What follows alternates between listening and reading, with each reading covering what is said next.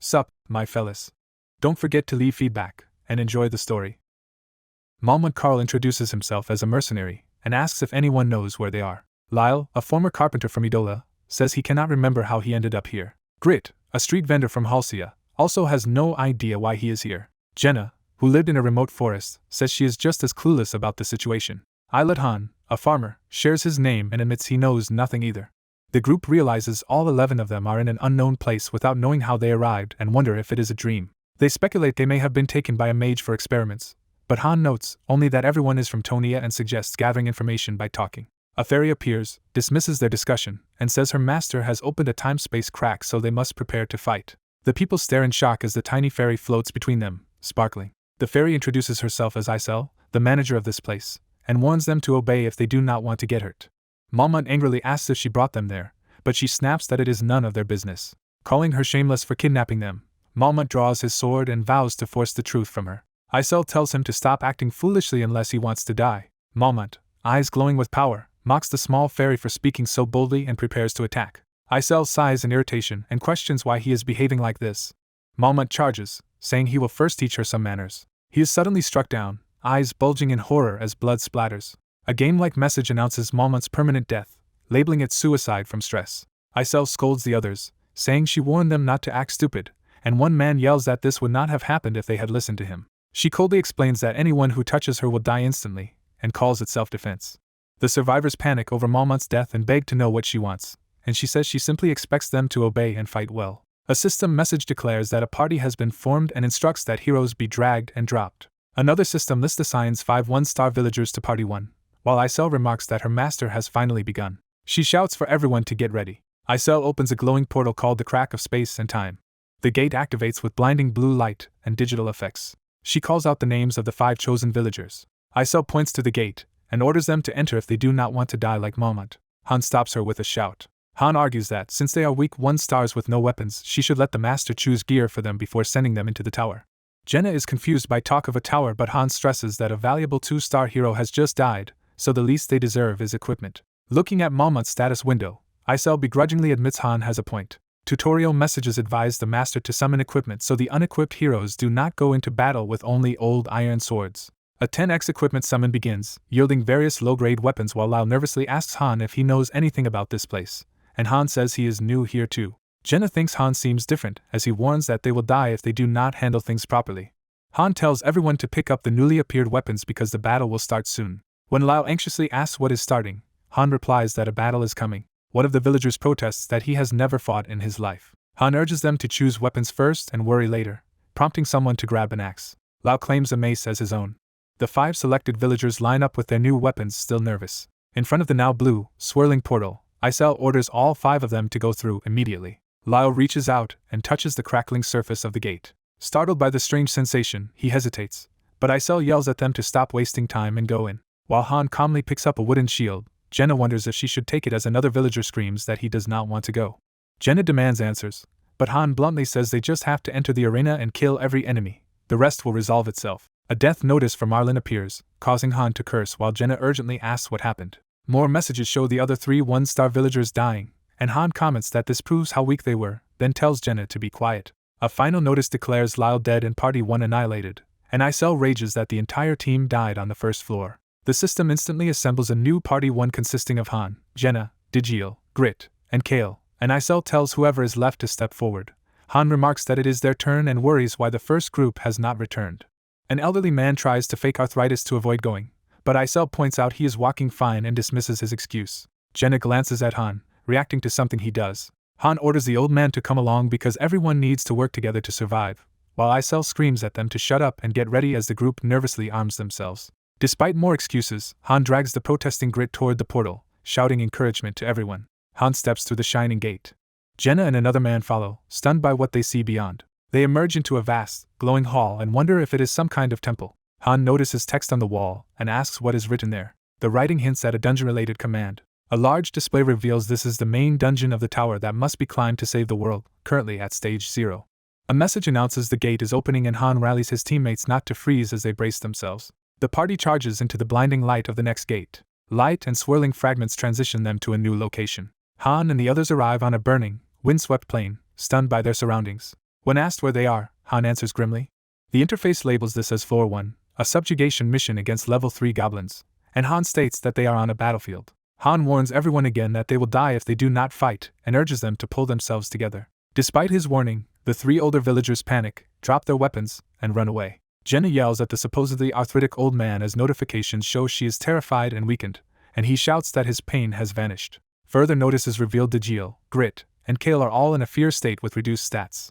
The 3 cowards slam into an invisible wall, and cannot escape. Jenna realizes there is a barrier blocking the edge of the field. The trapped villagers cry that they cannot get out, complaining of aches and other petty issues. The old man panics as something appears on him and screams for it to be removed. Watching them, Han mutters that they are pathetic. Jenna calls out to Han, desperate. She asks if killing the goblins will allow them to leave. Han confirms that she can use a bow because her father was a hunter, and outlines a plan where he fights up close while she shoots from behind. Jenna worries about the others, but Han tells her to ignore them because they will not help. A goblin roars, signaling the enemy charge. The goblins rush toward Han and Jenna, who ready themselves for the attack. Han admits he has never used a sword or shield before. 2 goblins leap at him menacingly. Narrating, he states that his name in this world is Islet Han, but his real name is Han Seojin. He realizes he has been dragged into a luck-based game. The goblins swarm forward as battle erupts. Han defends Jenna, intercepting an attack with desperate effort. The scene cuts back to the ominous blue gate that links this world to the game. The title Pick Me Up appears, emphasizing the game world. The screen shows the mobile game Pick Me Up, connecting to its server. Han explains that Pick Me Up is a mobile game where the goal is to clear a 100-floor tower by building facilities, empowering heroes, and using tactics. He reflects that until yesterday he lived a normal life and that the game was holding a special million download event. Lounging on his couch, he reads about a new Transcendental Advent event and grumbles that the flawed game finally added real content. He describes himself as extremely unlucky, never having drawn heroes above 5 stars despite many paid pulls, and says this new dungeon could finally grant an item to make a 7-star hero, so he has to try. He notes that unlike similar games, Pick Me Up has hardcore rules. He explains that any hero who dies is gone forever, so he plans to send a disposable recon team into the Advent dungeon first. A notification announces that the Advent dungeon has opened. Warnings flash that the entire 3B party is overcome with fear. Han watches his high-rarity heroes' stats drop in fear and sees a suggestion from when to retreat, wondering why they are so scared. He decides to observe the boss's patterns regardless.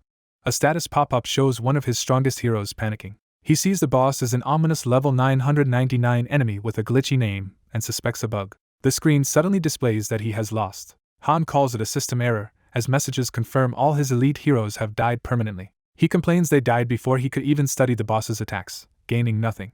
The monstrous shadow of the Advent boss looms with a terrifying grin. The boss fixes on Han through the screen, saying it has found him. Everything goes black and Han exclaims he cannot see anything. In the darkness, he sees a message saying an account is being created. Another window demands a name, leaving him confused. The system proposes the username NETNG and asks if it should be used. The confirmation automatically selects yes against his will, as he panics that the interface is moving on its own. A welcome message greets NETNG to the world of Pick Me Up. The system asks if he will start the tutorial, promising a reward. Han's eye snaps open amid fiery light.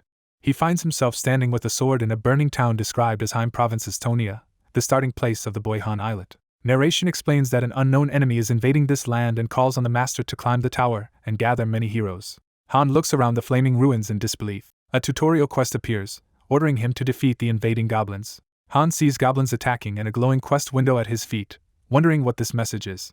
Confronted with the carnage, he complains that it feels far too real for a game. He quickly accepts that this is reality as a goblin with a huge blade charges him. Han reflexively blocks and counters the goblin's attack. While he trembles during the clash, a message explains that the hero's AI will handle combat automatically. He screams as he continues fighting under the game's control. His body unleashes a powerful sword swing, cutting down his foe. Han keeps yelling as the brutal automated combat goes on. He narrates that his mind struggled to cope with the sensation of killing another living being. A clear message declares the stage cleared, Han leveled up, and rewards sent, while he staggers and wonders if he is inside a game. His eyes widen in shock at this thought. Seeing the serene plaza and gateway, he recognizes the familiar pick-me-up environment. System prompts ask if he will summon a comrade before continuing, giving him free gems for a high-rank pull. Han shouts in confusion, demanding to know what is happening. He walks into a bright summoning gate. A radiant knight named Shay appears from the summon, identified as a rare high-rank hero granted to any TNG. Han, stunned, repeats the word summon. He wonders if he, too, was summoned by some player and examines Shay's detailed status window as she asks who called her. Introducing himself as Han Seojin, he hears Shay repeat his name oddly and finds her reaction strange. System text confirms that Han and Shay have formed a party. Han narrates that their master NETNG keeps sending him and Shay into the dungeon, where the experienced knight effortlessly slaughters goblins while criticizing his perform. Another clear screen declares Shay as MVP with overwhelming stats compared to Han, who has no complaints because she is 3 stars stronger. Han notes that problems begin when a final tutorial stage called Synthesis, used to enhance heroes, becomes available. Realizing what this means, Han panics as the system orders him to open the Synthesis tab. Back in Taunia's plaza, Isel hustles Han toward the gate, saying the master is waiting. Han silently stares, processing everything. He recognizes Isel by name, startling her since she cannot understand how he knows it. Han reveals he was a pick-me-up player, and that his true name is Han Seojin, not Islet Han, shocking Isel. She flips through a book of heroes and complains that he does not match the picture of Taunia's Han Islet, while he insists he is from Seoul and demands to be sent home. Curious, Isel asks if he is from Earth, and he retorts that of course he is. Overwhelmed, Isel freaks out, screaming that she is going crazy and demanding to know what has happened. Han argues with the fairy, refusing to enter the synthesis room because he believes he will die, while she insists he will only be synthesized. Despite his protests, Han is forcibly thrown toward the armored female knight. Han lands in front of the knight, who complains about all the noise. A system message announces to the master that the synthesis process is beginning. Blue flames engulf Han's hands as the synthesis effect activates. Wrapped in blue energy, Han curses that the process has started. Narration explains that synthesis combines 2 heroes to strengthen one of them. A diagram shows that in synthesis one hero is consumed so the other powers up. Han realizes he is only a 1-star while the knight Shay is 4-star, noting no sane player would sacrifice Shay for him. Resigned, he thinks this is how he dies and questions who would ever merge a 4-star into a 1-star. The system declares that synthesis has completed. Han looks at himself in astonishment as the blue energy fades. A message states Shay is turning into light and vanishing, while Han frantically asks why she is disappearing despite being the higher-ranked hero. Smiling calmly, Shay tells him she simply was not chosen. She gives him a gentle final smile, entrusting something to him as her form breaks apart. Han reaches toward her fading light, hearing her utter his name one last time. Back in the empty room, Han admits he has no idea what is happening. Elsewhere, a man named Greet is brutally killed and a system message honors his sacrifice. On the battlefield, Han and a red-haired girl fight goblins while warning the older men that dropping their guard means death. Amid the chaos, Han notes grimly that, regardless, he managed to survive. While battling a goblin, Han reflects that synthesis in the game is normally done through a simple drag and drop of the hero to be sacrificed, assuming the master either misdragged or acted without thinking. Han concludes he was lucky and Shay died only because the master was foolish, cursing the game and asking about the fates of the remaining companions. Jenna reports she killed one monster but worries about the rest, while Han urges her to move and focus on survival. Han savagely cuts down another goblin, blood spraying as he swings. Fighting on, Han says he does not know how he was summoned into Pick Me Up but is certain of one key fact. He identifies himself as Han Seojin, who has been summoned into the game world as 1-star hero Han Islet. Han smashes a goblin's skull while shouting in rage. He remembers that just before arriving here a level 999 bugged monster in the game stared at him and laughed. Han reasons that this bugged monster must have been what dragged him into this world. He swears internally that the entity has picked the wrong person to mess with. A terrifying, blood-drenched silhouette of Han forms as his killing intent erupts. After the battle, Han and Jenna stand amid goblin corpses, exhausted but alive. Jenna worries about Han's injured arm, but he insists he will be fine once they return to the lobby. Han explains that in this game players have almost no direct control in combat, and heroes usually fight automatically, yet the game still became popular worldwide. He recalls that the main appeal is that players can observe this world like gods watching from above. Looking up defiantly, Han asks the unseen master if he is enjoying the spectacle. Han reflects that he himself used to enjoy Pick Me Up for its crafting, tactics, and hidden systems, urging that even a doomed game should not be abandoned. He identifies that the powerful player Loki, ranked 5th, is their current master. Han, now determined, challenges this master of masters to watch him survive to the very end. A system notice declares the stage cleared and Jenna has leveled up. Another notice lists their monetary and material rewards from the stage. Han is named MVP of the battle as his hero card is highlighted. Cards for Mormont, Rail, and Ranto show that they all died in combat. More cards reveal that Kelkard, Jackson, Madeline, and 3 other villagers also died in combat. Only Han Islet and Jenna Sirai remain alive from the original summoned villagers. Han decides to accept his situation, resolving to stop whining and instead focus on surviving. He runs laps through the training grounds, acknowledging this is the world of Pick Me Up and that he was summoned as a 1-star from birth. A narration states there are only 2 ways a hero can die in this world. The 2 deaths are clarified as dying in battle or through synthesis, and Han reminds himself he is just a disposable 1-star. He reflects bitterly that 1-star heroes are low-quality fodder in Pick Me Up. While sprinting, Han analyzes that 1-stars have terrible base stats and growth, leaving them always in danger of being synthesized. His status screen shows him as level 5 novice with no skills. Gritting his teeth, Han vows to grow stronger so he can survive, take revenge, and eventually return home. He recognizes he must quickly adapt to this world's rules or be devoured, comparing it to his harsh military days. Training shirtless, he decides he must strengthen both body and mind because a fragile mentality will not let him endure this place. Punching a wooden dummy, Han recalls surviving without parents and decides to regain that old survival tension.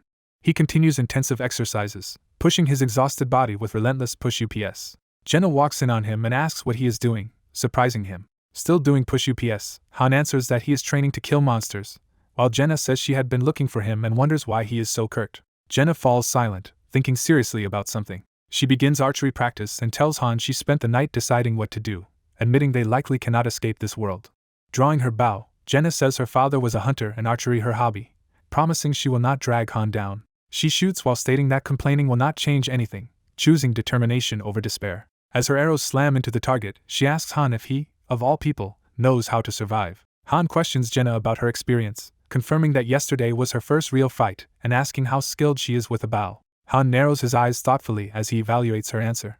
A status window shows Jenna is level 2 novice with a unique low-rank archery skill. Observing her shoot, Han notes she gained some stats from the last battle and, though weaker than him overall, has valuable unique skills. Han concludes she quickly moves past others' deaths and understands their goal, judging her a promising ally and deciding to help train her. He wordlessly extends his hand to her in partnership. Jenna smiles brightly, recalling her father's advice that connections are important, and reaches out to clasp Han's hand.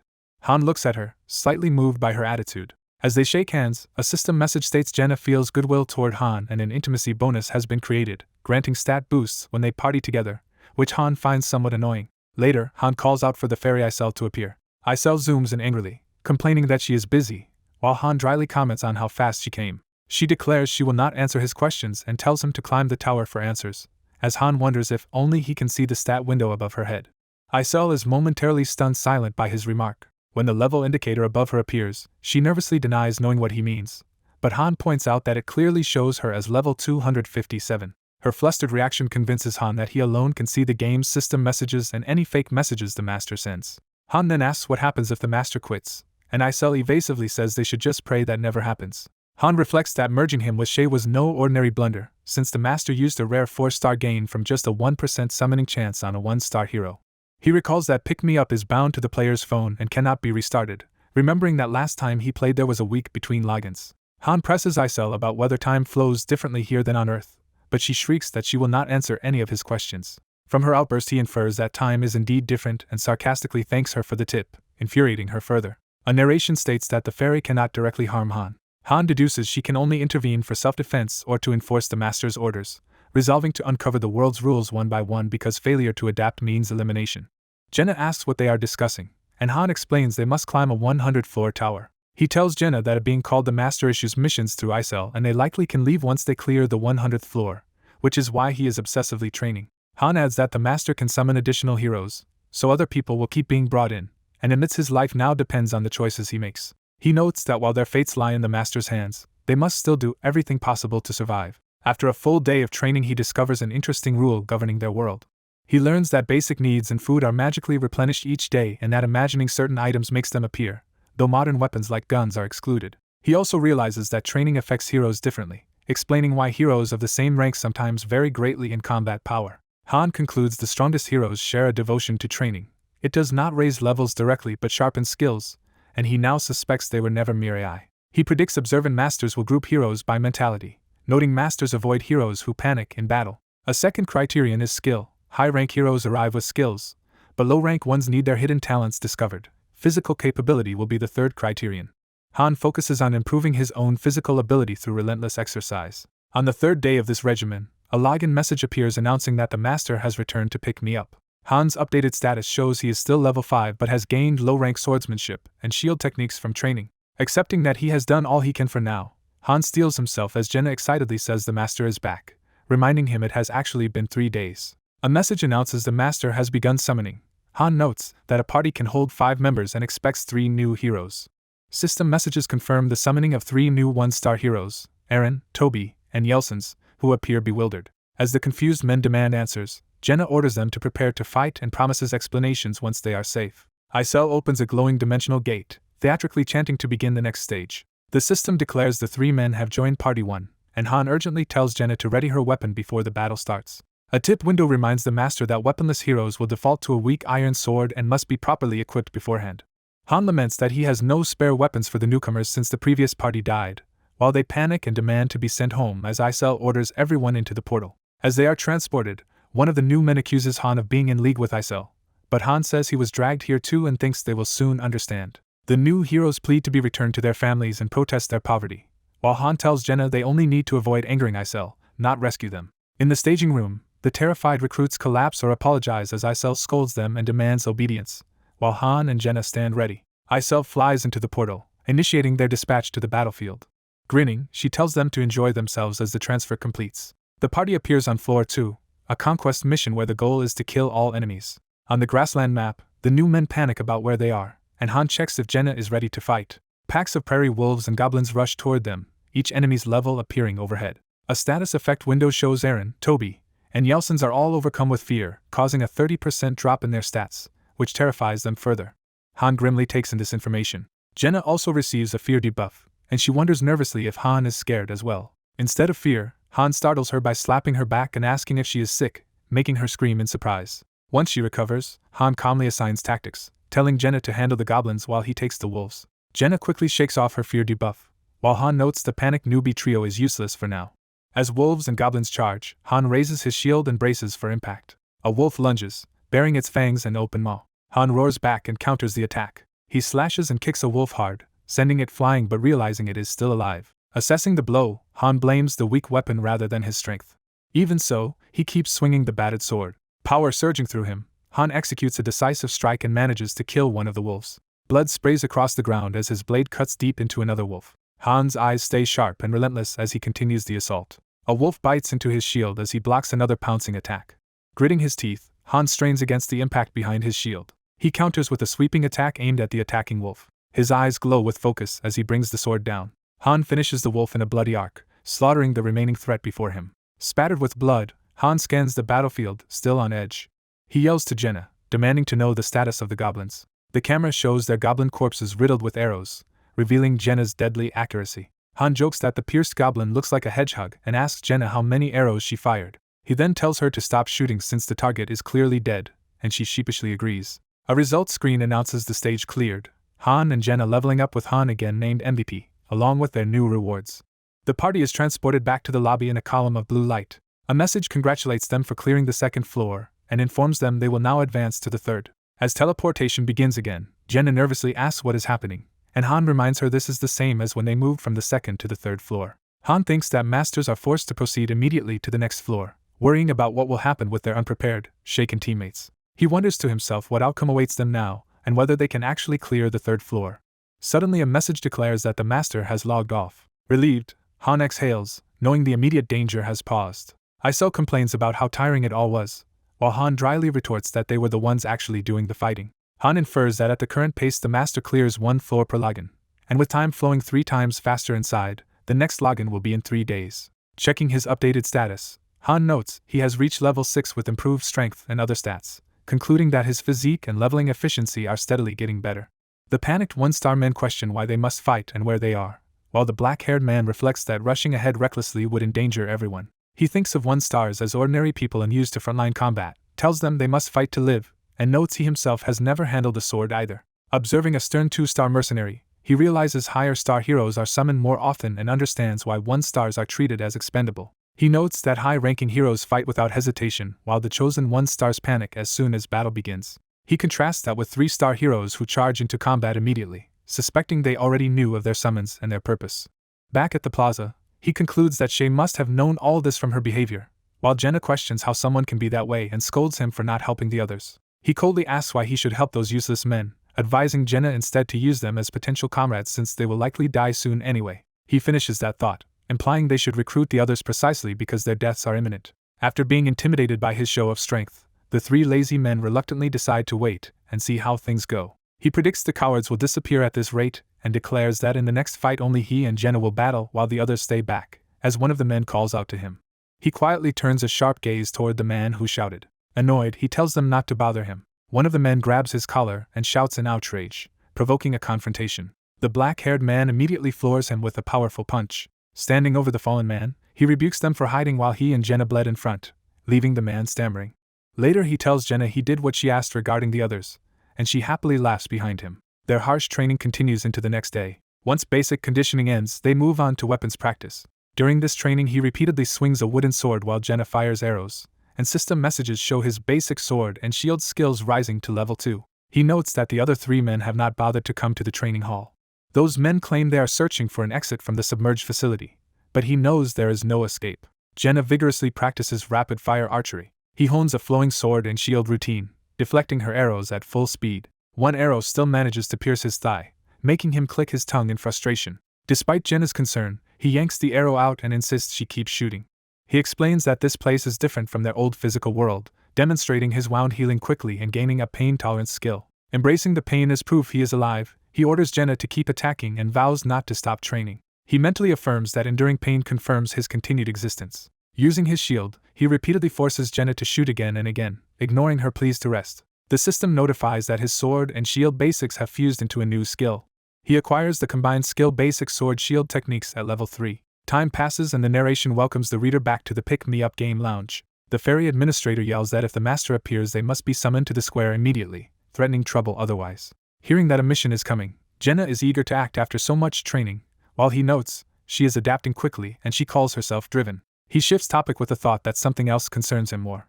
Meanwhile, the 3 cowards beg the ferry to send them home, complaining about potatoes and dreading another forced battle. The ferry's anger rises visibly. She violently beats them and sarcastically declares she will even write them an apology letter for punishing them so hard. As she continues pummeling them, they scream for help while she shrieks that they are all going to die. Bruised and swollen, the 3 meekly answer yes when she orders them to hurry back. A new mission on floor 3 appears, ordering subjugation and complete annihilation of a group of goblin-like monsters. Facing these enemies, he notes his combat skills and weapons have improved, tells everyone to follow their training, and leads the charge with Jenna. He cuts through the monsters with practiced sword and shield movements.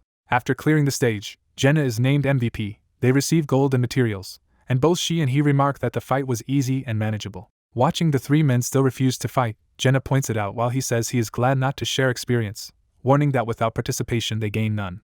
A system tip suggests making disobedient heroes run laps to increase their activity. The interface offers the master a chance to redo floor 1. He tells Jenna the master ordered the cowards to run in circles, realizing their punishment continues. The party is transported back to subjugation mission floor 1, and they comment that the master is at least not entirely cruel for sending them to an easier floor. They face the same type of monsters as on their very first floor.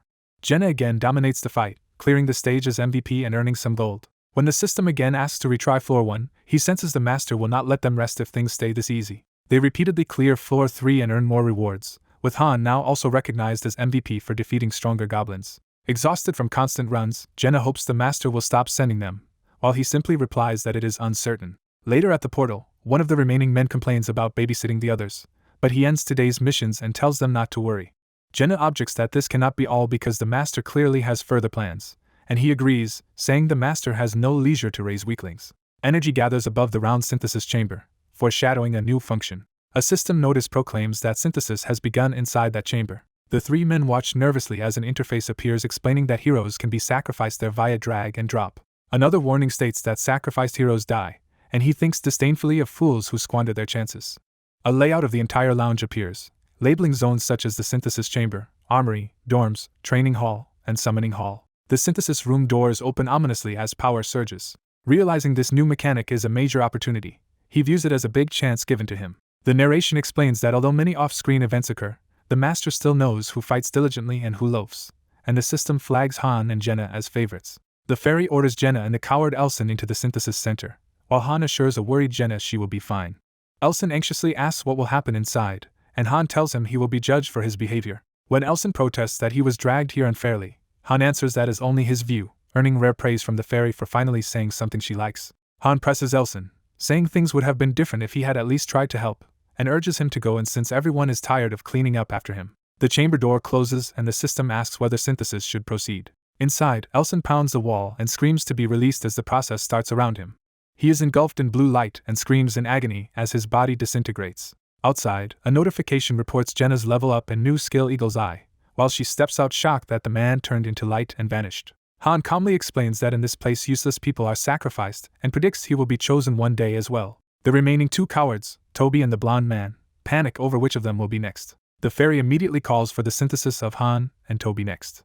Toby trembles in terror at being selected. Han walks ahead without a word while Toby hesitates behind him. Toby excitedly asks if he is being sent home and convinces himself he is leaving this nightmare, while Han dryly says he can believe that if he wants. Outside, a scream signifies the end of Toby's synthesis, and the system states Toby has turned into light and disappeared. A notice then shows Han leveling up and learning the skill composure as he exits the chamber. Han tells the last survivor he is lucky to still be alive. Jenna, shaken by the executions, asks if people vanish in that room once deemed unnecessary, and wonders why Han looks so gloomy when he supposedly disliked cleaning up after them. Jenna fears she might share their fate if she ever becomes useless. Han explains grimly that higher floors mean stronger monsters and summon humans, and that they will either die in battle or as sacrifices, which she realizes he already knew. He advises her to obey her father's advice if she wants to live. He adds that she must choose the right side. The next day begins in the training yard. Jenna dramatically bows to Han, saying she is in his care, prompting him to ask if she ate something strange. She reminds him he promised to save her if she took his side and earnestly begs him to look after her. Impressed by her resolve, he tells her she will live as long as she fulfills her role. Someone off-screen begs to be included as well. The blonde man appears, fist clenched, approaching Han and Jenna as they train. He apologizes for being foolish and cowardly, admits he has been a burden, and vows to change and fight beside them. Han skeptically asks how he can trust him, while Jenna notes that at least he seems to have come to his senses as the man even offers to kneel. During spear practice, the blonde man asks Han if he has fought monsters before, and Han says he had known nothing at first either. As they spar, the man marvels at Han's skill, and Han attributes it to sheer determination to fight and survive. Han hands him a spear, explaining it is easy to learn and asking if he understands melee mid and long-range roles. Jenna happily sums up that swords, spears, and bows cover close, mid, and long range, forming a good trio. Han notes that for three people who started with nothing, this formation is among the most efficient. He then orders them to prepare for real combat. The blonde man panics at the word fight, expecting more instruction first. Han charges him, saying he cannot teach spear work he never learned himself and that the man must learn by doing just as he did. Under pressure, the blonde man attacks wildly, while Han yells he should be grateful to have a human partner to practice with instead of just a scarecrow. The blonde man, straining, resolves himself. He screams and swings with all his strength. Han easily counters, scolding him for closing his eyes mid-swing. With the man collapsed and vomiting from fear, Han says he would already be dead if this were a real monster fight. When Jenna thinks his training is too harsh for the first day, Han answers that he will abandon anyone who cannot keep up because he refuses to carry dead weight. He then asks the blonde man about his family, learns he has a younger sister waiting, and bitterly notes that he himself has no one. The man's spear trembles inches from Han's throat, showing how close he still is to failure. Han asks what will happen if the man never returns to his sister. He bluntly tells him that dying to monsters would hurt far more than painless synthesis, warning not to start what he cannot finish. The blonde man clenches his teeth, stealing his resolve. Seeing this, Han smiles in satisfaction at the change in his eyes. Han tells him that his eyes now look better, signaling newfound determination. Meanwhile, the master spends gems to construct a blacksmith's forge annexed to the weapon storage. Han remarks that they can move freely around the base now and that having a blacksmith is a big step. He calls out for the fairy Isel, who angrily appears, and he says he is tired of her standard protests. As she pummels him in frustration, he questions her about being the one who sends gameplay tips and asks if she can access the internet through the system. She admits she can surf the web and that the tips came from a strategy forum, explaining how to unlock the blacksmith after summoning enough weapons. When he correctly identifies the forum post, she is shocked he knows it, and that it was uploaded by the famed player Loki, while he casually reveals he also plays Pick Me Up. She gushes that Loki is a legendary master-level player who would be rank 1 with a 7-star hero, reverently describing his reputation. He asks why she admires Loki, and she answers that Loki makes the impossible possible, assuming any Pick Me Up user should know this. As she spins in fangirl ecstasy talking about Sir Loki, he prepares to speak. He quietly thinks that he pities her. Hearing this, she leaps at him in outrage. She demands he repeat what he said. He reveals that he himself is Loki. An infographic explains facility levels, from basic equipment at level 1 to expanded complexes at level 3. Shocked, Isel stammers while he leans against the building, and she suspects he is lying. She recites his exact account number, which only the account holder and admins should know. Han points out that this proves his identity, inviting her to verify it, and joking he could even share his Google account if she doubts him. She frantically types to confirm, realizing he truly is Loki. After a stunned pause, she tells him to go ahead, clearly flustered. Overwhelmed, she rushes him for an autograph so she can boast in the Ragnar Loki fan club. While he signs, she proudly explains the fan club and how his signature will make her a top member. He says he has never heard of that club, making her panic that she has been mouthing off to the real Loki all this time. Continuing to sign, he remarks that as a mere 1 star he has no reason to care about arrogance. She begs him not to leave, asking what will become of Niflheimer without him, but he says he has no idea. Narration clarifies that Niflheimer is simply the name of his lounge account. It shows Niflheimer as a massive, nearly endgame lounge with 13 floors, room for 20,000 heroes, and highly developed infrastructure. He states that now, unlike before, the lounge's master is physically present here. When Isel worries about those 20,000 dormant troops, he nonchalantly tells her to dismiss them if she dislikes the situation. She admits she cannot, and he notes that as a mid-level admin she is still pushed around by higher authorities. He then confirms that the master NETG is an Earth human and that the heroes he controls are real people, not AI. Isel explains that the master thinks they are just game characters and that because heroes are treated as entertainment, they are constantly put in mortal danger. Han asks if clearing up to stage 100 would return him to Earth, but Isel confesses she does not know. He next asks who brought him here, and she says she cannot answer. She apologizes, and he resolves to discover the truth by climbing the tower himself. He continues questioning her about how much of the master's authority she can access, and she explains she can only assist by opening or closing facilities and supporting the master's decisions. Han asks if other masters' lounges are built like this, and is told they share the same basic layout. Looking at countless floating islands, Han realizes there are a million worlds like theirs. He learns the Mobius summon system's supposed infinite heroes are actually 1 million separate real human worlds. Han reflects that what he treated as a game was another world's reality, and that his casual hero commands could have killed people, then calls Isel. Isel cheerfully promises to guide Han up the tower if he listens to her.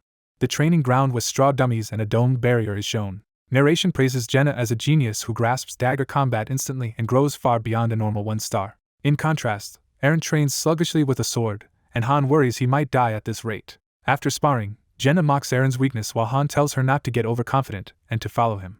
Isel angrily demands how Jenna dares to follow Han around. Isel proclaims herself Han's #1 servant and orders Jenna to back off, while Jenna insists she holds that position. Isel starts to boast about Han's status, but he grabs her and curtly asks why she is not working. While Isel keeps roaring that she is Han's top servant, Han dismissively tells Jenna she is just an idiot, and Jenna asks who the fairy is. Han leads Jenna and Isel to a storage building and tells Isel to open it using her power. The dark interior of the storage opens up before them. A system message reports that Han has obtained several C-rank steels, leathers, and planks from storage. Han orders Isel to open the forge next, explaining to Jenna he needs a better weapon than his worn-down blade. From their talk, Han confirms he is now a being who is half master and half hero. Watching the forge blaze, Han wonders if his hybrid status will let him access areas normally restricted to masters. In the forge, Isel excitedly asks what legendary weapon he plans to make, but Han scoffs at the idea of such items here. The system warns that poor facilities, lack of an expert, and no blueprint severely penalize synthesis, leaving a horrible success rate. Han chooses manual crafting, triggering a puzzle-style minigame tied to difficulty and rewards. He selects the highest difficulty, labeled Extreme Hell. Isel panics about Extreme Hell's triple penalty, but Han tells her to just watch. He explains this is a special minigame only for masters. He adds that most masters avoid it, though the rewards are very lucrative. The minigame starts with countless cubes forming a 3D puzzle and only 3 minutes on the clock, making the final shape unreadable. Han calmly reaches out and manipulates the glowing cubes in the puzzle space. Confident, he says there is no problem and begins the challenge. Isel watches his incredible speed and coordination in awe, calling his technique a godlike legendary thousand hand. Han's hands blur as he rapidly assembles the blue cubes with superhuman precision. The system declares a huge success, announcing that Han has crafted a well-forged C-rank longsword. The new longsword materializes in Han's hand, described as a sturdy, light, sharp C-rank weapon assembled skillfully from mediocre materials. Han repeats the minigame, his hands flashing as he keeps crafting. Consecutive messages show he completely succeeds in creating a balanced shortbow, a sharp long spear, and a hard iron shield, all C-rank. Stretching, Han notes all the results are only C-rank due to poor materials and says he will stop to avoid looking suspicious to the master. Time passes with leaves blowing around the training grounds. Armed with the new spear, Jenna unleashes a powerful downward strike. Her attack obliterates a training dummy, showcasing the weapon's power. Entering floor 4, the party is given a conquest mission to kill all enemies, and Han notes the tension and risk of others trying to steal exclusive weapons while he explains using the exclusive feature to prevent theft. Facing harpies and goblins, Han assigns Jenna to fight the harpy boss, tells Eren to guard her, and Isel complains about raiding with only 3 people. The battle begins as harpies dive toward the trio. Eren charges in roaring, swinging his spear. A system alert shows Eren is gripped by fear and loses 30% of his stats, prompting Han to think he is overexcited. Jenna slaps Eren hard and yells at him to pull himself together during the fight. Daunted and bruised, Eren is reminded that another failure means death and is asked if he is fine with that. Jenna orders Eren not to embarrass himself in front of Han, and Eren stammers that he will try. Working together, Eren and Han slaughter goblins while Jenna supports them with arrows. They clear the stage, Eren levels up, Han is named MVP, and they receive gold, iron ore, and leather as rewards. Exhausted and bleeding, Eren groans from the ordeal. Back in the lounge, Eren laments that he contributed little and anxiously asks what will become of him. A notification states that Eren has been added to Han's favorites list. Han tells Eren he is alive and now even in favorites, astonishing Eren and Jenna. Overjoyed, Eren screams that he finally made it. Jenna happily says subordinate number 1 was a success and now so is subordinate number 2, but Han rejects the word subordinate. Walking toward the armory, Han reflects on this talk of subordinates. He muses that his true first subordinate is actually Ceres of Niflheim. Han recalls his old maxed-out party of 6-star heroes like Ceres and Urnith, and thinks he might encounter them in this tower. He remembers how, in the AFK game, the Vice Master Ceres and the Sage Urnith handled Niflheim while seeming far too smart for simple AI. Now realizing they were not AIs, he reconsiders how real they might be. The scene shifts to a high divine hall where Ceres and Urnith stand together. Urnith asks if Ceres truly intends to leave, but Ceres insists that every minute matters. Urnith says she will not see Ceres off and leaves the investigation to her. Ceres sprints away, vowing to uncover their master's whereabouts as well. A notification announces the lodging has been upgraded to level 2, allowing more heroes. Another message states the lodging's restaurant is complete and can now provide good quality food. The training center is also upgraded to level 2, improving heroes' training efficiency. The weapon storage and related workshops are merged into a single equipment workshop. The central square evolves to level 2, transforming into a more advanced hub. Jenna stares at the changes in amazement. The trio marvels at the transformed facilities. Jenna and Eren wonder if their unseen master is a great mage, while Han explains the master is just spending money because the game has become entertaining. Han narrates that the master enjoys the heroes' varied reactions in battles, which feel like playing with real people, and notes their waiting rooms improve as they climb. He analyzes the master ending as likely an office worker with fixed online times and enough income to spend heavily on gems. Han explains that unlike other games, Pick Me Up rarely gives free gems, so paying users like Enning are valuable. A prompt appears as the master begins a new batch of 10 hero summons. Seeing the summoning light, Han says it is time to call in more guests now that their base is decorated. Han explains there are 2 types of summoning. He outlines that normal summons cost gold while advanced summons require gems. He notes advanced summoning is obviously more lucrative, and tempts players into spending money. A crowd of confused new people appears in the plaza, panicking over suddenly being transported. Hearing their frantic thoughts, Han coldly muses that no one really understands what is happening. One bearded man recoils in fear and demands to know who they are. Han silences him at sword point and says he will only explain later to those who survive. Isel takes charge of the crowd, loudly asking for carpenters first. She continues recruiting, calling for blacksmiths, tanners, or cooks as the bewildered newcomers yell for explanations. Jenna asks what Isel is doing, and Han answers that she is assigning roles according to the new facilities. Han observes that the earlier dead summons probably had other trades and that the waiting room system is evolving. The scene cuts to a bright depiction of their floating base in the vast structure. Isel again orders everyone to focus and has carpenters step to the side. The system forms a second party from several 1-star men while Han remarks that those without stars must work physically and that truly useless people are not even worth feeding. He narrates that the master is now separating useful newcomers by sending 1-stars into an easy dungeon as a first test of natural selection. Inside that dungeon, a message reports John has died and is memorialized, showing the real stakes. Watching, Han remarks that someone has already died and that there is no need to explain anything to those who fall at the lowest stage. Another notice states that Teddy has also died, while Han notes that although 2 died, 2 others survived. Eren calls selected recruits by name and orders them to fight monsters, but some protest in fear. Eren volunteers to fight alongside them, though Isel tries to brush him off, saying it is not his fight. Jenna asks if Eren has always been this way, and Han, half amused, tells Isel to add Eren to the party since his lack of combat skill makes him fit to grow. The system asks Han whether to accept Eren into the party. Han calls out Eren's name to include him. A tip explains that heroes who want combat will generally perform better in battles. At the dungeon entrance, Han tells Eren it is fine to help but warns him not to make his kind of risky precedent. Jenna whines that she wants to go back and eat real food instead of the potatoes the master kept feeding her, and Han wonders about her tact. Han looks up at the bright sky and muses that it feels as if it is watching them. Jenna nervously compares that gaze to a god looking down on the world. Han reassures her that this godlike master cannot hear every individual voice and that their complaints are filtered before reaching him. A notification declares the latest stage cleared. Eren emerges with the trainees, and Han notes with satisfaction that no one died and that Eren managed to kill 1 goblin as instructed. Han tells his immediate party to head back, and Jenna eagerly asks if this means they are finally done with plain potatoes. They enter the new dining hall, admiring it. Looking over the improved kitchen, they comment that the building is nicer and hope they can now eat expensive food as long as the master values them. Jenna and Aaron celebrate like they just earned luxury meat, while Han dryly asks if they even listened to his earlier warning about food and usefulness. A bowl of plain potatoes is presented. The supposed cook Dolph admits there are condiments, but only potatoes as ingredients, disappointing Jenna and Han. Han glares, realizing Dolph lied about being a cook. Checking Dolph's status, Han sees he is just a novice with no cooking skill at all. Han thinks over Dolph's lack of talent, and asks if anyone else actually has a cooking skill. He identifies Chloe and appoints her as the new cook from now on. The system asks Han to confirm replacing Dolph with Chloe as cook. Chloe looks worried but resigned to the role. Dolph begs for another chance, but Han coolly says lying about ability was foolish and that only his good judgment of danger saved him this time. Han sternly warns Dolph this is the last lie he will overlook. Chloe's potato-based cooking produces multiple delicious dishes. Everyone happily discovers how many flavors potatoes can have with proper seasoning, praising Chloe. As they eat, Han tells them to listen carefully to his instructions because he will not repeat them. He orders them to pass the same survival advice to future newcomers if they do not want to die. Night falls over the upgraded lodging. Over dinner, Aaron confirms Han once had no combat experience either, and Han encourages the nervous recruits that they can manage as he did. Enoch and Chloe ask if they will be doing other work, and Han says as carpenter and cook they will support the group in different ways. When Dolph claims he can carpent too, Han half-jokingly threatens to offer him as the first sacrifice for synthesis if he lies again, making Dolph fall silent. Han explains to everyone that non-combat jobs have better survival odds but still face replacement if more skilled people are summoned, so they must keep proving their worth. The view pulls back over the fortified waiting room as time passes.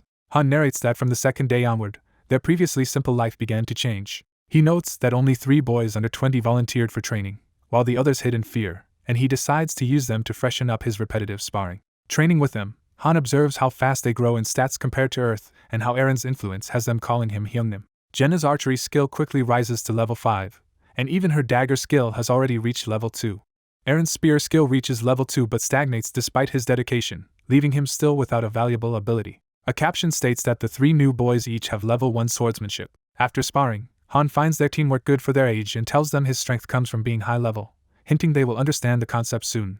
A few days later, when another free 10 pull of summons occurs, Aaron and the 3 trainees manage the newcomers without Han's direct involvement. Through this second thinning, only one person dies, and Jenna notes that more and more people are joining them. Jenna wonders why the master still has not attempted the 5th stage despite clearing the 4th long ago. Han explains that the 5th stage is on a much higher level of difficulty, and that the proper 1-star party members for it have not yet been chosen. He recalls that every 5th floor is a boss-type stage with a huge difficulty spike, one even he cannot guarantee surviving. Looking over the waiting room, Han worries about how many will die even after training once the real hellish stages begin, deciding not to burden Jenna with these thoughts. Cards display Han's chosen core party of Jenna, himself, Aaron, Jeed, Hansen, and Daika. Additional cards show Enoch as the carpenter and Chloe as the cook, filling vital non-combat roles. A mission prompt for Floor 4 reappears, ordering them to annihilate all enemies. The harpies and goblins they once fought are shown again as the current threat. Han's expanded team advances, with Jensen and Jeed holding shields while Han and Jenna promise spear and arrow support from behind. The young shield bearers charge into battle shouting, putting their intense training to the test. The protagonist explains that the weak must fight using their own methods while blocking a monster's claw with his shield. The trainees hold formation as they fend off attacking monsters with shields and swords. Aaron and the others brace themselves, surprised as the coordinated defense begins working. Aaron urges everyone to stop relying on individual strength, and instead combine their power as he cuts through enemies. Watching, Han decides not to fight because he could clear the stage alone but wants the others to gain formation practice. A system message declares the stage cleared, noting Jeed and Hansen leveled up, Jenna as MVP, and listing gold and material rewards. Han reflects that he does not know what mission awaits on the 5th floor, and that at least one upcoming mission will be impossible to do alone as the trainees celebrate. Back in the lobby, the newly confident trainees boast about how easy the last mission felt. Jenna and Han agree that the trainees performed well. Han notes that the master stays logged off longer now, and that a second batch of summons added a blacksmith and tanner, allowing equipment production. The blacksmith and tanner, working with the carpenter, forge mostly E-rank swords and shields that greatly boost new heroes' survival. Higher quality equipment is reserved for Han's main party. Han mentions that 3 inactive summoners were synthesized. Those synthesized had refused to train and planned to flee the tower, including Dolph who lied about his title. After several days pass, the story moves forward. Jeed, now used to the routine, complains about running the 4th floor again and longs to advance. Han confirms with the fairy that they will tackle the 5th floor today, surprising Jenna. As they approach the gate, Han warns that this mission will differ from previous ones and tells them not to relax too much. A teleportation sequence activates, sending them to the new stage. They arrive in a ruined city dominated by a cracked clock tower. The deserted, damaged buildings hint that something catastrophic happened here, The party materializes in the empty city streets amid the wreckage. Seeing no monsters, Eren voices concern, while Han orders them to move in formation toward the city center to assess the situation. Observing the total absence of monsters and civilians, Han realizes this mission is not a normal subjugation. Jeed suddenly screams for Han, reacting to something terrifying he has found. The party discovers a human skeleton slumped against the wall, showing how deadly this floor is. The group is unsettled by bloodstains and the empty city, and Han notes this scenario is far more serious than anything they have faced. Han asks Jenna to climb the clock tower to scout their surroundings, and she agrees. From above, Jenna surveys the city while Han asks if she sees anything unusual. Troubled by what she spots in the distance, Jenna hesitates, saying she hopes she is mistaken.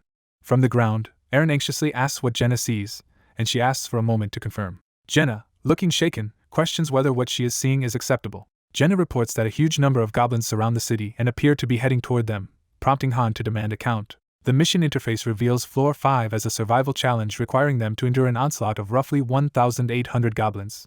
Eren, horrified at the estimate of thousands of goblins, asks Jenna if she is sure, and she sadly confirms while Han tells her to come down. Eren fears something went wrong, but Han explains the mission is about survival, not extermination, and they only need to live for a certain duration. When a barrier prevents them from hiding inside a house, Han decides they must relocate and fight in a better spot. As they run, Han explains they must survive for 10 minutes after contact with the goblins. Eren thinks 10 minutes sounds manageable, but Han grimly notes their luck is bad. The survival timer appears, set to 30 minutes of real time. Knowing survival missions have had only a 9% success rate, Han orders them to abandon the main roads and fight from a narrow alley to avoid being overrun. Asked if there is a safer place, Han says all buildings are too weak to hold and they lack time to search for alternatives. Han settles on a cramped intersection as their defensive position. He explains that in the narrow passage they can face the horde one by one, and the trainees nervously agree to try. Han assigns lanes. He and Eren cover the left and right passages while Sheed and Hansen guard the rear, rotating so they can rest between bouts. Han places Jenna at the intersection center, instructing her to conserve arrows and fire only when ordered. He then has Jeed and Hansen hastily build barricades and reminds them that a breach in any passage means everyone dies. Han calculates that the 30-minute timer will start upon first contact and is synchronized with real time, not lobby time. A vanguard goblin appears and spots Han. The goblin roars, triggering the start of the survival timer. The countdown immediately drops to 29:59, signifying the battle has begun. Han curses that they could not finish the barricade as the first goblin lunges at him. He quickly cuts down the rushing monster. The goblin horde barrels toward the alley, and a trainee shouts that they are coming. Han orders them to use the goblin corpses as a makeshift wall, and Eren agrees.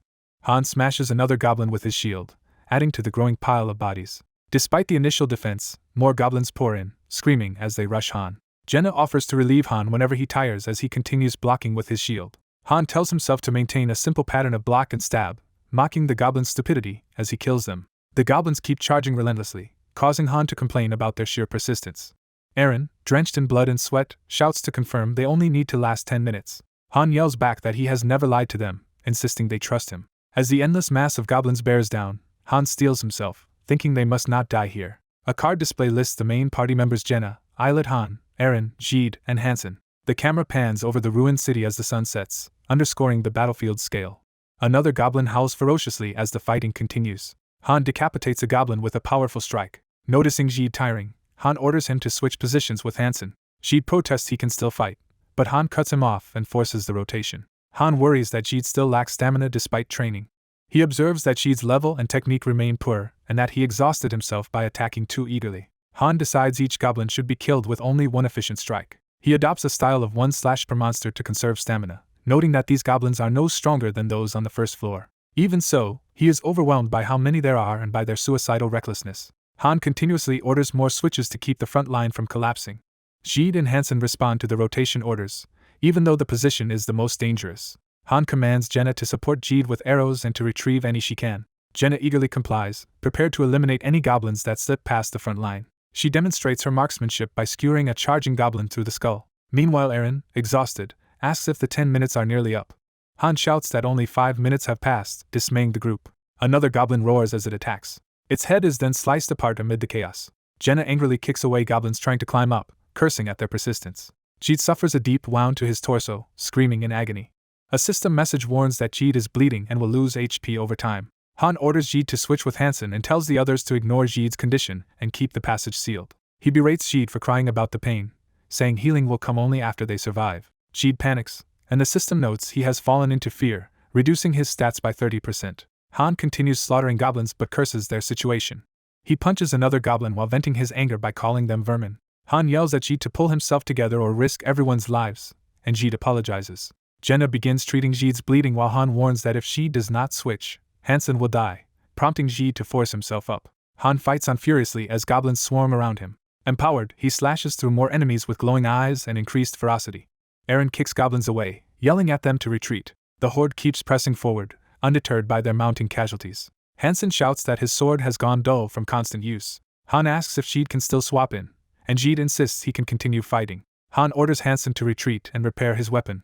Han expected the inferior iron sword to break eventually, and declares they can still kill goblins even with damaged blades. He tells everyone that if swords fail, they should bash the monsters with their shields instead.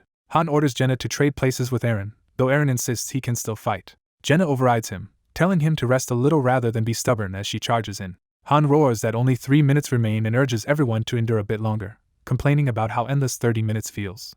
He continues cycling Eren and Jenna, noting even a 10-second respite matters during constant combat. Han similarly orders Hansen to switch with Jeet again as both gasp for air. Sensing danger near Hansen's lane, Han instructs Jenna to concentrate her arrows on that side, despite her reluctance. Jenna checks her quiver and realizes she has only a few arrows left. Han thinks bitterly that those arrows are all they have, then tells her to fire them all since a breach on Hansen's side would kill everyone. Jenna commits to the order and looses arrows as fast as she can. Her shots tear through the approaching goblins, thinning the wave. One goblin's eye is targeted precisely. A powerful swing cleaves another goblin as the desperate defense continues. Jeet, panting heavily, barely manages to ask Hansen to take over his position again.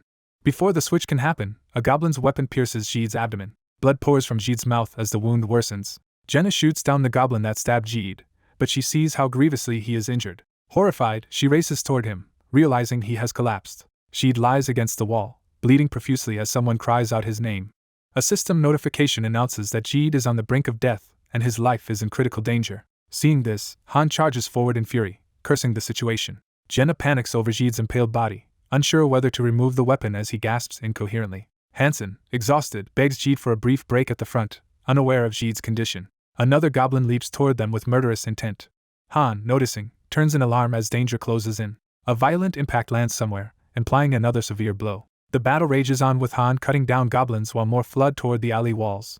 Han orders Hansen to shift left while he holds the current position, saying Jeet is resting and pushing Hansen onward. Moments later, a system message coldly states that Jeet has died and his bravery will be remembered, while Hansen acknowledges this in shock. Han yells to Jenna that Jeet is already dead and she must focus on helping here instead of mourning, and she reluctantly agrees. Han continues smashing goblins with his shield amid the unending chaos. A system log notes multiple skills leveling up, including swordsmanship, quick movements, sword-shield technique, pain tolerance, and composure, even as Jenna frantically asks how much time remains. Han tells her to focus on killing another goblin rather than wasting time checking the timer. Additional skills level up again, while Han cynically mutters that such growth is meaningless if they all die. Hansen is struck and begins bleeding, with the system warning that his stamina will now drain periodically. Surrounded by the horde, Hansen breaks down and begs Han to save him, saying he does not want to die. Hansen screams Han's title in terror, as he faces imminent death. Han, enraged and grief-stricken, clenches his teeth as his eyes glow with determination. Simultaneously, Hansen, overwhelmed and grabbed by goblins, desperately screams for Han to save him.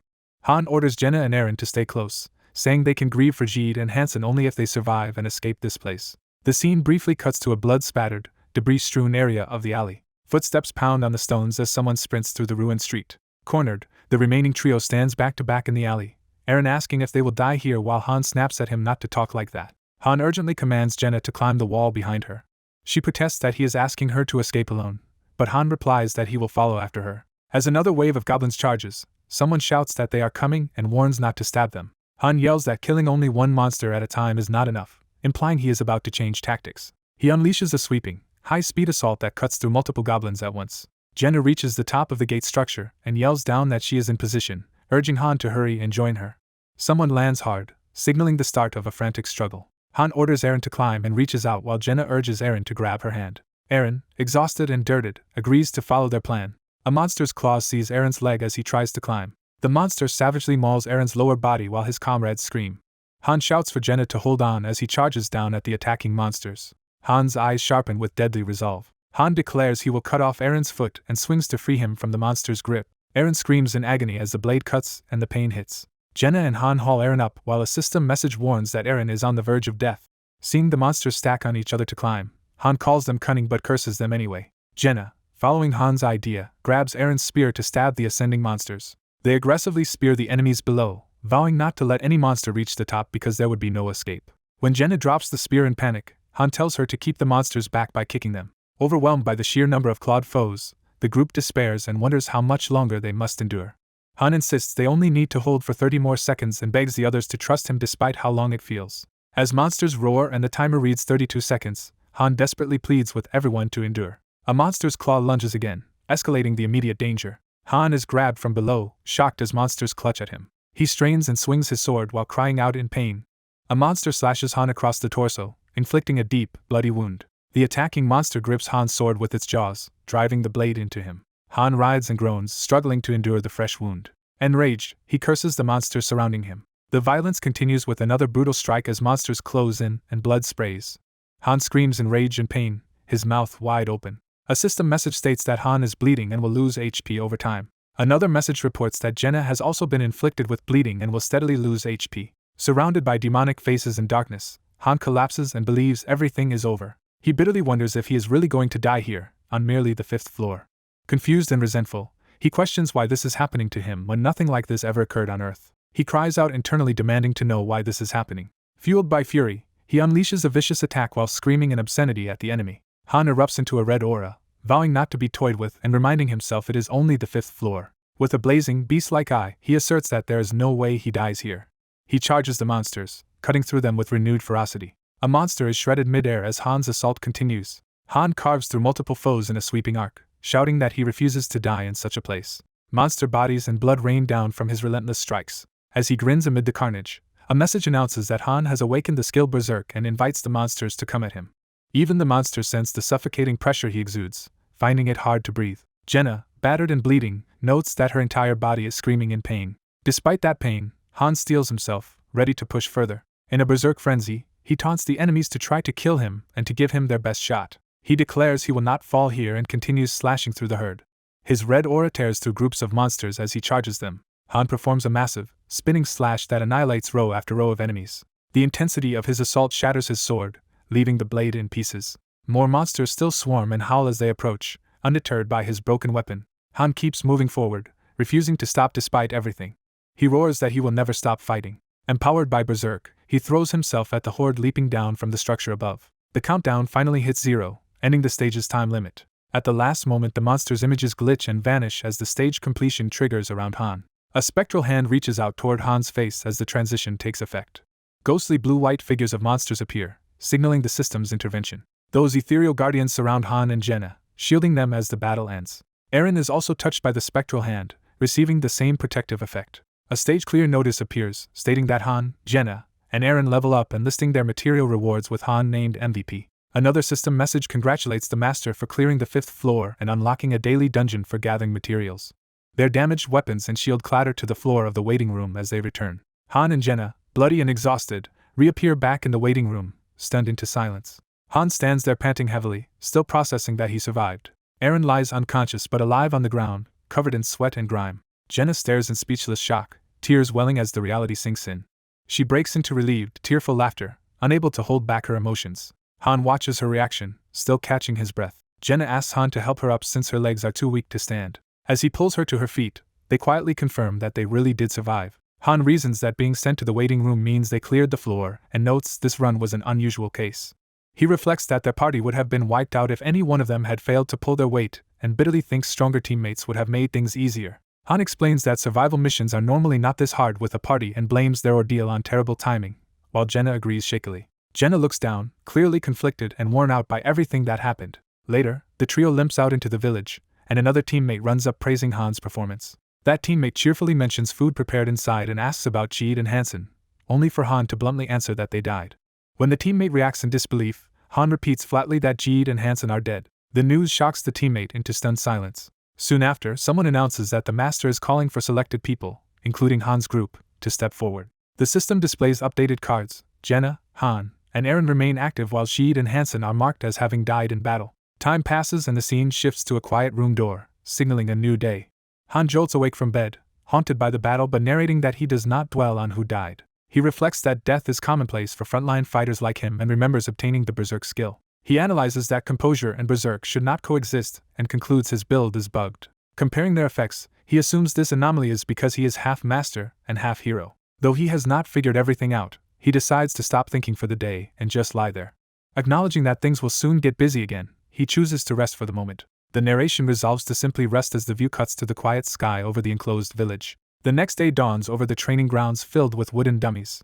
Jenna throws herself into intense training, slashing ferociously at the dummies. While she practices, she complains that Han is up unusually early, and he answers that he is here because he does not want to die. Han wonders if Jenna gained a new skill from yesterday's battle. He concludes she is both talented and hardworking as he watches her train. In contrast, he notes that Eren has not gained any skills despite working just as hard. Han reflects on his own stats and growth rate while doing strenuous physical training. A status window shows Han at level 9 with several skills, including Composure and Berserk. Since he is near the 1-star max level, he considers preparing for promotion to 2 stars. While he is training upside down, Jenna pokes his abs admiringly, and he awkwardly asks her to stop. Afterward, she teases that his abs are not even tired, and he dryly insists they are while thinking she keeps surprising him. Han internally marvels that Jenna seems fine despite yesterday, while Jenna mentions Eren has not come out, assuming he is grieving. They note Eren and another trainee, Daika, usually train early, so their absence feels strange. Han says those two are different from the ones who died. He explains that many trainees work tirelessly to avoid being synthesized and would rush out whenever the master logs on. Han observes that Jeed and Hansen had good potential and would have been useful if allowed to grow, then coldly says others should have died instead as he turns back to training. Later, Eren arrives late and apologizes as he joins them. Eren, burdened by guilt, says if he had been stronger Jeed and Hansen might have lived, questioning whether he did something wrong. Han answers bluntly that they died because they were weak and that is all there is to it. Han notes that a month has passed in this world, which equals about 10 days in real time on Earth. From his observations, he believes he has figured out the Master Energy's logging schedule. He explains that time in the waiting room runs 3 times faster than Earth and that Energy usually logs in morning, afternoon, and night. In combat stages, time flows equal to real time. If it had been 3 times slower there, their 30-minute limit would have felt like 90 minutes and surely killed them.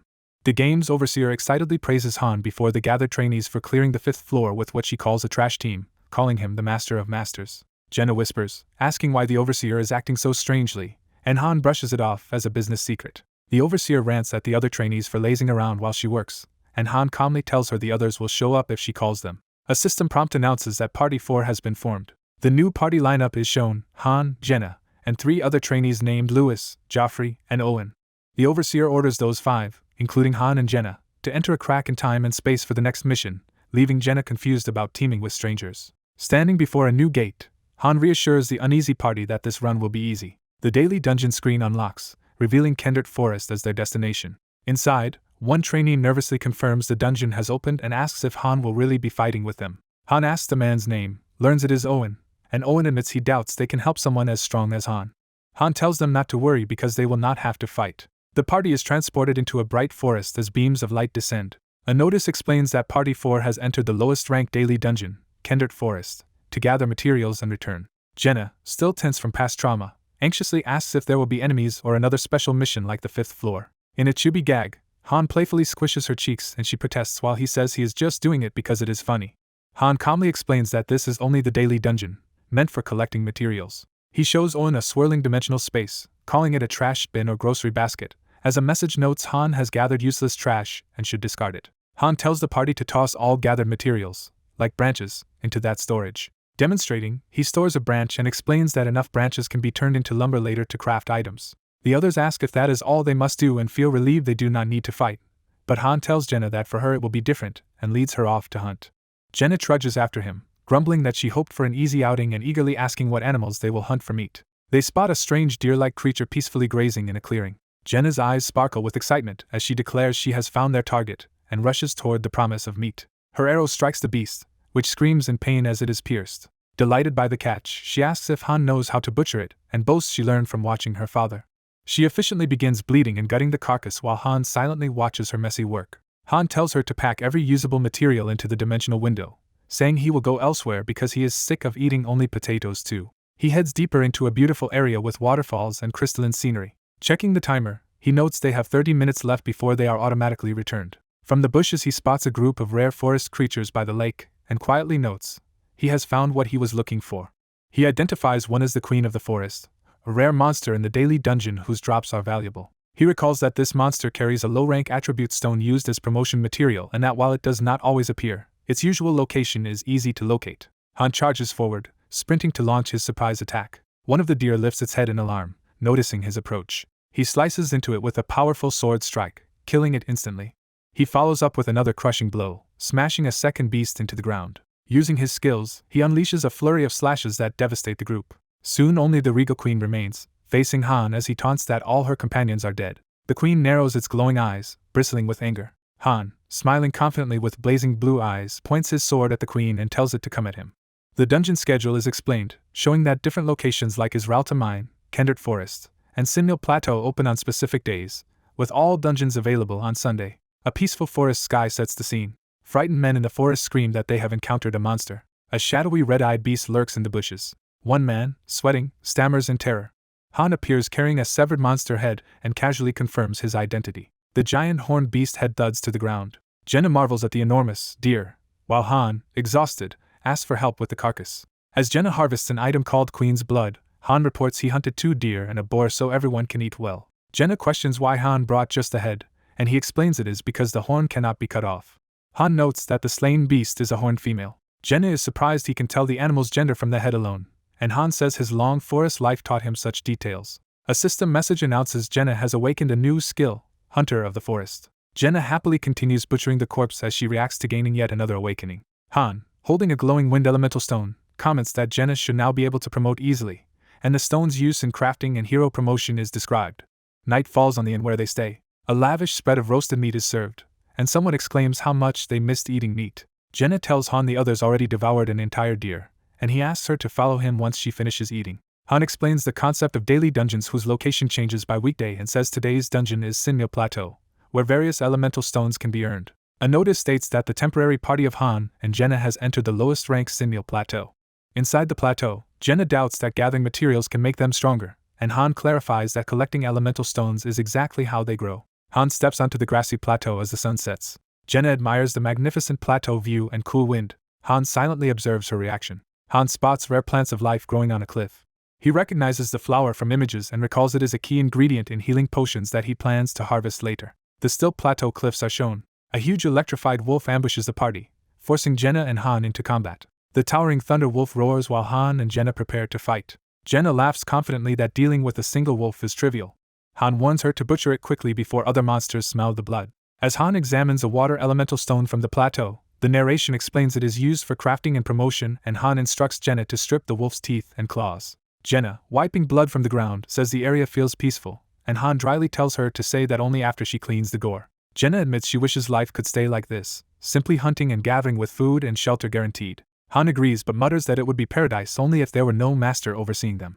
He privately wishes that their abusive master never returns. Han wonders if the people of Niflheim once felt the same way about living without a master, and asks Jenna if she really dislikes fighting. He remarks that fighting is not everything and that with this lifestyle she no longer has to fear being synthesized. Jenna asks if Han plans to secure a permanent place for her, and he says they will consider it if circumstances improve. She then asks why he himself is not pursuing that peaceful path.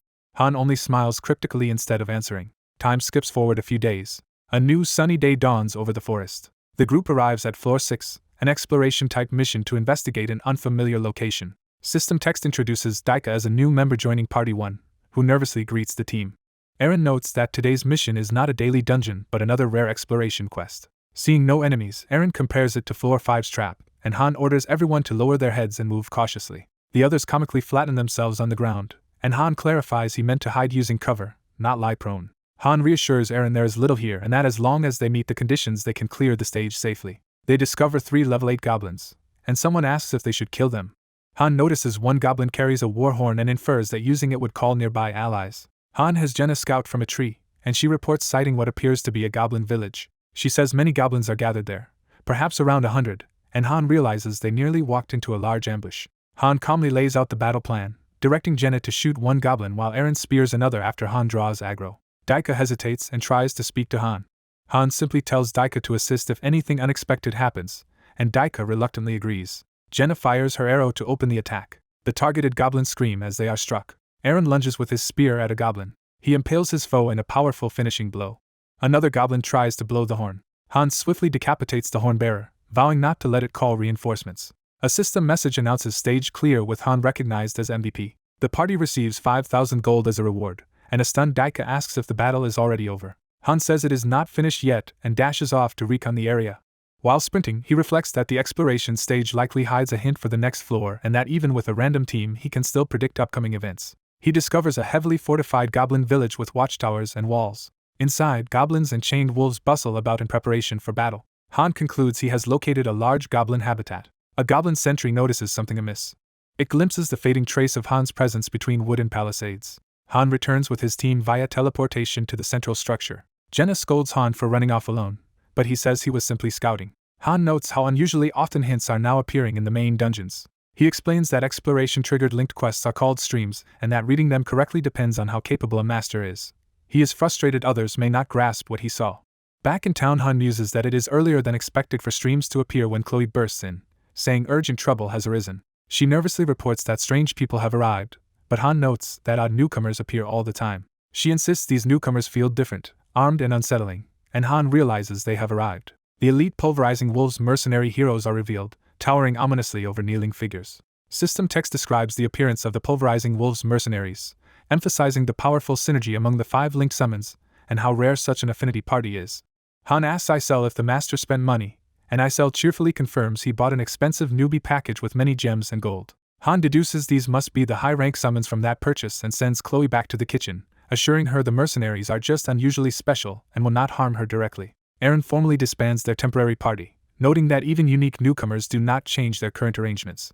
Outside the inn, peaceful daylight shines on the building. One of the new mercenaries, the dark-haired thief Adis, appears, posing quietly by the wall.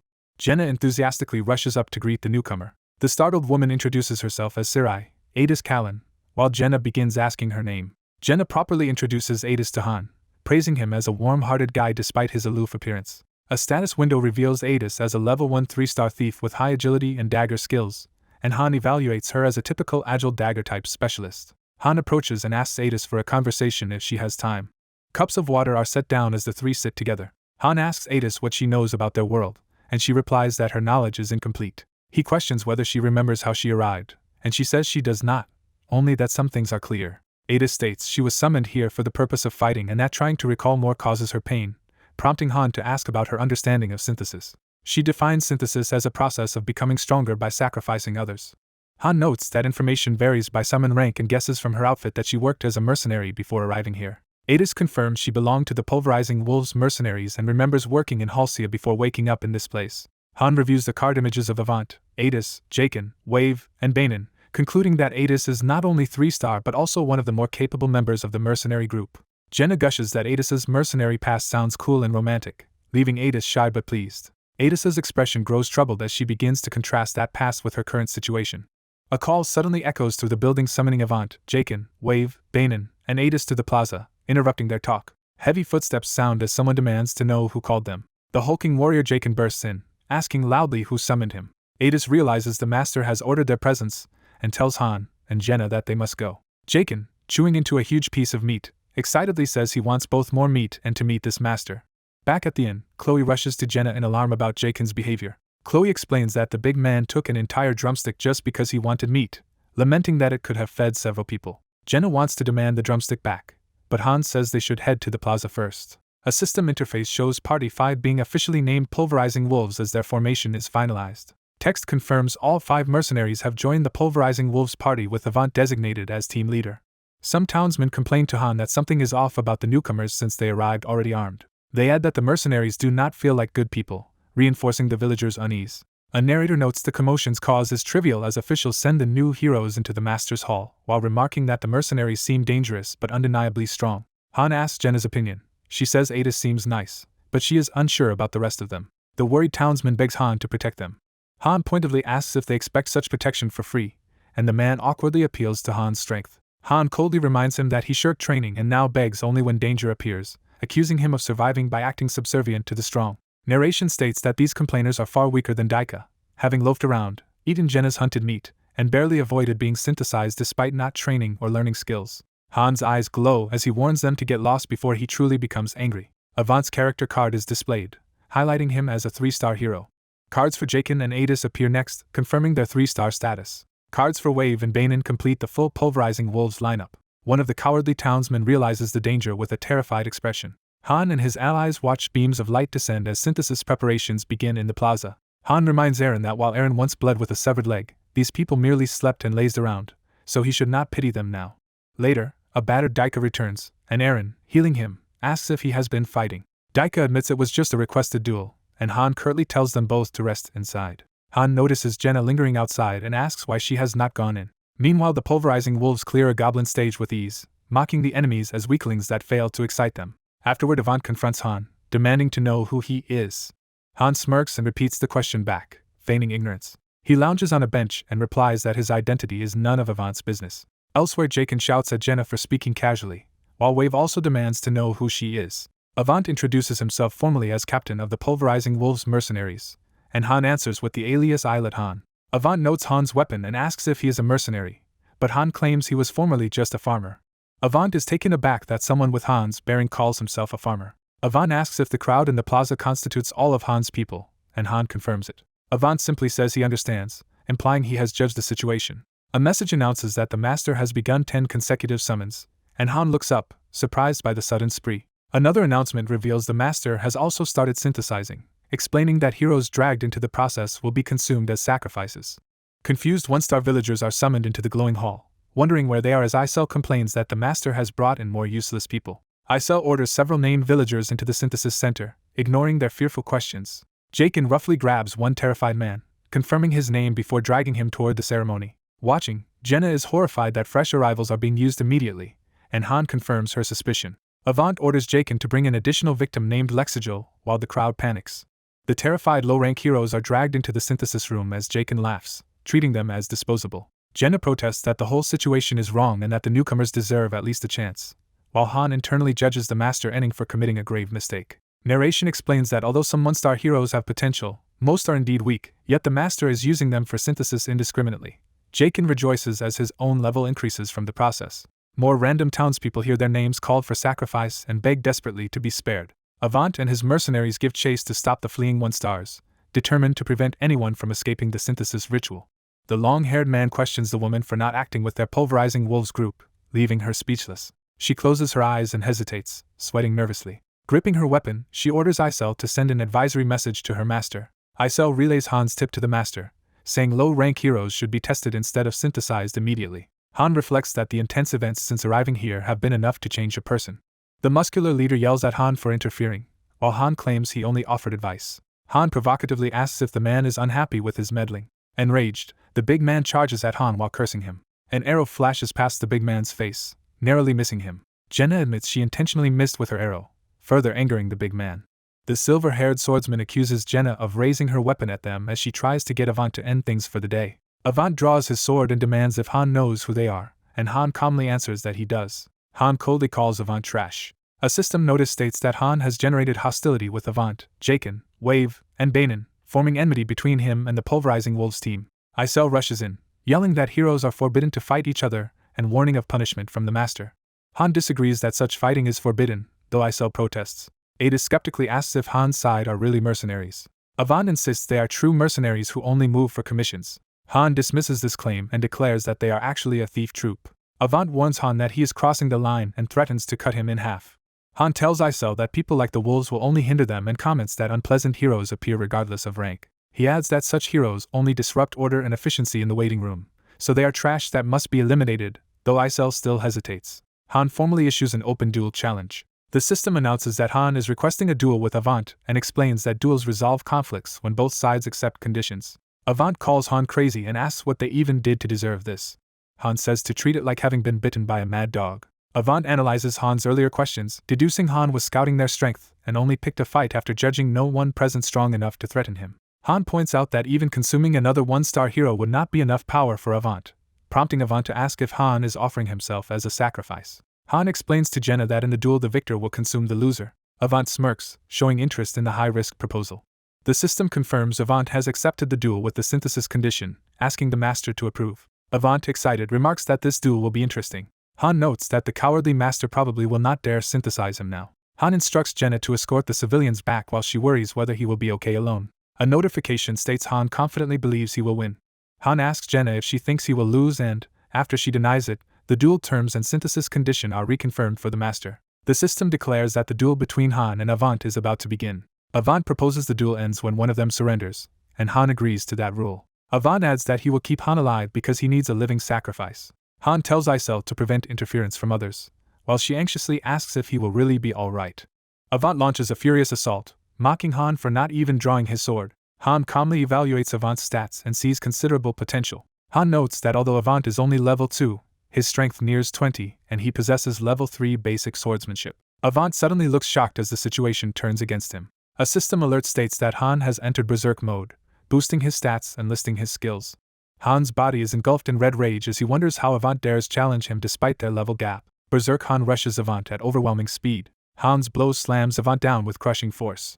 Avant screams as he is violently smashed into the ground. Berserk Han pins Avant with a brutal downward strike.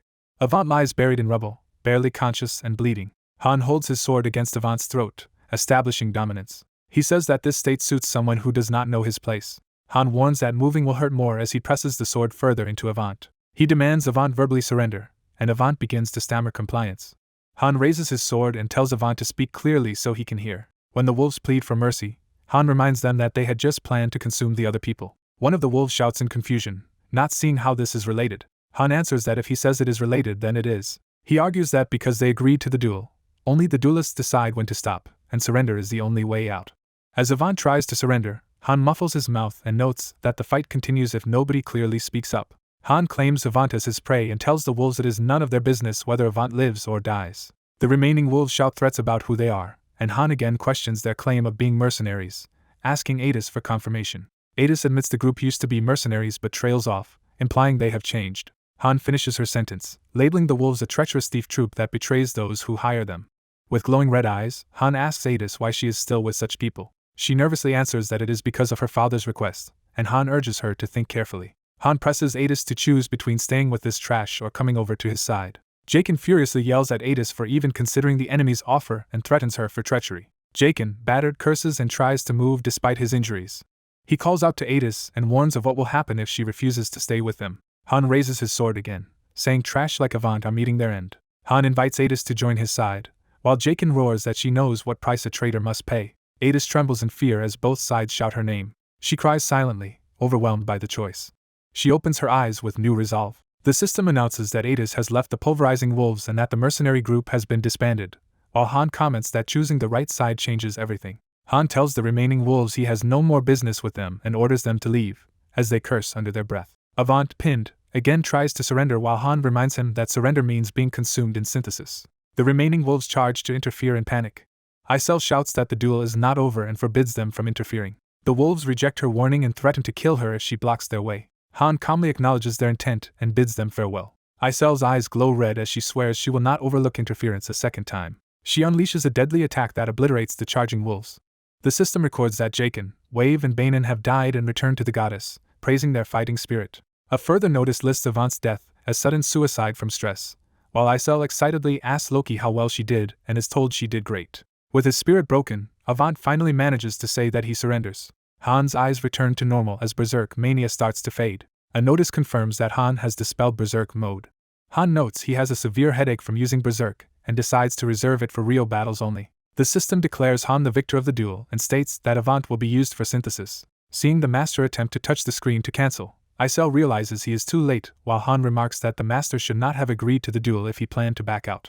Han levels up, gaining enhancements to his techniques and pain tolerance, while he and Isel discuss whether the master might quit after losing his new high-rank heroes. Another notice says Han has reached max level and must be promoted with a stone or equal star hero to grow further.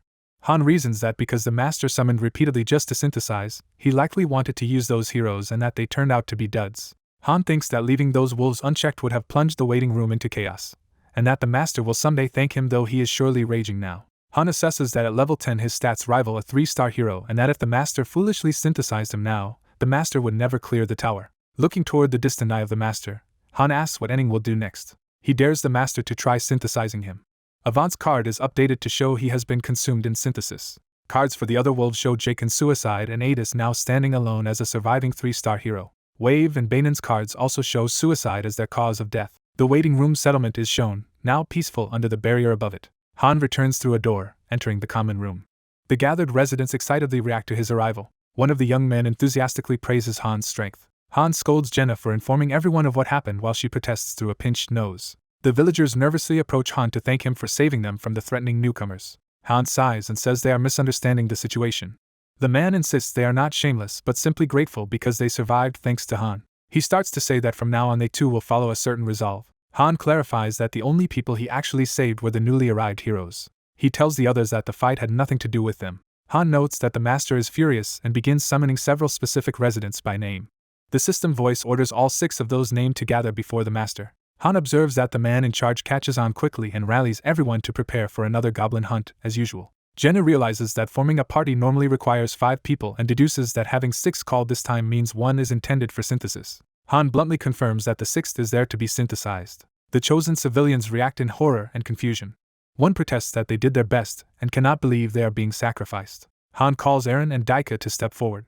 Eren and Daika question whether the selected actually tried their best, pointing out that they lazed around while others trained hard. Han asks Jenna if those people ever truly helped her hunt, and she admits they only carried the meat and leather from animals she killed. Han compares them to livestock that merely carry loads, saying they are worth about that much, which enrages them. When one charges him in indignation, Han kicks him away and tells him to stop talking. Isel angrily orders everyone to the plaza, complaining that people only listen when she stops being nice. Terrified, some villagers beg Han to help them, promising their master will do anything he asks. Han and Jenna discuss who the sacrifices will be combined with, concluding it will likely be Adis since she is a low-level new summon. Isel refuses to let herself be used for synthesis, and the villagers desperately beg for one more chance.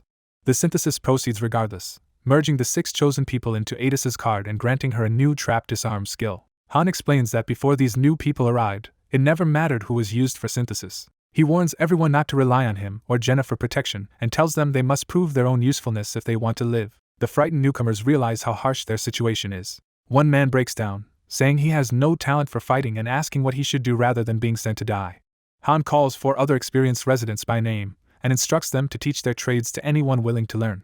The old blacksmith protests that his craft is not easy to learn. Han counters that people will learn if motivated enough, promising to personally beat down anyone who just wants to pick fights. He adds that others can learn hunting from Jenna or carpentry from Anak, stressing there are many ways to survive if they actually try. The interface asks the master if he would like to log out. As the master exits with a farewell message, Jenna teases that Han is actually friendly because he showed people how to live. Han privately admits she is right, reasoning that if people follow his advice they will not die pointlessly and that those synthesized today were doomed sooner or later anyway. Looking at the ominous tower, he notes they are approaching the 10th floor and will soon need a powerful second party, not just a weak backup group. The next morning dawns on the settlement. Chloe greets Han warmly while carrying freshly baked bread.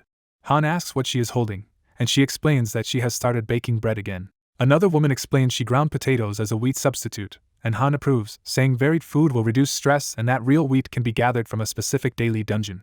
A door creaks open, signaling Han heading out again. Eating bread, Han tells Adis to follow him to the training center. At the training grounds, Han brings Adis to watch Jenna practice archery, beginning her new training. Han orders Jenna to train with Adis using daggers. Jenna protests she only knows bows, but Han forces her to try daggers. The spar begins with rapid dagger movements between Jenna and Adis. Jenna aggressively rushes Adis with dual daggers. The 2 women exchange a flurry of high-speed attacks. Adis, shocked by Jenna's power, thinks it is unbelievable for someone so young. Jenna insists she is not a child and keeps attacking fiercely. Adis counters with agile movements in their duel. As they clash, Jenna eagerly shouts that she is ready to fight seriously. Their intense spar sends shockwaves across the training ground. Adis is left panting heavily from the exhausting match. Jenna, standing over the fallen Adis with a dagger, asks if Adis and Han were once mercenaries or from a martial clan, while saying she is only a hunter's daughter. Adis explains they were not strong originally and only reached this level through training here. Han tells Adis that if other pulverizing wolves focused on training he would have struggled, and reassures her that though weaker now, her skills and growth potential surpass other 1-star heroes so she can catch up. When Eren yells that he never managed to catch up, Han flatly says anyone can grow as strong as the effort they invest and tells them not to slack off. Adis, motivated by his words, says her past does not matter and she will keep that advice in mind. Seeing more trainees running training laps, Han notes this must be the result of yesterday's mass synthesis. He observes that even more recruits are now training intensely with dummies. Han thinks that if they do not want to die they must raise their own value, but still there are too few of them and most supporters will end up as synthesis fodder due to limited slots. He then notices one trainee practicing seriously with a sword dummy. Han calls the boy over, asks his name, and the startled youth responds. The boy introduces himself as Usher Roderick, says he has heard about the master and their summoning, and that he has taken Han's words from yesterday to heart. Han remarks on Usher's good posture and asks about his past, learning Usher worked as a mercenary porter carrying loads, standing guard and setting up camp. Usher explains he fought well as a porter because he aspired to become a mercenary himself. Han smiles slyly at this enthusiasm. Han invites Usher to spar so he can judge his potential to become a mercenary, and Usher agrees. That evening the culling of newbies begins, and despite not being chosen to level up, Eren survives while 2 others are killed. Those dead recruits are used as synthesis material and Usher is selected as the synthesis target, raising him to level 3. The narrator states that everyone else keeps entering daily dungeons as usual. While others clear normal dungeons, Han notes that the Firestone Mine dungeon is still not unlocked. At the next dawn, something significant prepares to happen in their walled settlement. Han's group of 6, including the newly leveled Usher and Eren, are summoned at dawn, and Jenna complains sleepily. Han tells them to quiet down and asks if they know why they were called. The 5 recruits look confused and uncertain. One guesses they are here to decide party members, and the others realize that makes sense. Jenna asks if the master should decide members, but Han says he can at least make suggestions. Han believes the master likely will not reject his recommended lineup. Reaching into a container of sticks, Han announces the next step. The others watch him tensely, wondering what he is planning. Han grins and declares that everyone will draw lots. He explains they will form 2 parties of 3 by drawing lots. When Daika looks worried, Han tells him no one will be abandoned. Han declares there will be 2 leaders, himself and Adis, surprising her. When Adis suggests Jenna as a leader, Han bluntly rejects the idea and Jenna indignantly insists she could do well. Adis asks why they must split, and Han explains concentrating all fighters in one party is risky for annihilation and inefficient for growth. Han adds that though they lack people, the master will fill remaining slots. He recalls the 5th floor, where a huge ability gap endangered the party when weaker members Jeed and Hansen could not keep up.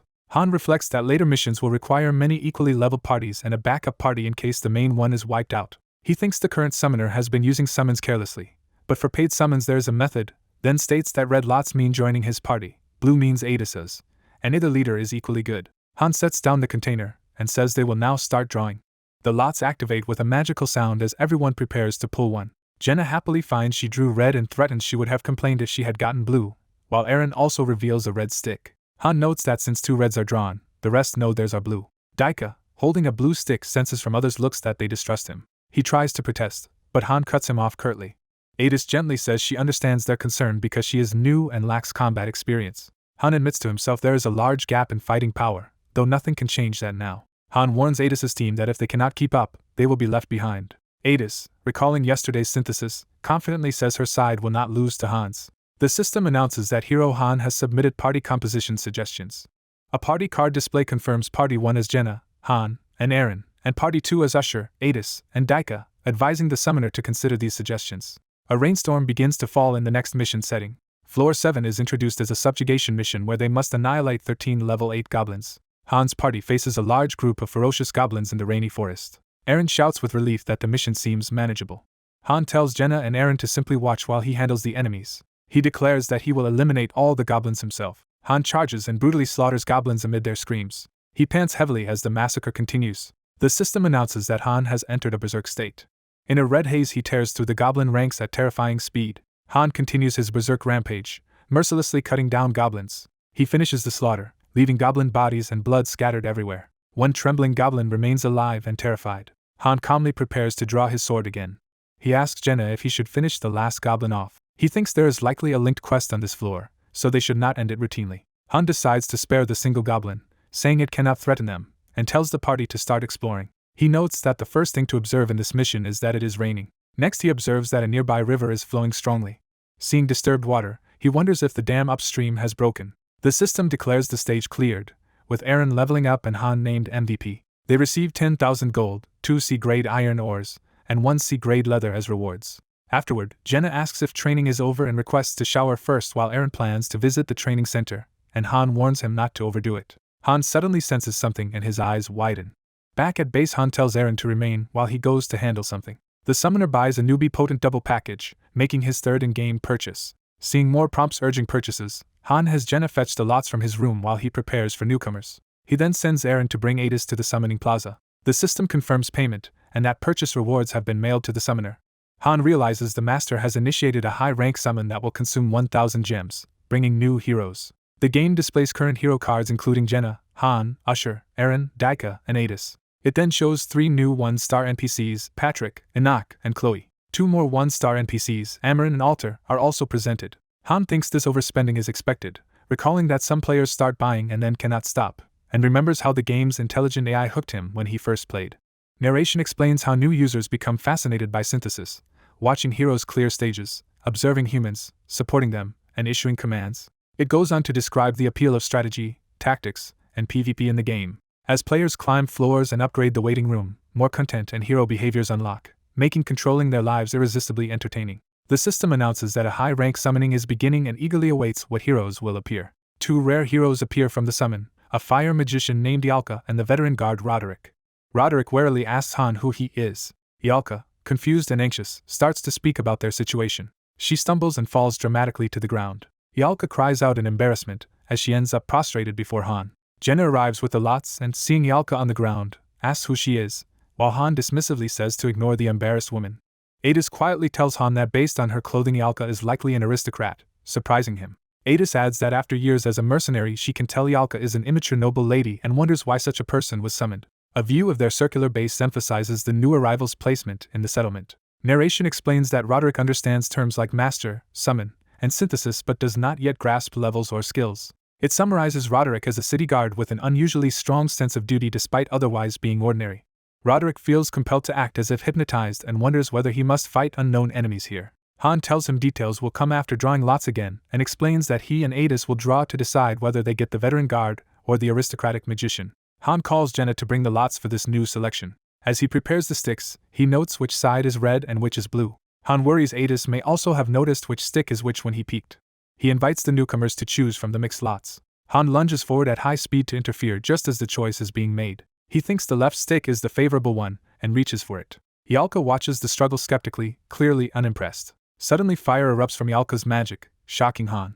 The blast knocks his hand away as both he and Adis grapple for control of the lots container. They end up both grabbing the cup, each urging the other to let go after realizing they both tried to cheat. Han, eyeing Yalka's flames, directly asks if she is a magician. Her status window pops up, confirming she is a magician specialized in fire magic, and she coolly says that should suffice as an introduction. Han and Adis glare at each other while Jenna marvels at real magicians, and Han states he does not care about being gentlemanly even if adding a magician would perfectly balance his party. Narration notes that unlike warriors and thieves, magicians cannot be obtained by simply raising 1-star heroes and are special. It explains that magicians like Yalka are rare characters only obtainable via low-chance gacha. Jenna, confused by Han and Adis tugging the lots, complains that seeing the lot colors beforehand is cheating. Yalka demands to know what they are doing, and Han answers they are deciding which party she will join, calling her slow to grasp the situation. She protests that she was dragged here and cannot know what is going on, while Roderick tells her to think harder. He then asks if she understands now, implying they are treating them as pieces. Sickened, Yalka calls this treatment of people disgusting and Roderick agrees. Jenna insists they must now draw lots fairly by pure luck without cheating. Han and Adis promise no grudges no matter the outcome, though both smile tensely. Han draws one lot from the container. Adis draws the other remaining lot. Han looks down to see which color he received. Adis likewise checks her own lot. With a smug smile, Han announces that the decision is made while Adis silently accepts defeat. Han declares that Yalka is now in his party and formally sends her an invitation to join Party 1. The system confirms that Yalka has joined Party 1. It also confirms Roderick has been placed into Party 2. Elsewhere, a scared recruit is dragged towards synthesis while screaming for release. The terrified man yells at Han, asking if hard work was really supposed to save them. Han orders the complaining man into the synthesis chamber, and tells Yalka to enter too, noting they failed to learn support skills. He warns her she risks ending up like those victims if she does not improve. The system reports a new synthesis. 2 1-star heroes vanish and Yalka is upgraded in level. Han points to Yalka's upgraded card as an example of what happens to those who fall behind. He concludes grimly that synthesis is unavoidable here and that working hard is the only way to survive. Watching the terrified recruits being dragged away, Roderick calls the process horrifying and Han coldly tells the next trembling man that it is his turn, explaining to Roderick they are simply synthesis materials. Roderick's power increases as he levels up.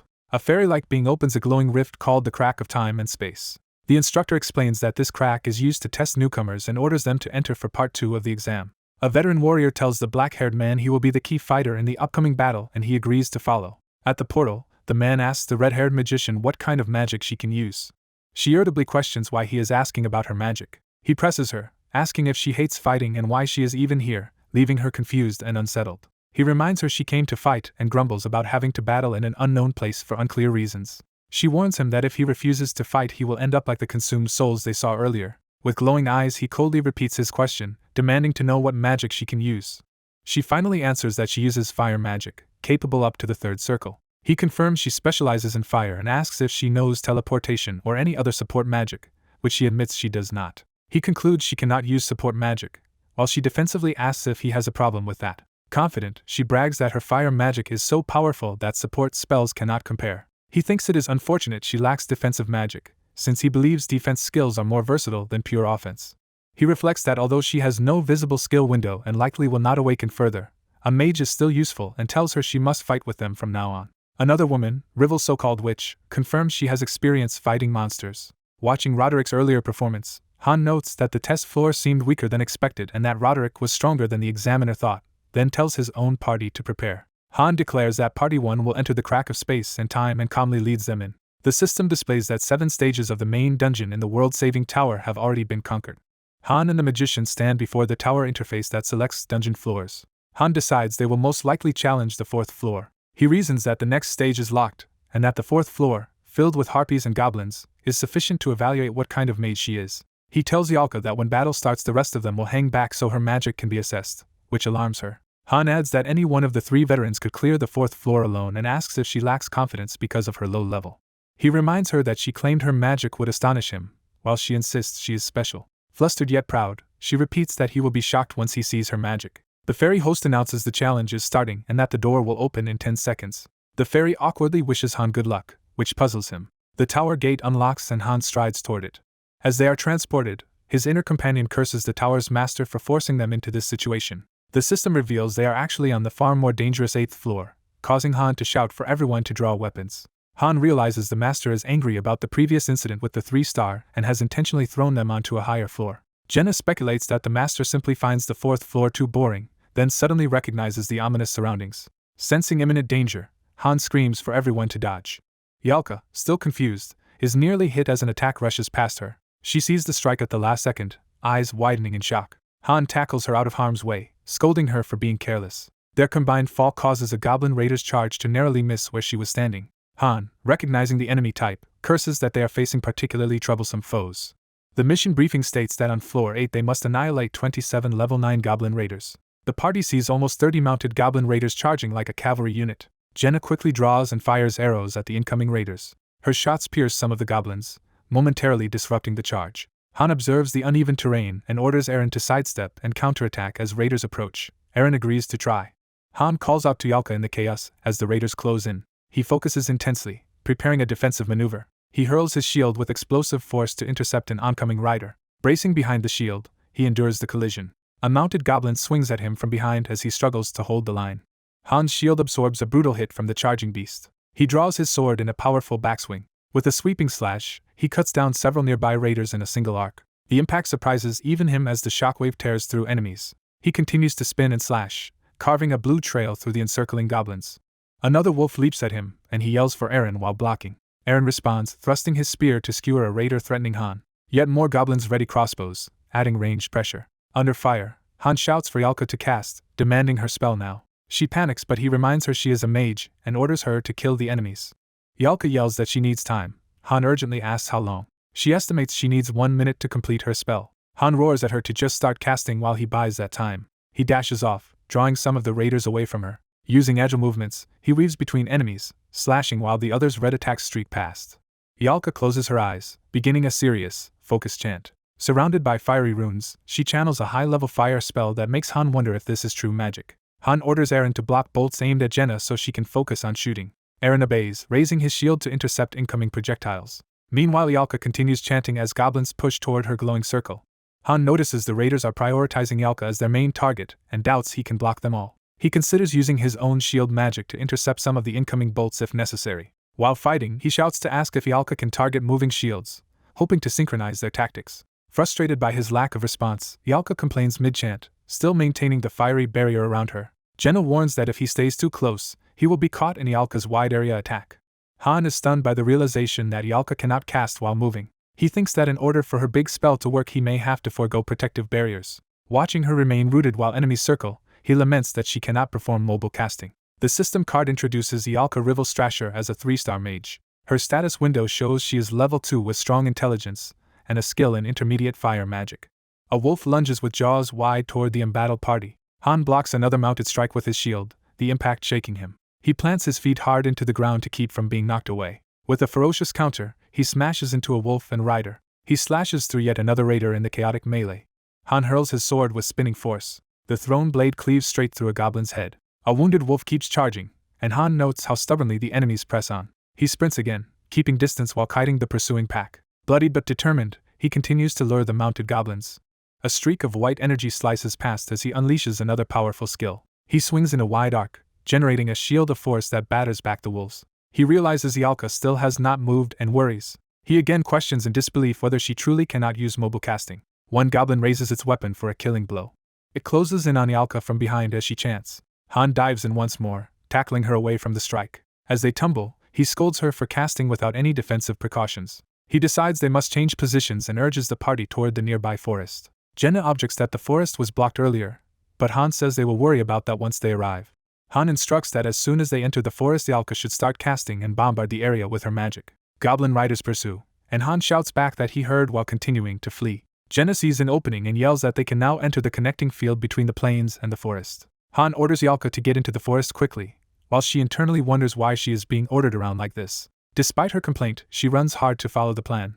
Han saves her from another attack and retorts that no one can mistreat her if she dies, so survival comes first. He tells Islet to also retreat into the forest because staying outside is too dangerous. With eyes blazing red, Han tells his comrades to go ahead without him. He adds that he will join them shortly, clearly intending to hold the enemies back. The system announces that Han has entered a berserk state as he unleashes overwhelming power again. Though exhausted, he resolves to keep the raiders busy to buy more time. A goblin crossbowman lines up another shot amid the chaos. Han blocks a bolt with brute force, sparks flying as it clashes with his weapon. A mounted goblin charges at great speed toward him. In berserk fury, Han notes the enemy's speed and braces behind his shield. The raider slashes as he deflects with a sweeping counter. Han digs his foot into the ground to maintain balance. Arrows and bolts rain down as he rolls and blocks, taking glancing hits. Annoyed by the skirmishers' hit-and-run tactics, he grits his teeth. Seeing them circle for another pass, he decides to change strategy. He slams his foot into the earth, setting up a disruptive maneuver. He vows to eliminate the mobility the raiders rely on and prepares a brutal counterattack. Spinning with his shield, he charges directly into the clustered riders. His whirlwind assault smashes through them, knocking beasts and goblins aside. From afar, Eren anxiously shouts Islet's name as he watches. Han continues his relentless assault, crashing into enemies despite mounting injuries. The system informs him his berserk state has ended, and he feels his stamina dropping while a raider looms over him. Another enemy raises a weapon for a finishing blow. Han, eyes wide, realizes he is vulnerable. A sudden strike hits the raider instead, saving him at the last second. The wounded mount collapses with its rider as Han pulls the weapon free. Blood splashes across Han as he slashes upward through the enemy. More wolves snap and surge forward, surrounding him again. Eren grimaces and begs Islet to remove him from the fight as well, but a voice orders him to stay hidden. Han shouts that he will gather the raiders and lure them away, telling the others to handle only those that slip past. While doing so, he worries that Ialka may still not be ready to cast. Jenna finally yells that Ialka's preparations are complete. Han continues to kite two large groups of raiders, leading them toward the planned kill zone. He sprints, forcing the horde to follow. He then vaults aside, using momentum to redirect their charge. Kicking off one rider, he batters another goblin in midair. He slams down a powerful ground attack to knock back the pack, roaring for them to get lost. Deep in the forest, Ialka and Jenna stand ready within a glowing circle of fire runes. Flames swirl around Ialka as her hair whips in the magical wind. Outside the forest, the burning grass hints at the devastation her spell will unleash. Han, still chased by raiders, draws them straight toward the forested trap. Ialka completes her chant and commands her fire spell to ignite. A colossal wave of fire erupts forward from her position. The inferno surges across the battlefield, engulfing everything in its path. Han drops and shields himself as Ialka's roaring flames sweep over the pursuing goblin raiders behind him. A massive whirl of blazing magic gathers, signaling the start of a powerful attack. The black-haired fighter, awed by the display, realizes how overwhelming this power is. The raging firestorm surges forward, sweeping across the battlefield. The red-haired archer and the blonde spearman stare in shock, realizing they are witnessing real magic. The leader warns that some enemies still remain and calls Eren and Jenna to finish the fight together.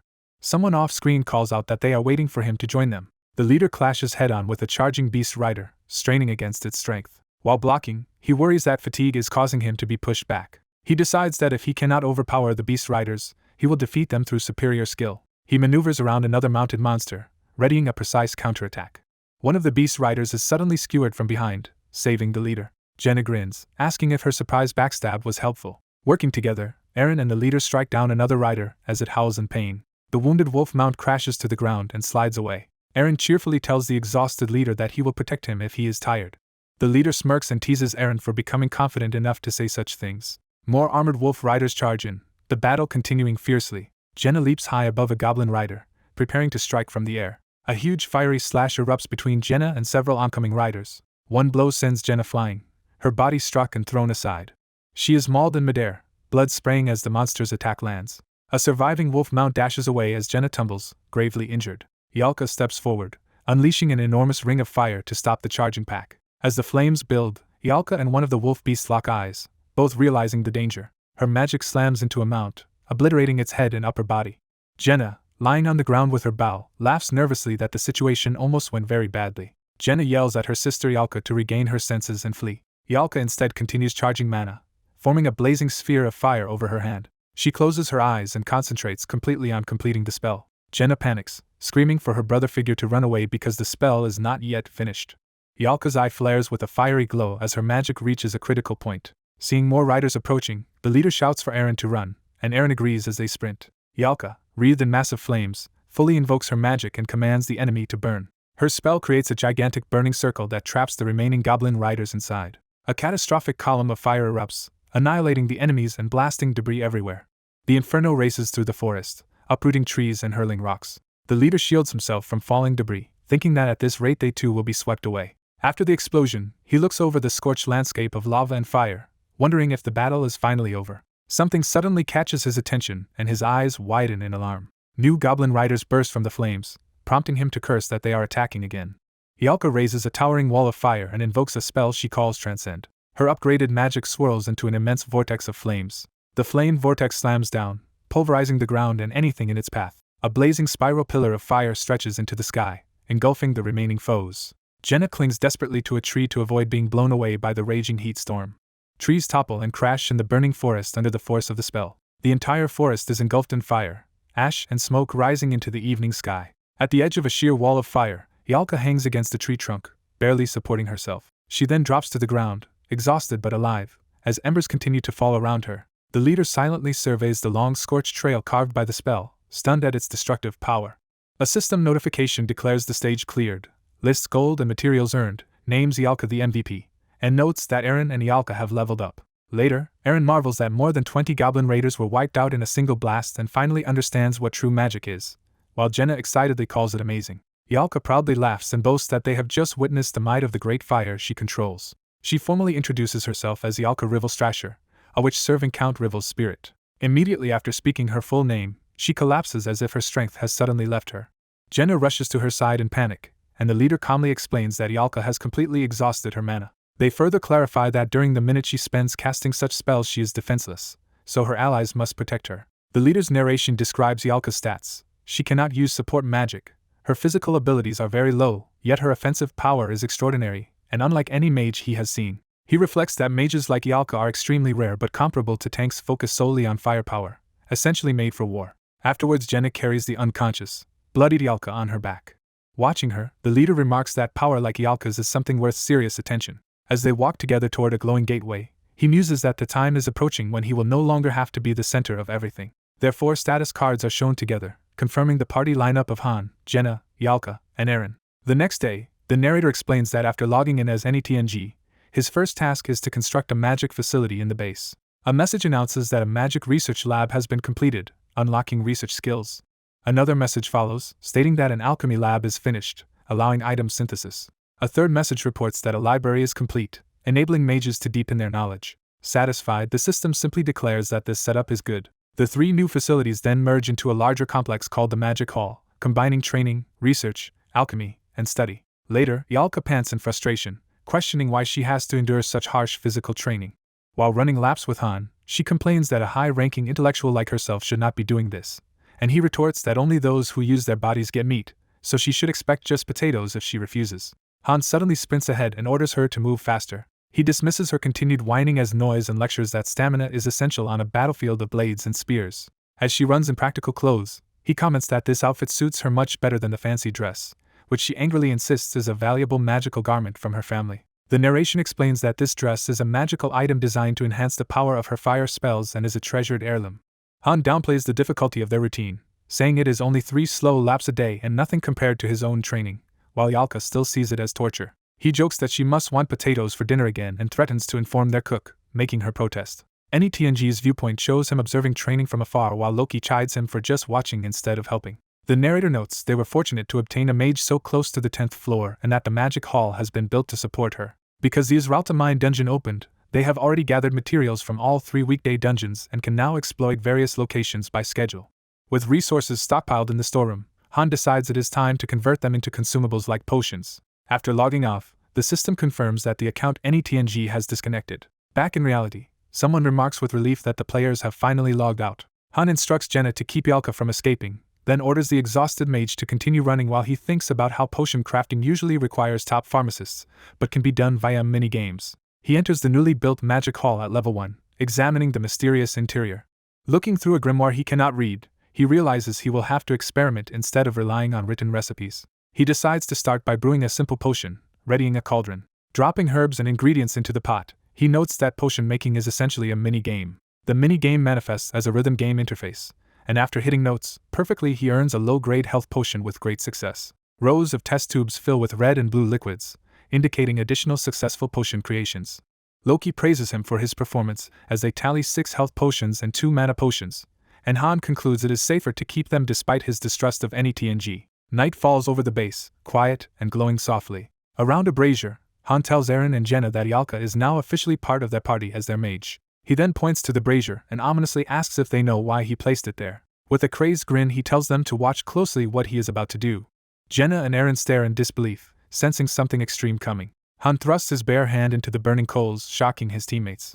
Gritting his teeth, he declares that since Yalka fights with fire, they must accustom themselves to it as well. He begins counting aloud while forcing himself to endure the searing pain. Jenna and Eren watch in horror as he continues counting higher, refusing to pull his arm out. He pushes the endurance test even further, shouting the last numbers through the agony. When he finally withdraws his arm, it is horribly burned and blistered. Han examines the charred hand and calmly says he is fine. Green light envelopes his arm as he notes that wounds heal immediately while they are in the lobby. He explains that because Yalka's magic is fire-based and they must fight beside it, lack of familiarity would cause them to burn instead of the enemy. Jenna recoils, realizing he wants them to perform the same training right now. Eren, sweating nervously, asks how long they are supposed to keep doing such a thing. Han answers that they must keep at it until they can endure the fire and gain a fire-resistant skill. Eren remembers the tragedy on the 5th floor when their carelessness cost lives and realizes why this harsh training is necessary. Steeling himself, Eren thrusts his own hand into the coals despite the burning pain. He instinctively tries to yank it out but forces himself to hold on a bit longer. Han leans close and tells him to continue the training privately because he does not enjoy watching others scream.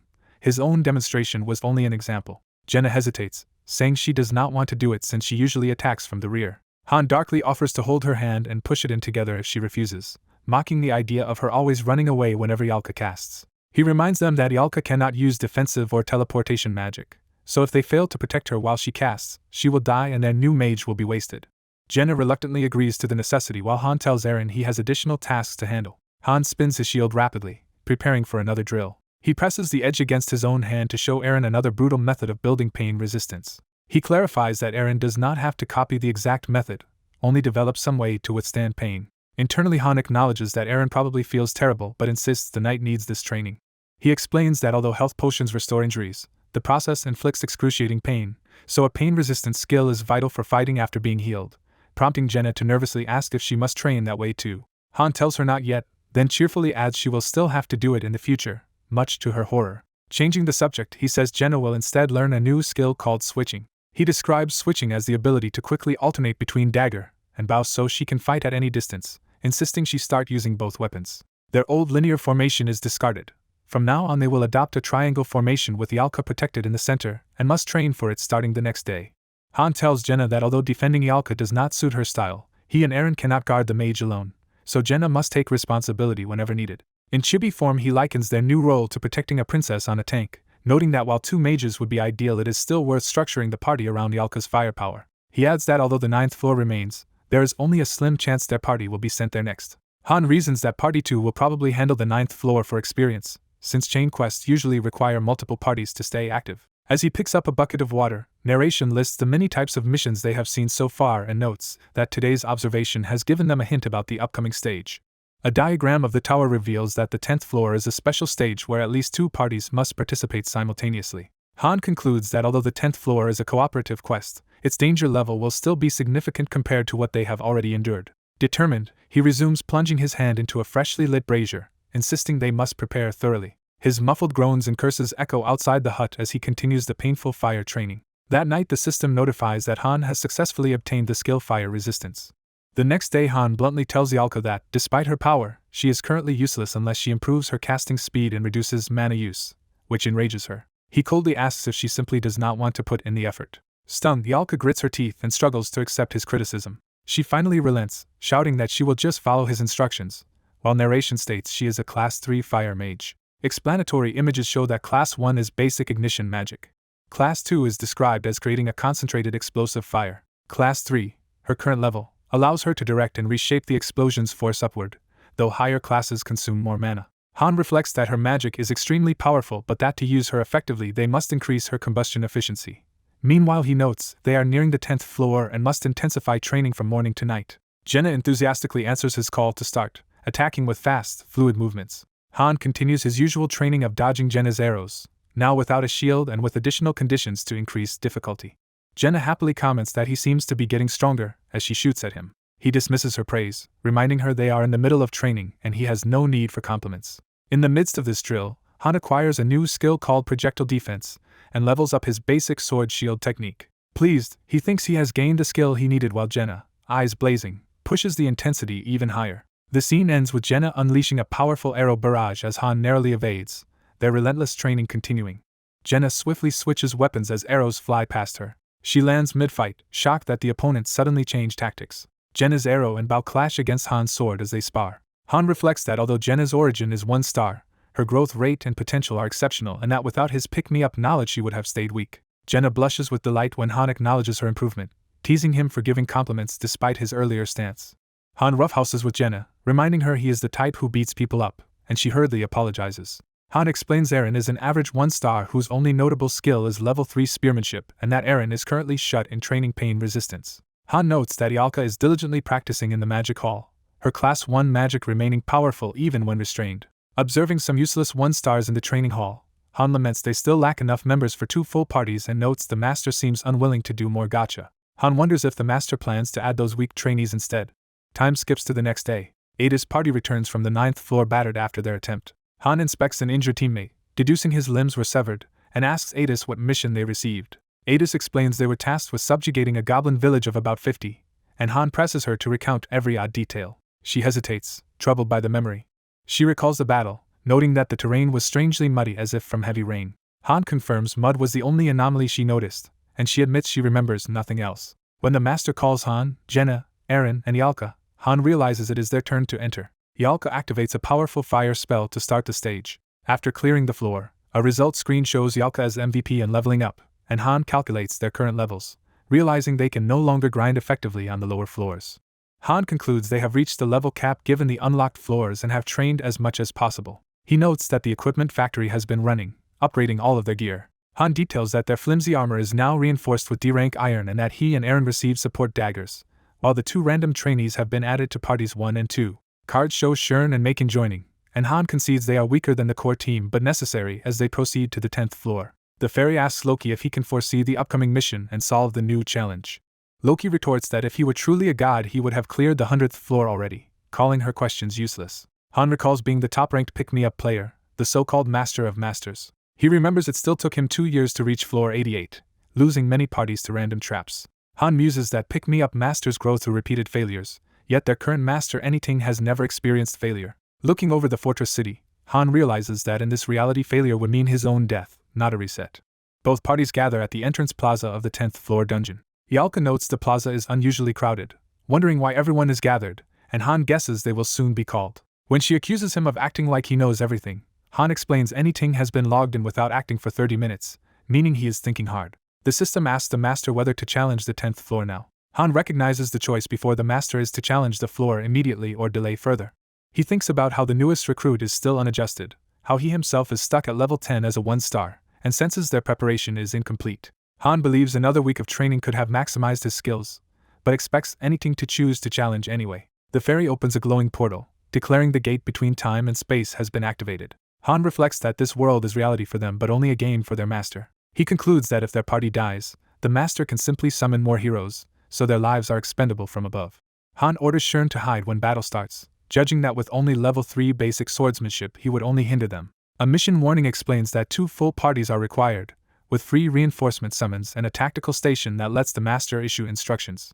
Han assumes the master does not know how to properly use the complicated tactical station system. Han has Icel relay instructions to the master to send consumable items from storage, prompting a reminder that consumables are vital to survive missions. Han distributes 6 health potions between the 2 parties and reserves mana potions exclusively for Yalka, checking preparations and joking about writing wills. Han warns Adis they might be scattered on entry and that if separated they must regroup quickly. He instructs everyone that if lost they should head toward the city center, using a high vantage point if needed to locate it. The fairy furiously orders everyone not to obstruct Han, announcing she will be watching them closely. Han calmly tells her not to, and when she reacts in surprise he insists, though he trails off with a caveat. Han promises with a confident smile that he will ensure they climb the tower. A bright blue flash signifies their transfer to the 10th floor. In the ruined city, a terrified man crouches in an alley muttering that everyone is going to die. He screams that they cannot win, insisting that all, including children and women, will die without exception. As he runs in panic shouting that they will all die, Han appears behind him. Startled, the man demands to know who is there, while Han wonders why the stranger is acting so strangely. The man freaks out, calling Han a ghost because he seemingly cannot see the party, and Jenna tests whether he can perceive them, suspecting he might be an NPC. Han notes that missions often feature NPCs and finds it odd that cooperation with them seems impossible here. Surveying the architecture, Han realizes the city looks familiar. Another teammate also feels like they have seen this place before, noting the city looks slightly different yet recognizable. Han suddenly realizes with shock what this resemblance means. He confirms that the city is indeed familiar because they have visited it earlier. Han identifies it as the ruined 5th floor city, observing only small differences. He notes the crucial distinction is that the city has not yet been destroyed. Cards show the current composition of Party 1. Cards show the members of Party 2. Han reiterates that they are in the same ruined city from the 5th floor. He again emphasizes that the only difference this time is that the city has not fallen yet. Someone points out the mission's timing feels strange, suggesting something is off. Jenna remarks the situation is chaotic, and Han says much more is out of order but they should discuss the specifics later. Han states that the key fact is they were summoned here and must now focus on surviving. Addressing both parties, Han explains that to live they must complete the mission. He notes the mission has not officially started, giving them a brief chance to relax but insisting they use it to gather information. Han orders everyone to scout the area for 5 minutes and return on time, or be left behind. A bell tower looms over the city, establishing a vantage point. Han reaches the tower, deciding it is the best spot to observe the battle's development, while a soldier cowers nearby.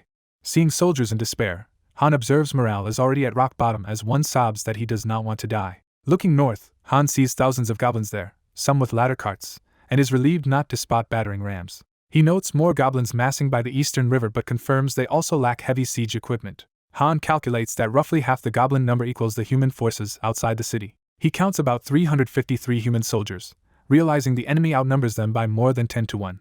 From these numbers he concludes they are facing the worst possible scenario. Yet he notes the mission briefing has not appeared and hopes a survival-style objective might still give them a chance. Han reasons that if the mission is merely to endure for a set time, it could be easier than the 5th floor survival stage. He coldly considers that there are plenty of NPCs they could sacrifice as bait if needed. He also counts on Yalka's area defense magic to hold key positions. As Party 2 arrives, Han thinks that soon the mission roulette will spin and begins briefing Adis. A triple red warning flashes before Han, signaling the highest difficulty setting. The system finally reveals the 10th floor mission as a defense type, stopping the city from falling.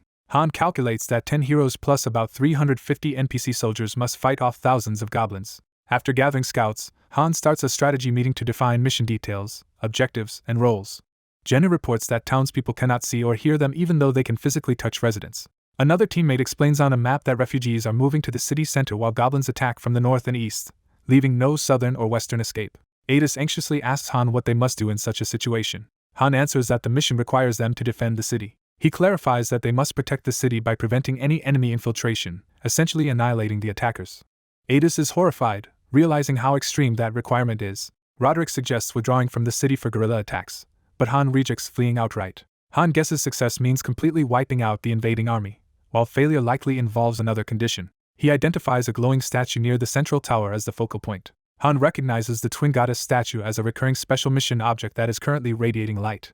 He concludes that no matter how many goblins they kill, if the statue is destroyed they will automatically fail. Roderick complains about the absurdity of protecting a statue while fighting an entire army. Han grimly states that if the statue is lost they fail the mission. He warns the group that mission failure means all of them die. When asked if they will die even by running away, Han confirms failure equals death with no exceptions. Han admits the win condition is unreasonable but insists that as long as this world follows game rules there must be a viable strategy. He analyzes that only the northern goblin army has ladder carts, meaning if they neutralize those they can stall the siege. Han assigns Ada's party to the north wall to work with soldiers and destroy any ladders that reach the battlements. Sensing Ada's doubts, Han invites her to voice objections, and she argues that 5 extra fighters cannot drastically change the battle's outcome. Han internally acknowledges her concern but notes Party 2's strength equals about 50 soldiers as long as no extra siege engines appear. He explains that if they can secure the most dangerous spot, where ladder carts could reach the walls, the overall defense efficiency will greatly improve. Adis clarifies she meant the battle remains unwinnable even with stalling tactics. Han admits he knows that even buying time will not by itself secure victory. He reasons that even if both parties fight together they can at best slightly delay the goblins, who will eventually break through simply by numbers. He calculates the enemy numerical advantage is greater than 10 to 1.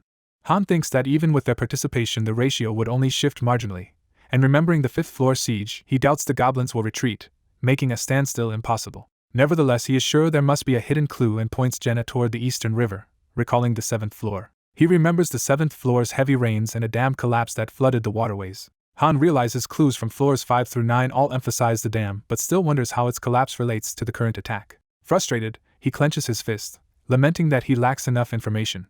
Jenna suddenly recalls something important. She excitedly reports that during the prior rainy mission she heard horse hooves beyond the river. Flashback panels show rain and water churning as Jenna first heard that distant galloping. Jenna in the memory looks up, puzzled by the mysterious sound. The scene shows shadowy mounted figures across the river, implying incoming cavalry. Han realizes this means the sound had been potential reinforcements. Adis also grasps the implication. Han scolds Jenna for only now mentioning such a crucial detail, while she stammers that she had not been sure. He then instructs Adis to buy as much time as possible, falling back to the inner wall if necessary and even using soldiers and refugees as bait while holding the gates. Han resolves that Adis' side must endure until he and his group return. Adis smiles determinedly and promises they will do their best to hold. Jenna questions Han's seemingly rough plan, but he retorts that Adis understood quickly and tells Jenna to ready her weapons so they can leave through the east gate. Eren worries about facing thousands of goblins outside the walls, yet Han insists they must go despite the danger. Han states that staying inside would guarantee annihilation. He reasons that on the original 5th floor the dam had already collapsed, so reinforcements Jenna heard would have been blocked by the flooded river, dooming the city.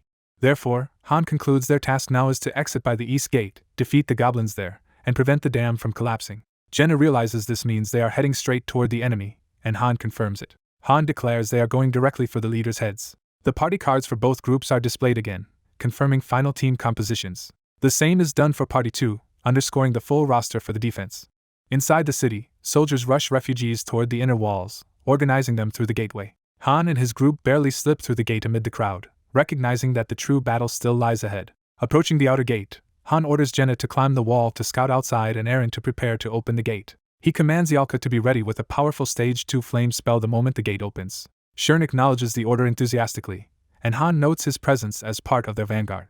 Eren hauls on the pulley mechanism to lift the massive gate. Guards shout in alarm that the gate is opening unexpectedly. Soldiers panic, suspecting goblin infiltration as the gate begins to open on its own, and shout to stop the strange noise. From atop the wall, Jenna reports that a dense mass of goblins is already gathered right outside, wondering if they will swarm through when the gate opens. Han orders her to descend immediately, assuring her that Yalka's magic will clear a path while he and the others hold back the soldiers to prevent interference. The fortress soldiers panic, fearing an evil spirit attack and desperately order everyone to stop it with their lives. Outside, the red-haired girl casually kicks guards aside as they fall and scream. Yalka begins a grand fire spell, surrounding herself with blazing magic runes. A bright point forms as something pierces through the wooden gate. An arrow streaks through the air toward the gate at high speed. Han fires the arrow straight into Yalka's growing fireball. Red-eyed monsters peer through the cracked gate from outside. Han flips away as the empowered arrow drives deep into the gate, making the monsters shriek. The soldiers, terrified and unable to see Han, wonder if a ghost is attacking while one prays the goddess has not abandoned them. Raindrops begin striking the ground around Han's feet. Han looks up and notes that it has started raining. He focuses sharply, the rain running down his face as he thinks. Someone comments that rain will not extinguish Yalka's flames. Eren shouts in the downpour, bracing for the coming fight. A horde of goblins with fanged maws charge toward the gate. Ialka confronts the onrushing goblins and orders them to be blasted away. She triggers her spell with the command Ignite. Her magic erupts outward in a massive wave of fire. Han warns her to direct the blast outward so the gate itself is not destroyed. The roaring explosion incinerates goblins as they scream. Flames engulf the gate tunnel, turning it into a fiery barrier. Han calls Jenna and Eren, and Jenna eagerly rushes ahead to fight. After unleashing the spell, Ialka pants while Han hands her a mana potion and tells her to drink after each use. Han reminds her the battle has only begun and asks if she can keep casting. Ialka boasts that she can easily cast the spell many more times. Han calls out to the frightened mercenary Shern. Smiling menacingly, Han asks Shern if he still wants to follow them, and the system notes Shern's stats drop because of fear. Han orders Shern to report to Adis and says he will acknowledge him if he survives this battle. A guard observes that the gate is starting to close again. Standing between gate and flames, Han tells them to hurry and close it if they are going to. A system message declares that their escape route is now blocked. Han stares ahead through fire and rain, resolved. He resolves that the only path left is forward and vows to kill every enemy ahead. Han orders everyone into formation as the party assembles before the closed gate. Han tells Ialka to begin stage 1, asking her to spread weaker flames widely to cover the field. Someone warns that the rain is intensifying, meaning goblins will soon push through the fire. The goblin wave dives through the flames toward the party as Han counts down 20 seconds until Ialka's next cast. A goblin attacks Han, and he internally continues the countdown from 19 seconds. Han cleaves the attacker while thinking 18 seconds remain. More goblins leap through the fire as the countdown hits 17 and 16 seconds. Han blocks and fights beside Ialka while the timer drops to 15 and 14 seconds. He kicks back goblins as the count moves to 13 seconds. Across the field, Eren and Jenna fight as the countdown continues through 12, 11, 10 and 9 seconds. Jenna grapples with the goblin as the timer reaches 7 and 6 seconds. She stabs through enemies with 5 seconds left. Eren smashes another goblin as the countdown hits 4 seconds. Han and Eren cut down more foes as the timer falls to 3 and 2 seconds. Han's hand, bloodied, keeps swinging his weapon relentlessly. Seeing the goblins targeting Ialka, Han orders a formation change just as the last second ticks down. Ialka finishes another ignite, unleashing another towering pillar of fire. The blazing column consumes screaming goblins. Han yells for everyone to charge straight through the fire corridor. Narration explains that although the heat penetrates their armor, it is bearable, and Han feels fortunate to have Ialka in the party. However, the rain rapidly weakens their fiery barricade, so Han urges Ialka to cast again. Han tells Eren to cover the right flank while he buys Ialka another 20 seconds. The party battles under heavy rain as Han restarts the countdown from 19 and 18 seconds. With 2 seconds left, a goblin rushes Han from behind. At 1 second, Han kills it and again orders everyone to rotate positions. Ialka unleashes another devastating blaze as they reposition. Han shouts for them to advance while using the wall of fire as moving cover. Eren sprints forward determinedly through the inferno. Jenna, bloody but resolute, agrees they must keep this up until they reach the river. Ialka steels herself to continue despite exhaustion. The goblin army still stretches endlessly through the rain. A strange red-tinged banner and drums mark the approach of a higher goblin commander. The masked goblin leader appears, cloaked in red and brandishing his weapon. He hefts a massive cleaver as the signal for the horde. The leader roars in order, his single burning eye filled with killing intent. Another blast of fire tears through part of the goblin ranks. Han then orders a charge as they exploit the gap in the enemy line.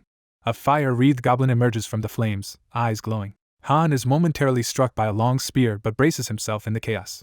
He counters by driving his sword upward, brutally cutting into a goblin. Han realizes the goblin's attack pattern has abruptly shifted. He notes that despite their fear of fire magic, they are now recklessly charging forward. Han unleashes a powerful sword technique, shouting as his blade shines blue. His slashes form a barrier of intersecting arcs that mow down advancing goblins. He locks eyes on the distant leader, understanding the cause of the change. The goblin commander glares at Han, blaming him for the army's difficulties. A lower goblin screeches angrily, echoing its commander's rage. Han deduces the commander knows Ialka's casting delay and is pressing them relentlessly, seeing through their plan. Frustrated, Han calls the commander annoyingly intelligent while continuing to fight. He observes that although Eren and Jenna seem fine, their stamina and air are limited amid the surrounding fires. Narration clarifies that fire resistance only raises tolerance, not total immunity to the flames. Han decides that, given that limitation, they must change strategy. He slashes around himself and orders everyone to regroup near him. Jenna, in the center of the fiery field, warns the others they have only one chance and cannot fail. Eren shouts in confusion, asking what she means by only one chance. Han explains he means a single opportunity to tear apart the decorated goblin commander. The commander snarls in answer, baring his tusks. Ialka begins another full-scale fire incantation despite her fatigue. The goblin commander rallies his forces and personally charges at the party. Ialka's spell forms a burning ring with the party at its center as goblins converge. One goblin lunges through the flames, claws outstretched. Han batters it down with a crushing blow. Another goblin's jaw shatters from the counterattack. A surviving goblin shrieks in fury with glowing eyes. As goblins rush Yalka again, Han asks if her casting is finished. She triggers yet another ignite, releasing a swirling firestorm. The new blast surges straight toward the goblin commander. Even after that, many goblins remain and continue charging. Han acknowledges that one use of magic is not enough, but prepares a follow-up. He declares they are not finished and calls down another fiery strike from above. The goblin commander braces himself as the attack descends. Yalka commands the flames to burn, causing another massive explosion. The explosion rocks the battlefield and shocks the goblin commander. Fiery tremors shake the ground where she stands. Eren and Jenna brace behind shield and bow amid the fiery shockwave. Jenna narrows her eyes, taking careful aim. Her arrow arcs through the air toward a key target. The commander stares in horror as the projectile closes in. The shot pierces his head, killing him. Exhausted, Yalka collapses from overuse of magic. Han catches her before she hits the ground. Carrying her in his arms, Han tells her to stop talking and rest. He reflects that even powerful magic cannot slay every enemy, and if the goblins keep swarming them, they will eventually be overwhelmed. Han realizes the goblins' true objective is not his party but the fortress, and that they must choose between pursuing that goal or removing the obstacle he poses. Observing the slain commander, he wonders how the remaining goblins will react without clear leadership. He watches as the horde begins moving around the blazing field. Flames block their path while Han stands ready on the other side. From a distance he sees that most goblins have bypassed them and are now swarming toward the fortress walls. Han concludes the horde has chosen to prioritize the fortress over chasing his party. The scene shifts to torrential rain and a landscape showing the goblin army moving on.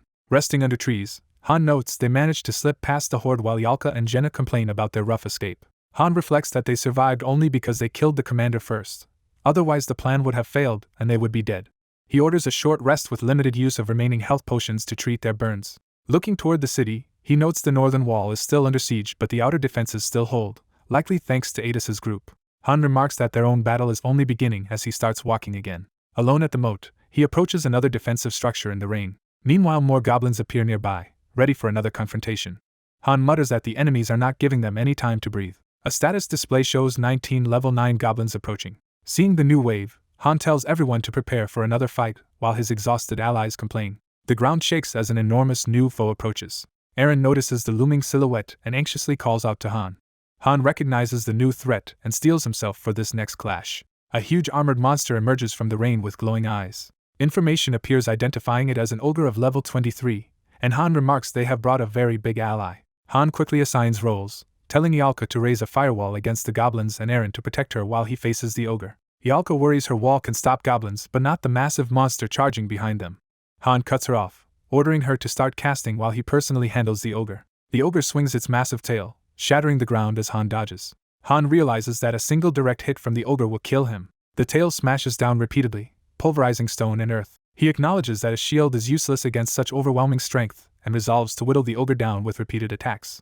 A goblin watching the duel screams as fire and debris rain across the battlefield. From above we see Han dodging the ogre's blows within a ring of flames while Jenna and Eren support from the perimeter. Han raises his shield against the ogre's bulk, barely withstanding the impact. Exploiting an opening, he leaps and slashes the ogre's side, drawing a spray of blood. At the same time Jenna looses another rapid volley of arrows to keep the rest of the monsters at bay. Arrows slam into the huge ogre's body. The enraged ogre charges while someone notes their attacks seem to be working. The red-haired archer thinks the big monster is easier to hit than goblins and plans to stack damage since it cannot dodge. Seeing the barrage barely phase it, she panics and admits goblins were easier. Han explains the ogre ignores arrows because only strikes to its vital point matter, and wonders if it even has one. Jenna spots another ogre charging toward Han and Yalka and yells that the situation is bad. Han reacts in shock at there being another enemy. He sees Eren still occupied with goblins and realizes their force distribution collapsed when another ogre appeared. Han concludes prolonging the fight will only worsen their odds. Deciding they must gamble, Han leaps to attack the ogre directly. He raises his shield to block a heavy blow. Gritting his teeth, he steels himself against the pain. Resolving to ignore the pain, Han lunges in for a powerful strike. With glowing eyes he pours everything into a ferocious sweeping attack. The ogre howls in agony, clearly hit somewhere sensitive. Han realizes the ogre is male and that he has found a genuine vital point. Another ogre charges through rubble toward him. Han repeatedly hacks at its lower body as it roars. He drives his sword down into a critical spot, blood spraying. The blow only partially penetrates, and he notes the wound is too shallow. He prepares another shielded strike despite the incomplete damage. Deciding depth no longer matters, Han commits to finishing the monster with relentless blows. One ogre collapses with Han's sword buried fatally in its torso. His blade slashes free in a final, decisive stroke. Standing over the burning corpse, Han notes that one ogre has been slain. Bloodied but determined, Han turns toward the remaining threats. Jenna warns that another ogre is running toward Yalka, and Han orders her to lure it with arrows. Jenna fires, drawing the ogre's attention as it rushes her. Eren thrusts his spear into the monster as it bears down on them. Yalka braces to cast but sees the ogre's massive paw descending too quickly. Han shouts Yalka's name in alarm. Yalka whirls, wrapping herself in glowing script as she casts under the falling blow. Jenna notices something strange about the ogre's movements and questions it. Han feels a nagging doubt forming in his mind. He recalls the collapsed dam on the 7th floor, and the unexplained destructive force a goblin had wielded. Realizing the ogre is targeting the dam instead of Yalka, he yells that it is going for the structure. Han calls to Jenna as she leaps onto the ogre to stop it. Jenna savagely stabs the monster's chest in rapid succession. Han sprints after the escaping ogre, vowing not to let it reach its goal. Eyes blazing, he swears the creature will die here. Han and Jenna combine attacks, slashing the ogre as it charges along the riverbank. The wounded ogre roars in pain. Jenna's assault finally topples it into the water near the dam. The fallen ogre smashes into the structure, triggering a massive spray of water. Han watches the roaring current, thinking they barely avoided disaster. To his shock, another giant hand bursts up from the flood. He cries out in disbelief. The revived ogre finishes demolishing the dam with brute force. The barrier collapses completely under the floodwaters. Eren reports that all goblins nearby are dead and asks Han what they should do next.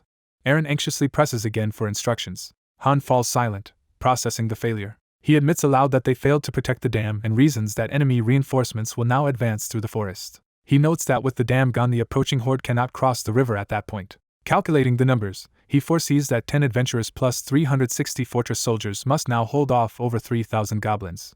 The narration bluntly states that this small force will have to stop more than 3,000 enemies. Eren begins to speak in dismay at what this means. Jenna, near panic, asks Han what they should do now. Han suddenly smiles faintly, surprising his companions. He grips his weapon, silently resolving his next move. Han tells the others they must return to plan a new strategy. The narration questions whether any viable second plan even exists. Han and Eren turn as Yalka calls out to them. Yalka raises a glowing hand, starting to cast a powerful spell. Surrounded by violet energy, she chants and unleashes advanced telekinetic magic. Her magic wraps around the enormous boulder near the river. Han watches wide-eyed, realizing what she intends. She commands the massive stone to move, telekinetically lifting it. Shouting, Yalka hurls the boulder toward the broken dam. The enchanted rock slams into the gap, reinforcing the crossing. The force of her spell wedges the boulder among the stakes, forming a new barrier. From afar, the party sees that the river crossing has been blocked again. Afterward, Han yells at Yalka for hiding such a fundamental spell, while she retorts that telekinesis is basic and she saved the mission. He keeps scolding her for concealing her best skill, and she protests that she thought it too trivial to mention. Han calms down and admits they survived only because of her actions. He says the only task left is to deal with the remaining enemy forces. Jenna suddenly shouts as new enemies appear. They see another wave of goblins charging toward them and fear more reinforcements. A feral goblin leaps at them with murderous intent. Han raises his shield and prepares to counter. He cuts the attacker cleanly in a swift blue arc. While Han and the others fight, Eren grows anxious that promised support still has not arrived. Han worries that he may have misjudged the situation entirely. He wonders if there was never any backup coming for them at all. He orders Yalka to chug her remaining potions and prepare level 2 magic despite her exhaustion. More goblins spring forward to attack the group. Several drop from above, threatening the party as they struggle to defend themselves. Han again shouts Yalka's name, fearing for her life. A goblin drops toward Jenna with claws bared as she looks up. A dark, menacing figure with beast-like heads appears behind the goblins, surprising everyone. Suddenly armored riders strike from above, scattering the enemy ranks. Hoofbeats thunder closer, announcing mounted reinforcements. The goblins stare ahead, startled by the new cavalry. Han exhales in relief at the sight. A lion-masked knight on horseback appears, leading the iron-armored cavalry. Han turns to face the newly arrived troops in disbelief. Goblins surge forward to meet the charge. The Lion Knight proclaims the Iron Lion Cavalry and orders his men to prove their honor. He then commands everyone to charge. Han reacts in shock, recognizing that cavalry reinforcements have truly come.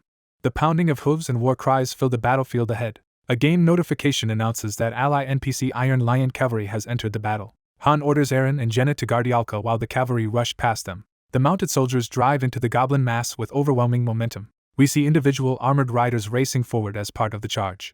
Han observes that about 500 cavalrymen are present. Though still outnumbered, he notes these elite riders are far stronger than the city guards.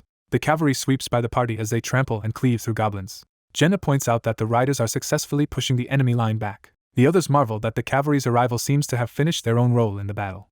Han says he would like to rest, but knows they still have work to do. Looking at the riderless horses, he asks if his companions can ride, stating he can learn immediately. The narration explains the unseen master cannot fight directly but can still affect events. Han requests a skill book for basic horse riding from the system. The interface offers the skill for a cost, and he prepares to purchase it. Narration labels the requested ability simply as horse riding. Han explains this is a non-combat skill from the item shop that he is allowed to learn. A message confirms Han has successfully acquired basic horse riding. He places his foot in a stirrup, mounting a horse with his new skill. Riding alongside his allies, he says he now knows how to ride. Han remarks that their side now has more forces. The cavalry continues to thunder forward in formation. The combined human army advances toward the besieged fortress in the rain. A caption declares that it is time for retaliation. Han notes that goblins massed on the north side are only dangerous if the castle gates fall.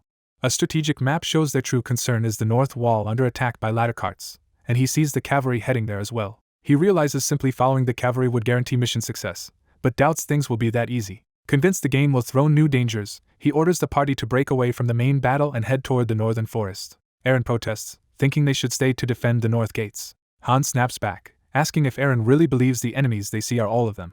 He explains they are leaving the arrow range and moving into the forest to intercept another threat. As they ride, Han notices the rain has suddenly stopped. He mentally comments that the timing of the weather shift is perfect. The party gallops toward the now clear, wind-swept northern woods. Spotting something ahead, Han exclaims that his suspicion was correct. He spies a large hidden force of goblin wolf riders waiting in ambush and plans to block them using Ialka's magic. Elsewhere, gigantic ogres begin marching toward the castle walls. Multiple ogres roar together, signaling a new assault. A system message reveals there are 23 ogres joining the attack. Eren notes that if the wolf riders also engage, the cavalry alone will not hold them off. Han asks about Ialka's remaining mana and she warns her next spell will have weak power. He tells her to prioritize wide coverage instead of strength, intending to ride across the forest while she casts. He orders her to burn the entire northern forest with her magic to stop the ambush. At the walls, goblins continue climbing siege ladders as the battle rages. Inside, Eren furiously hacks down goblins trying to breach the defenses. A goblin grabs him, pulling him off balance. Falling, Eren panics that he is about to die. Han appears and slices through the attacking goblin, saving Eren at the last second. Eren thanks him, but Han brusquely tells him to keep fighting and not get distracted. Han suddenly spots something alarming on the battlefield and reacts in shock. The lion-masked commander roars for his troops to advance. He orders his Iron Lion cavalry to demonstrate their might as they charge. The cavalry slams into the goblin horde, beginning a brutal melee. From the wall, defenders see the reinforcements and celebrate Han's success. A goblin leader bellows furiously as it attacks. Han urges the exhausted defenders to hang on, claiming victory is close, and they respond. Iolda closes her eyes and activates her fire magic. Her spell erupts into a massive inferno. The forest and battlefield are engulfed by towering flames. Burning monsters and hellhounds writhe within the firestorm. Narration explains Iolda must stop using magic or her mana will overflow. The protagonist reflects that the raging fire might consume the whole forest but deems that acceptable. He concludes it is better for the goblin-breeding forest to be completely cleansed by the flames. Narration states that the defensive battle continued afterward. A summary recounts that only 100 soldiers survived on the north wall. Many defenders died before the cavalry arrived. Half the cavalry was lost to ogre ambushes, and they then fought the remaining goblin riders. The protagonist notes that without starting the fire, the cavalry would have been annihilated too. However, a powerful goblin with red goggles appears. One of the lion knights beheads that elite goblin in a single stroke. Narration emphasizes how overwhelmingly skilled the cavalry is. Their superior technique compensates for their inferiority in numbers as they mow down enemies. The battlefield outside the city is left carpeted with goblin corpses. Narration announces the mission's end as the cavalry celebrates and praises the goddess. Han's comrades rejoice that they survived as wounded soldiers rest nearby. From the gate tower, Adis calls out to Han as he returns. Han confirms through the goddess that none of his party died this battle and everyone feels they have grown since the 5th floor. Jenna wonders why they are not going back now that the mission seems finished. Han senses that something is wrong. A glitchy disturbance alarms him. Images of flames and past battles flash before him in distortion. He remembers facing terrifying monsters, ending with the appearance of a cloaked figure. A vision of the lion commander appears like an old recording. The previous Inferno scene replays in noisy, grainy form. Narration notes that despite victory, the system's stage-cleared message has not appeared. He questions why, believing there should be nothing left to do. A blue glitched alert overtakes Han as the world stutters. A system window shows now loading while Han sits on a ghostly horse in a frozen, glitched space. Han panics and yells amid the distortion. A recovering notice appears as spectral lion knights flicker and someone asks what is happening. A server error message declares they have been disconnected. Another notice orders them to please wait as a ghostly woman appears. Time freezes completely around Han and his ally. A mysterious glitch voice tells Han to look behind him. He turns and sees 2 distorted figures in the distance. He identifies one as an unreadable named entity at level 999. Han reacts in terror at this impossible enemy. A memory of the human controlling that monstrosity surfaces. A nightmare grin and teeth fill his recollection. Han realizes this nightmare boss is the same one from before and curses it. He recalls that with his 6-star party he once cleared the 88th floor, ranking 5th in the world. He remembers the mobile game Pick Me Up, Infinite Gacha, which is all about luck and gacha, skills, and battles. He explains the game's heroes auto-fight while he only issues basic commands and they choose skills themselves. Sometimes, he notes, heroes fail to act in battle for unknown reasons. He reflects that if only rank and luck mattered, he never would have progressed so far. He hints that a particular feature made the game truly addictive to him. He recalls that his own skill could compensate for luck as he chose among various dungeons and modes. Back in the present, Han grimly processes the reappearance of that impossible foe. A clearer system window shows the glitched level 999 entity again as Han realizes how abnormal that level is for this game. He repeats his recognition and hatred of the enemy, vowing to confront it. Sweat dripping, he stares at the two figures with growing dread. He sees the level 999 entity standing beside a hooded dark disciple. System tags confirm the pair, the glitched level 999 monster and a dark disciple at level 15. The dark disciple smiles ominously and begins to speak. It promises to wait specifically for Han. Both enemy figures stand amidst flames, ominously present on this floor. The disciples form glitches as if sinking into the burning forest. It disappears completely into the blaze, leaving only the label Dark Disciple. The glitched space collapses as light and pixels rush downward. A restoration complete notice appears and the system reconnects Han and Iolda to the server. Back at the wall, Jenna notices Han's shaken expression and asks what is wrong. Han urgently orders Jenna to retreat into the castle. Jenna is startled by his sudden shout. Han snaps at her to move quickly instead of spacing out. He immediately gallops away from the gate with Iolda on his horse. Eren yells to Han, confused by his sudden actions. Han tells them the battle is not over yet and reveals the existence of a dark disciple. Narration explains that the disciple is a monster type never reported on the lower floors. Its traits begin to manifest as a corpse's hand twitches back to life. A nearby soldier watches in alarm as the body moves. The corpse grotesquely swells with bulbous growths. The reanimated, tumor-covered night monster looms over the terrified soldier. The soldier scrambles away in horror from the grotesque thing. He screams in terror. More dead goblins and beasts rise as similar grotesque living corpses. Eren, witnessing the transformation, shouts in disbelief. Han identifies the mass of reanimated enemies as countless high-level living corpses, and orders his allies to flee back the way they came.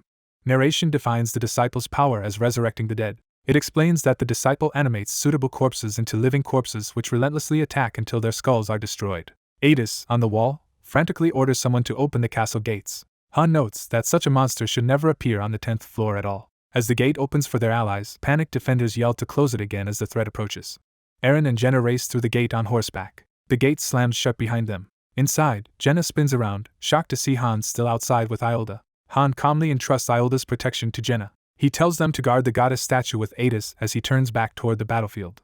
He says locking the gates should be enough and urges them to hold on until he returns. Jenna screams after him in panic. Eren also protests, horrified at the idea of Han facing so many monsters alone. Someone shouts Eren's name, jolting him.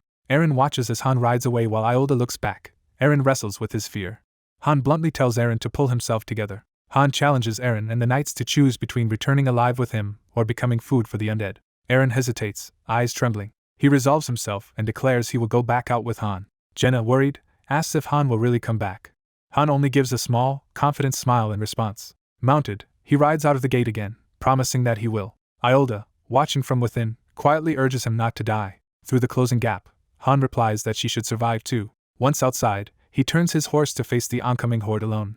He grips his sword, preparing himself mentally for the fight. His eyes blaze with blue light as he activates his combat focus. He charges straight at the massive army of undead beasts and ogres. Seeing the grotesque foes, he judges that while hideous they should be manageable. He dives into them, cutting down living corpses one by one from horseback.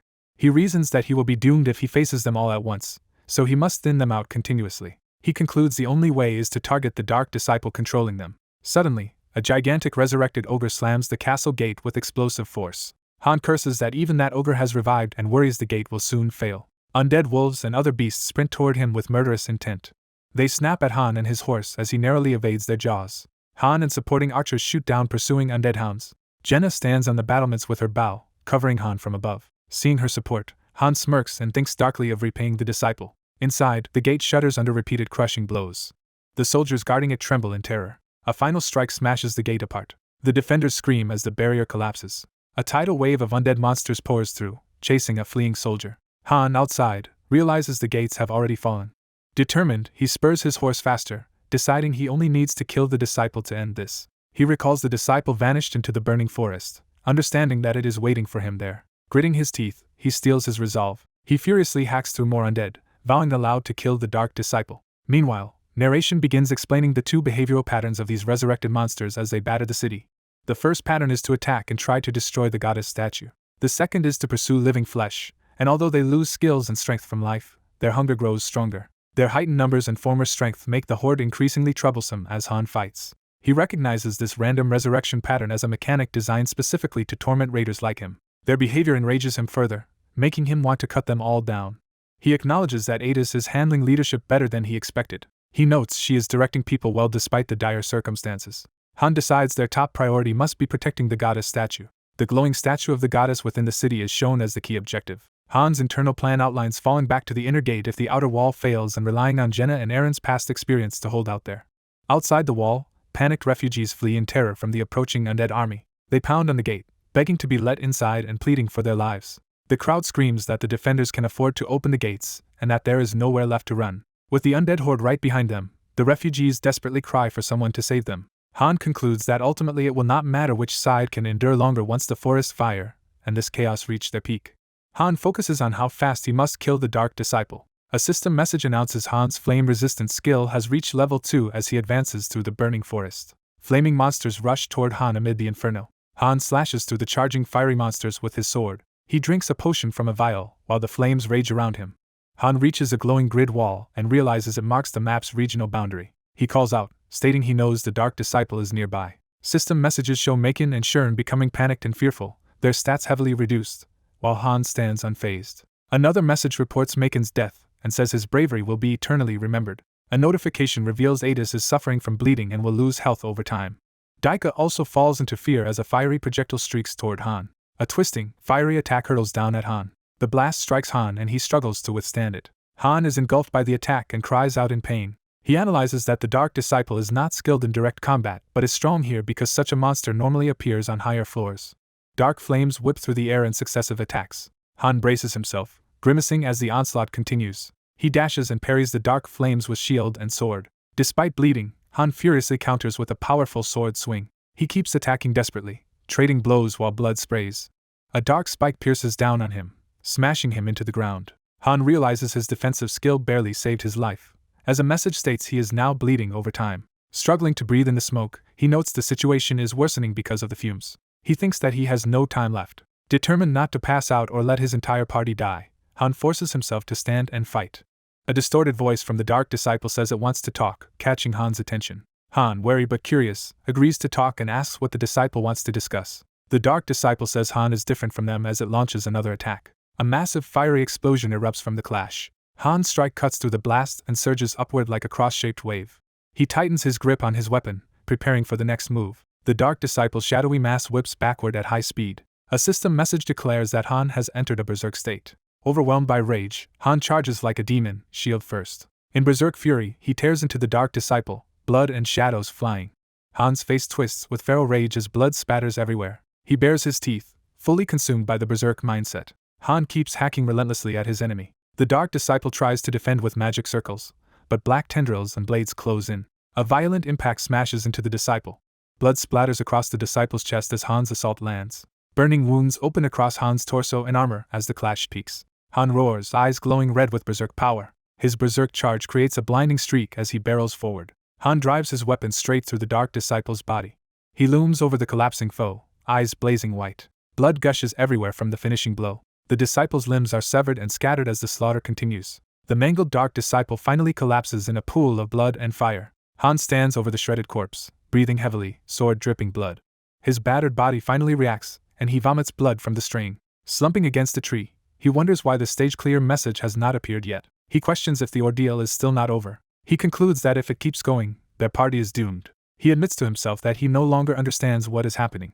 Exhausted and bloodied, he closes his eyes in resignation. Narration notes, he will likely die before the goddess statue falls, as a message confirms Shurn's death in the goddess embrace. Han curses the situation. He reflects bitterly that being dragged into this unknown place only to die like this would be a meaningless death. Barely conscious and leaning on the tree, he begins to nod off. Scenes of Jenna fighting desperately flash by. Aaron is shown battling bloodied enemies. Yalka lies unconscious and wounded. Shern is shown dead among the rubble. Other comrades' mangled corpses highlight the massacre.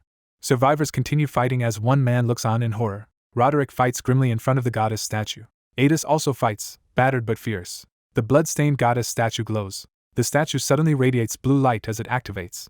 Back at the tree, Han notices something changing as light begins to fall. Blue system fragments descend around him, signaling the stage's conclusion. A message finally announces stage clear and that all surviving party members level up. Another screen lists gold and a basic fire elemental stone among the stage rewards. Han is named MVP of the stage, highlighted as a 1-star hero. System text explains that one of the master's heroes is ready for promotion once promotion stones are gathered. Another message declares that the adventure dungeon has been unlocked for collecting advent stones and rare items. The system congratulates the master on clearing the 10th floor and renames the lobby to Tonia. A party roster card shows Jenna, Han, Eren, Yalka, and Shern, with Shern marked as having died in battle. A second party card shows Usher, Adis, Daika, Roderick, and Macon, with Macon marked as having died. Han lies with eyes closed, beginning to stir. He opens his eyes, returning to consciousness. Morning light fills a small stone room. Lying in bed, Han realizes he is still alive. The outside view shows their base building peacefully lit at night. Inside, Eren sits alone at a table, lost in thought. Jenna approaches and asks Eren what he is so worried about. Han enters, Eren greets him, and Han retorts that Eren's worried expression seems exaggerated. Sitting together, Eren says he has been thinking about why they fight, prompting Han to repeat the question. Eren explains that after Han left, corpses invaded the city and worse events followed. Han internally assumes many NPCs must have died in that attack. He wonders if Eren is simply stressed and says he will head to bed. Han jokes irritably about not wanting to see Eren's gloomy face again tomorrow. Eren smiles and says he will be fine by the next day. Eren leaves, while Han remains seated, quietly drinking. Han's gaze hardens as he thinks about something. An overhead view shows the transformed Tonia lobby as someone marvels at it. A lavish feast of food is prepared on the table. Jenna is astonished by the fancy breakfast, and a maid explains Han requested the best dishes possible. Han eats calmly while Jenna delights in the meal and wishes every day could be like this. Han watches the others with a thoughtful, narrowed gaze. He notes internally that Jenna is behaving normally and Eren seems fine as well. He observes that Yalka also appears to have recovered. Looking at queasy Daika supported by Adis, Han thinks it will take time for Daika's stress to heal. An exterior announcement welcomes the master to the game world Pick Me Up.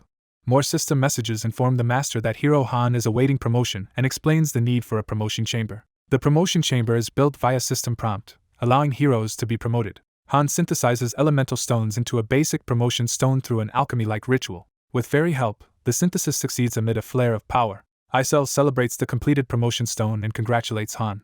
She happily tells Han he is finally advancing beyond 1 star and urges him towards 7-star and tower rating, while he doubts he can go that far. Isel insists he is the one who can do it, noting that if it were easy others like Ceres would have reached 7 stars already. Han recalls that despite his best efforts as a player, he never managed to obtain a 7-star hero, implying there must be a hidden condition. He reflects grimly on this special requirement, while holding the promotion stone. A system notice declares that the promotion process is beginning. Han approaches the newly added promotion chamber building. Looking at the entrance, he understands he will become a 2-star hero upon entering and assumes the internal stairs lead to a higher floor. Text explains that once a hero and materials are placed in the chamber, the promotion happens beyond the master's sight. Han walks into the ritual hall, thinking that the master never sees what truly occurs during promotion. He places the promotion stone on the magic circle pedestal. Standing in the circle, Han initiates the promotion ritual. Runes ignite around him as the magic circle activates. A pillar of light engulfs Han at the center of the blazing circle. His body is overwhelmed by the light and burning sensation. In the glare, he suddenly hears someone gently calling a baby sweetie. Han sees a glitchy vision of a woman cradling an infant and soothing it. Startled, he draws his sword and demands to know who she is. He discovers he cannot get closer, as a barrier stops him from approaching the vision. Watching from a distance, he realizes the baby in her arms is significant. Han asserts that he has no family, and rejects the idea that the baby could be him. He concludes the infant is not himself. He identifies the baby as Han Islet, the one who should be in his place. Confused but determined, Han decides he cannot afford to dwell on this mystery and turns away. Emerging from the chamber, he finds himself in a dark, empty version of the lobby. He notes that this strange place lacks the usual facilities, so it cannot be a normal lobby. A crack of blue light distorts the air in front of him like a portal. Isel appears in chibi form from the distortion, surprising Han. He realizes the being is even smaller than Isel and interprets that it wants him to enter the rift in space and time. Before him a massive door labeled Advent Dungeon, difficulty transcendental, challenges him to prove his power. The system announces that the Advent Dungeon is opening, stunning Han. Red warning messages flash repeatedly. Han is suddenly projected into a distorted battle space, disoriented. A message says Han has fallen into fear with reduced stats, and he panics at the crushing pressure. He braces himself, planting his sword as the environment shakes. The strain distorts his body and vision as he struggles to endure. Another message declares Han has entered berserk state once more. He breaks free from fear, roaring in berserk fury with sword raised. A glitchy voice comments with interest as Han's eyes show one normal and one ominously red. A shadowy, level 999 entity appears and says it has finally met him. Han, now long-haired and armed with an enormous blade, demands to know why that terrifying figure is here. The protagonist confronts the level 999 shadow being he believes summoned him here, restraining his urge to kill it. Seeing the enemy's level is 999, he realizes he has no chance against it. He recalls that this monster annihilated a powerful hero party in under 10 seconds, and taunts it for not attacking him. Angry, he tells the summoner to send him back if it only wants to talk nonsense. The shadow applauds his self-control, noting he would have died early without it. Suffering a sudden headache, he wonders if all hero promotions are this painful. The entity says normal promotions are different, and calls him special. It declares that this strange space is a present prepared especially for him. It reveals the place as a stage built for him, once a glorious top ranker of pick-me-up. Confused, he demands to know the true identity of the person speaking. A glitching feminine figure begins to answer, saying who she is. Cards introduce Party 1, Jenna, Han, Yalka, and Aaron. Cards introduce Party 2, Usher, Adis, Roderick, and Daika. He steadies himself with his sword while looking at the approaching feminine figure. Narration notes that the woman resembles Isel. A mature woman who looks like an older Isel appears, saying she is unsure how to introduce herself. He thinks Isel would look like that when grown and rudely says he already knows she is a villain. She brushes off the insult as harsh and continues unbothered. She asks if he thinks she resembles Isel and clarifies that Isel is modeled after her, not the other way around. She calls Isel nothing but the 100 million plus copy of herself. She comments that this enormous number matches Pick-Me-Up's download count. A business card shows her as a joint CEO of Mobius Company, tying her to the game's creators. When he reacts in disbelief, she explains she uses many names depending on the situation. Sitting casually, she calls his rudeness amusing rather than offensive. He coldly asks if she is the one who dragged him into this world. She tells him not to hate her too much, saying his summoning was unexpected. She claims bringing him here was accidental, insisting it was not deliberate. He threatens to kill her unless she returns him home. She mocks his threat, saying a mere one-star wants to kill her and finds his ambition large. He replies that in time the situation between them will change. She decides that if he might kill her later, she should kill him now. Dark power gathers under her chair as she resolves to eliminate him immediately. Shadowy spears erupt from her darkness toward him. One of the spears pierces his chest, sending blood flying. He looks down at the spear impaled through his torso. The spear stops just short of destroying his heart. Even with his heart touched, he glares without flinching. Amused, she praises his courage despite the spear at his heart. Still standing with the wound, he demands to know what she really wants. He reasons that since she has had many chances to kill him yet summoned him here, she must have another goal. She says she only wants to talk. She introduces herself as a fan of the World Rank 5 Master Loki, saying headquarters always watched his Niflheim runs closely. She claims she came to reveal the truth behind this world. She asks for his opinion on mobile game stories. She remarks that most gacha players ignore story and only care about content. She admits she feels the same and calls Pick-Me-Up's plot cliché. She criticizes the game's weak world building and obscure high-rank masters. She then asks if he can recognize their current location. He says he is not interested, but she insists on explaining anyway. She reveals this ruined city is Nelsa on Taunia's continent, where they once met on the 10th floor. She shows another ruined area, identifying it as Silkia. Another wasteland is revealed as Kaya. More ruins are shown and named Idola. She continues listing devastated regions, Phionia and Madian. She adds Arcadia and Lilgia to the list of destroyed places. She names Halcia, Arantia, and Cisnea as similarly ruined. Finally, she shows Vardia, completing the picture of global destruction. She states these images represent the current state of every region in Tonia. She asks whether he thinks Niflheimer's fate will be any different from these worlds. She explains that every continent in Mobius has ended like this, and over 100 million worlds collapsed around the same time. She says a certain book exists that foretells this world's ending. The book's prophecy is a bad ending in which everything and everyone is destroyed. Its characters want to avoid that fate, and the solution is obvious. A memory of Jenna extending her hand implies the character's wish for salvation. The narration explains they must summon beings from outside the book's world. She tells Loki he must force the story's characters to change the plot, even if it shatters logic, space, and time. She claims higher-dimensional observers like him can alter the story simply by watching, and that is why Pick-Me-Up was created. Loki listens quietly, about to respond. He smirks and says the explanation is far less impressive than he expected. She asks why he thinks she is sharing all this information with him. She says she wants him to cooperate with her. Beginning to propose they save the world together, she is suddenly struck mid-sentence. Loki lunges, dismissing her pitch as nonsense. As she glitches away, she urges him to think it over and answer yes or no later. Loki's eyes crackle with power as he bluntly tells her to disappear. He vents his anger, saying she dragged him into endless suffering and now dares ask for cooperation, vowing never to work with her even if she kills him. She theatrically claims to be hurt by his harsh words while laughing eerily. Narration admits that despite his bravado he cannot defeat her yet. He acknowledges he is only a level 10 1-star and must grow much stronger before killing her, demanding to be sent back. She finds his rejection disappointing, saying she spent much power to summon him. She insists she values him above any other master in pick-me-up, and that higher rankers are inferior to him. She explains this is because he excelled as a master who trusted the bond with his heroes, quoting the game's tutorial message. Loki recognizes the phrase as the line that appears after finishing the tutorial. She says out of 100 million masters he alone truly followed that message. Reality shifts to a fiery digital landscape, transitioning into a new scene. She transports him to Niflheimer's infamous 80th floor stage, reminding him it was a near-impossible mission only 5 masters ever cleared. Narration calls it the floor that gave him the greatest despair. He confirms they are on the 80th floor and asks why she is replaying his successful raid. She tells him simply to watch what she is about to show. She tells him to sit because the ride would be rough. She asks how it feels to witness this battlefield firsthand instead of through a phone screen. The narration labels this stage the first conquest-type floor. It explains that the 80th floor gives no clear goal, relies on random stage selection, and became known among rankers as the Wailing Wall because they all failed. Loki notes that he reacted like other masters at first. He corrects himself, saying he used to think like them before changing. He already knows how to clear this floor and wonders why she insists on replaying his own victory footage.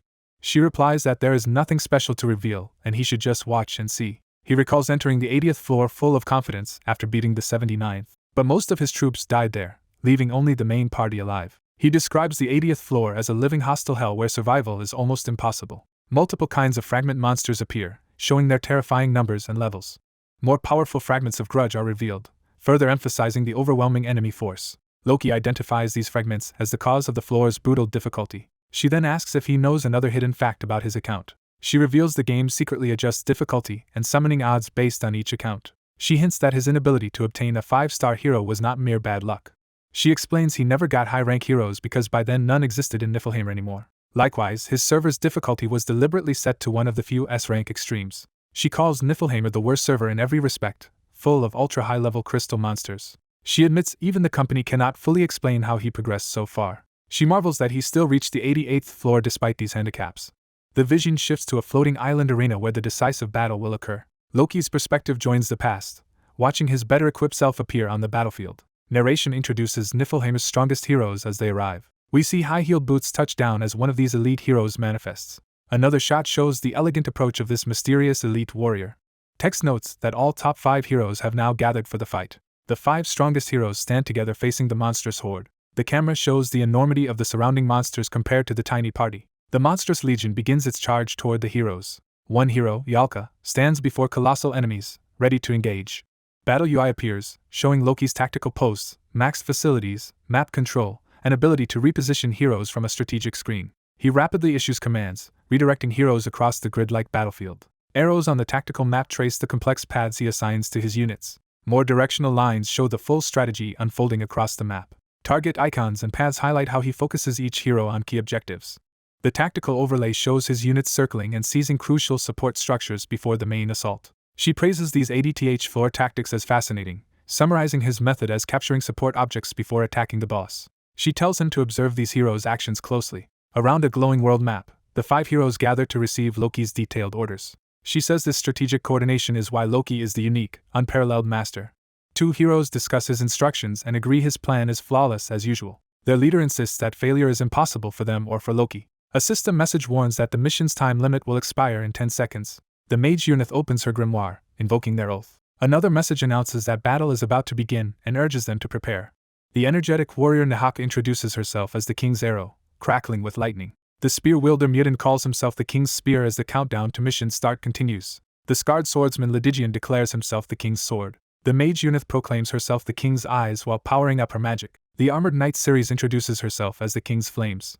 A system message signals the official start of the mission. The monstrous fragments surge forward to attack as the battle commences. Ceres charges and meets one of the titanic beasts head-on in a blazing clash. Her fiery assault explodes among the monsters, annihilating many of them. Watching, the woman comments that these heroes truly pledge their loyalty to Loki. She calls them the server's strongest 6 stars, nearly unbeatable except by 7 stars, and says Loki raised monsters of his own. She adds that their raw strength is less important than how they view their master. She explains that most heroes eventually learn the truth about masters treating them like toys, fall into despair, and lose loyalty. She says Loki was different because he alone truly ruled the lobby through genuine bonds. She concludes by telling him that, in Niflheim, Loki was effectively the king. The woman tells him that Niflheim's heroes are frantically searching for him, knowing he has fallen here. A fairy-like girl reflects that only unusually devoted heroes would search the world for their missing master, unlike heroes from other lobbies. The woman praises his extremely unique yet precise playstyle, admitting she could never devise his strategies. She recalls being surprised that a master would progress without using synthesis. He listens silently, expression hard. She explains that masters usually control their heroes via synthesis. She elaborates that disobedient or useless heroes are normally eliminated, and the fear of this keeps heroes under control. She adds that low-ranked heroes with potential are usually hunted by higher-ranked ones instead of being nurtured. He remembers that he never pulled a 5-star hero. He recalls that Ceres was only a 4-star on his supposedly failed account, which others told him to abandon but he refused. He thinks back to a childhood used to unfairness. He remembers a warm memory of walking in the snow with someone who held his hand. He clarifies that he did use synthesis but tried to minimize it, unlike other masters who used it constantly, which she calls equivalent to not using it. She says in general other masters treated heroes like disposable toys, discarding them when bored. He notes that he never abandoned even low-ranked heroes if they showed potential. He believes a lobby ruled by fear is destined to collapse, while he fostered heroes and workers instead. He states that he rewarded heroes who proved their worth and punished only those truly useless. Back in the present, he asks if this is why she took an interest in him, and she answers that she wanted to meet him in person. She reveals that the heroes he controlled were all humans, and he must have realized this. He replies that his methods only make sense if he already knew they were human. She says that conclusion is exactly what she reached about him. A card of Han Islet appears, showing him as a 1-star hero. The 5 Niflheim heroes are displayed as high-star cards. He recalls how realistic the heroes always seemed, unlike simple programmed characters. Remembering gameplay, he notes each hero reacted differently to the same command, making them feel individual. Even so, he insists he never truly believed they were human, just that treating them as such was efficient. She laughs that this is why she likes him, saying she had wanted to speak with him on Earth. He smiles and says he feels the same about meeting her. Internally he adds that if they had met on Earth, he would have made that place her grave. Walking toward her, he says she has made him resent her deeply and he will never forget it. She mockingly comments on how much displeasure he has given her. He rejects any responsibility for Tonia or Niflheim, saying he is from Earth and will not shoulder others' problems. She teases that his Niflheim heroes would be hurt to hear that, but he says he does not care. He concludes she summoned him for more than just climbing the tower, since the Niflheim team was already thriving. He recalls they advanced with almost no casualties up to the 88th floor and were close to the top, yet declares he will not cooperate with her. He decides she called him for her own purposes and tells her to disappear before his patience ends. She says he has the makings of a savior of Mobius, but all she really wants is for him to reach her floor, and she can tolerate his attitude for that. He pointedly asks if she caused the Dark Disciple to appear on the 10th floor, which she coyly admits she might have. She tells him not to be so angry and promises not to interfere from the 15th floor upward. She adds that Tonia itself will present him with a thrilling welcome even without her meddling. Smiling ominously, she notes Tonia is S-rank difficulty, just like Niflheim. She estimates most masters will quit there, unless they accept her help. She swears on her name that if he climbs to the top of the tower, she will return him to where he came from. She further offers to give him half of her stake in Mobius. She promises that, with that, he would become one of the largest shareholders of a top corporation. He realizes this would make him Mobius's predominant shareholder. He asks if their contract is settled, on the condition that she stays out of his sight. Inwardly, he says he does not trust her promises to send him back. He also does not believe her promise of additional rewards. As she asks why he hates her so much, he thinks that he simply cannot believe anything she says. Before she can finish speaking, he strikes her violently, cutting her off. He concludes that climbing higher will reveal more clues about the tower. He resolves not to rely on someone like her and to return home by his own strength, declaring this as his answer. She laughs off his defiance, saying that spirit is necessary to climb the tower, and she will forgive his rudeness. Her voice promises to show him something. A glowing door begins to open with roaring energy. She announces that this is the true prologue of Pick Me Up. She says she prepared this special beginning just for him as light explodes outward. The light engulfs everything in a blinding flash. The scene shifts to a peaceful, sunlit sky. A narration introduces Tonia, showing people harvesting in tranquil fields. Tonia is described as a place where humans and other races live together. The narration calls it a peaceful and prosperous continent. Suddenly, unknown enemies invade and the map is consumed by flames. The continent is devastated by dark powers and monstrous invaders. The intro explains Pick Me Up is difficult because the master must overturn an already lost war and defy fate. The tutorial voice urges the master to climb the tower to save the world, as an archer girl addresses the master. It promises that many heroes will fight alongside the master. The voice tells the master to trust the bonds with those heroes. It repeats that the world's future is in the master's hands while showing youth's training.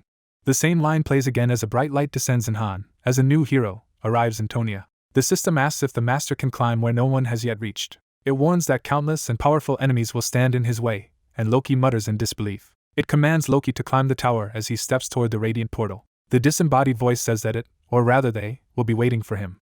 The message concludes that they will be waiting for him at the top. Loki looks back at the portal and bluntly tells the voice to go away, repeating it. A system message congratulates the master for awakening the hero's forgotten memories. Han's card is shown evolving from 1 star to 2 star as his memories return. Back in the promotion chamber, he notes it is over as the system states his level and skill capacity have increased.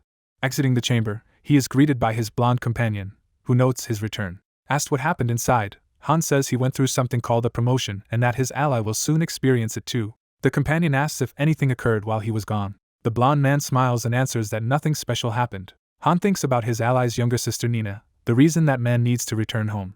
Han reaffirms that his own unchanged goal is to climb the tower and return to Earth, though now in a worse mood. Addressing the unknown enemy behind everything, he vows to make them pay regardless of who they are. He repeats to himself that he will make that person pay. Time skips to the next day. An in-game notice apologizes for a server error that recently affected the Tonia area. The masters on lower floors had suffered disconnections, and a post explained the issue. Han knows the disconnections were caused by the Dark Disciple event, and the company offers generous compensation. Isel cheerfully congratulates Loki on his promotion. Noticing his bad mood, she nervously asks what happened, and he replies that he met her original. She is shocked and asks if he met the Mobius joint CEO. Panicking, she asks how much the CEO revealed, while Loki says he will not complain to her because nothing changes. He simply states that he will keep climbing the tower and needs her help for that. She excitedly reveals a huge 10,000 gold gift card he can use to buy anything. He asks if the gift is really for him, and she insists the master sent it as recognition of his excellence. Han recalls that gifts are meant to reward favored or high-performing heroes. He understands that expensive gifts normally cost gems, but this one is free from the event, and concludes his master must think highly of him. Still, he decides he does not need it, and tells Isel to give it to someone else. The system records that Han has rejected the gift. Isel frantically tries to tempt him by listing all the fun things he could buy, but he remarks that 10,000 gold is not enough for anything worthwhile. When he turns away to go rest, she chases after him, begging him to wait. She uses the card anyway to purchase a warhorse statue. Straining under its weight, she prepares to hand over the large wooden statue. The system announces that the warhorse statue has been gifted to Han and suggests giving presents to increase intimacy. Han stares at the statue in disbelief, asking what it is, while Isel calls it the master's gift. Irritated, Han thinks that if gifts are coming, he would prefer to receive them all at once. The narration notes that other heroes would complain if only one is gifted. The broken remains of the statue lie on the ground as the narrator explains heroes have distinct preferences, and are not pleased by just any reward. Lying in bed, Han thinks that unused items are pointless and muses that even he knows the likes of the top Niflheim heroes, questioning why his master chose a warhorse statue. He wonders what the master is thinking as the view shifts again to Tonia from above. The dungeon entrance called the Crack of Space and Time opens, and he taunts the master about whether they are surprised or just clueless. Leading his party, Han says his low level is not the biggest issue, internal enemies are, and they must clear this quickly. He privately judges the master, thinking this beginner is truly incompetent. The system notes that Ialka's stress is at the maximum from training and 10th floor events. Ialka sighs, believing a proper master should manage heroes better, while asking Han which floor they will tackle next. He answers the 8th or 9th since the 11th is impossible as they are. Han concludes that the master Anyang has no idea how pick-me-up actually works, even as the main dungeon screen for the 11th floor appears. He wonders if the master is suffering from the so-called "I'm so good" disease. The system abruptly informs them they are already on the 11th floor. Another message declares the gates will open in 10 seconds and tells them to prepare. Han realizes with certainty that the master has pushed them straight to the 11th floor. He orders his team to get ready for the 11th floor, surprising them that they are advancing so soon. A narration defines the "I'm so good" disease as masters who let heroes do all the work yet believe in their own skill. As they arrive on floor 11, the heroes think the master should have trained them below, and the screen labels the mission as subjugation with the goal to annihilate enemies. Han thinks the master arrogantly believes he is the skilled one. Han, sweating, internally curses how they are supposed to reach the 100th floor under such a foolish master. His updated 2-star card for Han Islet is shown again. The 11th floor setting shifts to a graveyard at night. Skeletons begin rising from the graves. A swarm of level 11 skeletons appears, 14 in total. Han orders everyone to take positions to deal with the skeletons, planning to think about the master's flaws later. The narration explains the game's difficulty depends heavily on gacha luck. It says good heroes make the game easy while bad ones make it brutal, as Han charges through skeletons. It then asks which case Anyang belongs to while Yalka incinerates the skeletons with fire magic. Yalka's inner monologue recounts that the master synthesized his first 4-star with her and discarded most other heroes, but was not completely unlucky. She recalls he initially played diligently, upgrading facilities, crafting items, and caring for heroes according to her strategy, even as she fights skeletons. She notes that his behavior changed only after they survived the supposedly unwinnable 5th floor. After that miracle clear, he began deviating from the optimal path. She remembers how he wasted money on improper gacha pulls and threw new members into the 10th floor unprepared, among other mistakes. The narration sums up that he keeps mistaking his hero's strength for his own. Despite this, the team clears the stage, earning Han another level and loot. The system names Han as the MVP of the floor. Han checks his leveled up status window, listing his improved stats and skills. That night, the scene shifts to a house in Tonia. Outside, Han calls for Isel, who appears energetically. He notes she always comes when summoned, and she proudly agrees, asking what he needs. Han says there is something he wants to know and confirms, based on what her original told him, that the questions she can answer are limited. Pressured for information, Isel hesitates but agrees to bend the rules. Flustered, she yells that she will answer his questions just this once. Han starts his interrogation by asking Isel for the true name of the woman who made the game. Isel explains that the creator has countless names, one for each of over 100 million worlds, and in this world she is called something specific. Han identifies his original account's guide as being named Tel. He reflects that if she has different names per world, she must have another name in his old account, Niflheim. Han recalls that after climbing to the 10th floor every master's lobby gets a unique name, his being Niflheim, while others had different names. He concludes that if Tel is right, each master is responsible for one separate world among more than 100 million, a number that is still growing. Han moves to his next question and asks Isel what Mobius is. Isel first thinks he means their company Mobius, but Han clarifies he means something else. Startled, Isel realizes what he is referring to. She describes Mobius as a spiral galaxy lined with innumerable worlds. Han connects this to how each account had different missions and non-overlapping heroes, confirming that every master operates in a distinct world. He thinks he has figured out who the mysterious woman behind everything actually is. Han asks if their master Enning is really just an ordinary human, and Isel insists only humans from Earth can be masters. Han clarifies he is asking whether Tel tampered with Enning in some way. Shocked, Isel reacts strongly to the idea of Tel interfering with a master. She tells Han to wait while she goes to check on that possibility. Han resolves to stop worrying about Mobius and these complicated issues for the moment. Lying down, he decides there is no need to figure everything out right away. Time passes quietly as the fire burns in the brazier. Isel returns and assures Han that Enning is a completely normal user, saying she confirmed it with the other seal. She adds that doing anything like altering a master would require extreme risk in many conditions, so it has not happened. The scene shifts to the training yard with wooden dummies under a gloomy sky. Han accepts that no one has interfered with Enning directly. In the training ground, Enning charges in enthusiastically with a spear and shield. Han watches his wild attack and concludes that Enning's reckless play is simply his own failure. Han confirms to himself that his judgment about Enning's poor technique was correct. He diagnoses Enning as suffering from the infamous I'm so good disease, overconfidence born from early success. Han thinks that if this arrogance worsens, it will eventually bring disaster.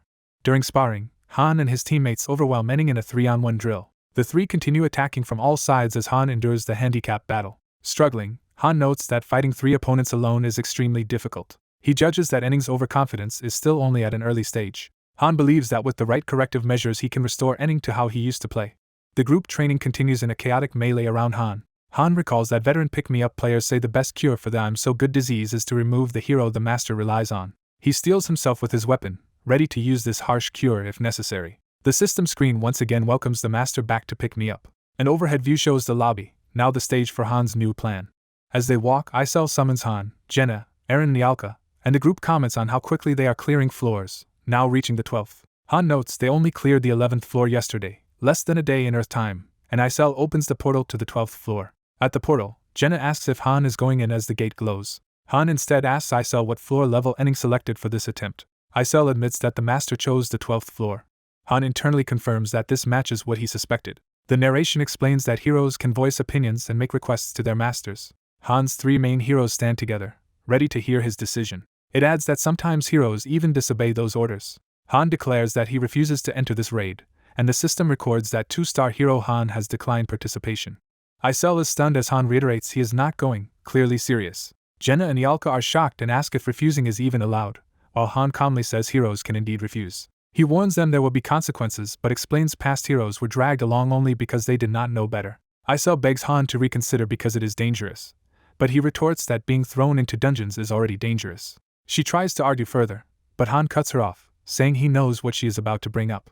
Han thinks about synthesis, noting that while he can refuse dungeons, he cannot refuse being synthesized if Enning gets angry enough. Even so, Han repeats firmly that he will not go. Yalka, worried, asks what will happen to them if he refuses and they must fight without him. Han tells the three it is their choice whether to enter without him and that he will not stop them. Eren clenches his weapon, preparing to decide.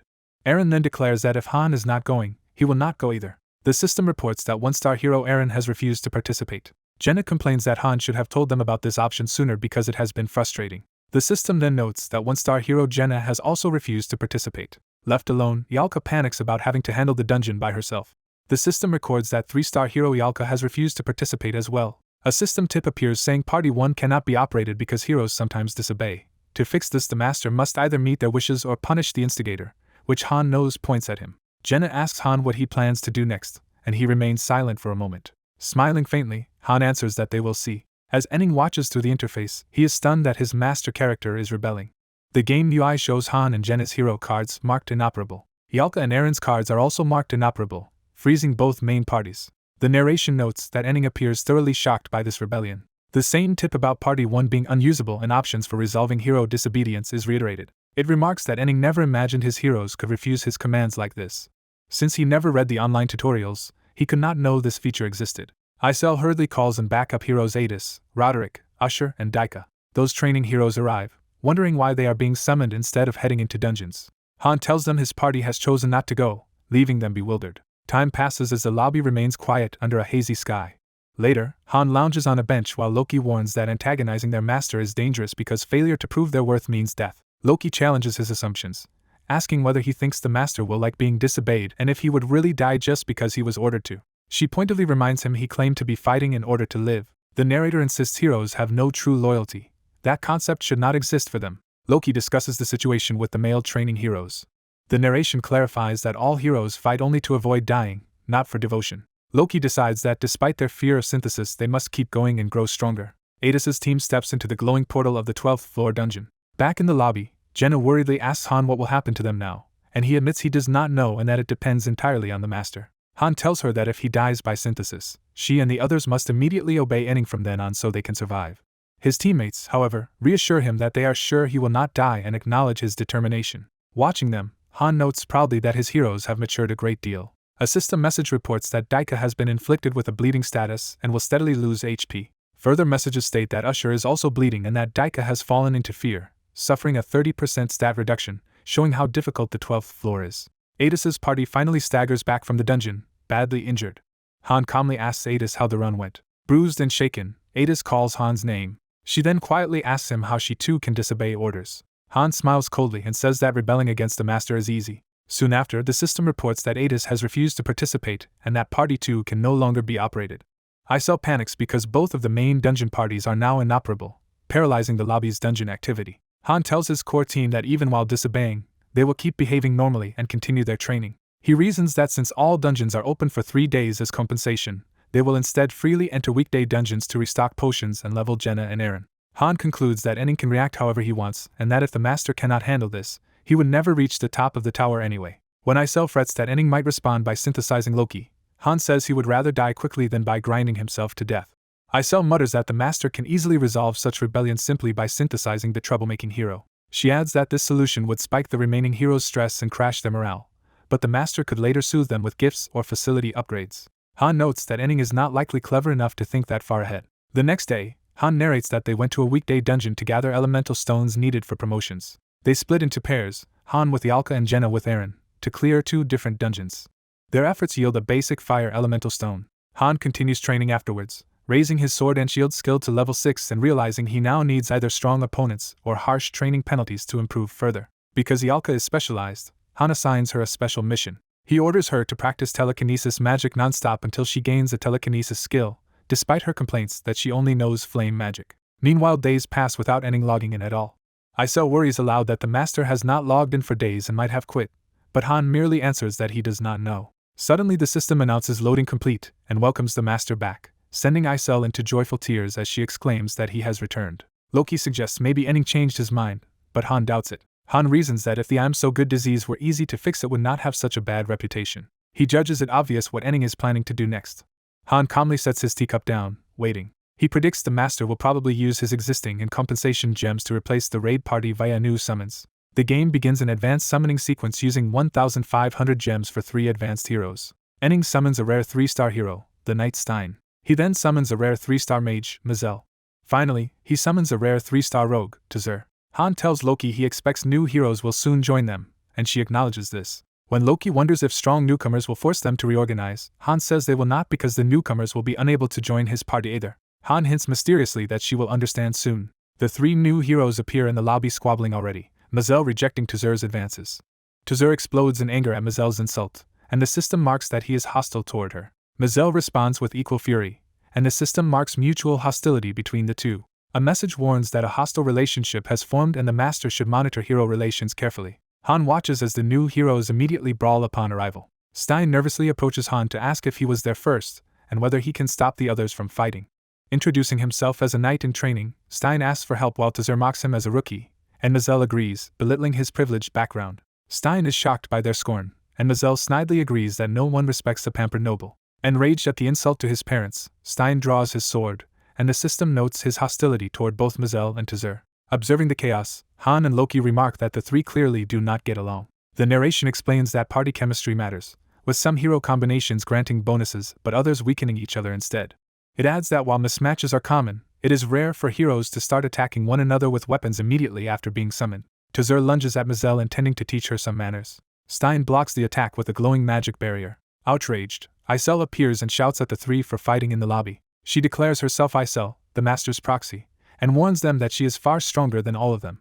Stein, startled, connects her to the word master. Isel orders them not to fight in the lobby and says she will overlook this once, while Mazel demands the master dismiss the other 2 because she cannot work with them. Mazel goes further, saying that if she must form a party, she wants to be paired with Han instead.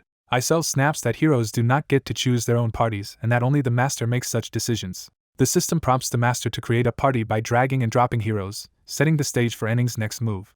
Stein, Mazel, and Tazur are newly assigned to Party 3. A portal called the Crack of Space and Time is being activated. Han tells the black-haired woman he is going to sleep, and she worries about the others. Han coldly states that the departed companions will not return. While Han rests, system alerts report Tazur going berserk and attacking allies. More alerts report Stein bleeding, falling into frenzy, and attacking allies. An alert announces Mazel has also gone berserk and is attacking teammates. Han, annoyed while trying to sleep, sees that Stein has killed an ally. Notifications report Tazur and Mazel dying, Stein falling into despair with huge stat loss, and Han grumbles about the loud alerts before Stein also dies. The system declares Party 3 wiped out and the mission lost. Cards show Stein, Taesai, and Mazel all died in battle. A tiny maid-like fairy bursts into Han's room in distress as he lies in bed. A logout confirmation window asks the master if they really want to log out. The fairy screams goodbye to Loki, terrified he might actually quit. The fairies panic that if the master quits they will vanish and beg Loki for guidance. Loki reminds them the account deletes after 6 months of absence, longer in lobby time, so the master cannot just quit. The panicked fairy laments that without a master the lobby collapses, and she will disappear before she has truly lived. Loki tells her not to overreact since it is uncertain the master will quit. Loki reassures her that the master is not weak-willed and would have quit long ago if he intended to. The fairy tentatively believes him but asks why Loki is so desperate, wondering if failure to climb means death. Loki bluntly confirms that is exactly the case. Shocked, Loki asks if the fairy herself would die. She quietly answers that she would simply cease to exist. Loki is left speechless by the implication. Loki realizes 6 months means he is running out of time. Thinking of Niflheim, Loki decides he cannot delay his plans. Time skips ahead to the next day. The game shop encourages immediate purchases, supporting the master's spending choices. The master selects an expensive gold triple package containing gems and gift cards. A confirmation asks if the App Store purchase should proceed. Loki spars in the training yard while another man watches him. The fairy announces that advanced summoning of new heroes is beginning. The summoning mechanism starts whirring noisily. With a boom, the summoning gate flares open. A notification proclaims that Master NETG has obtained the rare hero Noken, who arrives admiring the place and its women. Another notice declares the rare hero Winard summoned, who comments nonchalantly and thinks about food.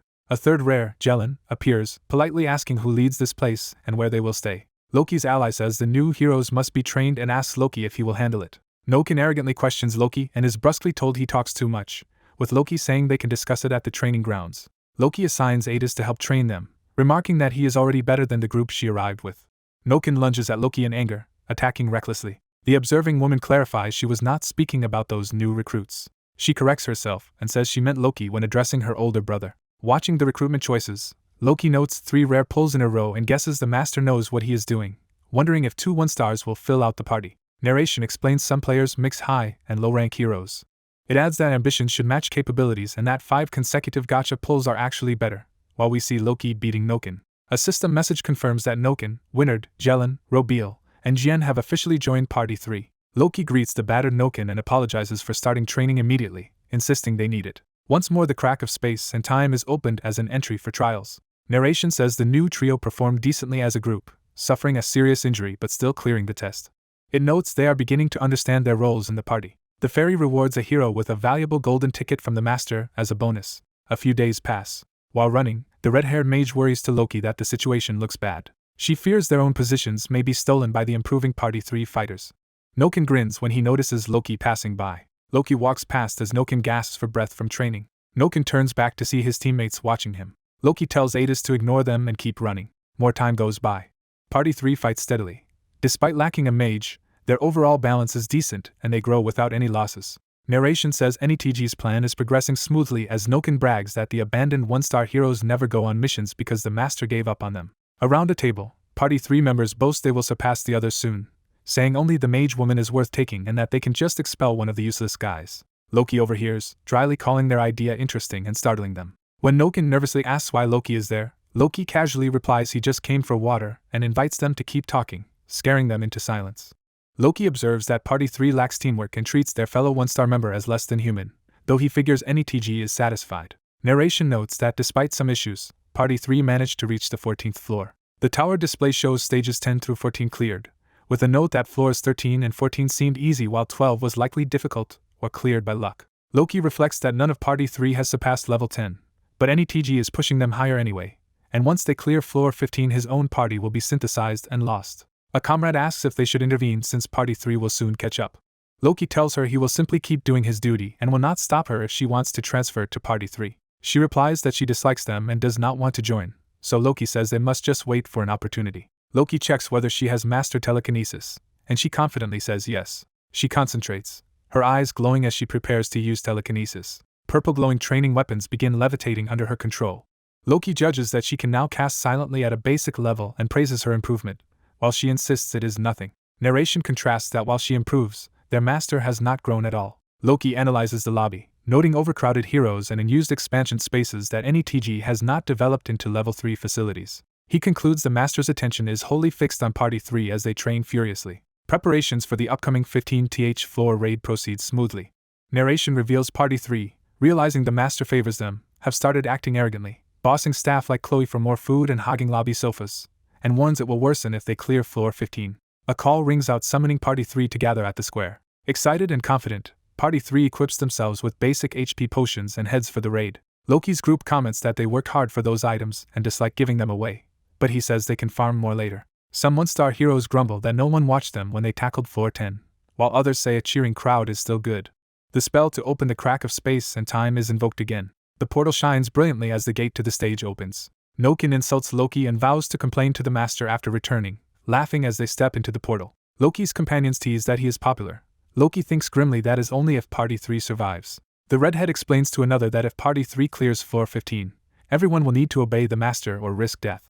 Narration admits Party 3 might realistically succeed on the 15th floor. Loki reflects that sometimes parties meant to die unexpectedly clear a floor. If Party 3 succeeds, NETG's confidence will grow and he may discard Loki's group. So if they return, the others must obey the master and stop resisting. Loki muses that by then he himself will likely have been synthesized away, while Party 3 currently advances toward battle. A narrator wonders whether they will clear the 15th floor, or fail, as Party 3 suddenly appears in a peaceful village-like stage, surprising them. Loki calls the whole attempt a pure gamble. Inside that unknown place, Noken starts to realize something is terribly wrong. Their hero cards display Winard, Noken, Jelen, Robiel, and Jian as the full Party 3 lineup.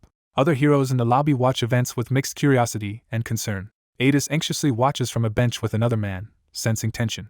More 1-stars look uneasy while Adis's black-haired friend broods. A muscular older hero also watches silently, arms crossed. Loki notes that 5 minutes have passed since Party 3 entered, assuming they are fine because no stat alerts have appeared. Suddenly Loki senses something off. A massive alert announces mission failure and a massacre, listing every Party 3 member as dead and commemorated by the goddess. Another screen shows the sealed portal and declares Party 3 killed and the player a loser, shocking Loki that they died so fast. He reasons that since only 5 minutes passed, the 15th floor must have been a special deadly mission. The lobby begins shaking and Loki and Adis are flung up as something happens externally. A system prompt pops up asking the master if he wants to log out. The fairy freaks out, saying the master just hurled his phone away, which triggers the game's usual farewell sequence.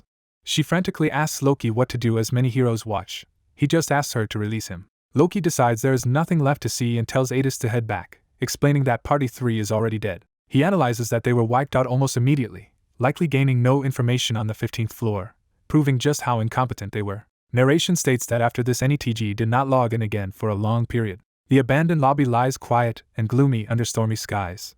Training dummies creak in the wind as someone screams in frustration. Loki vents by striking a dummy and shouting for Loki's fairy partner. The fairy again panics about what to do, but Loki calmly says he is training and tells her to go back to sleep. Loki outlines that they simply need to keep their routine of eating and constant training. The fairy protests that 10 lobby days have passed, the other 1 stars are slacking, and morale is collapsing.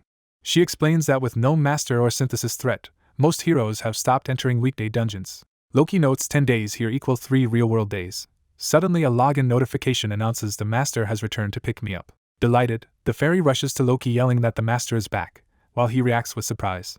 Blinding light signals the master's arrival. The interface confirms a screenshot has been taken of Loki's current appearance and saved.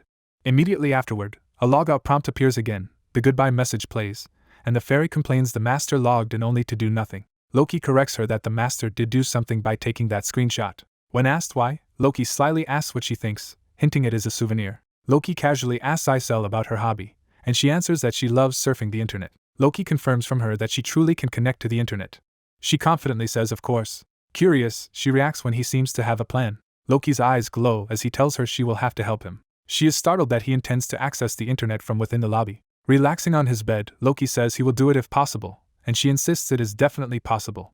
She warns that intervening with another dimension carries penalties, but Loki presses her on why she is hesitating. She explains he must use up leftover intervention points, and that viewing only allows about an hour, while posting or commenting will drastically reduce the time. Loki agrees it sounds troublesome while she admits she hates the constraints and mentions missing the Ragnarloki blog. Nevertheless, Loki says he has to use this ability himself if he can.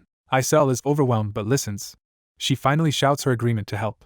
Fired up for Loki's sake, she powers up with intense fairy energy. Channeling her magic, she manifests an ethereal laptop labeled by her fairy power. She struggles to maintain the portal-like laptop while Loki asks if that dramatic pose is really necessary. With Loki urging her to hurry, Isel strains to keep the connection as he starts typing quickly. Loki logs into the Pick Me Up Infinite Gacha official forum. He navigates to the community's job discussion board in search of information. Smirking, he prepares to read and act. On the board he finds a post titled asking for help from a user whose lobby clearly matches theirs. The post shows a screenshot of a lobby identical to Loki's current one, confirming to him that the master is indeed stuck and seeking advice. Loki looks at the character cards, realizes he is literally a game character, and wonders who illustrated them. Online commenters harshly criticize the way the player handled the game and his poor performance. Watching Isel strain herself, Loki notes he has little time before she reaches her limit. Loki hurriedly types, deciding to send the documents stored in his cloud to the player NETNG. He finishes the email with attachments, believing that once NETNG receives it, things will change. Forum users react in shock when famed guide Loki Han appears and tells the struggling player to check his email, while Loki regrets not posting anonymously. Loki thanks the exhausted Isel, saying he has sent everything, and now it depends on how NETNG responds. Isel, collapsed and panting, confirms she sent her play records and other documents to the player. Isel suddenly reacts in shock as something unexpected catches her attention. She excitedly recognizes the legendary guidebook text of the heavens while Loki, confused, asks what that is. Isel gushes about rumors that Loki owns the game's complete hidden tutorial containing all information, asking if he sent that to the player while Loki tells her to back off. Loki clarifies he sent 2 years' worth of play logs and analytical documents that are like a thesis, stunning Isel, who realizes the fabled guide really exists. Loki reflects that his compilation might not cover every aspect of Pick Me Up. He thinks that, incomplete or not, the document contains everything he has devoted to the game. Loki doubts whether NETNG will read the entire multi-volume length analysis, but knows it is long because he never expected anyone to. He muses that if the player does read and truly understand it all, Loki smiles, anticipating that things will become very interesting. He wonders whether the player will be overwhelmed and quit the game, or decide to challenge it anew. On Earth, NETNG loads Pick Me Up again and re-enters the game's main lobby. A throwing knife whirls through the sky, signaling the start of new activity in the lobby. Loki, waiting on a bench, catches the knife and notes that the player has finally logged back in. Isel flies up calling his name as she rushes to him in the lobby. She presents Loki with a warhorse statue, a gift purchased by the player specifically for him. Loki calmly holds out his hand for the statue while Isel complains he might break it again. Examining the gift, Loki remarks that he altered the end of the document before sending it. He added an instruction telling the player to present a warhorse statue multiple times to any favorite hero, and the game confirms Han is pleased and his favorability has risen. Seeing the triggered favorability response, Loki realizes the player really read the entire document. Loki, watched by a giant purple eye, decides he will not accept a casual player as his master, and that the master must reach his own level to guide him to the tower's summit. He concludes that otherwise the master cannot control him, but since the player at least tried to understand the document, there is hope if the master has the will. Approaching his gathered teammates, Loki vows to shape them into the strongest versions of themselves. The system declares that Party 1 is now controllable. A separate group of heroes cards show repeated mission failures, underscoring how poorly Party 1 had been managed before. Isel asks what Loki would have done if the master had not changed after receiving the guide. Loki insists that such a scenario is impossible now. Somewhere, the master asks when he will next be able to influence the game again. Isel explains that further interventions through the internet depend on accumulating special points. Back in the lobby, Loki asks her what exactly an intervention point is. She explains that the Mobius system uses these points to warp rules and cause an effect, and that the more the master plays and climbs floors, the more points accrue. She adds that the purple gems are those intervention points made tangible, jewels that hold creative power. Isel cheerfully elaborates that while virtual currency is powerful, real-world cash has even more weight, and masters who bring cash receive bonus rewards. Loki hears that bringing cash yields only a 1% bonus and thinks that is stingy. Later he peeks around a corner and tells his 4 heroes they are finally going out again after resting too long. The game again notes that Party 1 is operable. Loki leads Jenna, Eren, Yalka, and Adis out, announcing that from now on they will abandon their refusal to fight. The system applauds the master for successfully changing the heroes' attitudes. As they walk, Eren remarks that though he did not care before, he is glad their stance has changed and asks if others are itching for battle, provoking mixed reactions. Under Loki's sharp gaze, Yalka nervously agrees she is eager to fight even though she clearly is not. Eren worries that even if the master is serious, they are still only 4 people and missing a party member, but Loki tells him not to worry. Isel summons Adis from training, informing her that the master wants her to join Party 1 temporarily. Adis arrives and confirms she has also revoked her refusal to fight and asks what the master intends, while Loki hints she will soon see. The system states that Party 2 is also operable. Trusting Loki in the master's decision, Adis agrees to participate. The game announces that Adis has officially joined Party 1. Standing before a glowing rift, Loki opens a portal to the main dungeon and promises Adis she only needs to help until they clear the 15th floor. A notice explains that their current main dungeon challenge is the 8th floor. Loki and his party stand before the dungeon gate as it counts down 10 seconds to open. A brilliant blue portal bursts open, transporting them inside. They arrive on floor 8 with the mission to annihilate all enemies, and Loki says it is time to display the fruits of their training. Goblin mounts charge across the ground, signaling the enemy assault. A horde of level 9 goblin riders rush toward the party. Yalka activates her spell Invert, channeling purple power through her hand. The charging goblins suddenly panic as the battlefield begins to warp. The ground erupts and gravity reverses, flinging goblins and mounts into the air. The distorted terrain smashes goblins as magical forces grind them against the rock. Jenna launches rapid volleys of arrows into the chaotic enemy ranks. Her shots tear through goblins and their wolves, killing multiple foes in a single barrage.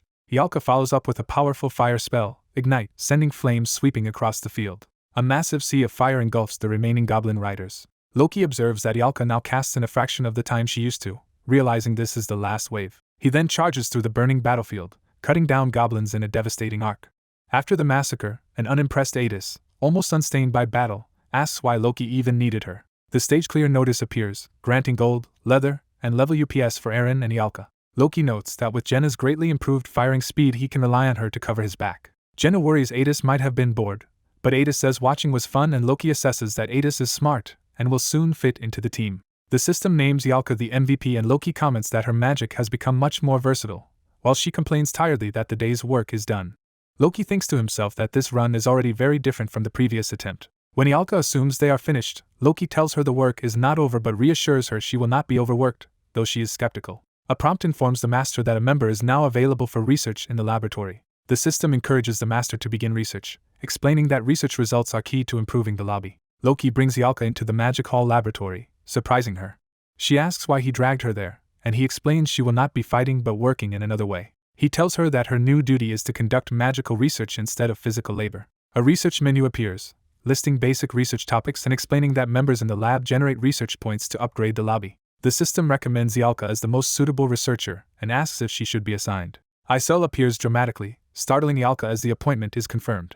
Scolded for being startled, Yalka listens while Isel says she must get used to such sudden apparitions because they are not under her control. Isel indicates Yalka's desk and explains that she must solve magical problems there and deposit her completed work. Looking at familiar academy-level materials, Yalka protests about doing homework, but Isel insists these are the master's orders and warns she will be lectured if she refuses. While Yalka struggles with equations, Loki privately admits he cannot read the arcane text himself. Yalka clutches her aching head, already exhausted by the intensive study. A notification states that 1 research point has been earned at a current speed of 10 per hour, consuming 10 gems each hour. Loki calculates that 10 points per hour is inefficient but understandable since Yalka lacks formal research skills, then adjusts his expectations. He sets her research schedule to 3 hours a day, noting that excessive hours can sour a member's mood. Isel cheerfully informs Yalka she must study for 3 hours daily. Horrified, Yalka yells that the work gives her a headache. The system records that Yalka openly expresses contempt for this arrangement. She rants that the exercises are difficult, and that combined with everything else she feels like a slave, while Loki concedes she does have a heavy workload. Loki considers how to keep Yalka motivated without wasting time and asks Isel to pass another request to the master. The game shows that Han now desires a fur coat and asks the master whether to buy it for him. The master spends gold to purchase the luxurious fur coat as Loki planned. Loki hands Yalka the coat as an upfront reward, promising more if she works well, and though she protests at the bribery, she is clearly thrilled. When Loki threatens to take the coat back if she refuses, Yalka clings to it and quickly agrees to continue researching. Narration notes that NETNG keeps altering the system and routine inside the game. He dispatches teams to weekday dungeons to gather resources more efficiently. He also orders weapons crafted in the equipment center to strengthen his forces. Using these resources, he assembles a brand new Party 3. This third party consists entirely of inexperienced newcomers. Isel reflects that the master's behavior has undeniably changed from before. Loki, watching the changes from the lobby, judges the new management as not bad. Late at night in the lab, Yalka addresses Loki to start a casual conversation. She says she excels at magical theory despite only using fire magic and asks if Loki is interested in learning magic himself. She explains that while teaching alone would be hard, the books in the lab could make it possible and wonders whether he wants to pursue it. Loki notes that as a 2-star hero his current class is still that of a beginner. He thinks ahead to when he reaches 3 stars and can choose a class, planning to fulfill conditions that unlock a hidden class like Mage Swordsman instead of a normal warrior. Deciding that hidden classes are not automatically strong, Loki declines her offer for now, preferring to focus on one discipline, though she tells him to say if he ever changes his mind. He internally teases that she probably asked just so he would help her with research problems. Flustered by the accurate guess, Yalka loudly denies the accusation. Loki concludes from her reaction that his suspicion was correct. She puffs her cheeks in frustration at being so easily read. Changing the topic, she asks about his previous life and he casually lies that he was a farmer, which she scoffs at as unbelievable. Loki bluntly tells her to stop prying and focus on solving her magical problems. Narration reveals Yalka was once the daughter of a prestigious family. That family, however, was destroyed by war, leading her to her current situation. Something she reads or remembers suddenly shocks her, widening her eyes. Loki is likewise startled as a strange phenomenon begins in the lab. A brilliant blue light forms overhead, startling Yalka, who demands to know what it is. Loki calmly states that the event he expected is finally beginning. The system displays the current main lineup of Party 1 with Eren, Han, Jenna, Yalka, and Adis. Research Hero Reaction reaches level 1, signaling an upgrade in the system. Magical sparkles fill the lab as the research completion triggers a new effect. The goddess's blessing descends upon the lobby as blue motes of light rain down. One of the lights enters Yalka's chest, leaving her confused as she feels the new power. The narration explains that research now offers 3 upgrade paths. NETNG spends his points to unlock Hero Reaction Research, choosing it over Dungeon Depth or Lobby Expansion. The change gives Yalka a dizzy, unpleasant sensation and she wonders what is happening. Loki tells her to say stat window, and when she repeats it a little uncertainly, a glowing status panel appears before her, shocking her with its unfamiliar script and numbers. Loki confirms she can see it and explains that the window numerically displays her attributes. Narration states that Party 3 previously died because they never knew their true missions. They could not see any system prompts, so they failed to understand the floor clear conditions. Now, thanks to Hero Reaction Research, such information can be revealed to the heroes themselves. Yalka reads her own stats and list of magical skills, astonished she can finally see strength, intelligence, HP, and abilities. Loki tells her these are indeed her skills and urges her to come so they can show the others. Elsewhere in the lobby, a terrified scream about a ghost interrupts Loki. Eren runs up claiming a strange glowing spirit is chasing him as one of the blue lights follows behind. Loki grabs him from behind and reassures him it is no ghost, though Eren panics and demands to know what it is. The light embeds itself in Eren's chest just like with the Alka. Eren trembles in unexpected bliss as the blessing settles into him. Jenna, already having discovered the command, examines her own status window and explains she copied the phrase after hearing Loki mutter it. Night falls on the lobby building as these systemic changes settle over the base. Around a table, the four heroes discuss what they have learned about levels, stats, and skills, realizing that gaining experience in battle truly makes them stronger in a way even their world's greatest mages could not have imagined. The redhead demands to know how he learned about the mysterious topic, and he calmly says he just stumbled on it. She scoffs at that excuse while another girl notes he arrived in this place before any of them. He claims he simply has a lot of prior experience, which only makes her more suspicious. She decides to drop it, saying everyone has secrets, but admits his earlier advice really helped them. The redhead teases the freckled girl for flattering him, but the girl insists complimenting him is just smart survival. He thinks to himself that if they all survive until the end, as the others chat about having overcome every hurdle so far, he drinks in silence. He resolves internally that if they reach the end alive, he will finally explain everything to them. Smiling faintly over his cup, he seems satisfied with this private decision. He reflects that when that time comes, it will also be the moment he parts ways with them. The next day, Jenna spreads Han's information about stat windows to everyone in the training compound. People experiment with their status screens, but most can see only partial information and many cannot access any window at all. Later, the group gathers in a training yard filled with target dummies, preparing for combat practice. Jenna begins by rapidly firing arrows at Han as part of their drill. Han activates his deflection skill, cutting down and swatting aside every incoming arrow.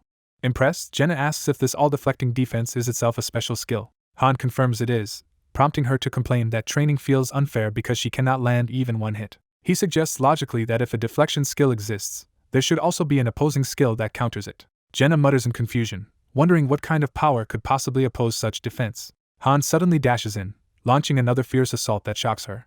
He blitzes past her, swinging with overwhelming speed while she struggles to react. As she is knocked and dragged along the ground, she screams that his training is so intense it feels like he is trying to kill her. Han yells back that as long as he does not one-shot her in this safe lobby, rough training is fine because they must raise the difficulty to level their skills. He urges her to grit her teeth and become more determined during this life-or-death style sparring. Jenna pushes back with desperate attacks but is still overwhelmed by his relentless blows. She notes that their practice has escalated to real weapons with no safety rules now. Han straps on his shield and declares that from now on training will follow a brutal method. He defines that method as fighting until your opponent is driven to the brink of death. The training ground dummies shake under the force of their clashes. Onlookers marvel at Han's prowess, doubting rumors that he was once just a farmer. Watching Han and Jenna's fierce duel, one of them concludes his supposed farming background must be a lie. Jenna is battered around the yard and shouts in disbelief at what kind of insane training this is. Han asks if she is ready to surrender since Eren is still waiting for his turn. He wonders if he must train both of them today. Exhausted but stubborn, Jenna insists on continuing despite her long losing streak, while Eren's own poor record is shown. She steels herself, holding her dagger and bracing for another round. Han charges again at full speed, announcing his renewed assault. Jenna's arrow whizzes close to his eye, testing his reactions. He deflects the projectile with surprise, realizing she has thrown a dagger among her arrows. Jenna readies another shot, fingers poised with newfound precision. Her eye suddenly glows red, signaling the awakening of a special perception ability. A system message reveals Jenna has acquired the skill weakness detection as she fires with enhanced focus. Han blocks but notices something different in her attack and senses this new skill at work. After being knocked back, he exclaims in annoyance and demands to know where she picked up that technique. Jenna laughs that she simply thought it up after he mentioned a skill that could oppose his defense, so she imagined countering him. Han is intrigued that such simple insight let her learn a new skill and orders her to go again. With confident eyes, Jenna warns him that beating her will not be easy now. She begins using tactical volleys, forcing Han to dodge initial arrows so later ones can target his weak spots or serve as feints. Han notes internally that she is now capable of deceiving him with arrows and that her attacks have become much harder to avoid. The system indicates Jenna's basic archery has risen to level 6. Han reacts with shock to how quickly her skills are leveling.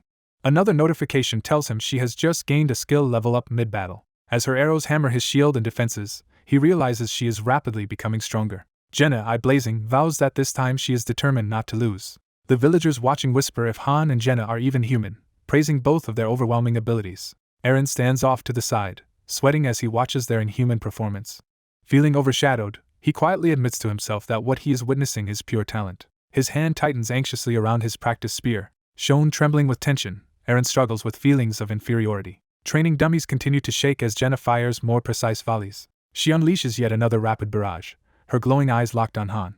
Han blocks but realizes he cannot even close the gap between them under her suppressive fire. Thinking that he should reserve his shield for emergencies, he reminds himself this harsh training is meant to unlock a new skill. He concludes that merely watching the target is not enough and he must perceive more to cope with her arrows. A dense storm of arrows hurtles toward him from multiple angles. He focuses on sensing the intention behind each arrow, visualizing their trajectories and the real killing lines. An arrow nearly grazes his eye, pushing him to the brink and heightening his perception. The system announces that his throw defense and basic swordsmanship have leveled up and that he has awakened a new skill called insight. With eyes shining blue, Han now cuts down the oncoming arrows with refined precision. Jenna looks on in shock as his counterattacks slice through her barrage. Dust explodes around them from the intensity of their clash. Standing over Jenna with sword pointed down, Han casually counts this as his 19th victory while she calls him a monster. Afterward he notes that he has gained several new skills. Jenna and Eren compare their own modest skill lists. Jenna reads her status window aloud, revealing an impressive array of archery, dagger, movement, and perception skills. Flustered, Eren interrupts her long list, while Han explains that the number of skills matters less than how well they synergize with one's level. Han mentally adds that incompatible skills can be harmful, and cites his own berserk and composure as rare exceptions. He evaluates Jenna's 9 compatible skills and concludes she is already top tier in potential. Eren silently watches her, clearly impressed and perhaps a bit awed. Time passes peacefully in the training town within the circular fortress. Han uses elemental stones to start an item combination that can create a basic promotion stone. He confirms the combination, invoking fairy power as the magical circle erupts with light. The attempt fails despite the high success rate, and all the elemental stones are consumed. Sitting with Jenna, Han laments the unlucky failure while she happily remarks that she can now attempt her own promotion as a 2-star candidate. On his next try, the system finally reports that the basic promotion stone has been successfully created. The promotion temple activates and announces that the master's promotion process is beginning. Jenna, holding the stone, recalls everyone's current levels and jokes about hoping not to die before cheerfully heading in for her promotion. Han reflects that his own earlier promotion was unusual because the fairy tale interfered. He quietly watches Jenna go, lost in thought. He reasons that Jenna's promotion vision will likely differ from what he personally experienced. Inside the temple, Jenna's card appears as the system proclaims her memories awakened and her promotion to 2-star complete. She steps back out in her usual dress, walking slowly toward Han. Jenna says she had a strange dream of the forest she once lived in engulfed in flames. Han casually calls it nonsense, and tells her not to worry, waving it off as just a bad dream. Forcing a laugh, Jenna agrees it was an unpleasant but meaningless dream. When he asks if she felt anything else, she mentions only a sense of relief, like a weight was lifted. Han deduces that standard promotions simply restore fragments of a hero's lost memories. He concludes that all heroes currently live in a state of amnesia regarding their past lives. He further predicts that around 4 or 5-star rank they will fully remember how they were summoned here. He also foresees them learning the grim truth of what happened to their original world, shown burning in ruin. Soon after, Eren undergoes his own promotion and successfully becomes a 2-star hero as well. Whatever dream Eren saw, it leaves him far more motivated and aggressive in his spear training. During a later practice session, Eren asks if Han is heading back, but Han replies he still has something left to do. Eren worries that Han is overworking himself, but Han insists he is fine and must keep training harder. Alone again, Han exhales, drenched in sweat from constant practice. He activates his berserk mode, his eye turning feral red as the system acknowledges the transformation. In berserk state, he unleashes wild, devastating sword swings across the yard. Eren watches the display from a distance, stunned by the sheer ferocity. He turns away, shaken yet unable to look completely. Finally, he leaves Han to his brutal solo training. Han evaluates berserk, thinking he did gain power but cannot yet direct it precisely where he wants. He analyzes that berserk and composure cannot currently combine like his compatible sword and shield skills did, since they do not synergize. That night, Yalka approaches the still training Han and comments on how hard he is working so late. She says she wanted to ask something before challenging the 12th floor, noting that his party members were originally ordinary folk like a forest keeper, hunter, and supposed farmer. She hesitantly begins a serious question. Yalka then bluntly asks Han if he has ever killed a person before. Han answers obliquely by asking if she is really questioning how determined his party is after they have already cleared the 12th floor once. She clarifies that she wants to gauge how far they are willing to go simply to stay alive. Han reveals he is alive at the expense of 3 others whose lives were merged into his, implying he has already crossed that line. Yalka replies that he should already know the answer about whether he can kill. She affirms his implication, saying that by wiping out the pulverizing wolves mercenaries he has effectively killed people before. Han retorts that whatever appears in a stage is just a monster to be eliminated, denying any moral distinction. Yalka argues that such thinking cannot apply to his own party, but he coldly says that if they truly were just monsters he would simply replace them. He finishes by insisting he understands his comrades well enough, and she does not need to worry. Elsewhere, the entrance to the next dungeon opens as a blinding rift in space-time. The party gathers at the main door. Jenna wonders if they will revisit the 11th floor, but Han predicts it will be the 12th. The system confirms the current challenge is floor 12 and warns that the doors will open in 10 seconds. Standing at the threshold, Han tells Jenna to focus on her role regardless of what happens, and she agrees. He curtly adds that if she understands, she must perform even better. With a flash of blue light, the party is transported to the new stage. They materialize on floor 12, where the mission objective is announced as subjugation with orders to annihilate all enemies. Seeing the burning town, Jenna shouts that the stage is a subjugation mission and demands to know where their foes are. As she looks around warily, something unexpected catches her eye. Her expression shifts to alarm as recognition dawns. A close-up of her eye shows fear and sweat as she realizes what she is seeing. Someone yells for them to stop, cutting through the chaos. A squad of armored human soldiers rushes forward, ordering the party to drop their weapons and identify themselves. Jenna stares in shock, unable to comprehend the situation. She stammers that the approaching figures are not monsters at all but human soldiers. Yalka's face darkens, sensing something very wrong about this stage. Cards display the current lineup of heroes, showing Han, Jenna, Eren, Yalka, and Adis with their star ranks. Jenna again voices her disbelief, repeating her stunned reaction. The scene re-emphasizes her realization that real human soldiers stand before them. Han's face hardens as he prepares himself mentally for what may come. The rest of the party instinctively falls into combat stances, torn between fear and duty. Eren panics and shouts to Han that these opponents are not monsters but actual humans. Han indifferently asks if Eren plans not to fight, while Eren insists they should talk first instead of attacking. Yalka agrees with Eren, hoping they can get information and possibly avoid a battle. Han struggles with the idea of not fighting, mumbling that they should avoid needless killing. Jenna, still shaken, asks what he himself intends to do. Han analyzes that unlike NPCs, these soldiers can truly perceive them, confirming they are different. Concluding that anyone who can see them inside a stage counts as an enemy, he orders Eren to raise his weapon and prepare to fight. Han draws his sword and begins to confront the group. He coldly asks the others if they really think they can stop him. Han silently glares with deadly resolve. Yalka and Han stare at each other, both tense and sweating. Jenna looks shocked and anxious about Han's hostility. Eren is frightened and conflicted by Han's attitude. Han narrows his eyes, reconsidering his next move. He exhales, calming himself. Yalka tells the others they can choose for themselves. Eren thanks her and volunteers to negotiate with the soldiers. Eren walks out alone toward the armed soldiers blocking the street. He introduces himself loudly and asks to talk with them. The captain shouts back that they also want answers, having been summoned here suddenly. Eren invites them closer while the captain urges him to come to them instead. Eren agrees to approach, and the captain insists he lay down his weapon first, citing his nervous comrades. Eren assures them his party does not want to fight and only wants to go home. He sets his spear down to show good faith. Han grabs Eren, scolding him for obeying so easily, and orders the soldiers to approach unarmed instead. The captain protests that only they are being asked to disarm, calling it unfair. The soldiers confer nervously about what to do. The captain agrees to send 3 men and has their spears dropped. Approaching unarmed, he asks Han's side to follow suit. Han tosses his sword and shield aside, asking if that satisfies them. The captain accepts and starts walking over to talk. Eren begins to say something else, still uneasy. The captain admits he constantly hears a voice in his head that he cannot silence. He says the voice is speaking to him even now. Han, intrigued, asks what the voice is telling him. A close-up of the captain's corrupted brain hints that the voice is urging him. The captain suddenly charges forward with murderous intent. The voice commands him to kill the party, twisting his face into madness. More soldiers' eyes turn red as they also rush in to attack. Han recalls seeing this phenomenon before when he was a master. He remembers that heroes who hesitated against such foes always died. Acting decisively, Han guns down a charging soldier. Jenna gasps in shock at the sudden violence. Han continues his swift assault, moving through their ranks. One enemy is struck brutally and collapses. Han concludes that compromise is impossible with these enemies. He resolves to kill any opponent, no matter who they are. Another corrupted soldier aims a crossbow at them. He is immediately taken out by a well-placed shot. Adis joins the fight, ready to cut down more foes. Several fallen soldiers lie dead on the ground. Eren calls out to Han, disturbed by the brutality. Han tells him this situation is kill or be killed and questions if he still wants to negotiate. Eren and Han share a tense look, Eren wrestling with his conscience.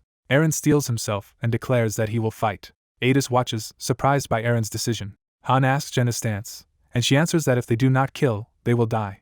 Jenna says she was prepared for this as her eye ability activates. She fires arrows that pierce the corrupted soldiers. Yalka unleashes powerful flames, announcing she is ready. Adis remarks she had worried needlessly about the party. Han insists he already knew they would manage. Han reflects that it does not matter whether the enemy is monster or human.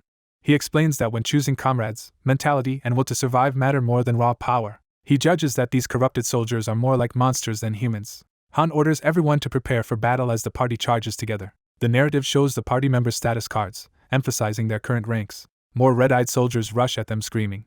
Adis shouts that the enemies are abnormal, and Han replies that he can clearly tell. The whole party coordinates an attack, flames and arrows flying as Han strikes at close range. Han calls to Yalka to ready her magic. Eren also moves, understanding the urgency. Yalka casts a massive fire spell that engulfs the enemy ranks. Jenna fires through the inferno to finish off survivors. The party cuts down more corrupted foes amid the flames. Han clashes with a charging spearwoman inside the blaze. He kills her easily, dismissing her as weak. Han notes that while the enemy's equipment is good, their formation and discipline are poor. He stands calm among the burning battlefield. A wounded soldier suddenly begs for mercy, claiming he has a family to return to. Han questions how that man could possibly return now. The soldier's eye is shown in close-up, revealing lingering corruption. Realizing something terrifying, the soldier panics at what he sees in Han. He is violently finished off, his transformation collapsing. The corpse falls, black blood spilling out. Yalka and Adis conclude the soldiers were heavily brainwashed, more thoroughly than any case Adis has seen before. Adis confirms that these are the same people she had already killed once on a previous floor. Han observes the strange black blood seeping from a corpse. He remembers another woman with identical black blood and notes the similarity. He decides there is still too little evidence to draw conclusions. A system message announces stage clear, rewards gained, and that Jenna and Adis leveled up. Another message awards Han the MVP title for this stage. Returning to the lobby, Han tells the party to get used to this, resolving to do so himself. When asked if he means getting used to killing humans, he answers yes, insisting there is no difference from monsters. Narration explains that human-form monsters continued to appear on floors 14 and 15, with different gear and formations. The only constant was that all of them were hostile to the party. The narration admits this hostility is a relief, since it removes moral hesitation. Because of that, the party can now kill such enemies without delay. However, fighting human-like monsters raises their stress faster, so the system lets them rest once a day after battles. After several days of grinding, the party levels up enough to attempt the 15th floor. The equipment workshop is unlocked, and Han gains a leather pouch that lets him carry more items. Han equips himself with basic HP potions. Enid warns him not to drop the potion because it is costly. She fumbles and the potion slips from her hands. The potion shatters, and the system notes items can randomly break in possession. Han points out she said it was expensive, while Enid blames her overwork. She hurriedly finishes distributing potions to the rest of the party. Enid then orders everyone to obey Han if they want to survive, while he wonders what she is plotting. Han stands before the glowing gate, ready to challenge the 15th floor of the main dungeon. He admits he does not know the exact mission but believes they can succeed if they follow their usual methods. Checking his stats, Han notes he is as strong as an advanced 3-star and has been fighting non-stop for 2 months. The system offers a recording feature so he can rewatch challenges, and he considers it a useful investment. After purchasing it, he gains the ability to review battle records to improve his decisions. Han gathers the team and explains there are 2 special traits to this mission. He reminds them of the lethal goddess statue condition on the 10th floor and says the 15th has a similar rule. He recounts how Party 3 entered this floor and all died in under 5 minutes without understanding the mission. Therefore, once inside they must first determine the mission's true objective and avoid failing it. Han estimates they will have only about 15 minutes before failure, based on Party 3's demise. He clarifies that doing nothing will automatically fail the mission and kill them all. Time flows differently between lobby and stage, so in practice the mission is extremely time-limited. The system announces the 15th floor is opening, and Han orders them to gather until within 3 minutes of entry. A flash of light signals the party's transfer to the new stage. Han's eyes focus as they emerge from the warp. The new floor reveals a bright blue sky. A medieval-style city appears beneath that sky. Normal townsfolk go about their daily business in the streets. The party's feet touch down amidst the city crowd. Their sudden arrival startles nearby civilians. Han realizes this stage is also set in a city. He notes that the townspeople ignore them, deducing they are NPC-like constructs. Han observes that the place is peaceful, unlike the war-torn 10th floor. The system reveals the mission type for floor 15 is guarding and that they must protect a specific person. Han is alarmed as he understands the implication. He realizes the mission requires them to find and protect one individual hidden somewhere in the huge crowd. Their card portraits reappear, reaffirming the party composition for this new challenge. Han reasons that Party 3 likely panicked here, not knowing the mission or who the enemy was. He concludes that they either died attacking civilians or failed when their ward was killed. Han tells his party they must quickly locate the person they are meant to protect before that fate repeats. Jenna worries that there are only civilians visible and no obvious monsters to target. Han asks if anyone knows this city, and Ada says she has visited it as a merchant. She identifies the place as Adilth, a major trading city with many interlinked roads. Han confirms it lies in Tonia and asks about notable landmarks. Adis explains there is a central temple dedicated to the goddess. She names it the famous White Silver Hall, one of the greatest temples outside the Holy City. Eren guesses the crowd is heading there for some event. Han decides he and Adis will go to the temple together, asking her to back him up. Adis dashes off acrobatically, leaping across rooftops toward the temple. Her feet land lightly as she uses the high ground to scout. From above, she surveys the vast cityscape and the temple's position. Crowds gather at the grand temple entrance. Armored temple guards stand watch at the gate as people stream inside. One guard notices something unusual. Han approaches the gate, and a guard begins to tell him he cannot enter. Han responds by suddenly smashing the guard with a powerful attack. The second guard recoils in horror as his comrade is brutally struck. Han follows up by bashing the second guard with his shield. Eren shouts after Han in shock as Han continues his assault. Han pins a guard against the cracked wall and demands if he understands the situation. The protagonist realizes that certain people in the area are able to see their group. He concludes that those who can see them are enemies. He recalls that the cavalry and soldiers on the 10th floor previously could not see them. From the fact that these knights can see them, he deduces they are not ordinary NPCs. His companion wonders if the knights might still be normal, while Yalka says it is possible and assures she only incapacitated them. The group arrives at a huge, crowded plaza before a building called the White Silver Hall. An elderly priestly figure walks along a high balcony inside the temple complex. The old priest steps out before a tall stained glass window, preparing to address the crowd. His eyes open seriously as he looks out over the people. Citizens fill the square, watching and murmuring. The old priest clears his throat and plants his staff on the floor. Using magic that spirals outward, he orders everyone to be quiet. Yalka recognizes the magic swirling through the air as something significant. The guards announce that the sun's successor is about to appear and order the crowd to behave, while the party decides to enter the temple using the magic amplification as cover. The protagonist reasons that an event staged this way means the person they must protect is the event's main character, but temple guards block their entry. He threatens the guards with death if they do not move, startling them. A knight, shocked, demands to know if they are heretics. The protagonist mockingly repeats the word heretic. He then kicks and shatters the temple's angelic statue. The sacred statue crashes to the ground in pieces. Smirking, he asks if destroying that statue is what makes someone a heretic. Outraged, the knights call him insane, order his death, and a system warning reveals many human soldiers and an unidentified enemy. Yalka calls him bold while he calmly acknowledges being a heretic. As they advance, he asks if his companions believe in this religion. They answer no, saying they trust only themselves and him. He tells the group they will cut through the charging temple soldiers because their target is probably inside the temple. He orders Eren to charge with him and break through the lines. He slashes through an enemy with a blazing attack. Knights are cut down violently in the clash. He follows up with more brutal strikes. Another soldier is bisected by his sword. A heavy axe swing comes at him as the melee continues. One knight launches a powerful, glowing downward attack. The protagonist counters with his shield and yells for his allies to keep running instead of fighting everyone. The temple commander shrieks for his men to stop the invaders and protect the temple. The protagonist reminds his allies they lack time while slicing down more soldiers. He reasons that their target is hiding somewhere in the temple and that the surrounding enemies will probably die soon regardless. He notes they only have a few minutes left to find the target. He warns that if they fail to find the person in time, they will all die. He bursts into a grand inner hall, aware of the looming deadline. A mission notice states that on floor 15 their objective is to guard a specific individual. Cards display the party members: Han Islet, Eren Delcut, Jenna Sirai, Yalka Rivelstrasher, and Adis Callan. Han shouts to Yalka to act, and she responds, unleashing magic. Her purple magic begins lifting and twisting wooden pews. The pews slam together in a swirling barrier or strike. Inside the temple, a young cleric demands to know who they are. The priest near the altar is shocked, asking how the intruders entered. Han checks the system window, sees no change, and concludes this man is not their mission target. He realizes that the side hallways likely lead to where they need to go. Knights race after them through the corridor, shouting. Han orders his team to clear the right path while he goes left, planning to reunite later.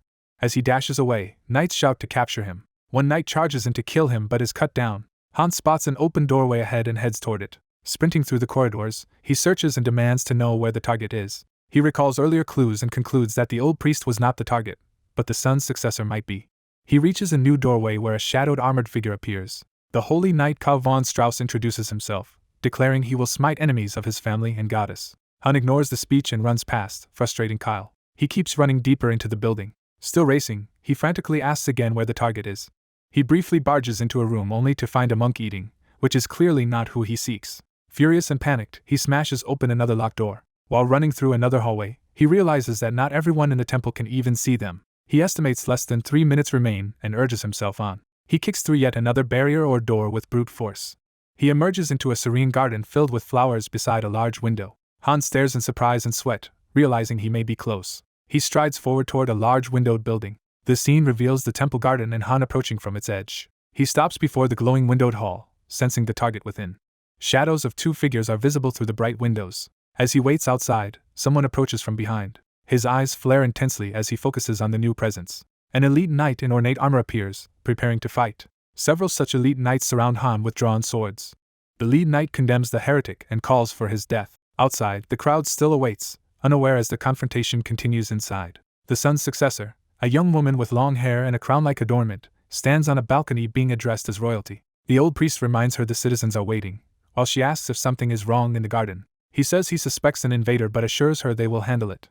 Back in the garden, Han blocks a massive glowing slash from the elite knight. The force of the blow cuts his face, drawing blood. Blood splatters over the garden flowers from the ongoing battle. Han fights multiple knights at once amid the blooms. He notes these knights are far stronger than the soldiers he faced earlier. An immense blow crashes against his shield as he defends. One gruesome strike explodes a knight's head. Another panel emphasizes the ferocity of the armored foes. Han counters with brutal kicks and sword strikes. He swings again, maintaining relentless offense. A sweeping slash decapitates another opponent. He blocks a powerful overhead blow from the elite knight. The duel continues with intense exchanges of sword and shield. Han severs an enemy's leg in mid-attack. He then drives his sword through another knight's face. Bloody but relentless, he keeps advancing on the remaining knight. Explosions of impact show the ferocity of the clash. The armored opponent unleashes a barrage of attacks. Han responds with his own furious flurry. He finally lands a decisive, shield-back strike on the elite knight. Han's silhouette turns ominous as his eyes blaze and energy flares from his body. Empowered, he charges like a dark blur. His boosted attack overwhelms the knight with a flurry of blows. The knight's armor shatters apart. Han stands in the aftermath, still bristling with power. He swings another huge arc of blue energy. That slash carves through multiple enemies and sprays blood. Meanwhile, on the balcony, the sun's successor thanks the priest for this opportunity and vows not to forget it. At that moment, Han's foot steps onto the balcony where she stands. The old priest turns sharply, sensing the new presence. Han appears in the doorway, bloodied, as the priest recognizes him as the invader. The priest is shocked that Han managed to get past all the guards. He grips the orb in his staff, preparing another spell. Han reacts in alarm, realizing something is about to happen. The priest, enraged, unleashes a deadly crimson spell while shouting for Han to die. The sun's successor realizes the priest is not aiming at Han. She sees that the deadly spell is actually being directed at her. The narrative reminds us of the party lineup, highlighting who must protect whom. Han dashes forward with another empowered slash. The priest turns in fear as Han closes in. Han cuts through the priest with a blood-spraying strike. Even while fatally wounded, the priest's staff continues to discharge the red magic. The unleashed spell shoots outward and detonates part of the building, alarming the crowd below. Panicked citizens in the square start to flee as debris falls. Han realizes the priest had never targeted him at all. Seeing the stunned sun's successor, he recognizes that she is the one they were meant to protect. When she asks who he is, he coldly replies that she does not need to know. Off-panel, she asks if he is an assassin. She desperately asks if he has come to kill her. Before he can answer, the girl is grabbed roughly from behind. Han blocks a sudden rain of arrows, shielding her. The deflected arrows clatter to the ground. Terrified, she asks what is happening while Han orders her to stay down. He notices hooded assassins approaching along the elevated walkways. One assassin rushes forward with clawed weapons drawn. Dark, magic-laced blades extend as the assassin attacks. The sun's successor cowers as the blades close in. Han dives in front of her, raising his shield to block the strike. He realizes the attackers are using poison daggers. Watching their movements, he confirms the assassins are clearly aiming for her. A projectile assassin is suddenly shot through the head. The sniper is revealed to be Adis, positioned on a distant rooftop. Han charges another assassin across the balcony. He brutally kills one attacker at close range. Another assassin lunges down at him as the fight continues. Han knocks away a spinning bladed weapon. He counters with a powerful strike at close quarters. He finishes an assassin and moves to cover the girl as blood and magic swirl. Adis arrives beside Han, complaining about the high walls and mentioning it took time to climb up. She reports that she eliminated 2 more assassins and, seeing the frightened girl, asks who the kid is while noting that the child looks familiar. The white-haired girl confronts the intruder, demanding to know who he is and warning that people like him are not allowed here. As she tries to order him to leave, something suddenly strikes and she cries out in pain. The man calmly tells her that if they act she will die, leaving her confused and scared. A black armored figure on a tower orders them to follow if they want to live, otherwise die here. Han and Adis ask the girl for her decision while blocking the doorway. Shocked and trembling, the girl considers their ultimatum. She reluctantly agrees to go with them. Again, Notice declares the mission a success and announces that special NPC Friasis Al Lagner has joined the party. Another message announces that the mission objective has been changed. The new objective is to escape the city together with Friasis Al Lagner. Han notes it has become an escape mission and expected the mission would not end so easily. He readies his crossbow and tells Adis to prepare to descend the tower. With glowing eyes, Han vows to hold off the enemies. Elsewhere, Jenna warns that there is no time and that soldiers are assembling below. Han tells everyone to memorize Friasis' face since she is the person they must protect, and she angrily insists she is not a child while he notes she hates being called that.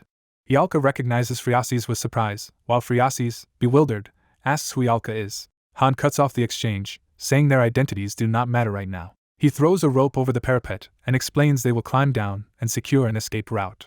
Ada says she already found a way out, describing a complex path with few soldiers on the left. Han decides they will go that way. Han assigns the descent order and instructs Ialka to create a wall of fire, while Eren and Adis go first to stop interference. Ialka unleashes a massive wall of flames, causing the soldiers below to shout about the mage and target her. Amid the blaze, Adis declares she will descend first. Eren climbs down the rope through the burning light. Han says he is next and calls Friasis to him, making clear she must go with him. Holding Friasis in his arms as they slide down the rope, Han tells her to cling tightly and not let go. Arrows fly through the fire and narrowly miss Friasis as she continues to hold on. She squeezes her eyes shut and buries her face against Han for safety. They land at the bottom amid the flames and Han curtly tells her to get off him. Ialka finishes her descent as Han and Friasis watch from below. On the ground, Eren charges forward with his spear wreathed in fire. Eren shouts in effort as he attacks. He is suddenly struck in the side by a poisoned dagger and looks down in shock at the bleeding wound. His eye widens in horror as he realizes what has happened. Armored soldiers advance through the flames toward them. A system message reports that Eren has been inflicted with bleeding and will steadily lose HP.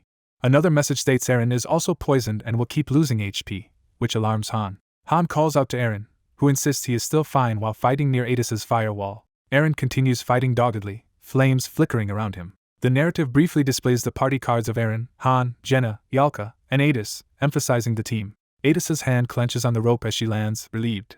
Jenna remarks that the descent nearly stripped her skin as Adis strains to hold the burning barrier. Han reflects that they have secured the target, and everyone is alive, and that now they only need to escape the field to clear the mission. Sprinting through the streets, Han yells at Friasis to run left if she wants to live. Behind them, pursuing soldiers shout orders not to let the witch and her protectors escape. Friasis panics at being called a witch while Han dryly explains that the soldiers mean her. A knight charges to block their path, declaring they will not pass. Han and Adis cut the knight down in a swift coordinated strike. The group forms a defensive line as more soldiers rush them, shouting for the party to be killed. Adis calls Han toward a side street to continue their escape. Han asks about their route, and Ialka says she knows a path that will lead them to the city outskirts.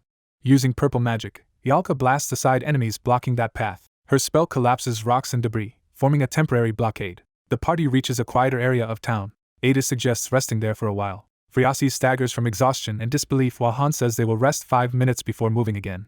Han notes Ialka's barricade will not last long, and that they will be in trouble if surrounded, so they must move again soon. He thinks that if Ialka can raise her fire magic to a higher level they can open a path, and that with a route their mission will be clearable. Han checks on Eren's injury, seeing him panting from the poisoned wound. Eren forces a weak smile, trying to brush off concerns. Han's expression darkens as he considers the situation.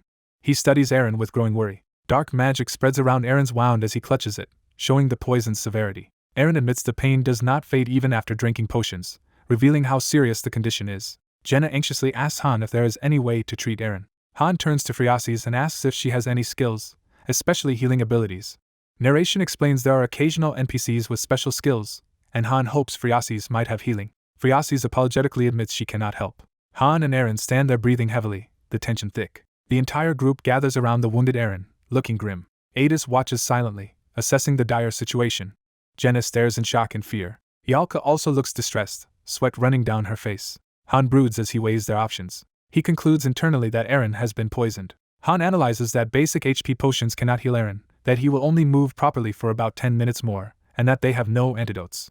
He notes there are no healer NPCs available to save Eren. Eren recalls Han's earlier warning that anyone who fell behind would be left, implying that moment has come. Han, pained, acknowledges that this seems to be that very moment. Determined but shaking, Eren offers to stay behind and delay the enemies. Han struggles to compose himself as he faces Eren. Jenna tearfully insists she wants everyone to escape together. Eren tells Jenna that is impossible despite her protests. Flashback images show Han and Jenna in training or past battles, underscoring Eren's feelings of inadequacy. Jenna's eye focuses with determination, remembering similar moments. Images of Han and Eren in plain clothes emphasize Eren's sense of inferiority. Eren reflects on his weakness, accepting it. He admits aloud that he considers himself too weak. Han asks Ialka for her opinion, and she says the choice is his to make. Han reasons that leaving Eren behind would be the most efficient decision. He looks down, fully aware of the cold logic of that choice. He also reminds himself that Friasis cannot defend herself. Narration explains that escorting the helpless target is hard enough and that adding an incapacitated Eren may be beyond them. Han closes his eyes, wrestling with the decision. He pulls out a potion, having made up his mind. Han deliberately drinks one potion himself, then prepares another. He suddenly thrusts a potion toward Eren. Han orders Eren to drink it. Eren objects that potions will not cure him. Han says it will not heal the wound but will slow the deterioration. He then commands everyone to hand over all their potions. The party places their potion pouch in his hand. Han gives the entire pouch to Eren and instructs him to drink one every 10 minutes. Eren calls it a waste, but Han says the choice of how to use resources is his, not Eren's. Han declares they will split into 2 groups. He assigns the first party as himself, Adis, and Phriasis, whose task is to move the girl out of the city. The second party is Eren, Jenna, and Ialka, who must protect Eren until Phriasis escapes. Han explains that because the enemy is after the child, the second party will head the opposite direction to find safety while supporting Eren. When Eren starts to protest, Han cuts him off and tells him to be quiet. Adis warns that this plan will make the exit more dangerous and harder to reach while protecting Phriasis. Han answers that they are merely taking a different approach. He recalls the mission's first objective on floor 15, which was to locate and guard the person to be rescued. He notes that the revised objective is now to help that same target, Phriasis al-Lagner, escape the city. Han again frames it as an escape mission, saying he never expected an easy clear. He lays out the updated strategy. Instead of forcing the exit, they will try to blend into the crowd. Resolute, Han vows that they will escape tonight. His vow is finished with the promise that they will get out of this city. He announces that they will wait for nightfall before attempting the escape. Using a chibi map, Han reasons that with their strength divided they cannot fight through the enemy head-on. The map then shows that fewer people make stealth easier and allow them to slip past the patrols without fighting. Han concludes that if they avoid combat, they do not need a mage in his group, so Ialka and Jenna will stay with Eren to react flexibly while he takes only stealthier members. He instructs the second party to head toward the city edge, warning that search teams will roam all night, and that their job is to take Eren and flee. Eren apologizes, while Han bluntly says he is not saving Eren for Eren's sake. Ialka tells Jenna and Eren that if protecting Eren becomes impossible they must abandon him, reminding them their own lives take priority. Han ends the break and orders the groups to separate, with Eren's team going right and his going left. Ialka's side departs down one street, supporting the limping Eren. Han asks Adis about available hiding spots, and she says there are many alleys and buildings they can use. Han is surprised they can actually enter buildings in this stage, recalling he could not on a previous floor. He reflects that this difference from the 5th floor is fortunate. Scenes cut to the city's poor quarters where destitute residents loiter. 2 women in the slums smoke and watch the streets, hinting at the rough area. Han's smaller party walks through drying laundry in the slums as dusk deepens. A shabby man approaches Phriasis, leering and asking if she is lost. Before he can continue, Adis brutally attacks him to stop his harassment. She finishes him off and explains that though it is the slums, the area's maze-like streets and dense buildings make it good for hiding. Adis volunteers to scout ahead alone for a hiding place. A system hint appears about long-term missions, explaining that heroes continue acting even if the user logs out. Han recognizes the notice as a guide about long missions and muses that watching them must be boring for the overseer. He observes that, although Phriasis seems nervous, she remains calm under pressure and is clearly no ordinary child. Han reasons that an average girl would have refused their offer at the start, but Phriasis quickly judged that following them was the best way to survive. They reach a quiet cluster of buildings suitable for concealment. Inside one abandoned house, Adis says it is an excellent hideout with a back door for easy escape and suggests staying until dark while setting traps at the entrance. Phriasis, catching her breath, asks if they will really be spending the rest of the time holed up there. Han prepares to leave again, and Adis asks if he is going back out. He answers that he still has duties and believes Han alone is enough to guard Phriasis while he looks for a way out. Later, in the dim room, Phriasis watches Han uneasily as he sits waiting and she wonders if Jenna should have been assigned his role instead. Han surveys the makeshift barricades and admits there is little he can do while confined there. He thinks quietly, seeming to form a new plan. He calls Phriasis al-Lagner by name to get her attention. Han looks at her intently, preparing to speak further. The final panel focuses solely on the speech bubble repeating her full name, emphasizing that he is about to address her directly. The girl introduces herself as the Empire's second successor. The man dismisses her status, noting his ability has no effect on her. She intently asks him where he came from. He curtly replies that his origin is none of her concern. She argues that she shared her identity so he should share his, but he says she would not understand. She guesses he comes from some unknown place, and he vaguely agrees. She asks if he and his comrades are the soldiers who saved the city called Nelsa. He recalls that Nelsa is the city on the 10th floor he heard NPCs mention. Convinced, she says she saw that city and those soldiers in her dreams. He repeats the word dream, surprised and curious. She recounts a dream where unnamed soldiers fiercely defended a city, and she felt that those soldiers were them. She explains survivors of Nelsa spoke of mysterious protectors who saved the city from destruction. Those survivors also said they never saw the faces of their saviors. She says she has been haunted for a year by ominous dreams where everything ends. She describes dreams of the Empire, great families, and all cities and villages across the continent burning. Those dreams convinced her the continent is heading toward apocalypse. She notes that all over the continent ominous events are occurring, including strange diseases, parasites, and monsters. She links the Nelsa invasion to these phenomena, and he asks why she is telling him all this. She admits she needs power, prompting him to question what kind. She clarifies that she seeks power great enough to save the world. Her determined gaze shows how serious this desire is. He realizes she is asking for his help. She confirms, and he wonders why a princess with supposed power would need him. She confesses she is a powerless figurehead whose only asset is her title. She laments that no one listens to or obeys her. He tells her to hire mercenaries, so she offers to employ him for any price since she still has money. He refuses and advises her to find another capable person. She says no one believed or even wanted to hear about her dreams. She points out that unlike others he did not mock her story, which is why she wants to hire him. He finds her persistence bothersome. He thinks back to the explanation that this stage recreates Taunia's past. He remembers an instruction that he must make the characters of this story change their fate, even if it bends logic. He concludes that even if he wished to help her, it likely would not work. Time passes into evening as they sit in silence. He reminds himself she is only an NPC and that their connection ends with the mission, while she anxiously asks if his refusal is final. He says he has his reasons, which she presses him to explain. He warns she might laugh if she heard them. She silently waits, clearly willing to listen. He reveals that he and his companions come from a different world. She is shocked and asks what he means by another world. He notes there is nothing to do until dawn, so talking is fine. He describes his world as a miserable place but decides to chat with her for a while. He explains they are here on a mission and that failure means death in their own world. He tells her this mission's goal is to protect a specific person, later discovered to be her. She processes that his group will die if they fail to protect her.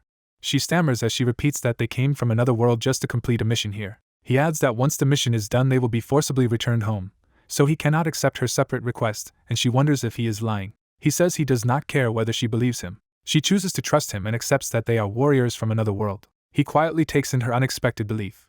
She says she will not doubt his story since he respected hers and acknowledges he has reasons. She decides not to pressure him further, insisting they each focus on their respective jobs and asking what his is. She answers herself that her job is obviously to stop her disastrous dreams from coming true. He studies her resolve. He asks if she was the one who gathered the people at the square. She confirms she planned to address the crowd at the White Silver Hall. When he asks why, she says it was to increase her influence because she currently pales in comparison to her brother. He muses on her desire for influence. He reflects that without their intervention she would have died here and decides she is an NPC worth saving. He silently comes to a decision regarding her fate. As he walks away he finally gives her his name, Han. She repeats his name softly. She smiles, thanking Han for saving her life. He replies that their work is not finished yet. She acknowledges this with a quiet response. He asks if she has any idea why people are trying to kill her. From elsewhere she admits she has no clue. Han tosses her a cloak, surprising her. He says her current appearance draws too much attention, likening her to a walking billboard, which she questions. Holding the cloak, she asks if he really wants her to wear it, and what to do with her dress. He says they will discard the dress outside and asks if she objects. She says she expected as much but still seems disheartened. She then asks to be left alone for a bit. Han steps outside the room, giving her space. He pauses silently, conflicted. Hearing muffled sobs, he realizes she is crying. He reflects that, though only a nominal princess and likely around 15, the situation must be very hard for her. She reappears wearing the plain clothes, complaining that the fabric feels strange. He jokes that insects had been laying eggs in the old dress, causing her to freak out. He immediately clarifies it was a joke as she tells him not to say such things. Han tells her they will depart in a few hours and urges her to rest. Exhausted, she starts dozing in the corner. Han thinks that if Eren gets into trouble he will receive a system alert, so they still have time. He mentally urges his team to hold out a little longer. Night deepens over the city. Phreases falls fully asleep. Han keeps watch beside her through the night. He thinks to himself that he has talked more than he intended. Adis appears via shadow and notes that the princess is sleeping peacefully. Han asks about the exit and Adis reports she has located it.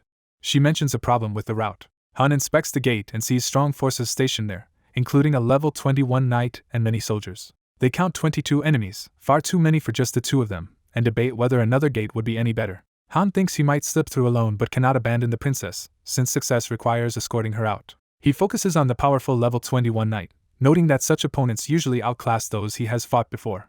Accepting he has no choice, he asks Adis about Eren's party and confirms she still at least knows the city layout. Han instructs her to return to the shelter, fetch Phreases' dress and crown, and have Jenna wear them. Adis begins to realize what he is planning. Han states bluntly that they will use Jenna as bait. He concludes that, based on Adis' scouting, this is the only viable escape route. He visualizes the city map, acknowledging they lack time to search for alternatives while Eren's group might fall. Han plans that if Jenna, disguised as the princess, causes chaos, some soldiers should abandon the gate to pursue her. Adis agrees to carry out the plan and slips away, while Phreases watches in concern. Han decides to leave his shining shield behind so it will not reveal his position. He tells Phreases they will escape within an hour, ordering her to stay hidden until he signals. She anxiously asks if she should still run even if he is wounded or dead, and he affirms it. She reluctantly agrees as they step out to begin the plan. Phreases thinks to herself that this may be their final moment together. Han casually admits that is likely. They exchange a final, meaningful glance. Han dashes off at high speed to position himself. The scene shifts to another part of the sleeping city. At the shelter, a bloodied Eren struggles to breathe while clutching his stained shield. Yalka worries aloud that if this continues Eren might die. Jenna desperately begs her brother Eren to hold on. Adis arrives and says they can no longer stall for time. Meanwhile Han sprints through the streets, activating his plan. He vows they will escape the city before dawn. A display shows the 5 members of Han's party as status cards. Outside the walls, the fortress and town loom in the night. Eren gasps weakly, near his limit. Adis stands over him with the princess's dress and crown laid out for the disguise. Guards continue to patrol near the gate, unaware of the coming diversion. Han hides behind a crate, observing the gate defenses. He notes that Jenna and Phreases have similar physiques, so in the dark soldiers will easily mistake one for the other. A system alert reports Eren has been inflicted with deadly poison. Han reacts with alarm from his hiding place. Further alerts state Eren's HP will steadily drop and his condition is worsening, spurring Han into motion. Han reasons that if Jenna's disguise is discovered all enemies will converge on her, so he must draw their focus while also protecting Eren. Determined to finish quickly before Eren dies, he unleashes his power. The system announces that a skill has awakened. It specifies that Han has learned the skill's stealthy movements. Using his new stealth, he rushes past the guard without being seen.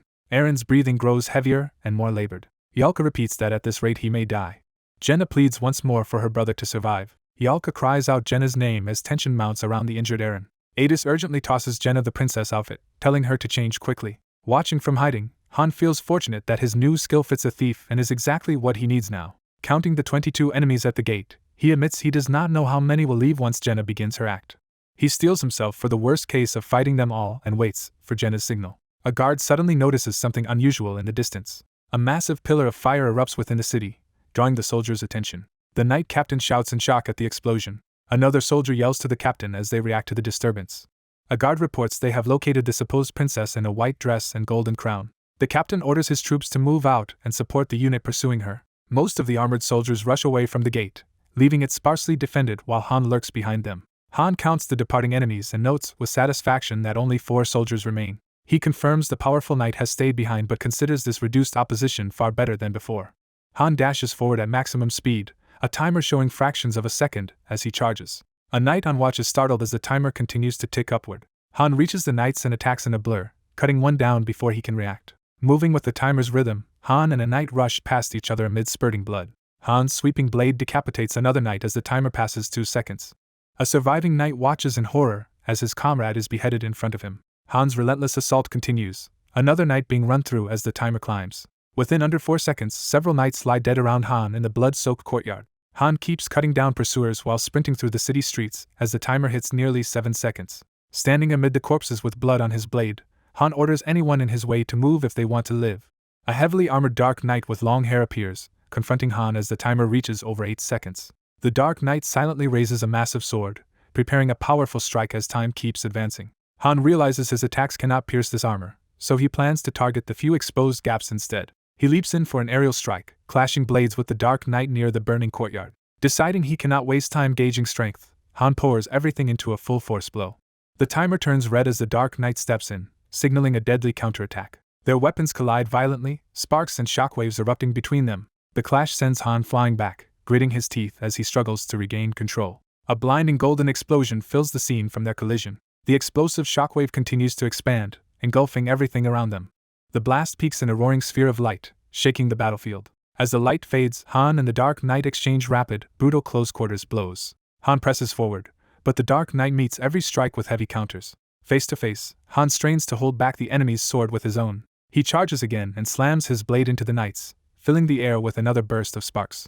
Catching his breath, Han curses the enemy's strength. Seeing the knight only defend, Han realizes his foe is deliberately leaving openings yet never counterattacking. Han deduces the knight can win simply by stalling, while a system window reports Jenna is bleeding and losing HP. Another alert states Eren is on the verge of death. A notification warns that Eren's life is in immediate danger, while the Dark Knight laughs. Enraged by Aaron's condition, Han snaps and falls into a system-induced state of frenzy. His frenzied power erupts, sending a massive crimson shockwave downward. Empowered by frenzy, Han drives a devastating blow into the Dark Knight. Feeling his strength stat jump to 40, Han resolves to break the knight's armor by brute force if he cannot cut it. Simultaneously, Yalka elsewhere enters a dangerous mana frenzy as her own powers spiral out of control. A tip explains that mana frenzy occurs when mages overuse magic. Realizing their time limit is shrinking, Adis panics and calls out to the kid. The silver-haired girl Jenna races through the streets as Adis screams for her to run. Adis orders Jenna to ignore everything behind her, flee the castle gates, and keep following the road. In a fury, Han blows away another enemy, telling him to get lost. The Dark Knight rushes after the fleeing girl. He leaps with his great sword raised to strike Jenna from behind. Han intercepts with a high-speed slash, trying to block the attack. He pushes through, eyes red with frenzy, swinging his sword in a wide arc. Jenna turns back mid-run, horrified by what is happening behind her. Han, sweating and wild-eyed, focuses through his frenzied state. Adis unleashes a powerful purple attack to help, slashing upward. Jenna continues sprinting full tilt away from the castle. Han shields Jenna with his body, taking the enemy's blow himself as blood erupts. The system reports Han is now poisoned and will steadily lose HP. Jenna screams Han's name in terror. Barely holding on, Han roars at her not to stop and to keep running. A global warning appears stating the entire party is at risk of death. Another system voice tells the master that the party is in danger. Character cards for Aaron, Han, Jenna, Yalka, and Adis show all party members highlighted in red. The death risk alert flashes again, emphasizing the severity of the situation. The system repeats that the party is in danger, urging intervention. Han is stabbed again by a poison-coated blade and spits blood. A status window confirms Han is now also afflicted with bleeding. The Dark Knight charges with renewed aggression, swinging the enormous sword. Han meets the assault head-on, his frenzy driving him to continue trading blows. Locked in another clash, he glares down the blade at his armored opponent. Han stomps the ground so hard it shatters, bracing for a decisive move. The Dark Knight slams him into the pavement with a crushing kick. Han vomits blood from the impact, his body at its limit. Struggling to one knee and using his sword for support, he notes that only his breastplate kept his ribs from breaking. Looking at his own blood-stained torso, he believes he has injured the knight just as badly. The Dark Knight pulls out a dagger lodged in his neck, asking if that wound hurts. A window shows Adis has also been inflicted with bleeding. Han, short on time and HP, recognizes he must end the fight quickly. Despite his wounds, he charges once more, interposing himself between the knight and the retreating Jenna. Han dives from above in an all-or-nothing attack as the knight raises his sword to meet him. He narrowly weaves past a lethal counter and presses his assault. In the chaos, he stabs an enemy through the face, shouting in anger. The Dark Knight prepares another killing strike while Han teeters on the edge. Han dodges a massive downward cut that smashes the ground where he stood. He twists in midair to counterattack from above. Channeling all remaining strength, Han splits the knight's helm and head in a final, brutal overhead blow. The Dark Knight staggers with gaping wounds as flames and debris rise around him. Han's strike continues, carving through stone and scattering rubble. The knight's helmeted face is shown bloodied and cracked, his defeat imminent. Han, sword raised in a crimson aura, towers over the kneeling knight to deliver the finishing blow. Outside the gate, Jenna finally breaks free of the city and continues running into the night. Han's frenzied visage looms over the scene as he smashes the Dark Knight again in a storm of red energy. The killing blow explodes the knight's torso in a shower of blood. His massive sword clatters to the ground as the fight ends. Han collapses and slides down the wall, utterly exhausted. Poison spreading too fast, he coughs up blood and realizes his condition is critical. Slumped beside the corpse of the Dark Knight, Han mutters that this situation is absurd. Leaning against the wall, face covered in blood, he barely remains conscious. Far away, Jenna keeps running alone beneath the night sky. Watching her disappear into the distance, Han quietly thinks that this is goodbye. Blue system light surrounds his face as he begins to log out. As dawn breaks over the city, he thinks to himself that he is tired. Back in the tower hub, Adis fights through knights elsewhere, showing the parallel struggles of the party. Jenna in her original form runs through an alley, chased by armored soldiers. Yalka, overwhelmed by mana frenzy, clutches her head amid raging magical energy. Aaron lies on the floor of a room, seemingly dead or dying from a poisoned wound. His eyes twitch faintly, revealing that he is still barely alive. Outside the simulation, Jenna's real body runs through a bright landscape at sunrise. Breathing hard, she keeps sprinting, determined not to stop. Her footsteps carry her toward the sunlit horizon, symbolizing escape. In the hub, Jenna reacts with shock and emotion to what has happened. She pauses in the street, crown fallen, shaken by the memory of the run. Blue system particles begin to appear around her, signaling the simulation's end. Her body is gradually outlined in glowing blocks as she prepares to return. A window announces that the target has successfully escaped the city. Another window declares Han the stage's MVP. Han's character card is highlighted, confirming his MVP status. The system proclaims the stage cleared, lists rewards, and shows the party being teleported out. Back in the lobby, Jenna rants that she almost died and blames Han for making her wear the strange outfit. She complains that every soldier tried to kill her, while Han points out that no one actually died. A recording notification appears as Han praises everyone, noting they cleared the boss stage without casualties. The system asks the master whether he wishes to disconnect from the game. Han especially thanks Adis, saying the mission would have been far harder without her efforts. She replies modestly. Adis announces she will now return to her own party, trusting the master will recruit a replacement. Han reflects that the entire operation and bait plan were only possible thanks to Adis's knowledge and intelligence, making her the true MVP. Yalka complains that his plans always nearly kill them and goes off to rest, worried about her skin from lack of sleep. Jenna comforts a dejected Eren, insisting he was just unlucky and not a burden. Eren calls out to Han as their teammates walk toward the exit portal. Apologizing, Eren blames himself for the danger. Han bluntly tells him not to repeat it, since he will not save him twice. Han challenges him by asking what guarantees the same problem will not happen again. Eren asks if Han really plans to drag him all the way to the tower's end. He admits he cannot keep up with the others and feels the gap between them only widens. Han recalls Yalka's overwhelming power during the mission. He also remembers Jenna's deadly agility and combat prowess. Finally, he thinks of his own frenzied strength, recognizing how terrifying it looked. When asked for his opinion, Han simply responds with an indifferent, "So." He looks at Eren quietly, holding back his harsher thoughts. Eren apologizes again, calling his earlier worries nonsense. Han watches in silence as Eren walks toward the portal. Internally, Han admits the party suffered greatly because of Eren's weakness and injuries. He acknowledges that he personally chose to save Eren, accepting that this judgment put them at risk. A note states that Eren's current level is 14. Han analyzes that although levels match, Eren's stats barely grow compared to his and Jenna's.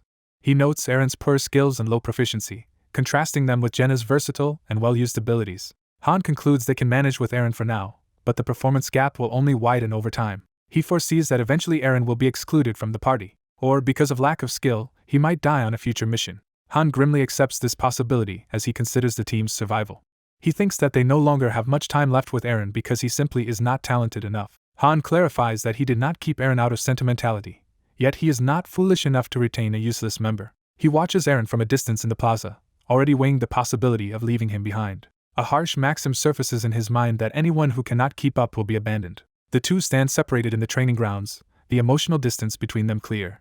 Han affirms to himself that this cold truth has always held. The party's character cards are shown again, emphasizing the contrast in their star rankings. An exterior view of the tower settlement sets the scene for their next stage. In the real world, Jenna is overjoyed at good news, asking if she will be treated fairly despite no longer joining tower runs. Han tells her she now trains on her own and no longer has to follow his strict schedule, confirming her new freedom. The group is told they have a 4-day break from battles, which excites the small girl. The red-haired woman asks about their plans and says she will rest only until evening before training again. Someone reminds her it is supposed to be a break, noting that another is just as obsessed with training. Han runs wearing 10 kilograms of weights, explaining that without them his stamina is hardly consumed and his body is at peak human limits.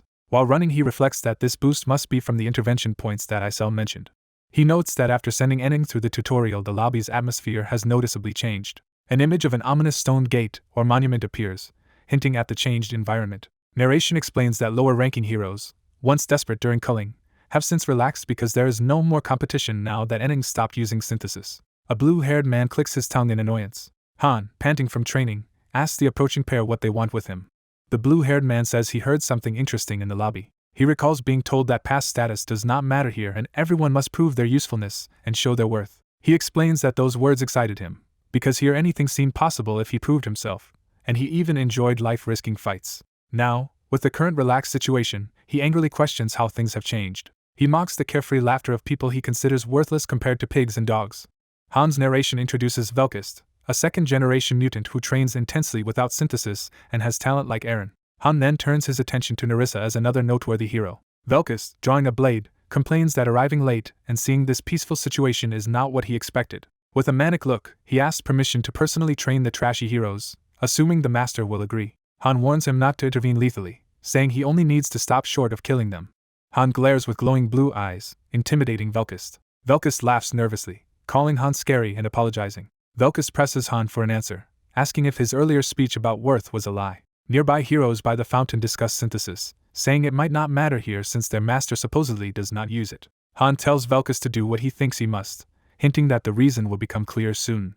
Velkist, intrigued, says he will look forward to whatever is coming. Han watches as Velkist and Narissa leave toward the stone gate. Han silently reflects, his eyes showing he is deep in thought. Han recalls his old rule as a master to avoid using synthesis rashly, a principle other masters adopted. He remembers that despite this rule, many still failed.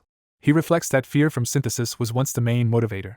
Without it, heroes ignored orders and became lazy. He explains that this is why there are so few active heroes despite their large numbers. Han sees Enoch the carpenter returning from the dungeon and wonders what happened. Han questions why Enoch is going alone to storage, and Enoch complains that no one else is working. Enoch says everyone slacked off, so he ended up doing all the work himself as he opens the storage door. Han notes that circumstances have shifted a lot and that in the past such idle people would have died. Enoch remarks that the world seems better now, unaware of what Han is planning. Han concludes that Enning should notice that progress is poor and that hero efficiency is rapidly dropping. The pink hexagonal barrier over the lobby is shown, underscoring the controlled environment. Han decides that he has two possible solutions to fix the hero's efficiency problem. The first option he considers is mass synthesis. He reasons that sacrificing most second-generation heroes via synthesis would raise job and training efficiency but risk huge stress if abused. The second option is to motivate heroes through means other than fear. In the system screen, he selects lobby expansion research as his next development. The system deducts research points and awaits his confirmation. Cards show his research options, with dungeon depth and lobby expansion still locked while hero reaction is active. Lobby expansion research reaches level 1. System messages announce more constructible facilities and open detailed customization of the lobby. Han finishes training and looks toward the dummy, thinking about the coming changes. Smiling faintly, he thinks that a party will be held soon. Eren asks Han for a duel despite his exhaustion, and Han argues he will not last a minute after already fighting Adis. Eren insists it is fine, but Han questions whether overworking will actually make him stronger. A loud announcement orders everyone to gather in the square. Han tells his group to pause training and go, while they speculate nervously that the summons might be for synthesis. Isel appears cheerfully in the sky asking if everyone is present. She confirms only dungeon party members are absent, and warns that late sleepers will be scolded. After Chloe confirms all are present, Isel orders everyone into the storage building. The heroes move toward the storage building as instructed. Confused heroes ask what is happening while Isel warns that if they are caught outside they might disappear. She announces that a large-scale remodeling of the lobby is about to begin. Inside, the packed heroes react in shock as the environment suddenly shakes. The system starts the building mode, asking the master to choose facilities as the entire lobby blurs. Han selects lodging level 3 for expansion, confirming the choice. He also expands the training center to level 3. Adis notes this has happened before and says with more people now an upgrade is overdue. A notice declares lodging is now level 3 and can hold more heroes. Adis explains to Nerissa that remodeling means the master is adding new facilities, wishing for a bathhouse with hot water. The system asks if Han wants to construct a bathhouse attached to lodging. Another notice shows the rest area attachment being upgraded, and Eren wonders what will appear. The cafeteria attachment also starts upgrading. Han, unfazed by the shaking, answers Eren's question with a casual who knows. The square evolves to level 3, and Han notes to himself that events will not go as others expect. Eren is surprised Han anticipated this outcome. Han smirks ominously and tells him he will see soon. Cards show Velkist and Nerissa as 2-star heroes, symbolizing their elite status. Adis reassures the panicked heroes that the master is just improving their buildings and that facilities used to be much shabbier. The others get excited, hoping for better beds and new food. Once reconstruction ends, Isel opens the doors and tells everyone they can come out. Seeing the changed structures, some heroes exclaim that Han's prediction about remodeling was correct. A message proclaims the entire lobby is evolving to level 2. The heroes marvel at the expanded multi-story buildings, new stairways and much larger lodging. System notices explain that more floors and facilities can now be built, and that the layout has been rearranged using external map data. Further notices list upgrades: Training Center Level 3, Bathhouse completed, Rest Area completed and Cafeteria Level 2 for better food. Some rejoice loudly, especially over the bathhouse, while others suggest checking out the new lodging. The new 3-story lodging building is shown. Its interior now looks spacious but barren, with simple tables and stools. Heroes complain that sofas, carpets, decorations and fireplaces have disappeared. They discover the upstairs rooms are also empty, with beds gone, and worry they must sleep on the floor. Adis is baffled, saying such downgrades should not happen during remodeling. Han calmly insists that this kind of change is perfectly possible. He tells them to notice the new staircase leading to a second floor and urges them to go look. Adis races up, then reacts with explosive delight at what she sees. The second floor is revealed to be luxuriously furnished and far superior to the first. Someone worries that everyone will want to stay upstairs and wonders how rooms will be assigned. A comfortable single bed is shown as someone refuses to sleep on the floor. Another angle highlights the elegant dining and book-filled sitting area, while heroes wonder who must stay downstairs. Someone suggests simply moving beds into rooms of those who need them. Others argue over claiming the second floor, especially justifying it with the need for daily baths. Nerissa, overwhelmed by the quarrel, says she cannot understand the master's intentions. Isel scolds them from above for their nonsense, as old heroes argue that room assignment is crucial. Isel orders everyone to the new second floor square, announcing that Master will assign rooms. The system enters a facility detail setting mode, gathering everyone in the circular plaza. Reading from a book, Isel describes the second lodging building's levels and begins listing Master's orders for cafeteria management. The system confirms that the new settings are complete and will now be applied. Isel tells everyone to listen carefully as she starts announcing room placements. She declares that Han's party of 4 will all live on the second floor and may choose their rooms. Another hero mutters that he expected Mr. Han to be given premium second floor status. Isel says the same applies to Party 2, who also get free choice of second floor rooms. She then calls out Chloe, Enoch, Alter, Patrick and Amarin, assigning them to the second floor as well. Finally she states that everyone else will live on the first floor. First floor heroes protest loudly, refusing to accept this division. Velkus returns from hunting, confused by the event, as others urge him to listen because Master is assigning rooms. Adis, uneasy, asks Han why this feels strange, but he insists it is normal. She points out that only 13 people ended up on the second floor despite there being many more rooms. The angry first floor crowd notes that even Party 3 is stuck downstairs and questions why most rooms upstairs are empty. Someone shouts that this arrangement is a complete waste. Narration explains that until now everyone lived similarly despite different efforts, and that this is about to change. Han reflects that while equal treatment works when few heroes and synthesis are used, leveling up many heroes requires a more stratified system. He concludes that there must now be a clear separation among the heroes. Adis compares the division to nobles and peasants, questioning its necessity. The cloak strategist says this is an obvious method if the Master wants to manipulate them, and is glad the old lax system is ending. Adis repeats the nobles and peasants comparison, still uneasy. Han points out that Adis trains early, hunts daily, and works hard until late. He notes that more than half their meat comes from her hunts, and she always contributes in missions. Han then gestures toward the cheering slackers, asking Adis to compare herself to them. The strategist bluntly states that those people do nothing and calls Adis foolish for lumping herself with them. Narissa realizes that instead of killing heroes through synthesis, the Master is creating a ranking-based hierarchy. The first floor residents scream for room reassignment, protesting that floor sleeping is bad for their bodies. Narration introduces facility customization as a tool once meant for mere decoration. Masters later discovered that because heroes act like real humans, this tool could profoundly influence behavior. Han notes that Enin has recreated an A3 model layout he once used in Niflheim, a simple design meant to minimize synthesis by changing incentives. Isel, furious at the whining, says the complainers are getting on her nerves. She slams the ground with explosive power, sending many heroes flying. She yells that they are all too entitled. Another veteran reminds them that a month ago they would have been synthesized and that they should feel lucky. Isel ominously asks if they still want to argue or taste her nuclear punches. Cowed, the complainers fall silent as she prepares to proceed. Isel assigns Chloe and Amarin as cooks exclusively for second-floor residents. A first-floor man panics about how they will eat, but she coldly says that is their own problem. She clarifies that first-floor residents are banned from meat and will have to subsist on potatoes in their cupboards. Outraged, a muscular man charges at her, shouting about being forced to sleep on floors and eat only potatoes. He rages that he is already here against his will and refuses this treatment. Narissa calmly asks him what he plans to do about it. Speechless with fury, he can barely respond. He finally snaps, lunging at Isel with a roar to kill her. Isel casually prepares to respond, unfazed. The attacker is suddenly grievously injured, his expression frozen in shock. A vicious blood-soaked slash shows his arm being severed. He screams as blood gushes from the wound. Han's hand, splattered with blood and holding the severed arm, reveals he intercepted the attack. A furious girl with glowing eyes demands to know what the attacker is doing. The sadistic swordsman grins and says it is acceptable as long as he does not kill his bleeding victim. Someone recalls being told that a person's past does not matter in this place. The memory continues, explaining that regardless of former status, everyone must prove their usefulness to survive. The man sharing this memory says those were Mr. Han's words. He warns the newcomer to obey the rules, avoid parties 1 and 2, and calls them true monsters. The newcomer, having watched those parties train, believes with similar effort he could challenge Eren. He asks how strong Han is, but the man admits he has never been in Han's party. When asked where he heard the stories, the man says Jenna shared many details unlike her secretive teammates. The man is asked if he has seen synthesis and says no, explaining he arrived after the master stopped using it, and that is why he is still alive. The newcomer ponders synthesis as a way to grow stronger every battle and gain diverse skills through training. He notes that Han, who leads this facility, controls such a power. Ending the chat, he thanks the man, who introduces himself as Alan and offers future help. The newcomer coldly rejects interest in Alan's name. Later, Isel gleefully swings a black whirlwind of blades, saying she heard how much hardship their seniors suffered and is upset she missed it.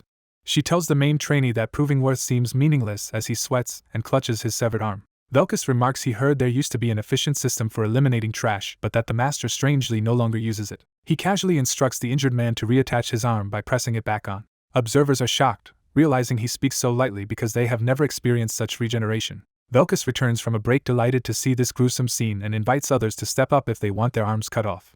When cursed as a psychopath, Velkus answers that being crazy is better than being useless. Han intervenes, asking Velkus why he is stepping in, and Velkus says he acted from disgust. Han notes the main man is lucky, since Velkus stopped Isel from crushing his head. Isel gossips with Velkus that the facility is now split into a miserable first floor and comfortable second floor, and that the complainers belong to the first. Velkus reassures Nerissa that he will soon compensate for the trouble he caused.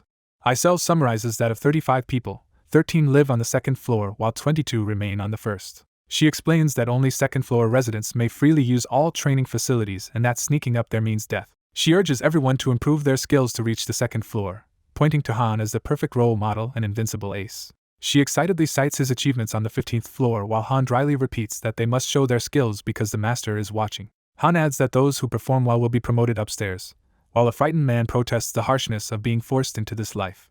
Velkus quietly draws his sword again beside Nerissa. Han, annoyed, says the complaints have gone far enough. He reminds the protesters that he and his party were also dragged here. Velkus adds that their own arrival was even worse. Jenna agrees, recalling that they once lacked food and any mistake meant facing synthesis. The bystanders realize the elites trained relentlessly out of fear and that such effort was bound to pay off. Han's aura flares as he tells the crowd he expects them to fight like his party. When asked if he is serious, he calmly confirms that is exactly what he wants. He notes that, for now, support and gathering roles are less important, and that only a talented minority of combat roles will advance upstairs. Observing the reactions, he thinks half the group has accepted this brutal system while the rest remain in denial.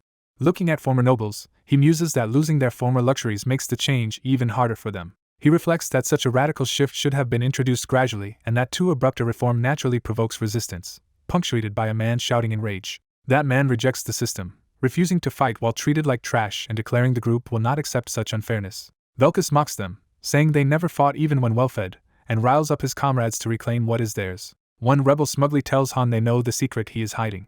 Smiling, he claims to know how to force the master to change his mind. Isel, unimpressed, says everyone already knows the monster cannot directly harm heroes and that their attempt to hide this is futile. The rebel shouts that risking one's life against monsters just to live decently is insane, and others shout agreement. They escalate matters by announcing a refusal to fight, causing system messages that parties 4 and 5 have become inoperable. A notification announces a massive strike by the heroes while Han draws his sword and notes that 10 people are openly rebelling without knowing their place.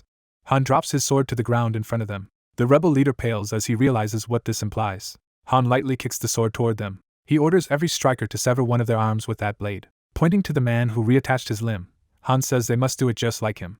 He promises he will let them live if they comply, leaving the leader horrified. Deciding words have failed, Han resolves to teach them an expensive lesson through actions. The rebel scoffs that they already know he cannot punish them directly and insists they are free to disobey the master. Han agrees they technically have that right and that Isel is forbidden to lay hands on heroes except in special cases. One of Han's comrades tells the rebels that when they disobeyed they truly risked their lives, unlike these complainers. Han cuts her off, saying that if the others insist they are risking their lives, they should indeed do so. The rebel leader arrogantly declares he does not need to be told, and Han immediately orders Velkus, Alan, and Leslie into the synthesis chamber. Han commands the 3 to enter the glowing door at once. Velkus, Nerissa, and the protesters react with shock as the order sinks in. Velkus asks if this is synthesis, and Isel confirms it. She urgently tells the 3 to hurry inside, leaving Alan and the boy stunned as they repeat the dreaded word. From above, Isel asks if it is their first time seeing synthesis and warns she will push them in, while Han notes they somehow learned to disobey without understanding synthesis. Han thinks to himself that synthesis has not been used in quite some time. As the terrified men are dragged toward the door, he observes that now more people are ignorant of synthesis than familiar with it. The great doors of the synthesis chamber slam shut behind the chosen trio. Inside, a system prompt asks whether to proceed with synthesis as Alan and Leslie stare in dread. Velkus cheerfully greets Alan, saying he appreciated the information Alan gave him earlier. He reminds Alan that Alan once allowed questions and begins to ask if that still stands. Then Velkus apologizes with a crazed smile, realizing that after this he will no longer be able to ask Alan anything. Alan screams in agony as the synthesis begins. A system message announces synthesis completion, stating that Alan and Leslie have turned to light and that Velkus has leveled up with a new skill. Exiting the chamber, Velkus exclaims how incredibly good the new power feels. Driven wild by his upgrade, he demands more sacrifices, eyeing the remaining rebels as potential offerings. Han and the others tell him his turn is over and that the demonstration is sufficient, though he laments the missed fun. Han, addressing the shaken crowd, claims it was a valuable experience, and that he hopes such syntheses happen often. He then calls the next names for synthesis: Nerissa, Oliver, and Walter. Walter, the old blacksmith, protests in panic that he worked hard. Clarification comes that it is Walter, not his similarly named colleague, who must hurry toward the door, and his status card appears. A youth grabs the rebel leader, accusing him of lying that synthesis would be harmless, while the leader insists he was also misled. When both try to blame each other, Isel coldly says she does not care that they were deceived. Inside the chamber, Nerissa stands calmly as the synthesis light engulfs her. Oliver and Walter writhe and scream while being absorbed by the process. Nerissa emerges from the light empowered, her eyes glowing. The system declares that Oliver and Walter have become light, and that Nerissa has been promoted to a stronger rank. Nerissa walks out transformed, radiating golden energy and carrying a rapier. Terrified by what he has seen, the rebel leader hastily retracts his refusal to fight, reactivating his party. Han immediately calls Jenna and Lawrence for the next mission as the leader begs Jenna to have only him punished, while she calmly accepts that this is how things go. The leader screams that he already withdrew his refusal and demands they stop the syntheses. Han notes inwardly that of course the process will not stop now. He reflects that the spectacle is meant to serve as a warning to everyone else. Han listlessly answers the next summons, his name being called for the following match. He thinks that using syntheses as occasional terror is still better than relying on them constantly, but that fear remains necessary as some chosen heroes refuse to enter. A desperate man begs Han to intervene with the master and stop the madness, saying he heard Han can communicate with him. Han replies that if the man cuts off one of his own arms he will make the request. Reminding him that he warned of an expensive lesson, Han leaves no doubt that self-maiming is the price. The rebel leader is horrified that Han expects such a sacrifice, while Han shrugs that demanding an entire arm, not just a finger, is perfectly reasonable. Han reminds the leader that he claimed he was willing to risk his life for this cause. When the coward asks Han to cut it off for him, saying he cannot do it himself, Han refuses. The man asks if Han is essentially telling them to die, and Han answers that dying is an acceptable option too. Han thinks these people already crossed the line and he cannot treat them kindly for the sake of the future, but that anyone determined enough to sever their own arm might be worth sparing.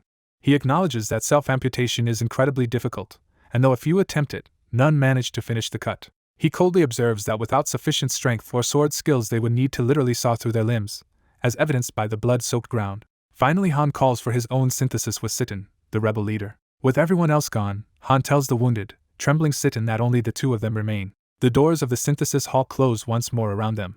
Inside, Sitten nervously asks what will happen to him, while Han promises the process will be painless. As the light engulfs him, Sitten starts to say they merely wanted better treatment. The system reports completion of synthesis, stating that Sitten has become light and Han's stats have increased. Han exits the hall bored, saying the boost barely affected him. He later notes that after all these syntheses only 25 heroes remain. A frightened bystander calls them monsters, and Velkus demands to know who spoke while Han tells him to let it go. Velkus insists there is still a lesson to teach someone with attitude, but Han repeats that there is no need to be angry. Velkus says Han is surprisingly casual, boasting that he would have utterly destroyed the rebels. He turns to leave, telling Nerissa he will see the others on the second floor soon. A system message announces that a new premium summoning of heroes is beginning. With mechanical fanfare, the summoning gate opens in a shower of light as the system celebrates, drawing a common rank hero. Han explains that from now on, the rank of a summon determines whether it appears on the first or second floor, with free heroes on the first and paid ones on the second. He notes that soon a process called thinning will start, steadily reducing their numbers. He predicts that at least 2 of the newly summoned will die on this floor, and only a small minority will ever reach the second. Jenna warns Han that even second-floor residents can be demoted at any time, and he agrees. Looking down from above, Han muses that as more floors are added their ranks will be further stratified. Time skips forward to the second day of this new regime. The fortified floating facility is shown in full, indicating the expanded structure. Morning light fills the comfortable second-floor lounge, now sparsely occupied. Jenna greets Han as he wakes and joins her at the breakfast table. She comments that today's breakfast tastes unusually good, while Han notes there are fewer mouths to feed. She wonders how their cooks once prepared meals for 30 people, jokes that the food has improved with fewer diners, and imagines the first floor now peeling potatoes. Han silently looks toward the window, thoughtful. He observes that from this higher vantage point he can see nearly the entire facility, and believes the ever-visible second floor will motivate others to strive upward. Later he greets Lawrence, who is already training hard. Han is surprised Lawrence slept only 3 hours and calls such dedication extreme. Han notes that the main upgrade to the training grounds is the addition of private training rooms and a duel center. He explains that the private rooms can be locked from inside, letting him practice his berserker skill without endangering others. He further explains that the duel center cancels their usual regeneration, allowing realistic fights where serious injury requires immediate intervention. Looking over the grounds, Han thinks the improved facility will raise his party's level, but he still must decide who will fill the empty top-tier party slots. Watching training, he identifies Velkist and Narissa as prime candidates based on their performance. He reflects that Velkist has a brutal personality. He admits Velkist knows no fear but is undeniably talented, having gained an extremely rare skill. Han describes Velkist's new passive that turns emotions like rage into power, and notes it synergizes especially well with status abnormality skills. He evaluates Narissa as weaker in raw combat but calm, stealthy, and excellent at gathering information, giving her strong potential. From above he watches Velkist easily overwhelm several trainees in sparring. He concludes that the rest of the recruits are hopeless by comparison. Velkist ends another bout victorious, standing over a collapsed opponent. He shoulders his giant sword with a manic grin, clearly eager for more. Smirking as he watches, Han calls Velkist an arrogant bastard. The protagonist ruthlessly beats down a guard, overwhelming him with strength. Time shifts as a composed figure walks through the prison corridor toward the yard. A cruel instructor mocks the trainees as cowards and invites the protagonist to be taught. He sneers back, asking whether the man has a problem with the weak he calls pigs and dogs. The protagonist, wreathed in blue energy, says he only sees everyone here as beasts. The instructor, engulfed in red power, declares that beasts can only be controlled through harsh punishment. The two men glare at each other, anticipation for a deadly clash rising. Their blue and red sword auras collide violently in midair. A lineup of named heroes and mages is presented like character cards. Two more notable figures, Velkist and Narissa, are introduced with their own cards. Velkist unleashes a furious sword strike, filling the arena with red energy. The protagonist dodges and counters with blinding blue speed. His blow lands squarely, sending Velkist flying and spitting blood. The impact smashes Velkist through stone as the protagonist follows up. Velkist rises again, eyes crazed and body bleeding, refusing to concede. He dives down like a demon, eyes glowing, for another all-out attack. The protagonist calmly notes he does not even need to use Berserk while clashing blades again. A future narration hints that this duel will later become infamous. The scene shifts to the academy grounds where Party 1 is summoned to gather. Yalka grumbles about the stairs while asking if they are heading into a dungeon. She and Han discuss that they still lack a member, so this probably is not a normal dungeon run. Yalka relays that the master has instead ordered them to conduct an exploration. Han repeats the word, pondering what an exploration entails. A system screen explains there are main, weekday, and exploration dungeons as constant options. The fairy notes the exploration dungeon unlocked after floor 10 and sends them to the first floor via a space-time crack. Jenna points to a nearby gate and asks why they cannot just use that one. The fairy firmly answers that this local gate cannot be used. As they gear up, Han asks if the exploration is really necessary. They descend a long stairway while being warned the trip will consume a day or two. Han hints there are lobby time reasons it will take even longer and keeps the details vague. The system prompts the master to give the heroes gold allowances to ease exploration. Han chooses to fund them, materializing blue pouches of gold and telling them to take 3 each. The party marvels at the gold coins, but Han warns them not to relax because combat is still possible. The exploration dungeon for the area Heim officially opens with a 48-hour time limit. Light engulfs them as the portal activates and pulls Party 1 inside. Yalka arrives in Heim again, remarking that they have returned to this place. Calm wilderness by water is shown as part of the exploration area. Another peaceful forest view contrasts with their past memories of devastation. The group approaches a large city gate in Heim, preparing to enter. Jenna confirms this is the same region as the 10th floor but wonders why everything looks unharmed now. Yalka notes the city is perfectly fine and says she is no longer surprised by such inconsistencies. Eren asks Han what their objective is and whether they should seek enemies to kill. Han answers that fighting is unnecessary for now and suggests they just investigate. Narration labels this place as the exploration dungeon. The dungeon is explained as a place without a fixed goal where heroes may return empty-handed or with rare items.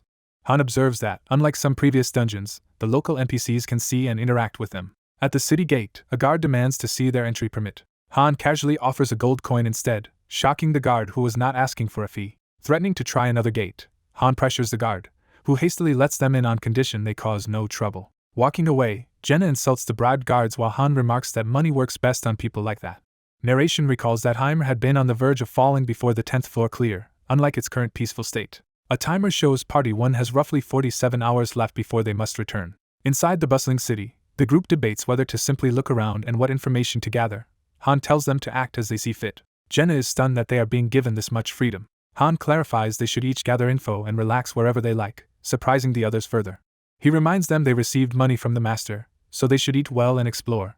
They anxiously confirm this is not a joke. Han assures them he truly wants them to rest and that he will handle the work himself. Overjoyed, Yalka announces she is leaving the city and will go far away to enjoy her break, while Han warns long-term grinding will resume afterward. She confirms she is free to go sightseeing, planning to visit the ocean, and Han agrees, trusting the lobby will recall them after 2 days. Eren and Jenna also decide to take breaks, but Han quickly stops Jenna from tagging along with him. Elsewhere, suspicious mercenaries talk about someone's raid being impossible and mention needing to call someone, with Han overhearing. Han notes that an unusual number of mercenaries are present in the city. He walks past a bulletin board where wanted posters catch his attention. He focuses on one poster in particular that depicts a familiar horned child. Recognizing the face, Han realizes the wanted target is the kid he knows, now priced at a massive bounty. The poster lists an absurd array of crimes against her, and Han thinks they simply wrote every offense they could. A nearby boy comments that the royal girl lost her status after committing an evil crime and asks if Han is hunting that witch too. The boy warns that even elite forces have failed to find her, implying Han's goal is unrealistic for a supposed bounty hunter. He elaborates that rumors claim she sacrificed numerous babies and uses forbidden dark magic. He says her dark magic supposedly summons beings that should not exist, though he does not understand the details. Han wants more information, but the boy, busy working, hesitates to continue. Han pays him another gold coin, declaring he has plenty of time in Nelsa and wants to hear everything. The boy identifies the witch as Phreasis Al-Lagner, a former imperial successor stripped of her family name. In an inn, Han confirms that the wanted order started about a year ago, around when Phreasis disappeared. The boy shows the official poster again as they talk. Han is puzzled because he parted from Phreasis barely a week ago on the 15th floor, yet in this world she has been wanted for a year. He notices the seal on the poster matches the emblem worn by the zealots he previously killed. Piecing it together, he concludes the posters were issued after Phreasis escaped and that she is now wandering somewhere alive. Han asks about past monster invasions, learning that goblins attacked 2 years earlier but were repelled by the order. The boy adds that some people blame the witch for that invasion since monsters rarely act in such large organized groups. Han prompts for more information. A waitress passing by mentions other recent troubles like disease, wild monsters, and changing weather, but says the appearance of dungeons is the biggest issue. Han focuses on the mention of dungeons, clearly intrigued. She explains that mysterious ruin-like structures appeared around the continent a few years back. Those structures became known as dungeons, strange places filled with dangers and treasures. She notes that ordinary people are unable to pass through the dungeon barriers. The boy confirms that only a specific subset of people can enter those places. He shares a rumor about a magic stone at the end of each dungeon that grants special power, prompting Han to think there is only one thing it could be. Han identifies it as an Advent Stone, the item that grants heroes their third ability through imprinting. He reasons that there must be an Advent Stone in the city's dungeon as well, surprising the boy with his certainty. Han observes the tavern full of armed mercenaries and connects their presence to the dungeon and the wanted witch. Deciding mere talk is not worth his gold, Han orders the boy to properly guide him and earn his coin.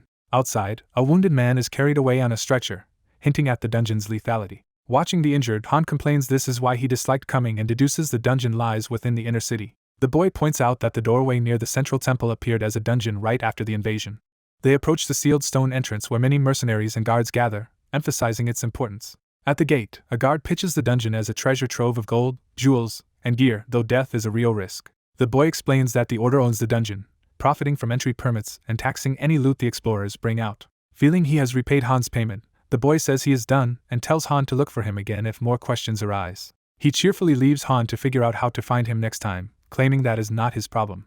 Han gazes up at the sky, thinking. Observing the heavily packed mercenaries, he infers they intend to stay in the dungeon for several days. He decides he will inspect the dungeon properly another time since his party is off resting, though he is currently bored. He notes that despite their gear, most mercenaries hesitate near the barrier, implying few can actually enter. After watching a while, he estimates that less than 10% can cross, but if a party leader passes through, the rest can follow. Confident in his own abilities, Han concludes he can easily cross the barrier. Time passes under a bright sky as he continues to wait. Someone nearby calls out, wondering why he is still loitering around. The image returns to the glowing dungeon gate's barrier. The boy returns out of breath, saying he went to appraise the gold coin and found it far more valuable than expected. Han refuses to give him any more coins, assuming he is after extra pay, but the boy protests that is not what he wants. The boy insists his next bit of help will be free and reminds Han of the guiding service he offered earlier, which Han flatly declines. He says he thought Han was interested in the witch, and begins to reveal that she was slandered by the order. Han cuts him off, saying he already knows that and does not need the explanation, frustrating the boy who worked to get the info. The boy then volunteers to act as Han's city tour guide, boasting he knows good eateries and has guided people before, while Han keeps refusing.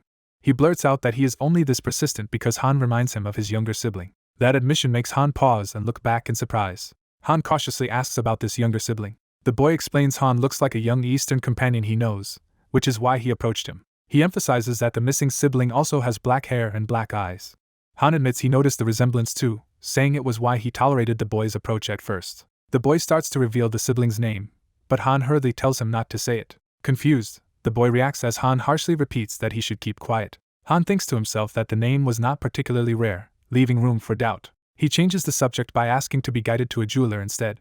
The scene shifts to the city streets as they head toward the shop. Inside an armory-like store, racks of armor and weapons are displayed. The counter shows shields, helms, and a chest alongside various gear. Han enters with the boy, where Jenna, already inside, curiously asks who his new companion is. Jenna proudly shows off an ornate bow she bought, saying Han once told her to get a longbow and this one supposedly has a spell on it.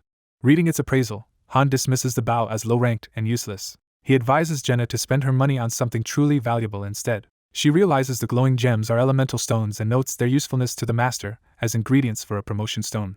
Han focuses on the display, ignoring the bow and considering the various magical stones for purchase. He singles out a blue regenerative stone, calling it the only thing really worth buying. Narration explains that regenerative stones let them re-experience already cleared boss stages, yielding no experience, but fully recreating the missions. Later, back at the inn, Jenna asks who the boy is, and Han brushes it off, claiming he does not know him. The boy hurriedly introduces himself as Han's guide named Josh while Han curtly ends the conversation. Josh keeps trying to pitch an investment scheme, but Han and Jenna walk off as he begs them to listen. Determined, Josh raises his fist, steeling himself. Han unexpectedly rewards him with another gold coin, telling him he can leave now that his job is done. Overjoyed, Josh thanks Han for the investment, prompting Jenna to ask if he plans to start a business. Josh says the details are secret but promises to repay Han someday. Han indifferently says repayment is unnecessary. Josh insists he dislikes owing debts and offers to grant any request, so Han simply asks that he help the witch if he ever gets the chance. Shocked, Josh repeats Han's request in disbelief. He silently watches Han leave, pondering the strange favor. Josh then heads back into the crowded street, seemingly resolved to act differently. Someone off-screen asks Han what he and the boy had been talking about. The narrative cuts to their footsteps as they depart. Han finally clarifies to his companions that the so-called witch is the princess-like child they rescued earlier. The black-haired leader tells his teammates they still have time and can look around more. The scene shifts to an exterior view of the fortified city where they are confined. The robed woman reports she tried to go to the beach but the path was blocked. The leader confirms he really attempted to go there himself. They realize they cannot leave a certain bounded area. A map explanation states the exploration dungeon unlocks a new region every 10 floors, and full freedom should come at floor 100. In the plaza, people note it has been about a week and that unfamiliar faces have appeared. Someone reacts with surprise at how long it has been. Workers on the stairs mention some people reaching the second floor and wonder about a new assistant in the workshop. The leader dismisses his group to rest, saying training resumes tomorrow, while the women complain yet decide to bathe. As a blonde warrior heads upstairs, the leader asks where he is going. He scolds the blonde man for not resting and asks if he wants to ruin his body. Despite protest, the leader again orders him to rest since training starts tomorrow. The leader reflects that he has seen similarly overzealous people in Niflheim, and that most met bad ends, since grit alone is not enough. His inner monologue concludes that people who fail despite effort lack talent, and must either change paths or die on missions. Night falls over the grand second-floor complex. The whole second-floor city is shown beneath a shimmering barrier. The view focuses on a metallic training structure within the facility. A dark-haired trainee fiercely slashes at the device with explosive impacts. His instructor yells that he is too slow and tense while he desperately agrees and keeps attacking. Watching, the redhead is surprised that Party 2 is doing risky training with real swords. The black-haired leader notices that Daika is missing from that group and wonders if something changed. He observes that Adis, Usher and Roderick are present, emphasizing Daika's absence. A shot of Daika from behind foreshadows his situation. Cards introduce Usher, Adis Callan, Roderick Sajin and Daika with their respective star ranks. A system message states that Velkist and Narissa are being removed from Party 3. Cards of Velkist and Narissa appear, confirming they are the ones being reassigned. Another system message announces hero lodging changes and displays lodging blueprints. The interface prompts to drag heroes, showing Velkist's lodging and listing available facilities like cafeteria, bathhouse, and rest area. While training, the leader notices the new arrivals and comments that the newbies have arrived. Velkist and Narissa walk in, remarking how luxurious the second floor is compared to the first. The redhead says it was about time more people came and asks if they should draw straws, but the leader tells her to wait. He silently wonders if the administrators intend to build only one strong party. The group formally welcomes Velkist and Narissa to the second floor. The narration reveals Daika voluntarily went back down to the first floor.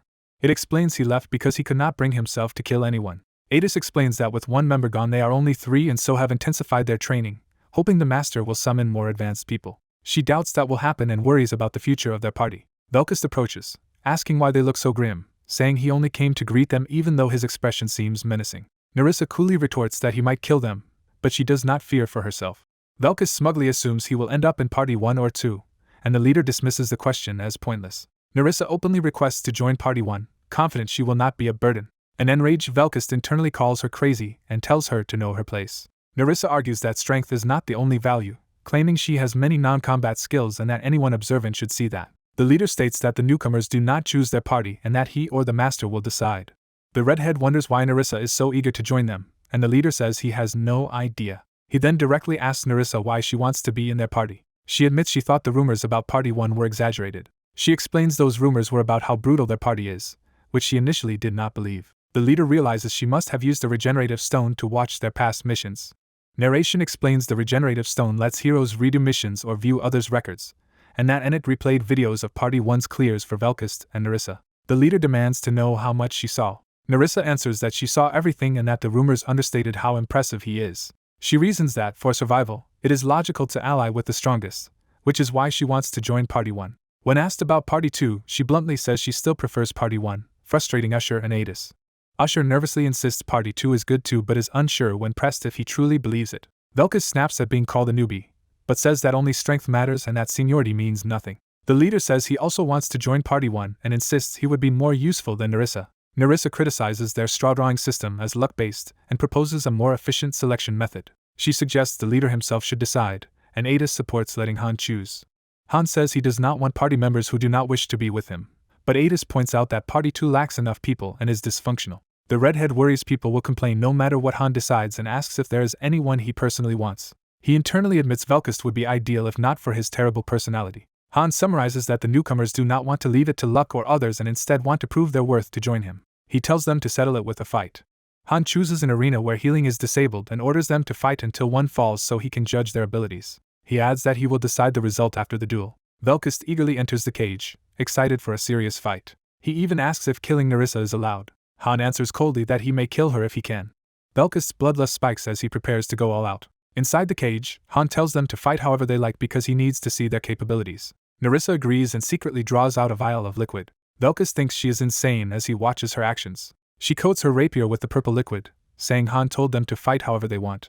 Narration identifies it as a paralysis poison that causes full-body convulsions. It notes Nerissa has possessed poison-related skills since she arrived here. She says she has often used this poison on monsters but never before on a human. Velkus boasts she will not manage to land a hit on him as the system registers his duel request against her. A notice says both have agreed to duel, and Jenna remarks the tension is so high someone might actually die, which Han admits is possible. Han confirms the mutually agreed duel and commands them to begin. Velkus explodes forward with overwhelming speed and power. Nerissa counters with a blistering flurry of rapier thrusts. Velkus charges through the barrage with a crazed grin. She unleashes a powerful slash as their weapons clash violently.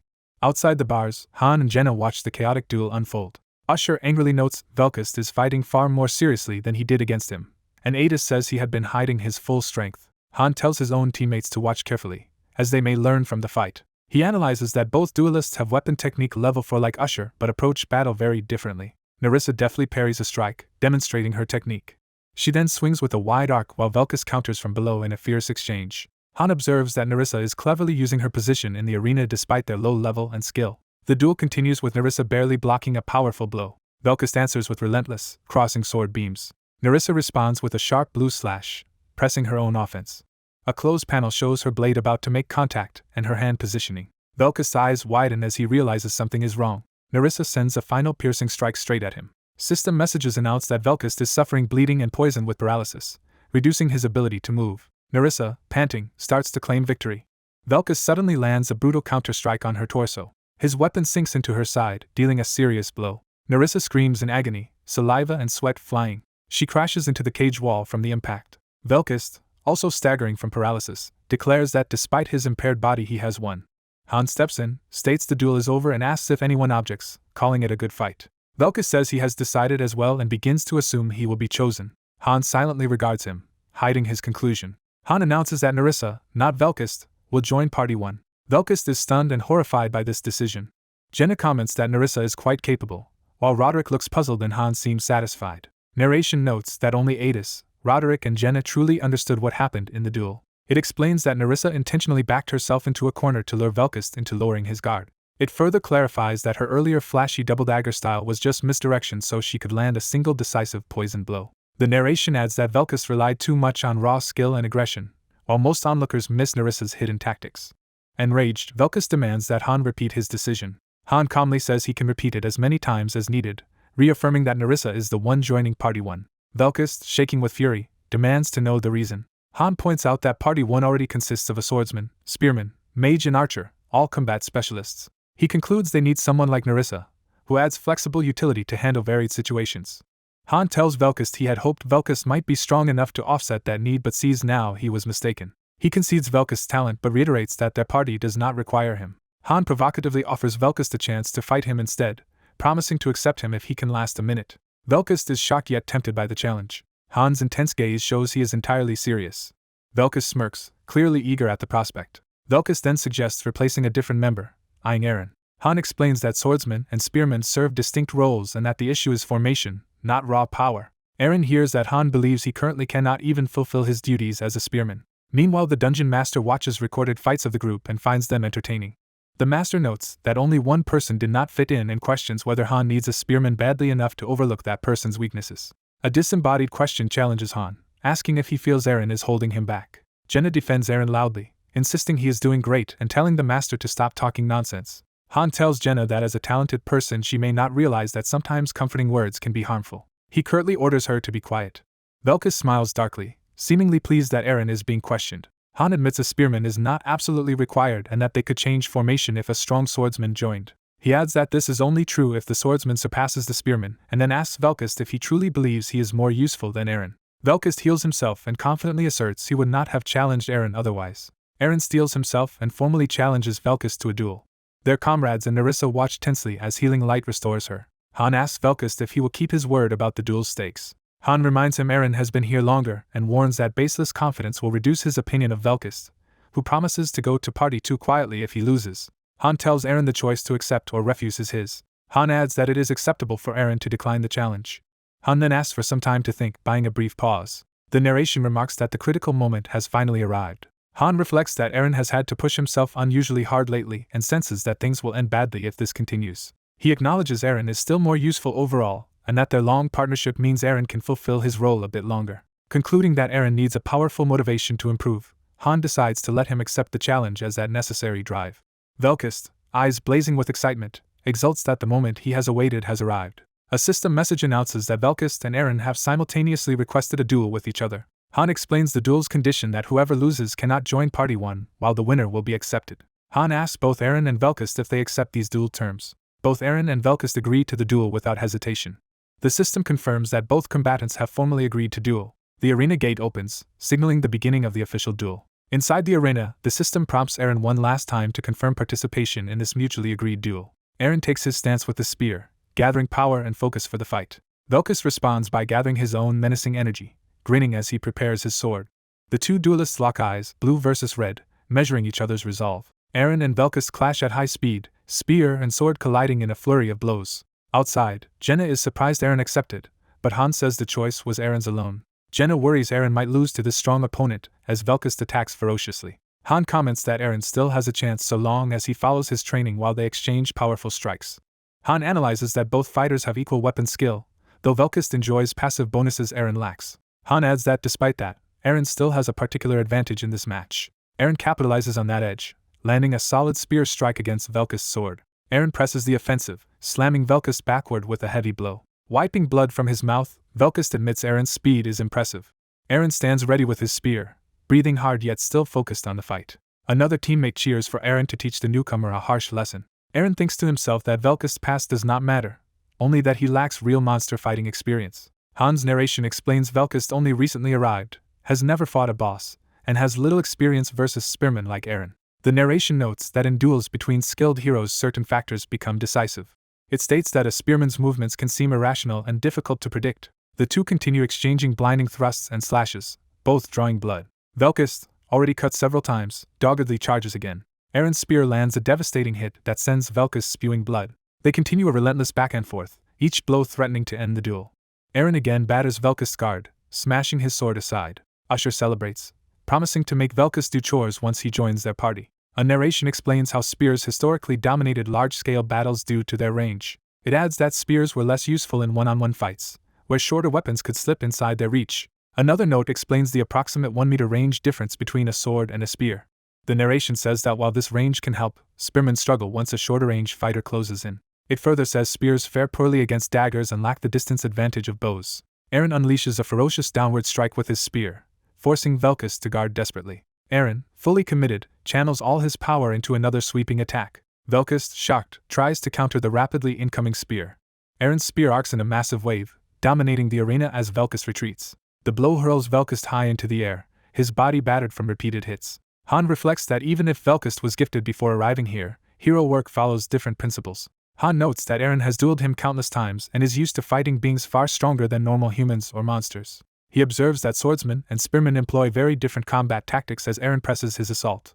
Jenna admits Eren is fighting well but senses something off, while Yalka expects an easy victory for him. Yalka urges Jenna to watch carefully, pointing out that Eren's clean hits are becoming rarer. Velkus grins, realizing Eren's effective strikes have decreased noticeably. Nerissa is surprised Jenna already noticed this shift in the duel. Landing from a leap, Velkus declares the fight boring, dissatisfied with Eren's restraint. Han assesses that Eren's techniques, though accurate, are simple and predictable. He adds that Velkus has sharp observational ability, evidenced by how quickly he decoded Nerissa's attacks. Han predicts Velkus will soon gain a perception skill like his own mind's eye. Velkus glares furiously, asking if Eren is joking by holding back. Eren firmly denies mocking him, but still refuses to change his approach.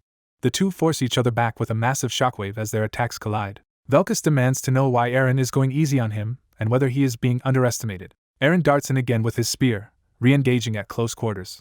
Velkus notes that Party 1 usually fights as if aiming to kill, but claims this duel feels different. He presses Eren on why he is avoiding lethal weak points. Eren, sweating, keeps silent, unable to answer directly. From outside, Han coldly concludes that Eren has grown soft. Han judges that Eren's spearwork is readable while Velkus adapts too quickly, leaving Eren only one option. Han calls out to Eren, asking since when he started worrying about an opponent's life and whether he is that overwhelmingly strong. Han orders him to show everything he has and warns him not to disappoint. Velkus relays Han's words, and Eren resigns himself, agreeing to fight seriously. Eren powers up, warning Velkus not to resent him even if this next attack kills. Velkus, wreathed in red aura, eagerly accepts and unleashes his own full power. The two warriors, one blue and one crimson, ready themselves for a decisive clash. Eren tightens his grip on the spear, committing completely. He launches a final, explosive charge straight at Velkus. Velkus' eyes widen in shock as the spear's killing thrust closes in. Eren follows through with a brutal overhead strike, intent on ending the duel. Velkus desperately attempts to intercept the sweeping attack. Eren chases him relentlessly, eyes glowing as he drives the assault. Their weapons cross in midair, both straining to overpower the other. Velkus rides Eren's spear to get inside his guard, trying to reverse their positions. The spear's tip suddenly streaks past, showing how narrowly the exchanges are being decided. Velkus lunges again, sword raised, even as the spear grazes him. Eren whips his spear back around, refusing to give him an opening.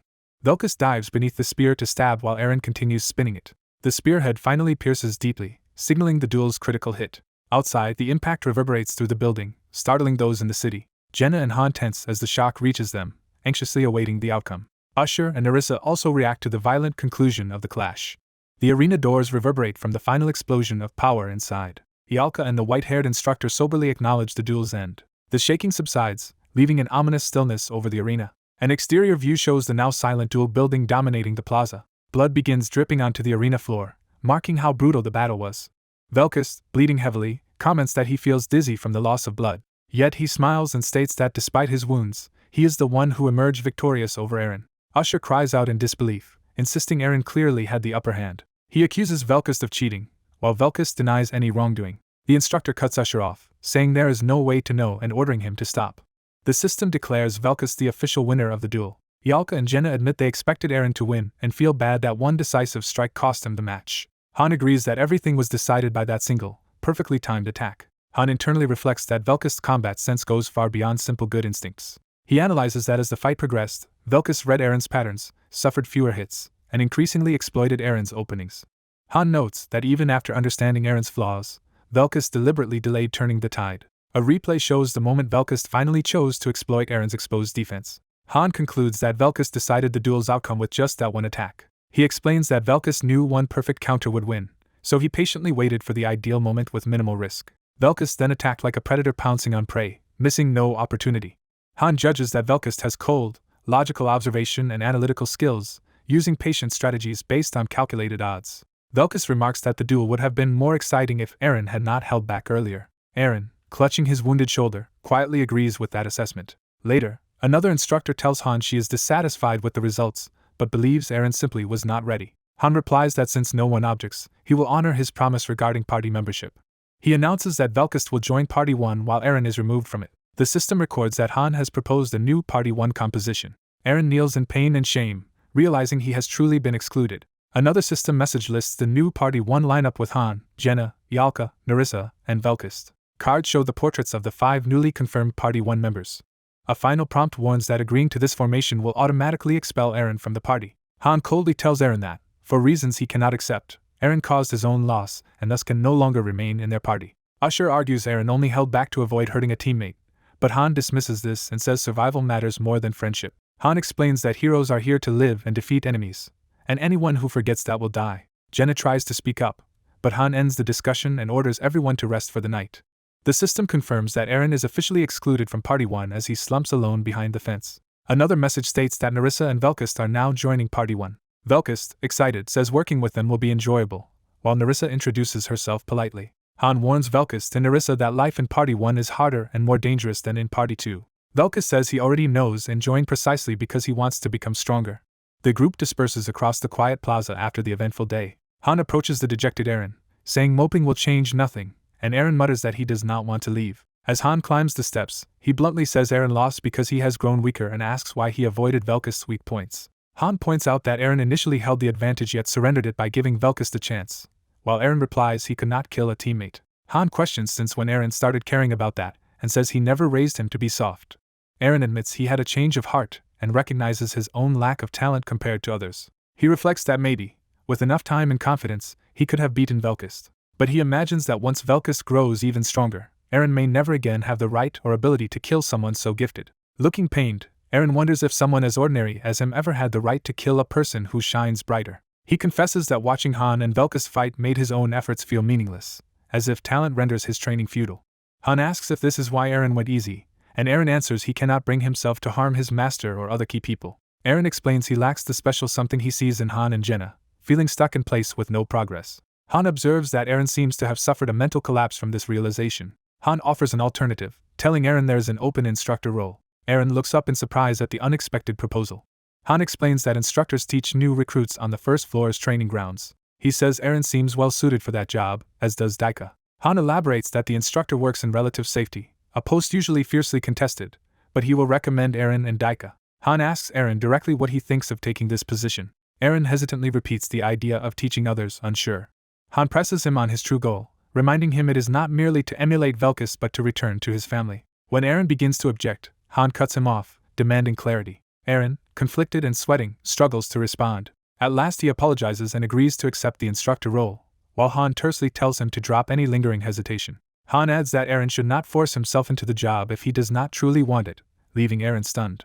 The narrator says he once knew someone similar to the listener. He recalls that this person was talentless in spearmanship, and he repeatedly tried to expel him for being terrible. He asks Eren if he truly wants to become stronger. Eren is stunned and speechless at the question. Interpreting Eren's silence as refusal, the man prepares to leave while Eren desperately calls out to him.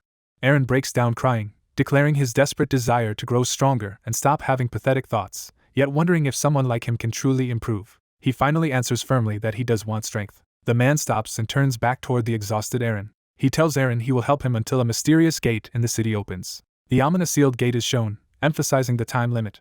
He promises to take Eren to a place called Niflheim, prompting Eren to ask where that is. With a sly smile, he describes Niflheim as a very good place. Niflheim is revealed as a fortified floating base surrounded by a protective barrier. A red-haired woman introduces herself as Jenna Sirai to the others. Jenna cheerfully tries to socialize while the blue-haired man and black-haired woman stand awkwardly. The leader notes their awkwardness and gathers Velkus and Narissa to explain something important. He explains that because they have experienced the regenerative stone, they should know his unit fights using fire and they must adapt to it. Velkus and Narissa discuss learning fire resistance, and the leader urges them to master it quickly, asking if they know how. When Velkus suggests a crude method, the leader calls it stupid but admits that its effectiveness matches its recklessness. Velkus boasts he can learn it in 4 days while implying Narissa will be scared, and the leader coolly states he only needs 3. The leader tells Jenna she must cover Eren's former role, which she interprets as focusing on her bow and arrows. He explains to Velkus that both of them are short-range fighters and warns him not to overextend beyond the team's support range. He adds that if Velkus relies only on himself and does not cooperate, he is useless to the party, which Velkus grudgingly accepts. The leader's eyes glow as he evaluates his teammates more seriously. He analyzes Narissa's extensive skill set in weapons, movement, senses, stealth, poison, and ambush techniques. Curious, he asks Narissa about her past and guesses she might have been an assassin, which she vaguely confirms. He reasons she was likely something between an assassin and a lesser role, then assigns her as mid-range support who can shift between protecting Jenna and Ialka or striking enemy backs. He further designates Narissa as the team's information gatherer, to act whenever he orders, and she accepts. He reflects that people like Narissa may agree outwardly but cause conflict if they do not fully accept their assigned roles. He suspects Narissa picked up bad habits from the harsh first-floor environment. Ialka asks what she should do in battle, and he bluntly tells her that her job is simply to run. Another woman watches in shock as this strict instruction is given and the group talks in the distance. Chloe approaches the leader, sighing and remarking that his party is still short on members. He answers that Party 2 will remain undermanned because their master refuses to use paid gacha summons, suggesting she recruit on the first floor instead. Chloe is surprised he recommends the first floor, and he insists useful people can be found there if she looks carefully. He says Daika has become an instructor on the first floor and should focus on trainees with the strongest determination since new summons are limited. He notes that free gachas are still happening, so over 20 waitlisted heroes exist on the first floor and at least one should be talented. Chloe agrees to his advice, but he warns her not to show favoritism toward any talented recruit to avoid discrimination. She clarifies that by discrimination he really means bullying. A capable trainee practicing on the first floor is approached by others, hinting at such bullying. The leader explains that in this environment many people gang up on those who are doing well, as a threatening group approaches the trainee. Cards display Han, Jenna, and Ialka as 3-star heroes in the gacha system. Another set of cards shows Velkus and Narissa as additional 3-star heroes. A third set introduces other heroes, including Adis, Roderick, and 2-star Usher. Back at Niflheimer, the arena structure is highlighted where the team will test each other. The leader proposes that the party members reveal their strengths and weaknesses to one another. He announces a sparring match with no rules and real weapons allowed. Velkus likes the idea, and the leader calls Narissa to join even though Velkus insists he was told to go all out. Velkus asks if the leader is sure, warning that this will be unlike a normal training duel. The leader confirms that Velkus wants a one-on-one fight against him. Velkus grins crazily and says he would prefer that if possible. The leader agrees and enters berserk mode, his body engulfed in red aura. A flashback explains that first-floor heroes who lost to Velkus previously came to challenge him again. Those challengers had been expelled from Party 3 after losing a duel to Velkus and sought revenge. The memory shows Velkus defeating all of them without even being touched. A portion of that group continues bullying disliked heroes and second-floor candidates despite their past defeat. However, when they try this with the blue-haired candidate, his intimidating aura ensures it never becomes a real problem. It is emphasized that no current first-floor hero can match the strength of second-floor candidates like him. In the present duel, Velkus charges fiercely in his own berserk state. The narration notes that Velkus must learn something important as the leader's red aura blade swings. Jenna watches wide-eyed as the berserk leader's attack is unleashed. Han's overwhelming blow smashes Velkus away in a single strike. Narissa also braces but is forced back by the berserk onslaught's shockwaves.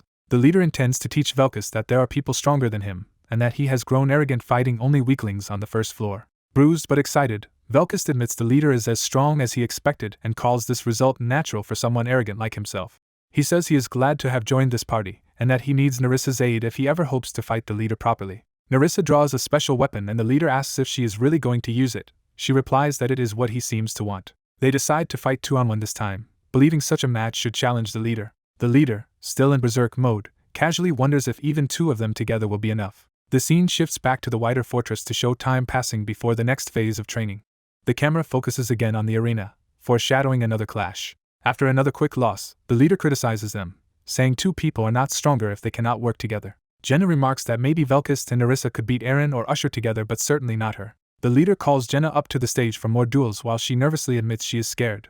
He reassures her that she is stronger than they are. He orders Velkus and Narissa to fight as a team from now on. He bans individual dueling and commands them to continue until they can defeat Jenna together. Velkus protests that the leader is underestimating them and insists he would not lose to Jenna alone. Narissa also dislikes working with Velkus, saying he will only slow her down. The leader tells them to prove themselves through action, promising to fight them as much as they want if they first manage to beat Jenna. Velkus stubbornly tells Narissa to stay back, intending to handle Jenna by himself. He steps forward, declaring he will take on Jenna, and she readies her bow in agreement. Jenna instantly fires precise arrows at him. Velkus deflects the incoming arrows with agile swordplay. He is soon overwhelmed by a deadly hail of arrows and focuses intensely to keep blocking them. Velkist whirls his blade in a continuous arc, trying to cut down all of Jenna's shots. Jenna activates a targeting skill and unleashes even faster, more accurate volleys that keep Velkist pinned down. Amid the chaos, a shadowy presence closes in, raising the tension. An arrow finally pierces Velkist's shoulder, shocking him. The leader calmly reminds him that he had already said Jenna was stronger than him. Velkist laughs bitterly, acknowledging he had been like a frog in a well. The leader reiterates his order that Velkist must fight together with Nerissa. He demands they defeat Jenna within 2 days. The leader points out they have seen Jenna's power firsthand and should understand what they face. He stresses that their missions pit them against numerous powerful enemies, so there is no sense in trying to fight alone when they do not even have basic teamwork. Nerissa insists her turn to challenge Jenna is not over yet.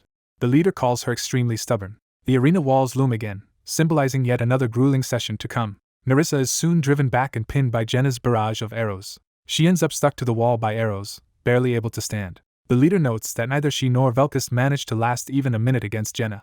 Velkist and Nerissa reluctantly agree they need to beat Jenna together, though both dislike the idea and know it will not be easy. They charge Jenna side by side as she prepares another deadly volley. Outside the arena, the leader waits calmly in front of the gate. Watching their poor teamwork, he mutters that their performance is pitiful. Nerissa attempts a new technique, slicing through a flurry of arrows with a powerful sword spin.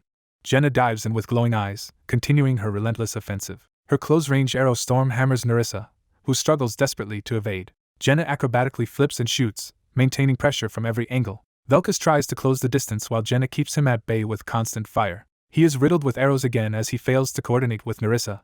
The leader scolds Velkist for performing even worse as a team than when he fought alone. He tells Velkist that cursing will change nothing and sarcastically offers a transfer to the easier party too, provoking Velkist to demand one more attempt. Frustrated, Velkist calls Nerissa useless for failing to last even 10 seconds, while she retorts that he never even swung his sword. The leader observes that their egos are badly wounded and simmering. He explains Jenna's background in the wild, noting she is more accustomed to hunting beasts than dealing with people. He says that when facing clever beasts, one must learn quickly, implying Velkist and Nerissa must adapt fast. Even a ferocious beast, he adds, is mere prey to a skilled hunter like Jenna. A vision shows Jenna, Velkist, and Nerissa efficiently slaying a monstrous wolf, illustrating the teamwork he wants from them. Velkist, eyes blazing, accepts that Jenna is a beast-like opponent. The leader concludes that such a beast should be hunted in groups, urging them to embrace teamwork. Time passes again over the fortress as the next decisive day approaches. Back in the arena, Nerissa is struck in the side by an arrow during further attempts. Velkist also takes arrows to the shoulder, both of them bloodied. Nerissa ends up pinned once more, exhausted and nearly collapsing. Velkist, equally skewered with arrows, stubbornly remains standing with his sword. The leader tells them not to be stupid, reminding them the stage will heal injuries once they step out and ordering any seriously hurt member to exit. As they leave the arena, healing magic restores their bodies while they gasp for breath. Yalka comments to the leader that the two look oddly good together, and he asks why she is skipping her scheduled telekinesis training. He threatens to tell Chloe on a loitering trainee unless the man disappears in 10 seconds, causing the trainee to flee. Velkist, still determined, asks Jenna for one more rematch despite his fatigue. The leader stops them, saying training is over for today and they can resume tomorrow since there is still plenty of time. Jenna complains that she herself got little training because Velkist and Nerissa demanded over 10 consecutive attempts and scolds them for wasting others' time. The leader warns he will seek different teammates if they cannot defeat Jenna by tomorrow. Shocked, Velkist asks if he is serious, and the leader responds that he is not joking. He declares that only one duel will be allowed tomorrow and if they lose, their chance is gone. Nerissa ominously tells Velkist not to disappoint her. Jenna asks if he really plans to expel them, and he replies that he has never lied. When she starts listing times he has lied, he bonks her with a quiver to shut her up. He explains that talent is useless without teamwork, but admits there are no other viable recruits for their party besides these two. Internally he notes that Velkist and Nerissa know what must be done but lack mutual trust and rely too much on themselves. He believes that if they can change that mindset, Velkist's murderous resolve toward Jenna can be redirected into proper cooperation. The next day dawns over Niflheim, signaling the final test. Jenna and Yalka wonder where Velkist and Nerissa are, but the leader says they have gone to the first floor. He explains they requested time there, which means today's training for the rest must be adjusted. Smirking, he announces that training will be even more intense for those remaining, to Yalka's dismay. Jenna looks over, surprised as Velkist and Nerissa finally return. The pair stride confidently toward the arena, implying they have prepared themselves. The leader asks if they are ready. They answer that they have prepared as much as they possibly could. The leader restates the rules for the final duel: real weapons, no other restrictions, and only one chance to defeat Jenna. The red-haired archer acknowledges the others and prepares herself. The blue-haired warrior reluctantly agrees to cooperate in a team. The archer declares she will begin the fight and draws her bow. She focuses intensely, eyes widening as she aims. All three fighters take their positions, facing each other cautiously. Wondering why the others hesitate, the archer charges toward them. The swordsman reacts and dashes forward with his rapier ready. The blue-haired man lunges in, deflecting a barrage of arrows. The black-haired swordsman also moves, slicing through incoming shots. The archer unleashes a powerful multi-arrow volley at them. The blue-haired fighter realizes he can now perceive the arrows clearly. The archer is surprised that her attack has been read. He frantically blocks the storm of arrows with his sword. Pushing his limits, his eyes glow as he endures the assault. A system message grants Velkus the new skill, Throw Resistance. Newly empowered, he charges straight at the archer. She grins and says their efforts still are insufficient. The duo rushes together through the rain of arrows toward her. The three fighters pass each other in a whirlwind of slashes and shots. The archer keeps firing from the center, while the swordsmen evade around her. Their coordinated movement sends all three sliding past, trading blows. The blue-haired man and black-haired swordsman launch a combined attack at her. The archer, panting, realizes she is being overwhelmed. She ducks as a massive strike smashes the ceiling above her. A terrifying blood-red aura looms over her from behind. Feeling that murderous intent, she recognizes it as bloodthirst. Consumed by rage, Velkus charges at her, vowing to kill. He hurls her across the arena in a brutal throw. She recovers quickly and prepares to re-engage him. Suddenly she senses another presence rushing in from behind. Nerissa appears at her back, blade at her throat. Held hostage by Nerissa, the archer is forced to yield. Nerissa calmly declares the match finished. The archer laughs weakly and admits defeat. Velkus smugly comments that the fight felt easy. Their leader mocks him for having struggled with such an easy exercise earlier. The narrator explains Nerissa concealed herself by letting Velkus' deliberate bloodlust dominate the enemy's senses. He lectures that group strength exceeds individual strength, congratulating them for passing and telling them to remember the lesson. Velkus asks if coordinated like this they could beat their leader, who invites them to try. A narration box states that of course the two challengers lost. Time passes at the training grounds outside the arena. The narrator recalls entering berserk mode during training and repeatedly pushing teammates to the brink of death. With time before the real climb, the Tower Master has paused missions to let them adjust. Party 1 gathers before the great carved gate that marks the dungeon entrance. The narrator says that through this process, Party 1 was truly becoming a unified team. Their floating fortress base is shown from above. The leader announces that Jenna will participate in the duels from now on. Velkus and Nerissa, healing from earlier, ask what he means as he says they will become a team like he and Jenna. The pair stiffen nervously as he tells them to relax. He clarifies the team lineup is not fixed. He explains they will mix pairings so everyone can work with everyone else. Velkus admits he thought the party would fight mostly as individuals and assumed the leader carried the team on previous floors. The leader scolds him for missing the point of team training. He reflects that without both strong individuals and strong teamwork, a mission fails. He adds that no one in their party, including himself, is strong enough to solo carry everything. He tells Velkus not to complain and promises plenty of individual training after they adapt to the team, which Velkus accepts. The narrator notes that Velkus and Nerissa are improving quickly and they can now spar 2 versus 2. He states that aside from basic and weapons training, they spent entire days sparring. More time passes in the arena between these training bouts. He explains they change team combinations after each victory. Though any team including him always won, the others gradually learn real teamwork. After a week they at Yalka start formation training, and he teaches how to cover the mage's weaknesses and use their strengths. Nerissa comments that the more tactics she learns from him, the more impressed she is by their precision. In a later discussion, she says his past profession must have been unusual, while he jokingly repeats that he used to be a farmer, and she calls that a bad lie. A call orders Party 1 to assemble at the first floor city square. The leader looks toward the window as the summons comes. He and Velkus remark on how long they have waited and talk about enjoying real combat more than practice. Velkus says a mission sounds better than sparring with wooden dolls as they head out. A comrade tells Han to stay safe, and he reassures him before leaving with Nerissa. The carved twin angel gate of the dungeon is shown again. Han arrives at the crowded square in front of the gate, surrounded by onlookers. He asks who all these people are and learns they are newer summonees who arrived after the floors split. A side conversation clarifies these newcomers are considered the third generation. Han starts to mention a troubling rumor that has been spreading. Nerissa curtly says she already knows about it.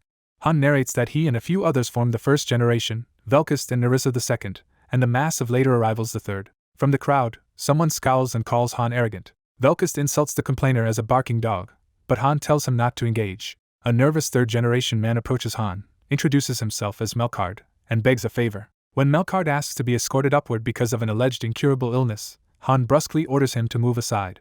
Han mentally scoffs, knowing the lobby's healing power cures all diseases, and calls the man out for lying. Enning appears above the crowd scolding them for blocking Party 1, saying the master is waiting. Han asks since when the newcomers became like this, and Nerissa says it started after the floors were divided. Yalka remarks that their behavior is a side effect of splitting the tower, calling them strange. Han tells his party to ignore the bystanders and focus on the upcoming mission.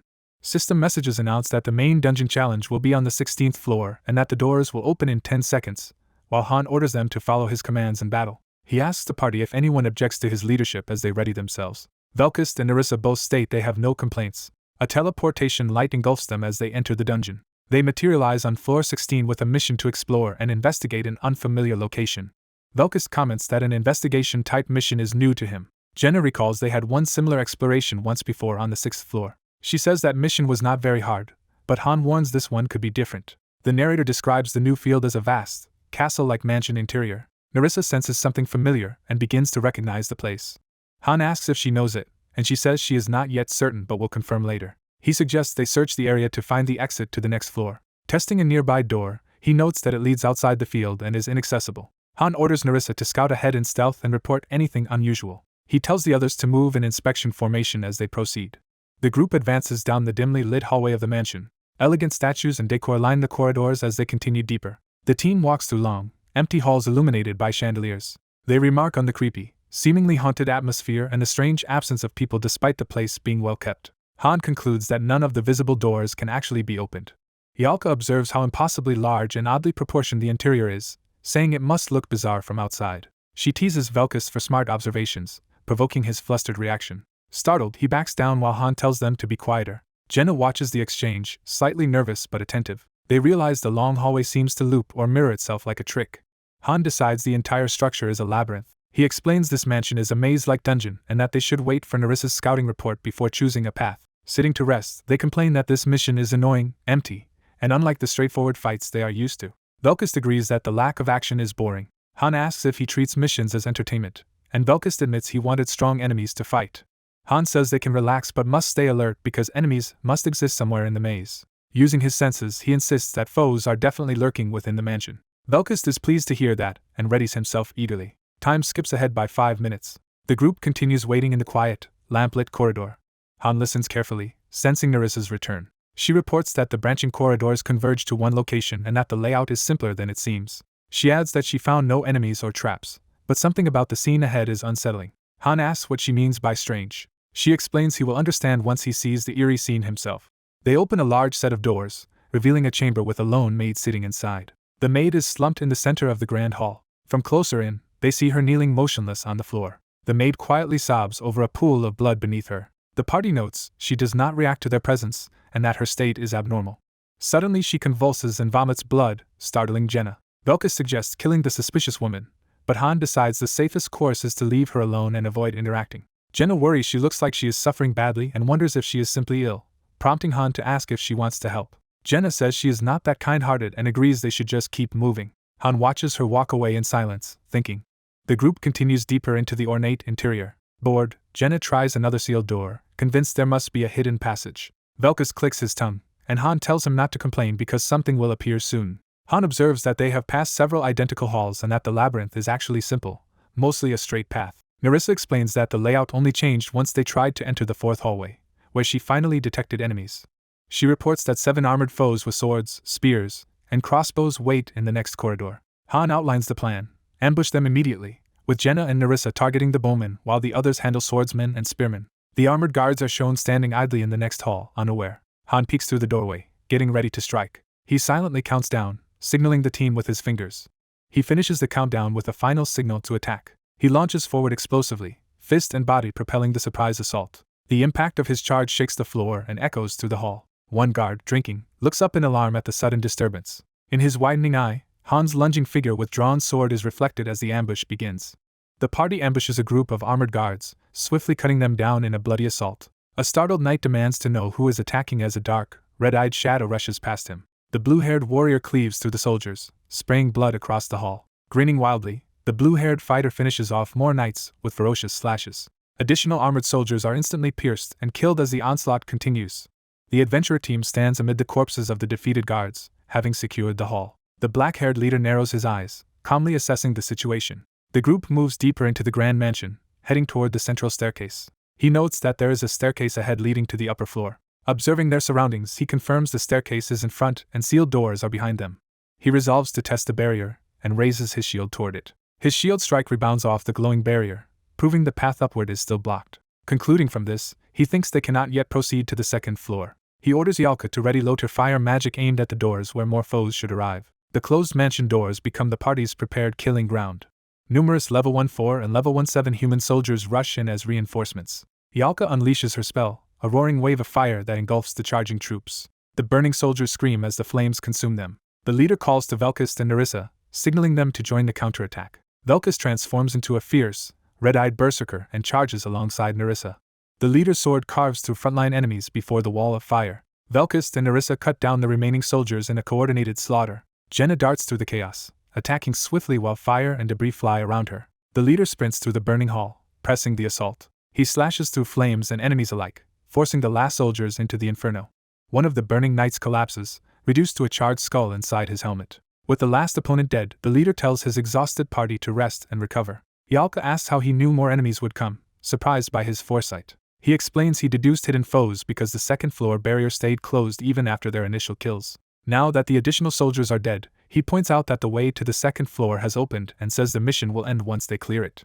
As they leave, he says they should prepare further before attempting the deadly 17th floor, while Velkist admits he enjoys destruction. He steps forward, triggering the system response for mission completion. Light envelopes his foot as the tower interface begins calculating results. A stage clear screen appears, awarding 50,000 gold, announcing Velkist and Nerissa's level UPS, and naming Yalka the MVP. The scene shifts to their base town, a contained district beneath high walls. Jenna asks if the 17th floor will resemble the mansion, while he answers vaguely, and she complains about wandering and their master leaving early. He ends the day's work, telling everyone to rest, and Jenna happily announces she is going to bathe. When Nerissa lingers, he asks if she has more to say. Nerissa says there is something important she must tell him about the mansion they just cleared. He listens intently, waiting for her explanation. The conversation moves to a quiet house where the two of them sit down to talk. They share tea in a study, preparing for a serious discussion. He calmly pours tea for Nerissa, showing he expects a long explanation. Handing her a cup, he asks directly what she wanted to tell him. Nerissa drinks once, then sets her cup down, ready to speak. She reveals that she recognizes the mansion from experience, and actually knows the place. Her admission leaves him silently surprised. She clarifies that she did not just recognize it from rumors, but once worked in that mansion. He asks why she is sharing this now and what purpose it serves. She answers that her knowledge should increase their chances of survival. Nerissa explains the mansion is known as the Golden Mansion, residence of the powerful Haljan family, one of 4 great houses in Tonia. He jokes that, as a former farmer, he never knew about such noble houses, and she dryly notes no one believes that story. Narration summarizes her intel. The continent is ruled by an empire. It further details 4 near-royal families within the empire, including Assines, Lantia, Haljan, and Schattenberg, each symbolizing a different specialty. Nerissa adds that even the emperor cannot truly control these 4 patriarchs, confirming that their mansion belonged to the Haljans. She thinks the dungeon copied that mansion's exterior, though the interior changed for unknown reasons. She suspects their missions there are linked to those changes and says she reached this conclusion after reviewing mission replays. He confirms details with her, including that the Golden Mansion has 5 floors and that monster blood was mixed into the 4 families' bloodlines. Nerissa corrects him, saying the rumors speak specifically of dragon blood. He repeats the idea of dragons, considering its implications while sipping tea. A caption marks the narrative focus shifting toward the 20th floor. The 20th floor is described as the boundary where players graduate from beginner to middle class, and clearing it marks a true master. The 20th floor is always a fixed boss stage, unlike the earlier randomized levels. The boss is described as a unique, extremely powerful monster far beyond ordinary ogres and other large creatures. The leader reflects that the first major difficulty spike in Pick Me Up is floor 5 and that fewer than half of players ever reach the 20th floor. He notes Nerissa saw his 15th floor run where he saved the princess, and says he does not yet know why the Golden Mansion shows up on the 20th floor, offering her a chance to opt out. Nerissa refuses to back out, saying everyone in that mansion deserves a fate worse than death. She ends the talk and stands, saying she has told him all she can. While he watches her leave, he exhales, relieved yet burdened by the new information. He then calls out to their hidden fairy guide, asking how long she plans to eavesdrop. The fairy pops out, surprised he noticed her, and he remarks that her glow makes hiding impossible. When he asks what she wants, she nervously says she is glad he is progressing but feels anxious about what lies ahead. He replies that their climb has only just begun and emphasizes how crucial the 20th floor will be. The fairy remembers that the official forum is full of complaints about the 20th floor's difficulty. He agrees that the 20th floor is a huge barrier for any player, and asks what she learned from Nerissa's story.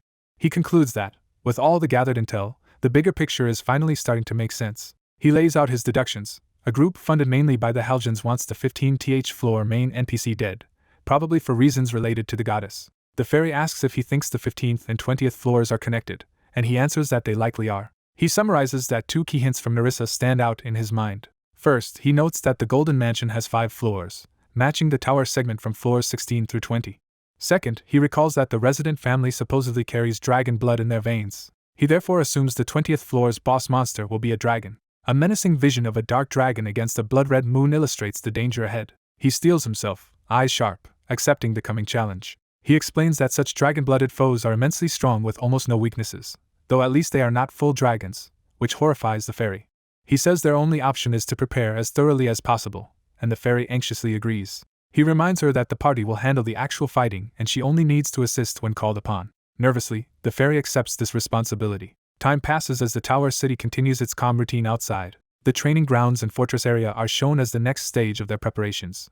A teleportation gate activates, ready to send the party into new dungeon floors. The team reappears together inside the 17th floor dungeon, fully equipped. A system message announces that their current main dungeon challenge is the 17th floor. They find themselves before a massive wall of doors that represent multiple possible entrances. The perspective shifts to the intricate architecture of this multi-entrance floor.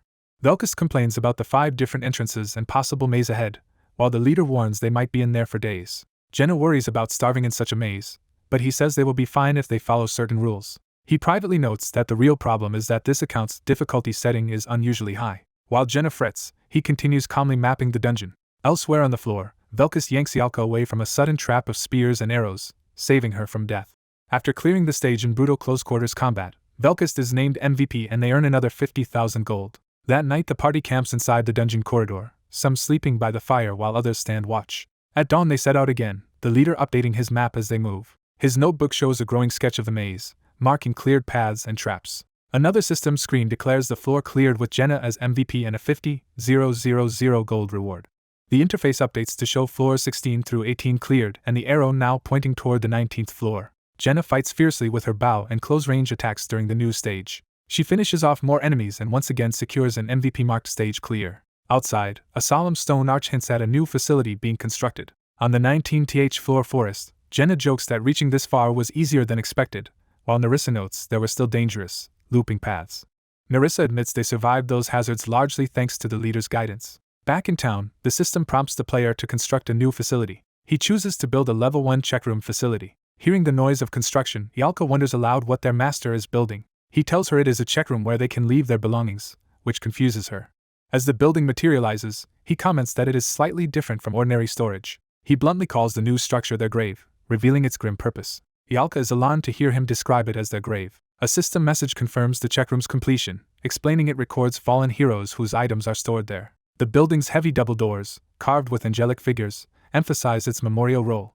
The party stands in the plaza, looking at the stark new structure against the city walls. The leader observes that even Party 2 has now climbed past the 16th floor, meaning the support teams are leveling up as planned. He adds that Party 3 will soon attempt the 16th as well, which implies their own challenge of the 20th floor is drawing near. He instructs Jenna to focus her training on the strongbow and to gather better weapons. He tells Yalka to raise her flame magic, aiming for 4th circle power despite the difficulty. Nerissa volunteers to farm weekday dungeons and brew lethal poisons instead of simple paralytics for the coming fight. Velkus asks the leader for real weapons combat training to sharpen his skills. The leader agrees without hesitation, joking that they can start immediately regardless of the hour. Watching Velkus' determination, he thinks that the warrior's refusal to give up despite repeated defeats makes him very different from other heroes. Yalka insists she wants combat training too and does not want to be excluded. The leader reminds her she previously said she did not want such intense training. Flustered, Yalka admits she changed her mind and now refuses to enter the ominous checkroom. The camera lingers on the checkroom's temple-like facade, underscoring its role as a memorial. A close-up of its doors reinforces the eerie association with their potential deaths. Yalka again echoes his words in disbelief, worried by the idea of it being their grave. He remarks that the master is clearly preparing for the 20th floor, while Yalka panics about the grim symbolism and name of the checkroom. He explains that the facility is like a charnel house for their equipment, since actual corpses cannot be retrieved. The others react variously. Velkus jokes it is a weird memorial. Jenna thinks it is touching that the master remembers them, and Yalka fears it means someone will die on the 20th floor. Jenna tries to cheer Yalka up, saying they have Han so they will be fine, though Yalka protests they nearly died on the 15th floor. Watching them, Han and Nerissa comment that Yalka is resilient and that her mindset is part of why he keeps her in the party. Nerissa notes that the 20th floor is their next objective and expects it to be a very difficult mission. Han asks if she is afraid of what is coming. She smiles and says she is not. If she were, she would have taken a safe support role instead of joining his frontline party. He tells her it is still not too late to step back if she wants to. She falls silent for a moment, considering his words. Then she smiles peacefully, clearly resolved to face the danger with him. Training sequences show powerful flame magic being unleashed in preparation. Ialka practices conjuring a massive fiery vortex while Velkist and the others watch from below. Velkist then spars fiercely with Han amid the flames, clashing blades with full force. During this brutal training, Velkist's basic swordsmanship skill awakens and reaches level 5, signaling major progress toward the looming 20th floor dragon battle. Han trains intensely with sword and shield. A system message announces Han's basic swordsmanship has reached level 8. An arrow is drawn, gathering fiery power. Jenna unleashes a powerful, flame-wreathed bow shot. The explosive arrow obliterates the target. Jenna is notified that she has acquired the strongbow skill. Han removes his training weights, revealing his increased strength. The discarded weights crash into the ground, shattering stone. Narration states preparations for challenging the 20th floor progressed without issue. Han stands confidently in the plaza while Jenna, also weighted, runs behind him. Han's stat window shows he is level 19 with numerous combat and resistance skills. The narrator explains that more capable people have joined the settlement on the 2nd floor. A talented pharmacist who can brew healing potions is assigned to the magic hall. Daika, now an instructor, thanks Han as he departs back to the 2nd floor. Narration notes that with the 20th floor closed, support professions have become critical. Weapons are forged in the blacksmith's fiery workshop. The narrator adds that there are now more trainees preparing for support roles. The blacksmith has improved with heavy demand and can craft equipment above D+ rank. Party 3 begins climbing seriously, expecting they may be needed for the 20th floor raid and to become an official party. A storage building filled with supplies stands ready. Another storeroom overflows with weapons and provisions. Night falls over the multi-story building where the raiders stay. Han studies his notes, thinking the 20th floor is difficult but believing his manual contains everything the others need. He recalls that his old party died repeatedly on the 20th floor, resolving that they cannot afford a single failure now. Han closes the strategy journal that documents his experiences on the 20th floor. Narration emphasizes they must succeed here and in all future missions. The gate to the 20th floor, carved with twin angelic figures, looms before them. Han tells everyone to settle unfinished matters beforehand, warning them against writing wills. Jenna comments that Ialka is actually writing a will. While Ialka hurriedly writes, Velkist teasingly asks what she is writing, and she snaps at him. Narissa stands calm and determined, cloak billowing. Someone voices the resolve that they are going to survive. As the group walks toward the tower, Han insists he has never lied, and Ialka dryly points out he has lied many times. A mission warning explains that this stage requires 3 parties, using summons if necessary, and the others speculate it may be a single boss raid. Another instruction says the leader must carefully choose the timing of each party's attack. Party 3's leader vows to do her best while her team stands behind her. A tip explains that later parties can only start once the first has met certain conditions or time has passed. Jenna remarks that the mission feels like an all-out war, and Han notes that it is designed for multiple parties. Someone asks who a particular person is. Han answers that the man is a sacrifice being sent in first to gather information on the 20th floor. The trembling volunteer prepares to enter alone to scout the floor. Another explains that this scouting sacrifice system has been used since the 16th floor. The fairy berates the terrified scout and orders him into the gate. Narration reveals that the man who went in lasted only a few minutes. The ominous angel gate to the 20th floor is shown again. The system asks Han to confirm choosing Party 1 as the first attacking party. Han affirms that it is their turn to go. The fairy tells everyone to heed Han's commands, while Velkist jokes about her attitude and asks what Han did to her. Narissa tells Han to advance first, saying her group will follow. Han smiles slightly, accepting. The main dungeon interface displays that the current stage is floor 20. The gate floods everything with blinding light as they enter. The party is transported through a tunnel of light. They materialize in a long hallway, and a prompt confirms they are now on the 20th floor of the main dungeon. At the large boss doors, Han warns that the mission starts once they go in and tells everyone to follow the plan. The doors open in a beam of red light as the party advances inside. Multiple red warning messages flash repeatedly. The warning continues, intensifying. The mission description states that floor 20 is a subjugation stage with the objective of annihilating all enemies. They find themselves before a fortress wall in a warped, crimson landscape. Jenna readies her bow and notes that they have appeared in another strange environment. Ialka begins casting a high-level flame spell, gathering a huge fireball. She strides forward laughing as her power builds. The enraged fortress commander blames everything on them, his eyes glowing with murderous fury. Han orders Jenna to keep firing while the rest circle the enemy, and she shoots. Ialka releases a massive fiery wave, commanding the field to burn. The enemy leader counters with his own explosive attack. Flames engulf him, but he survives within the inferno. Han shouts for continuous fire as he moves to flank the foe. The party charges through the sea of flames amid the clash of their attacks. A bright core appears within the firestorm. A system alert announces extreme danger as a half-black dragon named Halgiraffe, level 42, emerges. Another notice explains that this is a unique monster, one of a kind in the world. Han rushes in, saying there is no time to be stunned. He signals Jenna, who takes position at the doorway to cover him. Jenna activates Strongbow and begins unleashing rapid, swirling power shots. She fires a concentrated energy arrow downward with great force. Her shot slams into the dragon's head in a blazing impact. The arrow detonates against a glowing hexagonal barrier on the dragon's hide. The dragon shows only a superficial wound, barely scratched by the attack.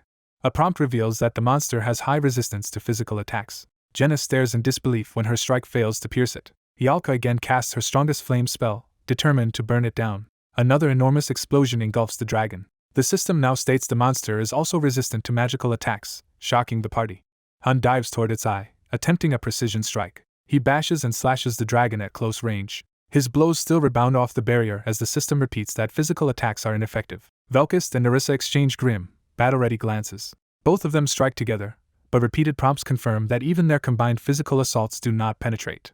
The dragon rears back, preparing a powerful move. Han yells at his teammates to get away from it. The dragon curls into a spinning ball of scales. It launches a devastating scale storm across the battlefield. Han shields himself, deflecting a torrent of razor-sharp scales. A system notice reports that Nerissa is suffering a bleeding debuff that will drain her HP. Han looks pained and worried as he realizes his team is being worn down. Nerissa insists her injury is minor, while healing herself with magic. Jenna decides to target the dragon's eye specifically with her next arrow. Even that shot hits the hex barrier and fails to do real damage. The alert about physical resistance appears yet again. Jenna panics, realizing their attacks are not hurting it at all. Velkist concludes that neither weapons nor magic can pierce its scales. Han corrects him, saying the scales are not truly tough but that their attacks simply do not get through, no matter how much they strike. As the dragon charges again, the group frantically wonders how they are supposed to kill such a foe.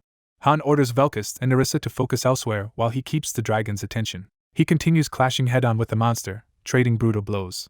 Ialka bombards the area with fire while the system repeatedly reminds them of the dragon's physical resistance. She pushes her flame magic to the limit, conjuring another blazing sphere. The dragon is surrounded by a fiery vortex but its blue barrier remains, and the system states again that it resists magic.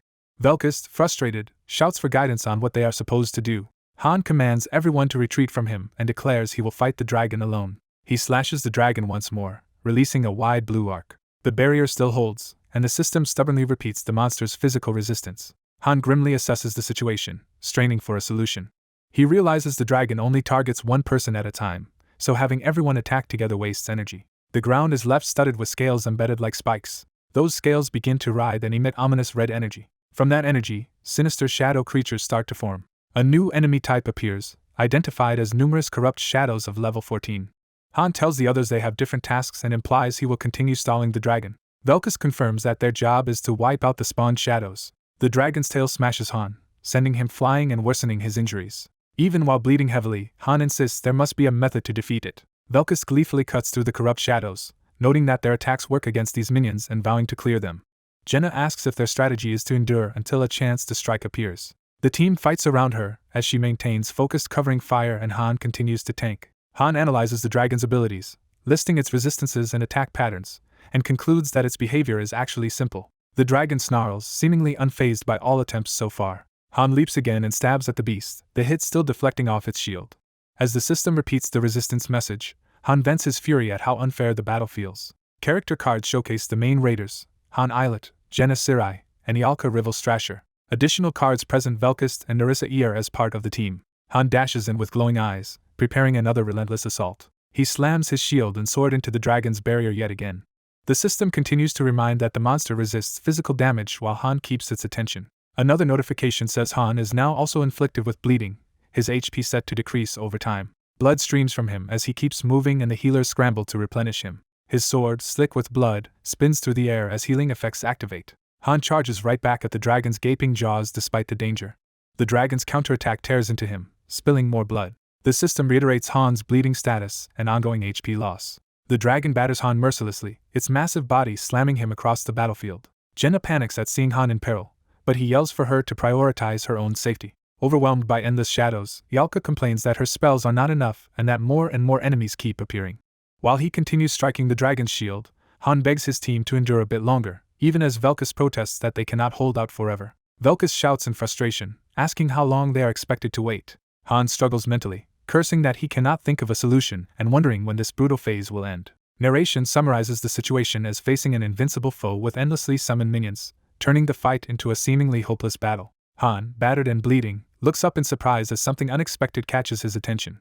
Armored soldiers stand watch atop the battlements as the battle rages below. Han notices the soldiers above and wonders when they arrived and if they are observing the fight. The dragon smashes the ground with overwhelming force, driving Han back. Velkist, exhilarated by the spectacle, says this mission is especially enjoyable as he attacks. Han asks the dragon if it can actually kill the enemy, and the dragon counters that Han has started talking more nonsense. A blue-tiled energy effect begins to form beside the dragon. A system message announces that the field formation has been completed. The system informs Han that the rear guard can now be deployed as the battle continues. Another message urges Han to send aid to the embattled heroes and begins selecting which party will act as rear guard. Jenna sees reinforcements arriving and wonders who they are. A prompt confirms Party 2's deployment, and the second group of heroes appears on the wall. Narissa arrives and spots Han fighting the dragon, but also notices something strange on the field. Eren, alarmed, shouts Han's name and begins casting a golden grid-like magic. Roderick and Usher realize they cannot leave the walls and that their role differs from Party 1's. The previously silent soldiers' eyes glow red and a mark appears, revealing their corruption. The interface identifies waves of human soldiers of levels 18 and 20 gathering around the angelic altar. More corrupted soldiers line the walls near the glowing statue, preparing to defend it. The twin angel altar radiates ominous red light as it activates. Roderick deduces that Party 2 must break through the soldiers and seize the altar. Han recalls the mission rules that the vanguard must handle the boss. He also remembers that the rearguard's job is to capture the key objective during this multi-goal mission. A system warning states the dragon is resistant to physical attacks, and Han calls on his allies for help. Narissa orders Dairon to prioritize taking out the enemy crossbowmen, and he agrees. Narissa dives into the soldiers, promising to cut them down quickly so they can relieve Han. Roderick and Eren carve a path through the corrupted troops with sweeping attacks. Usher charges in alongside them, slashing down enemies on the wall. Narissa sprints along the parapet, rushing past defenders toward the altar. Han orders that all subordinates be eliminated before Party 2 reaches the altar, while Yalka prepares higher-tier magic. Yalka answers that she needs time to cast, so she begins channeling a large fire spell while Jenna protects her. Han's slashes continue to bounce off the dragon as the system repeats that it resists physical damage. Corrupt shadow creatures surge toward the heroes. Yalka triggers Ignite, setting the charging shadows ablaze. The exploding flames engulf the creatures in a blazing barrier. She then detonates the burning area with a command to burn, causing a massive explosion. With Transcend, Yalka unleashes towering spirals of flame that sweep across the battlefield. Exhausted, Yalka accepts a potion from Jenna to recover. Han notes that all the minion shadows have now been cleared away. He steels himself, eyes narrowing as he focuses on the dragon. The dragon's wing slams down, but Han braces and moves through the attack. A blinding light flares as holy power or energy concentrates. Bloodied and shocked, Han stares at the source of the light. His sword becomes wreathed in radiant energy and blood as he prepares a decisive strike. The dragon recoils and roars under the renewed assault. A message confirms that Party 2 has captured the altar, and its powers are now active. Another message announces that the goddess's blessing has been triggered through the altar. The interface instructs the player to bestow holy power on the heroes by sliding the screen. It then confirms that all allied weapons are fully enchanted with holy power. Narissa's blades glow with sacred light as she readies herself. Jenna's bow and quiver also shine with holy energy. Velkis grins ferociously, his sword gleaming with the newfound power. Han declares that, with their weapons blessed, it is time for the party to beat the boss down. Cards display Party 1's members: Han Islet, Jenna Sirai, and Yalka Rival Strasher. More cards show Velkis and Narissa as additional heroes. A third set of cards reveals Adis Callan, Roderick Sajjan, and Usher, highlighting the full roster. The last card pair presents Eren Delcut and Dairon, completing the lineup. Han explains that their attacks now work on the dragon and divides everyone into units, assigning each group to either the boss or the shadows. He warns that the dragon is about to fire its scales at them and tells everyone to prepare. The dragon unleashes a storm of purple scales raining down like projectiles. The massive creature lands, shaking the ground as the heroes brace. Velkist and Han charge forward together, blades glowing as they race toward the dragon. Their combined holy strikes carve glowing arcs across the dragon's body. Velkist, empowered and partially transformed, darts in aggressively against the beast. Han follows up with another rushing attack along the dragon's flank. Blinding bands of light slice through the dragon from multiple angles. The fallen scales litter the ground near the wall. Those discarded scales suddenly ignite with black-red flame, birthing more shadow creatures. A swarm of newly formed corrupt shadows, labeled at level 14 in unknown numbers, advances toward the walls. Han, under healing effects, tells his allies that fighting the boss is draining, so they must swap roles when necessary while he later handles the shadows. Jenna unleashes a volley of holy arrows to thin the oncoming shadow horde. Her radiant shots disintegrate multiple shadow monsters at once. The perspective shows how her arrows carve through waves of shadows surging along the wall. Jenna suddenly realizes something is wrong as she prepares another shot. Han notices and wonders if she has run out of arrows for her shortbow. He reacts quickly, slashing through shadows near her. A sweeping beam of holy light from his attack clears away enemies around Jenna. Jenna, sweating, looks ahead tensely as the battle intensifies. She reaches down to grab one of the many arrows now lodged in the ground. Han dives to defend her as shadows close in from all sides. Han shouts for Jenna to switch to the longbow and target the boss while he handles the remaining shadows alone. He then tears through the shadow ranks with rapid, glowing sword strikes. Jenna prepares a powerful longbow shot, arrow nocked and wrapped in golden light. She releases, launching a massive beam of energy from the longbow. The holy projectile slams into the dragon's chest, exploding on impact. Black fluid seeps from the damaged creature as someone strides forward through the corruption. Velkus rockets upward toward the wounded spot, great sword in hand. He brings the blade down in a devastating overhead strike onto the dragon. Han orders Unit 2 to rotate out and drink potions as he takes another punishing hit. The dragon writhes as the blow lodges deeply, further injuring it. Han yanks his bloodied sword free from the monster. He then rips through the dragon's flesh with a long holy slash that spills purple blood. The enraged dragon retaliates with a crushing attack as Han blocks with his shield. Nerissa calls to Han that she cannot maintain her position for much longer. Han realizes Unit 2 can only endure for a limited time before collapsing.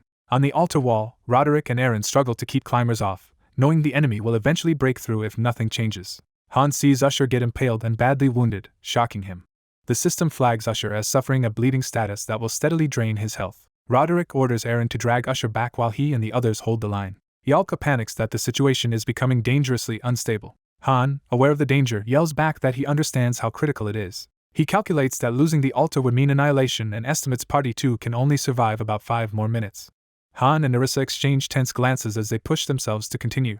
A new blue field formation begins forming around a distant fortress-like section of the wall. The glowing structure fully materializes, strengthening their defensive zone. The system again reports that field formation is complete, and the rear guard may be deployed. It then opens the selection screen for the new rear guard, with Party 3 marked as ready to be deployed. Party 3 appears on the field as the system confirms their deployment. Han screams for the new soldiers to run. Sharn, confused, asks what he means. Han frantically clarifies that they must climb the tower immediately. He orders them to use the ballista atop the tower against the dragon. The new soldiers sprint along the battlements while the interface lists their numbers and levels. Nerissa and Eren keep slaughtering climbers to prevent the enemy from retaking the altar. On the ground, Velkus tells Han it is time to trade roles, and Han agrees. Velkus charges in, drawing the dragon's attention and slashing upward. Nerissa asks if the poison they applied is affecting the dragon, and Han confirms it is working somewhat. Han explains that the poison has distorted the dragon's sense of distance, telling Nerissa to exploit that. Jenna draws another wholly charged longbow shot with fierce determination. Her arrow once more streaks toward the reeling dragon in a blinding spiral. Han asks Jenna how many longbow arrows remain, and when she answers 5, he orders her to fire every last one. Han resolves that they must end the fight before Party 2's defenses collapse and directs Roderick and Dyron's assignments atop the wall. His inner voice states that they are running out of time. Up in the tower, Sharn rushes to the ballista and shouts that she will reach it soon. Han mentally maps the battlefield, noting that if the enemy retakes the altar, their holy blessing will vanish and the dragon will again become nearly invulnerable. Sharn, panting, orders one soldier to man the ballista and the others to barricade the door. Hearing Han's impatience over distance, she nervously agrees to try operating the siege weapon herself while the others hold enemies back. Nerissa, exhausted, urges Sharn to hurry as she keeps fighting. Jenna fires her final arrow, while Han tells her to switch to daggers and guard Yalka as he moves to the front lines. Sharn struggles to crank and aim the heavy ballista. With the dragon darting rapidly, she realizes how hard it is to track and hit such a fast-moving target. Panicking, she shouts that the dragon is moving too quickly for her to get a clear shot. A recap graphic shows Party 1's core trio again: Han, Jenna, and Yalka. Another recap panel displays Velkus and Nerissa together. A third panel shows Adis, Roderick, and Usher, with Usher still marked as bleeding. The last identification panel reiterates Eren and Dyron's status. A final card set introduces the 5 members of Party 3, Sharn, Jonar, Jackal, Nadine, Rodel, and Rani. In the thick of battle, Han yells to Velkus and Nerissa to hold the dragon in place even briefly so Sharn can aim. Nerissa and Velkus commit to the plan, lunging in to restrain the monster. The dragon responds with another flurry of deadly purple scales. Those beams tear into the walls and ground, sending allies flying and causing casualties. Han, eyes glowing, launches himself in for another desperate assault. He slams his holy blade deep into the dragon, splattering more purple blood. The dragon reels as Han's repeated strikes further cripple it. He screams that this is their chance and orders Sharn to fire. Sharn, terrified and doubting her aim, steadies herself behind the ballista. A flashback begins where Sharn recalls being bewildered when first brought into this otherworldly place. She remembers realizing that only those who adapted quickly survived the deadly situations here. Sharn reflects on her impoverished childhood, relying only on an older sister she trusted. She recalls the betrayal when that sister sold her to harsh dock work for money. Sharn remembers laboring among hardened criminals and dangerous people at the docks. The memory closes on her clutching an old doll and sobbing, underscoring the trauma that shaped her resolve. A young prisoner lies chained in bed, sobbing and begging his sister to save him. In a stormy sea, sailors scream as a colossal tentacled monster rises and attacks their ship. On the deck, a frantic man orders Sharn to fire the weapon immediately. Sharn stands frozen at the cannon in the pounding rain, unable to act. Terrified and shaking, Sharn hears her comrades desperately shouting at her to shoot. She squeezes her eyes shut, trying to force herself to move. Her eyes snap open with resolve as she finally makes a decision. The cannon roars, blasting a blazing projectile forward. The flaming shot slams into the charging beast with explosive force. Sharn, stunned, realizes she has successfully stopped the monster once. Overjoyed, she boasts that she can accomplish anything if she sets her mind to it. Training later, she reflects that in this place anyone can grow strong and stand tall as long as they fight with comrades. During a later castle battle, Han shouts for everyone to stay calm and keep fighting. He suddenly senses something wrong, eyes widening in alarm. An enemy arrow kills Sharn, and a system message states she has died but her valor will be remembered. The red-eyed enemy archer who slew her stands ready to fire again. Amid chaotic melee, arrows tear through Han's allies as they scream. A system alert announces Nadine has been overcome by fear, weakening her. Han, enraged, orders Sharn's corpse removed and someone else to man the ballista. As comrades panic over Sharn's death, the system records Ronnie in a panic attack and Jackal terrified, both heavily weakened. Watching arrows rain from the fortress, Han mutters that things are turning bad. Ronnie then dies attacking the dragon, and while others urge continued damage, Nadine also falls and a message marks her death. Another ally, Rodel, dies as Han orders Yalka to ready powerful magic while a frightened comrade says the enemies are overwhelming. The system notes Jackal's death as well, promising his spirit eternal remembrance. A notice declares Party 3 annihilated while Han tells 2 surviving allies to retreat and leave him to hold the line. A prompt warns that Usher is on the brink of death. Bleeding heavily, Usher tells Han their own situation is collapsing and questions his place as a mere porter. Han brutally kicks an armored foe, fighting his way toward the dragon. He sprints through the air, aiming his blade for the monster's heart. He targets the spot where the earlier ballista shot tore away the dragon's scales. He reasons that if he drives his sword deeply into that wound he might reach its heart. While begging Usher to hold on, Han imagines them someday traveling the continent together as he fights. He coordinates tactics, telling Party 1 to rush the boss on his signal, while ordering Adis to endure for 1 minute. Before the plan can unfold, Dairon is suddenly impaled and mortally wounded. Dairon spits blood and cries out in pain. The enemy swordsman slashes him again, sending him falling from the battlements. Arrows riddle Dairon's body as he plummets, dying before his comrades. Usher, freezing and bleeding out, weakly calls for Adis and asks where everyone has gone. He witnesses another ally being butchered and screams for help. He sobs that he does not want to die. Barely conscious, Usher pleads once more for someone to save him. He lets out a final desperate scream for help. A message records Dairon's death, then a soldier raises his sword to finish Usher. In a flashback, comrades tease a younger Usher to focus on luggage, asking if he secretly wants to be a mercenary. They laugh and mock him, doubting he even knows how to hold a sword while he listens from the side. Remembering this, Usher hesitantly reaches toward a bundled weapon. He studies his own inexperienced hand, aware of its clumsiness. Back in the present, he grips a sword with bloody fingers, thinking he knows now what to do. Usher, wounded but resolute, declares he has learned how to hold a sword. Han repeatedly dashes around the dragon, landing rapid fiery strikes. A massive flaming arc of power erupts from his attack. The empowered blow carves across the dragon's body, lighting the area with explosive light. The system warns that the monster is highly resistant to physical attacks, startling Han as his blade chips. Elsewhere, wounded allies apologize to each other as they drag comrades away from danger. Another notification states the altar is now free of defenders. A twin angel statue at the altar glows ominously red. The system announces the goddess's blessing over the area has been lifted, and Usher's corpse is shown pierced before the statue as his death is recorded. Observing the blood-soaked corridor, someone notes that Party 3 has been wiped out and the ballista can no longer be used. They add that Party 2 is in similar ruin and that retaking the altar, now guarded by many high-level human soldiers, is nearly impossible. Facing the dragon alone, Han wonders how he is supposed to find a solution amid this chaos. He questions how he can possibly find the right answer in the middle of everything. The half-dragon roars and towers over him, its chest already gouged where he earlier struck. A status display shows all remaining members of Party 1 are suffering the bleeding condition. Cards for Velkist and Nerissa also show them bleeding. Cards reveal Adis and Roderick bleeding while Usher's card confirms he died in battle. Another pair of cards confirms Eren is bleeding and Dairon has died in battle. All 5 members of Party 3 are listed as killed in action. The dragon unleashes a furious slash with its massive claws. Han meets the strike with a blazing counterattack. A powerful clash sends both Han and the dragon skidding apart. While Jenna covers his back, Han concludes that trying to reach Party 2 or reclaim the altar right now would be suicidal. Still fighting, he suddenly calls to Velkist and demands his sword. He catches the thrown blade and immediately raises it to fight. Han then tells Yalka to set the sword ablaze, reminding her she can thicken her white fire. Yalka agrees to try coating the weapon using psychokinesis. The sword and Han's body are engulfed in swirling violet flames. Yalka explains that with the goddess's blessing gone, her psychokinetic fire is too weak to fully bond to the blade, but she can attempt a stronger spell if given time. Han, panting, says that level of power will be good enough. She asks if a fourth circle spell will suffice. He answers that if she can manage it, that would be best. Velkist, still battling, asks what they should do and is told to protect Yalka at all costs. Han, wreathed in violent violet fire, asserts confidently that he will act regardless of their encouragement. Yalka begins chanting a grand incineration spell, summoning overwhelming flames. Han hurls that seething power at the dragon, sending a torrent of purple fire crashing into it. The monster anticipates his aim at its vitals and adjusts, partially blocking the attack. Han keeps pressing, hacking at the dragon's limbs as he darts around it. He rams the flaming blade against the dragon's armored chest, but its defenses still mostly hold. Again, the system reminds him that this foe resists physical damage. Seeing his blow barely penetrate the hexagonal barrier, he laments that the goddess's blessing alone cannot overcome the beast's attack nullification. He considers whether reclaiming the altar or firing the ballista again is even feasible.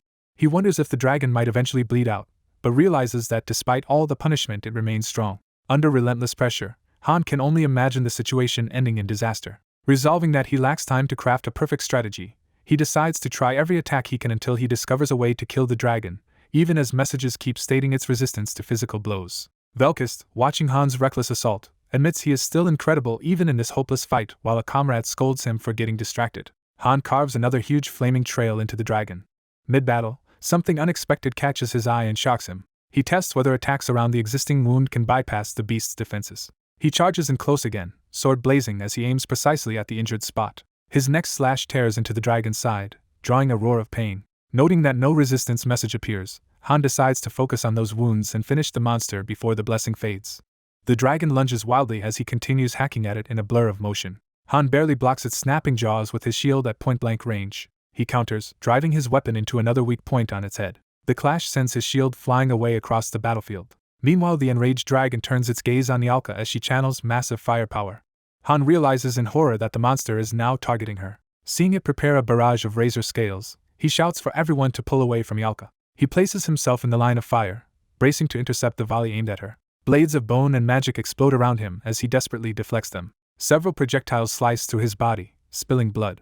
More spikes impale his legs, crippling his movement. A status alert states Han is now suffering a bleeding debuff and will steadily lose health. Yalka asks if Han is alright, but he yells back for her to worry about herself and keep focusing on her spell while others guard her. Surrounded by magic circles, Yalka builds a fiery barrier and orders enemies not to approach. The dragon emits a terrifying roar as a warning prompt appears.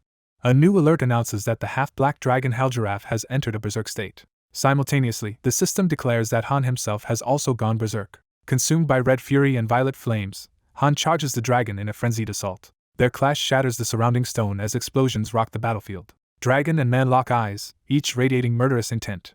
Han dives from above wreathed in mixed purple and orange fire, smashing directly into the dragon. The monster whips its massive tail toward him in retaliation. Han endures the blow and surges back in, his aura flaring even more violently. He braces his body and raises his weapon to withstand the dragon's next colossal strike. The empowered beam of flame and energy he wields strains against the dragon's defense, cracking it.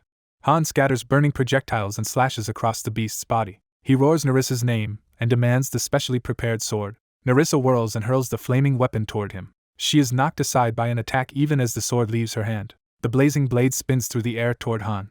It streaks closer, leaving a trail of violet fire. The weapon erupts in a flash as he finally grabs hold of it. Cloaked in surging purple flames, Han prepares for the decisive strike. He unleashes a storm of intersecting energy slashes that tear into the dragon's body. Aware Nerissa's sword is fragile, he plans to keep throwing the remaining enchanted fragments as improvised weapons. He notices the berserk dragon still relentlessly driving toward Yalka, intent on killing her. Velkist tosses another object to Han, shouting his name as Han snatches it. A concentrated magical flash ignites from his new attack. Han rains more violet blows onto the dragon even as he feels his legs growing heavy. He internally admits his head is spinning and his exhausted body screams to stop.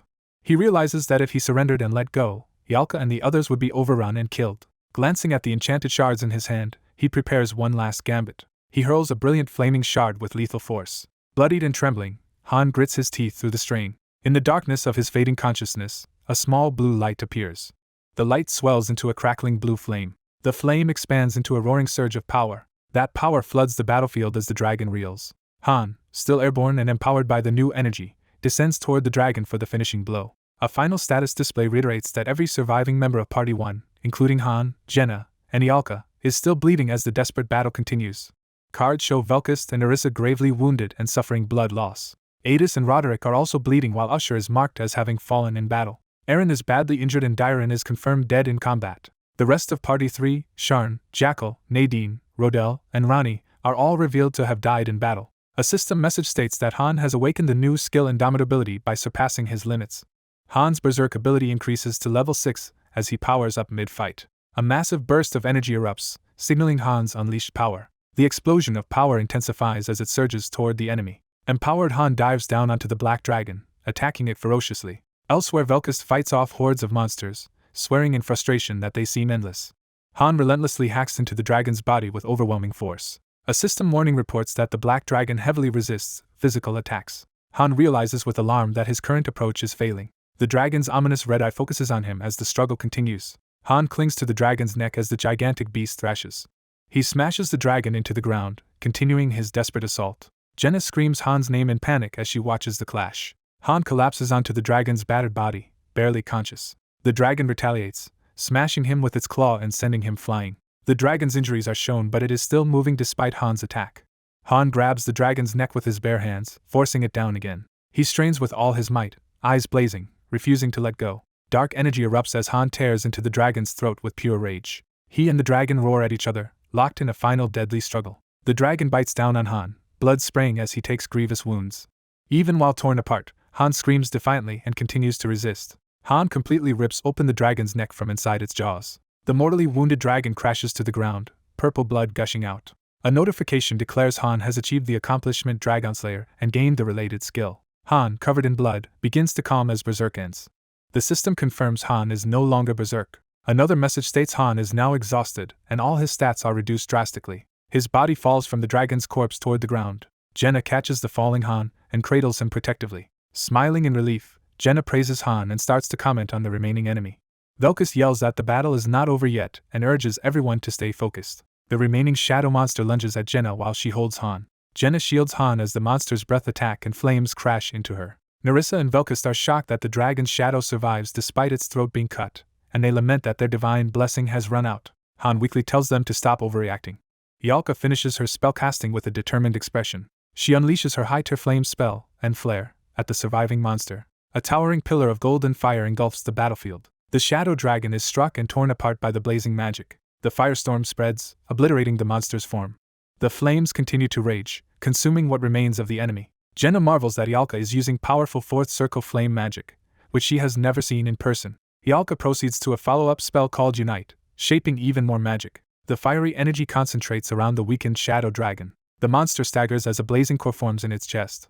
The flame magic detonates in a star-shaped blast while the others look on from a distance. Velkist watches the explosion, stunned. Nerissa also stares at the spectacle, bloody but alert. Roderick, Adis, and Eren lean on the wall in exhaustion, observing the aftermath. Jenna holds Han and gazes at the sky, her face filled with relief and awe.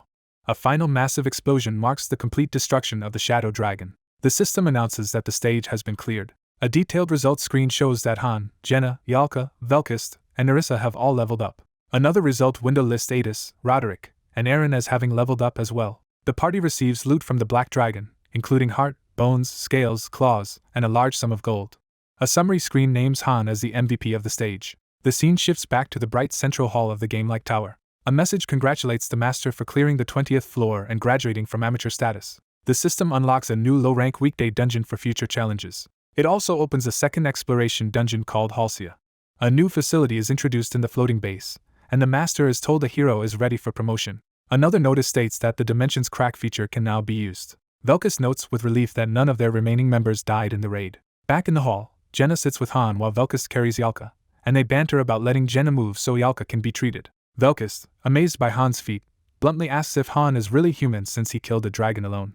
The narrator explains that only 5 members from Party 1 and 3 from Party 2 survived the raid. Those 3 survivors from Party 2 apologize to Han for failing their duties. Han reassures them that they helped make clearing the floor possible. He tells Adis to look after her party and not fall apart over this loss. Han reflects that 15 heroes entered the stage, but only 8 returned and that all of Party 3 perished, leaving them without a proper sub-party. He dismisses everyone for a rest day, while Velkist immediately asks to duel him tomorrow and Jenna is told to stay quiet. Later, a glowing dimensional entrance appears inside a cavernous area. The system rewards Han with a warhorse statue while the fairy excitedly praises his performance on the 20th floor. The fairy presents the statue as a gift from the master to their dragon slayer, but Han curtly refuses it. The view shifts to an inn building at night. Inside, someone opens a door to a small rented room. Adis enters, exhausted and covered in blood, and leans against the door with a deep sigh. She closes her eyes, haunted by the day's events. She opens them again, still shaken. Looking around her room, she quietly acknowledges that she has returned alive from the raid once more. Collapsing by the door, she mutters that once again she is the only one from her party left alive. Her anguished cry echoes outside the building. A new party roster shows Party 1 now composed of Han, Jenna, and Ialka. Velkist and Narissa are organized together as another team. Adis and Roderick are listed with Eren, while Usher is marked as dead. Eren is confirmed alive in this party listing, whereas Dairon is marked as dead. A final roster memorializes Sharn, Jackal, Nadine, Rodel, and Rani, all of whom died in battle. The next day Han confronts Jenna, reminding her he ordered everyone to rest and asking why she is at the hall. Jenna explains she considered visiting the check room but backed off because of the somber mood. She complains she is too tired to train and might just relax in the rest area instead. Han tells her to go. When she asks where he is going, he replies that he is busy and walks off. The narration reflects that many heroes died in the last mission and returned to the goddess embrace. The perspective focuses on the memorial door engraved with images of resting figures. A narration recounts that Usher, a naturally 2-star hero loved by Adis for his talent and passion, could have worked well with the newly recruited Dairon. It clarifies that Party 3's Sharn and his comrades were not incompetent. Instead, they simply lacked boss stage experience, and their deaths revealed structural weaknesses in the lobby. Adis, Eren, and Roderick stand before the memorial display in silence. The 3 survivors grieve quietly, burdened by the loss of their comrades. A close-up of Adis shows her struggling with sorrow and guilt. Back in the floating base interface, the system greets the master and announces that Han is available for promotion. A tip explains that 3-star promotions require intermediate promotion stones, crafted from a basic promotion stone and a basic spirit stone. The master chooses to construct a conversion chamber as an extra facility linked to the synthesis chamber. The system reports that the conversion chamber is complete and ready to turn heroes into materials. Another screen shows the promotion chamber upgraded to level 2, improving synthesis efficiency. A message signals the start of conversion. The upgraded building lights up, and a tip states that conversion now allows heroes to be transformed into various ingredients. The narrator explains that conversion is a way to make use of expendable heroes while a terrified low-tier hero begs not to be killed. The doors to the chamber close as the conversion begins. Light surges and the system awards a basic spirit stone as the result of the process. Han reflects that conversion is preferable when synthesis would be inefficient, and notes they now have all materials needed for a 3-star promotion. He coldly thinks that the sacrificed hero was not even worth using for synthesis. Watching the chamber from a bench, he muses that the sight of conversion is unpleasant. The system starts item synthesis, combining a basic promotion stone and a spirit stone into an intermediate promotion stone with high success odds. The interface asks the master to confirm proceeding with synthesis. Off-screen, the fairy chants dramatically while the synthesis occurs. The system confirms synthesis success and grants an intermediate promotion stone. The fairy congratulates Han, telling him he has reached 3-star status. She reminds him that 7 stars is the limit, and that he will need to repeat this promotion process 4 more times. Curious, she asks how many intervention points he has left since she wants to contact the master again. Han grills her on whether she used all the points, and she nervously blurts that she spent them watching YouTube. She admits she used everything due to overwork but insists only about 30 minutes of connection time remain. Han presses her for the exact remaining amount. Embarrassed, she estimates that only half an hour of intervention time is left if they avoid writing long messages. Han decides that is sufficient, and orders her to prepare the connection. He then walks alone up the steps into the promotion chamber. Inside the dim chamber he approaches the central altar. He steps to the promotion pedestal as symbols glow around him. Han places the intermediate promotion stone onto the magic circle. The stone activates, radiating light as the ritual begins. Flames and energy swirl around Han as the promotion power envelopes him. His appearance shifts amid the light, signaling his transformation. He realizes the mental space he enters is the same strange place he visited before. A child's eye, filled with tears, appears with a sniffle. Han sees his younger self curled up crying in the corner, and sighs at reliving this memory. Testing the boundaries, he finds the area sealed off by a shimmering barrier, as he suspected. He notes he cannot escape through a side exit like last time and that he is confined here. As the crying continues, Han thinks he is currently unable to change anything in this scene. The vision lingers on the boy sobbing uncontrollably in the dark. Han kicks into motion, attacking the memory barrier with a burst of force. He listens as the younger self softly calls out for his mom and dad. Han folds his arms, steadying himself as he watches. Irritated by being forced to relive the trauma, he mutters that this is getting annoying. The system informs the master that Han's forgotten memories have been successfully awakened. Another message confirms Han's promotion to 3 stars and notes that his illustration is being updated. Han's new 3-star character card is displayed, showing his upgraded status. Finally, a message explains that his level and skill caps have increased and that he is now able to adopt an additional class. The tiny fairy girl naps sprawled out on a bench. The man returns, scolds her for sleeping so soon, and startles her awake. Judging the area too public, he tells her they should talk in his room, and she eagerly agrees. The system announces it will begin 5 consecutive hero summons and wonders what heroes will appear. Walking away, he wonders if more heroes are being summoned as compensation and replies that he does not need to go since the selection starts tomorrow. The scene shifts to the exterior of his lodging building. Inside, he tells the fairy there is something he needs to explain beforehand. She proudly insists she was not just goofing off online but researched many things to help him. While he changes, she excitedly asks if he wants to hear the valuable information she found. She announces first that NNG has registered for the Ragnar Loki community. He reacts with confused surprise. She exults that this means people recognize Loki's greatness and confirms NNG joined her Loki fan cafe. As he sighs wearily and asks for the second piece of news, she envies his heavenly text power and says she wants it too. He learns the second topic is information about Niflheim. She explains that Niflheim is advertising for students, specifically level 20+, 3-star heroes on the second server about to receive classes. Hearing about students, he asks her to show him the detailed notice. She opens a glowing screen portal to access the information. The recruiting gallery page appears, showing a Niflheim training service recruitment notice among the posts. The highlighted post title specifies it is a Niflheim training service recruitment notice. Opening it, he sees it as a training service notice from Loki in the recruiting gallery with many views. The notice lists conditions requiring level 20+, classless second server heroes and a fee per hero. While she fumes that they are using Loki's name even though the real Loki is with him, he silently studies the details. When she expects him to be shocked, he calmly says he uses her to access the internet just like the notice's writer is doing. He hints that what Niflheim's heroes are doing is essentially the same as his own use of her. Reading the post, he notes it offers 10-day training at Niflheim with guaranteed results, and realizes only Niflheim's heroes could have posted it despite it bearing the name Loki. He marvels that Niflheim's vice master can directly intervene in users' systems, and notes the conditions are interesting. He focuses again on the requirement of second server heroes above level 20 with no class. His expression hardens as he contemplates this opportunity. He visualizes Niflheim's massive floating fortress. He senses the post as if Niflheim itself is calling out specifically to him.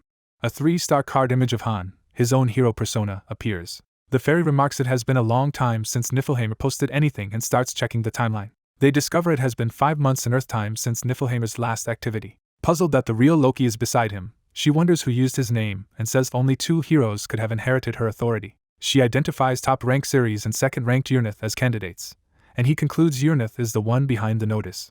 Loki explains that the service recruits heroes from other lobbies for training in Niflheim's elite facilities, something she used to run to earn gems. She says competition for slots is around 100 to 1 and doubts their master would pay the steep gem fee per hero. Remembering NNG signed up for Ragnar Loki, he says that fact alone settles his decision. He reasons that NNG joining her fan cafe proves they know who sent them files and asks her to send an email to them. With a shout about fairy power, she pours magic into the computer to send the decisive message.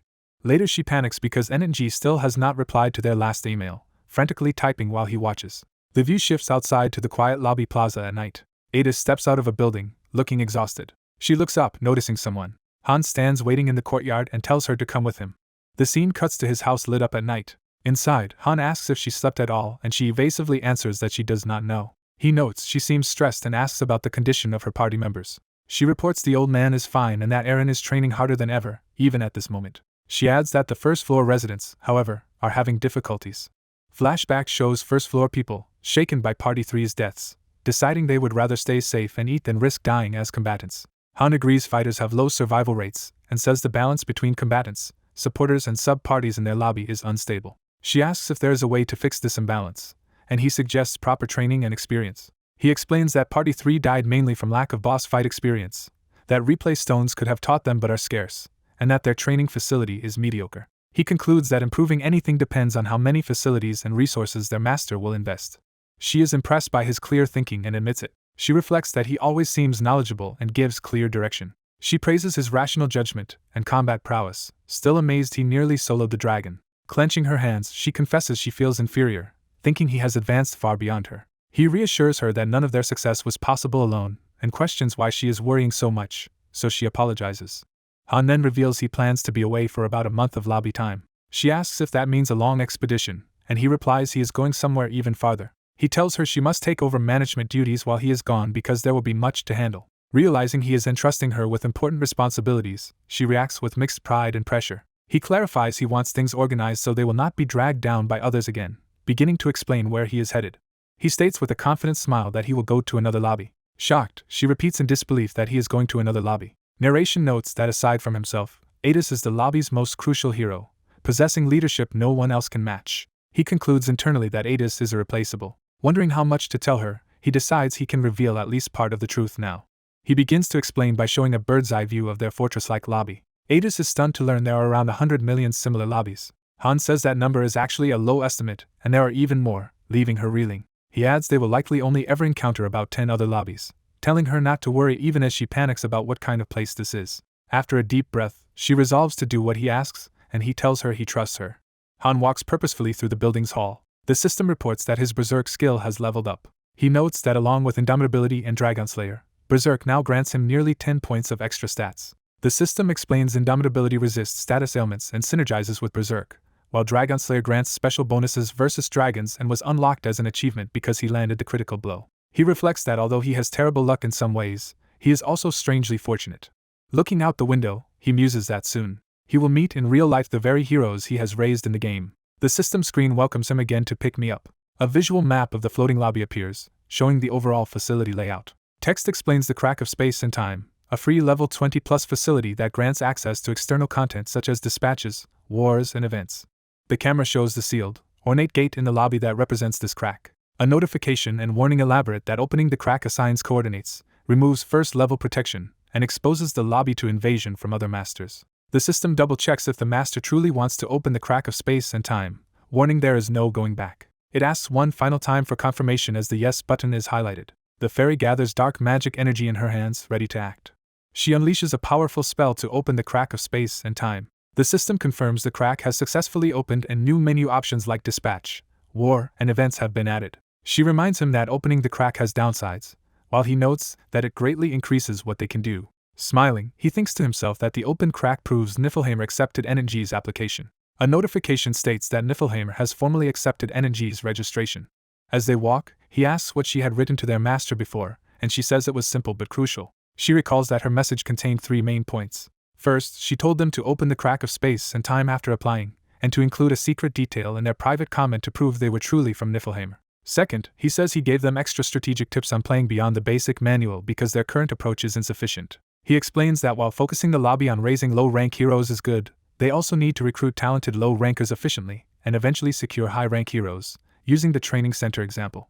As he walks, she asks about the third instruction. He says the last point was that they must not rely entirely on his manual. A new system message shows their lobby's dimensional coordinates, enabling use of the dimension community, as he narrates that a lobby must adapt and NNG must eventually make their own decisions. Another notification explains beginner protection in PvP and warns that resurrected heroes will be weaker, while Han stands ready bathed in blue light. Narration states that opening the crack unlocks much more game content, including communication with other users and moving across lobbies. It clarifies that this also enables dispatch missions, wars, and participation in events. However, as he charges forward through energy, the narration hints at a serious downside. A close-up of his eye underscores his awareness of the looming risk. He acknowledges that opening the crack also allows other users to invade his lobby. A notification asks him to set evacuation routes so non-combatant heroes can escape if invaders attack, noting resident buildings are safe. Han thinks about the lobby's safety while he is in Niflheim. He concludes confidently that during his absence this lobby will become stronger. The system informs him he needs a flying ship, constructed from several components, and a magic engineer, to fully use external content. Training dummies in the arena indicate preparations for future combat practice. The gate to the training arena slams open with activity inside. Inside the cage, Eren and the instructor clash fiercely in high-speed combat practice. Eren's opponent attacks viciously, wrapped in red energy. Eren parries and counterattacks with intense determination. The opponent swings again with a powerful, eye-reddening strike. Eren meets the blow head-on, sparks and debris flying. Their weapons collide in a furious exchange that shakes the arena. Eren rushes forward with a decisive thrust. His strike stops right at the opponent's eye, showing his precision. With a final technique, Eren slams his opponent into the ground, winning the spar. Panting with a blade at his throat, Eren shows how close the duel was. The defeated opponent, upside down, still grins, impressed. He asks what is going on, thinking they were supposed to be on break. Han appears and says he needs to speak with Eren, interrupting the spar. A chessboard shows a game nearing conclusion as a piece is moved. Jenna exults that the chess match is over while her frustrated opponent despairs. Han and Eren arrive. He notes they have chess here and Jenna says she and Yalka only learned it today. Jenna explains her forest upbringing left her unfamiliar with the game, and Han says he needs to talk privately with Eren and her, surprising their friend. Jenna jokes then asks the others to give them privacy for a bit, and they agree. Sitting with arms crossed in the lounge, Han addresses Jenna and Eren seriously. He tells the two to prepare to leave this place, shocking them both. The scene cuts again to the exterior of his house, marking the momentous decision. Focus shifts to the closed double doors of the building they are about to enter. Jenna confirms in disbelief that the three of them will be heading to another lobby. Han explains they will train for about a month in a different lobby and then return, saying it will be a valuable experience. Eren, insecure, wonders aloud if someone else would be a better choice than him. Han reminds him he once said he wanted to become stronger. Eren silently considers this, sweat on his face. He resolves to go, and Han asks Jenna to step out so he can speak to Eren alone. Later, Eren stands before the large doors and asks if this is the place Han mentioned before. Han confirms that it is Niflheim, the powerful lobby they are heading to. Adis walks the balcony and notes that while a month will pass for them, time will be different for Eren. Narration reveals that Eren might never return to this lobby, leaving him stunned. Han asks if Eren now understands the weight of deciding to go there. Elsewhere, an instructor explains that with the instructor position vacant and Daika overburdened, Eren could choose a non-combat role instead of being a fighter. Han tells Eren he can take more time to think and does not need to choose such a painful path, while Eren struggles to respond. The blonde warrior clenches his fist on his knee, stealing his resolve. He suddenly stands and loudly declares that he will go. The black-haired man accepts his decision with a calm alright. The mentor tells him to get Adis permission to leave the party because his training will actually take a year, not a month, shocking him. The narrator reflects that a year is still too short to change the grim fate awaiting Eren and Jenna. He notes that in this world fate moves 3 times faster than in his original one. Velkus complains that he is not allowed to accompany the trip. During a meal, the others also ask why they are not going, and the mentor says he will send them later when the time is right. Adis tells everyone, especially Velkus, to follow that plan, while he teases that she worries too much given her past. The mentor pointedly asks Velkus if he really intends to return. Velkus clarifies that he is asking whether the mentor plans to stay away permanently. The mentor internally admits Velkus is perceptive, and that he has considered staying, but replies. He reassures the worried Adis that he will definitely come back. A system alert appears in the lobby requesting permission for Niflheim flying ship Rangredo 7 to land. Another alert explains that another account's ship wants to land temporarily at the lobby and asks for authorization. A trade request from Captain Misakath appears as the portal to flying ship Rangrid 7 opens. Han asks Eren and Jenna if they are ready, and they both confirm they are. 2 other Niflheim members wait near the portal to receive them. Those 2 remark that the visitors are leaving now and that it will be dull without them. Friends and allies gather to send the trio off, wishing them a good time and promising to wait for their return, which Han finds overly dramatic. The fairy Iself flies in hysterically, saying she heard a rumor that Han will never come back from Niflheim. Han denies the rumor while Jenna promises the fairy she will bring Han back, and Isel begs them not to let Niflheimer steal him. Isel calls Niflheimer thieves and tyrants, then panics and apologizes when she is smacked. She makes Han Pinky swear that he will come back, and he tells her to stop whining. As they depart, Isel yells that he promised and must return no matter what, while Eren notes, she only talks to Han like that. The trio step through the shining portal, leaving their world. Han materializes on the ship as electricity crackles around him. Seeing the colossal airship above them, he and his companions marvel at the sight. They stand beneath the massive ramp-proud flying ship looming overhead. Jenna peers up in awe, saying the ship looks really cool. She and Eren talk about flying ships, recalling stories of sky-sailing vessels from their childhood. Han adds that he once saw a noble's flying ship but was not allowed to board it. A system voice verifies their identities and begins dispatch of Han, Jenna, and Eren to Niflheim for a 10-day educational mission. The identity check completes successfully. The ship opens its entrance, and another warning explains that once dispatched, their affiliation will temporarily switch to Niflheim, asking for permission again. As they climb the gangway, Eren notes that this ship seems different from the one he saw before, and Han guesses it is a newer model. A woman named Little greets them aboard as their drill guide to Niflheim. Han recognizes her as just one of the many magic engineers he once had, while the ship's system announces Rangredo 7's departure. Jenna nervously asks Han if everything will be okay as they notice other laughing trainees on deck. Han shoots a sharp look that instantly silences those nearby. The other trainees stiffen and sweat nervously under his gaze. Han explains to his companions that there are many heroes from other lobbies on the ship, and tells them to stay still. A system message states that Rangredo 7 will soon take flight. The trio feel the ship lifting off as energy surges around them. The view whites out as they transition between dimensions. Rangrito 7 sails through turbulent clouds above a barren desert world. The ship flies toward a swirling dimensional vortex high in the sky. Text identifies this world as the 1935th dimension, Tonia, as the ship approaches the vortex. Watching from the rail, Eren calls the scene amazing while the others react more coolly and tease Han about never being impressed. A crew member tells them to come back inside because they will arrive in 2 days. Later, Han spots a towering cylinder piercing the clouds and identifies it as the tower. Little explains that the wasteland below is a version of Tonia that has already fallen. Narration says Rangrito 7 travels across multiple dimensions collecting various guests. Those guests are all heroes selected for a trainee program, with 20 of them riding this ship while others travel on different craft. Jenna relaxes in a hammock and notes how many strange places they passed. She discusses how their Tonia was barren while other dimensions were aflame or flooded, and Han says he has no idea why. An announcement informs all passengers that arrival is near and asks them to come to the deck. Han notes they are almost there and asks where Eren went. Jenna says Eren is off training in a storage room as the ship descends toward the fiery 1106th dimension, Niflheim. On the deck, Little warns trainees not to lean over the railings or exit the protective barrier because of the dangerous environment outside. She also warns of turbulence during landing and tells everyone to hold the railings tightly as Jenna begins to comment to Eren. Some armored trainees stare wide-eyed at the hellish landscape. Others likewise gape in shock, realizing the severity of the place. Han watches the scene calmly amid the flames and falling embers. Numerous flying ships converge in Niflheimer's burning sky around a massive central carrier. Jenna and Eren, overwhelmed by the view, ask if this really is Niflheimer and what an enormous silhouette is. Little explains that the gigantic vessel is carrier ship Sigurdith PA-01, capable of transporting 37 flying battleships. She adds that the surrounding ships are guard ships with designations like Trude 03 and Trude 18. The carrier races toward a glowing gate ahead. Violent turbulence rocks the deck, throwing the trio off balance as they cling to the railings.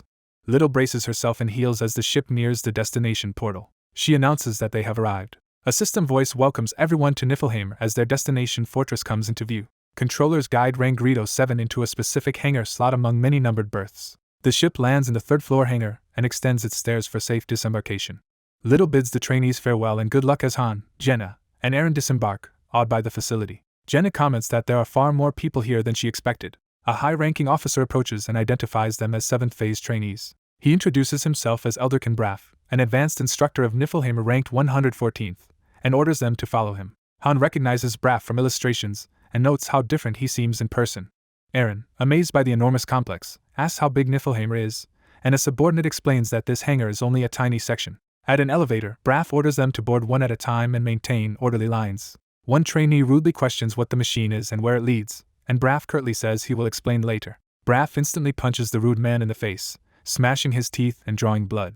The instructor looms over the bleeding trainee, demonstrating ruthless strength.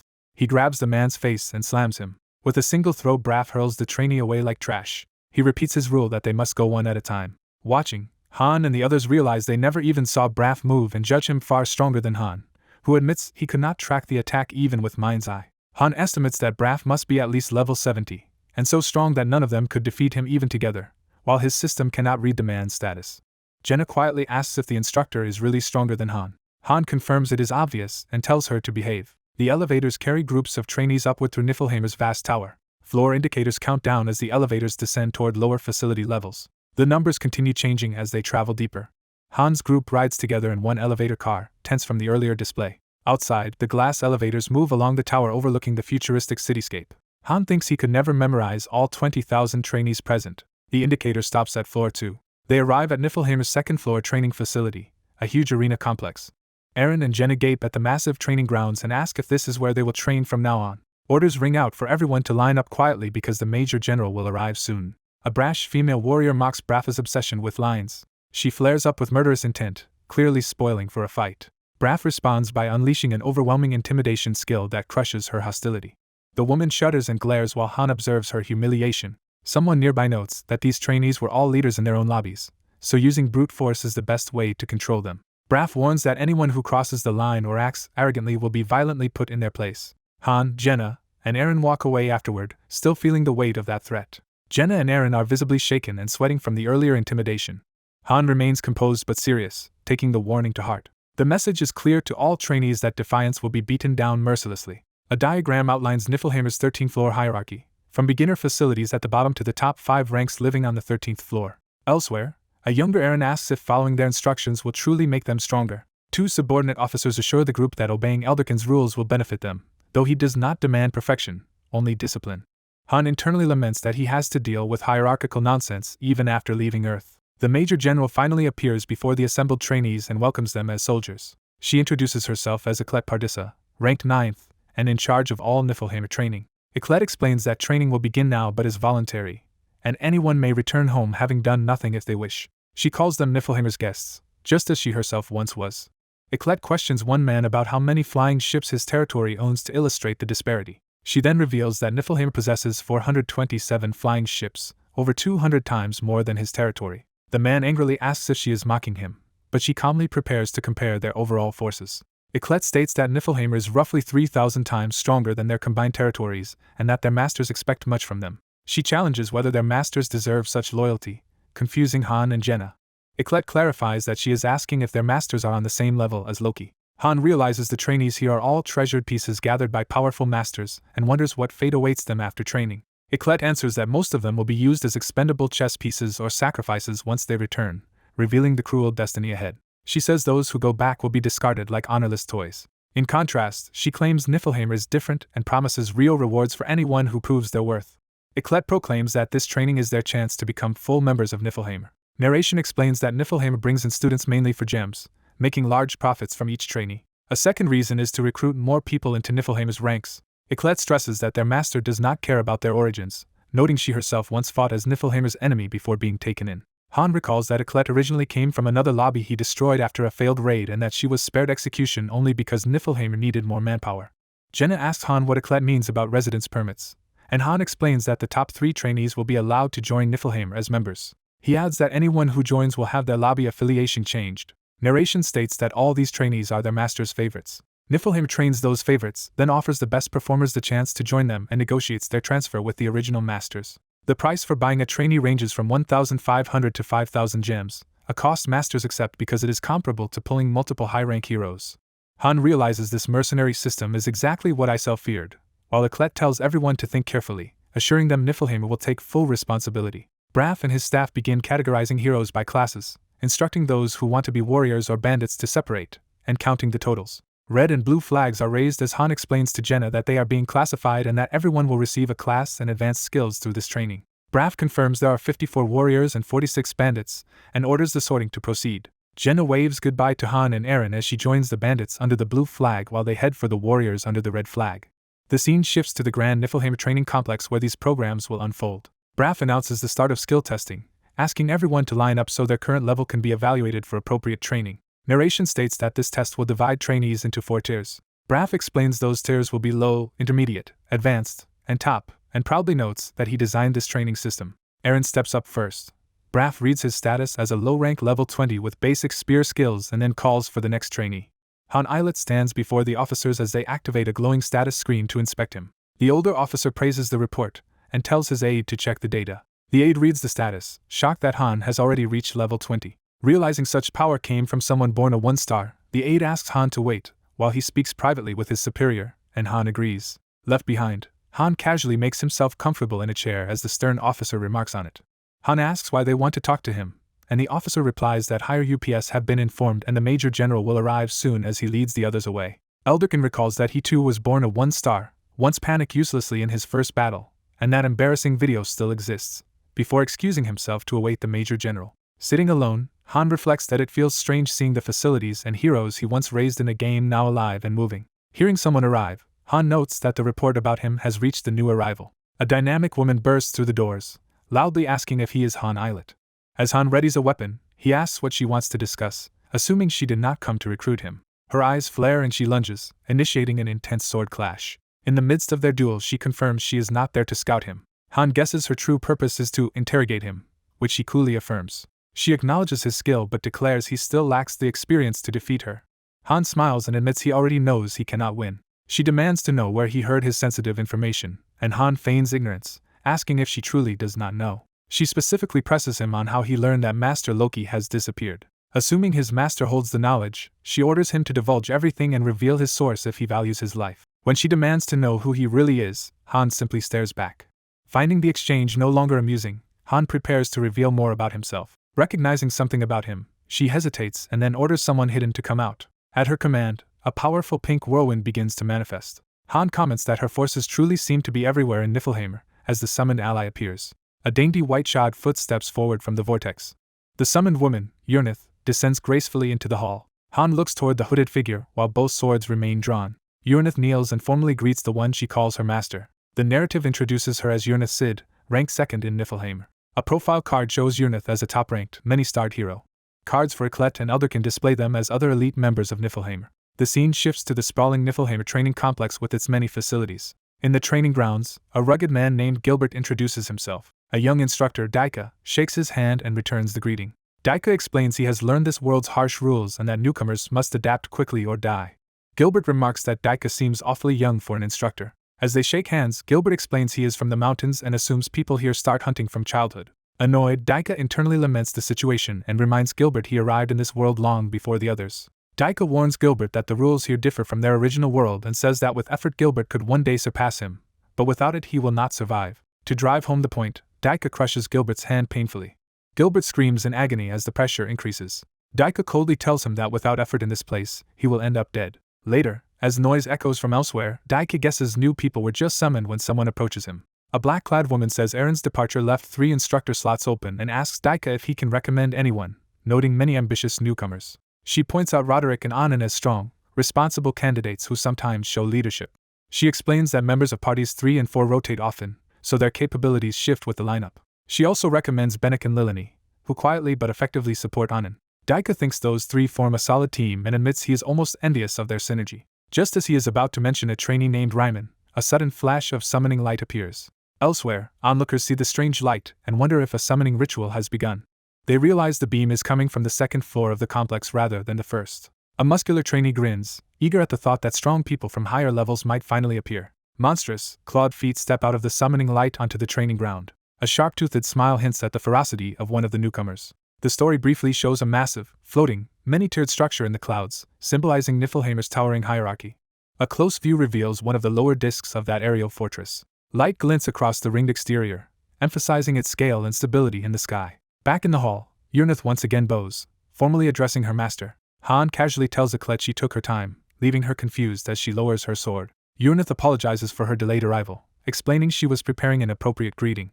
Eclet panics when she realizes she has slightly injured the person Urnith reveres as master. Urnith fusses over Han's condition, healing him, while he notes Eclet seems more shaken than he is. Urnith introduces Loki to Eclet as their master and scolds Eclet for daring to draw a sword on him, ordering her to apologize and be ready to die for that mistake. Terrified, Eclet breaks into tears and profusely apologizes. Urnith's eyes flash as she coldly asks how Eclet intends to atone for pointing a weapon at their master. Eclet is overwhelmed with dread, unable to respond coherently. Han intervenes, stopping Urnith's sword and insisting Eclet knew nothing and was only doing her duty. Urnith remarks that no normal hero would imagine their master could fall into this world, but she did, calling Loki an outlier. Loki thinks to himself that Urnith has a strong personality, while she suggests they move somewhere more suitable for a serious conversation. She envelopes them in magic and prepares to teleport them away. They appear in an elegant sky garden, seated at a table for a private meeting. A teapot on the table shows they are sharing tea during this talk. The surroundings reveal a serene, flower-filled terrace high above the city. Loki deduces from the open sky that they must be on Niflheim's 13th floor, which Urnith confirms is reserved for the top 5 rankers and their secretaries. She offers him tea and invites him to relax. As he drinks, Loki asks how she knew the disguised man was truly him. Urnith explains that only the 12th and 13th floors knew Loki had not logged in for over 3 months, and that no one leaked this, so anyone mentioning his disappearance had to be Loki himself. Loki replies that this deduction alone is insufficient, demanding a fuller explanation. He then reveals he understood that when he vanished she correctly concluded he had fallen into Mobius. Urnith states that only she, her secretary Nisord, and now Eclet know Loki is physically present here, and asks if he will review the rest of their forces. She offers to summon all the other members, confident they would be delighted to meet him. She reports that Nihaka and Yuden are away on a mission while she and Ledigian remain on standby, and Loki asks about a member named Ceres. Loki acknowledges her answer as he sets down his cup. Urnith elaborates that Nihaka handles diplomacy and is often gone, Muden has moved outside Niflheim, and Ceres' unexplained absence is unusual, then asks Nisord to bring more tea and cookies. Nisord arrives with refreshments and introduces herself to Loki as Urnith's secretary. Eating cookies, Loki asks Urnith if she once hated him, saying he half expected a stabbing rather than hospitality. She clarifies that he is referring to having used her as a chess piece in the past. She answers that she could never hate him. Urnith explains that Loki never discriminated against his heroes, always gave them chances, and led them to victory through wise decisions. She adds that without Loki, Niflheim and everyone in it, including herself, might have perished long ago.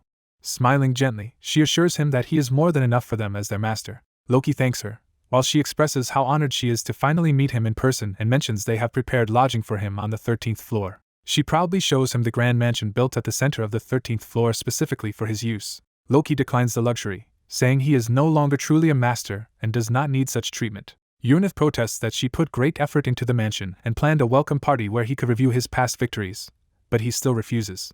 When she suggests they at least go down together to the 2nd floor, he firmly tells her not to, insisting he must continue his training and she should simply fetch him later. Loki states that he has training to complete and asks her to come pick him up afterward. Yunith desperately proposes alternative accommodations and even dismissing trainees, but Loki cuts her off with a curt dismissal. When she suggests changing the instructors instead, he again refuses, more emphatically. She snaps, shouting that the dormitory rooms are too small and unfit for someone of his status, while he stubbornly insists on staying. Slumped over the table, Yunith worries about his dignity, but Loki dryly asks what dignity he even has now. She gushes about the regal aura she believes surrounds him, then asks Nisord if she can sense it as well. Nisord says she is not sure. Both women collapse dramatically at Nisord's lukewarm response. Loki decides to return to his duties and tells Yunith to open a discreet portal, which she agrees to do. A shimmering portal opens at the garden's entrance, leading back to the training facility. As he departs, Loki tells Yunith she has managed Niflheim well in his absence. Looking back, he asks if she still considers his current, diminished self to be her master. Yunith looks startled by the question. She answers without hesitation that of course she still sees him as her master. Loki smiles faintly at her unwavering loyalty. Suddenly, a furious voice from outside demands to know where Master Loki is, revealing that another hero, Lydigian, has sensed the situation. Yunith notes that Lydigian is breaking through the barrier to reach them and remarks that he has been the most eager to see Loki. She warns there is no time, explaining that although Lydigian is usually calm, he is difficult to handle once angered. Loki agrees to meet him and steps through the portal. He emerges alone from the blue-tinted portal, returning to the main hall. Loki walks out into the busy corridor of the training facility as the portal closes behind him, unnoticed by most. Nisod discreetly appears at his side, using illusion so others do not realize he has just teleported, and offers to guide him to his companions. As they walk, Loki asks why she came along, and she replies it is for his safety. Her eyes glow menacingly as she vows to protect him from anyone who might threaten him. She mentally declares that she will crush the spine of anyone who dares lay a hand on her master. Loki's serious expression hints at the weight of his new role among these fiercely loyal heroes. Internally, however, he admits he simply wants to go back home. The view returns briefly to the floating fortress in the clouds, emphasizing how far from home he now is. Another angle lingers on one of its rotating discs. Later, Loki relaxes in a modest dorm room on the 5th floor of the trainee building instead of the offered mansion. Lying on the bed, he thinks to himself that Yunith has handled everything impressively. Narration explains that this floor is the instructor's level of the trainee dormitory, with far fewer rooms than the lower floors. Loki notes he was originally assigned to the 4th floor but was moved up after a mysterious fire destroyed his previous room. He dresses for the day, fastening his gear in front of the wardrobe. Nisord appears formally and asks if there is anything she can help with, offering again to move him to the 13th floor if he wishes. Loki declines, confirming she has kept his true identity secret, which she assures him she has. He tells her he will follow her lead as she guides him out of the room. They head down the stairwell from the instructor's floor. At the bottom, his two friends happily greet him and say they slept wonderfully in the comfortable facility. Loki jokingly tells the exhausted-looking Daika he certainly seems well-rested, prompting a weak laugh. Their red-haired companion gushes that the other girls say the place is amazing, full of strong people and great amenities. Another trainee adds that Niflheim has never lost, and Loki listens as they repeat the organization's reputation for being undefeatable. Loki muses that this probably refers to battles between masters rather than missions and observes that the system offers good welfare, rewards, and no discrimination against outsiders. He then pointedly asks his two friends if they also intend to become top trainees. Both reply that of course they do, since their friends are waiting back home and they plan to return. Loki thinks that if they accidentally become top trainees, Enning might sell them off to Niflheim, and reflects grimly that people like them have no real freedom of choice. The perspective shifts to a lecture hall where Elderkin stands at a podium before the gathered trainees. Elderkin tells them that this world's rules conflict with reality, and asks what is needed to survive here. He answers his own question, declaring that survival depends on information. He explains they must understand the world's rules, including the meaning of the text displayed on their status screens and how stats and skills function. He continues that they must learn mission types, how to execute them, use items, and understand enemy formations and matchups, always prioritizing their position in this world. Sitting with his friends, Loki listens as Elderkin speaks of stats, skills, and missions, which sound very familiar to him, prompting him to comment that he has already taught them this once. Elderkin brings out a chessboard, using the familiar game as an analogy for strategy in this world. Moving a piece, he stresses that they must recognize they themselves are merely their master's chess pieces. The lesson concludes with the grim statement that heroes are nothing more than toys for masters and that acknowledging this harsh truth is essential for survival.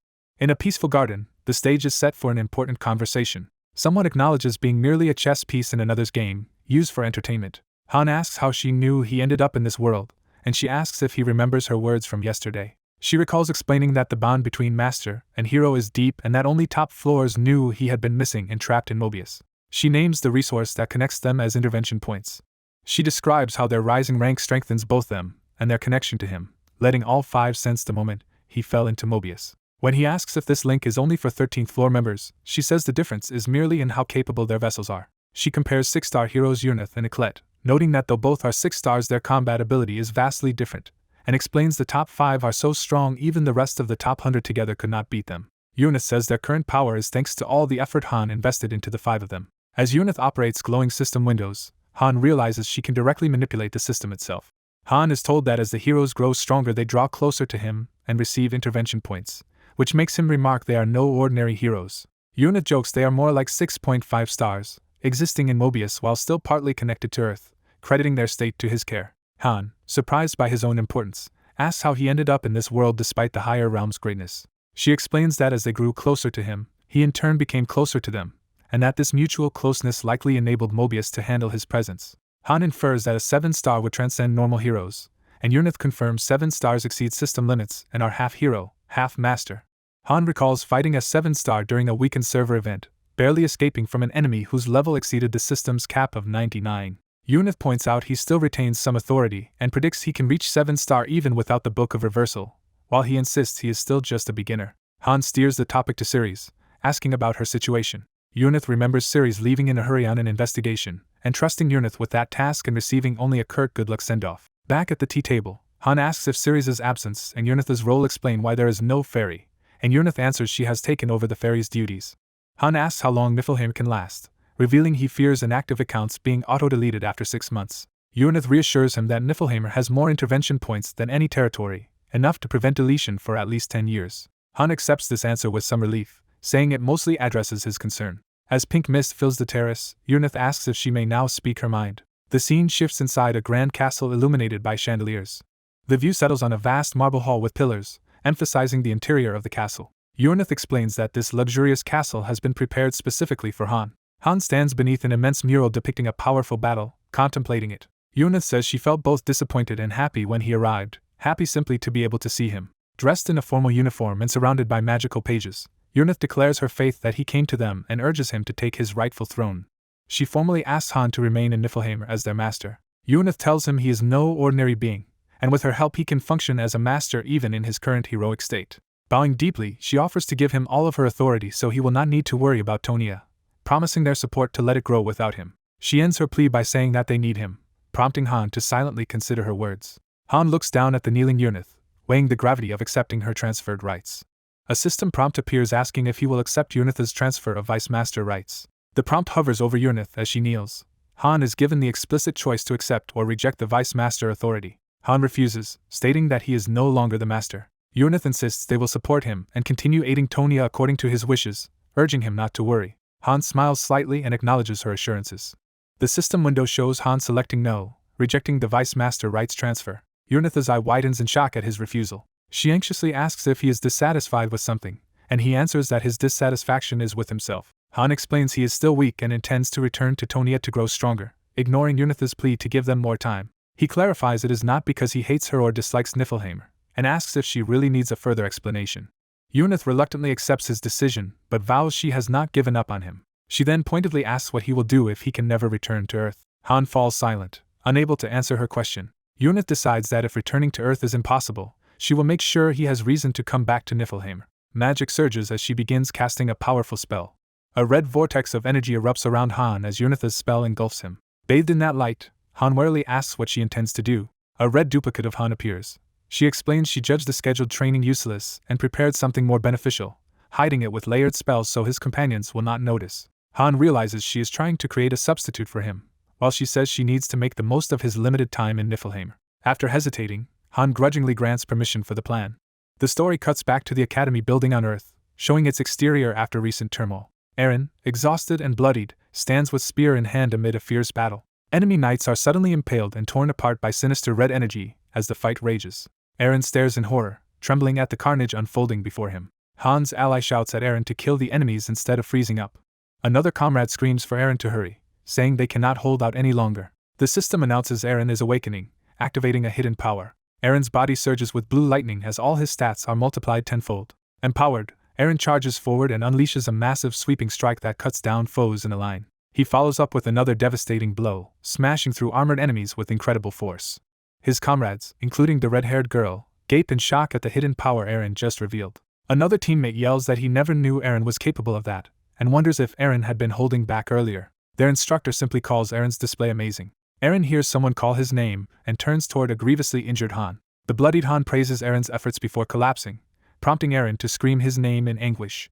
Eren breaks down, crying and shouting Han's name in despair. He jolts awake in bed, drenched in sweat, realizing it was a nightmare. Sitting up in his dorm room, Eren wonders if what he saw was just a dream. Time moves forward to a lecture hall where trainees, including Han, attend a session. The camera focuses on some trainees listening, while Eren sits in the back among them. The red-haired girl has fallen asleep on her desk, drooling during the lecture. Han sits with arms crossed, silent and observant. Eren glances sideways at Han, clearly preoccupied by his earlier dream. He looks downcast, lost in thought about Han's behavior and his own feelings. Resolving himself, Eren looks up with a more determined expression. The scene shifts to a high-tech facility, introducing a new training or executive area. A blue-haired officer orders subordinates to move in formation through the futuristic corridor. As these gray-uniformed people pass, Han notes they must be from the main building, while a maid guides him onward, calling him master. The maid shows Han a special executive-only elevator that leads directly to Urnith on the 13th floor. The view follows the inside of the elevator shaft, emphasizing the long vertical journey. The elevator car ascends rapidly toward Niflheimer's upper levels. Niflheimer's massive floating structure comes into view again from outside. The perspective narrows to a grand citadel within, indicating Han's destination. The garden terrace with yellow roses reappears, echoing the setting of Han and Urnith's earlier meetings. Urnith casually mentions she even considered sending 1,000,000 gems to Tonia to help them.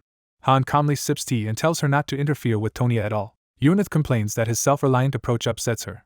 He replies that she simply wants him to lean on her a little. Delighted, she admits she was going to ask a favor anyway, and eagerly leans forward, asking if he really will. Overexcited, she crowds his face asking how she can help, and he pushes her back, saying she is too close. The story jumps to a rugged mountain range, introducing the next training location.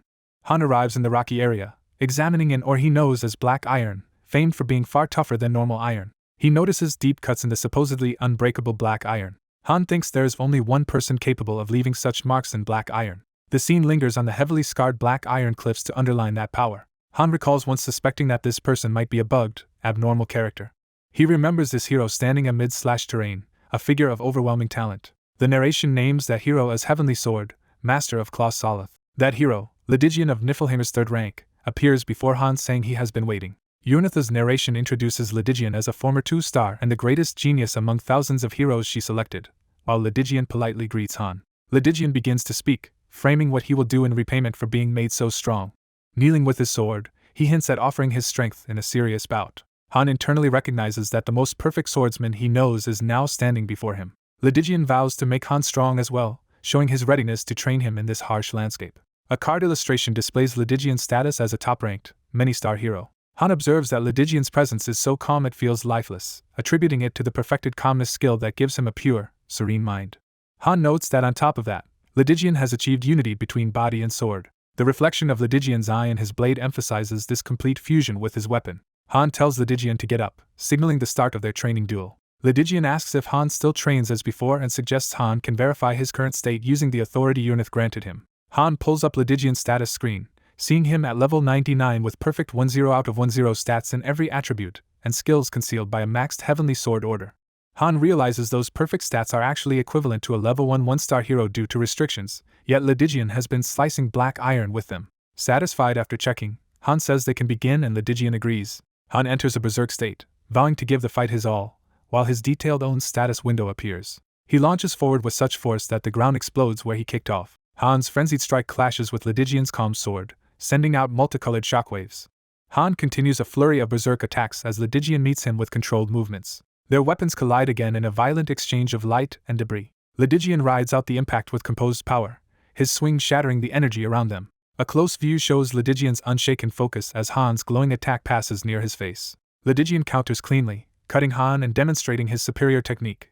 Han thinks he has become much stronger and faster than before. Yet he realizes that for every 3 frantic moves he makes, Ledigian answers with just one, maintaining control. Han blocks with his shield but is still overwhelmed by the precision of Ledigian's green-tinged strikes. Eventually Ledigian's blade rests at Han's throat, decisively ending the spar. Han admits inwardly that even with his improvements he still cannot do anything against Ledigian's mastery.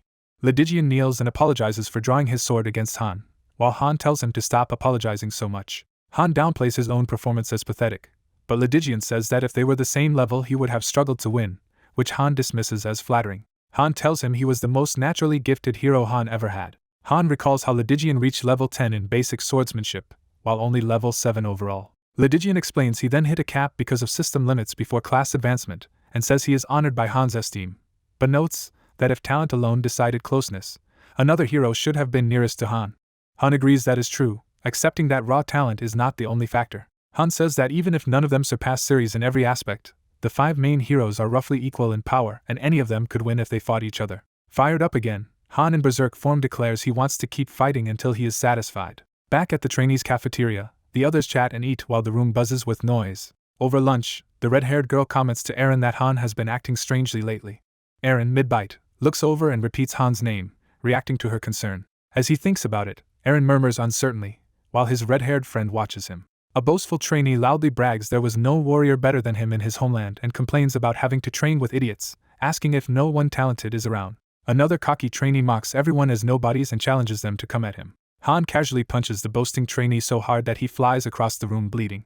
Watching this, Eren tells his red-haired friend that Han seems perfectly normal, despite the chaos behind him. A furious instructor storms in, yelling at Han and the others that fighting between trainees is against the rules and asking if they want to be expelled. She orders them to resolve conflicts by other means and warns that she will not be so lenient next time, while Han sits calmly beside the bloody troublemaker. The red-haired girl still feels something is off about Han, but Eren uncertainly wonders if she is imagining it. Another burly trainee enthusiastically declares that a real person's value is shown only through fighting and challenges others to face him, claiming he will win using just one finger.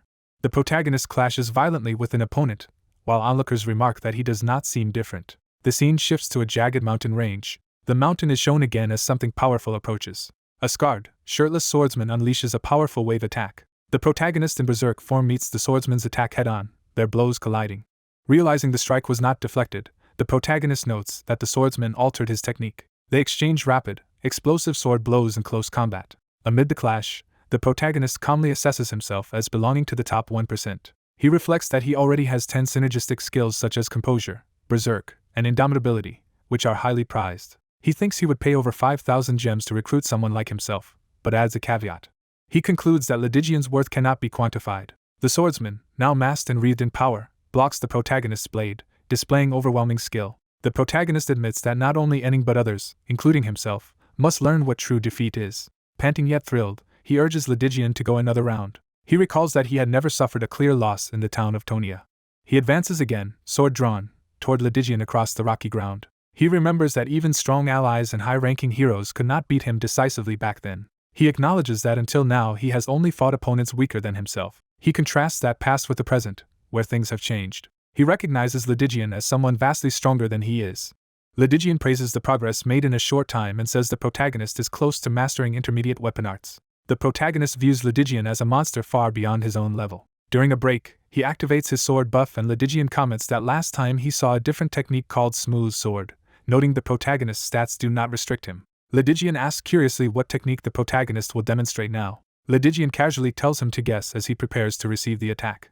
The protagonist focuses intensely, gripping his weapon with fierce determination. He swings a huge arc of energy yet observes he cannot even scratch Ledigian despite the swordsman only having 40 total stat points. Ledigian explains that raw strength does not directly make a sword strike powerful, and the same principle applies to speed. He elaborates that even with high-strength stats, the sword will not fully reflect that power unless technique converts it efficiently. The protagonist attacks again with all his might, trying to implement this advice. His overhead strike slams into Ledigian, shaking the surroundings, but Ledigian remains composed. In mid-clash, the protagonist asks what the real strength of his sword is, and Ledigian answers that it is only about 1/8 of his strength, whereas Ledigian's own weapon hits with roughly triple his strength stat. Lydigian admits the protagonist, Han, is as strong as expected, and Han thanks him for the recognition. Their eyes meet sharply as they size each other up. Lydigian's gaze sharpens in return, acknowledging Han's potential. They resume sparring at full speed, trading blows while Lydigian still clearly dominates. A profile card reveals Lydigian as a top-tier, many-starred hero. The setting shifts to an academy-like complex, indicating where training and operations occur. Someone knocks on a door inside the building. The knocker steadies their fist, waiting for a response. A dark-haired officer in a decorated coat stands in a corridor outside the room. He worries that a trainee has not shown up for several days, and notes it is difficult to summon someone who is constantly training. He suddenly remembers how rudely he treated that trainee before and cringes in embarrassment. The narrative returns to the distant mountains where clashing sounds ring out from ongoing training. In the midst of battle, Lydigian says that even 6 months of training here would make Han far stronger than before. Han charges again, agreeing but fully aware of the difficulty. Lydigian reminds him that their fighting styles differ. While blocking attacks, Lydigian analyzes Han's style as solid basic weapon arts supported by various skills, similar to Ceres, making Han an adaptable all-rounder. He adds that across the world of Mobius, only a few 3-star heroes could rival Han at his current level. Lydigian tells him that if he continues growing at this rate, he will eventually become the strongest. Han, exhausted, replies that becoming the strongest will not be as easy as it sounds and notes that Lydigian is the only hero with a real chance against Ceres. Han mentally reviews Lydigian's specialization in small-scale and one-on-one combat, and recognizes his own advantage of using Berserk without losing reason because he is half hero, half master. He reflects that composure and Berserk, two normally incompatible skills, coexist within him, making him a bugged character who has broken system restrictions. Lydigian estimates that Han currently fights like a 7-star hero, a rank reserved for those above level 100. Han assumes similar broken rules apply to skills, allowing strange combinations or divisions that should be impossible. Lydigian comments that if skill slots are also limitless, it would completely break game balance and amount to cheating. He then explains that their research uncovered one more 7-star trait. He states that 7-stars possess extremely high synthesis efficiency, startling Han. A system-like explanation appears stating that when one hero is sacrificed to strengthen another, more than 90% of the data is usually lost, so a hero with 100 strength only adds 10 to the target. Han asks if 7-stars are different, and Lydigian remarks he can tell Han has formal sword training. A flashback shows a female knight once criticized Han's clumsy form on Earth, revealing the origin of his basic swordsmanship. Han thinks his skill must come from Shay Lathistry, the 4-star hero fused with him, and wonders if his current talent is due to synthesizing with a higher-level hero. Lydigian answers that the influence is present but limited. Lydigian judges that Shay's swordsmanship appears intermediate and asks if Han can reproduce her technique. Han grips his sword, preparing to mimic Shay's style for the test. Looking at Lydigian's reflection in his blade, he resolves to try. He closes his eyes, concentrating deeply to call up Shay's movements. A memory surfaces of Shay calmly saying she simply was not chosen, accepting her fate. In the same memory, Shay entrusts everything to Han before vanishing. A bright blue energy spark forms as Han draws on her power. That spark grows into a torrent of light, signifying Shay's technique manifesting. Han's eyes snap open as he channels the awakened power. A massive sword energy wave roars forward across the training ground. Lydigian's collar flutters as the attack rushes past, showing its speed and closeness. A notification appears announcing that Han's basic sword shield technique has awakened and reached level 9. Infused with this power, Han launches a soaring downward strike at Lydigian.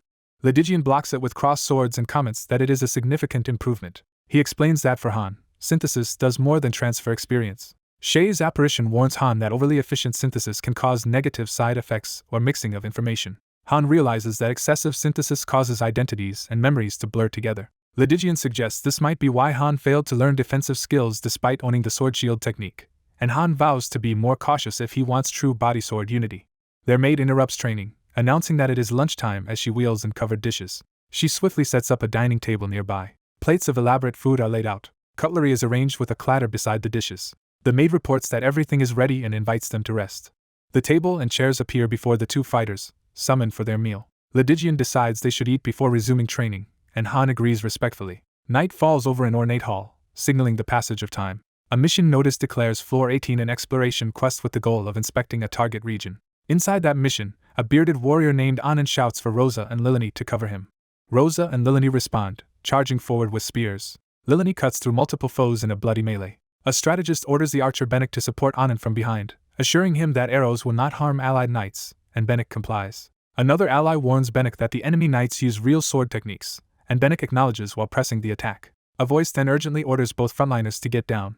They look back in alarm as armored enemies close in around them. A devastating red slash tears through the field, leaving carnage along its path. Anand, splattered with blood, grits his teeth but survives. A system message announces stage clear, grants 50,000 gold, and shows that Anand and Lilini have leveled up. Another notice names Ryman as the mission's MVP. Outside the portal, the instructor congratulates the group on a job well done, and notes, they now hesitate less even when fighting humans.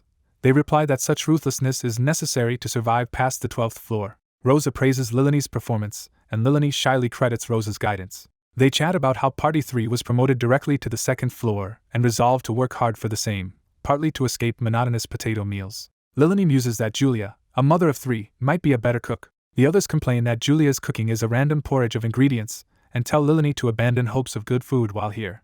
Overhearing from a balcony, Ceres leans on the railing with a cool, unreadable expression. Text explains that parties 1 to 3 form the main raid team who challenge the tower's floors. Parties 4 to 5 are labeled the support team that aids the main raiders or trains promising candidates. Parties 6 to 10 are described as temporary standby teams, often solo inspectors sent ahead of the main raid. A final category lists heroes at risk of synthesis or conversion, who are deemed unworthy and not organized into parties. A visual of the floating lobby fortress shows the layout where these parties live and train. Focus narrows to a particular training building within the complex. Inside its caged arena, violent combat rages behind metal bars. Ceres darts through the arena, unleashing cutting waves that slice the air. She batters Rosa and Lilini effortlessly while Anand recoils in shock. A white-haired instructor joins the spar, attacking with blinding speed. His strike knocks Rosa and Lilini back with powerful force. The archer Benik panics as he fires helplessly at their overwhelming opponents. Ceres appears behind him, reminding him he must fight with the intent to kill, or he will die. She warns the group not to relax just because they outnumber their sparring partners and explains that whole parties are often wiped out by a single strong enemy. After being floored, Anand picks himself up and asks to repeat the training. The instructor launches another fierce attack. Rosa and Lilini rush in again, only to have their weapons brushed aside by the instructor's polearm. He slams Lilini into the fence with a heavy blow. Anand swings his axe with all his might. Ceres slips past his guard, getting inside his swing. She drives a brutal punch into his torso. Anand is sent flying, but readies himself to continue. Ceres internally notes that Anand still hesitates when fighting people, especially his own comrades, yet judges his progress acceptable and starts considering which 5 candidates will form her party too. The scene shifts to an inn-like building where they later gather. A lavish dinner is prepared inside, set out on a long table. Ceres, now in civilian clothes, asks the trainees how the food tastes. The 3 youths enthusiastically praise the meal, especially the abundance of meat. Ceres smiles subtly at their reactions. She then informs the trio that they have been chosen as members of Party 2. When asked if they object, they eagerly accept, though Lilini nervously notes that missions on the 2nd floor will be much more dangerous. Lilini mentions hearing that Dairon died, bringing a sudden chill to the joyous atmosphere. She confesses she has been terrified since arriving and feels unworthy of joining Party 2. Ceres bluntly tells her she can remain on the 1st floor if she prefers. Ceres continues that staying below does not guarantee safety either, since many people there die as well. She coldly explains that 1st floor residents can be sent alone to scout deadly stages or used as test subjects. Ceres adds that since Party 3's formation the lobby has grown harsher, and once they clear more floors it will become even harder for others to reach the upper levels, so opportunities like this will shrink. Pointing to the stake, she urges them to make their choice carefully. Night settles over their lodging as the day's conversations weigh on them. The next day, a group of nervous residents gathers, clearly anxious about recent promotions and deaths. Nearby, Rosa stands with arms crossed, eyeing Han and the others thoughtfully. Lilini and Anand call out to Rosa as she turns away from them. Someone grabs Anand's shoulder from behind, stopping him. Their instructor warmly congratulates Anand and Benik for earning a place on the 2nd floor. The final panel shows Ryman sitting apart looking grim, while others whisper his name, hinting at unresolved issues surrounding him. A fortified city with small houses and training grounds lies inside towering walls. An unseen system announces that it is beginning a conversion for its master. A grand temple erupts with golden light as some powerful process activates. A terrified man is seized by blue energy, screaming that he tried his best and begging to be released. His pleas are ignored as he is converted into 3 basic spirit stones by the system.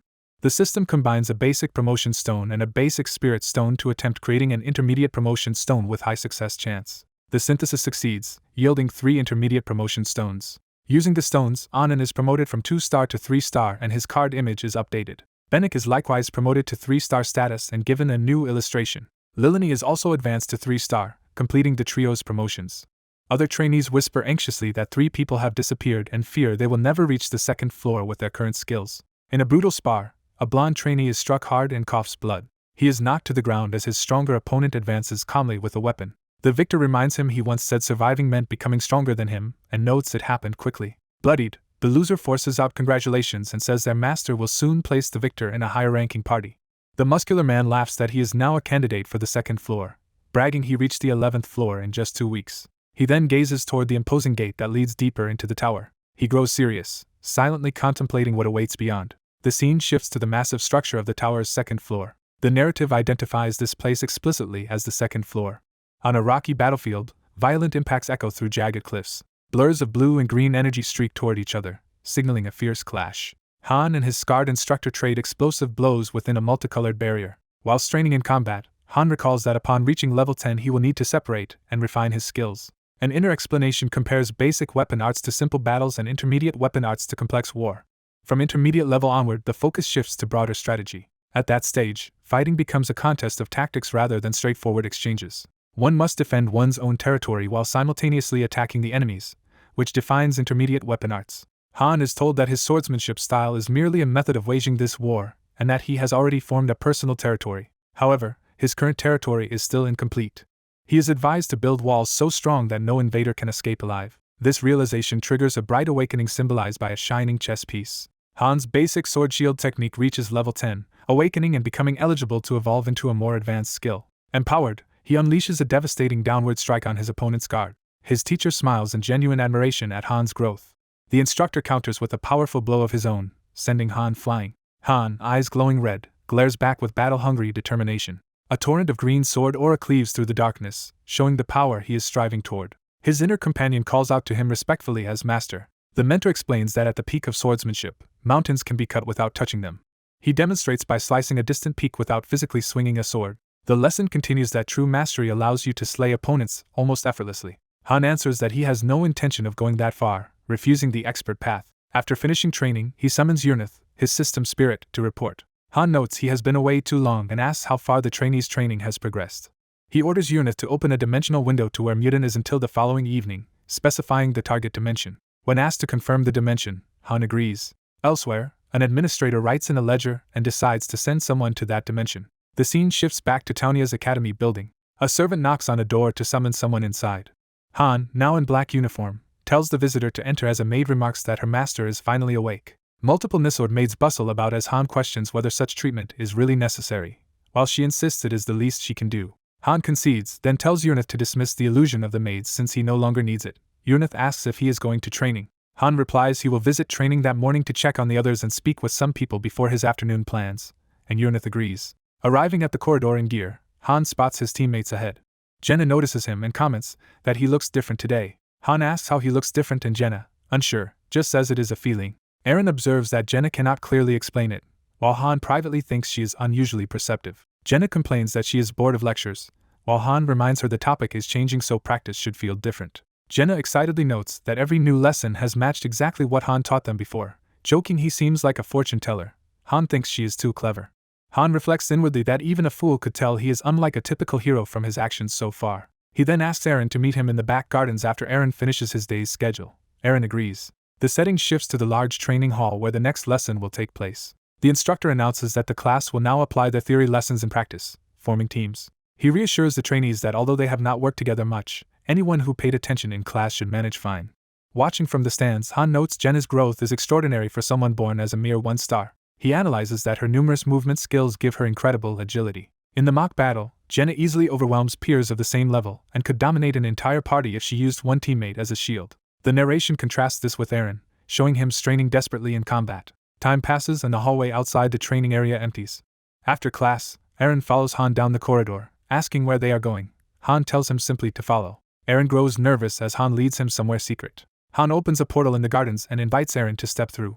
Eren hesitates, staring at the swirling dimensional gateway. The two, along with Nisord, emerge into a bright, flower-filled garden beyond the portal. Startled, Eren asks where they are, and is told it is Niflheim's 13th floor, called the Garden of Fog. Nisord confirms that the 13th floor is where the most powerful residents of Niflheim live. Another figure arrives, introducing herself as Yurnith Sid in a physical form. She presents herself grandly as the Master's right arm. Nisord quietly objects that Ceres is actually the Master's right arm, making Yurnith sulk. Eren, confused, asks Han what is going on, while Yurnith notes that Han is what their master calls him and confirms the dimensional window to Mutin is already open. Eren admits he cannot grasp the situation, overwhelmed by the powerful-looking woman and the strange place. Han reminds Eren that he once said he wanted to grow stronger, and tells him this trip is to grant that wish. Yurnith adds that Eren can decline, but if he accepts, he will receive training to become an instructor here and later serve in Tonia. She personally recommends that path, saying she has seen many hard-working but untalented people like Eren. However, she warns that such people eventually hit an unbreakable wall they cannot surpass. Han interjects that while this is generally true, there are always exceptions. Yunith notes that one person with even less talent than Eren still managed to climb to their level. She describes that person as someone who could never learn no matter who tried to teach him. When Eren asks how such a person grew, Yunith says he will soon understand. She opens a glowing gate, explaining it leads to Dimension 0584, the world called Luana, N. The narration explains Luana, N, is where a massive world raid occurred 2 years ago and where Muden now lives. Yunith warns that Luana, N, continuously erodes a visitor's life force. Nisord adds that many who followed Muden there seeking training died in that dimension. She clarifies that the survival rate for his trainees is under 3%. The dangerous landscape is shown again as someone cautions that anyone who values their life should avoid going there. Eren clenches his spear and reasons that if he survives this ordeal he will surely grow stronger. Resolute, he declares that he will go despite the risk. Standing before the portal, Eren says he does not plan to die and simply wants to do all he can. Yunith cautions that time passes differently in Luana, and asks him to remember that. Thinking of Nina, Eren steals his resolve. He focuses, determination replacing his earlier hesitation. Eren steps into the portal as Yunith asks Han to look after him. Watching him leave, Han quietly asks Yunith if she thinks Eren will survive. She answers the odds are low, but she has informed Muden. She instructs that if Eren returns, he should be sent to Tonia immediately, though Han notes he might never come back. Han accepts this, acknowledging that Eren has chosen his own path. The narration mirrors this by stating Han too is walking his own path. Training resumes on the rocky mountain where Han spars with his scarred instructor. Han's teacher tests him with another explosive strike. Han counters with immense force, shattering the ground as they clash. Afterward, the instructor, seeing Han exhausted, says he has likely reached his current goal. Han checks his status screen, noting he is still level 20 with unchanged stats, but that something else has changed. He realizes his basic sword shield skill has split into intermediate sword technique and other refined skills, while many passive abilities such as pain tolerance and composure have leveled up. Most importantly, he has officially taken the warrior class. Gaining this class grants him the right to evolve his skills, though he loses his stealth movement skill as a penalty, which he does not mind. The narration notes that Jenna has meanwhile obtained the rogue class. Because of her long winning streak in duels, Jenna is exempt from group training and is now studying advanced archery, trying to combine her quickfire and weakness detection abilities under a top archer tutor. Back in Niflheim, Yunith offers Han a legendary SS rank ring called Proof of Fallen Heaven, describing its rule-breaking powers. She says the ring will mark him as the master so other members can recognize him. She adds that if he wears it they can communicate across any distance, though Han insists it was unnecessary. She further explains that the ring is imbued with extremely high-level information manipulation, able to alter item data and system logs, and Han asks how long it will remain effective. Yunith states its efficiency will drop once the master of Taunia's tower reaches the 50th floor. Han praises her effort, noting such an item must have been hard to make alone. She replies she began crafting it before he arrived and nearly finished it by then. When she gets emotional about him leaving again, he reassures her they will meet once more. Delighted, she brightens as Han promises to visit before returning to Earth. She grumbles that this is not exactly the reassurance she wanted and changes the subject. Yunith remembers she still has something important to retrieve. She commands the system to open the weapon storage. Han decides he will take a weapon from Niflheim before he goes. The doors open to reveal a vast, max-level armory full of shining weapons. Various spears and polearms are displayed prominently on one wall. Another section shows rows of swords, from slender blades to massive great swords. Han first looks at a B+ rank top-tier steel sword, but Yunith says such a common weapon does not suit him and invites him deeper. She leads him toward a chamber where more special weapons are stored. The heavy vault door bearing Niflheim's emblem begins to unlock. The vault opens fully, revealing an inner corridor of high-grade armaments. Inside, Yunith explains that everything here is S rank or above, the true treasures Han himself once crafted. The colossal door seals behind them as they proceed. The two walk down the illuminated corridor toward Han's greatest creations. Han guesses there are 132 such items in total and asks if he is right. Yunith confirms, saying there are exactly 132. She presents a towering wall of sealed displays, saying all of these weapons were forged by Han's own hand. She offers him a purple sword named Mistiltine, explaining it ignores special defenses and would be very helpful for tower climbing. She notes it was originally prepared to deal with a black dragon on Taunia's 20th floor by bypassing its resistances. Han judges that Mistiltine is too specialized and asks for something more versatile, so Yunith proposes another option. She shows him Balisarda, an S+ immortal sword that pierces physical defenses, detailing its origin from the Shadow Demon King and its ability to ignore any armor or scales. Han rejects Balisarda as well because it cannot block attacks and offers no protection against magic. Yunith then suggests Gungnir, a legendary spear that requires no prior spearmanship and can annihilate many enemies with a single throw. She reminds him he could take any or all of these weapons since he created them. Han smiles and modestly replies that he could not have made anything above B rank on his own, crediting Yunith and the others for helping him forge S rank weapons. Examining the stored armory, he notes most weapons are in use and none match what he wants. Yunith tells him the treasures present are powerful but beneath his standards. He calls Yunith, and she answers attentively. He decides he must forge a custom weapon instead. Yunith agrees and opens a portal to a fiery forge. The scene shifts to a vast lake of molten lava. The legendary first ever blast furnace at maximum level is revealed above the lava. He orders preparations, and Yunith eagerly complies. The forging process is framed as a trial called proof. Dark power erupts around the furnace as the ritual begins. Yunith links Niflheimer's master authorities through her ring. A system message grants him the ability to create his own item. Asked what weapon to make, he chooses a growth-type longsword by casting. The system lists his rare materials and he selects a complex mix of 55 ingredients. Precious ores, leathers, and scales are dumped into the molten furnace. The system confirms materials and furnace are ready, then calls for workers. An elderly master craftsman is summoned and demands to know why he was called. Yunith answers that these are their master's orders. The old smith is shocked, insisting the master is absent. Realizing the implication, he asks in disbelief if the visitor is acting as master.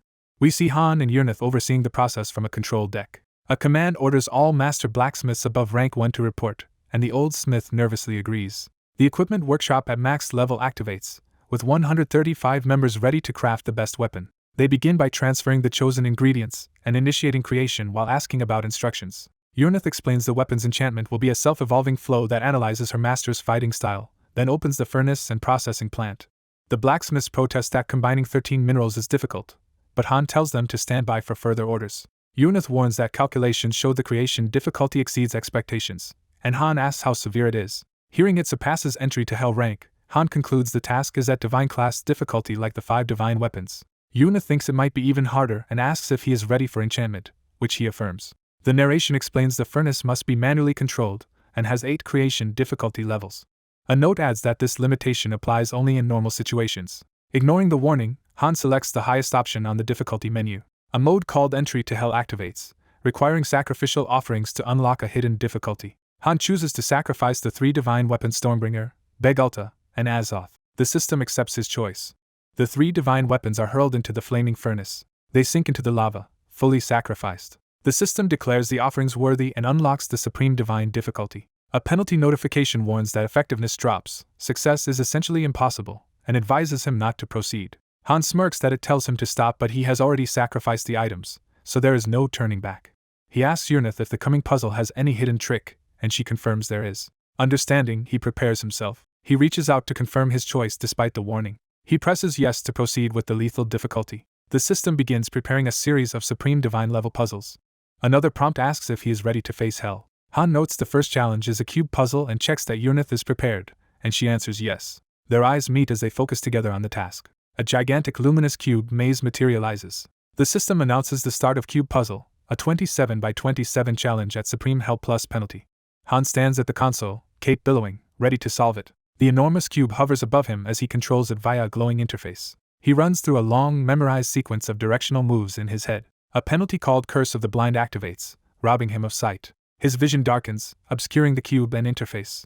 With only 29 minutes left, he acknowledges he cannot see but continues regardless. Relying on mental calculation, he rapidly inputs the full solution formula. He clears the cube puzzle perfectly in 14 seconds, igniting the furnace's hellfire. With the furnace lit, energy transfers to the processing plant, and they move to the next phase. The second challenge, a rhythm game at Supreme Hell Plus penalty, begins as Han focuses again. Han plays a frenetic piano-style rhythm game flawlessly, further purifying the furnace. The roaring furnace reacts to his success. He clears a brutal, penalized Tetris game, stacking combos to advance the ritual. The system declares the furnace imbued with the mana of hell. He then conquers an accelerated pinball challenge at the same deadly difficulty. Next he completes a Supreme Hell nonogram puzzle, earning more progress. A spot the difference game at that difficulty amazes the old smith, who wonders if their former master has returned. Yunith finishes an allied enchantment process while more materials are thrown into the lava. The system marks the spot the difference puzzle as cleared. He also clears a jigsaw puzzle at Supreme Hell with penalty. He finishes a maze and a hidden object puzzle, both judged great. He perfectly completes a harsh minesweeper challenge. He solves a cast puzzle as well, earning another great. He clears a delicate password puzzle where a single mistake would have ruined everything. Facing a block puzzle, He reflects that he once played such games casually on his phone. Now, empowered beyond human limits, he tackles the puzzle as something trivial. While he solves puzzles, the blacksmiths hurry to manage materials without error. Yunith notes he has cleared all 13 initial puzzles in under 5 minutes, but he says this is only the start. A new secret cube puzzle at 35 by 35 and double penalty appears. The system reveals this as a hidden stage of the Supreme Divine Challenge. Han observes that despite double penalties the rules remain the same, then rattles off more intricate move sequences. He completes this stage too, imbuing the furnace with the spirit of hell. The system reports molding is finished and they advance to the next manufacturing step. Another massive maze appears with a 30-minute limit. After passing it, the furnace gains the eternal fire of hell. Multiple powerful enchantments, including restoration, possession, and reinforcement, are successfully imbued into the weapon. Exhausted, Han reacts to yet another development. He is shocked when 2 new extreme puzzles, a giant jigsaw and another spot the difference, appear simultaneously. Realizing this difficulty is inhuman, he nonetheless throws himself into solving both at once. His furious input yields great ratings on both puzzles. Further enchantments including self-evolution, autonomic judgment, and strong attack are completed on the weapon. As more rhythm game stages pile on, he feels his concentration slipping. The system also brands the furnace immortal, imbued with Hell's curse. Yunith chants for the completed weapon to appear and prove itself. Panting, both she and Han acknowledge that only one stage remains. The finale appears, forcing him to clear all 32 puzzle types again within 5 hours. He pounds the keys with superhuman speed to tackle the final gauntlet. As he inputs each solution, phantom images of the forming blade appear within intricate magic circles. His hands blur faster as he pushes through the last sequences. The weapon's silhouette solidifies amid green magic as he nears completion. Gritting his teeth, he continues typing without pause. Golden symbols flare around the blade, signifying another layer of enchantment. He forces his trembling hands to finish the very last commands. The sword is encircled by a final pink magic array, locking in all attributes. With a last decisive stroke, he ends the challenge and channels the result. A blinding golden light erupts, heralding the birth of the weapon. The radiance intensifies, filling the forge. The system proclaims a great success, announcing that Han has created the unique longsword Bifrost. As he collapses, saying it is finished. Breathing hard, he asks if any mistakes were made during the process. Equally exhausted, Yunith smiles and assures him there were none. A detailed description shows Bifrost is a unique, infinitely evolving longsword bound solely to Han and linked to the proof of fallen heaven ring. Han wonders why the weapon is connected to that ring. Yunith sheepishly admits she secretly added something out of fear he might leave. She explains Bifrost can perform dimension jumps, summoning any Niflheim weapon to him, an unheard of and extremely powerful enchantment. She cautions that despite his abilities he cannot foresee everything, and he quietly acknowledges this. Yunith asks permission to leave Niflheim to stay by his side, saying she would be alone if anything happened to him. She adds that Bifrost will automatically summon a weapon to save him when he is in mortal danger, up to 3 times. Han confirms the 3 uses and asks about other limitations, and she apologizes that its power is restricted during main missions. She clarifies that because of distant coordinates, he will likely only be able to use the summoning ability once per mission. Han replies he will avoid abusing that ability, not wanting to trigger complaints about such a broken weapon. He then tells Yunith he no longer needs his old weapons and asks her to dispose of them, which she agrees to do. The previous weapons are thrown into the lava to be melted down. Yunith quietly says she has begun to miss their former master as well. Han shoulders Bifrost and prepares to depart. Resolute, he thinks about surprising his companions when he returns with this new sword. Another status window reiterates Bifrost's unknown rank and infinite, exclusive potential tied to his ring. A paired window details the legendary proof of fallen heaven ring that can overturn rules and cannot be used or destroyed by others. The story shifts back to the Academy Hall where training echoes with clashes. A female instructor launches a fierce aerial kick at a trainee with daggers. Another instructor intercepts with a powerful spear strike. The trainees are flung back by the instructor's overwhelming attacks. Han and a red-haired trainee watch the explosive exchanges from the side. The red-haired girl admits she cannot follow the instructor's speed, and Han asks if she can see what is happening. An instructor lectures that spear wielders must control distance and never surrender their area in a duel. Another instructor explains that rogues must relentlessly target weak points and stay unpredictable. The lead instructor announces that each trainee will receive one-on-one guidance on their flaws, so they must wait their turn. The red-haired girl steps into a training space opposite the dagger instructor. Fired up, she charges in, shouting for the match to begin. She dives straight into close combat, daggers drawn, refusing to back down. The instructor notes, most trainees avoid her after seeing her strength, but this girl boldly closes the distance. Observing, another instructor links the girl's courage to the man who arrived in the same lobby as her. Han suddenly lashes out, managing to land an attack on the normally untouchable main instructor. The watching trainees marvel that a mere level 20 managed to hit their instructor at all. The struck instructor clenches her teeth in shock and anger. A system message announces that Veselin has entered berserk mode. Consumed by red fury, Veselin unleashes violent power with glowing eyes and sword. As she rages, a gloved hand grabs her, and a calm voice tells her to stop. A senior officer appears behind her, warning that she is crossing the line. Terrified, Veselin apologizes, while the officer says in all their years of training countless recruits he has never seen talent like Han's. Han reflects that even if Veselin held back, no trainee has ever injured an instructor before, so his own existence must be abnormal. The pink-haired woman chuckles to herself. Relaxing over tea, she casually remarks that what she just did may have been excessive. The scene shifts to the massive, layered structure of Niflheimer. The view moves down to a large academy-like building in the city. In a dorm room, a neatly made bed sparkles from cleaning.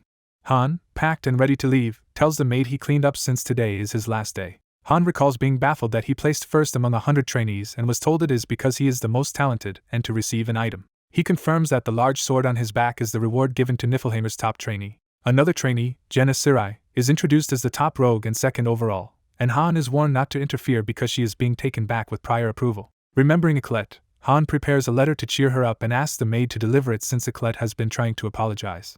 Han thanks the maid for her service, and she replies that serving him has been an honor. The scene returns to the garden terrace where the pink-haired master usually takes tea. She asks Han if he truly plans to return to Tonia and says he is welcome to stay instead. Han declines, thanking her for the shortcuts and help she provided on his path. She muses that he and the others are all very interesting.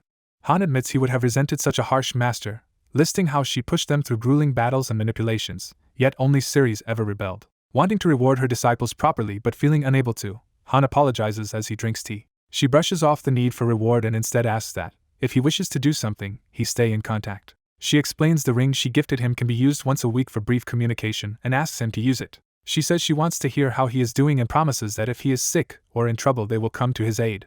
Han agrees to contact her weekly before rising from his seat. She adds that Lydigian also wants to see him and give him advice. Han narrates that he went to bid farewell to Lydigian afterward in the mountains. Lydigian spent some final time teaching Han more advanced swordsmanship before they parted ways. The scarred officer finishes his counsel, saying there is nothing left but for him to answer if Han ever calls on him.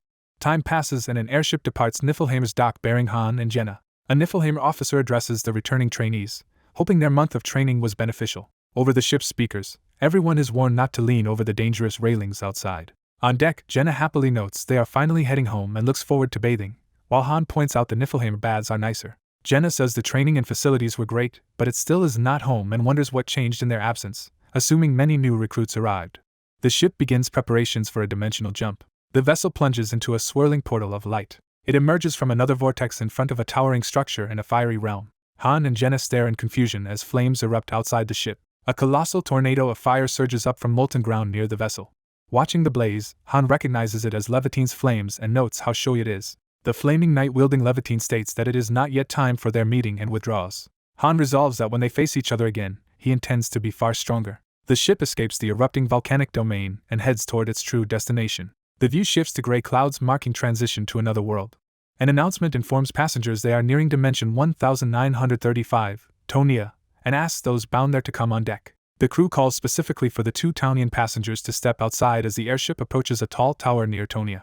On deck, the Niflheimer officer greets Han and Jenna as the Academy's top two trainees and remarks that they could have stayed in Niflheimer, but Han says their own party is waiting. A system-style message confirms that dispatched heroes Han and Jenna have safely returned from Niflheimer and are once again available. While the ship's crew wishes them safety, Han notes how quiet the dock is. Suddenly, Isel, the small ferry administrator, flies at Han screaming his game name in relief. Clinging to his face and bawling, Isel says she feared he would never return, and Han drily reminds her she ordered him back. Isel gushes that Niflheimer is far grander than Tonia and asks if they begged him to stay. When Han admits they did, she interprets it as him nobly refusing them for her sake, flustered and moved. She then tells him he must be tired and that the newly improved Tonia is not what it used to be, prompting Han to ask what has changed. She answers that much has changed and promises he will be surprised.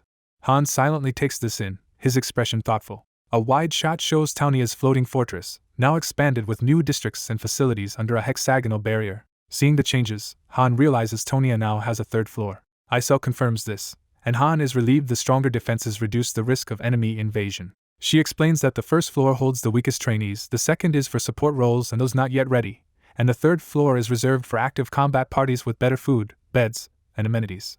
Han wonders if the master read the email he sent before leaving. He recalls the email's two main suggestions to the player ending: use advanced summoning to cover weak heroes and help existing heroes grow their own skills rather than relying too much on Han.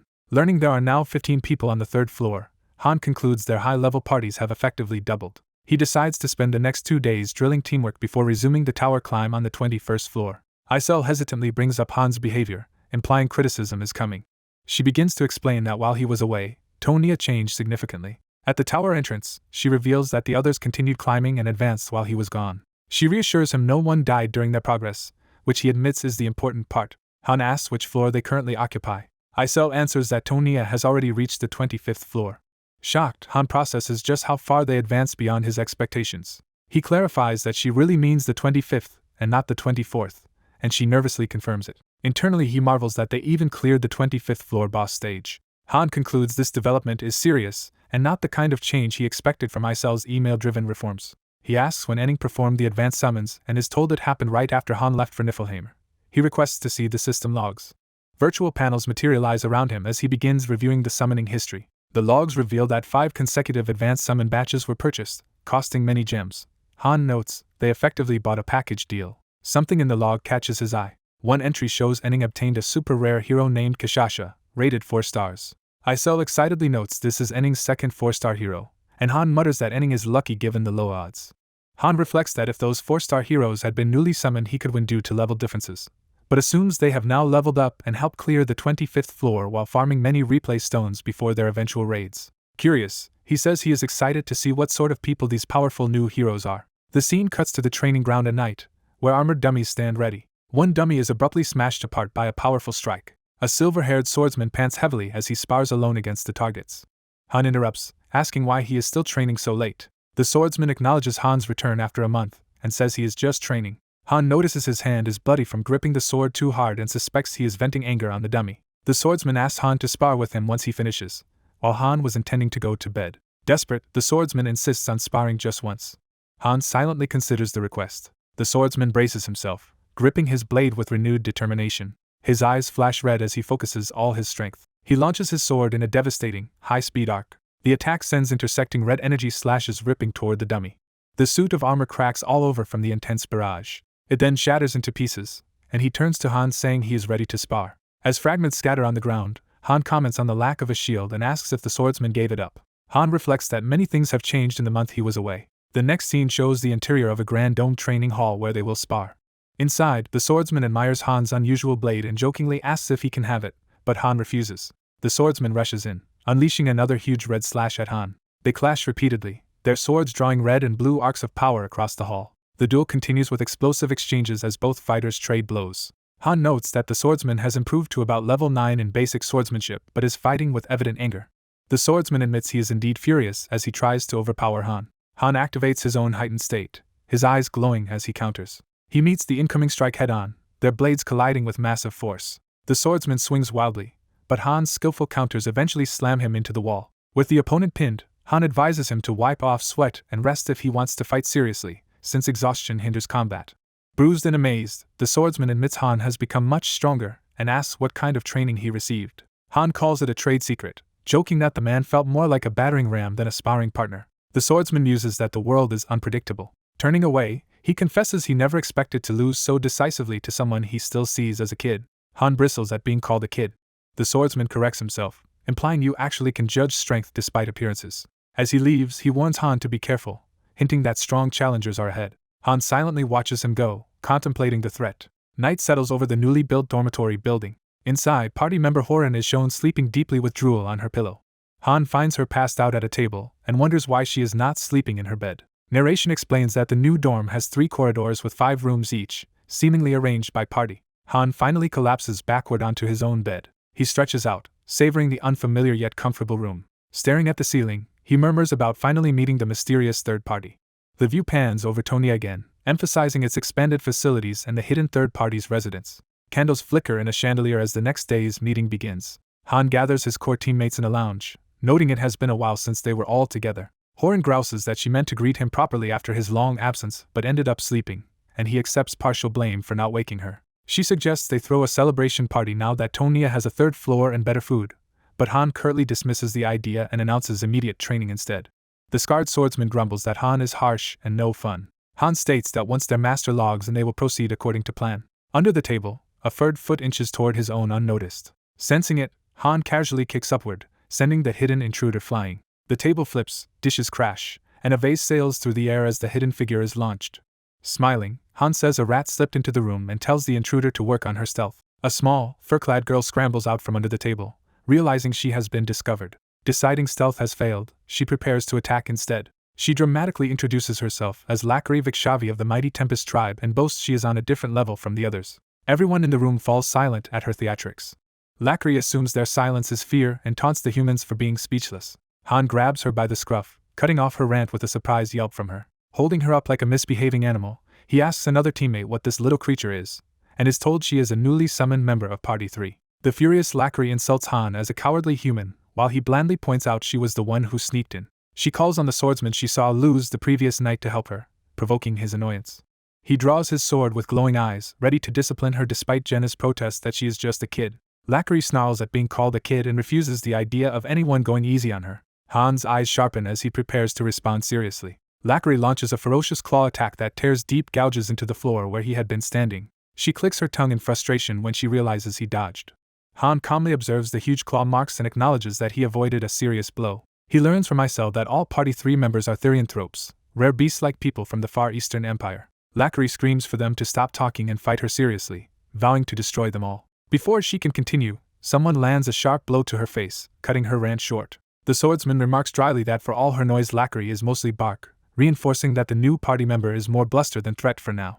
The humans discuss how differently therianthropes think and dislike humans, while Han wonders what to do with the unconscious beast girl. Han internally complains that the situation is irritating. The beast girl flails in a dizzy panic after being knocked out. Time shifts to a quiet corridor outside as night falls. Han carries the unconscious beast girl through the lobby toward a glowing forest area. A close view shows the limp beast girl slung over his shoulder. Han enters an artificial forest built inside the lobby. He realizes an entire forest environment has been prepared for the therianthropes, noting it must have cost a lot. He arrives before primitive-looking huts within the forest village. Finding no one outside, Han wonders if the place is empty, but a voice suddenly asks who he is. Han notices several wary therianthropes watching him from the trees. Han remarks that they look almost human and explains he only restrained the girl because she ran wild, while asking if she had been sent to spy on them. The therianthropes speculate that Han might be the rumored person of interest. One of them leaps down, asks if he is Han Islet, and he demands to know how they know his name. The orange-haired therianthrope returns the smaller girl and says their leader is waiting for him. Han dodges as she suddenly attacks to test him, shattering the ground. He thinks to himself that he still does not understand what these people want. The scene shifts deeper into the forest, showing training structures of wood. Wooden dummies and fences hint this area is a combat training ground. A booming laugh greets Han as someone declares they have been waiting for him. A wild half-beast woman introduces herself as Kashasha Vikshavi, enthusiastically greeting him. She excitedly calls Han the strongest male in the lobby, a title that puzzles him. Kashasha gushes that she watched his battles through her master's sorcery, and has never been more eager to fight someone. She charges at him, calling him Warrior Han Islet and demanding a battle. Their first clash sends shockwaves as her claw attack meets his defense.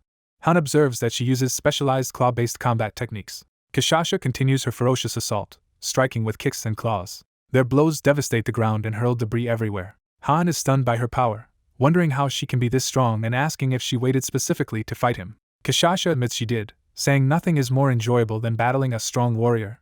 She declares that a worthy fight excites her whether the opponent is human or therianthrope, as they exchange more blows. Han launches a barrage of slashes that tear up the battlefield. Recognizing her name, he recalls that Kashasha's party really did clear the 25th floor. Kashasha powers up, her claws glowing as she prepares another savage attack. Han's interface reveals Kashasha's status, a level 22 half-beast with high strength, agility, and numerous advanced combat skills.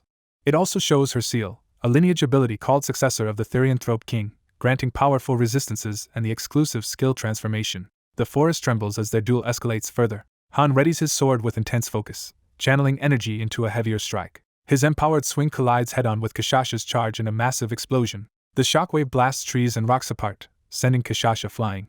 She is hurled through the forest at incredible speed. Kashasha digs into the ground with her claws to halt herself. Blood trickles from her mouth, showing she has been wounded. Han's arm is also slashed and bleeding from her claws. He evaluates that in raw statistics she surpasses him in every category. Kashasha, still grinning, admits he is far better than she expected as she advances again. Han analyzes her sheet, concluding she is innately superior, already packed with excellent skills, and even possesses a powerful seal. He concludes she is among the top performers even within the 4-star rank. While healing his wound, Han thinks she is effectively 5-star level and that without body sword unity this fight would be much harder. Their handler rushes in, shocked at the brawl, while Han calmly claims it is just a friendly greeting rather than an attempt to kill each other. Kishasha laughs and agrees, calling this violent exchange a ritual of friendship. She yells that despite him being human she likes him, and Han replies that he appreciates hearing that as they continue fighting. Han decides to ignore finer technical details of the fight. Instead, he focuses on increasing the weight behind his blade to strike with greater force. He admits he lacks the talent to master every sword style like his mentor and must specialize. Realizing this limitation enabled him to develop body sword unity. Han unleashes a named technique, Heavy Sword, smashing down with overwhelming power. Kishasha delightedly praises the move, thrilled by the escalating battle. Their exchange becomes a blur of red claw trails and sword arcs crossing the field. Kishasha launches another massive blow while Han braces beneath her assault. Her attack detonates against the ground, causing another huge explosion. In berserk mode, Han notes she still is not using her full strength and decides to finish things quickly. A system notice states that Han has entered berserk mode. Kishasha, excited rather than afraid, calls that unfortunate but enticing. Her pupil contracts as she prepares to activate her seal.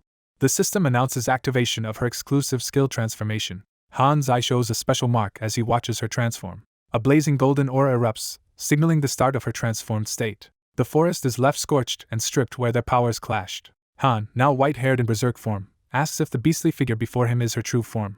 He mentally identifies transformation as the exclusive skill tied to her B+ seal, successor of the Therianthrope king. Observing her flaming fur and beastly features, he understands why they are called Therianthropes. Kishasha's monstrous tiger manifestation roars behind her as she and Han prepare to continue. The scene cuts back to the outer fortress beneath a hexagonal barrier where training dummies stand. A night dummy explodes as Velkus savagely strikes it. He pants from exertion after pummeling the dummy. Another instructor casually asks if he has been training early, which he dismisses as none of their business. The instructor needles him, saying being called weak must have bruised his pride. Velkus, sweating and furious, insists he does not care what others say. Light begins to gather elsewhere as a portal or system event activates.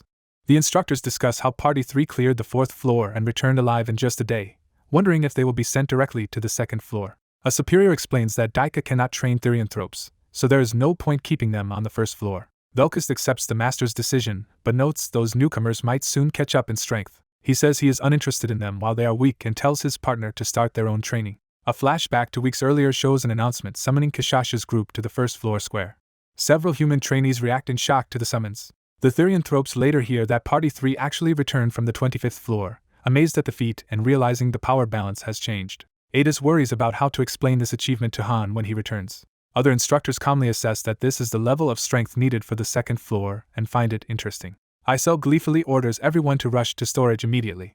The entire floating lobby shakes as an upgrade process begins. A system message announces that the lobby is evolving to level 3. Velkus complains that Party 3 even got a whole forest of their own, while his colleague tells him to complain to Isel instead. From above, Lackery mocks human life as dull and asks if living here is any fun. She then aggressively asks Velkus if he is the strongest human in this place. Velkus hesitates in silence, weighing his answer. With a crazed grin, he admits that at the moment he is indeed the strongest human here. The scene returns to his earlier encounter where Lackery lies unconscious at his feet, defeated by him. Her kin arrive carrying her limp body and staring down Velkus. Velkus smiles confidently at them, sword in hand.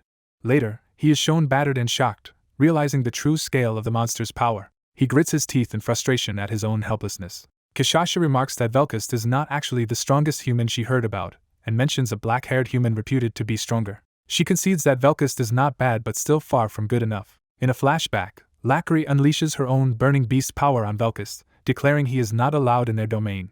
The memory blends with Velkus' current training as he continues destroying dummies. He staggers, exhausted beneath the barrier, recalling that struggle. He narrates that he once believed training would eventually let him stand against such monsters. But when he actually faced one, instinct told him otherwise. He realizes he was never meant to be able to defeat creatures like Kishasha in his current state. Han, by contrast, admits to himself that he still cannot win against Therianthropes in his present condition. Velkus looks up at a distant pillar of power, sensing Han and Kishasha's ongoing clash. Imagining the fight, he knows they are battling fiercely somewhere in the forest. Han reflects that a dragon slayer who has slain a real monster now fights a monster again. Kishasha's transformed beast form roars as that monster battle rages.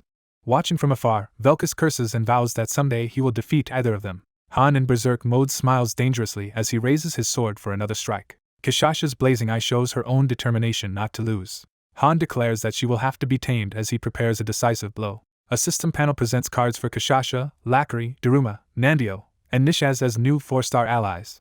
Additional cards display Nandio and Nishaz, completing the Therianthrope party roster. The system records a new connection titled Storming Through the Forest. Kashasha's wild laughter echoes through the devastated woods. Healing herself, she exclaims that the fight was the most fun she has had in ages and that coming here was worthwhile. Nearby, Han also heals and brushes off his injuries, while Kashasha praises him as a seasoned warrior.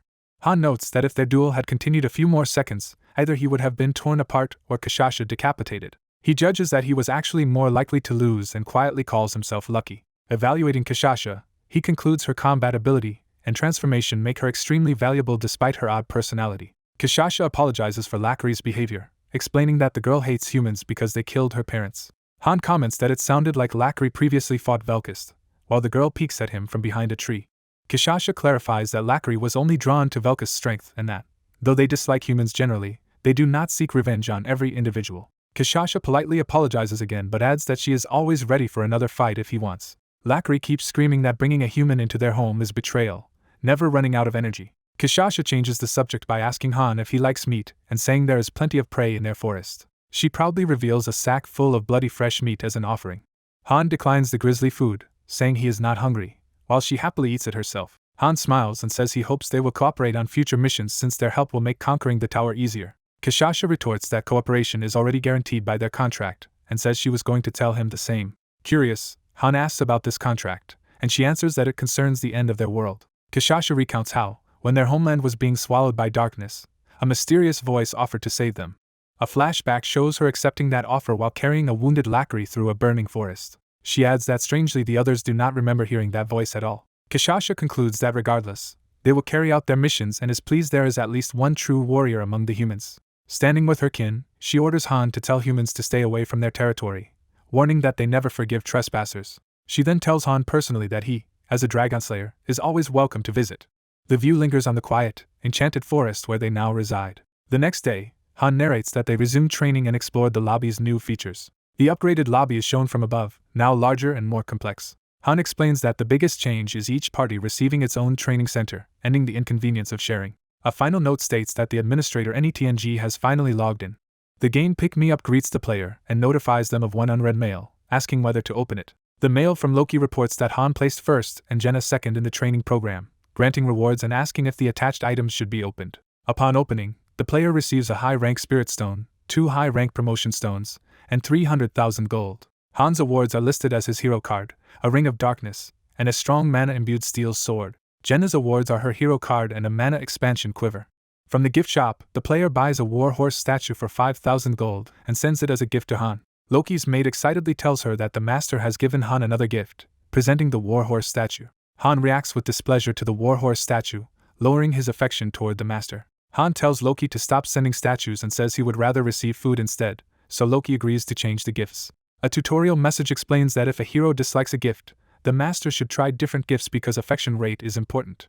The master buys a white horse statue for 8,000 gold, gifts it to Han, and Han becomes even more disappointed, further lowering affection. Han angrily smashes the white horse statue, and the system reports that the gifted statue has been destroyed. Looking at the broken statue, Han criticizes the lobby managers and asks Loki to show him the 25th floor mission using a replay stone. The system states that Han is requesting to view the 25th floor replay and begins loading it. A tutorial explains that dragging a replay stone onto a hero lets them watch and learn from a chosen floor's mission, and that replay stones can be mined with some chance, increased by mining skills. Standing in the viewing hall, Han is prompted to use a replay stone on himself for the 25th floor, with 7 stones remaining. Han begins watching the replay of the 25th floor mission. Han closes his eyes as he fully immerses himself in the replay. Han opens his eyes, indicating his focus as the replay vision takes hold. In the replay, Han finds himself overlooking a vast desert landscape. He notes that the mission takes place in a desert, its type still unknown, and recalls that Kashasha's party previously cleared it. He reasons that by scouting the nearby desert town he can figure out the mission's nature. Suddenly guards in the town shout to catch a fleeing cloaked person, drawing Han's attention. The guards order all exits sealed so that no one, not even an ant, can escape, and their subordinates affirm. 2 breathless soldiers discuss whether to pull out a wanted poster to confirm the target. The guards rush forward and surround the cloaked fugitive in the street. The exhausted cloaked woman begs them to let her go, saying she only wants to search for something and will not trouble them. One enraged soldier accuses her of infecting his son with her disease, saying the boy is dying at home. The guards further blame her for causing monsters to run rampant, ignoring her protests and shouting her down. The soldiers denounce her by name as Phriasis, a traitor of the Empire. Han's memory shows a past image of Phriasis as a beautiful, younger girl in white, indicating he recognizes her. Kishasha's group observes that Friasis is no longer a child, and the human soldiers debate whether to kill her since they will be paid even if she dies. The archers ready their weapons, preparing to fire at Friasis. Realizing she is their target, Friasis turns in fear as the arrows are loosed. Multiple arrows streak toward Friasis in a lethal volley. Friasis braces for death, crying out as the arrows close in. Lackery appears and smashes the arrows midair, remarking that she smells many filthy humans nearby. Transforming into her beast-like form, Lackery eagerly asks if she can kill all the humans attacking them. From above, Kishasha says Friasis must be protected but gives permission to kill all the other humans. A soldier shouts that Friasis is the Empire's wanted criminal as he charges in. Another threatens Kishasha's group if they try to defend Friasis. Kishasha's party brutally slaughters the surrounding soldiers in a bloodbath. Friasis stares in shock and horror at the carnage around her. The system defines Floor 25's mission as an escape with the objective of leaving the area while fulfilling a special objective to protect NPC Friasis Al-Lagner. The party members for this mission are shown as Kishasha, Lackery, and Daruma. Additional party members Nandio and Nishez are introduced. A remaining soldier panics, demanding to know where these monstrous rescuers suddenly came from as Lackery cuts him down. Another soldier cries out that they do not wish to fight the beasts, and only want to capture the witch Friasis. Lackery silences his plea by slashing him fatally. Covered in blood, Lackery declares her hatred of humans, and sees no reason to converse with those she intends to kill.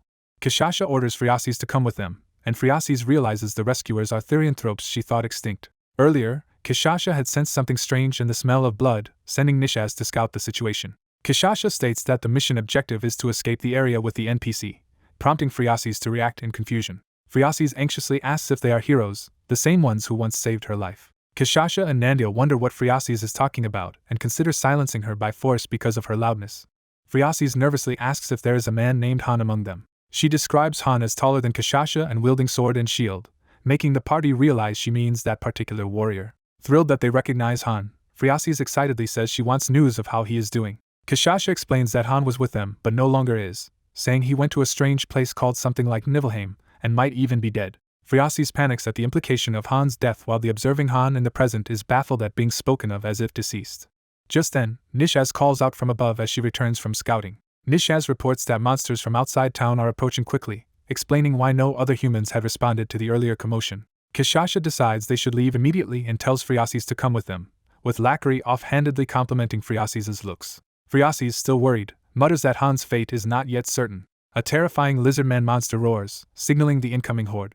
The system announces a three-way enemy relationship between lizardmen and human soldiers, showing that numerous level 21 lizardmen are clashing with over 100 level 18 human soldiers. Kishasha's group begins running through the streets with Friasis at their center, as chaos erupts behind them. As they flee, Lackery urges Friasis to run faster, but Friasis insists she is already at her limit. Kishasha concludes they must slow down to match Friasis' pace. Kishasha shouts for Daruma's assistance.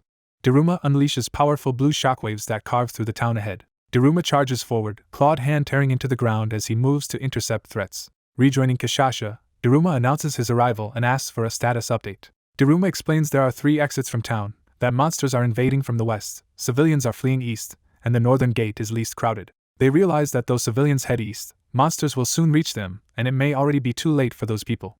Kishasha decides their party will instead escape through the northern gate. They discuss that roughly 30 monsters were at the northern exit when last scouted. Friasis calls out, saying she still has something to say. Kishasha turns back, reacting to Friasis' interruption. Friasis, out of breath, begs the heroes not to abandon the people fleeing east.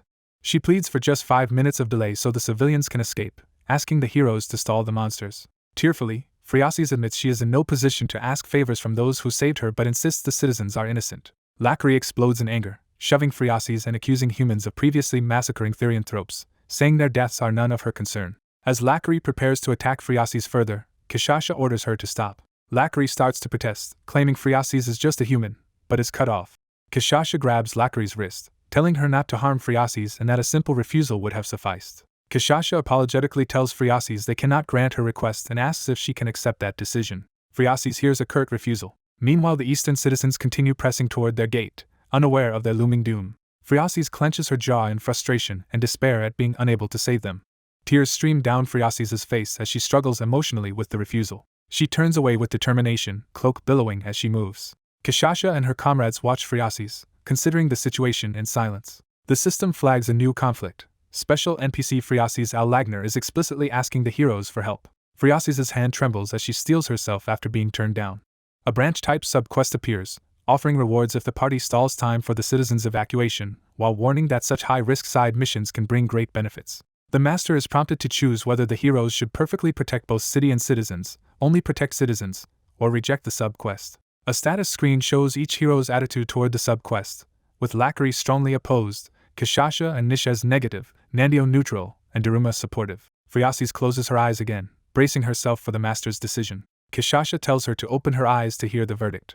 The master selects the option to reject the quest, and Kishasha apologizes to Friasis, saying the risk is too great. Lackery coldly states she will not risk losing her fellow therianthropes for the sake of humans. The narration explains that despite potential rewards, Kishasha turned down the rare sub-quest opportunity, leaving Friasis feeling utterly powerless. Another narration notes that because Party 3 consists of rare species, losing even one member would be hard to remedy, and Han advises his heroes to move on quickly before more monsters arrive. The town is shown burning and in chaos as the mission proceeds without the sub-quest.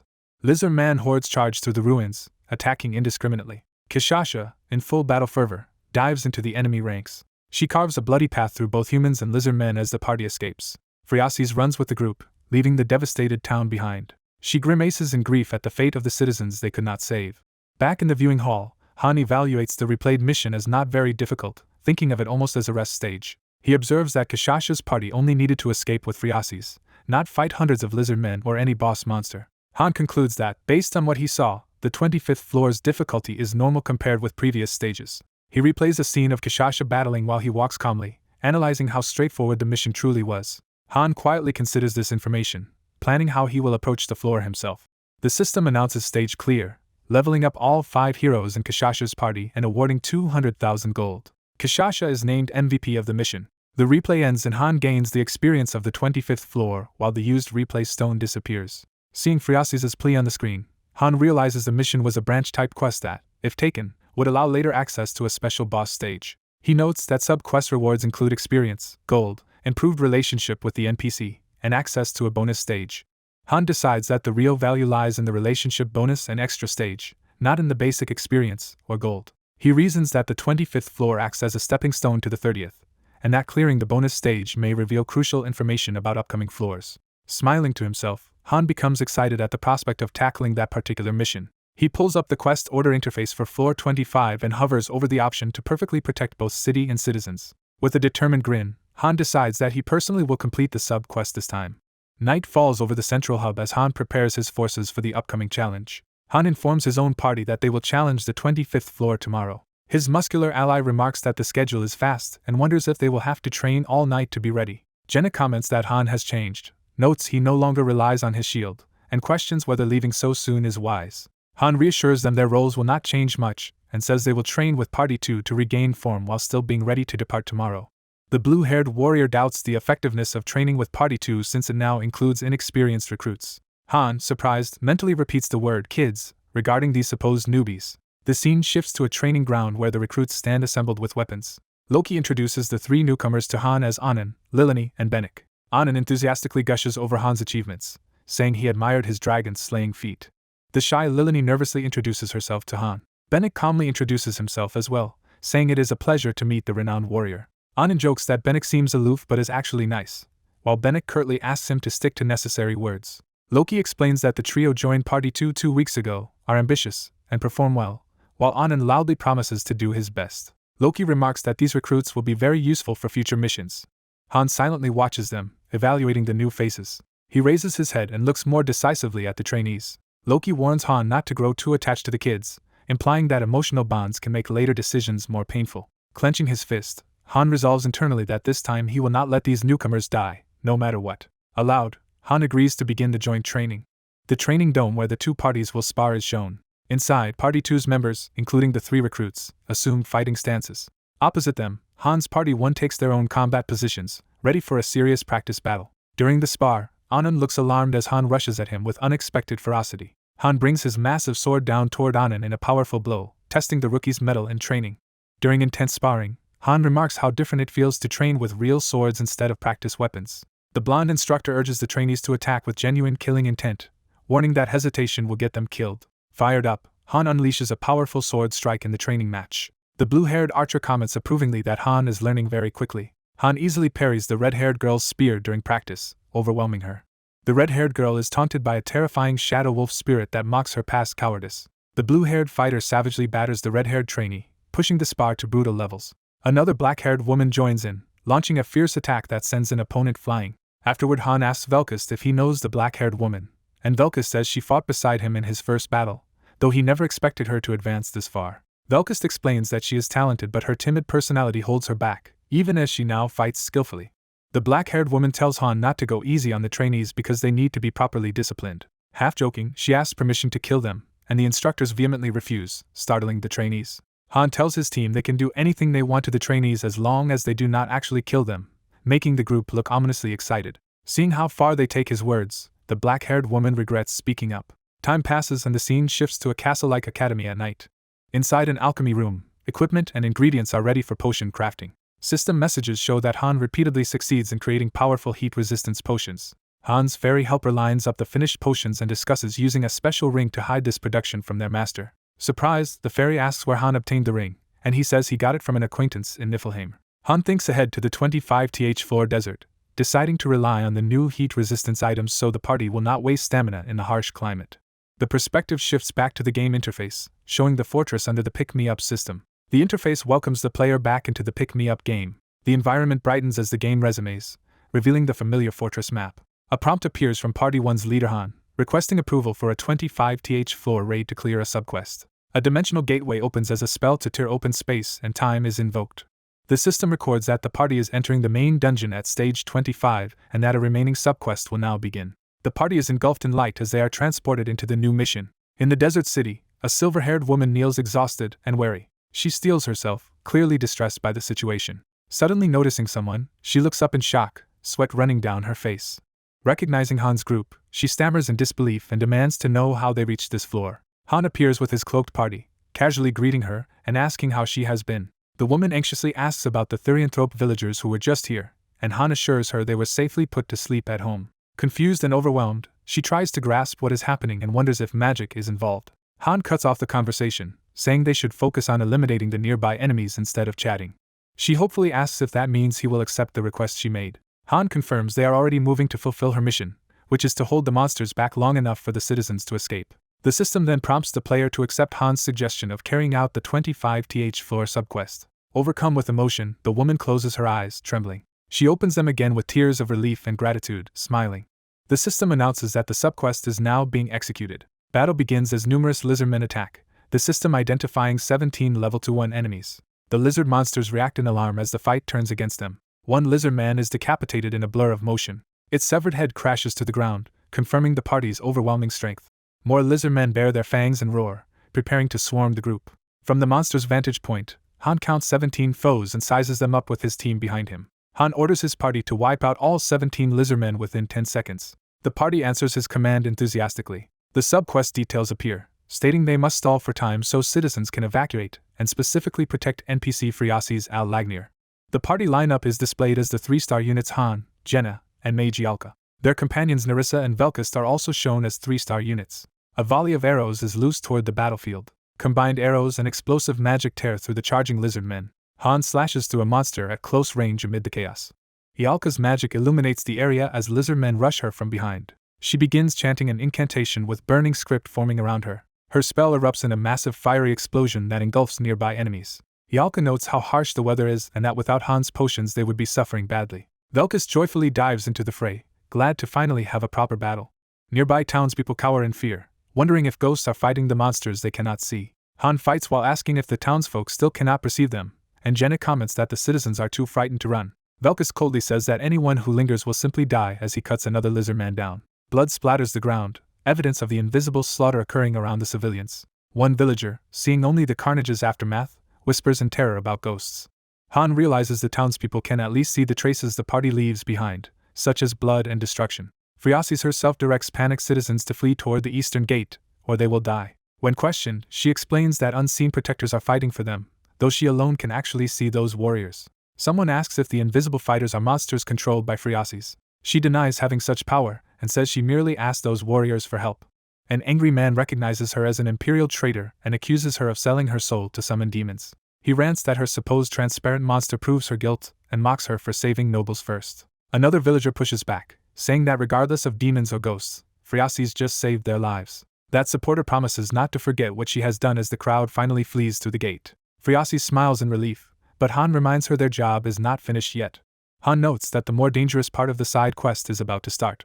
Friasi senses a huge number of enemies approaching and panics that there are far too many. A timer appears with 10 minutes remaining as Han plans their defense, comparing it favorably to a previous three-front battle and ordering the team to spread out so they are not surrounded. A war drum begins to pound, signaling the next wave of lizardmen. The Lizardman Chief, a level 2-8 boss, appears and roars about punishing those who defy nature. He vows to bring divine punishment down on these impure lands. Jenna confirms with Han that her job is simply to kill bosses like that chief, and he agrees. Friasi's worries there are too many enemies, but Han estimates about 100 and says each party member just needs to handle around 20. Han then tells Friasi's not to fight, asking her to watch from the rear while they handle the assault. Yalka readies another large-scale fire spell, commanding the flames to explode. Her magic detonates again, annihilating a cluster of monsters. Jenna is briefly struck but retaliates in close quarters, triggering another explosion among the lizardmen. The blast tears through multiple enemies, spraying blood everywhere. Afterward, Jenna tosses away her damaged quiver. The system equips her with a mana expansion quiver from Niflheimer that lets her carry up to 100 arrows. Empowered, Jenna focuses and loads multiple arrows simultaneously, targeting many foes at once. Her barrage lands with pinpoint precision, skewering lizardmen all across the battlefield. Han charges forward at high speed to cut down remaining enemies. His sweeping strikes slice through more lizardmen in a blur of blue energy. Blood flies as Han continues carving a path through the monsters. In the heat of combat, something inside Han triggers and his eyes widen. The system announces that Han has awakened the skill Power Strike as he unleashes a devastating blow. Velkus likewise powers up and launches into a brutal offensive. The system notes that Velkus' basic swordsmanship has reached level 10 and its maximum proficiency as he massacres foes. Nerissa, finding the enemies weak, comments that the fight feels dull and that the lizardmen are like training dummies. The timer shows that only about 4.5 minutes have passed. Watching the battlefield, Friasi's is stunned by how incredibly strong Han has become. She tells him he now feels on a completely different level from when they last met, and he replies that it is a long story. She remarks that he has not aged compared to 3 years ago, while he notes how much she has changed. After the massacre, Friasi's thanks everyone and recognizes some of Han's companions, while he confirms that their old allies Adis and Eren are alive but elsewhere and asks if the mission is now done.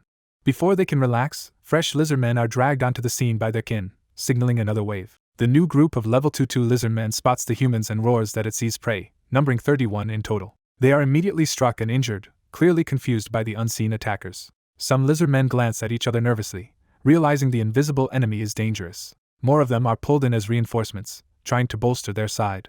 Velkus wonders why the monsters are suddenly retreating, and Han says they finally understand fear. The timer shows just over 3.5 minutes remaining. Surrounded by corpses, the party reflects that the battle was easier than expected and that they must have grown much stronger. Han orders Nerissa to scout the area while telling the rest of the party to rest since the situation appears under control. Yalka complains about the heat even with potions, while Jenna cheerfully suggests they move elsewhere to cool down. Yalka drags Jenna off and invites Velkus too, to his annoyance at the nickname. As they leave, Velkus watches Han and Friasi's talking privately from a distance. Han inwardly notes that his companions went out of their way to give him and Friasi some privacy even though he did not ask. Alone with her, Han gently asks Friasi's how she has been. She admits she thought he had died during the years since they last met. Smiling warmly, Friasi says they have finally met again. The game interface briefly reshows Han, Jenna, and Yalka's character cards. It likewise displays Nerissa and Velkus' cards, re-establishing the full party. As the sun sets over the desert city, their conversation continues with Han asking again how she has been. Han replies that he has been doing well since they parted. Friasi's confesses that she often thought she was going to die while being hunted. She explains that the Therianthrope villagers recently became her companions, though she has not known them long. Han points out that she skillfully avoided capture for a long time. She modestly says she survived mostly thanks to luck. Friasi's clarifies that his earlier help allowed her to escape when a powerful noble house was searching for her. She reveals that House Haljan, one of the 4 great households, was leading the hunt and that without Han's aid she would have been caught quickly. Han recalls how strange it was to find an entire district abandoned during that previous mission. He narrates that Nerissa later told him the Haljans are tied to the secret order she opposes. Han connects that information with their experience on the 20th floor, suspecting the mysterious order and Haljan family are linked, though the mansion there felt particularly odd. Looking out over the desert settlement of Silkia, he asks why Friasi's came to such a place, and she says she is searching for something. She tells him that what she seeks is something from her dreams. Friasi's describes it simply as a key. When Han asks what she plans to do with the key, she answers that she intends to use it to save the entire continent. Pressed on what the key actually is, she admits she does not yet know and only has a feeling she will understand once she gathers enough pieces. Han notes she still speaks in riddles just like when they first met, and she talked about dreams and the end of the world. He reflects that she has now appeared in 2 main missions and that even quests without her presence seem connected to her somehow. Han explains through narration that the village has 3 exits. A tactical map shows that while evacuees move toward the eastern gate, Friasis intends to travel north, with lizardmen approaching from the lake side. Han wonders if Friasis' northern route is driven by her search for this mysterious key. Concluding that their paths will continue to cross, he thinks he will likely see much more of her in future missions. The mission timer finally runs down to 0. A flash in the sky signals the protective barrier deactivating as their timed defense concludes. The system announces quest success, changes the mission type to an escape objective, and states they must now leave the city with Friasis. Hearing the notification, Friasis asks what is happening, and Han brushes it off, telling her not to worry about it. Han then suggests they head out together, confirming that she wants to exit the city through the northern gate. With the enemies vanishing, Han confirms he is ready and says he has gathered the basic necessities. Leaving the battlefield, Han's companion remarks that strange things always happen around him, while someone in the distance calls the party to regroup. The narration reveals the name Friasis al-Lagner. The narrator explains that this girl, Friasis, has already died at least once. It recounts how a mercenary party hired by Enning reached the 15th floor but was wiped out. A later Therianthrope-based Party 3 successfully cleared the far more difficult 25th floor. The narrator clarifies that this means the current Friasis is already living her 3rd life. Friasis is shown running through the ruined town during that earlier ordeal. Han reflects that if he includes solo testers sent to gauge difficulty, the death count on this floor is far higher than just 3 parties. The scene shifts to the tower gate at sunset, marking the end of the 25th floor mission. At the gate, Friasis asks if they will meet again. Han answers that they will, on the next floor, implying another encounter is coming soon. Relieved, Friasis smiles and says that is good. As she walks away, she thanks them for their help and vows not to give up, promising to live up to their expectations. A system window declares the quest cleared, shows the party members leveling up, and awards 100,000 gold. Another window names Jenna as the MVP of the stage. A special reward notification appears, announcing that a bonus stage is opening. Blue light envelopes Han's party as they begin to teleport. The system explains that this bonus stage exists in a crack of space and time, and can be attempted only once by a single person. Han's teammates comment that the last mission felt easy, but Ialka warns that such starts usually end badly. She asks Han for his opinion, and he agrees with her unease. As they approach the glowing entrance, Han tells the others to go ahead while Ialka complains he agreed too quickly. Watching him walk away, the others guess he might be going to farm materials or rest somewhere with a good view. Han stands before the radiating gate labeled with the 1-person bonus stage limit. He muses that bonus stages are designed for solo play, and decides he cannot ignore it, triggering a request window for Han to challenge it. The system asks if he will accept. He chooses yes, and a burst of light engulfs him. Han materializes alone inside the quiet bonus stage area. Narration states that the bonus map is structured as a maze. It describes the maze as a network of branching corridors. Han runs through the empty halls, with narration noting there are no monsters or traps. The camera lingers on the metallic ceiling, emphasizing the labyrinth scale. A window announces that Han has cleared the bonus stage and earned 5,000 as a reward. Returning, Han notes that the run felt like a failure since he found no treasure chests or obvious loot. Looking at his hand-drawn map, he concludes that he has at least finished all business on the 25th floor and plans to tackle the 26th tomorrow. He reasons that if his assumptions are correct, the 25th floor mission was merely a warm-up for what is coming. Remembering Ialka's warning about easy beginnings and terrible endings, he smiles, thinking she understands this game well. Time skips forward to the next day. The bright sky indicates a new phase of their climb. Friasis trudges alone across the harsh desert of the 28th floor. Seeing Han's party arrive again, she is surprised that they are still alive.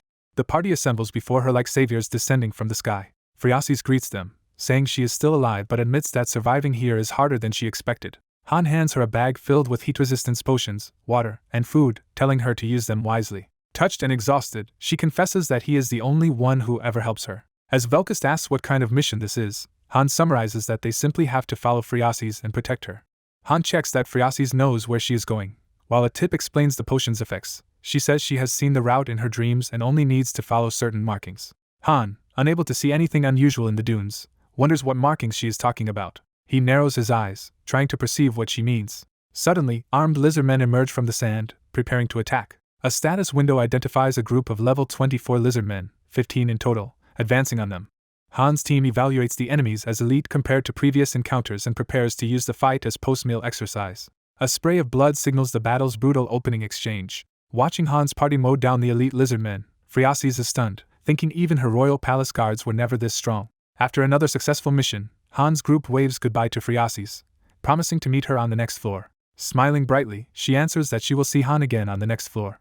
A result window declares the desert stage cleared, shows Velkist and Nerissa leveling up, and awards gold plus an item called Essence of the Desert. Another window announces the MVP selection. Han is named MVP for this stage. Later, some teammates grumble that the mission felt like babysitting a girl and wonder what the point of it was, while others chastise them for disrespect. When Velkist scoffs and asks if Friasi's is some kind of princess, Han calmly confirms that she is indeed the Empire's princess.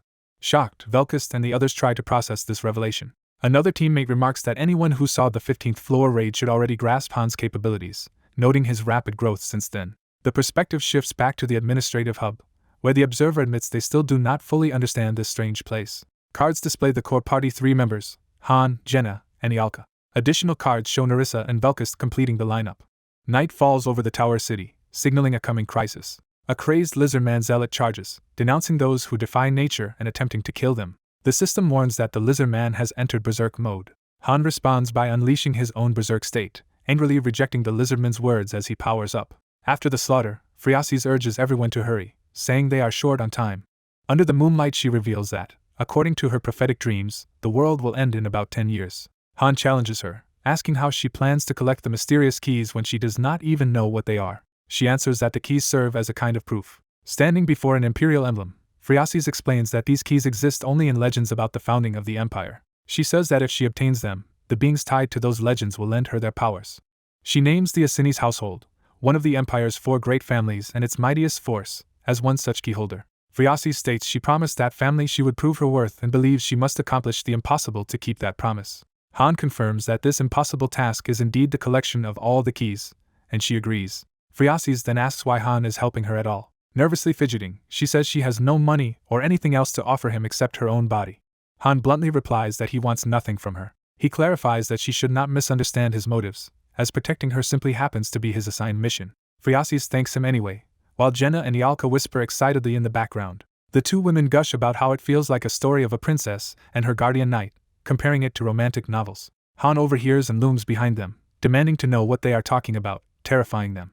He scolds Ialka in particular, saying he hates misunderstandings most of all, while she protests at being singled out. A result window shows Han, Jenna, and Ialka leveling up again and earning gold and high-grade desert lizard scales. As the stage ends, Friasi smiles and asks Han if they will meet again on the next floor. Han answers ambiguously that maybe they will, maybe not, since their party is not the only one climbing. Friasi smiles softly, clearly encouraged by the possibility. Another character card of Han appears, reaffirming his status as a 3-star hero. Back in the control room, the ferry administrator notices Party 3 approaching the glowing portal that leads to the 30th floor. Han analyzes that if the 30th floor also needed multiple parties, Enning would not send only one team to every prior mission, recalling how the 20th floor raid nearly failed due to another party's mistake. He notes that the entire attack squad had been endangered by those errors and assumes Enning learned from that disaster. The narrative jumps to the next evening as Party 3 is dispatched to another floor, while an announcement calls them to gather for their mission. A new group of therianthropes led by Kashasha is assigned to guide Friasi's in Party 3's place, since they are reliable despite bad attitudes. Meanwhile, a new class facility building has been constructed in town, offering basic job upgrades and reflecting Enning's strategic planning. Velkist is already a 3-star warrior and Nerissa a 3-star thief, both pushing themselves through grueling training. Their efforts pay off as Velkist and Nerissa continue to grow stronger with each battle. The story summarizes progress. Party 3 clears the 28th floor, Party 2 clears the 29th, but the 3 rookies in Party 2 return discouraged by the difficulty. Han notes that the next challenge is the 30th floor, a boss stage they expect to be tough after how easy the 25th was. He acknowledges that all 15 heroes under Enning's command, himself included, are still underleveled for this stage. A level chart shows nearly everyone in the mid-20s, while the recommended level for the 30th floor is 30 or higher. Because of connected quest conditions, they cannot revisit most earlier floors, so Enning orders repeated raids on the 28th floor to grind experience. On these repeat runs, Friasi's no longer appears and Party 3 simply farms experience by exterminating lizardmen beyond the desert hills. Then the narration signals an unexpected development. The view returns to the tower's first floor, hinting that trouble began there. It explains that some first-floor residents conspired to steal meat and fruit from weekday dungeons and hide the loot in their pockets instead of the shared inventory. Their crime is discovered. Half are immediately sent to a synthesis chamber, while the rest are imprisoned to await judgment. The image of the angelic gate shows the path to the 30th floor activating. Enning uses the captured thieves as expendable scouts, sending them to the 30th floor first. They are meant to gather information about the boss stage. We see several terrified low-ranking party leaders on the 30th floor, realizing they have been thrown into a lethal test. A system warning explains that the mission officially requires 5 full parties and allows summoning extra heroes if slots are empty. The narration states that all of those forced parties died within 5 minutes. From this massacre, Han concludes one clear fact about the stage's lethality. He reasons that the 30th floor will be Taunia's hardest mission yet and that its boss requires 5 coordinated parties, which explains why Enning had sent 5 one-person test parties ahead. Night settles over the city as preparations for the real attempt continue. Alone in his room, Han's ring begins to glow as someone addresses him as master. The voice in the ring scolds him for not contacting her immediately upon arrival, and says she is upset. Han listens to her with a reserved expression. He grows serious, realizing this is an important call. The ring's owner then laughs it off, saying she was only joking. Han says that joke is bad for his heart, showing he was briefly worried. She infers that if he is reaching out now, something significant must be happening. Han admits he is about to enter the boss stage, and is contacting her in case something goes wrong. She asks if he is suggesting he might die, and he concedes that such an outcome is not impossible. She urges him to use the ring without hesitation if he is in danger. Han agrees, smiling faintly as he looks at the glowing ring. When she offers to send another servant named Nehaka to help him in Tonia, he firmly refuses, thinking the offer matched his expectations. She instead simply asks him to take care of himself, reminding him that his life is not his alone. Through the link, he reassures her that he does not plan to die. He promises to contact her again once he returns so she will not be upset. She smiles warmly and tells him she is glad to hear that. He likewise promises to report back as soon as he is safely back. Hearing this, she relaxes, saying it eases her worries. Han slips the ring back on after their conversation ends. He leans back from his desk with a sigh, feeling the weight of the coming battle. His notes and drawings of lizard men and the maze lie open as he reviews his preparations. He reflects that it is hard to predict the nature of the 30th floor because Taunia's missions always defy normal expectations. Still, he is certain the maze from the bonus stage will reappear there and decides they must memorize its layout. He records the crucial information gleaned from sacrificing the 5 test parties. Just then, his ink bottle rattles as something outside draws his attention. Han's eyes sharpen with resolve as he finishes his analysis. He concludes that the mission will demand all 25 available heroes, signaling a massive cooperative assault. Morning breaks as the final preparations for the 30th floor assault begin. Kishasha and her feral allies charge into combat with wild enthusiasm. They brutally smash through enemies, splattering blood across the battlefield. Another Therianthrope rushes forward, eager to join the carnage. The scene ends with the beast warriors carving through lizard men in a whirlwind of violence, clearing the way for the decisive boss stage challenge.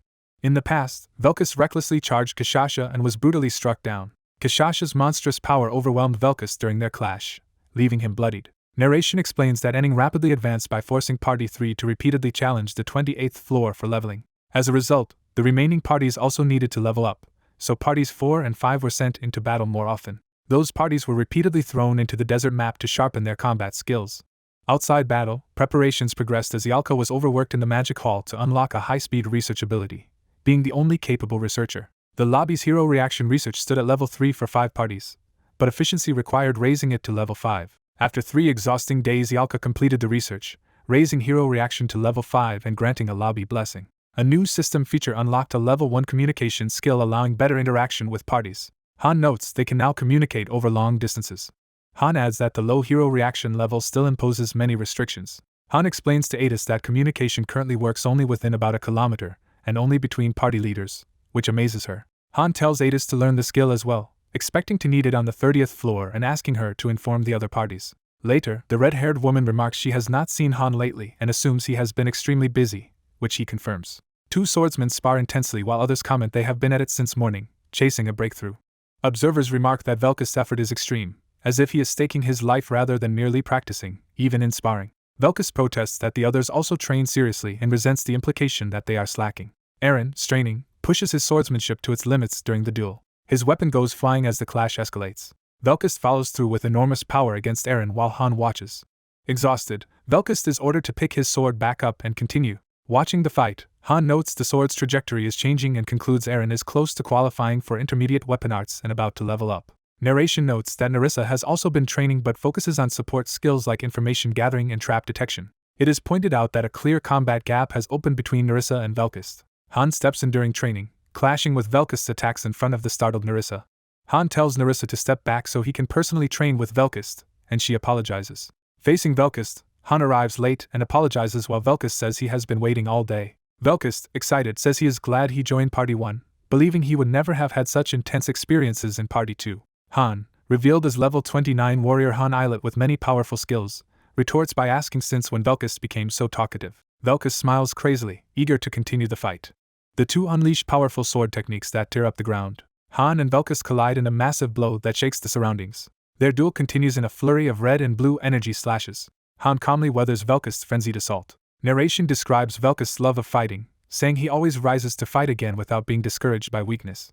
Because of that indomitable spirit, Han thinks that otherwise he might have kept Eren in the party instead. Han attacks while reflecting that without Velkus' attitude, Eren would still be a member. Their sword energies clash again in a massive explosion. Velkus finally upgrades his sword skill from basic level 10 to intermediate. The intense training also raises Han's intermediate swordsmanship from level 2 to 3.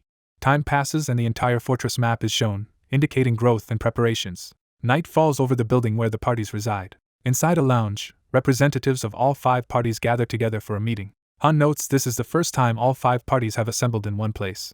Adis is surprised that Party 3 is also attending this gathering.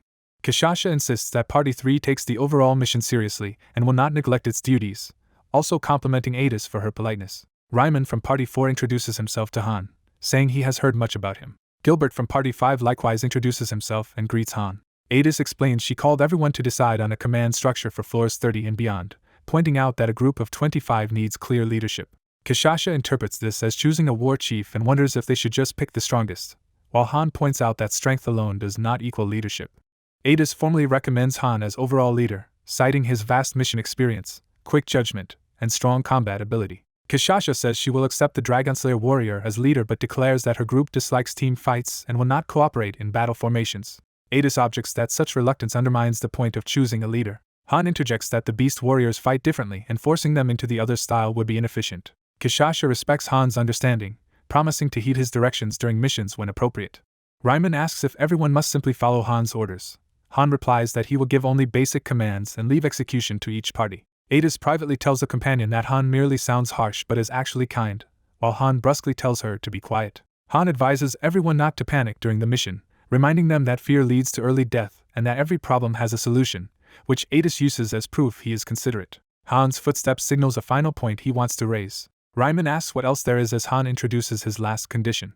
Han warns that anyone unwilling to fight with full commitment should stay out of the upcoming battles. Ryman gulps nervously under the pressure of Han's words. He clenches his fist and insists he worked hard to reach this point and will not slack off. Han internally resolves to see whether Ryman truly lives up to that claim. Later, Gilbert asks Han for a favor. Gilbert says he accepts Han as leader, acknowledging that everyone already treats Han that way. He explains that parties 4 and 5 struggled to reach the second floor and that another, third floor has been created just as they arrived. Gilbert asks if good performance on this mission might earn parties 4 and 5 access to the third floor. Han answers that only the master can decide, but he will make the suggestion.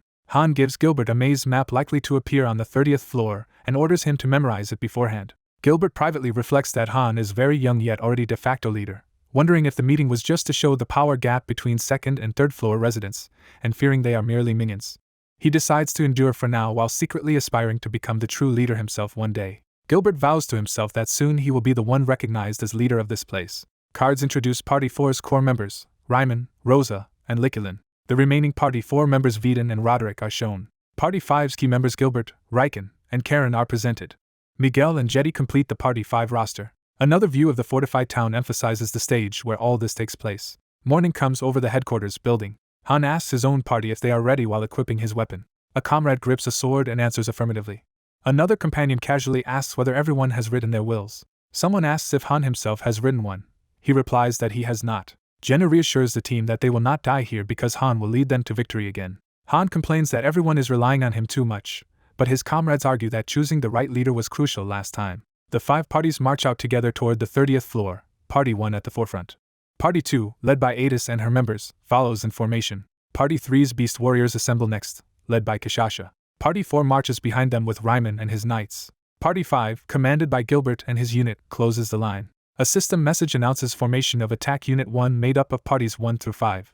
Another prompt records that the unit has 25 heroes and recommends Han as Attack Unit leader, asking for his appointment. As they wait at the gate, Ada says she will be more useful than on the 20th floor, but Han tells her she already helped plenty. Someone observes that each boss level requires more people and predicts future missions may involve hundreds. Yalka reacts in stunned silence to that thought as they walk. Han pretends not to hear Yalka's worried comments and keeps moving forward. The ferry guide announces they have reached the 30th floor and warns everyone not to lower their guard or obstruct Han. She also cheers for Han, prompting Velkus to tease him about his popularity while Han tells him to shut up. The massive gate activates with blue light, opening the way to the new floor. A countdown message tells them the gates will open in 10 seconds and urges them to get ready. The mission window for the main dungeon appears, noting that 29 stages have been cleared so far and that the mission will be recorded. Jenna encourages the others that they will be fine as long as they stay alert while following Han through the gate. The party steps into the blinding light of the portal together. They are engulfed by radiant energy as the transfer completes. On arrival, they see a blinding sun and swirling dust in the sky. The sandstorm intensifies around them. The group materializes in what looks like a desert city battered by strong winds. Pulling up their hoods, Han and his companions realize they seem to have appeared in a city. Han notes that the city looks very old as he surveys the surroundings. Using the new mental communication, Han calls out to other party leaders, and Adis responds, confirming the link. Adis reports she is also in a strange, scorching hot, sand-filled city and asks about Han's location. Han replies that his group is in the same environment, and instructs everyone to converge on the city center, which the others accept. He then checks if any other parties can hear him. Ryman of Party 4 answers, and Han tells him likewise to head for the city center and try reaching the remaining parties, which Ryman agrees to attempt. Han thinks being scattered is dangerous while his companions complain about the choking sand and terrible weather. Han decides they will move toward the city center to regroup and asks Narissa to lead the way. He also tells them to watch for Phreasis, believing she might be present on this floor. Narissa activates her detection power and acknowledges the order. Han informs the team that Narissa will relay what she sees but warns everyone to stay alert in the poor visibility. Cloaked against the storm, Party 1 advances through the sandy streets. Yalka nervously notes how quiet everything is early on, and Jenna scolds her for tempting misfortune.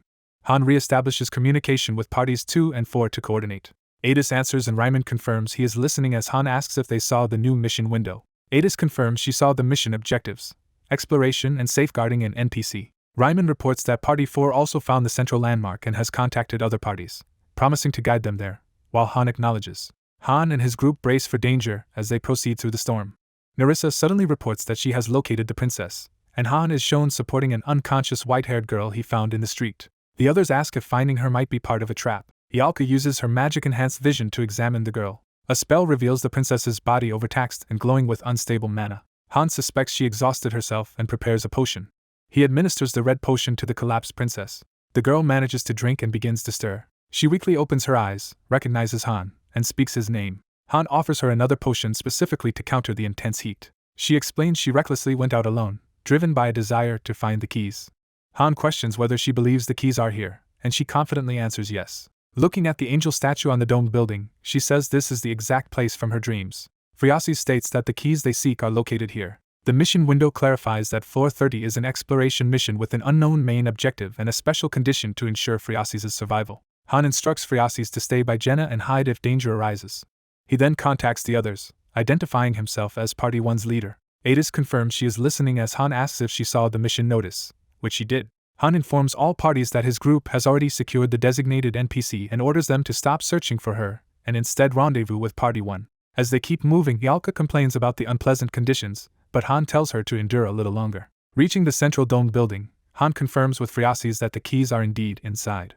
The angelic statue atop the dome looms overhead as the storm swirls. Han steels himself beneath the statue, ready to lead the assault. A roster screen reiterates Party 1's composition with Han as attack unit leader alongside Jenna, Yalka, Narissa, and Velkist. Another roster displays Party 2 under Adis, including Roderick, Anand, Benik, and Lilini. The Party 3 roster is shown, led by Kashasha with her companions Lakari, Daruma, Nandio, and Nishaz, completing the full attack unit lineup.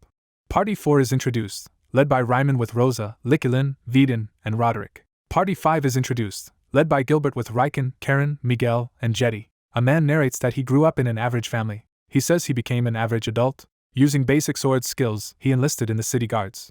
He recalls his life falling apart as a monstrous beast attacks. He remembers the supposedly peaceful world suddenly turning into a war-torn hell. Arrows rain down in the chaos. One of the guards is killed by an arrow to the face. Surrounded by monsters in the storm, he faces overwhelming danger. A crazed, red-eyed monster looms over him. Terrified, he stares at the threat. He admits he was frightened. Overcome by fear, he turned and fled the battlefield. As a deserter, he wandered the forest with nowhere to go.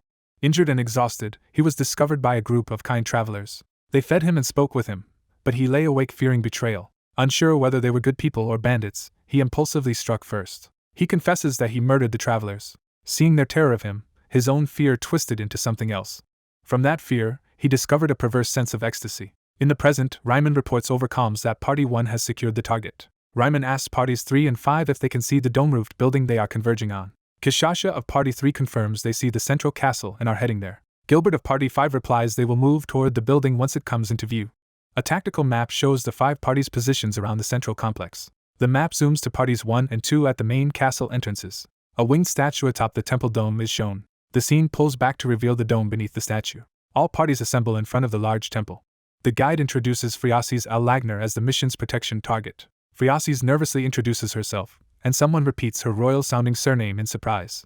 Another hero notes that Al-Lagner is the royal family name, shocking Friasis. Gilbert silently wonders if Friasis is the same silver-haired woman seen in past replay stones, only older.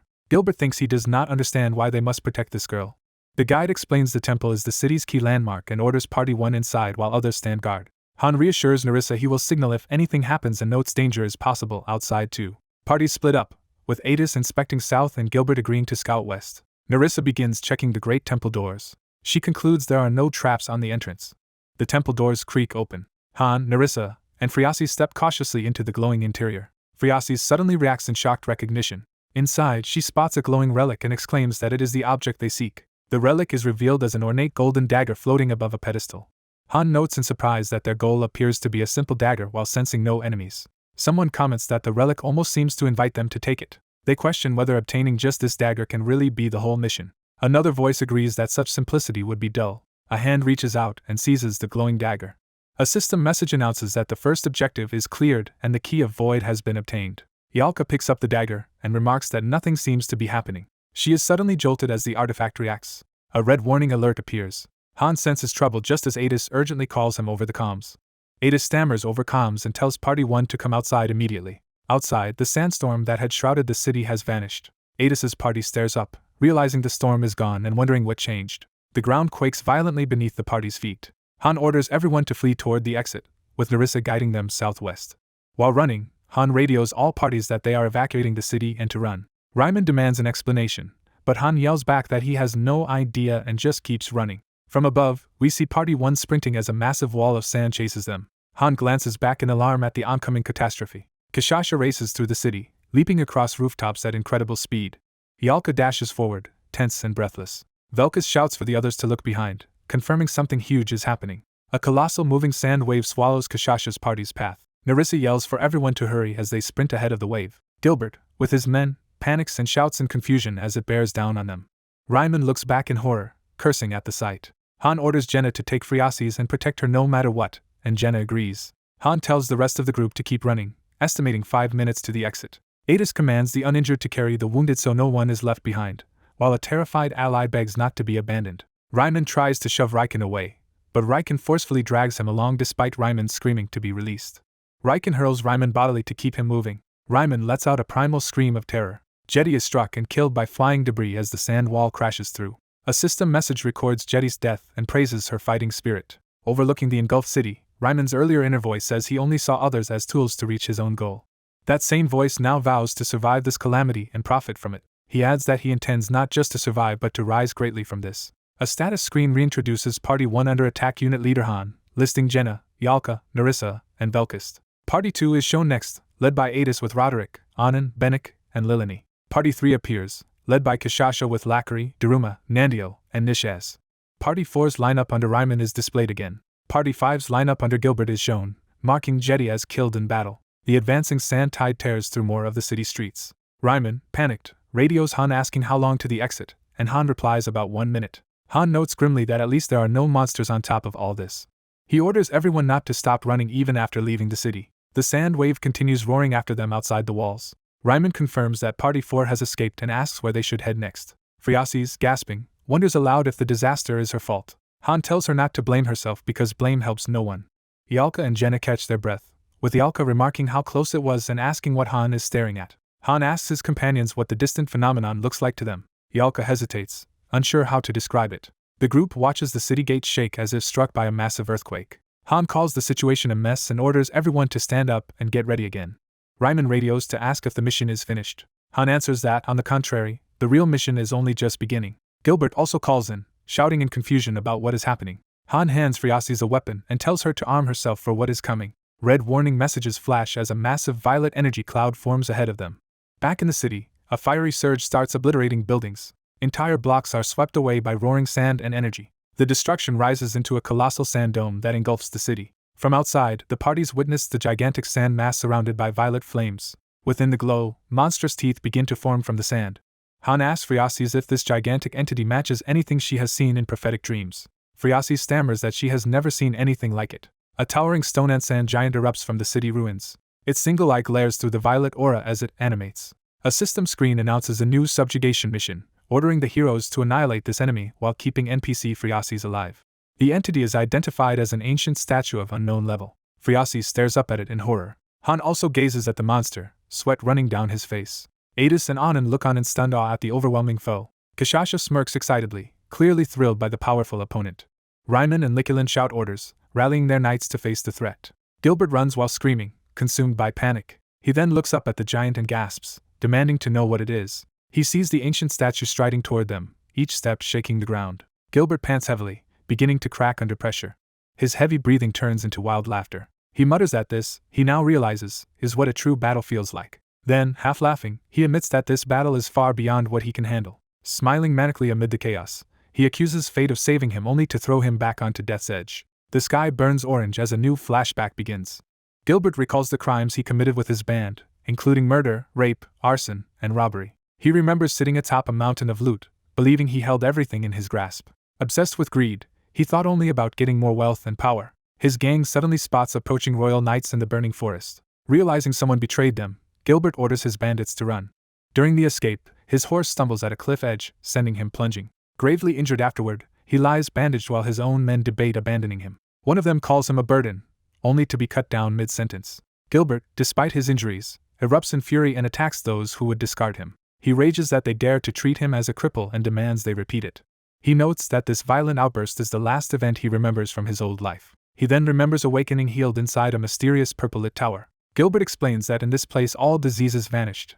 His old scars remain but his health otherwise returned. He decides that climbing to higher floors will reveal more secrets, and views this as a divine second chance. Confident in his innate 2-star talent, he sees this world as an opportunity to rise above the others.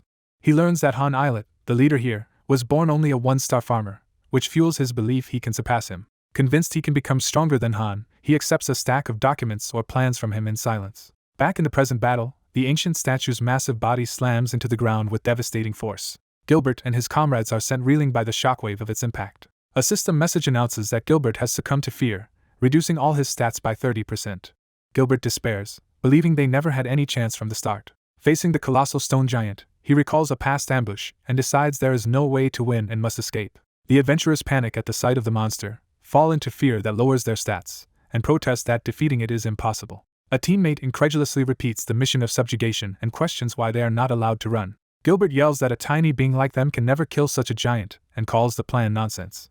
Han mockingly says a noisy dog is barking, belittling the complainer. He continues insulting Gilbert as beneath even a dog, comparing him to an insect and provoking his outrage. The two glare at each other, Han amused while Gilbert sees, and Han taunts his expression. Han's ally eagerly offers to crush Gilbert, but Han moves to intervene. Gilbert begs Han for instructions on how to flee, only to be told they are not escaping. Han explains that the system forces them to kill the giant if they want to leave. Drawing his sword, Han orders everyone to ready themselves for battle. Gilbert freezes in shock at Han's command to fight. He internally wonders if Han has completely lost his mind. A status display introduces Han's Party 1 members, Jenna, Yalka, Narissa, and Velkist. Party 2 is shown, with Adis and Roderick leading Anand, Benik, and Lilini, all suffering fear debuffs. Party 3 is presented, composed of Kashasha, Lakari, Daruma, Nandio, and Nishez. Party 4 is displayed next, with Ryman, Rosa, Likulin, Vidin, and Roderick also afflicted by fear. Party 5 is shown, now led by Gilbert, whose team suffers fear penalties and has already lost Jetty. Overwhelmed by the situation, Gilbert's terror intensifies. The narration defines what he feels as pure fear. Staring at the giant, Gilbert recognizes the long-forgotten terror and despair it provokes. Han again commands everyone to prepare for battle against the giant. Gilbert snaps, denouncing the order as nonsense while a system notice says he is having a panic attack that halves his stats. He screams that defeating the armed giant is impossible and that the whole situation is absurd. Han suddenly slashes Gilbert, inflicting a brutal wound. Gilbert is stunned by the unexpected attack. Han and Velkus remark that they cannot let Gilbert die as the system reports he is now bleeding and losing HP over time. Han calls out to Riken, asks his name, and Riken nervously identifies himself. Han declares that Riken will take command of Party 5 instead of the incapacitated Gilbert. The system prompts to confirm this leadership change. Han coldly tells Riken to choose between fighting and dying, pushing him past his hesitation. Han explains that on this floor they must kill any enemy regardless of what it is and must move if they wish to live. Yalka and Jenna accept the difficulty of the situation and encourage each other, insisting they have always prevailed and will continue to do so. Velkus grins enthusiastically, eager for the coming fight. Narissa silently steels herself for the battle ahead. Riken processes the pressure and expectations placed on him. He shifts from shock to determination, resolving to act as a leader. Riken raises his sword and declares that Party 5 can also fight. Yalka asks Han if his plan is really feasible, and he replies they will soon find out. Riken still anxiously wonders how they can possibly kill the giant. Jenna explains that in such scenarios they must first observe the situation, analyze it, and then the answer will appear. The narration states the first rule against a boss: understand the pattern of its attacks. They assess that the giant is over 300 meters tall, made of stone, unimaginably heavy, and liken themselves to ants challenging an elephant. A party member again demands to know what they are supposed to do and urges Han to give directions. Han says they must endure while gathering information, and Jenna suggests retreating, though Han doubts they can really get far away. The panicked adventurer, frustrated, presses for a clearer solution. A wall of purple flames rapidly closes in around the battlefield, cutting off escape. The mage girl cries out in alarm, and Han recognizes something new is happening. The flames erupt into a vast burning barrier encircling them. From within the flames, a horde of lizardman monsters bursts forth. The system announces Monster Wave Round 1 with specific numbers of lizardmen and their riders and shamans. Han notes that the monsters will reach them soon, while an ally warns that more are coming from the west. Someone repeats in disbelief that enemies are attacking from the west as well. A second Monster Wave, Round 2, is declared with even larger numbers. Party 3 charges into battle as Kashasha launches a powerful attack. Kashasha laughs wildly and promises that her party will handle the monsters. Han calls everyone's attention and orders them not to worry about Party 3's movements. He assigns Party 2 to the front lines and Parties 4 and 5 to support from the rear. Using a tactical diagram with chibi figures, Han explains that his group will protect the key bearer and find a way to defeat the giant, while the others keep monsters from reaching them. Someone asks what will be done about the giant itself. Han explains that the giant clearly targets whoever holds the key, so others will not be attacked if they keep their distance from that person. Han orders everyone into formation as the giant looms behind them. A party member stammers for them to wait, worried about the new threats. He then shouts that enemies are also approaching from the east, and the system declares Monster Wave Round 3. A schematic shows the giant focusing on Han while lizardmen attack from all sides, revealing the floor's murderous design. Jenna screams Han's name in fear as the danger escalates. The giant raises an enormous foot high above, preparing to stomp them. Its foot crashes down with devastating force, shattering the ground. The impact tears the earth apart in violent shockwaves. Party 1 sprints along the collapsing terrain, narrowly escaping the stomp zone. Han orders the other parties to stay farther away so they will not be hit when the giant attacks him. Adis and Ryman acknowledge his command and begin moving their parties. Riken, now leading Party 5, confirms that he understands as well. Yalka pulls the mage girl along and tells her to stay focused instead of panicking. Adis reports that there are too many lizardmen and some are breaking through toward Han's group. Han says he anticipated that, tells Adis to focus on their own front, and begins cutting down the advancing lizardmen himself. The system tracks Monster Waves Round 4 and 5, announcing additional groups of lizardmen and riders entering the battle. Jenna activates her Sidewinder skill, unleashing a flurry of precise attacks. Her arrows and strikes rip through riders and shamans, killing several in quick succession. Yalka gathers fire magic with fierce concentration. She summons a towering column of flame that incinerates many enemies at once. The young girl staggers under the continuing tremors and chaos. Han kills another monster while shouting for her to run away from danger. She looks back at him in shock and fear. The giant again raises its massive foot directly above her. Her eyes widen as she realizes the imminent threat. The giant stomp slams down where she stood while someone cries out for the kid. A party status screen is briefly shown again, reaffirming Han and his Party 1 members. Party 2's roster reappears, now without fear debuffs, indicating they have steadied themselves. Party 3's composition is reiterated, keeping track of all combatants. Party 4's members are again displayed. Party 5's updated roster shows Riken as leader while Gilbert suffers panic and others remain weakened or dead. The frightened girl regains consciousness amid dust while an ally checks if she is alright. She realizes Han carried her clear of the stomp as he continues running with her in his arms. Gazing up at the intact giant, Han remarks on its overwhelming attack power. Via party chat, Han confirms he is fine, asks Adis if they can still handle their side, and hears that the shaking caught them off guard and the fight is getting tougher. The system announces Monster Wave Round 6 with a massive number of additional lizardmen. Han analyzes the giant's rocky, flat exterior, noting the scarcity of handholds and evaluating how difficult it will be to climb. Jenna says they will move with him and asks what he is planning. Han states they either have to enter the giant or climb it from outside. Yalka is stunned and questions whether he is serious about that idea. Han points out that the encircling flames are closing in and soon will engulf the entire area. Velkus concludes that only one safe place will remain and asks how Han plans to scale the giant, while Han replies they must find the right angle. Han radios all parties asking if anyone sees a statue resembling a goddess nearby. Riken is confused by the question and tries to focus on the flames, but Han tells him to ignore it and fight. Adis responds that she does not see any goddess statues around her position. Kishasha reports that she sees a strange female statue that might be what Han means. Hearing this, Han's expression sharpens with realization. Kishasha adds that the statue is partially buried in sand beside her. Han orders everyone to sprint toward the western side of the desert at maximum speed. He then shouts to the girl to bring out the key. While running, she reacts in confusion to the sudden command. She pulls out the ornate red jewel key but notes that it shows no response and therefore cannot be used yet. Han contacts Kishasha again and asks if she can climb onto the goddess statue's hand despite being in the middle of battle. Kishasha agrees to try. After she does so and nothing occurs, Han tells her party to vacate the area because he plans to lure the stone giant toward that statue, while Jenna warns that monsters are still swarming them. The system announces Monster Wave Round 9 with even greater numbers, and Adis yells that the enemy count is still rising, prompting Han to abandon the previous formation and have everyone converge on him. Ryman orders Party 4 to retreat toward Party 1's position. Riken urges his remaining allies to withdraw as well so they can regroup with the others. He suddenly notices something alarming off-screen. Gilbert, half-healed and angry, ignores orders to fall back and continues fleeing on his own while yelling at Riken not to command him. Envious and frustrated, Gilbert thinks about how he could not even follow Han's sword and resents that someone at his level is stronger than him. He recalls past advice that anyone who feels fear in this place will have their abilities weakened, then berates himself for remembering that warning only now. Gilbert runs desperately, thinking that if he can just survive, his wounded arm will heal, while Karen begs to escape with him. Meanwhile, lizard men prepare an ambush as their shadows loom over Gilbert's path. Anand from Party 2 is struck, begins bleeding, and the system notes his HP will steadily decrease. Lackery roughly forces a potion on Anand, ordering him to stop acting weak and recover so he can keep fighting. Roderick informs Adis that only 2 members of Party 5 remain and warns that the party is close to annihilation. Adis realizes Gilbert intends to run and sends Lilini to join Party 1 while she personally goes to retrieve Party 5. Miguel urges the exhausted Riken to stay conscious so they can reach Party 1's position. Riken looks ahead and witnesses something horrifying. He sees Karen impaled on multiple enemy spears, confirming that another comrade is dead. The system solemnly announces Karen's death, and Han grimly notes that some parties have reached their limits.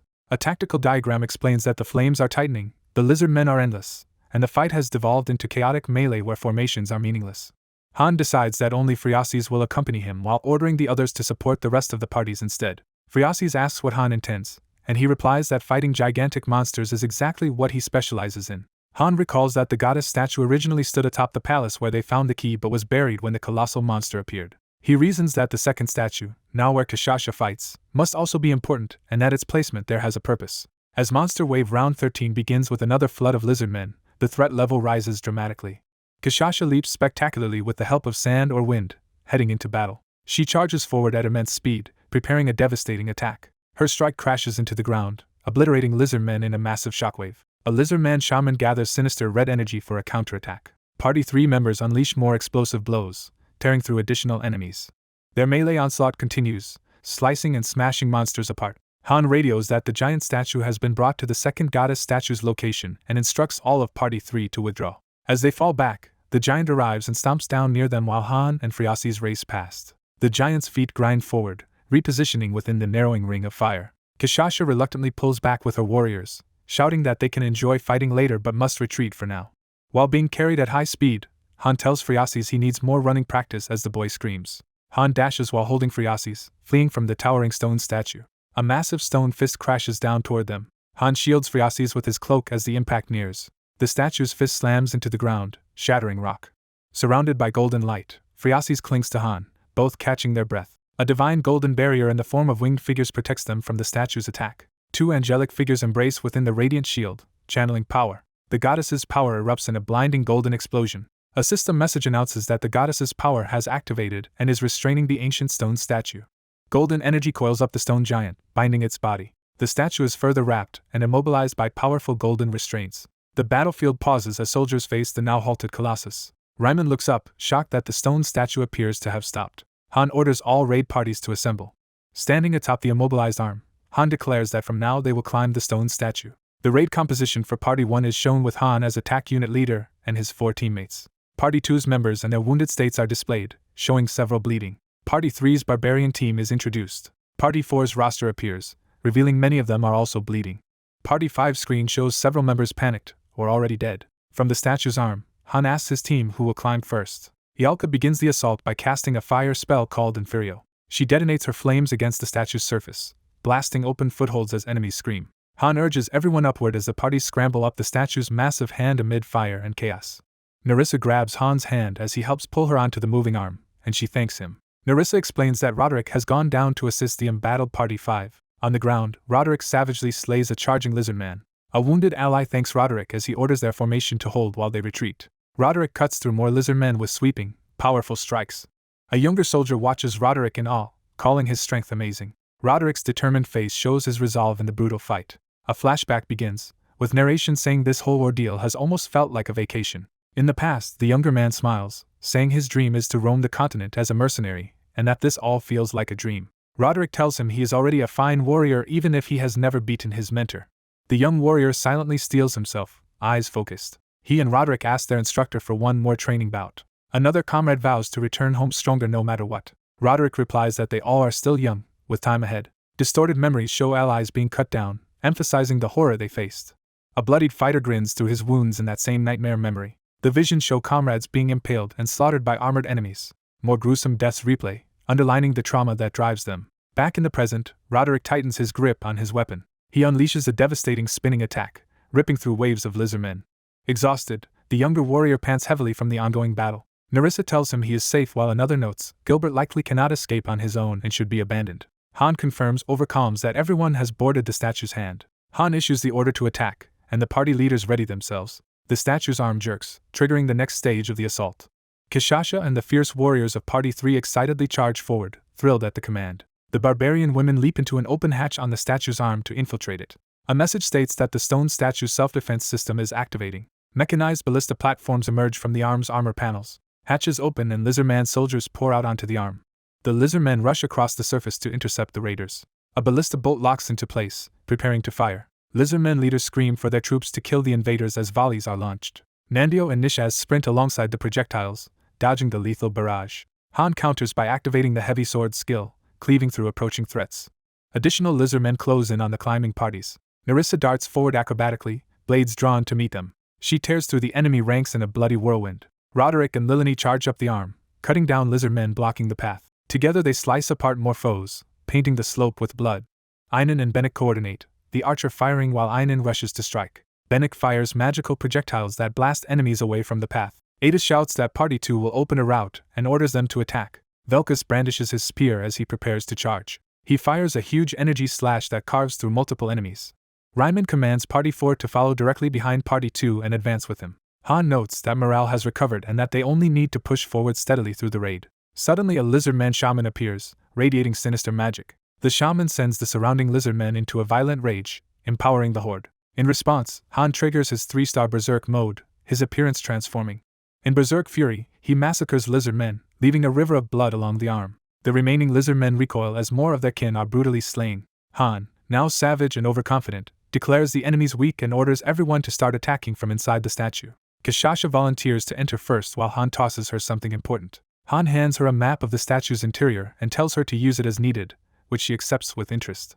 Han then orders Phriasis to go inside with them, surprising the exhausted boy. He reasons that it is safer inside than outside as masses of lizardmen continue swarming over the statue. More lizardmen begin climbing up the outer surfaces to join the battle. Han decides that Party 1 will remain outside, holding the exterior line instead of entering. The status of Party 1 is shown again with all members still active. Party 2's status shows Roderick and Einan still bleeding but fighting on. Party 3's screen confirms Kishasha's group is intact and in position. Party 4's roster still lists multiple injured but operational members. Party 5's panel highlights severe casualties and bleeding survivors. Han instructs Kishasha to destroy everything once she is inside, and she eagerly agrees. Kishasha activates her exclusive transformation skill, beginning to change form. Her body becomes a massive fiery beast claw as the transformation completes. Kishasha fully transforms into a huge flaming tiger, ready to rampage. Phriasis steels himself as he rides with the blazing tiger toward the hatch. Kishasha and the others leap down into the statue's interior amid a storm of flames. Nerissa warns Han to be careful, and he calmly assures her he will be fine. Ialka complains that their party always gets the hardest jobs, while Han teases her and outlines their next move. Han explains they will climb further up the arm and destroy any suspicious devices they find along the way. From the hatch, Han reports that all parties, even the weakened fifth, have now entered. Nerissa suddenly senses something alarming and looks up. A massive blast of golden energy erupts from the statue as another defensive measure. Green energy begins coalescing, forming Han's next powerful attack. He unleashes a spinning green blade technique, slamming it into the arm. The attack tears through ballistas and structures along the arm, clearing obstacles. Yalka's eyes ignite with power as she prepares further fire magic. She casts Blaze, engulfing part of the statue's defenses in roaring flames. More Lizardman reinforcements sprint forward through the chaos. Jenna fires a rain of targeted arrows, striking down multiple foes at once. Velkus carves a bloody path through the enemies encircling the crystal device. The stone statue's face contorts as its internal systems react to the onslaught. Han, still in berserk state, grins viciously at the giant's reaction. Purple flames surge around the statue as another tear of its power stirs. Those flames race along its surface while a lone warrior clings to the arm. Gilbert kneels on the burning surface, using his sword to stay upright. Barely conscious, he gasps for breath amid the heat and debris. Gilbert continues to pant desperately, refusing to collapse. He realizes there is nowhere left to run and that flames and lizardmen surround him no matter where he goes. Overwhelmed, he thinks about the colossal height of the statue and the impossibility of escape. Looking up at the flaming titan, he wonders how he can ever reach the top. He spots Han and the others already far above, fighting, and questions if they truly believe they can succeed. He reflects that while he was fleeing, they had already climbed so high and kept battling fearlessly. Inside the stone statue, an industrial interior full of strange machinery is revealed. Kishasha excitedly smashes odd devices inside as Han confirms over comms that they should destroy everything they find. A notification states the statue's self-defense system is upgrading to level 2. Han calls on Yalka, who eagerly powers up another massive spell. She unleashes Blaze again, forming a fiery tornado that obliterates many external weapons. More powerful lizardmen, higher level and in greater numbers, surge toward them. Yalka activates another spell called Strike, her fist glowing with purple energy. She detonates a huge violet blast, annihilating masses of charging lizardmen. Suddenly, a huge ogre's foot stomps down as a new enemy is summoned. An ogre of level 23 appears, roaring and brandishing a giant axe. The ogre is immediately struck and wounded by concentrated attacks. Kishasha reports she has destroyed a second device while Han acknowledges it. Dead ogres tumble from the arm, pierced by arrows from supporting allies. Kishasha announces she has found a third device, prompting Han to ask what she means. She clarifies that this last device is actually moving away from her. Han spots the mobile crystal-bearing machine on the arm and reacts. Another party confirms that the fleeing device is near them and offers to handle it while Han advances. Han orders Nerissa and Velkus to destroy the device immediately. The lizardmen attempt to escape with the crystal-powered device.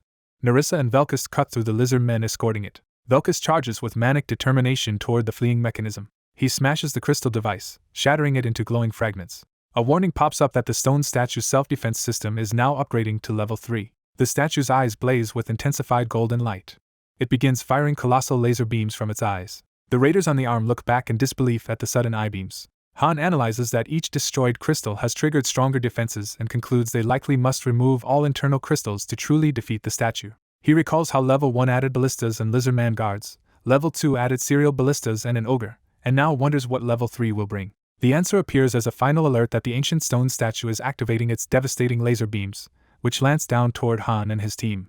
The system announces that the ancient stone statue has begun firing powerful laser beams. The beams erupt in a massive explosion of light as someone screams amid the blast. The interior passage of the moving statue glows and rumbles with intense energy. The stone statue's eyes blaze ominously as it continues powering up.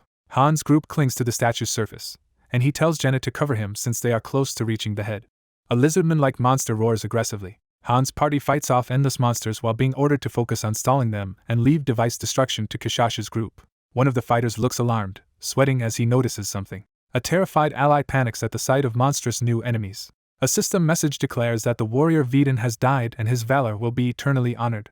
Another message reports that Rosa is critically wounded and near death. Over comms, Adis and Han discuss strange magic and laser beams as Han attacks the mechanism on the statue's head. Adis explains that the interior defenses have escalated from ballistas to stronger weapons, and Han realizes the traps are upgrading. Han thinks that if he destroys the laser beam device, he can change the battle. He concludes that disabling the external device should also stop the internal traps and launches a powerful slash at it. Han's attack smashes into the device embedded in the statue.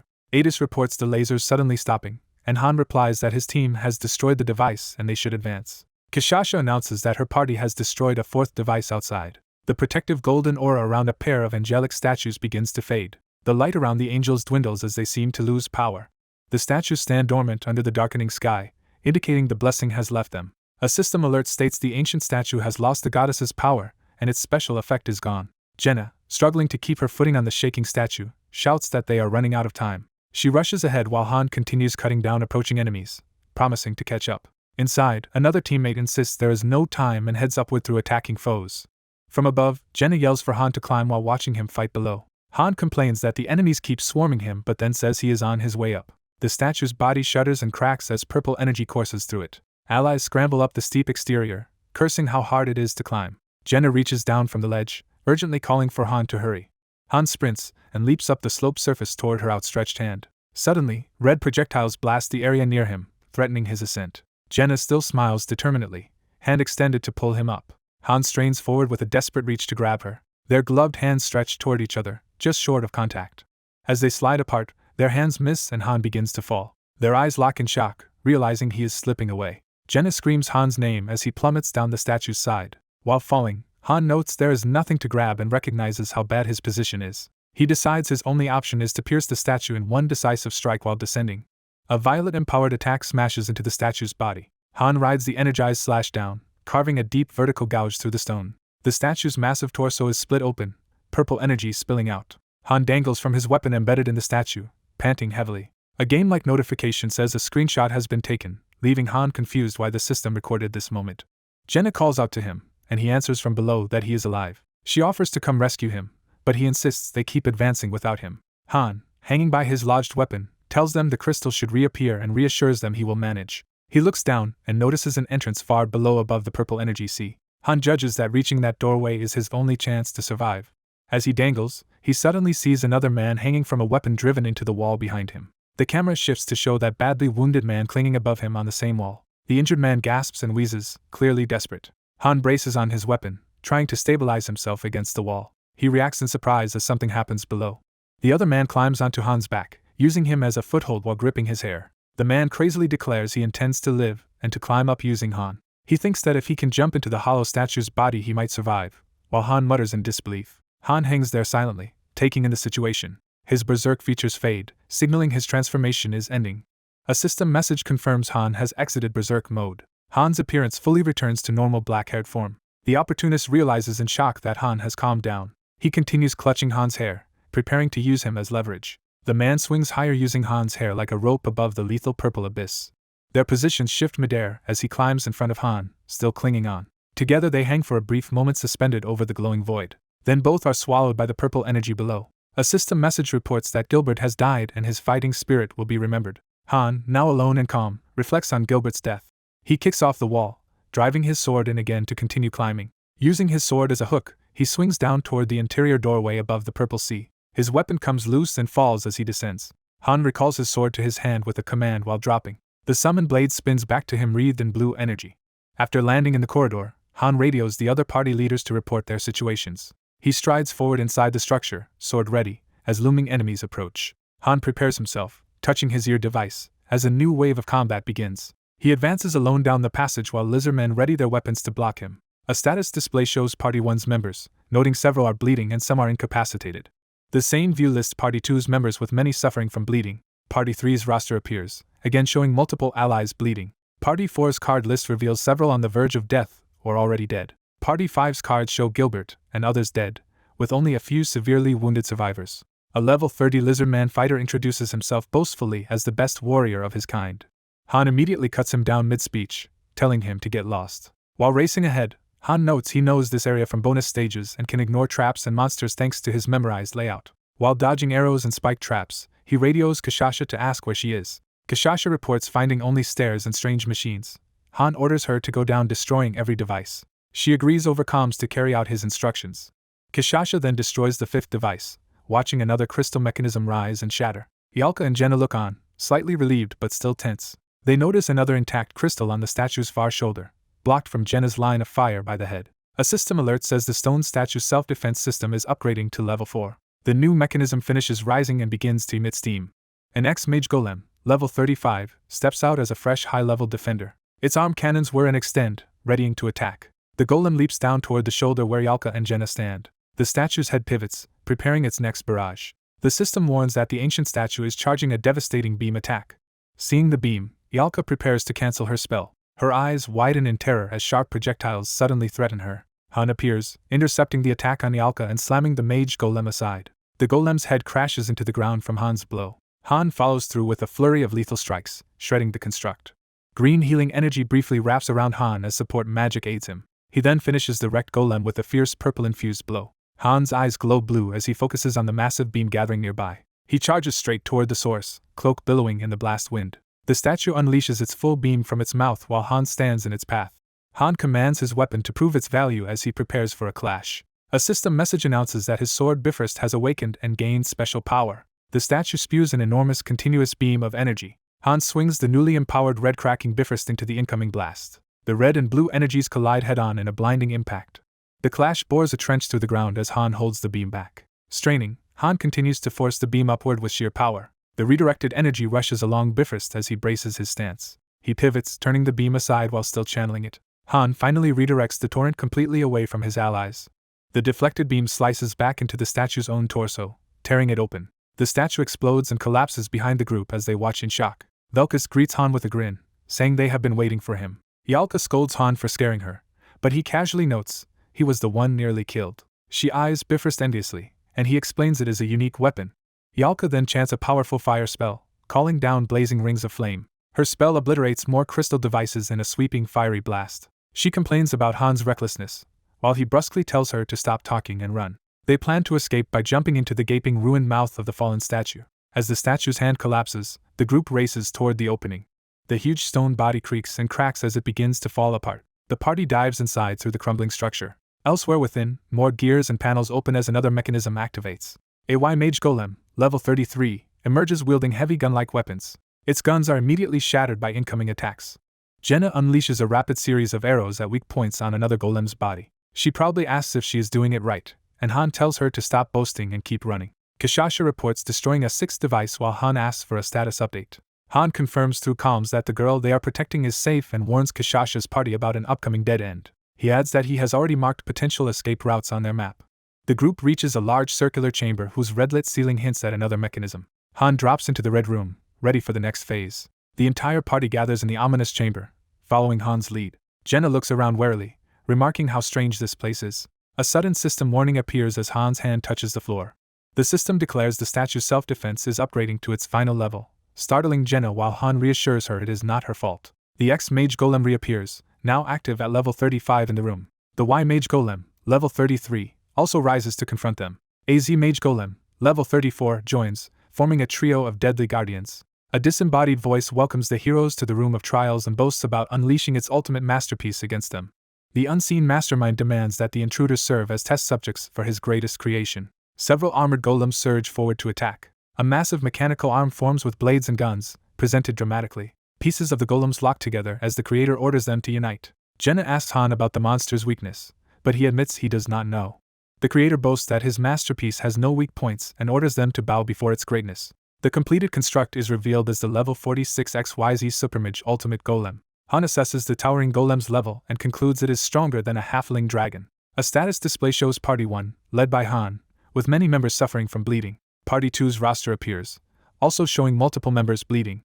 Party 3's roster is shown, with most members bleeding as well. Party 4's status shows several members bleeding, some on the verge of death, and one already dead. Party 5's status reveals more casualties and bleeding members. Heavy metal doors slide open inside the facility. Han whips his weapon toward the open doorway. His attack shoots through the doorway, spinning rapidly. The thrown weapon flies down the corridor beyond the door. As the party runs, the arrogant creator mocks their efforts but then senses something is wrong. Jenna grins and tells the others to go while she and Ialka hold the golem back, calling the spectacle enjoyable. The creator panics and yells for them to wait. Han, slipping through the closing door, tells the creator they will meet again and to wait for them. A combat shop prompt appears offering consumable cheerleader glow sticks for gems. Instructions appear for using the glow sticks while strange pink lights flare above the running party. Jenna questions the light and Han brushes it off. Someone laughs mockingly, addressing Han as seventh. A warning announces that the ancient statue has taken heavy damage. Kishasha reports that Party 3 has hit a dead end, and Han tells her to use stairs and turn right. Han further explains that at a three-way fork they should take the center path to reach the exit and wait there. As Han runs with glowing sticks above him, Kishasha asks his plan and he replies that Party 1 will destroy the head before leaving. Kishasha comments wryly that he is taking on the hardest job. Jenna, fleeing with Han, warns that something is chasing them. Han deduces that the golem must have smashed through the doors behind them. The golem crashes through debris while its creator roars and its drills spin. The creator shouts not to underestimate his masterpiece as the huge golem rampages after them. One of its spinning weapons unleashes rapid red beams. Velkus steels himself to confront the pursuing machine. Velkus dashes forward while arrows rain and explode around him. Velkus tells Yalka he will handle the golem, while she objects that they should fight together. A notification states that Bennek is bleeding, and Adis radios Han that more enemies have appeared, asking their number. Han orders Adis to hold out and keep Phreasis alive at all costs, and she agrees to do her best. Adis estimates 3 defenders, saying if 2 block and she uses magic they can hold the path, urging the rest to go. Han urges Jenna onward and asks if she trusts their allies despite her hesitation. He tells Adis and the others to retreat if it becomes impossible and to remember that. As they part, Jenna shouts for the rear guard not to die, and they insist this level of danger is manageable. Jenna anxiously asks if the others will be okay, and Han says to trust them because their training was not in vain. Watching the brutal clash with the ultimate golem, Han decides he must hurry. Elsewhere, a monstrous enemy is violently struck and torn apart. Ryman yells at the barely conscious Rosa to pull herself together, while she weakly complains about the noise. He reassures her the mission will end soon, marvels that they achieved the impossible, and says they just need to hold on to survive. Rosa, gravely wounded, doubts they can really make it back alive. Facing another hulking demon, she wonders despairingly whether this hell will truly end even if they succeed. System messages report Velkus is bleeding and that Rosa has died and will be remembered, while Han fights and mutters that this is troublesome. Han reflects on how brutally hard the pick-me-up game is, like content designed so players will give up rather than clear it. Catching his breath, Han thinks his own account faced similar difficulty, as Jenna calls his name, and he vows they will clear it no matter what. A massive secure door stands closed ahead in the facility. Something smashes violently into that door from the other side. The creator snarls that humans are foolish. A view shows someone seated in a floating chair in a dark control room. Han's eye narrows as he focuses on the person ahead. The robed figure in the chair shifts, preparing to address them. The figure in the chair greets Han's group, acknowledging that they have finally reached this room. The being introduces himself as Kurushar, truth seeker of magic engineering, and accuses the girl they protect of trying to defy the universe's laws. As Kurushar starts lecturing that Han has made a mistake, Han moves to attack without listening. Jenna simultaneously strikes, launching a powerful blow. Kurushar screams in agony as their combined attack pierces him. As Kurushar collapses, Han dismissively asks what he was rambling about.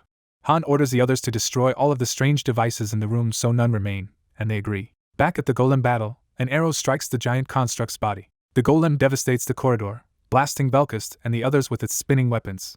Velkus realizes the machine is too fast, too solid, and offers no opening for attack. As Adis launches a torrent of flames, Velkus wonders how they can possibly destroy such a thing. He thinks that if he cannot beat even this construct, there is no way he could ever defeat a dragon. Han slips through another heavy door deeper in the complex. He peers inside cautiously, entering alone. Han discovers a gigantic glowing crystal core linked to the facility's mechanisms. He prepares to destroy it, noting it is the last remaining core. Han unleashes a powerful strike against the crystal. The crystal stands intact for a moment. Cracks spread across its surface as it begins to fail. The core shatters completely around Han. The ancient stone statue avatar of the dungeon trembles, unable to hold together any longer.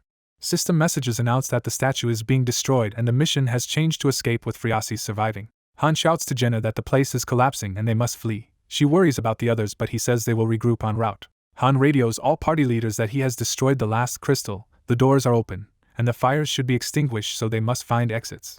Adis reports that Party 2 has located an exit and is leaving, asking about Han's group. Han replies that Party 1 is fine and will find its own way out. Ryman and another warrior feel the ground shaking and conclude Party 1 succeeded and that the mission objective has changed to escape. They argue they cannot take Rose's corpse with them and must leave quickly. Kishasha roars that they will carve a path for retreat, and tells everyone to get out while she and her berserkers tear through enemies. Adis orders Lilani to heal Anand and checks that Bennek can still run. He insists he can. She then commands everyone to sprint as fast as possible, or be left behind, and they agree.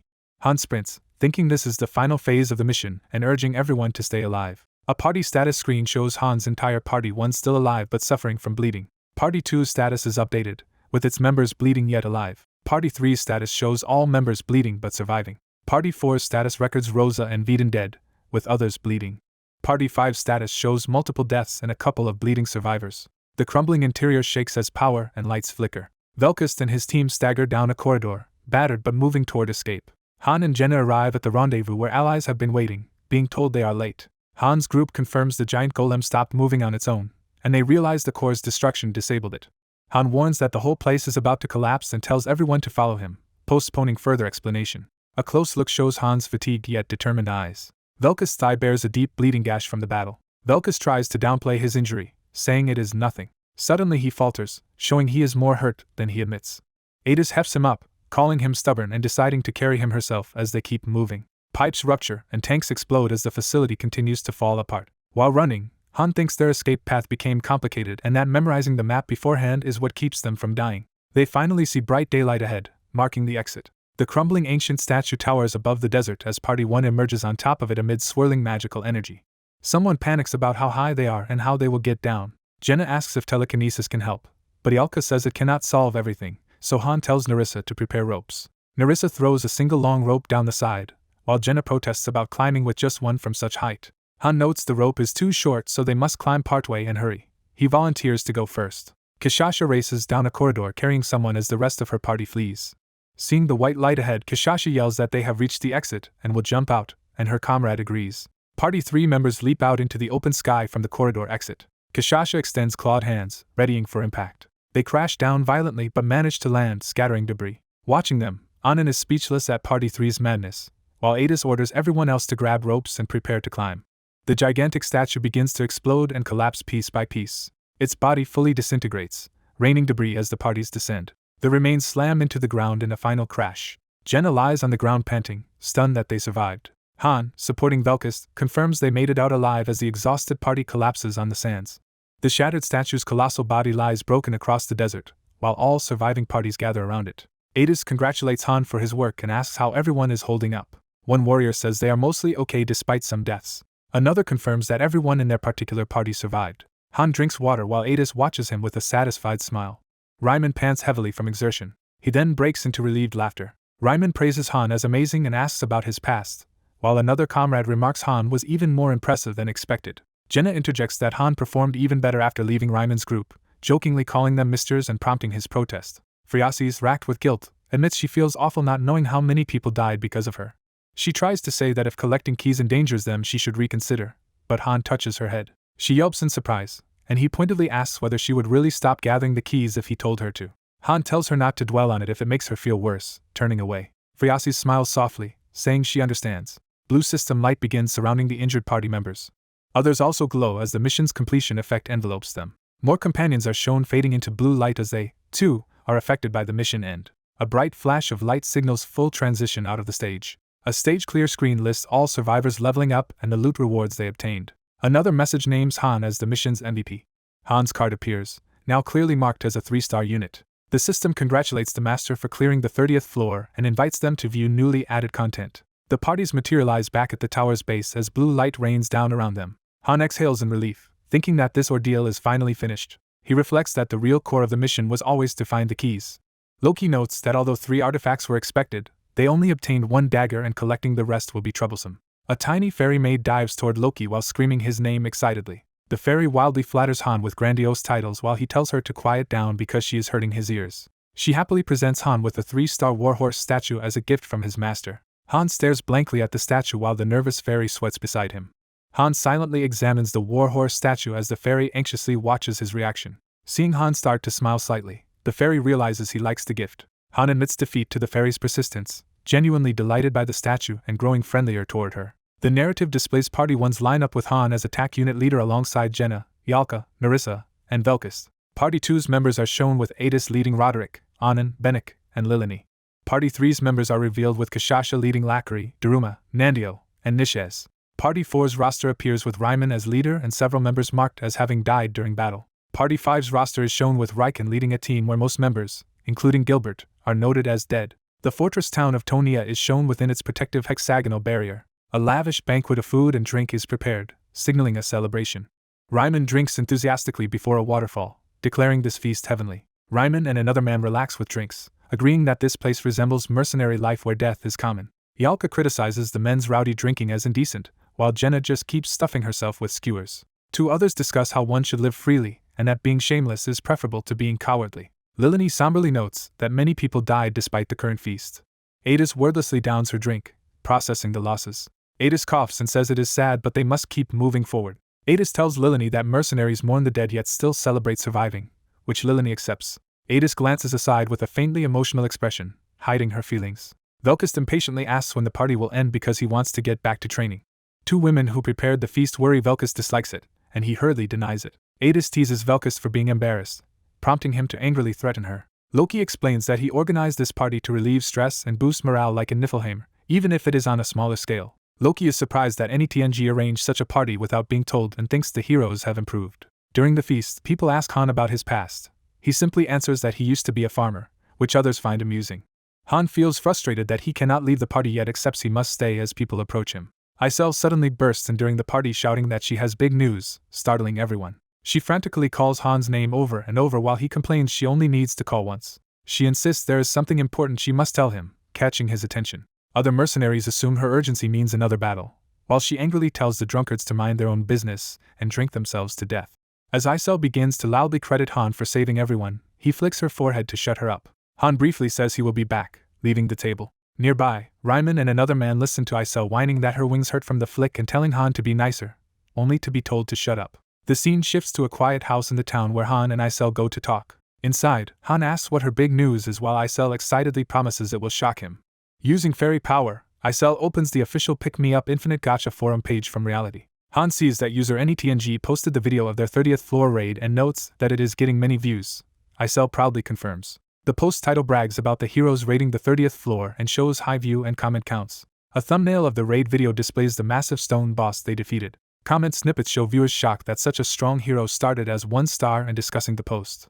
Loki reads reactions praising Han's skill and compares the excitement to when he uploaded Niflheim videos. He notices a comment mentioning that gifting Han warhorse statues helped train him and realizes his master liked that statue. Isel cheerfully tells Loki he is now a star on the forum both as master and hero, while he responds dryly. A prompt from Mobius encourages the master to make purchases if there is anything desired. A notification reveals AnyTNG bought an expensive monthly package, astonishing Loki that the master spent so much money. Isel explains that AnyTNG invested profits from the raid video back into the game, which Loki considers a smart approach. A new notice tells Loki he has unread messages from other masters. He decides to ignore them as long as their coordinates stay hidden. He reflects that if their coordinates leaked, other users could invade Tonia and attack it. Loki asks Isel why she seems unhappy even though he just became famous. She says he does not look pleased. Loki dismisses any moodiness and closes the forum window, saying the situation was simply interesting. He notes they gained attention from other users but believes real top rankers will not care unless they recognize his potential. Loki instructs Isel to inform him when a new video is posted, and she eagerly agrees. Han returns to the feast, brushing off questions and saying his talk with Isel was trivial. Ryman energetically offers Han a drink, insisting on sharing alcohol with him. Though he dislikes drinking, Han decides to join in because the celebration is special. Loki concludes that the real work will start tomorrow. A system message congratulates the master for clearing the 30th floor and unlocking additional content. New weekday dungeons and their schedules are announced: an intermediate mine, forest, and plateau. A new exploration dungeon titled Kaya is also unlocked for long-term expeditions. Another notice states that new facilities have opened in the lobby. Taunia's sector number and coordinates are updated as the lobby shifts to a new 8th rank sector where ancient ruins begin to appear. A world map explains that a master sector changes every 10 floors to keep low and high-level users separated. The map highlights newly opened small ruins in the sector that can be explored via flying ship for possible rewards. A tip window explains ancient ruins contain rare resources but only yield items to whoever conquers and holds them. Another explanation outlines the huge costs and requirements to build a flying ship, including a 4-star magic engineer, suggesting AnyTNG will not have one soon. Loki concludes that despite the new dimension window, their situation is mostly unchanged, which he finds disappointing. AnyTNG begins researching posts about renting flying ships instead of building one. He reads an advertisement offering flying ship rentals but notes that high prices and liability for damages make renting impractical. A prompt appears asking the master if they will log out from the game. After logging out, Han trains with Velkist, pondering the idea of flying ships as Velkist urges him to focus. Han decides a flying ship would be nice but not urgent, saying they will obtain one eventually and telling Velkist to start training. He grows serious, sensing something, just before another notification appears. A system message informs him of an unread channel chat and asks if he wants to read it. Loki thinks the master left without checking this channel, but considers checking it unnecessary while preparing for training. Night falls over the academy building where the heroes stay. Later, a sleepy Isel in pajamas asks Loki what he wants. Han requests temporary master rights from Isel so he can access account features himself. He specifically says he wants to read the DM they received earlier. Isel excitedly agrees and unleashes her fairy power to grant him access. With exaggerated effort she activates a big screen interface, chanting about fairy power. The system again asks if the master will read the unread channel chat, and Loki confirms. Loki opens the chat to see repeated welcoming messages from a user named Sununu, who is eager to meet him. He notes that this person must be online right now. Loki replies with a simple greeting while Sununu begins typing back. Loki realizes the user is from the same sector and considers them a neighbor. Sununu chats friendly and constantly, while Loki asks Isel to show this person's location on the map. The sector map shows Sununu's lobby surrounded by many grayed out inactive lobbies, implying he is one of few active neighbors. Sununu claims to be lonely and offers spare items to help, which Loki recognizes as direct bait. When Sununu asks for Loki's coordinates to send gifts, Loki pretends to comply while Isel panics, and he inwardly says he already understands the danger. Loki identifies Sununu as an experienced hunter who preys on naive players for loot. A brief explanation outlines these so-called idiot hunters who pretend to help new masters then rob them. Another illustration shows how inexperienced users fall victim when hunters arrive by flying ship and steal everything. Isel notes that the many gray accounts around Sununu mean he has already hunted others, urging Loki to ignore him. Loki stays silent, giving Isel a look that makes her nervously call his name. Despite her worry, Loki continues chatting, stating that hiding coordinates alone will not guarantee their safety. He muses that a hunter on the 30th floor already owning a flying ship is suspicious, likely due to heavy spending, luck, or a powerful ally. Loki expects trouble regardless and reads more messages where Sununu insists he will find them and meet anyway. Loki feigns caution but expresses interest in obtaining a flying ship, prompting Sununu to offer extra blueprints, while Isel anxiously questions Loki's intentions. Loki orders Isel to erase all chat logs after he is finished talking with Sununu, preferring to act without the master noticing. She protests that they should wait for the master to be online, but Loki insists it is better this way and proceeds. Loki, remembering his rough past, confidently states he has never lost a street fight and is eager for this confrontation. The narrative explains many masters quit mid-game, either to socialize instead of climbing or to become PvP-focused hunters. Those who turn to PvP rarely stop hunting other players and become threats. A magical warning device begins ringing, signaling an approaching danger. Loki gathers his close allies at night, saying there is only one solution against hunters. He tells them to get ready because enemies are coming, while Yalka doubts him since it is the middle of the night. Adis quickly realizes this must mean an invasion and prepares to summon all party leaders. Han orders Jenna to inform non-combatants to stay in their rooms, and she hurries off to do so. Yalka, confused, asks what is going on, and Han reminds her he warned that other lobbies might invade. She realizes this invasion is happening now and laments that their break is already over. Loki thinks to himself that losing here is not an option. He scoffs at the idea of defeat, clearly confident they will win. Remembering Isel's desire for a flying ship, Loki asks in thought if she wants one. He resolves to obtain a good flying ship for her through this coming confrontation. The view shifts back to sleepy Tonia under its barrier, moments before the invasion begins. Meanwhile, townsfolk outside complain that the hero's earlier party was too loud but assume it has ended. They gossip about hearing the noisy mercenaries, mentioning Ryman's laughter, and wondering how he can drink after comrades died. The men discuss heavy casualties in parties 4 and 5, with one foolishly seeing benefits until reminded that strong fighter Gilbert also died. One man admits that if a powerhouse like Gilbert died, weaker townsfolk like them mean nothing to the teams. Another agrees, kicking his leg out from under the table as tension builds. They conclude that although heroes enjoy privileges, any of them might die at any time. One man derides Gilbert as stupid for striving for the second floor only to die. Another drunkard complains that living quietly in the lobby is boring and questions whether this can be called living. Mark offers his friend a mug of stolen alcohol, surprising him. Mark smugly reveals he knows how to trick the master, stealing meat and alcohol without getting caught. He tempts the others with his stolen goods, proposing they help him in exchange for sharing. Before they can answer, someone rushes out yelling for everyone to evacuate inside. Another messenger shouts that everyone must hide because an invasion is underway. The confused men ask what invasion but are ordered indoors by higher floors command. A messenger confirms that an invasion from another lobby is imminent. Mark is shocked to learn that another lobby is attacking. Up on the 3rd floor, Han assembles Ryman, Adis, and others in a room for the battle briefing. Adis confirms the news of an invasion and assumes Han summoned them because he has a plan. Han calmly states that the plan is simply to beat the invaders up. Kashasha enthusiastically volunteers her party for the coming war, while Han tells everyone else to hold back until he signals. One ally worries if just Han's core team of 5 will be enough.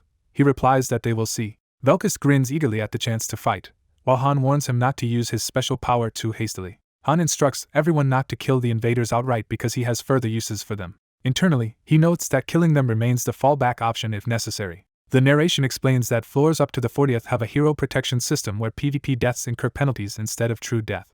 However, those penalties permanently cripple a hero's stats and skills, effectively ruining even high-potential characters. A swirling blue portal opens in the sky, heralding the arrival of the enemy. Through the vortex appears a pirate-flagged flying ship belonging to the Hunter Sununu's group.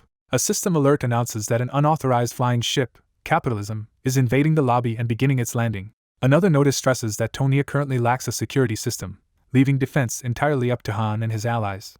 A warning explains that the heroes cannot sense an incoming invasion from a flying pirate ship. The ship lowers a boarding ramp to the ground. A black-haired man hides nearby, observing the intruders. One invader complains that no one is there to greet them. Their leader instructs the group to head to the first-floor storage and steal all the gold.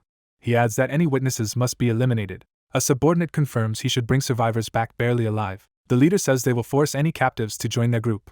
Outside the lobby gate, several bandits enter with a wagon through a bright portal. The red-haired leader waits inside, guarding and looking relaxed. He yawns, clearly bored while he keeps watch. Suddenly he is kicked over by an unseen attacker. Footsteps approach steadily along the hallway. The black-haired protagonist confronts a bandit at the control console. He asks what is going on as the bandit frantically works the controls. Realizing danger, the bandit curses and draws his sword to attack. His strike is intercepted with a fast counter. The protagonist brutally overwhelms him in close combat. He stomps the bandit's head into the ground, leaving him bloody. Standing over the defeated man, he asks how many intruders came. The terrified bandit starts to say he does not know. The protagonist threatens to break his arm unless he answers. Under torture, the bandit babbles that only 7 of them are present. Using that information, the protagonist deduces 4 are in the wagon, 1 is a leader, and 2 including this man are on the ship, with no magic engineers, then asks their departure time. After getting the answer, he knocks the bandit unconscious with another blow. He contacts Adis, reports that all is handled on his side, and says they just need to wait 10 minutes before sleeping again. He adds they should not wait for his team, implying a different plan. Trying the ship's system, he discovers that manual control is locked and the ship runs automatically, so he cannot change its course. Elsewhere, other captured invaders are shown tied up and battered. A system message informs the master that enemies are plundering storage, stealing rare dragon materials, engineering parts, and gold, while the protagonist notes they are taking only the expensive items. He narrows his eyes, clearly irritated by the theft. In the storage area, bandits gloat over the huge haul of gold and items they have taken. 2 of them return to the deck, wondering where their missing lookout is and assuming he has fallen asleep. Believing no one will stop them, they prepare the armored flying ship to depart early. The system flashes a danger alert. Another notice says the flying ship Capitalism is escaping with the stolen goods. The ship initiates a dimensional leap to another world. The protagonist is shown already hidden aboard during the jump. On the New Dimensions deck, a scarred officer chats with a subordinate near a sealed door. The ship pierces through the clouds at high speed. It flies steadily through the strange sky of the new dimension. A caption reveals the destination as Sinonu, the 3847th dimension Harura. The scarred man reflects that his master has changed with the times. He senses something off and starts to react in alarm. The protagonist suddenly appears, hurling him off the deck. We see the protagonist alone on the ship's deck after disposing of that guard. He reaches for the heavy door's handle. Inside, another ally has already slaughtered a bandit guard and steps out as the door opens. This ally complains about the weakness of their captive and about hiding in such cramped quarters. Together they interrogate the last surviving bandit, who begs for his life and warns of consequences if he is killed. The ally savagely executes the man mid-sentence. Spattered with blood, he remarks that everyone here is weak. A third ally arrives and declares their own side of the raid is finished.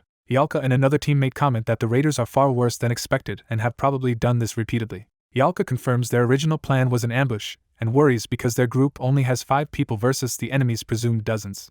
The healer says their prisoners claimed they could already return to the lobby and suggests retreating, but the protagonist rejects that so as not to ruin the ambush. He decides they will ride the ship straight to the enemy base and wipe everything out in a single strike. The blue-haired swordsman grins and agrees, boasting he can kill many weak enemies by himself. Narration explains the raiders are undertrained for their level, which is why they fall so easily. The protagonist vows to loot the entire base and then burn it so thoroughly the enemies cannot rebuild. Internally he resolves that they will completely destroy this group. He adds that they will keep attacking until the enemy master quits the game, as the party warps into the base. A system message states that system log authority has been restored to him. He realizes that with log authority he might now see system messages even outside his lobby. Meanwhile, the lobby back home warns that the flying ship Capitalism is returning with hostile heroes aboard. 2 gatekeepers greet the ship's early arrival and ask if it brought anything good. One is abruptly killed by a headshot arrow mid-sentence. The survivor turns in confusion, not yet understanding what happened. Security messages note 2 souls lost as the invading heroes massacre the gate guards and recall that lobby healing does not work during PvP. 1 more guard collapses in a pool of blood. The lobby system alerts its master that it is in danger and asks whether to activate security. Yalka observes that their attack has been noticed, but the protagonist grins that this is only the beginning. A logo identifies this base as Sinunu in the 3847th dimension Harura.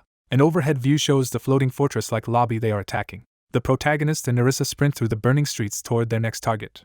Panic spreads among the raider residents as alarms and red light flood the area. Some recognize the protagonist as the invader and angrily rush to attack him. Elsewhere, other raiders react as ale barrels begin to roll and spill. Alcohol pours out from a broken barrel onto the ground. The flammable liquid spreads across the cobblestones toward the protagonist's feet. Surrounded by flame, he casually asks if the enemies like fireworks. The raiders panic and try to flee from what he is about to do.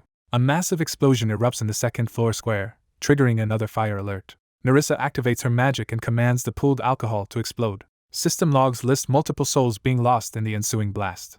The protagonist orders his party to finish everything before the enemy can fully comprehend the situation and tells them to kill all combatants. The party charges through the chaos, slaughtering defenders with overwhelming attacks. An explosion blasts open a gate, signaling the assault has breached deeper into the base. Inside, frightened raiders grab weapons as they hear the fighting outside. Nerissa and the protagonist roll another flaming alcohol barrel toward them. She detonates it, causing another violent fire in the dormitory area. Nerissa says she feels like a villain as they run through the blazing streets, while the protagonist remarks that in this world one is either villain or victim. He notes that if the raiders had been ready with full force they might have lost allies, but his ambush struck while their guards were down. Looking over a map of the burning base, he says they will use the chaos to seize the advantage and move to the first floor. A high-ranking enemy named Similar rallies his men, vowing they will not let the invaders advance further. The protagonist is mildly surprised at how fast these forces assembled. He remembers he has not yet torched the second-floor storage and turns back to do so, shocking Similar. With childlike glee, he races off holding fire while Similar calls him crazy. He reaches the storage area stacked with crates, ready to ignite it. A girl with braids tries to ambush him from behind with a frying pan. She swings the pan at him, shouting. He easily knocks her away and recognizes her as the storage manager. He sets the storage ablaze, prompting warnings that everything inside may be lost unless the fire is extinguished.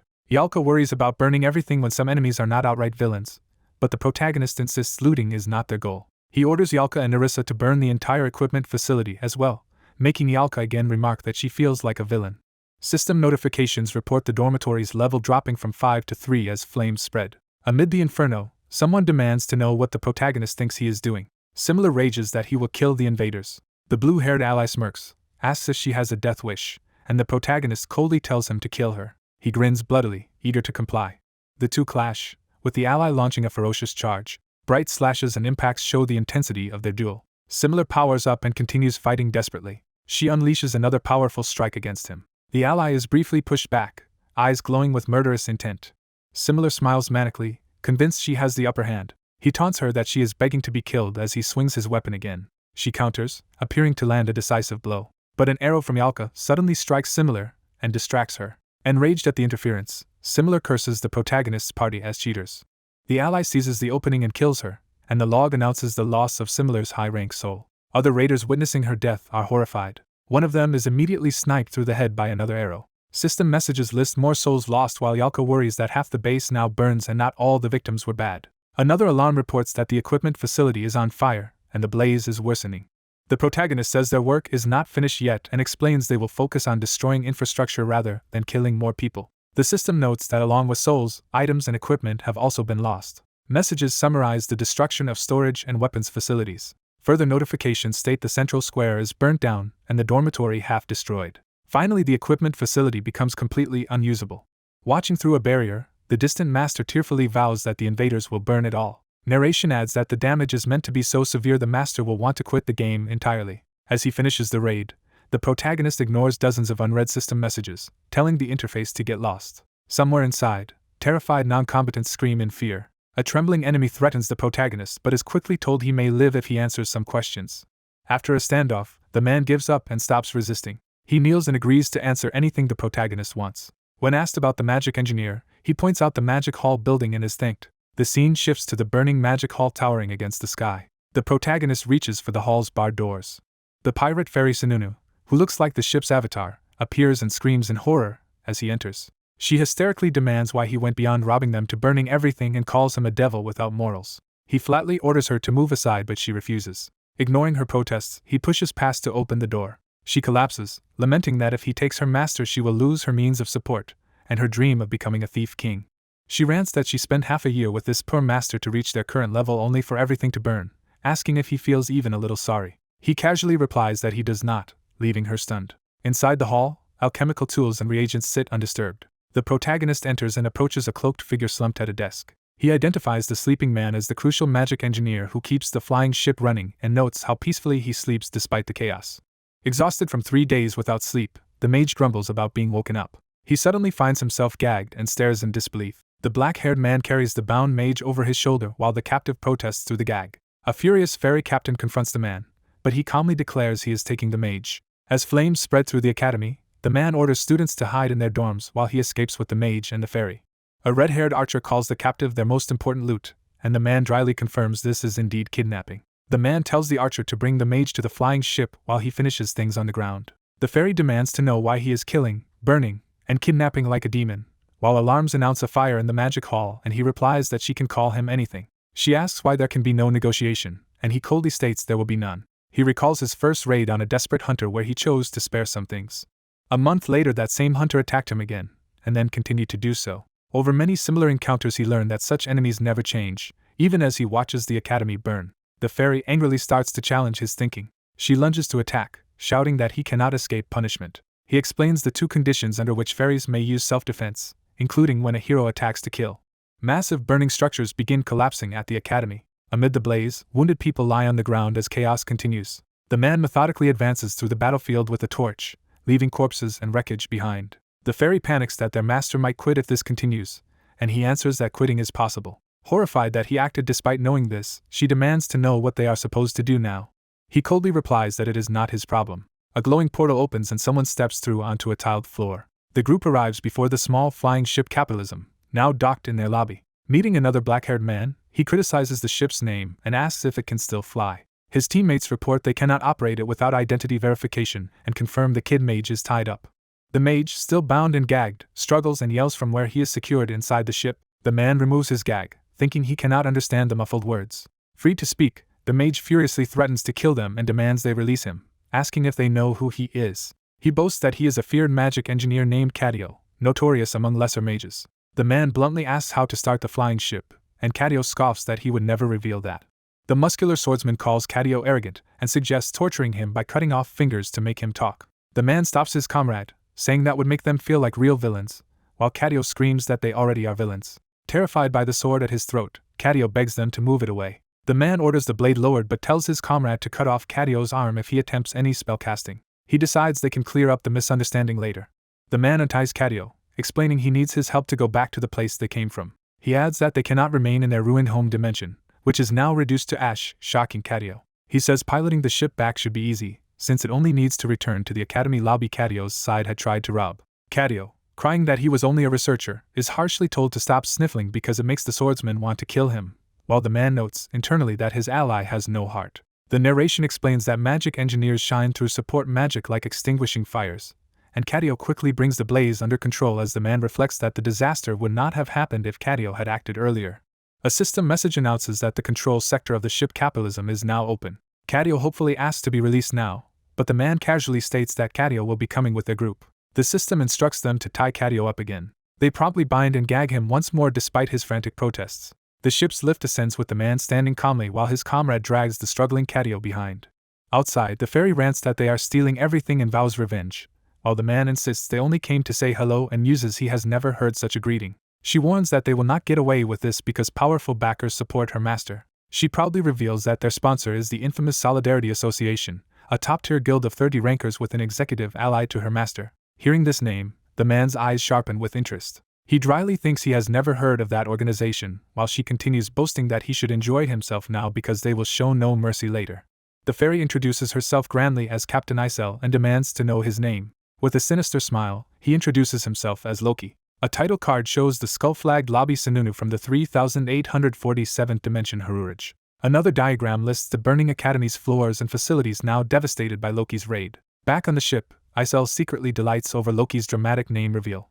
She flips him off in a fury, screaming that he will die for what he did. As the flying ship departs through crackling portals, she swears she will never forget this and will take revenge. Loki, leaning against the ship's railing in the stormy sky, muses that revenge sounds annoying. A disembodied voice asks if he enjoyed himself, catching him off guard. A serene, long-haired woman who seems to be his master admits she watched everything because it was too entertaining. She says this spectacle has become another cherished memory for her. She repeats Loki's earlier declaration of his name with fond amusement. Embarrassed, Loki tells her to stop recalling that moment. As their ship flies through a dimensional storm, he asks her about the Solidarity Association, and she replies that she has never heard of it either but will investigate. Smiling gently, she offers to locate and destroy that guild's base if he just gives the order, saying the fleet is eager for action.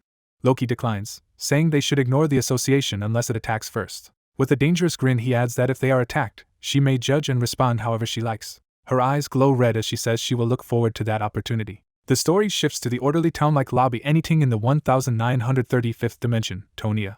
As dawn approaches there, Jenna and Ialka yawn and stretch, and Loki thanks them for their work that night. Jenna makes sure they will get the day off instead of training and asks what will happen with the kid mage.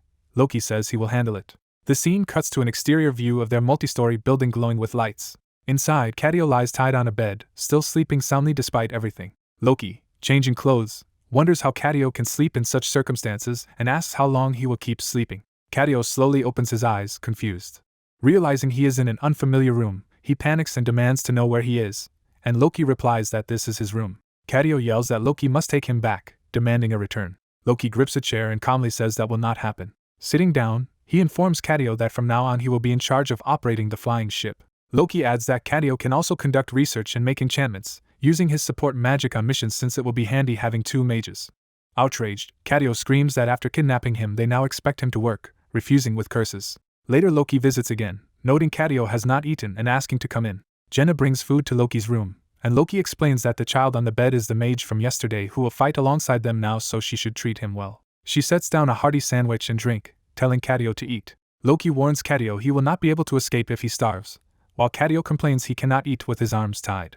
Jenna asks if Loki is sure about untying him, but Loki says Cadio cannot do anything alone, and she reveals she had intended the sandwich for Loki himself. Cadio hungrily devours the sandwich while insisting food will not seduce him and claiming he will not work with a villain who burns and robs people. Loki counters by asking whether Cadio actually knows what his own master has been doing. Loki tells him that if he has any conscience he cannot claim ignorance, and Cadio trembles, ashamed. When Loki points out that Cadio still cooperated with that master and would receive the same exploitative orders again, Cadio throws the sandwich to the floor, shouting he only followed orders. Looking at the dropped food, Cadio insists his master is not truly like that and used to be better, just currently lost. He declares that he still trusts his master, prompting Loki to ask incredulously if he really does. Loki bluntly calls him delusional, asking if he truly believes his master will change. Loki urges Cadio to think rationally, contrasting the chance to explore his potential with them against being worked to death back there. Outside the room, Jenna pities Cadio's situation, while Loki's ally points out that their own master at least listens to them and believes Cadio's master was once kinder. Loki reflects that Cadio had been pushed so hard he could not act during the emergency, and that if he had not been overworked he could have easily killed their whole team. Loki decides Cadio will likely be persuaded soon and prepares his final offer, saying he will guarantee certain conditions if Cadio works for them. He promises him, first of all, a life with no overtime. When Ialka tries to object that this is a lie, Jenna silences her, and Loki claims they maintain a proper work-rest balance and allow free time outside hours. He continues that second, their team does not raid other lobbies. When Cadio points out they just raided his, Loki counters that it was retaliation for Cadio's master attacking theirs first and says the ship's records can prove it. Cadio, still conflicted, insists they are a legitimate raid team focused only on missions and not on such disputes. Loki asks if he has any real attachment to his former lobby such as family, and Cadio admits it is not his home. Loki notes that this makes things easier, though Cadio still protests weakly. Loki offers a third promise that no one in their lobby will discriminate against Cadio for his origins, prompting Cadio to ask sarcastically if he is the captain here. Loki says he is not the captain but has enough influence to ensure rest, mission focus, and no discrimination, the three guarantees he can give. Sweating nervously, Cadio asks if Loki is absolutely sure there will be no overtime. Loki smiles confidently in response. The narration explains all the valuable roles a magic engineer can play for a party, from support magic to enchantments and potion research, and notes they are treated like rare 5-star heroes. Later, Ialka complains that Loki buttered Cadio up more than he ever treated her, and he replies that Cadio is not working for them yet, unlike her. Teasing, he asks why she seems anxious, while she insists she is not, and Jenna smiles knowingly behind her. Loki confides that regardless of Cadio's answer, they cannot let such a valuable mage go. Ialka hesitantly admits she worries she might not like Cadio, wondering what happens then. Loki asks if she wants to send Cadio back, and she loudly denies it. She grudgingly says they should at least see how Cadio performs, as Loki remembers how she once complained about working alone. Loki decides to sleep and tells Ialka to give Cadio a tour later, saying to wake him if anything happens. When he hints Jenna could do the tour instead, Ialka hurriedly agrees to handle it. Before leaving, Loki reminds her there is still much to do and that they need to visit Cadio's devastated lobby again. He says they must hammer the lesson in firmly while the ship capitalism powers up once more. Back at the ruined academy lobby, Isel begs on a banner for her master not to quit while workers clear rubble, and Loki reasons they likely still have mechanics since their flying ships remain. A heavy cart rolls through the debris. A grimy mechanic woman with goggles hauls equipment, vowing to bring those mechanics over as well. The system displays cards for Cadio and the ship capitalism, marking Cadio as confined. A game-like interface announces the pick-me-up lobby has finished loading and hints at upcoming World Raid rewards. A message to the player master describes new quality-of-life updates such as detailed skill specs. The interface showcases Han, Velkist, Jenna and their skills, emphasizing the party's current abilities. Another prompt informs the master of multiple unchecked occurrence reports and asks if they will review them. The master sees a notification that a flying ship named Capitalism has been acquired. A help screen explains that flying ships allow travel between dimensions and again highlights Capitalism as their new small flying ship. Another notice announces that 4-star mage Cadio Lasani has joined as a new hero, albeit in a confined state. Back in the room, Loki notes to his fairy system guide that a lot has happened in just one day as she reports his new items. The system points out he even took a screenshot of his exploits, saving it to the gallery. Talking with the fairy, Loki reflects that building a flying ship usually takes over a week and vast resources, so delivering both a ship and a mage worth millions of gold will greatly surprise the master, and cannot be hidden. A new suggestion appears to the master from Hero Han, formally requesting the recruitment of 4-star Cadio from another lobby. Loki returns to Cadio's room and asks if there is anything the mage wants, but Cadio insists he will not be tempted by any offer. Cadio grudgingly admits this place is slightly better than Harura but vows not to be swayed by Loki's temptations. Loki silently stares at him. He sighs in exasperation. Loki then threatens that if Cadio refuses to work he will have no choice but to synthesize him. He adds that, as a 4-star, Cadio would make fine synthesis material and that he cannot let a useless person stay, terrifying Cadio. Cadio breaks into a sweat, shaken by the threat. Loki laughs it off as a joke, reminding Cadio of the 3 guarantees and asking again what else he wants. Trying to set an impossible condition, Cadio demands a rare March issue of the Harura-only magazine Limagini, convinced Loki cannot procure it. The system instantly asks the master if they will spend gold to gift that exact magazine to Cadio. Moments later Loki presents the swimsuit magazine, asking what else Cadio wants while the mage gawks in shock. Cadio, now flustered but excited, requests an expensive Stodfur scarf next, and Loki immediately produces it, again asking for the next request. Overwhelmed as he holds both gifts, Cadio screams in disbelief at how Loki is getting these things while Loki guesses he has probably never received presents before. Finally Cadio says there is one last condition. Loki smiles knowingly as he listens. Loki tells Cadio he will be back and walks out, leaving the mage calling after him to ask where he is going. Han smirks, reminding someone that they already told him what they wanted. A system request appears from Master Han for an expedition to Harura aimed at looting and kidnapping, asking for approval. The scene shifts to the floating fortress of Harura, the target of the requested expedition. A furious pirate girl attacks with a shovel, yelling at Han for coming back. She rages and orders Han to leave and stay out while he watches impassively.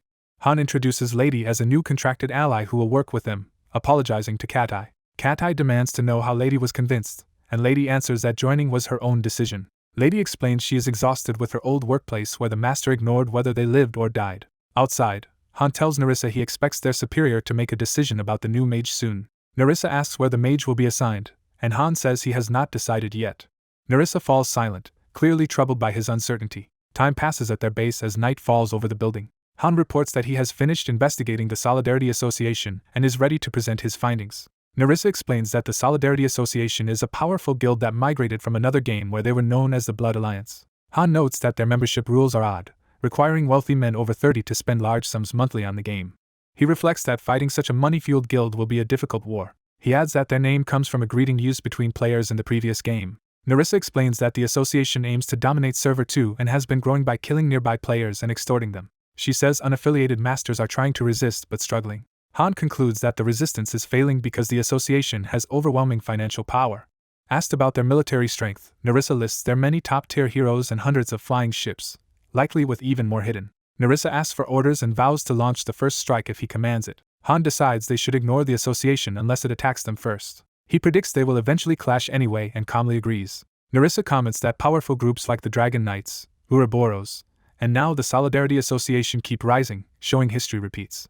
Han recalls an earlier group that claimed they would symbolize Server 2 but disappeared, believing smart enemies should realize what to do now. Cat-Eye looks anxious, worried about what sides to choose in the coming conflict. He nervously asks Han to confirm he is not lying about their deal and that he will not imprison him. Reassured, Cat-Eye picks up a quill pen to sign Han's contract. The system confirms that Han has successfully recruited 4-star mage Katio. Another message states that Katio is now fully controllable as a hero card. A new day begins at the building, signaling time skip. Loki, Han's fairy companion, appears excitedly calling his name. Han tells her to quiet down while she relays that the master wants to send him a gift and asks what he desires. Loki clarifies that Han can request any item, and Han muses that the master has been learning more about the game, as he enjoys being allowed to choose. Han's eyes sharpen as he thinks carefully about what to ask for. He decides the current warhorses are too few to form a proper unit. He requests 10 warhorse statues as a gift, at cost to the master. Numerous warhorse statues materialize and fall into his room. Han catches one statue, starting to inspect their quality. Smiling, he looks over the statues spread around him. He sets them on display and resolves to eventually collect 1,000 of them. Han now has Katio and Lady registered as 3- and 4-star heroes in his roster. Night again falls over their base building. Back in reality, Katai angrily complains to the onlookers about their stares, feeling humiliated. Riken threatens to discipline Katai for his attitude while Han casually tells him not to overdo it, believing Katai only needs time. The party questions whether Katai is actually useful and why Han insisted on bringing him when other parties exist. Nerissa argues there are many parties without mages and resents being the one tasked with looking after him. She reviews party compositions. Another party refused Katai, some are unbalanced or weak, and placing him there risks losing a rare mage. The leaders silently consider where to assign him amid tension between parties. Han watches with a focused stare, preparing to intervene. He explains that normally 2 mages are great in a new party but their current lineup has been fixed for too long, so he suggests simply testing Katai in real combat. When Nerissa hesitates because there are 5 of them, Han volunteers to sit out the mission to gather poison ingredients instead. She looks worried as he makes this unexpected choice. Katai, flustered, asks if Han simply dislikes fighting, and Han replies that he is merely out of practice with missions. Han notes that despite Sununu's account being high level, Katio himself is only level 28 due to rarely being used after Sununu quit climbing the tower. Loki opens the dungeon interface and asks about the mission log. Riken wonders why no one told him they could do missions without the master. Han warns it is better not to, since the master dislikes it. The system sets their current main dungeon challenge to the 28th floor. Han explains that Seabass will temporarily cover Nerissa's role in the formation, and she agrees though it will be unusual. A notice says the dungeon doors will open in 10 seconds and instructs them to get ready. As they wait to enter, Han tells Katai to do as much as he can, and Katai agrees. The team teleports to floor 28, tasked with subjugation by annihilating all enemies. A lizard man guard is startled just before the fighting begins. Han decides it is safe to advance but says he will observe Katai's performance first. Katai begins weaving glowing magical lines with his hands. His magic threads extend between his palms, forming a complex pattern. He completes a powerful binding of magic energy. Katai unleashes an elaborate spell, surrounding himself with luminous runes. Nerissa recognizes that Katai is using a sealing technique. He channels the seal into a focused point of energy. A system message explains he has created a dimensional portal that can summon stored equipment and weapons. The portal opens behind him, swirling with multicolored energy. Han and Nerissa note they have seen this kind of dimensional portal before in weekday dungeons. The game explains that mages can create dimensional portals to summon even transportation like flying ships. Han clarifies the portal's purpose is to provide limitless arrows or potions, exciting Nerissa about infinite ammunition. Another explanation states that with a magic engineer, teams can access all storage items infinitely, eliminating supply shortages. Nerissa marvels at how advanced this dimensional magic is, but Han orders Katai to close it since it is unnecessary here. Meanwhile, lizard men of different levels mass and charge, shouting for human blood. One lunges forward screaming as the battle erupts. Han cuts down one attacker and orders everyone to fight as they usually do. The whole party slaughters lizard men efficiently, blood spraying around them. Watching, Katai admits he underestimated their fighting ability. He activates an elemental attribute skill using a mana stone. Another lizard charges toward him. Katai stands unfazed, raising the glowing stone. The stone generates a whirlwind that lifts rocks around it. The rocks merge into a massive stone golem with glowing eyes. The golem crashes down, crushing enemies beneath its huge body. Katai then uses another elemental attribute skill to permeate mana through his allies. A system notice says he imbues the entire party with a stamina-boosting element. The group glows blue as their stamina increases, empowering their attacks. Using teleport, Katai shifts positions to better target enemies. He uses telekinesis to hurl a huge boulder onto more lizard men. Katai also blocks volleys of arrows with a magical barrier. He disrupts an enemy sorcerer's spell with interference magic, weakening their power. Riken capitalizes on this and cleaves the disabled sorcerer with a deadly strike. He then unleashes a massive fiery tornado, obliterating waves of enemies. After the battle, Nerissa pants while Katai tells her she does not need to drink a potion. Katai transfers mana directly to her, and she recognizes it as a mana transfer spell. The system screen summarizes Katio Lasani's stats and numerous skills, emphasizing his support capabilities. Katai stands confidently, continuing to cast spells with renewed determination. The battlefield is left littered with the bloodied corpses of lizard men. The party discusses how many different spells Katai used, impressed that a mage can do more than just fire elemental blasts. Nerissa proudly describes Katai's versatile elemental magic, while he modestly calls it outdated traditional magic. When someone says they still prefer the female mage, Nerissa furiously denies that she is inferior. Katai explains that his buffs are hard to notice from the outside and that not knowing their fighting style made it difficult to sync with them, though he admits they fought better than he expected. Han asks if this performance has motivated Katai more as he finishes off another enemy. The system announces the stage is cleared while Katai notes their fight here still does not solve Harura's larger threat. Han tells him to think things over carefully since he still has time to decide. Nerissa approaches them after the battle, ready to address her own concerns. Later, she silently reflects on everything that happened, clearly conflicted. A hero card of Katio appears again, emphasizing his role in Han's roster. The detailed stat sheet of Katio Lasani is shown once more, reminding of his high intellect and support skills. The perspective shifts back to Sununu's floating fortress, now heavily developed. A series of angry chat messages from Sununu accuse Han of stealing his heroes and ship and threaten retribution before the chat closes. Han reads the messages, remarking that Sununu surprisingly did not quit the game after losing everything. The narration states that Sununu's main heroes, flying ship, and magic engineer were all destroyed. It adds that his facilities were burned and downgraded, so if he stays he should focus on rebuilding his lobby. Han wonders why Sununu is still so confident despite such losses. Han calls out to Urnith for assistance. Urnith answers that she knows the situation and can immediately dispatch a fleet if he orders it. Han declines, reminding her this is Tonia, not Niflheimer, and tells her not to send a fleet. He assures her they will solve their own problems and sets his cup down. Time skips forward a few days. A flying ship rests at dock, prepared as part of Han's plans. The ship's intricate machinery is shown, underscoring the scale of their next move. Lady works herself to exhaustion performing maintenance inside the ship. Han asks how long repairs will take, and Lady says with so few workers she needs at least a week. In the engine room, Katai maintains complex magical arrays while Han asks if he plans to return to Harura. Han wonders if he should not go back, and Katai anxiously advises against it. Suddenly a hostile voice addresses them through the communicator, calling them villains. The transmission introduces itself as Captain Isel, aspiring sky pirate king, demanding a response. Katai notes that the communicator still works while the voice calls him a traitor and threatens punishment if he returns. Isel warns them to keep their necks ready because she plans to come for their throats soon.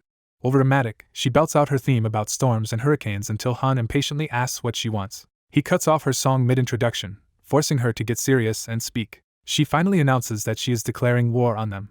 Isel boasts that her golden fleet is assembling under her command and shows off the powerful armada. Han dryly asks if she only called to brag, saying he already told Katai this show of force is pointless. She insists she contacted them to offer a chance. Han narrows his eyes, asking what kind of chance she means. Isel claims it is a special opportunity to join her supposedly invincible fleet before Tonia is turned into flames. She says Han's achievements impressed her, and calls him a giant hunter worthy of sharing glory with her. As she begins a formal declaration of war speech, Katai anxiously asks what Han will do. Katai warns that her fleet is strong and has succeeded in previous invasions. Isel says preparations and external support are complete, and promises to stop the invasion if Han personally joins them. Han turns to his allies and asks if they are ready, while Isel confidently insists they can beat anyone. Han ends the conversation by stating he will come to them, pressing the communicator button. He orders Lady to ready the not fully repaired flying ship for immediate departure despite its fragility, saying he only needs it to carry him there. The engineer says the device will be ready in 10 minutes while another person notes the man wants to return to where they came from. A peaceful garden terrace is shown, setting the scene elsewhere. A hand sets down an ornate teacup, beginning a conversation. The white-haired woman realizes what special item the man plans to use. The man replies this is exactly the situation to use that item and thinks his preparations are done. Observing the barrier above the fortress, he notes the master is offline and all that is left is for him to give the attack order. He puts on his gear, getting ready to head out. When a woman asks where he is going, he casually answers he is just going for a walk. His foot lands amid bright energy as he transfers away. The engineer and the boy wait under a massive machine inside the ship. She finishes installing navigation control, but the boy criticizes her for making the ship vulnerable to a single well-placed shot. The man returns, thanks them, and the boy anxiously asks if he is really going through with betraying the enemy. Smiling, the man tells them to keep his real intentions secret from everyone. Outside, the ship's engine activates violently, startling the engineer and the boy. System messages confirm docking permission, automatic navigation mode, and that Han is departing on an expedition. Han's small flying craft launches from the tower towards the enemy dimension. He slams a button, initiating his plan. Contacting an enemy ferry, he first cuts communications and then confirms with her that her master is currently offline. After making her simply answer his question, he confirms her master is not present. Satisfied by that answer, he decides to move ahead. He orders Sununu's forces in the 3847th dimension to prepare for death as their air fleet advances. The enraged pirate fairy declares she is a merciless administrator who gives no second chances. She mocks the condition of Han's flying ship and doubts he can even fight properly. Standing alone on the deck, Han asks where all her subordinates are. She boasts that he is doomed and vows to show no mercy even if he begs.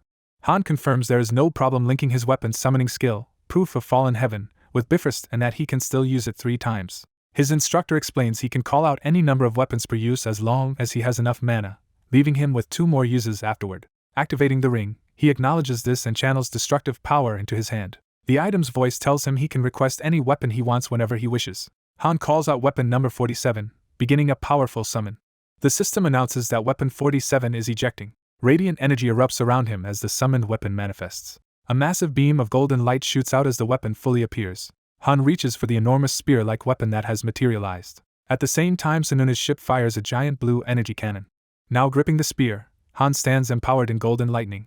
The enemy cannon unleashes a devastating torrent of blue energy. The pirate flagship hurtles towards him through swirling winds. On his deck, Han stands at the eye of a storm of energy, readying his counterattack. He narrows his glowing eyes and charges forward.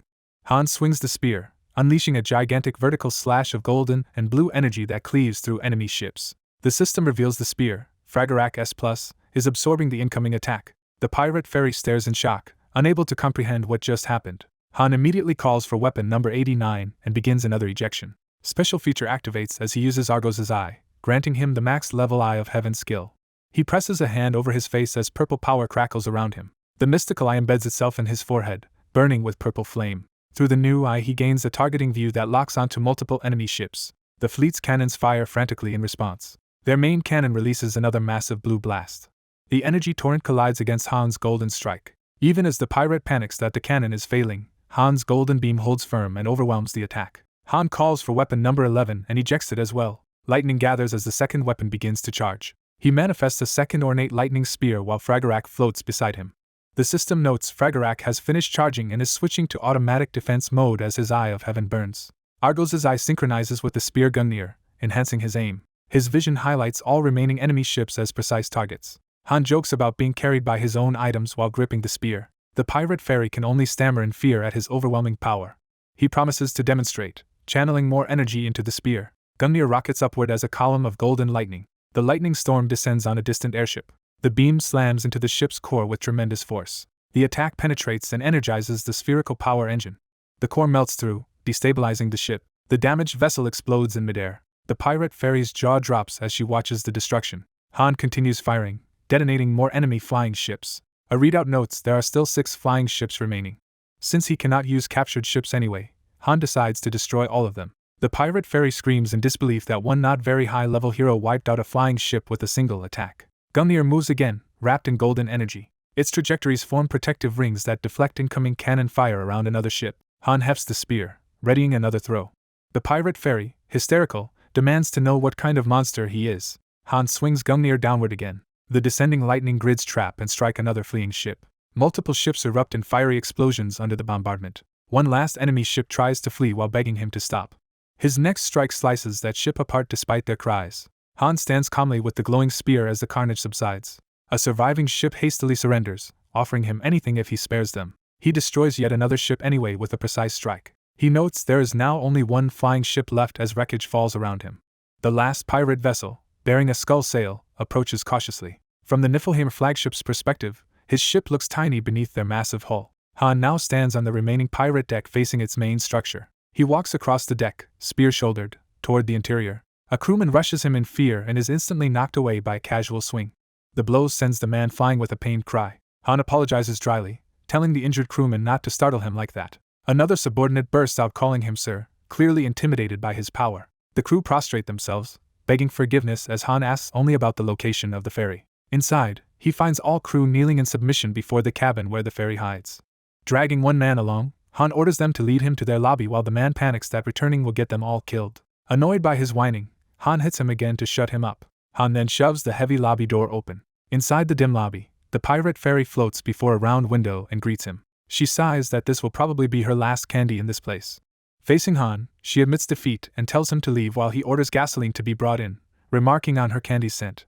Startled by the gasoline comment, she demands he wait as he asks again where the fuel is. When she yells that he has done enough, Han replies that he spared the ship only because he lacks fuel, not out of mercy. She breaks down, protesting that he has already annihilated most of their ships and heroes, so why keep going? Han reminds her she once boasted she never gives up, confronting her with her own words.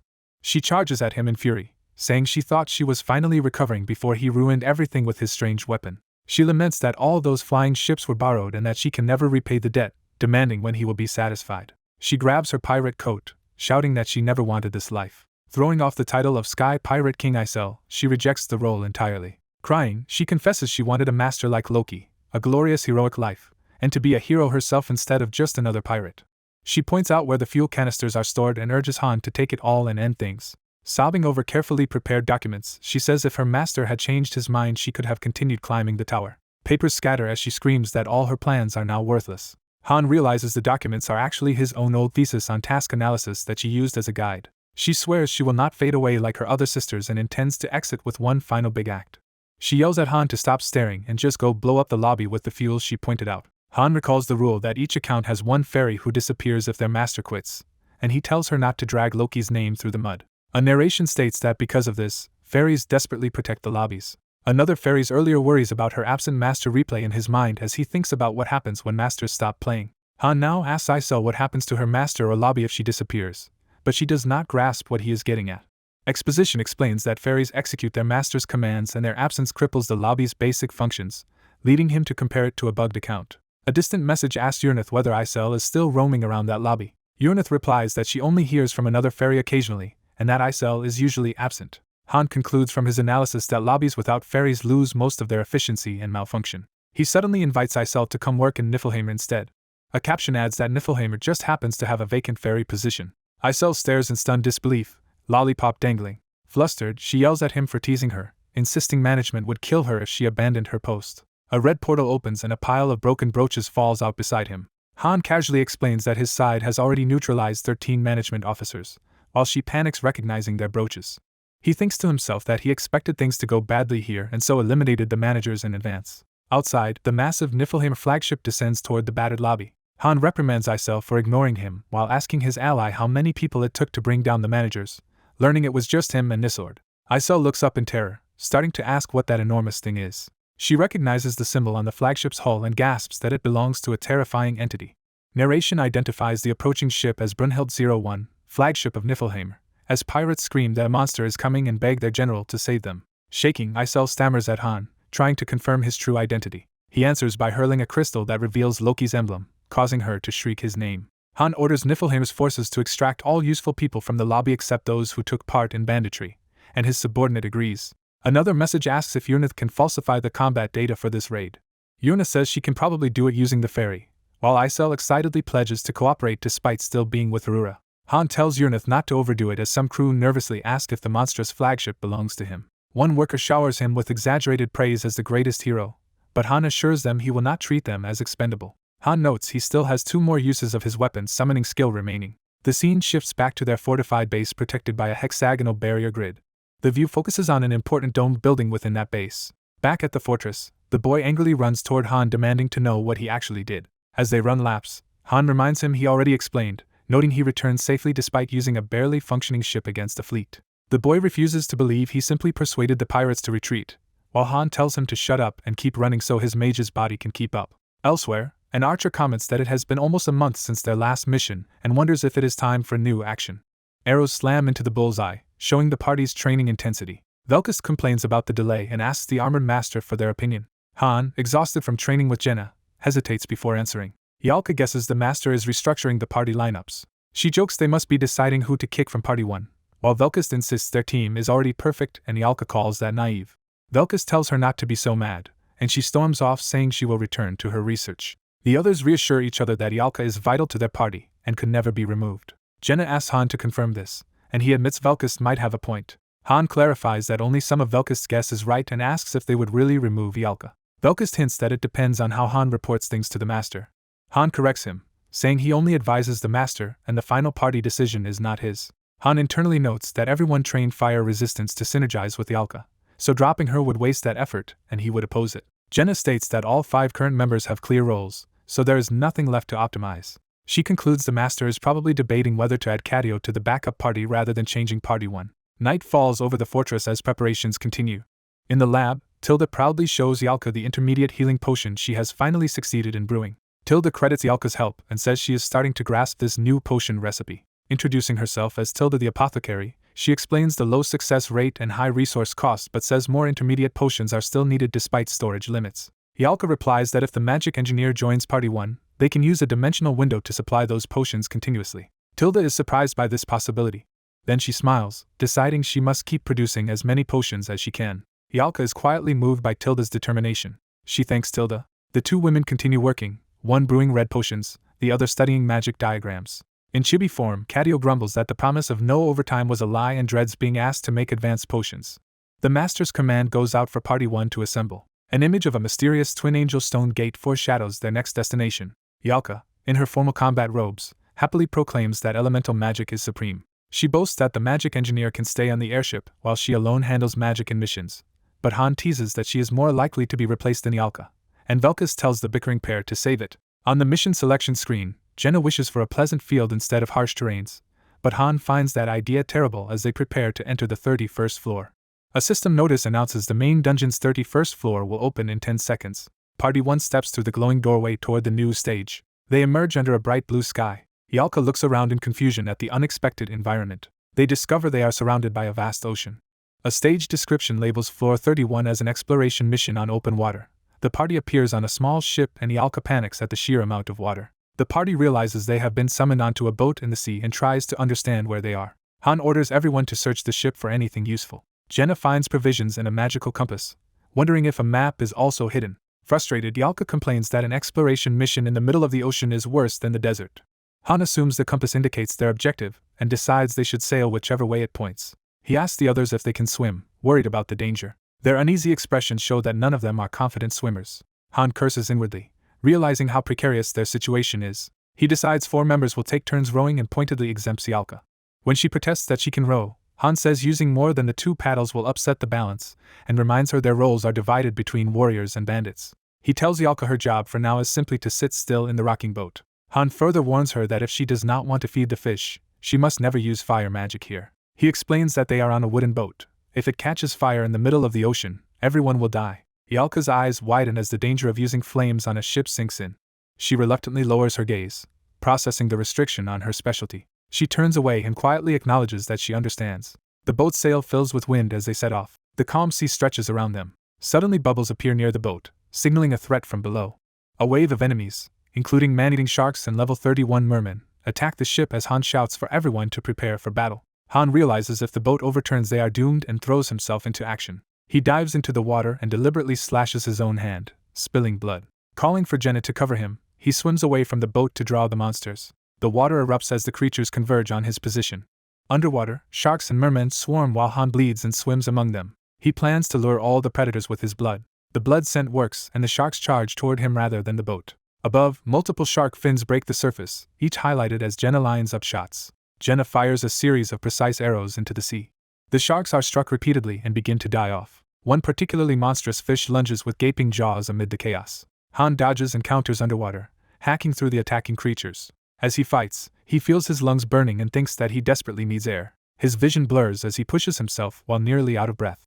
From above, he appears surrounded by dark shapes and blood as the battle rages. On the boat, Jenna panics that she cannot see Han and tries to help with more arrows. Velkus reminds Yalka she could cast, but only if she is willing to risk burning the boat. Narissa urges that they wait for Han's instructions instead of acting recklessly. The group finally spots a blood-stained patch of water and calls attention to it.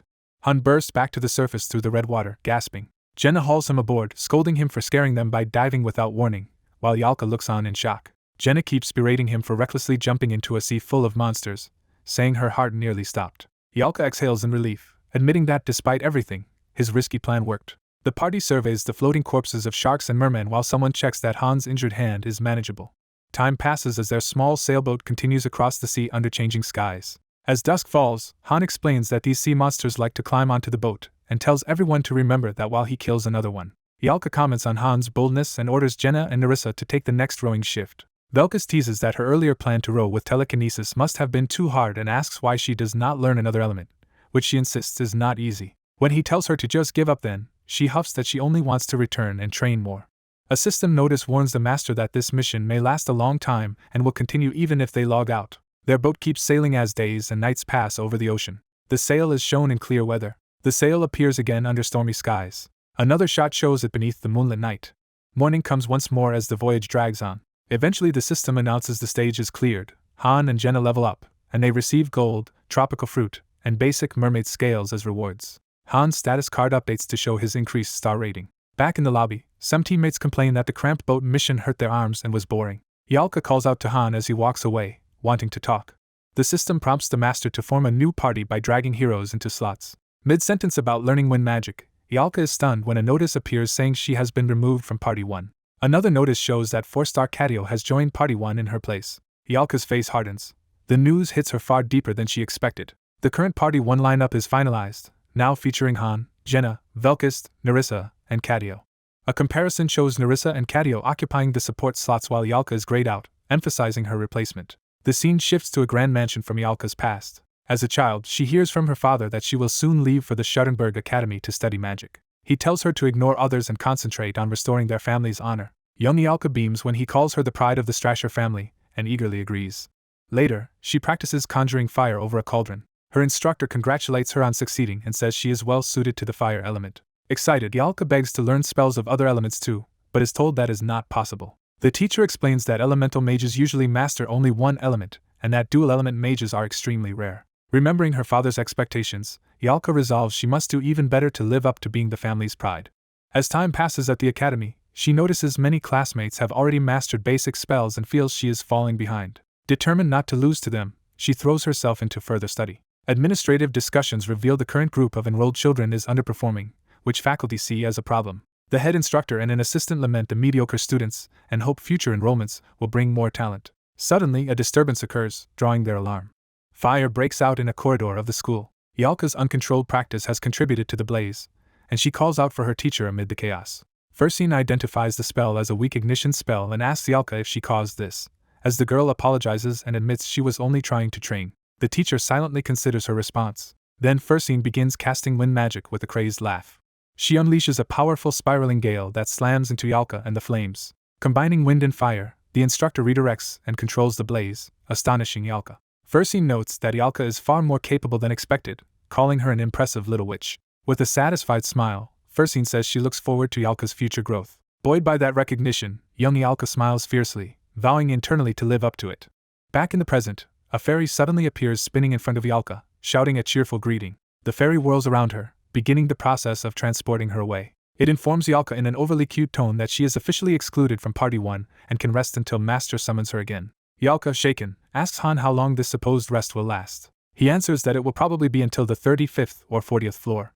Yalka is horrified by how long she will be sidelined. She protests that such a long break will dull her skills, but Han replies that they cannot go against the Master's orders. She repeats his words about having no good reason, struggling to accept them. Han says he also disliked changing the team's composition but believes she understands the reasons behind it. He points out that she herself often complained about wanting a break, leaving her conflicted.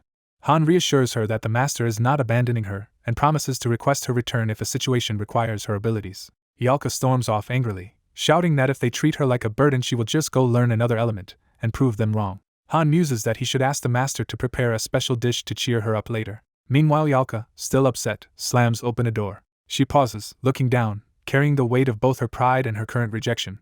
The scene shifts to the massive airship under construction in the docking hall. Han approaches the exhausted Katio, asking him to come along even though the flying ship is unfinished. Ignoring his protests, Han simply drags Katio away to join the mission. The mysterious Twin Angel Gate appears again, signaling their next floor's environment. Han informs the flustered Katio that he will temporarily serve as a member of Party 1. Katio yells that he only overslept because he was working all night on the airship, while Han apologizes for the late notice. Flustered, Katio mutters acceptance while Velkist watches him with a stern gaze. Velkist aggressively asks what Katio is staring at, intimidating him. Katio averts his eyes and insists it is nothing. A new dungeon notice declares that the 32nd floor is about to open and that this mission will be fully recorded. On their way to a new mission, one teammate asks if they will return soon and Han answers that they likely will. The system transports them to floor 32, an oceanic exploration mission where they must investigate a target location by boat. Arriving on a ship in the middle of the sea, Han explains they must sail according to a compass and warns everyone to stay alert for monster attacks. As Kadio prepares to use magic to move the ship, Han stops him, saying rowing by hand would waste less energy. Ignoring that, Kadio creates a mana-powered propeller to drive the ship forward. The ship rockets across the waves at high speed, scattering water everywhere. Velkist, shocked, asks if Kadio used wind magic, and Kadio replies that it is just a simple mana propulsion device. Velkist complains that all their rowing has been pointless and suggests throwing the oars away. Han tells them not to toss the oars and instead just set them aside. A school of level 18 man-eating sharks approaches the ship through the water. Han proposes using the same tactic as before, with Kadio acting as bait while others cover him, but Kadio suddenly tells him to wait. Kadio dives his hand into the sea, channeling power toward the incoming sharks. Electricity surges through the water, violently striking the group of sharks. The electrified sharks fall still and float to the surface. The man-eating sharks are revealed unconscious and drifting, their bodies scorched by the attack. Jenna, stunned, asks what Kadio just did, and he explains he used a magnetic field and the sharks' sensitivity to electricity to knock them out. Han's group reflect that they should have brought Kadio into the party during their previous desert mission. Watching Kadio nap afterward, Han concludes he is a magic engineer and considers testing what other abilities he has. The narrative briefly presents profile cards for Han, Jenna, and Velkist. More cards introduce Narissa and Kadio as additional party members. With the danger gone, their boat continues peacefully across the calm sea. Standing on the water, Kadio demonstrates he can manipulate the surface tension to support his weight. He says he can extend this effect to let the others walk on water too, though certain conditions must be met, prompting the others to imagine how useful he would have been on past floors. Jenna admits she misjudged Kadio, finds him very useful, and eagerly looks forward to seeing more, adding that Yalka intends to learn similar skills. Kadio notes that Yalka, as an elemental mage, cannot easily replicate his techniques because her mana's nature is different. Jenna resolves internally to prove him wrong, while Han thinks they will see how it plays out. Time passes as their small vessel sails farther across the endless sea. Han spots a large sailing ship ahead that the compass is pointing to and decides they should approach it. The imposing ship with ornate sails looms before them as their destination. A woman aboard, exhausted, exhales heavily. The scene focuses on her flowing white hair blowing in the sea breeze. The woman, armed and confident, steps along the deck, revealing herself fully. Looking down toward their boat, she greets Han and asks how he has been. Shocked to see them on a small boat below, she demands to know what they are doing there. She admits they always manage to surprise her with their sudden appearances. Han's group board her ship. Jenna cheerfully greets her while Han says they will rest inside, and Narissa hushes Kadio's comments about her tone. As Han speaks with the woman privately, he claims crowding her would overwhelm the princess, and subtly leads his party away. Han silently studies her, creating an awkward pause. He bluntly asks to go inside to sleep, and she angrily refuses. Bright-eyed, she says she has a lot of questions for him, such as why he was in that little boat, how he found them, and what his current goal is. Han answers that everything they do is part of their mission and tells her not to expect explanations he himself does not have. She admits she thought she would not meet them again, recalling that she once hired them with money to help her. She confesses she had not realized the journey would be so dangerous and feels guilty that many of Han's companions died. Han curtly reminds her he already told her to stop dwelling on that. She says letting go of that guilt is not as easy as he makes it sound. Han watches her quietly, his expression softening a bit. He asks where exactly they are, and she explains they are on the endless sea off the continent's southeastern coast, then asks if he is once again here for a key. Overwhelmed, she briefly clutches her chest or doubles over. She admits that yes, she is after the key again. Han remarks that she seems to show up everywhere, from desert to ocean. She explains the ship and crew came from her family. She adds that she also has money now and intends to hire mercenaries from a nearby island so she can obtain the key without relying on them. Han asks if she thinks she can manage even if they meet a monster like the one from their previous adventure. Frightened by that reminder, she quickly drops the idea of hiring mercenaries, and Han tells her they will handle the fighting if she just leads the way. She calls him as stubborn as ever, but he says they cannot refuse whatever mission they are given. Worried, she asks what he would do if his mission ordered him to kill her. Han answers that he would have no choice but to obey, unless he preferred to die himself. She is shaken by how serious and matter-of-fact his reply is. Accepting the situation, she prepares herself and resolves to move forward. She offers all the money she has as payment, formally employing Han's group as her mercenaries. Han declines the payment, telling her not to embarrass him, though the system still records the negotiation. The game interface notes that Han successfully obtained 10,000 gold from the special NPC Friasis. Han calculates that the money will only buy 2 war horse statues and seems mildly disappointed. As they shake hands, she says she will trust him again and tells him to call her Freya, while he casually calls her Kid. She then says there is something important he should know about the keys they are gathering. Freya explains that once she gathers all the keys, she was told they would open a gateway to a higher dimension. Han questions why she wants to do that and how it relates to saving the continent, which she claims is her purpose. Flustered, she repeats that it is her dream while Han silently thinks that dreams are not all that matter. A narration clarifies that in her prophetic dream she saw them fighting and the continent's downfall, prompting her decision to save it. She describes recurring ominous dreams where everything ends, in which she holds keys supposedly meant to open that higher dimension, and she therefore believes she needs the keys to avert disaster. Han reflects that, strangely, every mission in this game world seems to be connected to her. When she nervously asks if he is angry, he says he is only thinking and asks her to explain the dream in more detail. The interface announces that the stage is cleared, Velkist and Cadio level up, and they receive gold and shark fin rewards. A separate notice highlights that an MVP will be chosen for the mission. Cadio is declared the MVP for his outstanding performance on this floor. As blue light gathers around him, Han says it is time to return and promises Freya he will take the mercenary request next time. Freya watches him disappear and murmurs a farewell, expecting to see him again. The portal in the tower activates, signaling their return to the hub. Back in the tower plaza, the party discusses needing a new combat formation and is told to meet in the reception room at 7 the next morning for training. Cadio protests that this would be unpaid overtime and not in his contract, while Han dismisses contracts as something no one follows. Cadio, in tears, begs off but is persuaded when offered double vacation time after everything is over. Velkist gleefully accepts the punishing training plan, frightening Cadio. Night falls over the quiet tower plaza with its fountain and empty benches. Han strolls through the plaza and is asked about the mage by someone waiting there. Yalka, wrapped in a fur coat with a small animal on her shoulders, explains she was just out for a walk and decided to drop by the first floor. Han gives her a knowing, slightly amused look. Embarrassed, she insists she can go where she likes and that it is none of his business. She reveals that while Han was away she has been practicing her magic diligently. Han replies that with more practice she will improve soon enough. He then calls Isel, the fairy assistant, to check their stock of replay stones and instructs her to give one to Yalka and log that he used it. Handing Yalka the glowing stone, he explains it lets her watch past mission videos so she can study the other mage. Yalka looks moved, a tear falling as she accepts his help. She walks alone toward the glowing portal room entrance to review the recorded missions. The replay begins, showing Cadio using mana on the ship during the ocean mission. The footage shows the ship racing across the sea under his propulsion spell. More replay scenes depict his electrical attack annihilating the sharks. She watches his demonstration of walking on water via surface tension manipulation.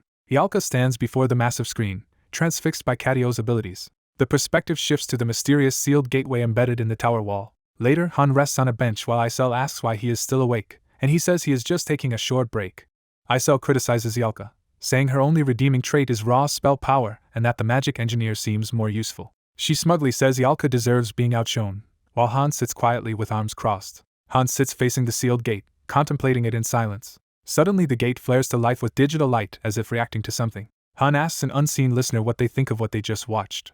Yalka emerges from the replay chamber surprised he is still there, noting it should have taken several hours even at high speed. She admits that Cadio is impressive for his age and laments how little she could do when she was that young, calling life unfair. Han reminds her that mages should not be judged by appearance, while she grumbles that Cadio really is just a kid and wishes she had studied harder. He tells her she is free to join another party if she wants, but she insists she wants to stay with his group. With determined eyes, she says she has not given up. Han silently acknowledges her resolve. A narration notes that Eren felt the same desire for strength. Eren is shown desperately declaring he wants to become stronger and never feels so powerless again, even though he currently sees no path forward. Yet the narration says that despite such feelings, everyone still chooses to remain with Han's party. Yalka confirms their training meetup is at 7 in the morning and says she believes her chance will come, then bids Han goodnight. Watching her walk away, Han thinks to himself in exasperation. The view shifts to an overhead shot of the tower's expansive first-floor complex. Night settles over the tower building where the portal and replay chamber are located. Technicians inspect the airship, reporting excellent lift force, high fuel efficiency, and no visible damage. Cadio counters that the ship lacks facilities and weapons and has not been test-flown properly yet. His supervisor points out that the coming mission is not over the ocean so the ship likely will not fly, then ends the work session as Cadio complains of exhaustion. The system announces that maintenance on the airship capitalism is complete, and it can now be used for certain missions. The huge airship activates and begins moving through the tower's hangar. Realizing how much work this means, Cadio despairs that he has been scammed into a job harder than his old one. Han gifts him a warhorse statue, using his newly gained gold. Cadio angrily smashes the statue, yelling that he does not need any more of these, and the system notes his affection has decreased. Han calmly tells Cadio he did good work and can rest, then casually claims the unwanted statue for himself. Han asks Lady to scout for ancient ruins when there is downtime, since resources on the 30th floor are limited and better ones will appear after the 40th. She tells him to get used to such assignments. Han checks with the exhausted Cadio to confirm the airship is operational, and Cadio grumbles that it obviously is. Cadio explains the airship functions and sails fine mechanically but currently lacks internal facilities and weapons, saying they need more time to complete it. Han wonders aloud why Yalka still hangs around them when a party is already full at 5 members, then tells Kadio to be more understanding. Kadio explains that Ialka has been constantly training with them, awkwardly practicing wind magic even though she is a flame mage and can barely generate a breeze. Han asks how likely it is for an elemental mage to learn a second element, and Kadio answers that such dual-element mages are extremely rare. Han thinks about this quietly, his expression thoughtful. Morning comes, showing another aerial view of the sprawling first-floor complex.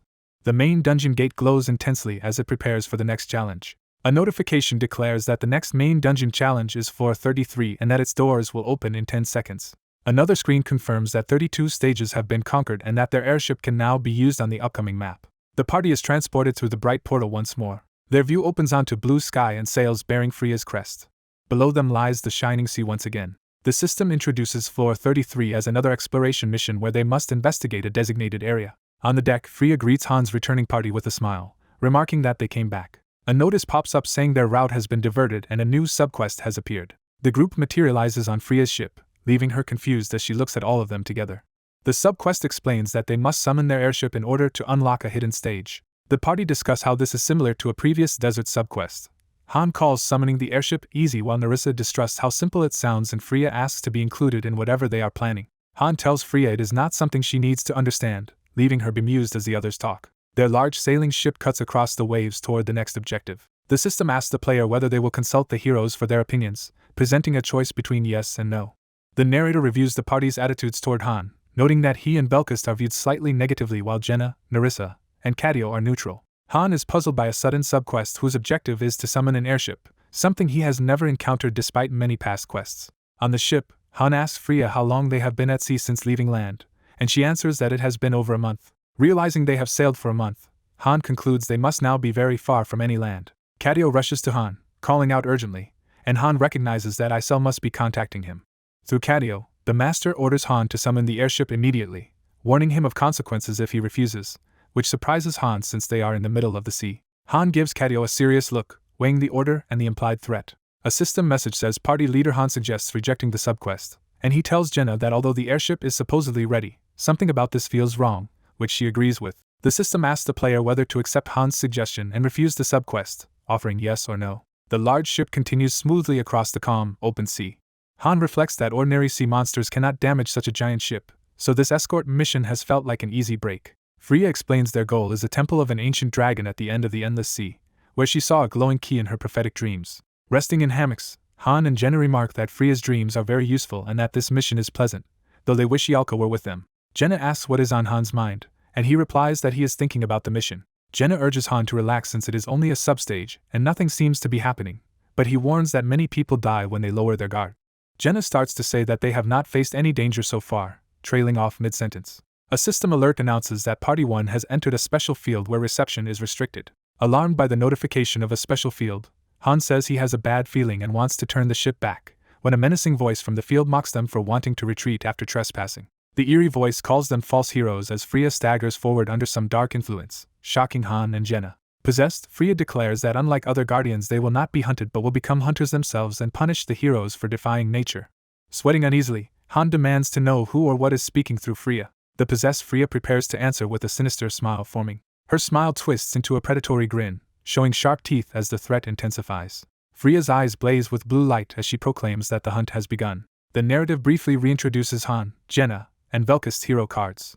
Nerissa and Kadio's hero cards are likewise shown. Freya stands grinning ominously, fully controlled by the hostile presence. Suddenly something strikes her, and she begins collapsing. Han dashes in and catches the falling Freya to keep her from crashing to the deck. On the ground with her, Han realizes something is very wrong just as the situation escalates. He props Freya up as she groans in pain while rain pours down on the deck. Jenna calls out to Han in panic, and he starts to explain that the ship has suddenly become unstable. Enormous waves crash violently against the ship as a storm erupts around them. Gigantic, clawed tentacles surge from the sea, revealing that a colossal monster is attacking. The attacker is identified as a level 38 kraken wrapping its many limbs around the ship.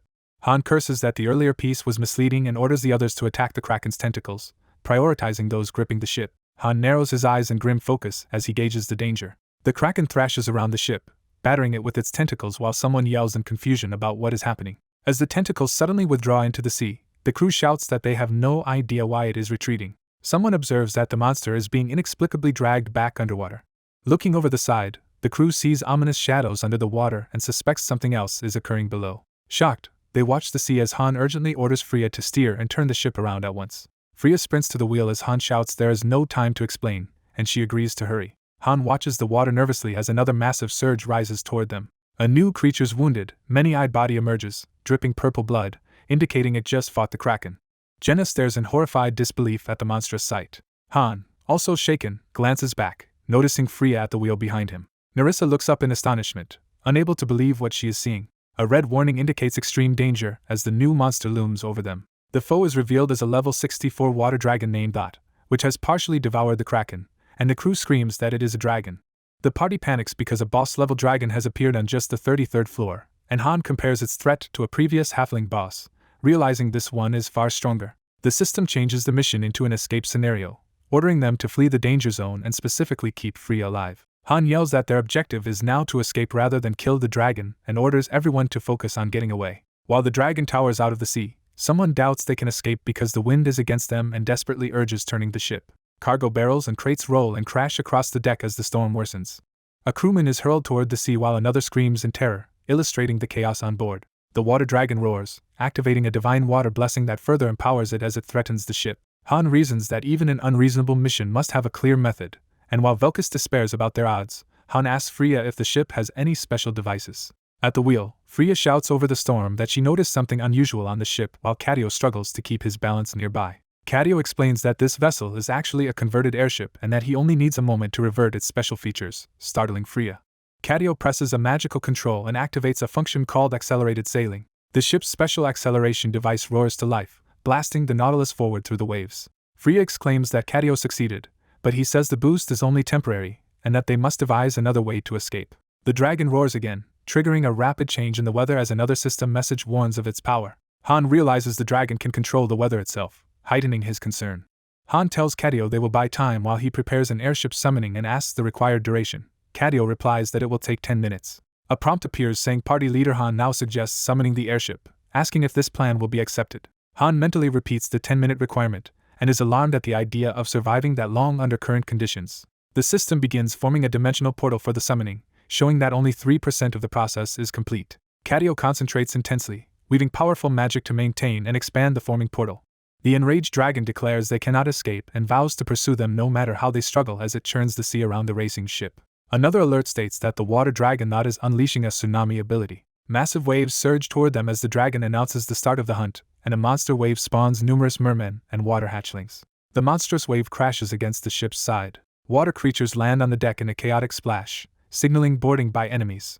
Armed mermen and serpentine mounts swarm onto the ship, screaming for human prey as they attack. Velkus, Jenna, and Nerissa ready their weapons, with Velkus saying he can finally contribute and Nerissa warning everyone not to fall overboard. At the wheel, Freya remarks that her sailing lessons are unexpectedly proving useful now. As the ship rockets forward over the sea, someone notes the dragon seems to be preparing an underwater attack and Han warns the others not to provoke it, focusing only on evasion. A system warning announces that the Nautilus is flooding due to a breach in the hull, and sailors shout that water is pouring in through a hole. Amid the onslaught, Freya asks Han what they should do, and he realizes bitterly that the mission was a trap from the start. Han thinks they should have turned around when the special field appeared and vows to learn from this, then orders the party to clear weaker enemies and protect the forming dimensional portal at all costs.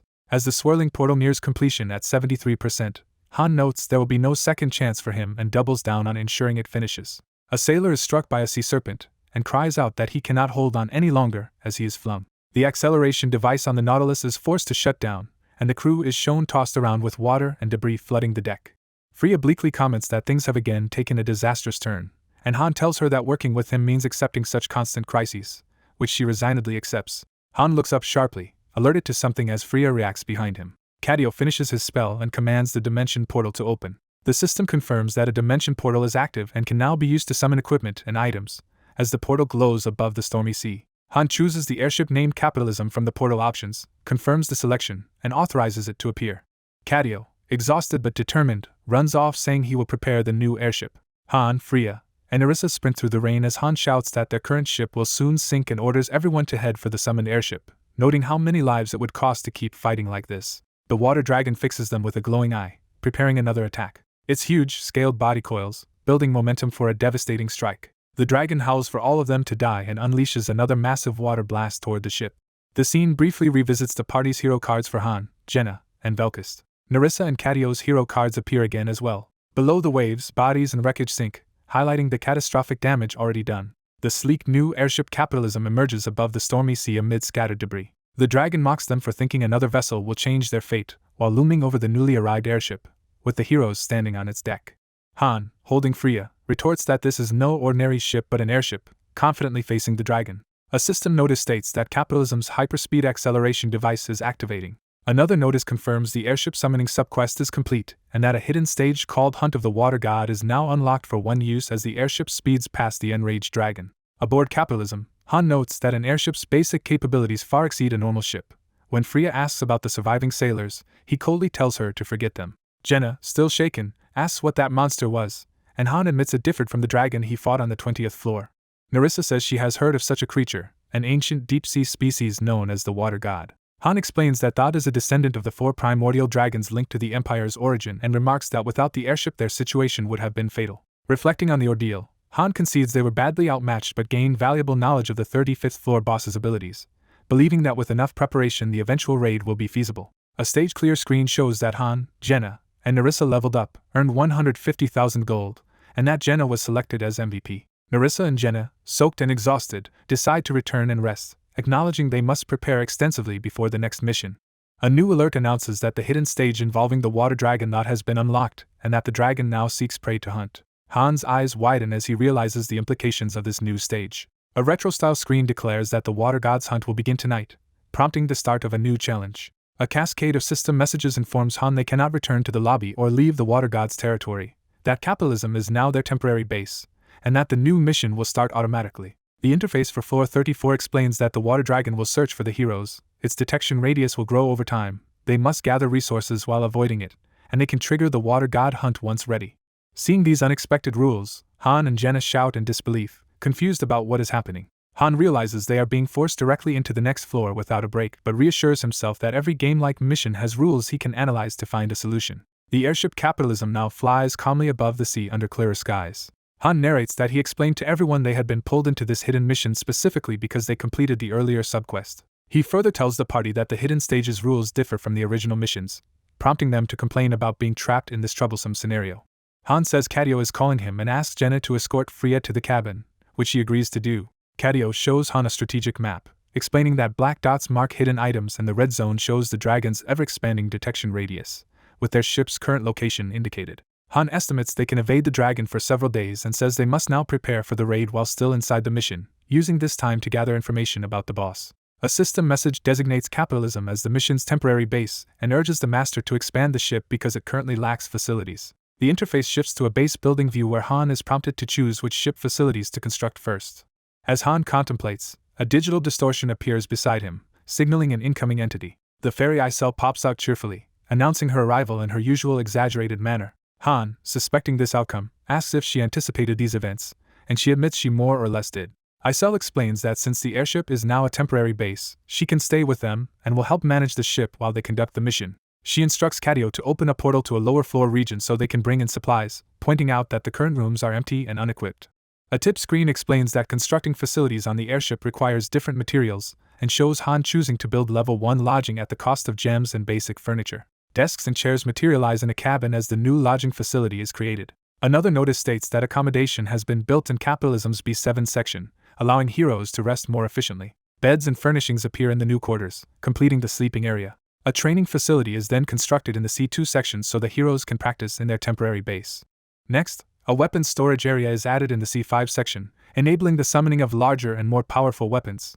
A lobby is built in the B1 section, granting the ability to switch between heroes on board the airship. Han summarizes that from now on the airship will function like the main lobby, providing the same features and support. He tells the team that once basic preparations are complete, they will sail around the map's edges capturing bases, planning to depart the next day due to limited time. When asked if there is any benefit to securing those bases, Han answers that they can obtain valuable items from them. Han predicts one likely key item will be mermaid tears, a special bottle that they currently cannot craft on this floor. He explains that mermaid tears allow them to breathe underwater, though acquiring the ingredients normally would require waiting for specific weekday dungeons. Velkus confirms that with such an item they could breathe in the ocean, and Han notes it will not help them swim, implying further preparation is needed. Han declares they will therefore train in underwater combat while traveling, unsettling the others who worry about fighting in water and moving weapons there. He argues that battling the water god above the surface is unrealistic, so they must learn to fight it underwater themselves, even if the team is apprehensive.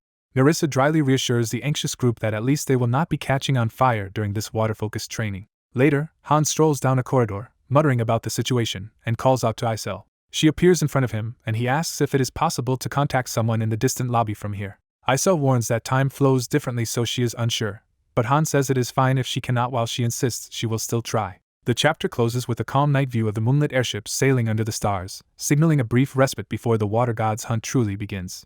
Adis contacts Han over the communicator, surprised to hear from him. Han listens silently, preparing to respond. Adis demands to know why Han is still on the current floor and not back yet. Han says his party is camping on the floor, and that he has something important to discuss. Adis tells him to speak. Someone draws a dagger, ready for training. While Han explains they must adapt to sea combat rather than underwater combat, a teammate reacts nervously. Han instructs that once preparations are done, their master will build a swimming pool and that all parties must be informed. Adis agrees to relay the message and urges Han not to die, while Han notes he still has one more person to contact as a fairy arrives exhausted. The fairy complains Han is still not finished, but he says it is fine if she cannot continue. Determined, the fairy insists she can handle it and powers up with her magic. The scene shifts to their castle base at night. A cauldron bubbles with a red potion being stirred. Two women at the cauldron worry about the party being gone for 3 days, but reassure themselves the fairy would warn them if something went wrong. Han's voice suddenly asks Jenna how her training is going. Jenna looks up from her book, startled by Han's sudden contact. She anxiously asks where he is speaking from. Han says he is still on his mission, and Jenna is shocked it has already been 3 days. Jenna boasts she will complete a powerful wind spell in a week to crush someone, but Han bluntly tells her to abandon wind magic. Han explains that learning a new element is pointless for her, and Jenna reluctantly accepts. The potion maker asks if Han needs more potions, explaining she and Tilda are producing intermediate potions. Han orders them not to bother, saying Cadio can make advanced healing potions once a proper magic hall is prepared for mass production. Disappointed, the potion maker clenches her fist on her notes and potions, acknowledging his decision.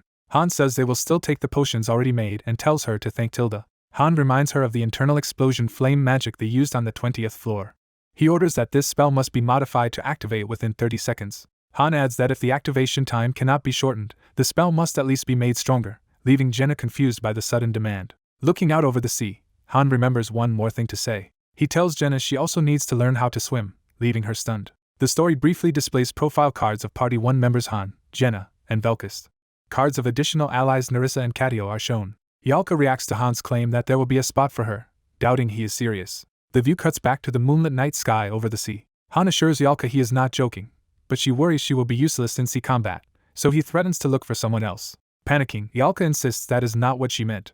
She vows to master swimming and begs Han to wait for her while he sits on the airship capitalism. Jenna quietly thanks Han for his guidance and consideration. Han smiles and replies that of course he would help her. Han ends the communication, thanking the fairy, who collapses in relief, thinking she almost died from the strain. The fairy asks why Han bothered to recruit that woman, arguing he does not need her, but Han says more parties will be required later.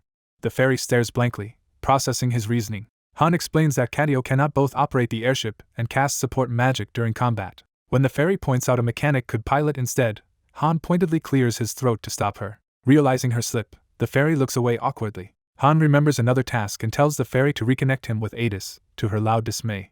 The view shifts to the second floor base, showing its fortified layout. Focus moves to a grand building entrance within that base. Inside, the veteran Roderick drinks calmly. A memory shows Han explaining his wooden carving hobby while working as a porter. A woman informs Roderick that a message has arrived from Han and predicts they will soon be too busy for mourning.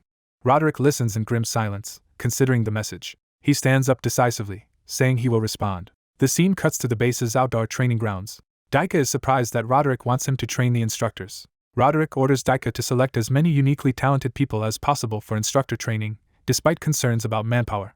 The woman notes there are over 100 people on the first floor but only half train, warning that is too many for Daika alone. She tells Daika he will now accompany them into stages as well, shocking him. Daika protests he cannot kill other people, and she challenges whether he is satisfied living as he does now. She recalls that reaching the second floor required defeating him in combat. She also mentions he was once badly beaten by someone named Gilbert, confirming his weakness.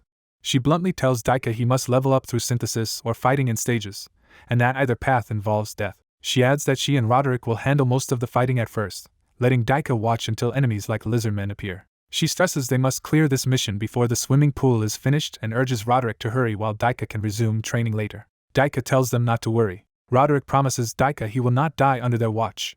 Encouraged, Daika looks up at him in awe. The trio stride toward the stage entrance together. Meanwhile, the Capitalism sails over the sea toward their mission area. A closer view emphasizes the airship's engines and structure as it moves. At the third-floor facility, the newly built swimming pool is shown. Han trains underwater in the pool with Jenna, who aims her bow. Jenna struggles to draw and fire her bow effectively underwater. Her arrow shoots slowly through the water toward Han. Han easily blocks the underwater arrow with his sword, both surface gasping, having finished another underwater drill. Jenna complains that using her bow underwater is extremely difficult and questions whether this training is even feasible. Velkus dislikes the situation and asks if they can rely on the mage's spells instead. As Velkus flails at swimming, someone points out his lack of talent in the water. Han rejects the idea of walking on water with magic, explaining they would be helpless if the monster dives deep. He insists they must learn true underwater combat, while Velkus Riley says losing his hands might be preferable to this training. Han notes that Jenna's arrows and his own sword move far too slowly underwater, and tells everyone to bring their weapons. Their various weapons are laid out on the floor for modification. Han says they must change their weapons for underwater use, explaining that the arrow's wide fletching causes too much water resistance, and that they will send everything for remodeling through the dimensional portal. He picks up a redesigned blade to demonstrate the needed changes. The new sword slashes swiftly through water in a test, showing its streamlined shape. Han displays the sleek new sword, explaining it is shaped to reduce resistance. He admires the improved weapon while Jenna agrees it looks great. The Master's game interface announces that the system is ready. It notes that Party 1 is mid-mission on the 34th floor and invites the Master to view them. The interface highlights Han's suggestion about weapon renovation and explains that equipment can be remodeled for different fields. The Fairy sends their weapons through a portal for modification, while Han says they will also receive better defensive gear and should keep training meanwhile. Time passes as the Capitalism continues its voyage across the sea. A notification states that Jenna has awakened the skill underwater fighting at level 1, gaining boosted power in such environments. Jenna is shown fighting fluidly underwater, making use of her new skill. Another notification shows Han's body sword unity skill increasing to level 2. Han executes powerful underwater sword techniques, enhanced by the improved skill. Together, Jenna's arrows and Han's sword attacks cut through targets underwater in a coordinated assault. Han himself then acquires the underwater fighting skill at level 1. Han narrates that thanks to this new skill, his underwater movement has improved greatly, though it still lags behind his movement on land. Meanwhile, the third-floor swimming pool is completed and Party 2 plus Yalka begins swimming training under Adis's guidance. Because the mission will require multiple parties, everyone on higher floors, including Parties 4 and 5, must learn to swim using the same pool. The interface explains the construction requirements and costs for building such a swimming pool facility, noting it demands materials, personnel, and time unless paid with gems. The sun rises over the ocean as the mission area nears. On deck, Cadio reports to Han that they have reached the first base. The game UI announces that Capitalism has arrived at the first base and instructs them to obtain the first item. They spot a rocky islet with a narrow cave that likely hides the item. Inside the cave entrance sits a lone treasure chest, and the party suspects it is a trap while wondering where the dragon is. Cadio suggests waiting until the dragon moves away, but Han believes the creature already knows they are after the chest. Han decides to approach alone and tells Cadio to keep the airship ready for immediate escape. Using magic to walk on water, Han dashes toward the cave and the chest. Looking at the box, Han reflects that the choice is obvious between risking danger for the item or abandoning it for safety. Having already chosen, he kicks the chest open without hesitation. The system rewards Han with 5 bottles of mermaid tears, a lowest grade but valuable item. As he pockets them, a trigger activates, signaling an imminent event. The enraged water dragon that roars, and the water god's blessing suddenly activates, stirring the sea around Han. Han grimly admits he expected this reaction. A description clarifies that mermaid tears are a time-limited magic potion that lets heroes breathe underwater. Han sprints back across the heaving sea toward the Capitalism through the storm. Cadio throws Han a glowing rope and Han yells for him to run as the dragon closes in. Han lands back on deck clutching the potions. The airship's acceleration device activates, boosting Capitalism's speed. The ship surges forward across the waves as engines roar. Behind them, Dot erupts from the sea in pursuit, churning up towering waves. Han remarks that the ship feels faster than before as alarms blare. Jenna hears the siren and fears the dragon has already arrived, while Han urgently asks where Freya is, saying he told her to stay put. The furious dragon declares it will tear them apart and charges a massive attack. Han shouts steering instructions to Cadio, who struggles at the controls. The interface warns that Dot is unleashing a water cannon as the dragon fires a spiraling torrent at the airship. The system informs the Master that Party 1 is in battle and offers to view the fight. Another prompt urges the Master to watch as Party 1 engages the enemy.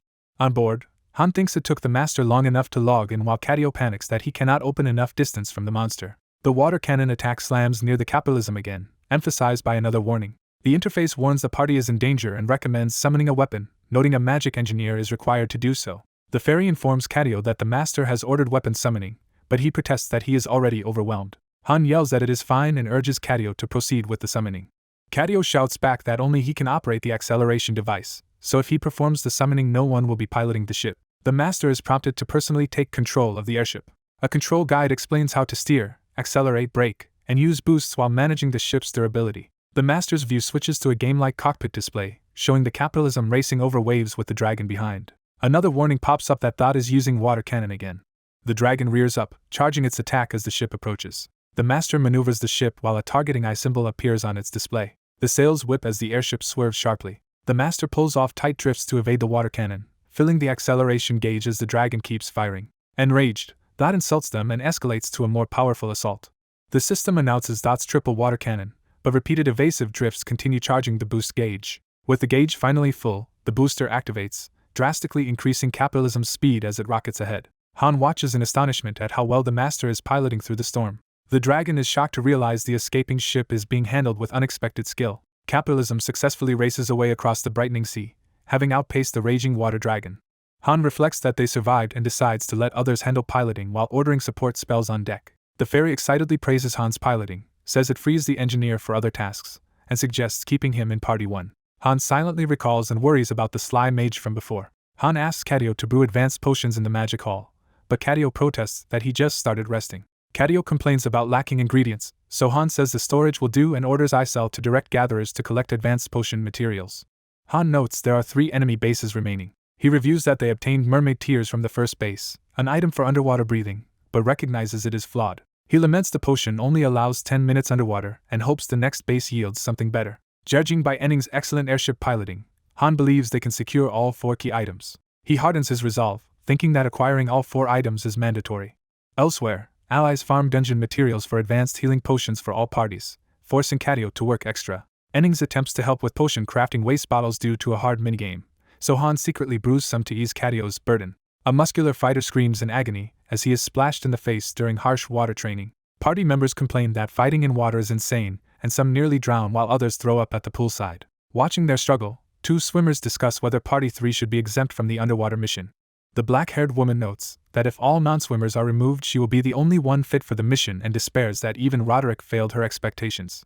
Another teammate asks what Ialka is doing during training. She is told not to disturb Ialka, who is believed to be practicing spell casting underwater. Underwater, Ialka strains to cast fiery magic, while onlookers wonder if such underwater casting is really possible but trust Han's judgment. Ialka keeps her eyes closed and struggles in the water as she forces herself to endure. She surfaces with a gasp, prompting an observer to remark that her attempt has failed again. Jenna checks the manpower in parties 4 and 5 but learns that no one else wants to join, despite the insistence the next recruit must be a woman. The male instructor says rumors about low survival are scaring people, leaving the first floor crowded while few dare move up. The scene shifts back to the temple-like facility where promotions occur. A system message announces Daika's promotion to 3-star with a new illustration. Daika appears imbued with light as the system says his level cap and stats have risen and he can now choose a class. Instructors argue over investing so many lives into Daika, but Mark tells them to watch and claims the master wants Daika strong enough to manage the first floor. Overhearing, Daika thinks that if they continue as they are the master cannot synthesize them, and that leaving him alone on the first floor will only isolate him on higher floors. Mark mocks attempts to rally other instructors against him, confident they cannot stop his plans. The airship is suddenly attacked by a roaring water dragon with a gaping maw. Jenna fires arrows at the dragon in a storm as battle begins. A divine shield called the Water God's Blessing activates on the monster, making it immune to certain attacks and blocking her arrows. Jenna panics that nothing is working, while Han deduces the dragon has conditional immunity. Han decides they need more data and tells Jenna to try shooting from underwater next time, which confuses her. He explains her surface attacks fail and proposes tying a rope to her so she can dive, shoot underwater, and be pulled back up immediately. Velkus worries Jenna might be swept away. Jenna, undeterred, suggests using a stronger rope and agrees to attempt the plan with her short bow while her longbow is under repair. Han tells Velkus and Nerissa their growth is too slow and orders them to stay inside and practice even if the monster appears, which disappoints them. As the dragon swoops near the airship, Han reflects that although everyone on deck would reduce risk, they will finish the bases soon and must learn underwater combat before then. During evasive maneuvers, system messages show the acceleration gauge filling as Enning's skilled drifting boosts their speed.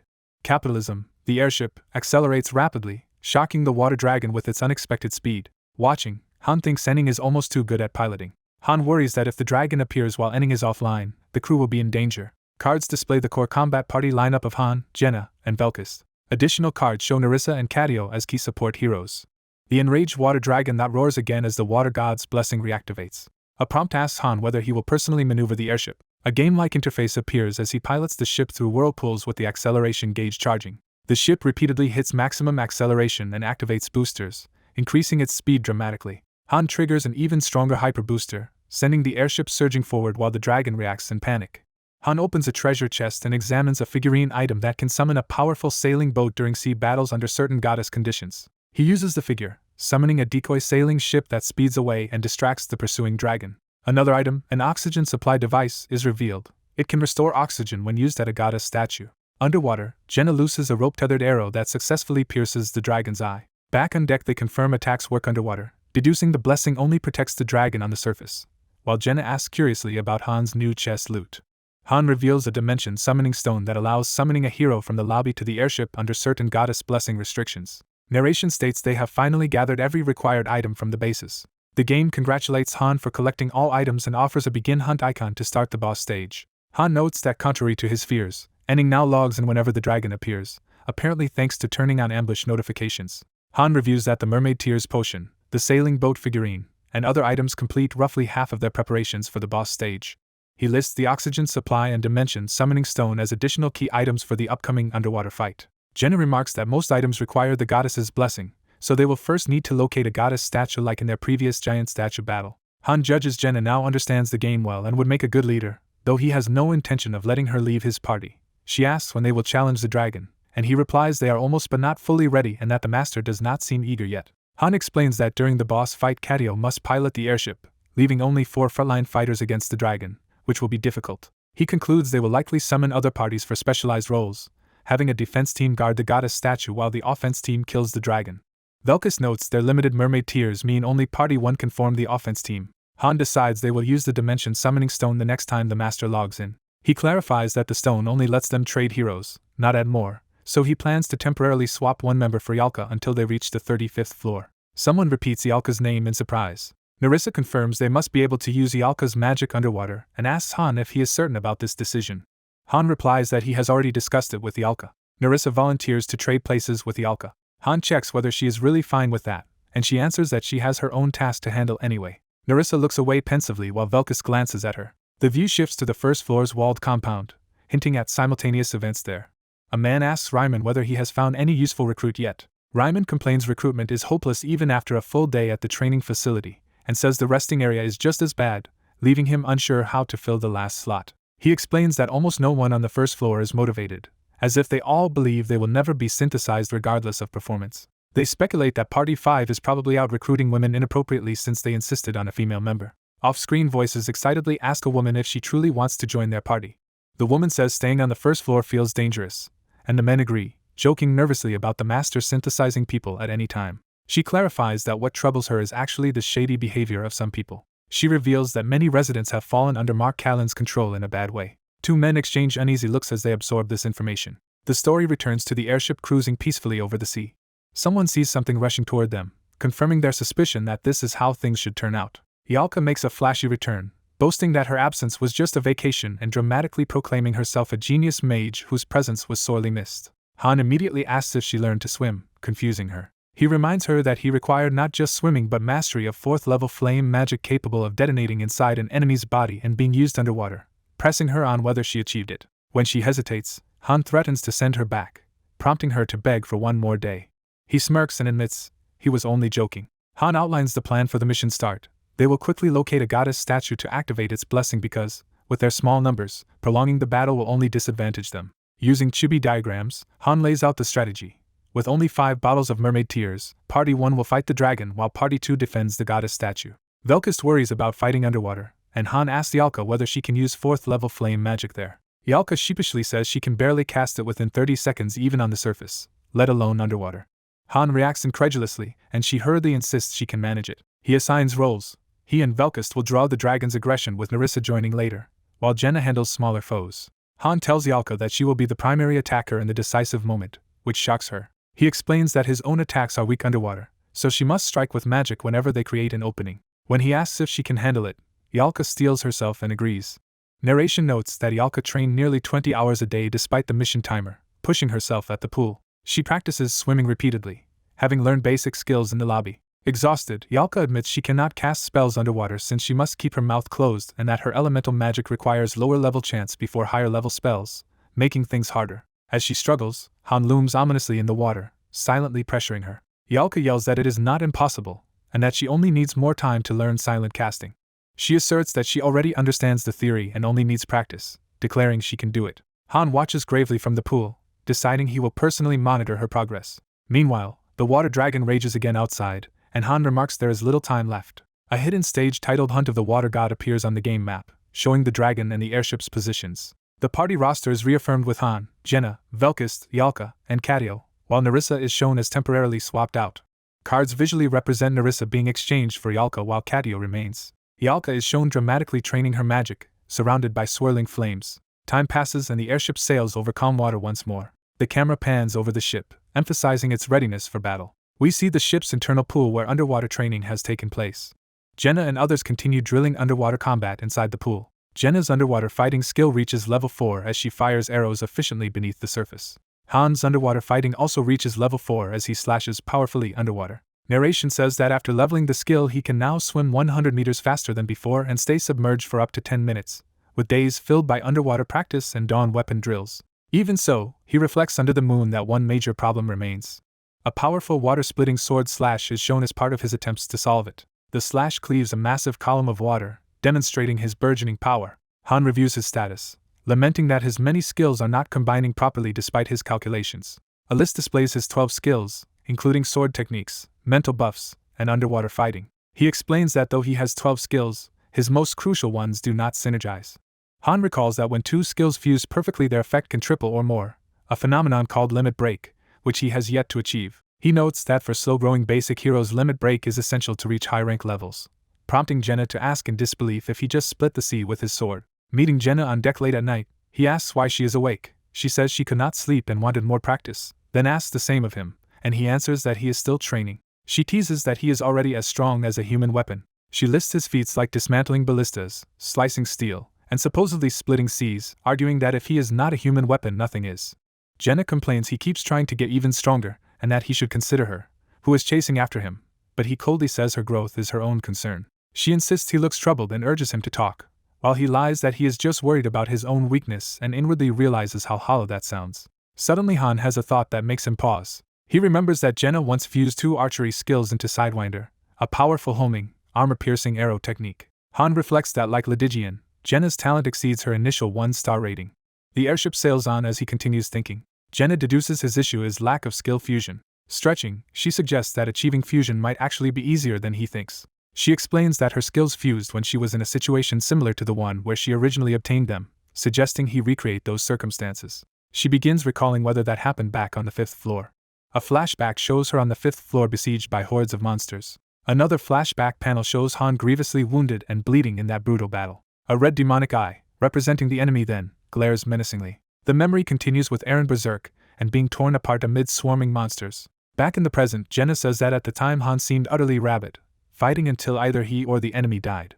She contrasts that with his current calmer, more stable demeanor, which he attributes to experience and technique. Jenna jokes that he used to be fierce but is now like a tactical robot, always cool-headed thanks to mental skills that surely affect his behavior. Han wonders if she is implying he should deliberately put himself in mortal danger again, and remarks that is a tall order. Jenna asks if her advice helped.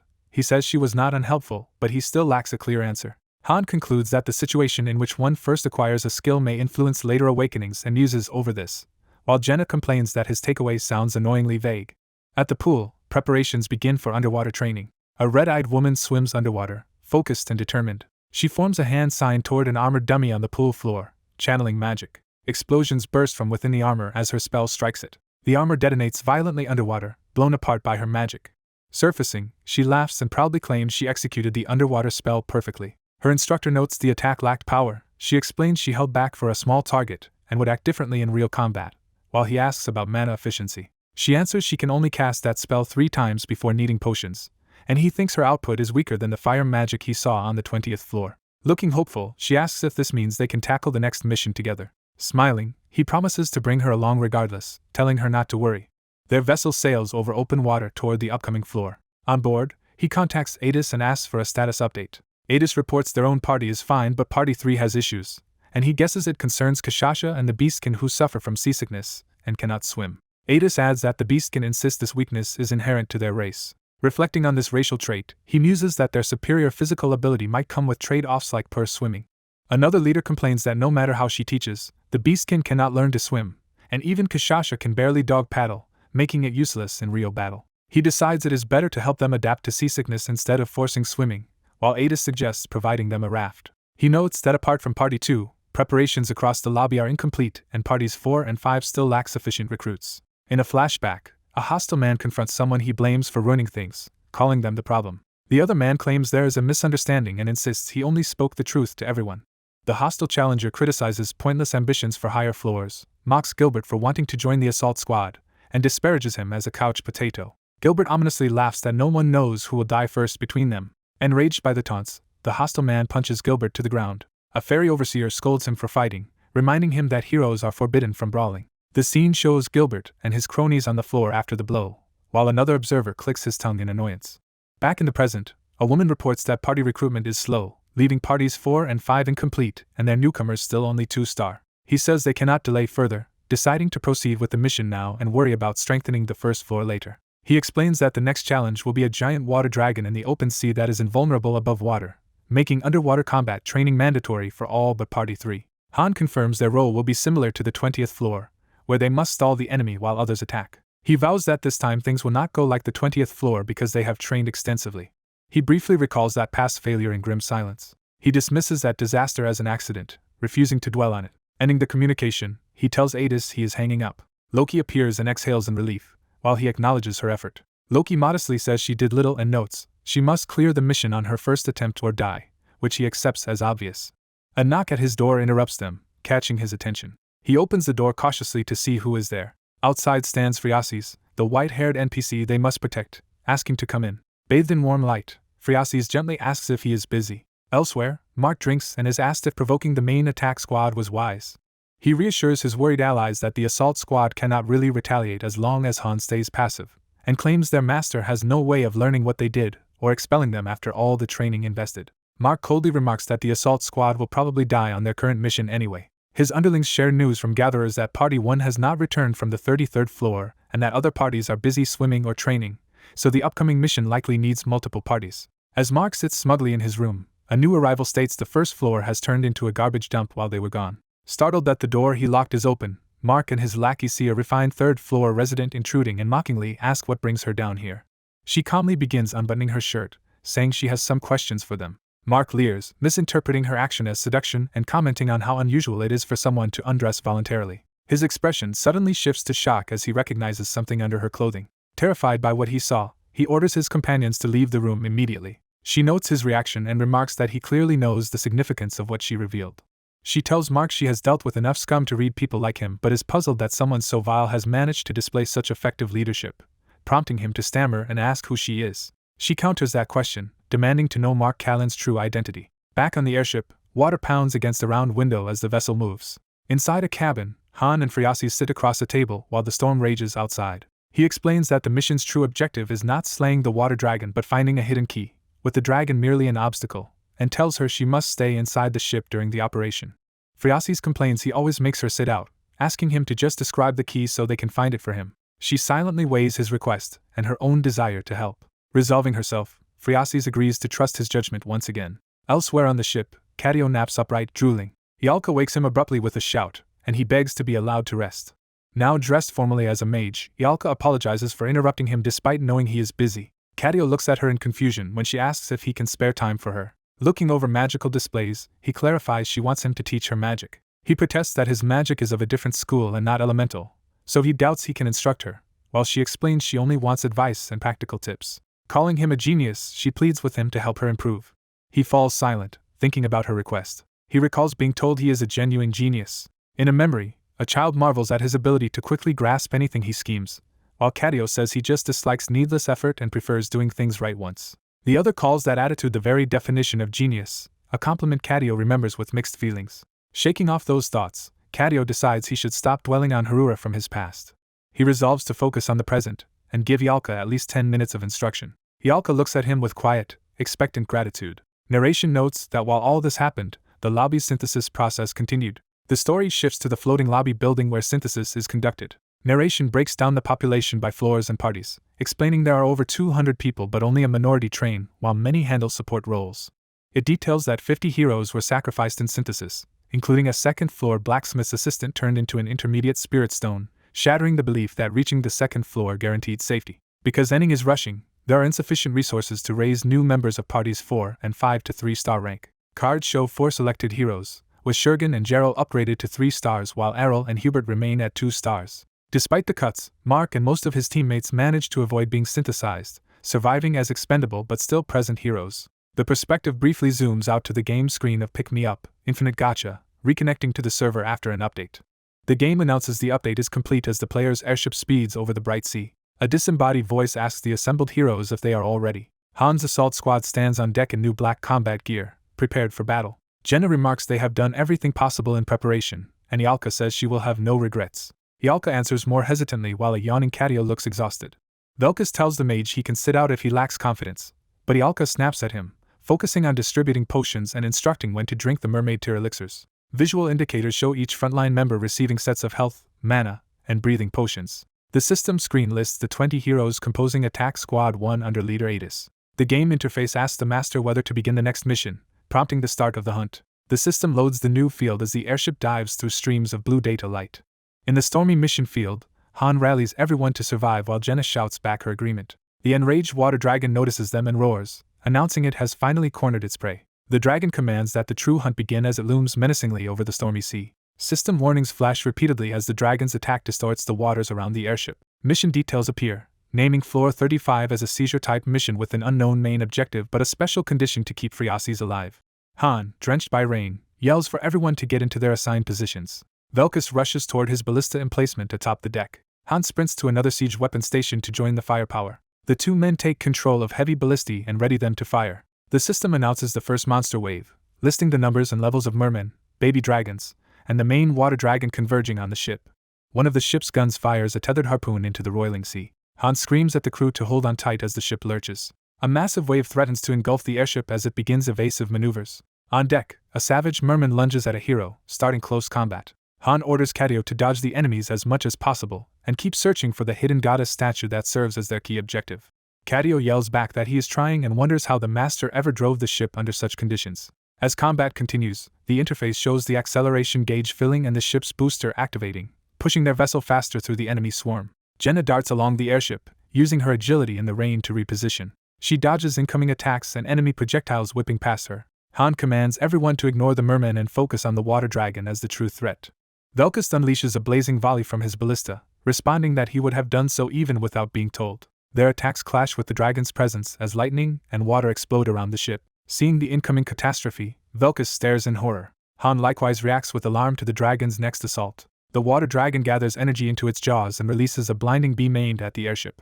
A card-like cutaway highlights the core 5 heroes of the main party, emphasizing their 3-star status. Cards also emphasize Yalka and Cadio as powerful mages within the team. The dragon's beam chases the speeding ship, nearly overtaking it. Velkus is shown again, still stunned by the ferocity of the attack. Han shouts Cadio's name in panic as the beam bears down on them.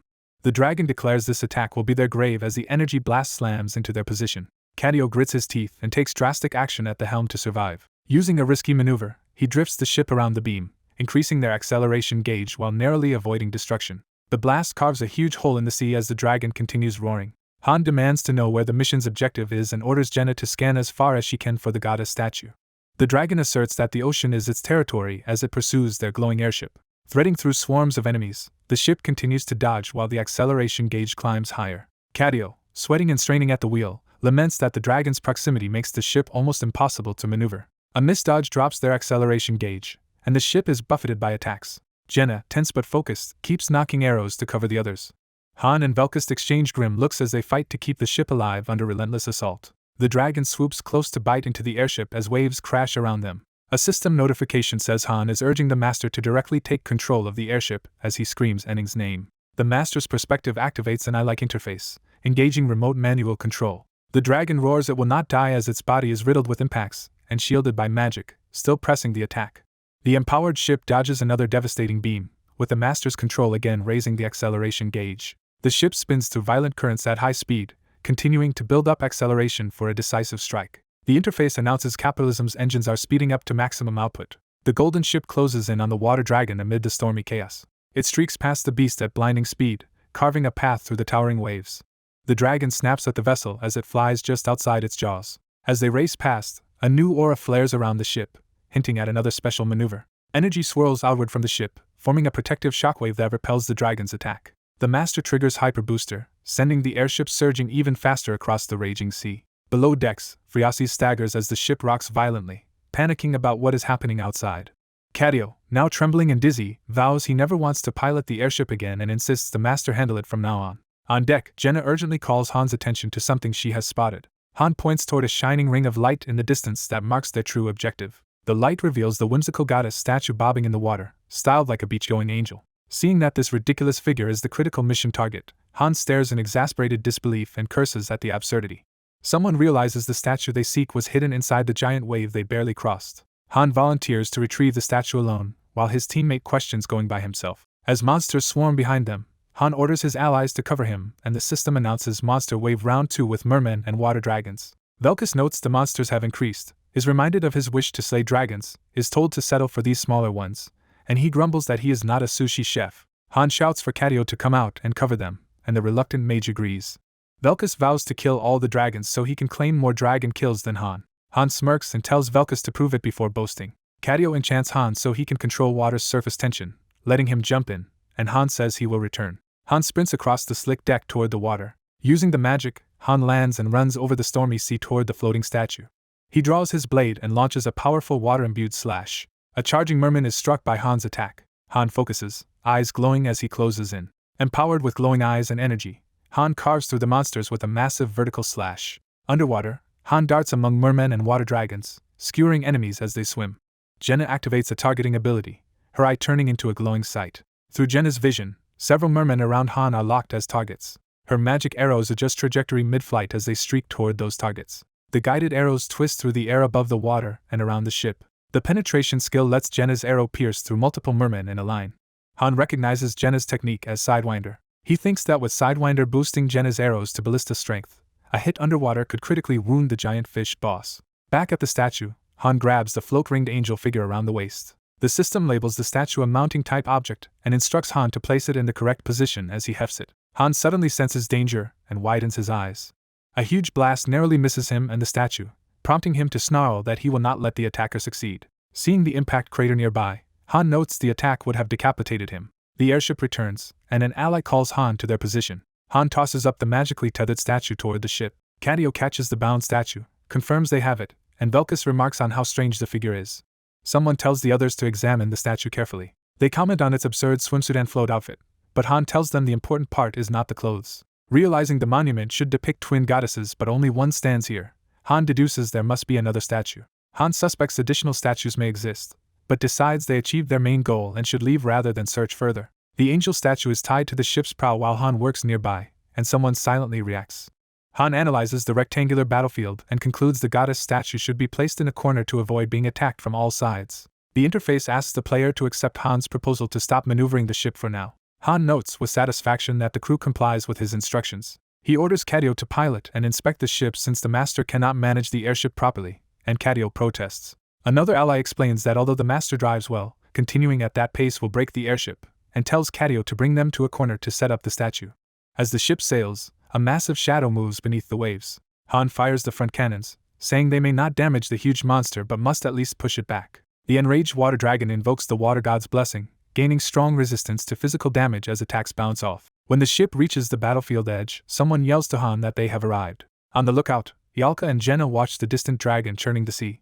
Yalka steels herself, igniting her magical gems and affirming she can do this. She unleashes a blazing spell, enveloping herself in fire. The story briefly displays character cards for Han, Jenna, and Velkus. Cards for Yalka and Cadio are shown next. From the mast, Yalka fires a flaming beam called Inflame toward the enemy. The fiery beam fuses with earlier attacks in a powerful combination strike against the dragon. The water god's blessing shifts, now granting the boss high resistance to magic attacks. Repeated system messages emphasize that the dragon shrugs off magic as well. While Yalka stalls the dragon with her spells, Han hauls the statue toward its installation point. Han crashes down and sets up the goddess statue on the ice-covered sea. The system confirms the statue's installation, activating the goddess's blessing over the entire field as Han dashes away. A radiant column erupts from the statue, spreading light across the dark sky. With the rain stopping, Jenna alerts Han and prepares for the next phase. A dimension summoning stone activates, allowing the master to call in additional teams to aid the heroes. Party 2 is chosen and materializes, ready to join the mission. Han briefs Party 2. Their job is to guard the goddess statue on the ship with Freya's help, and they promise to do their best. Jenna readies a ship-shaped figurine to use as an item. She hurls the figurine into a swirling vortex of energy. The system states that Jenna used a ship figurine. A medium-sized ship materializes beside them on the sea. Party 3 is also selected. Most members are terrified, but Kashasha's Thrian King's successor trait makes her immune to fear. Kashasha says she understands the situation from Yalka and entrusts the main fighting to Han, who agrees. Party 4 is summoned, and their leader rallies them to survive and follow him without fear. The game announces that Party 5 has been summoned as well. Late arriving Narissa apologizes, but Han tells her not to worry and assigns her to Party 1's front line. Some newcomers gape in horror at the battlefield chaos and incoming monsters. Seeing the infernal scene of dragons and hordes of sea monsters, someone wonders if they have been summoned to hell. Han calmly orders a panicked farmer to board the other ship and do his best again. Yalka's magic cannon exchanges fire across the water between their two ships. After a system notification tells them to stop, Jenna checks on the exhausted Yalka, who says she is barely alright. The water dragon roars furiously at the interference. The system announces that Thought is using its water cannon attack. The dragon's water blast crashes into the golden barrier around the statue instead of the ships. Han, holding a device, tells his team it is time to move. Activating the oxygen devices causes the statue's sunglasses to glow as life support magic is triggered. Han opens a bottle of liquid, preparing it. The system declares that Han and his frontliners have received the mermaid's blessing and infinite duration oxygen support. Velkast asks if they fight now, and Han instructs Cadio to keep the airship above while they battle underwater. The enemy powers up its own engine, vowing not to let them escape as the ship accelerates away. Han grins and taunts the dragon to keep chasing them. The system warns that Water Dragon Thought is gathering the water god's power. A new monster wave round 1 begins, introducing sharks, mermen, baby dragons, full water dragons, and a kraken. Han confirms monsters are converging from all sides on the goddess statue and tells the others to intercept them. The defenders, buoyed by the blessing, vow they will not repeat the previous failure and will stop the monsters. Their commander yells that this is no longer their first boss fight and orders everyone to perform their roles. A veteran fighter tells his trainee to recall spear techniques since the enemies also use spears. Underwater, Han instructs the rookies of parties 4 and 5 to handle weaker monsters near the ship and to use plenty of potions. Ballista bolts thunder from the deck. The explosive bolts tear through charging mermen. Spikes of ice or water erupt as more attacks land. One of the newer warriors panics as a merman lunges at her. She blocks an attack and faces the towering foe. Kashasha drops from above, crushing a monster with overwhelming force. Another enemy fishman is blasted apart by a bolt or strike. The deck becomes a killing field as bolts rain down and the party slaughters incoming monsters. Kashasha keeps smashing enemies' heads with feral strength. She warns that if anyone neglects their duties everyone could die, but reassures a nervous ally not to be scared. A pack of monstrous fish surges forward. A swordsman shouts that it is dangerous to be surrounded and urges everyone to stay in formation. Other fighters complain they are being overrun and argue about how to form up in the chaos. The former fisherman swings, saying he has butchered fish all his life but still finds this horrifying and will avoid seafood afterward. Another warrior announces Party 5 will focus on clearing enemies climbing aboard and orders Miguel to keep firing. A teammate promises to aim for enemy heads and protect the others' backs. One fighter insists she is not scared and reminds herself she survived the hellish first floor, so she must live through this too. Another vows revenge on those who mocked him on the first floor, joking that with the towers healing it could become a fun hobby. Someone spots a group breaking away toward the statue and orders snipers to take them down. A ballista operator opens fire again to intercept those threats. The bolts explode among enemies near the goddess statue. On another part of the deck, allies reposition rapidly as they continue defending. Tentacles slam against the ship's hull. Seeing the kraken crushing the ship, a fighter cries that the vessel will break and questions how they can kill such a giant. A beastman dashes across the water's surface toward the kraken. He slams into the monster's many eyes with a powerful attack. Another Thean warrior follows up with a fiery claw strike. Yet another leaps in, adding consecutive slashes. Their combined assault sends one warrior rocketing skyward, flames trailing from her legs. She launches herself high above before diving back down. In a blazing, transformed state, she unleashes a devastating spinning barrage on the kraken. The kraken's tentacles thrash and begin to fall. After splashing into seawater, a Thean complains about the salty water while another shrieks in disgust. Observing the fight, the veteran notes things are going better than in their previous attempt. A hopeful inner vow appears over the sea. This time, everyone will return alive. The narrative redisplays Party 1's cards. It then reshows the cards for Yalka and Katio. Party 2's leader and members are presented as cards. Party 3's lineup appears, with most members marked by lingering fear debuffs. Party 4's members are listed in card form. Party 5's leader and members are shown as well. On the main ship, water dragons crash onto the deck. A horde of mermen and dragons swarm the ships, shrieking for human blood. Roderick and Han leap into action to intercept the attackers. Together they cut down a lunging merman. Seasickness worsens for Party 3's members, so allies order them to retreat until they recover. Ryman complains about the endless stream of enemies crawling aboard while being warned to beware a dragon's jaws. One man is injured and screams about his leg, while another shouts at him to stay calm and use a potion. Meanwhile, the engine-powered airship races across the water. It leads the enraged water dragon away, creating a wake that confines the beast. Han asks if everyone is ready. When they confirm, Katio calls out that he has an extra item for them. Katio tosses down a single bottle of mermaid tears as a precautionary healing item, though Han doubts they will need it. The system notes that Katio has buffed Party 1, increasing their stamina and strength with magic stones. Their ship accelerates toward the distant dragon over calm water. Han's group sprints across the deck to launch their underwater assault. The frontline party dives from the ship into the sea. Using their blessings, they swim swiftly downward toward the depths. At the seafloor, Han's team surrounds the colossal water dragon, ready for the decisive battle. The narration signals the start of the scene. Han sinks underwater, armed and preparing for battle. A gigantic sea dragon charges through the water toward Han's group. Han notes that Yalka has begun casting and insists they must stop the dragon. Han darts straight at the dragon's massive glowing face, shocked by its presence. As he closes in, he realizes how huge the dragon truly is. Han is further surprised to see the dragon is far larger than he expected. Velkus rushes past underwater, drawing his sword to attack. Velkus slashes down along the dragon's body as he speeds by. His blade bites into the dragon's scales, proving it can be wounded. Han confirms that their attacks work underwater and orders everyone to assault the dragon. A female fighter unleashes a powerful underwater slash at the beast. Velkus follows up with a red glowing strike that tears into the dragon. Jenna locks onto a weak point with a magical targeting sight on her bow. Her blazing arrow streaks toward the dragon like a beam. The flaming shot explodes against the dragon's head, staggering it. While the dragon reels, Yalka begins charging fiery magic around her hands. Flames ignite in Yalka's eye as she focuses her spell. She projects a concentrated fire beam through the water. The beam punches into the dragon's underside, scorching its belly. The burning blast continues, blowing open the dragon's midsection. Han assesses that the hit was not fatal and tells the team to keep attacking until Yalka is ready to fire again. Han recalls their previous underwater training and believes they can endure this much. The dragon gathers an enormous glowing sphere of water energy in its mouth. Han recognizes the charge up as the skill water cannon while Yalka keeps casting nearby. Seeing the danger, Han swims at full speed. He intercepts one of the water blasts with his weapon. Multiple water cannons erupt, colliding with defenders and the sea around them. Velkus is thrown back by the force of the attack. Another ally quickly prepares an orange glowing ranged attack. She launches chained fiery shots that detonate on impact around the dragon. Yalka fires yet another straight fire beam toward the enemy. She chants in flare, further empowering her flames.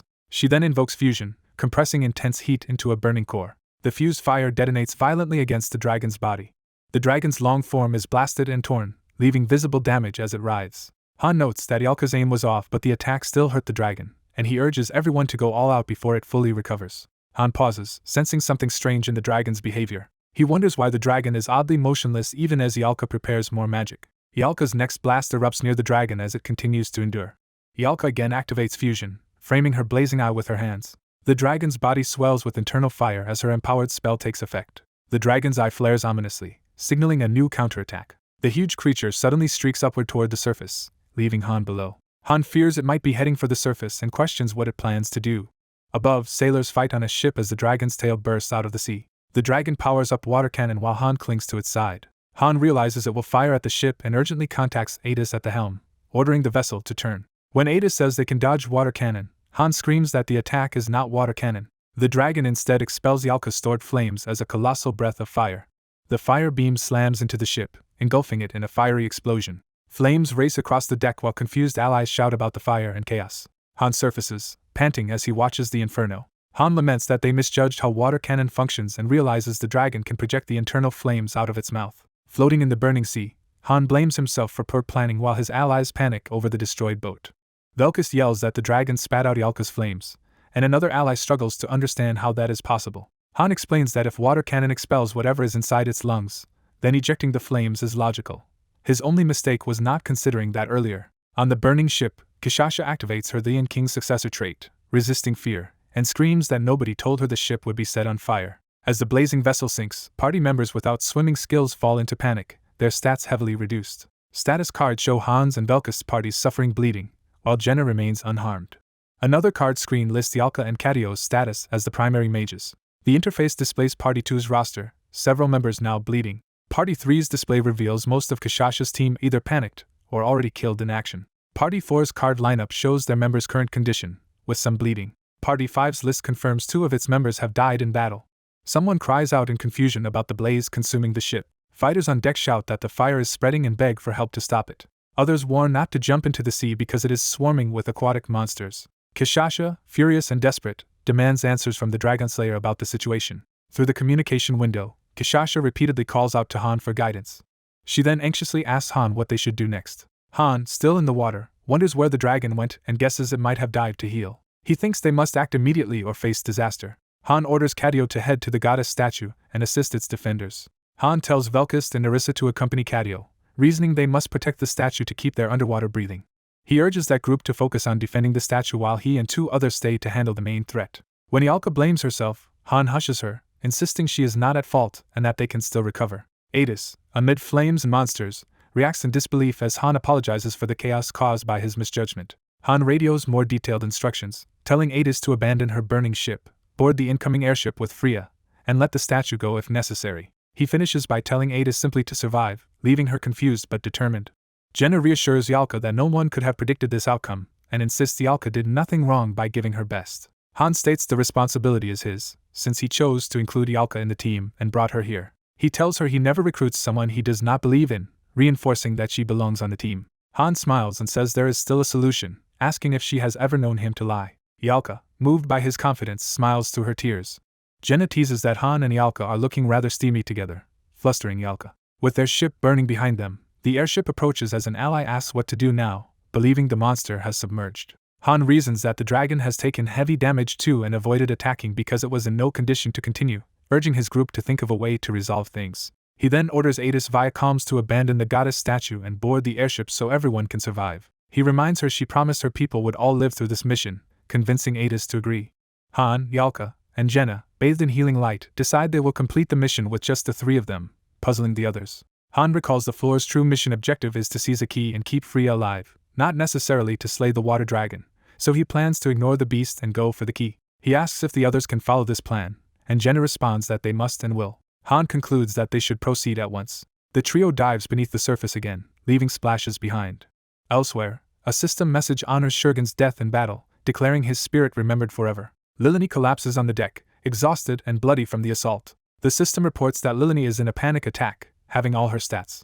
Waves crash against the burning hull as the battle continues. Kashasha's party struggles amid fire and wreckage, leaping and scrambling to survive. Jagged water spikes erupt around the ship, intensifying the danger. Another notice reveals Kashasha's fear has overcome her, nullifying her Lion King ability and reducing her stats. Lekari thrashes underwater in terror while Kashasha swims toward her. Kashasha hauls Lekari to the surface and asks if everyone is alright. Many of her people and the merfolk enemies sink into the depths as wreckage drifts around them. Kashasha, eyes blazing, swims hard toward the embattled warriors. A message marks Nisha's death, stating her valor will be honored for eternity. Kashasha fights fiercely underwater, tearing through enemies. She is suddenly impaled by multiple spears as the mermen surround her. Another notice confirms Nandio has also died but that her spirit will be remembered.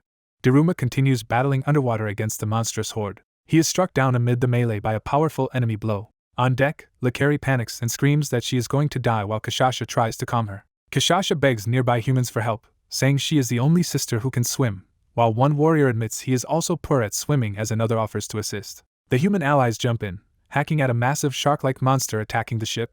One of them blocks and counters an enemy merman at close range with shield and blade. She then drives her weapon into the monster's body, spilling blood. Jenna suddenly reacts in horror as she witnesses a new threat. A huge tentacle whips out of the sea, and someone shouts Errol's name in alarm.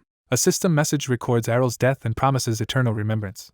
Commanders order everyone to retreat from the burning ship and board the airship, ensuring no one is left behind. Kadio casts a powerful spell that allows allies to run across the water for a short time and urges them to hurry. Kashasha forces the shaking Lekari to stand on the water's surface and reminds her she is a warrior. A warning appears that the goddess statue is no longer protected. Another message states that the blessing tied to the statue has been undone while monsters surround it.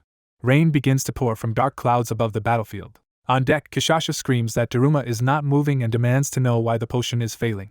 Ada somberly explains there is no way to revive the dead. Kishasha, clutching the potion, refuses to accept Daruma's meaningless death. She rages that Daruma died before achieving anything and calls such a death dishonorable for a warrior.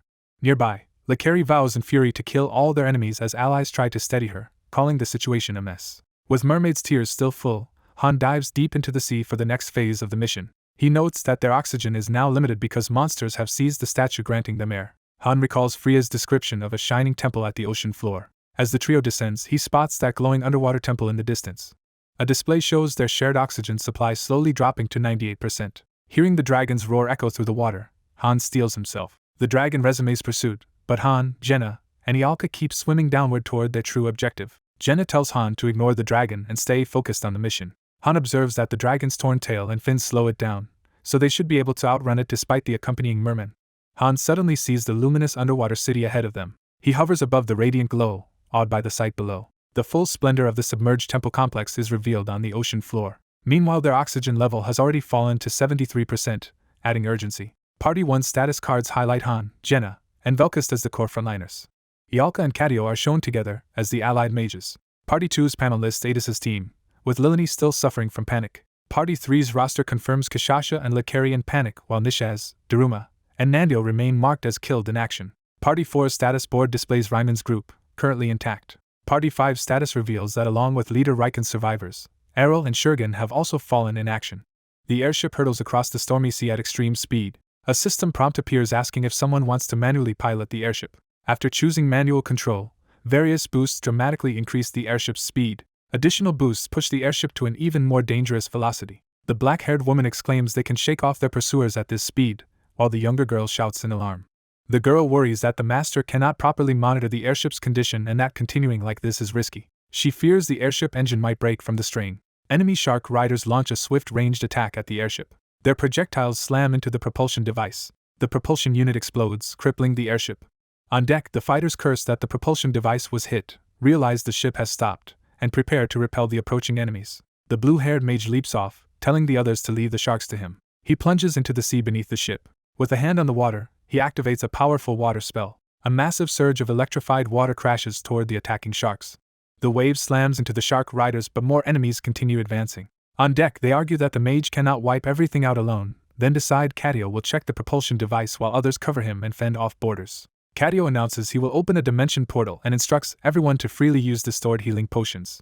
Adis orders everyone into formation, warning that if Katio falls they are doomed and that they must protect the portal. A system message confirms a dimension portal has formed, allowing equipment and items to be summoned onto the battlefield.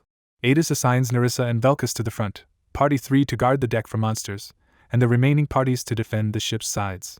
Another system message shows Katio consuming mana stones to grant Party 1 a buff that increases their stamina and strength. Lilini panics at the thought of fighting again, saying she cannot handle it. A comrade snaps at her to get a hold of herself as she despairs that they will all die here. Two teammates reassure her they are with her, that she will not die, and offer a drink to calm her. Another ally reminds Lilini she once abandoned them to go upstairs and asks if she will really collapse here. Ryman rallies the group, saying it has been a while since they fought together, and asking if Lilini can provide cover. Lilini silently absorbs their encouragement, looking shaken. She thanks them and apologizes for always being a burden. Regaining resolve, she agrees to handle it as she raises a potion while the others prepare to face a huge wave of enemies. Underwater, multiple weapons and harpoons streak toward the party. The submerged fighters twist and dodge among the incoming projectiles. Han clings to Yalka as they swim deeper with Jenna following behind. They spot a grand underwater temple which Han identifies as the place containing the key. Narration explains this is an ancient dragon temple beneath the sea, where a key called the Goblet of Ocean is hidden.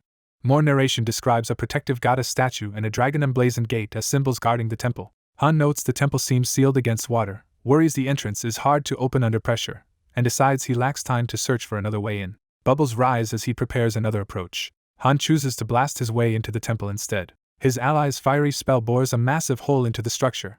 Water and debris swirl into the new opening. The trio ride the torrent through the breach into the temple interior. They land inside as the water drains away behind them. Han tells Yalka to seal the breach, and she grudgingly complies. Yalka's magic forms a rocky barrier to temporarily hold back the sea, though she warns it will not last long. Han notes that moving too much rapidly drains their limited oxygen and that he has already used more than expected. He steels his resolve, focusing on the task ahead. The three survey the vast, eerily quiet inner hall of the temple. Han asks Jenna how badly she is injured. Jenna claims she is not hurt much, but Han presses her to be honest. She reveals a severe leg wound and insists a potion will be enough. A system prompt states Jenna is bleeding and will lose HP over time. Han observes that a harpoon ripped a chunk from her leg and says that dousing it with potions and resting should stabilize her, while she insists she can still fight. The temple rumbles as an enemy voice taunts them, asking where they think they are going. Han wonders if the water dragon is trying to collapse the temple and tells Jenna that he and Ialka will search for the key while she stays behind. As he bandages her glowing wound, Jenna objects that she can still fight, but he firmly tells her to stop arguing. Han gives her a vial of mermaid tears from Cadio, telling her to keep it for emergencies, and she remarks on how unusually kind he is being. Han then orders Ialka to stay behind as well, which shocks her. Ialka refuses, saying she must take responsibility for coming and demanding that Han escort her properly as a noble. She steels herself, clutching her jeweled brooch and preparing to stand beside him. Han silently regards her determination. He sighs in resignation, accepting her decision to accompany him. Han designates a cracked wall as the likely path forward and instructs Jenna to rest, then later kill monsters and search for them once she recovers, leaving her protesting being left behind. He tells Ialka to stay close and reassures Jenna they will not be long. The corridor falls quiet after they move out. A system warning appears stating the dungeon is intended for 5 people. Han reacts tensely to this restriction. The battle shop opens, offering advanced cheering glow sticks for purchase. Glow sticks appear around him, confusing both Han and Ialka, and he internally complains about the system's bad timing. He reasons that if the system is watching them then no one needs to pilot the airship anymore, concluding the others are not all dead but something has gone wrong. Narration notes that the temple keeps shaking under the water dragon's assault and will eventually collapse, burying the key. Han tells Ialka that with only the 2 of them he may not be able to fully protect her during upcoming fights. He warns she must be ready to defend herself, and she agrees. He advises her to use quick-cast spells and rely on him only when truly necessary, while she stubbornly claims she will not depend on anyone. Ialka asserts that she can properly fulfill her role. Han hesitates, starting to respond. He closes his mouth again, leaving the comment unsaid. Narration reflects that this dungeon is designed for 5 adventurers who should have defeated the water dragon first and entered prepared. Han resolves that if he and Ialka fail everything is lost, then urges her to move out with him. A status screen shows Party 1 members Han, Jenna, and Velkist all suffering from bleeding. Another screen shows Ialka and Cadio as additional party members. A roster displays Adis leading Party 2, whose members include Roderick, Einan, Bennick, and Lilini, several of them bleeding. Party 3's screen reveals most of its members dead, and the survivors Kashasha and Lackery in panic. Party 4's screen shows Ryman leading injured allies Likilin, Roderick, Hubert, and Gerald. Party 5's screen shows Riken, Miguel, and Narissa still alive while Errol and Shergan are marked as killed in action. Inside the temple, the lamps glow softly as the group advances. The surrounding walls and arches of the grand hall loom over them. Overhead, a stained glass image of a dragon casts colored light into the chamber. The 2 reach a vast circular room dominated by the dragon mosaic and towering walls. Han notes there are several corridors but no obvious exit, concluding the ornate dragon door likely opens only after some condition is met. He and Ialka stand ready in front of the sealed doorway. Han narrows his eyes, sensing danger approaching. They acknowledge each other as they prepare for battle. Han reminds Ialka to attack in short bursts and retreat if things get too dangerous, and she agrees. A hulking tainted merman charges toward them from within the chamber. A system prompt announces Monster Wave Round 1 with 5 level 4-1 tainted mermen as they surround the pair. Han realizes there are 5 enemies because the dungeon expects 5 players and notes these mermen are stronger than normal. He braces himself and calls the monsters to come at him. The first 2 mermen lunge as Han meets them with his sword. One monster's heavy weapon slams into Han's guard, shaking the floor. Han strains under the impact, eyes wide. He twists away just as the massive axe crashes down. Han counters with a swift, slicing attack. Another merman rushes Ialka from behind as she casts. She invokes a spell, wreathed in dark energy, to repulse the attacker. Ialka unleashes a blazing fire spell from both hands. Her flames erupt in a huge explosion that engulfs several monsters. Han yells at her to stay alert to everything around her. She keeps attacking while narrowly dodging a lunging merman. A monster pounces at her but Han dives in from above to intercept. He crashes into the creature to divert the blow. Han follows up with a powerful blue arc slash that bisects the enemy. He chains his attacks, cutting down more mermen in rapid succession. Han surges forward again, pressing the offensive. Another merman is cleaved apart as his assault continues. A second system prompt announces Monster Wave Round 2 with 7 stronger level 4-2 tainted mermen advancing. Han wonders if killing all waves is required to open the exit and grimly accepts that the challenge will not be easy. Outside, the enraged water dragon charges power, swelling with blue light. It fires a spiraling beam of water energy that batters the temple from above. The impact makes the temple shake and rumble under the sea. Elsewhere, a white-haired woman sits clutching a glowing golden object, eyes closed. Holding the ornate key to her chest, she addresses the heroes and begs for their help. The goddess's power manifests as light around the statue and temple, while the water dragon senses these divine forces and finds the imposed rules troublesome. The dragon notes that despite the interference, the hero's defeat is only a matter of time. It believes the goddess's power will soon run out, and resolves to watch how long the defenders can endure. Back on the airship, the propulsion core is shown with a large, unstable, lightning-wreathed hole. Cadio examines the damage and declares it unfixable, warning that speeding up will only cause mana to leak from the dimension core. On deck, allies shout in frustration about dying here, while Ryman urges them to hold on since Party 1 is tackling the raid below. Amid fierce combat, they complain about losing contact with Party 1, and Ada shouts that communication fails at long distance but insists the others are still alive. One fighter yells in despair about continuing when they do not even know if their comrades survive. A sailor is suddenly run through by a small dragon man's spear. Another crewman brutally slays an enemy but is also wounded. Their commander orders Hubert to heal with potions and tells Roderick to evacuate the injured to the cabins. The commander is then impaled through the chest by another enemy attack. Liculin collapses, bleeding, as an ally screams his name. A dragon swoops in and snaps at the white-haired warrior defending him. She is smashed into the deck by the beast's blow. The whole deck becomes a chaotic melee of humans and sea monsters fighting around the burning superstructure and portal. Adis, enraged, orders anyone unwilling to fight to leave and declares she will kill all the enemies herself. A comrade recalls that Cadio once sped up a sailboat with wind magic and wonders if he can similarly accelerate a ship this large.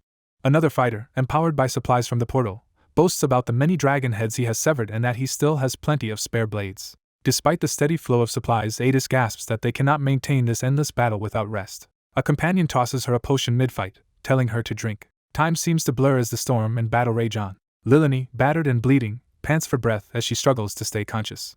The scene shifts to a serene, sunset sky as if in memory or contrast. A cartwheel rolls along a sunlit road. A young girl and her father ride the apple cart home, lamenting poor sales but sharing a warm conversation. He explains the apples have suffered from recent rain yet says their hard work will still feed them tomorrow. Smiling with apples in both hands, the father remarks that good weather gives him the strength to keep working.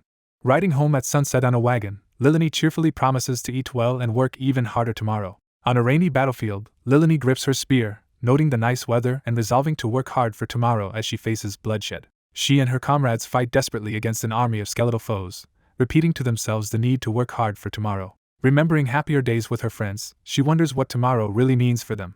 As the storm rages, she thinks that if the weather is nice, tomorrow will come. Mortally wounded, Lilini weakly calls for her father and says she is hungry. A system message declares that Lilini has died and that her valor will be eternally remembered by the goddess. A blonde warrior, enraged by her death, charges the enemy while cursing them. Another comrade, consumed by fury, repeatedly hacks into the monsters screaming for them to die. In the pouring rain they keep fighting the merman monsters swarming the ship. Lilini's bloody body lies on the deck as the battle continues around her. Her father, Roderick, stares in shock and anguish as he realizes she is dead. Status cards show Party 1's members Han, Jenna, and Velkist all suffering from bleeding. Yalka and Cadio's cards appear, showing them as the remaining mages. Party 2's display reveals their leader and members, with Einkin bleeding and Lilini marked killed in action. Party 3's screen lists Kashasha and Lakari bleeding while the rest of their party are all killed in action. Party 4's status shows every member currently bleeding. Party 5's overview shows Narissa bleeding and 2 of their comrades already dead. Vicious tainted mermen roar as they rush in to attack. Kashasha slashes at the incoming mermen, shouting at them to stop blocking their way. Exhausted and wounded, she vows through gritted teeth to kill every last one. Elsewhere 2 battered fighters retreat, one saying he cannot go on while the other orders him to rest briefly. Kashasha is overwhelmed and mauled by the charging mermen. Roderick walks through a rain of blood, his back turned as the slaughter unfolds. A flashback shows a cheerful trainee asking how his sword and shield technique looks. That same youth is later shown dead, pinned to a wall by spears as armored soldiers stand before his corpse. Another memory shows a silver-haired comrade explaining he is used to running around all day as a merchant, and is still fine. He too is then depicted dying violently, speared and bleeding out. In the present, someone recalls how comrades like Dyron on the 20th floor, and now Rosa have fallen. Lilini, shaken, wonders why someone like her is still alive when so many others have died. Roderick's eyes harden as he listens to her survivor's guilt. He quietly thanks her, acknowledging what her survival means. Lilini, crying with relief in that earlier moment, says she is only alive because he taught her to use the spear. Back on the ship, her lifeless body hangs against the wall in the rain, blood pouring down.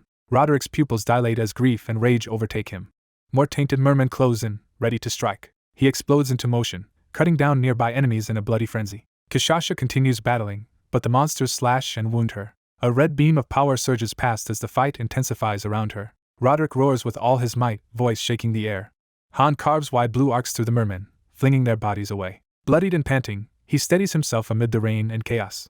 Roderick unleashes another deafening shout as he swings his weapon. His attack sends a sweeping blue wave that cleaves through enemies ahead. Behind him, Cadio watches while the black-clad leader Adis hurls dark magic at the foes.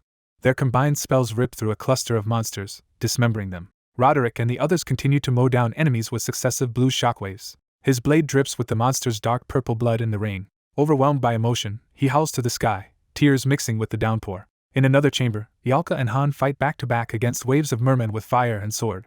A particularly fierce merman charges, screeching. Han leaps and blocks its strike, counterattacking with precision. He channels blue energy into his weapon to power up. Empowered, he carves through another foe with brutal speed. A system alert announces Ialka is bleeding and will lose HP over time, alarming Han. Flames surge as Ialka incinerates approaching enemies despite her wounds. She insists she is fine while wreathed in blazing fire magic. Amid round 3 of the monster wave, Ialka scolds Han for letting enemies get too close, and he insists he did back off. An inner narration notes grimly that this is only the 3rd round. Ialka throws a healing potion to Han during the battle, asking if he is sure about using it. Han confirms he still has 2 potions left and believes the situation is manageable. She heals one of her own wounds with another potion while admitting she has only 1 mana potion remaining. Han orders her to save that last mana potion since more waves may follow. Another group of tainted mermen advances, screeching as they charge. Ialka hurls a massive fire blast, wondering if the fight would be easier with their full party present.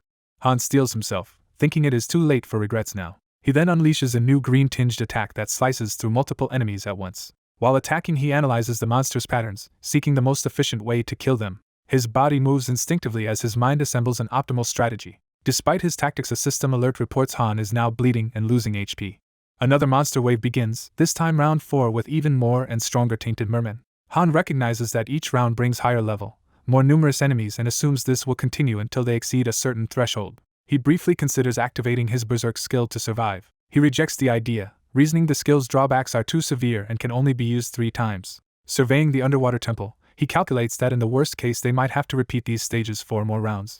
He notes he has only 1 healing potion left as more monsters close in. Han slams into another merman, fighting at close quarters despite mounting injuries. He follows through with another sweeping green attack, cutting down several foes. Still surrounded, he continues trading blows and narrowly blocking incoming strikes. The mermen hammer him relentlessly, their weapons crashing down as he dodges and counters. One powerful blow lands, sending him flying. He flips and kicks at the encircling monsters, trying to keep them at bay. Bleeding from his face, Han grimaces as the toll of battle mounts. A white potion bottle falls away, hinting at the loss of precious healing. A huge explosion rocks the area, scattering rubble and fire everywhere. Han is engulfed by the fiery blast as Ialka's magic detonates near him. Flames rush past in a blazing torrent. Through the fire, Han's eye widens as he realizes the extent of Ialka's power. Ialka, transformed by mana outrage, stands amid flames atop dead monsters, body covered in arcane marks. A system message states that Ialka has entered mana outrage, an unstable overcharged state. Han turns, shocked, and recognizes that she has triggered mana outrage. Horrified, he screams for her to stop. Meanwhile, another pack of monsters races forward to attack.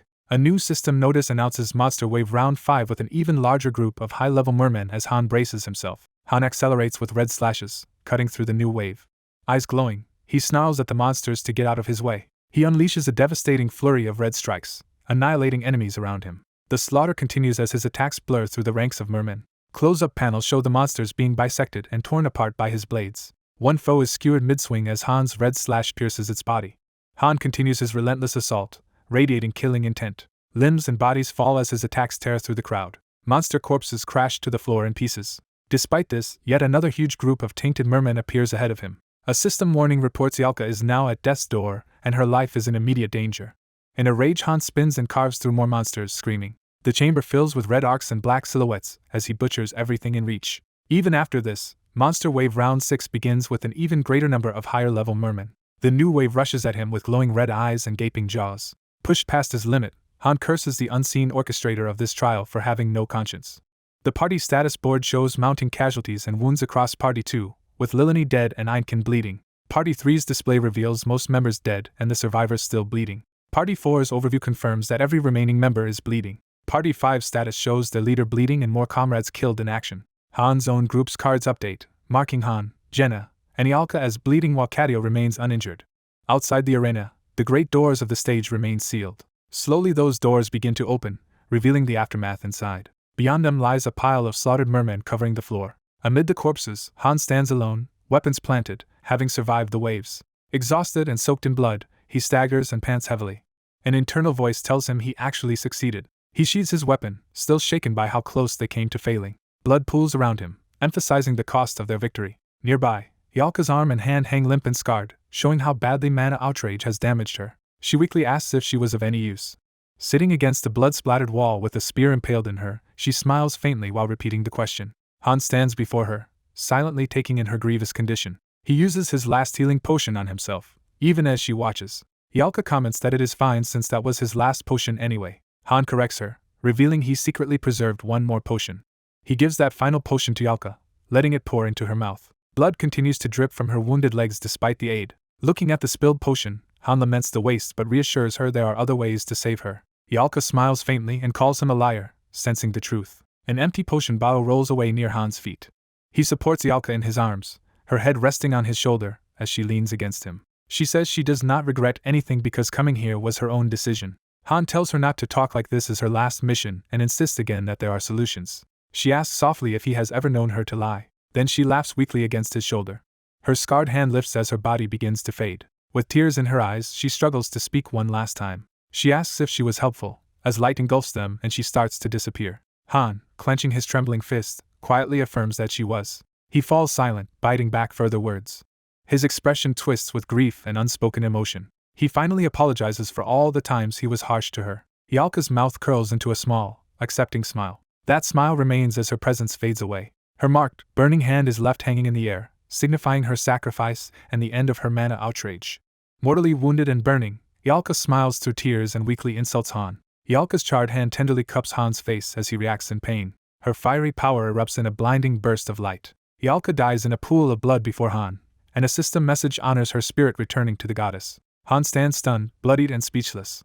His expression hardens as grief begins turning into rage. He bows his head, body trembling with emotion. Han doubles over, shoulders shaking as the weight of Yalka's death hits him. He grits his teeth in agony, unable to contain his sorrow. Han internally admits his mistake. He reflects that he had underestimated this world and its dangers. He recalls that he had always succeeded before and never experienced failure. Han realizes he arrogantly deviated from the known path because he thought he knew everything. He accepts that Yalka's death was caused by his own decisions, not by her. He reviews how stubbornly putting Yalka in Party 1 led to the burning water dragon, the blazing ship, and ultimately this disaster being his fault. The scene shifts back to the temple as battle noises echo. Han grips his sword, preparing to fight again. He clenches his bleeding fist around the weapon, channeling his rage. Han enters a berserk state, his hair turning white and power surging according to the system. He recognizes the familiar reckless sensation of not caring about consequences. In berserk fury he focuses solely on battle, eyes blazing. Han's only desire becomes killing every enemy before him. Outside, the sea churns violently around a ship. The vessel plunges through stormy waves toward danger. Fishmen soldiers are suddenly thrown aside, screaming. Jenna dashes across the deck in the rain, under attack. A pendant or artifact she clutches begins to glow. She is knocked back as the glowing dagger-shaped artifact flies from her hands. The sacred dagger clatters and spins across the floor. A radiant angelic statue or spirit appears, bathed in golden light. The angel slowly awakens, reacting to the disturbance. Underwater, the angel stands before a luminous palace as a massive sea dragon approaches. Tainted mermen charge forward atop crashing water and rocks. Jenna counters with a powerful, glowing arrow shot. Her attacks smash through the charging mermen.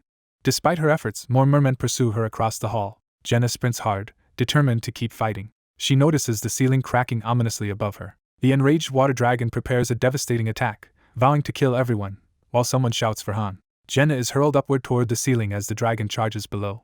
She lands and continues retreating, barely keeping distance. The dragon's head surges after her, water swirling with lethal force. Jenna unleashes another glowing strike at the barrier protecting the dragon. She realizes the dragon is immune to her attacks, perhaps due to the lack of surrounding water. Frustrated, she wonders how to overcome the dragon's many immunities as it rampages.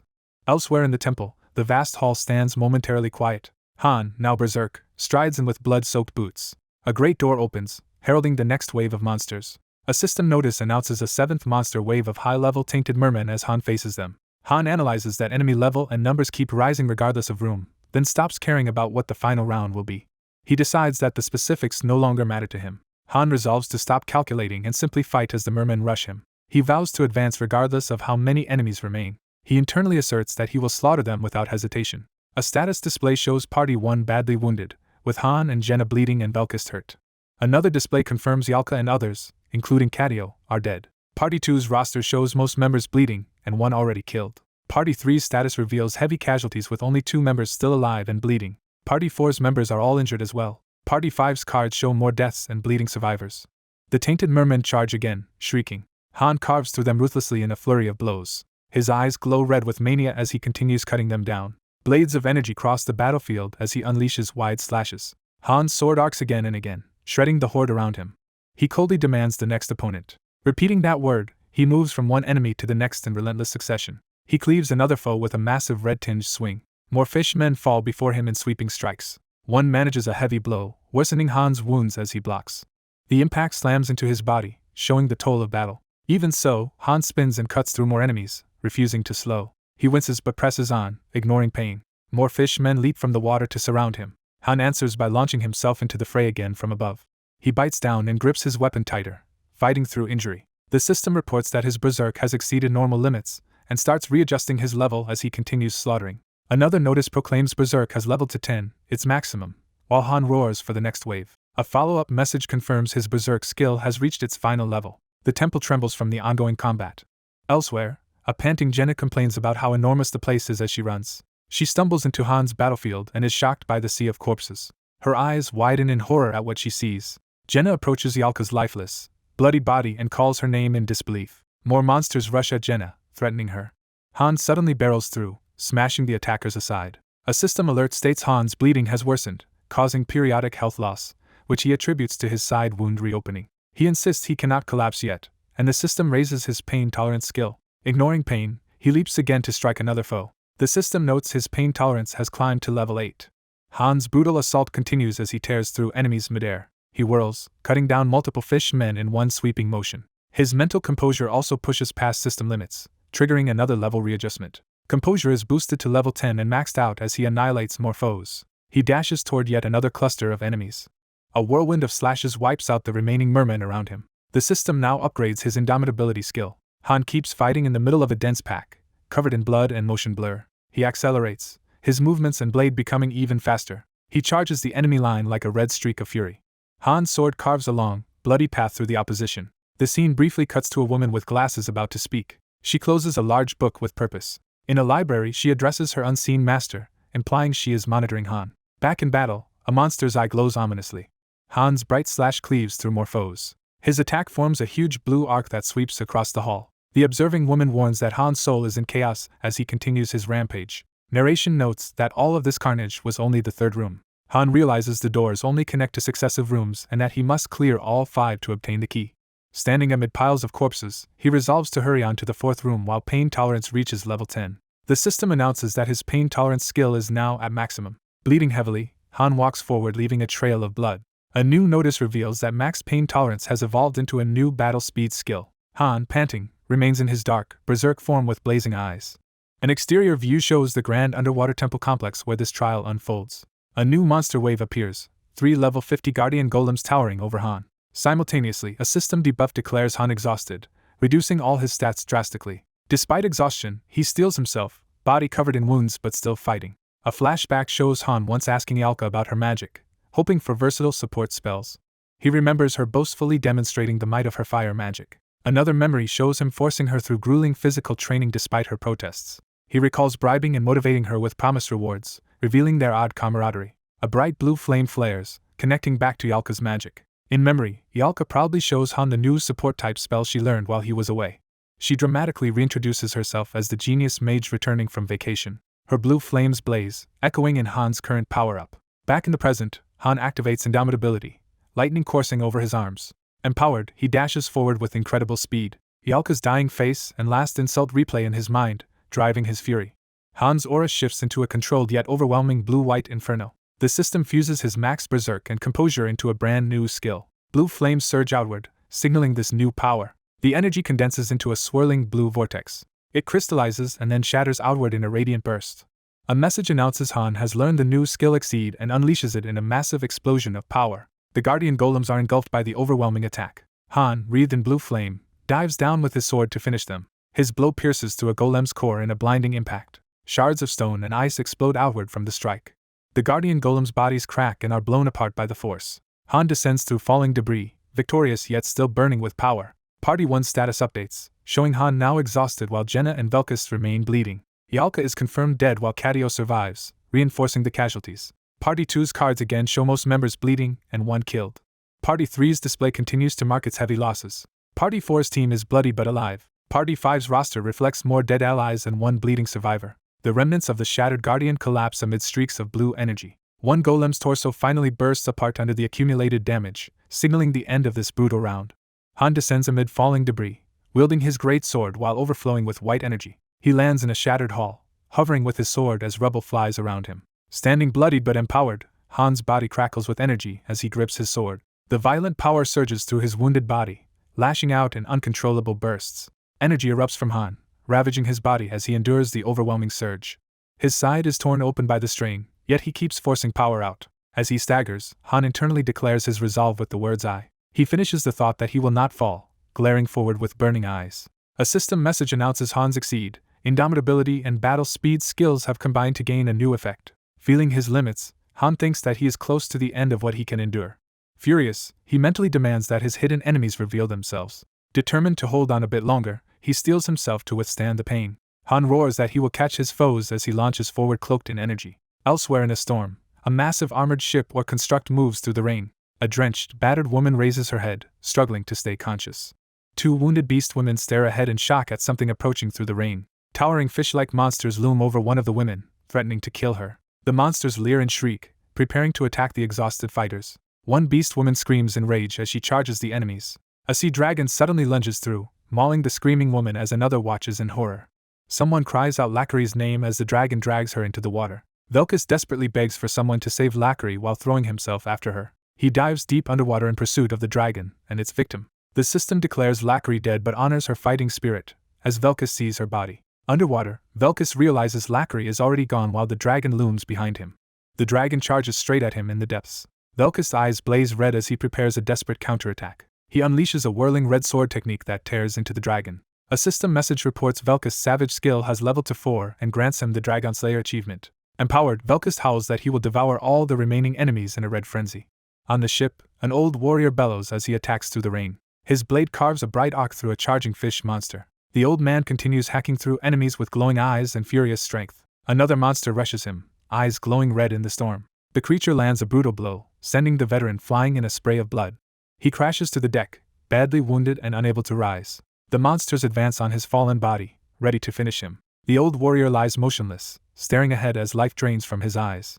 A comrade slices through a monster above him, protecting the fallen man. Realizing the battle on deck is lost, someone shouts for everyone to retreat into the cabins. In the rear, a healer or mage is stunned by what he senses outside. He confronts a healed man hiding in the hold, demanding why he refuses to rejoin the fight, while the coward claims fighting would be pointless suicide. As they flee, one fighter grimly states that Miguel is already dead. Another yells that the monsters have taken the deck and orders everyone into the cabins. A woman confirms all survivors are inside and frantically asks where they should go next. More monsters break through, forcing wounded allies to defend the corridor. A mage blasts the attackers and shouts for the others to descend one more level. In a lower chamber, a frightened noblewoman clutches a glowing sword, wondering what is happening. The room suddenly explodes inward as something smashes through the wall toward her. A fish monster charges the terrified woman, jaws open wide. An ally intercepts and slays the creature in front of her in a blur of motion. That ally orders the noblewoman to move back to safety. Fighting on, the rescuer snarls with blood-spattered rage. She looks up to see multiple monsters pouring in through the shattered ceiling. Elsewhere below, 2 comrades realize they are surrounded and one laments his broken weapon. Panicking, he begs for direction, and she screams at him to use his dagger. However, he must slow the monsters so the others can escape. Someone shouts for the group to find a way out. Another command urges them to carve a path through. Up above, a battered Han is asked what he is doing as he urges his allies to hurry. System text warns that Hubert is near death, heightening Han's desperation. Another notice explains Gerald is bleeding and will steadily lose health. A further message announces Roderick has died but that his bravery will be remembered. The scene shifts underwater to reveal a luminous submerged temple. Its shining domes and spires glimmer as bubbles rise around it. Inside, vast purple crystals fill a grand hall. At the center stands a pedestal protected by a spherical barrier holding a jeweled chalice. A close view shows the ornate blue chalice sealed within the barrier. Han enters the crystal hall, approaching the guarded chalice. As he advances, a red warning alert flashes before him. The final monster wave begins, summoning an enormous crystal-armored ancient guardian towering over Han. Han identifies this creature as the second boss and tells himself he has only one chance left. He acknowledges that this one attack is all the strength he still possesses. Facing the Guardian and its water dragon, he vows to kill it. Clenching his hand around his sword, he thinks that this will be his final strike. He dives in with everything, refusing to consider the consequences after this attack. The system warns that Han is on the brink of death as he continues forcing power through his ravaged body. The water dragon snarls, readying a counter as their clash escalates. It roars and charges Han across the temple floor. A new system message says Han's body sword unity and power strike skills have fused into a new ability. His body tears further under the strain as energy wraps tighter around him. The interface announces Han has learned the destructive sword spirit skill. Using this power, Han sends a massive energy blade toward the crystal dragon. Status cards show Han is exhausted while Jenna, Velkist and others are bleeding. Ialka is listed as killed in action, with Katio still bleeding. More party cards reveal numerous allies bleeding and some already dead. Another party's display shows Lackery and several others killed, with only Kishasha left bleeding. Yet another party's card list shows Raihan, Likulin and others wounded, with Roderick dead. A fifth party's status highlights Narissa bleeding while Miguel, Errol and Shurgan are dead. The dragon's roar is repeated as it rushes Han in the flooded hall. Again the system notes Han's two skills fusing into a new one as he pushes through the pain. The message reconfirms that Han has obtained destructive sword spirit. Empowered, he drives a colossal wave-like slash up the dragon's body. A system alert explains that the water god's blessing is active, granting the monster immunity to certain attacks and high resistance to physical damage. Han's blow crashes against a red hexagonal barrier shielding the dragon. He furiously forces even more power into the strike despite the resistance. His vision narrows with blinding light as he continues the suicidal effort. Outside, comrades fight desperately, echoing Han's struggle in their own battles. Scenes of each ally's terrified, determined expressions flash as the crisis peaks. Han screams as he pours every last ounce of strength into his attack. His slash tears upward, ignoring the water god's blessing and ripping through the Guardian. The system states that his attack even bypasses the high-strength barrier. The ancient Guardian shatters into falling bones and crystal shards above Han. Victorious but ruined, Han staggers, his body cracking with residual energy. He collapses to his knees, coughing blood. His sword remains planted as he barely keeps himself standing amidst the water. He reaches a trembling hand toward the glowing chalice. The protective bubble around the relic wavers, signaling the barrier's collapse. Exhausted and bloodied, Han's face shows he is still clinging to consciousness. With his strength gone, he and his sword begin drifting upward through the water. Bubbles rise as the temple starts to flood and collapse around him. His eye opens weakly, barely focusing through the blood. Jenna, sobbing, yells at him to wake up and demands why he is still down here. Han weakly acknowledges Jenna and notes that she has secured the key relic. He tells her to deliver the chalice to Freya to complete the mission, while she asks what will happen to him. Han admits he probably will not survive and apologizes as Jenna rejects that idea. His inner voice apologizes once more. Han thinks he is sorry for all the lies he has told her. Jenna trembles and cries silently, overwhelmed by his words. She snaps back, insisting this is not the time for apologies and prepares a potion. She tries to pour the potion into his mouth as blood trickles out. Straining, she forces herself to act despite her own injuries. Jenna drinks the potion instead while cradling Han on her lap. She then shares the potion with him mouth to mouth to make sure he receives it. Pulling back, she prepares to give him more, determined to keep him alive. She scolds that she will never forgive him if he dies and reminds him he once told her to stay with the right people to survive. Han urges her not to give up and insists she has to live, recognizing the garment she used from Ialka. He realizes she is wearing Ialka's dress. The narration confirms his thought as Jenna drinks again with the dress wrapped around him. Embarrassed and flustered, Jenna demands he just take the potion and let her handle it. Meanwhile, the collapsing temple around them begins to crumble into the sea. Han carries Jenna upward through the debris as a display shows their dwindling oxygen. His eyes close again as he struggles against unconsciousness underwater. A flashback shows Ialka's corpse being pushed out of the temple, sinking with the water dragon. Narration notes that in the lonely deep ocean, no one comes where Ialka now drifts. It continues that she was slowly disappearing into the depths. Han narrates that he always knew Ialka might die someday, as he clings to Jenna's body. He adds that he never wanted this desolate place to be her final resting place. His expression hardens with quiet grief and resolve. The scene shifts back to the floating fortress city where the lobby resides. The view focuses on one of its lit buildings. Han awakens in a pristine bed in the lobby, alive and fully restored. He reflects in narration that he survived the ordeal. Checking his body, he realizes he has no remaining injuries. He bitterly thinks he wishes he were still hurt, and curses the lobby for taking even pain away. Sitting on the bed, he reflects that this place does not allow him to feel the physical consequences of what happened. The narration states there are no scars left to remind him of Ialka. Outside, the guide fairy greets Loki excitedly as he appears in the lobby. She exclaims that his survival is a miracle and asks how he feels, while he answers curtly that he is fine. She shows him a cart of belongings of the dead, explaining these items are being stored for about 8 people while others' possessions will not be checked in. Staring grimly, Loki asks her how many people actually died. Isel floats beside Han as they look up at the hexagonal sky barrier. The chapter titled 13 opens, showing shattered cards of fallen heroes. The camera sweeps over the lobby city protected by the dome. Han reacts in disbelief to the reported casualties. Isel reports that over half the assault teams died and suggests taking the fallen heroes' possessions to the check room. Narration explains that most dead heroes will be forgotten because the check room has limited storage. Isel complains it is unfair that only third-floor heroes' belongings are saved. 2 survivors from Party 4 explain that only they and a few from Party 5 lived. They recall how the young hero Riken from Party 5 died at the very end. One survivor laments that Riken would have survived if he had endured a little longer, and had trained hard, believing strength would make him popular. He sadly notes that no woman will mourn Riken while looking at the boy's locket photo with his parents. He resolves to tell future members how brave and cool Riken was. He decides he needs a keepsake like the locket to remember the boy by. Han and another survivor place Riken's mementos on the cart with the others' belongings. Han tells Isel not to discard the overflow items yet. He instructs her to ask the master to level up the check room to expand it, though she initially calls it wasteful. Isel grumbles that the check room is low level and only works as storage, then agrees.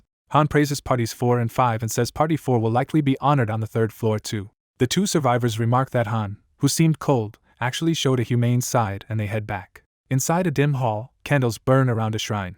Kashasha, grieving before the candles, yells in frustration about what she should do. She cries that her comrades' deaths were not worthy of heroes and regrets this outcome.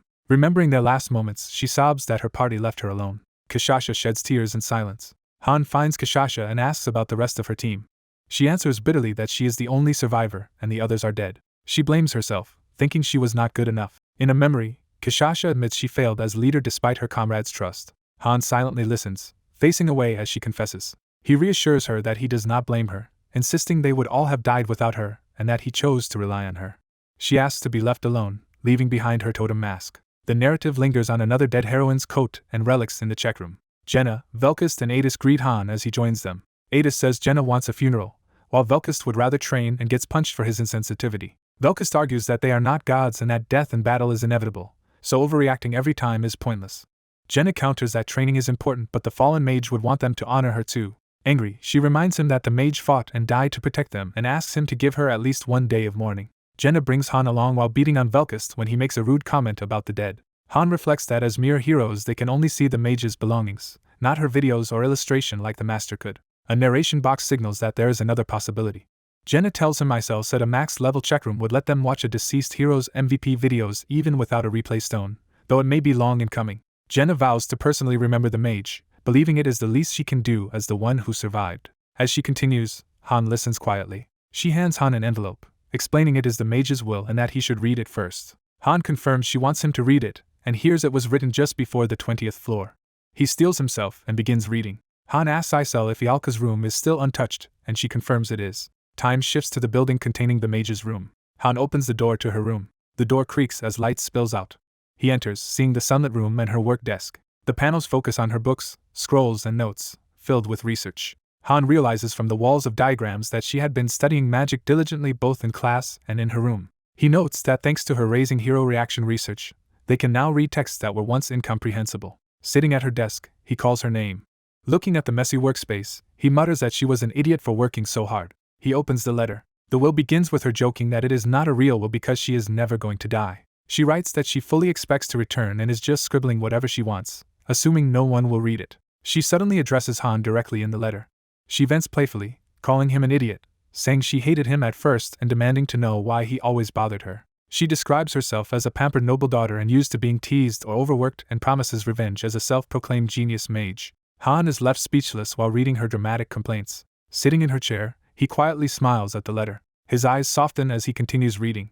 His expression turns determined, something ignited by her words. He clenches the letter tightly in his hand. An image of Ialka smiling appears over the full text of her lively will, including a final plea for him to be nicer. Han calls Isel over while still reading. He begins to ask whether dead heroes can possibly be brought back.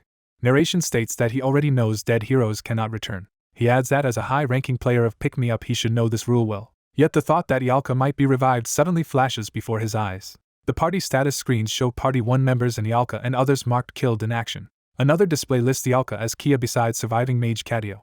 The second party status appears, with a fallen member noted among them. Party 3's screen shows Kashasha as sole survivor, the rest killed in action. Party 4's screen confirms only Ryman and Likilin lived. Party 5's screen reveals Riken and most of his party died. Shocked, Han waits for clarification from Isel. She tells him that dead heroes can be brought back if he reaches the 100th floor and the fallen world is recreated. She adds that resurrected heroes will lose their past memories but gain new lives, and Han confirms she heard this from her leader. Han thinks if that is true, he just needs to continue working and climbing. The system view appears, welcoming him back to the pick-me-up management interface. A prompt asks him to choose a new facility type to construct. He selects upgrading the check room to level 3 and is asked to confirm. The building enters a timed upgrade state, during which no hero can enter. While he waits, the game informs him he has bought a war horse statue, a flower crown and a flower necklace from the gift shop. A combination menu appears, using those 3 items as ingredients for an unknown result. He confirms starting the item combination. The items fuse with flashy effects, producing a flower-covered warhorse statue named for Morning. The newly created Morning warhorse statue is delivered to Han, who is puzzled by its name. He gives a faint smile at the unintended yet fitting item. Holding the statue, he reflects on the concept of morning heroes and what was once just a game. He admits that as the former player Loki, he used to treat dead heroes as disposable units.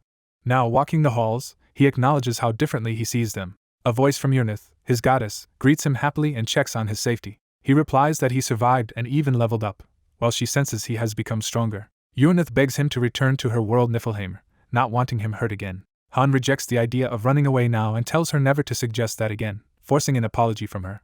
She protests that the tower is far too dangerous. Her thoughts note that even the powerful sword Bifrost could hardly help during the mission, which seemed like a failure despite success. She explains this is why she is proposing an alternative. Urnith suggests that if he will not come to Niflheim, they should instead send Niflheim's heroes to help Tonya. She wants her forces to handle the tower raid so he stays safe. Han dismisses the idea, saying Tonya is too low level to summon such heroes and that his master would never accept free help. He reminds her that one mistake in a mission means death, and there are no second chances. Urnith points out this risk applies equally to Han and his 5 frontline heroes. Her eye widens as his logic strikes her. Han states that none of her 5 champions have ever failed a mission, and he faces the same conditions they do. He concludes that, regardless, the heroes under him must grow stronger even if many die along the way. He tells Urnith not to worry because he intends to climb the tower himself. Urnith smiles faintly and says they await the day he conquers the tower. Han internally vows not just to conquer but to bury the tower and what it represents. He resolves to lock the pain of the morning statue deep in his heart where it cannot surface again. Later, the scene shifts to Velkus training alone against armored dummies in a courtyard. The animated suits of armor close in on him. Han approaches, telling Velkus he could have taken a rest, but Velkus insists this is only light training. Velkus explains he earned a new skill, Dragon Extinction, though it only seems useful against dragons. Han realizes Velkus has fused skills to gain Dragon Extinction and asks when it happened. Velkus recalls it awakened while he slaughtered the sea monsters during the last mission, combining Dragon Slayer and Bleeding Resistance. The flashback shows him unleashing a devastating spinning attack that triggered the new skill. A system notice confirms Velkus has learned Dragon Extinction level 1. Han notes the skill replaced his Bleeding Resistance, improving offense but only versus dragons, yet assumes it will still prove useful as Adis arrives. Adis begins to report on first floor matters but calls Han's name to get his attention.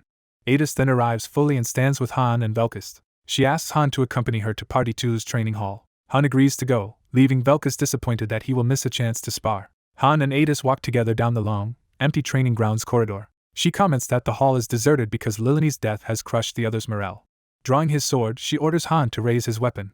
Adis, already in a fighting stance, declares that she wants to spar. Han prefers to fight somewhere hidden so no one sees their leader lose, admitting he expects defeat. Drawing Bifrost, he tells her to attack with intent to win since entering a fight expecting to lose guarantees failure. The interface displays Han Islet's current stats as a level 34 3-star warrior.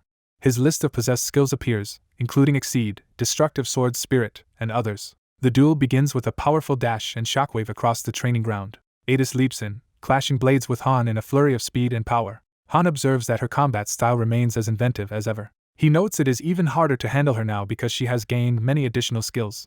Blocking another fierce assault, he acknowledges how fast and sharp she is. They trade rapid sword strikes, either giving ground. Han analyzes that their raw stats are similar despite her higher starting rank and that her true advantage is skill variety and unpredictable patterns. A detailed list of Adis Kallen's numerous thief skills is shown, emphasizing her versatility. She descends with another overhead dual blade strike that Han blocks.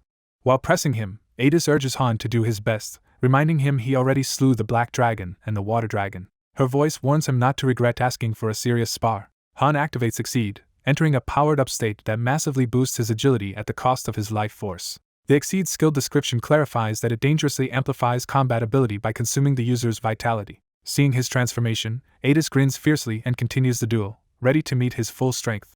Narration explains that although Adis is emotional, on mission she becomes a cold, calculating leader whose skills and reflexes have kept her alive. In a blur of light and motion, Han overwhelms Adis with a fierce close-quarters assault. The narration states that all of Adis's impressive skills were acquired only because she used to be weak. Han powers up with crackling energy and blocks or counters her attack. The narration bluntly concludes that despite everything, Adis is weak.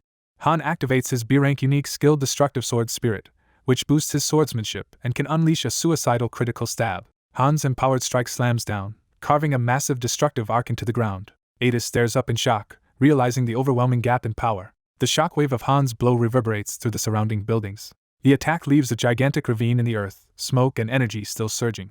Adis stands at the edge of the newly formed chasm, witnessing the scale of his power. Exhausted and defeated, Adis admits Han is too strong and that she cannot win. Han's glowing hair and aura flare as he silently confronts her. She weakly acknowledges just how overwhelmingly strong he is. Facing the radiant Han, Adis begins to question why he failed to keep their comrades alive. Lying on the ground, she calls her vow to never let teammates die meaningless. She grimly predicts that their fallen comrade Lilini will not be the last to die. Elsewhere, a blonde hero notes that Anan and Bennick are devastated and that Roderick's situation seems hopeless. Another hero breaks down in front of a teddy bear, explaining that Roderick might never fight again and that without him, Party 2 is effectively finished. Adis confesses she no longer knows what to do. She apologizes, saying she understands it is not truly Han's or the Master's fault. Speaking from the crater's edge, she says she knows Han's group also lost the Alka but has no idea where to direct her anger. Han listens in silence, electricity flickering around him as he takes in her words. Narration recounts that they lost Yalka, their only elemental mage. The narration adds that Party 2 has taken a huge psychological blow, Party 3 is almost entirely dead, and other promising allies have also perished. Han reluctantly admits that the lobby as a whole is practically ruined. Shattered images of all the surviving heroes emphasize how fractured and wounded their group has become. Adis's status card is shown, identifying her as a 3-star thief. Her detailed profile lists her level 34 stats and confirms her name as Adis Callan, class thief. A full list of her many combat and utility skills is displayed, highlighting her specialization in mobility, stealth, and ranged attacks. Han narrates that although the lobby once had about 130 members, few were serious about training, the second floor lacked people, the third floor attack squad was unusable, and overall the lobby was already half dead. He notes that in such circumstances many players would consider quitting the game, when Isel suddenly rushes in excitedly with news. Covered in blood from training, Han asks what is happening while Isel scolds him for overdoing it. Isel explains that NETNG has uploaded a new raid video, though not for the 35th floor, just as Han had asked to be informed. Han reacts with interest as Isel prepares to show him the newly posted video, remarking that their painful 35th floor run would at least draw many views. They open NETNG's channel, and Han disparagingly comments on the channel name while seeing its subscriber count. Han thinks about how the game exposes heroes' private lives for content, and assumes the master uses both raids and daily life footage for videos. He observes that videos featuring their 15th and 20th floor clears have already racked up hundreds of thousands of views. Han notes there are many flashy hero showcase videos and muses that this alone would not have been enough to build the channel. He further notes that NETNG's editing on the higher floor videos is impressively good. Isel agrees, admitting she underestimated the master but now sees they are very capable at making content. Looking through the comments, Han sees 3 main types of viewer reactions emerging. Many comments praise Han while saying he deserves a better master or that his master is just lucky. Others openly insult NETNG as useless, mocking things like Han's glow stick cheering during raids. Isel angrily calls the commenters jealous idiots, and insists they only talk that way because they do not have a hero like Han. Han reflects that the accusation of the master being useless is not entirely wrong, since masters cannot intervene directly in missions. However, he notes there are other ways for a master to influence things. He reveals the existence of tactical posts, special facilities that allow masters to intervene in missions. Han calls tactical posts a double-edged sword, hinting at their dangers as he begins speaking frankly to Isel. He explains that masters who do not understand tactics often misuse tactical posts and accidentally get their entire parties killed, which is why he has not relied on any TNG so far. Now changing his mind, Han asks Isel about setting up tactical posts. Confetti suddenly rains down on Han, signaling a new system notification. A notice declares that 3-star hero Han has been appointed as the Vice Master. Isel ecstatically congratulates him, shouting that he is now Taunia's Vice Master. Another description clarifies that the Vice Master can manage and command the lobby, share many of the Master's powers, and even climb the tower. Han is stunned by the appointment, realizing it would normally require maxed-out hero reaction research. Isel reveals that their mage prodigy completed that difficult research in only 2 days, shocking even her. The hero reaction research card appears, indicating the prerequisite has indeed been fulfilled. Han recalls that Ialka pulled all-nighters to finish those studies and realizes that thanks to her work the lobby is now practically in his hands. In chibi form he pinches Isel's face, accusing her of arranging this since the master would not have given him such power just because of an in-game tip. Crying comically, Isel admits she pushed for it because she was afraid Han might leave Tonya. Han silently considers her sincerity, his expression softening. He concludes that Isel was trying to keep the lobby from collapsing entirely. Han lets out a small breath, hinting at a faint smile as he accepts the new role. He remarks that as Vice Master he will now be stuck handling many annoying responsibilities, even if they are necessary. He then issues his first order, telling Isel to assemble Party 1. The scene shifts to a lit building where the gathering will take place. Party 1 members congratulate Han on becoming Vice Master, joking that he is now the most powerful person in Tonya. Isel demands the others treat Han with proper respect now, while the exhausted mage just wants to sleep. One teammate asks what actually changes, and Han tells them to sit so he can explain. Han spreads out a large map of the lobby, saying it shows their current layout. Pointing at the map, he reminds them their circumstances have changed and that although their numbers increased, overall quality did not. He says that after the 35th floor disaster they need new fighters to replace the dead, and more will die in the future. For efficiency and stable manpower, Han insists they must overhaul how the lobby is run. When someone argues that such management is the master's job, Han replies that the master cannot handle everyone alone anymore. He asks what a single person needs in order to efficiently rule over many people. One warrior slowly realizes what Han is implying and prompts him to clarify. Han bluntly confirms that he now accepts the master as their ruler. When asked directly, Han answers that yes, he recognizes the master's authority. Narration states that many heroes have lost their will to fight. Han reflects that this is why a strong leader is needed, but he alone is not enough and any TNG must become more active. The scarred warrior says he heard the master treats them like pawns on a chessboard. Bitterly, he adds that they must seem like disposable toys and that the dangerous missions are all the master's fault. Han and the warrior glare at each other, tensions rising. The warrior erupts in anger, saying he cannot and will not help someone who treats them that way. He argues that his own efforts, and maybe Han's, have kept him alive, while the master only watches and throws them into battles. Facing Han, he says he might follow Han as master but believes their current master is useless. The young mage interjects that this master is not the same as their original one and suggests requesting advanced summons to refill the empty magic hall. Half asleep, the mage admits they were all essentially kidnapped here by the master. He explains they obey orders just to avoid death, and that choosing to cooperate with Han's plan would be a very different, voluntary decision. The warrior tells Han to give up the vice master role, calling it a slave showing off his chains, but another teammate immediately voices disagreement. The warrior is stunned that others are siding with Han. The calm swordswoman declares that they should help the master. She tells the angry warrior not to be emotional, and says he looks foolish for refusing to aid the one who controls their fate. The argument escalates while Isel panics, reminding everyone they are supposed to be celebrating Han's promotion. Someone timidly raises a hand, asking to share their opinion. The red-haired fighter says she does not think the master sees them as expendable, pointing out how well they have been treated and that the master even mourned their dead. Han adds that if the master truly regarded them as toys, they would all have been killed when they once refused to go on a raid. She argues that despite everything they survived that incident, suggesting there is another reason they are here. Standing behind her, Han smiles and notes that ultimately they have no real choice but to help the master. He thinks to himself that bringing her into this discussion was wise and that good welfare keeps people cooperative. Han concludes that since the master is tied to the reason they were summoned and Isel says escaping requires reaching the 100th floor, they cannot simply ignore the master. Another teammate agrees, saying helping the master will also help themselves by raising their success rate. The redhead sheepishly clarifies that she did not mean they must push themselves too hard. The sleepy mage decides he does not care as long as it means less work and more chances to sleep, prompting a threat from the warrior.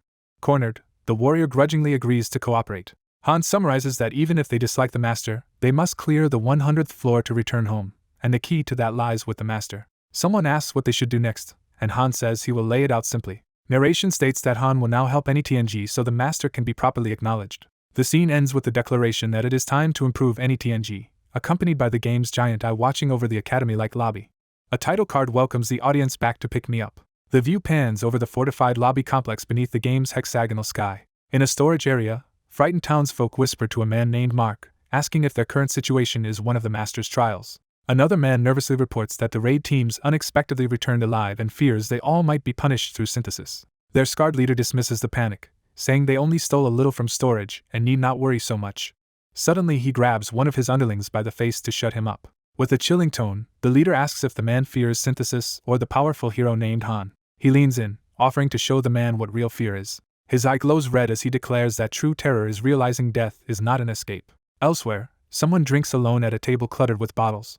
Roderick sits slumped with his drink, grief and defeat heavy on his shoulders. The door opens quietly behind him. A woman sets down another glass, scolding him for drinking when his alcohol tolerance is low. Adis asks if he plans to drink alone all night, and tells him to pour her a glass as well. As she fills his cup, she mentions that Party 1 seems to be trying to do something for the master because the lobby is in such bad shape. She notes that while others are moving to help, the two of them are just sitting here doing nothing. Adis silently reflects on this, her eyes filled with guilt. A flashback shows Adis comforting another woman after a battle, acknowledging how many people died. In that memory, Adis says mercenaries grieve the dead but also celebrate that they themselves survived, and her companion agrees. Returning to the present, Adis closes her eyes, weighing that old mercenary wisdom. She takes a deep drink from her glass, making a decision. Roderick listens as she resolves to stand again starting tomorrow. She then bluntly asks Roderick to leave Party 2. The scene shifts to the central fountain where heroes have been summoned to gather. The redhead tells Han that everyone has arrived as requested. Han confirms that everyone in Tonia with public service experience has been assembled before the fountain. He tells the nervous group they will now be assigned to new kinds of jobs. One man anxiously asks what Han means when he orders them to track everything in the lobby. Han clarifies that they must record detailed information such as member numbers, levels, cleared floors, inventory, facility conditions, dungeon income, and equipment output, and report all of it to him. When the man protests, Isel appears and reminds them that Han is the vice master, so they must obey. She further threatens that if Han complains to the master they could all die, terrifying them into compliance.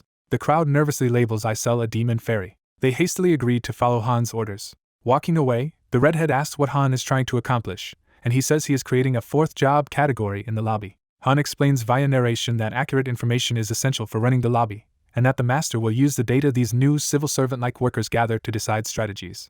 He adds that although Isel previously handled all administration alone, from now on the workload will be shared by these frightened but motivated staff. When asked if that is everything, Han says it is only the beginning of his reforms. The view shifts to a dim warehouse, hinting at further actions being taken behind the scenes. Inside, the rebellious storage thief Mark is shown bound and kneeling on the floor. Han and the warrior interrogate the captive, confirming his identity as Mark Colline, while Mark remarks that Han is the frightening figure even the fairy fears. The captured gang leader admits he has watched their missions but has never seen Han in person. When the prisoner threatens them, the blue-haired man brutally punches him and orders him to answer Han. Han reads the man's file, notes he started as a 2-star and has been active for 2 months, and asks why he is still stuck on the first floor and whether he fears synthesis. The bloodied captive scoffs at the word synthesis and insists it is nothing special. The blue-haired fighter wants to beat him more, but Han tells him to wait a little longer. While the man is being relentlessly pummeled, narration explains he secretly formed a special organization without the master noticing. The brutal beating continues as the captive cries out in pain. Han asks if a male is trying to kill the man, while a male argues the victim deserves it. Han accuses the prisoner of stealing lobby items, assaulting others, and running blackmail and robbery schemes. The man protests the situation as unfair and begs to speak with a woman named Narissa Ear. Han coldly says their decision is final and that he does not care what deal the man had with Narissa. The captive laughs weakly and accepts that things are already over for him. He rants that he was dragged into this place against his will and refuses to die fighting when he never wanted to be here. As he complains about how miserable his life here is, a male kicks him again, calling him trash. The dying man says the world's end is predetermined, that resisting fate is pointless, and that they should just enjoy life instead of fighting. Han reacts with a dark chuckle as he listens. A male silently watches Han's unsettling reaction. Outside, they decide to imprison the man for now while they hunt down his remaining accomplices, assuming the rest are similar. The unseen master praises Han for handling the situation well. A male grumbles that the raid was too much work, while narration reveals Han had ordered him to wipe out the first floor gang. Narration explains the gang had been committing crimes in the lobby whenever the master was offline. Han reflects that what happened on the first floor now matters to him, unlike before. A new system is introduced where newly summoned heroes will be immediately educated and trained, making training mandatory. Han states that alongside training, the lobby will now be governed by simple laws. A written decree declares death for murder or theft, establishing harsh new penalties.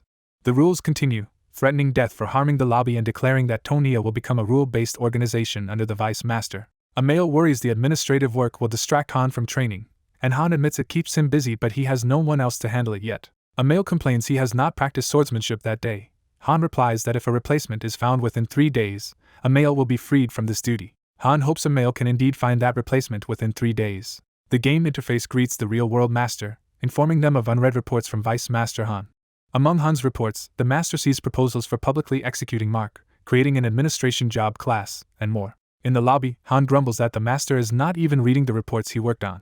The master sends Han 10 warhorse statues as a gift. Han, holding one of the statues, wonders if his work is valued so cheaply. The master opens a construction menu to build a new facility.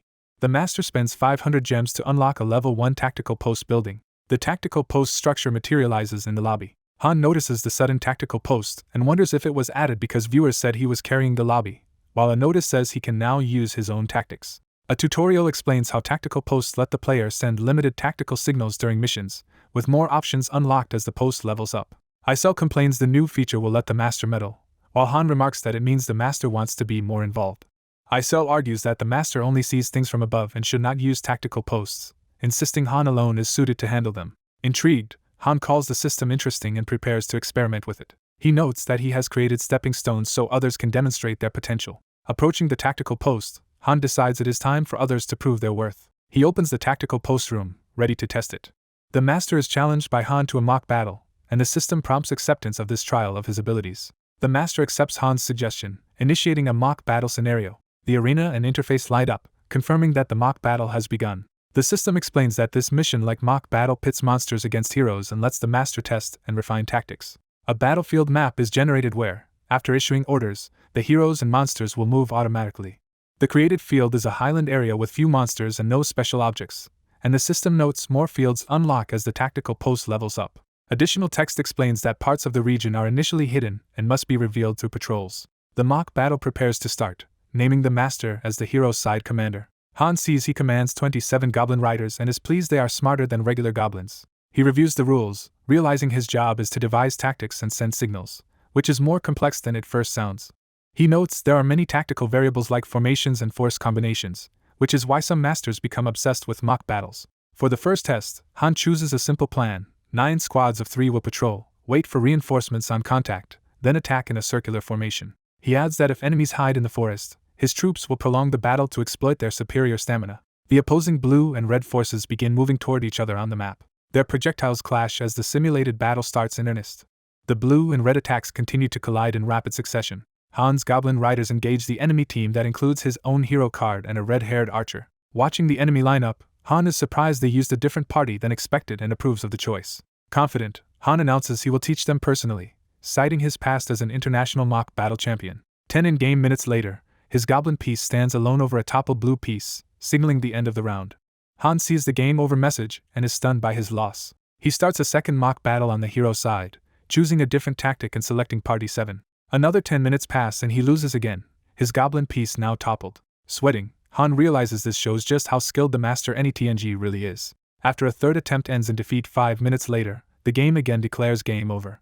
Han concludes after 3 straight losses that the master is unbelievably bad at tactics. The screen blares that the master is terrible, while Han stares at the disastrous battlefield. Isel pops out and yells that she already said the master is only good at racing games and awful at everything else. She insists Han should take full control over missions and prompts another mock battle request to him. The system records another suggestion for a mock battle against Han. Han refuses the new mock battle, saying he is not in the mood to play. The master tries to bribe him with yet another warhorse statue. Han darkly asks if they really think such a cheap trick will work on him. Moments later he sits back down, deciding to play just one more round. The tactical post room fills with the many horse statues he has already received. The system asks the master if they wish to log out, surprising Han. After 13 failed challenges, Isel says the master did terribly, while Han notes their persistence shows a desire to learn even if they chose the wrong sparring partner. Han imagines how others would react and worries the master will lose their trust, wondering if he needs to find some foolish victim from the first floor instead. He complains that the master did not learn anything from his videos and asks Isel to replay the uploaded footage. Han reviews the mission videos again while Isel projects them. Asked for his opinion, Han says the master in the footage. He realizes the master focuses almost exclusively on watching him during missions. Han concludes that the master is failing to oversee the whole mission because the camera is fixed on him. Seeing a replay of himself holding a horse statue, Han says this explains why the master lacks tactical insight and decides he needs to go online. He plans to comment on the videos as if he were just a subscriber, mixing praise with detailed tactical analysis from the 5th to 30th floors and reminding viewers of his earlier written advice. Narration explains that tactical post tactics grow more complex with level and start with only 7 possible commands. A diagram shows how higher tactical post levels unlock basic, intermediate, advanced, and finally special tactics, making the post essential for clearing higher tower floors. Han says he does not expect much tactical skill from the master and only wants the master competent enough to help them once in a crisis, while he keeps receiving more horse statues. New training installations appear in the lobby. Adis reports that they have selected 10 instructor candidates, each with a specialty. He explains that among them are experts in swordsmanship, archery, and spearmanship. He adds 4 versatile instructors who can teach survival, hunting, and infiltration. Han praises the selection, and Adis says finding talent became easier after the gang's removal and with their new system. Adis introduces a man named Jess, a former hunter who has watched Han fight and should perform well in battle. Jess explains he learned about Han's missions through a magical replay stone provided by the master. Han remarks that the master is thorough and confirms Adis followed his hiring criteria of choosing capable teachers. Adis offers to introduce Han to someone who will now serve as head instructor. Adis is shocked when he learns who that head instructor is. The older warrior Roderick appears and greets Han after a long time apart. Narration clarifies that, following Adis's strong recommendation, Han appointed Roderick as the head instructor. It is explained that Adis valued Roderick's deep grief over fallen comrades and his natural teaching talent, which made her push for his retirement from combat. Roderick recounts that Adis spent all night persuading him to accept this role until he finally agreed. Narration notes he never gave up during his time in Party 2. Han believes Roderick's extensive battle experience will offset the other instructor's lack of real combat exposure. Smiling, Han thinks it was about time Roderick retired from frontline fighting. The scene shifts to another building, setting up the next meeting. A scantily dressed woman greets Han in the corridor as he arrives. Han asks where the new recruits are, and she says they are waiting in the drawing room because they wanted to meet him. Notifications reveal that Master NETNG has just summoned the 3-star heroes Rain and Main. Another notice states that these two heroes share a powerful connection. Their joint fate synergy called Fate Breeze and Double Harmony of Frost is activated. Han comments that the Master has drawn more 3-star fated heroes and calls their luck impressive. He opens the door to the drawing room. Han steps inside as 2 energetic presences move toward him. The twin-robed girls Rain and Main excitedly recognize him and rush up, calling his name. The green-haired girl cheerfully introduces herself as Rain. The blue-haired girl introduces herself as Main.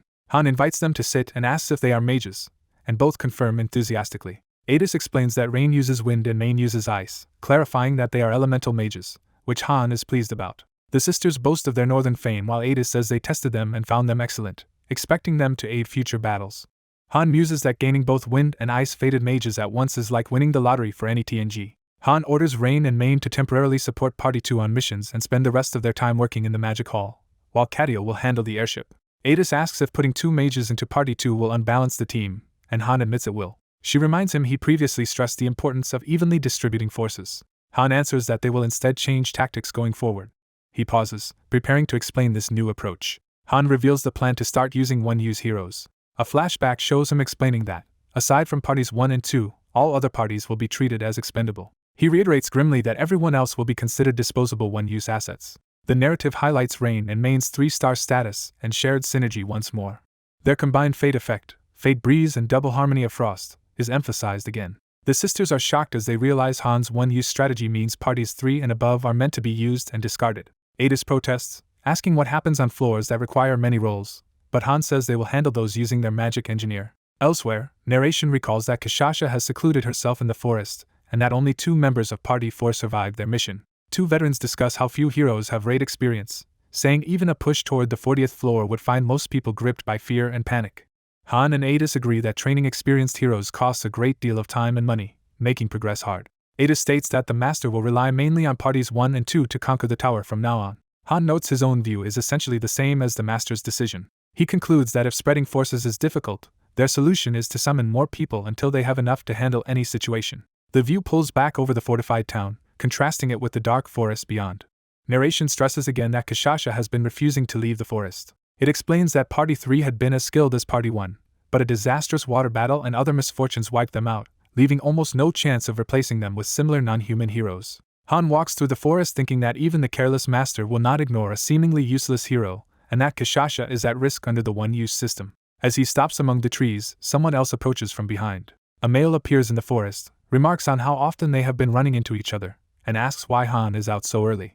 The scarred man explains that he had been training a promising newcomer. The black-haired swordsman says he is going to meet Kashasha. The scarred man calls Kashasha useless with a weak mentality, and says she should be left alone, partly blaming himself for her state. He looks at the swordsman and remarks that he has grown soft and changed. The swordsman is surprised at being called soft.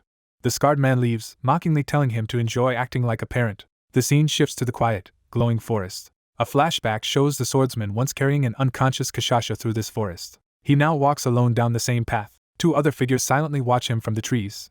The forest remains still as if waiting. Footsteps approach a small village clearing. The swordsman arrives at Kashasha's village and announces he has come to get her. He calls out, asking if her grieving is over and saying she is needed for upcoming missions. Hidden in the bushes, Kishasha bitterly repeats the word missions. She answers from hiding that her people are all dead and questions the point of helping humans. He reminds her that she can resurrect them if they reach the 100th floor. When she doubts that claim, he admits there is no guarantee but insists it is worth believing. From the dark foliage, she responds with a hollow, eerie laugh. She reflects that she once thought she would be fine, being a recognized warrior and heir of the Korean king. He agrees that she is indeed a warrior but rejects the defeatist direction of her words. She falls silent, eyes filled with turmoil. A shadowy presence with glowing eyes tells him to leave. Kishasha says she does not blame him, claiming her own mistake killed her people and drained her will to live. He asks if she understands what will happen if she keeps this up, and she replies that dying would not be so bad.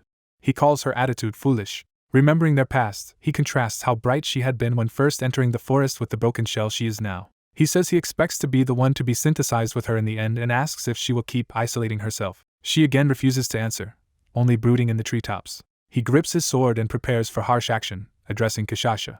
Channeling red power into his blade, he calls her a coward for running away from reality. His first destructive slash tears through the forest, shattering the ground. The devastation spreads in a massive shockwave across the trees. Standing amid the destruction, he warns his fairy ally Isel not to interfere. Isel nervously agrees and tells Loki, or Han, to be careful as his power surges.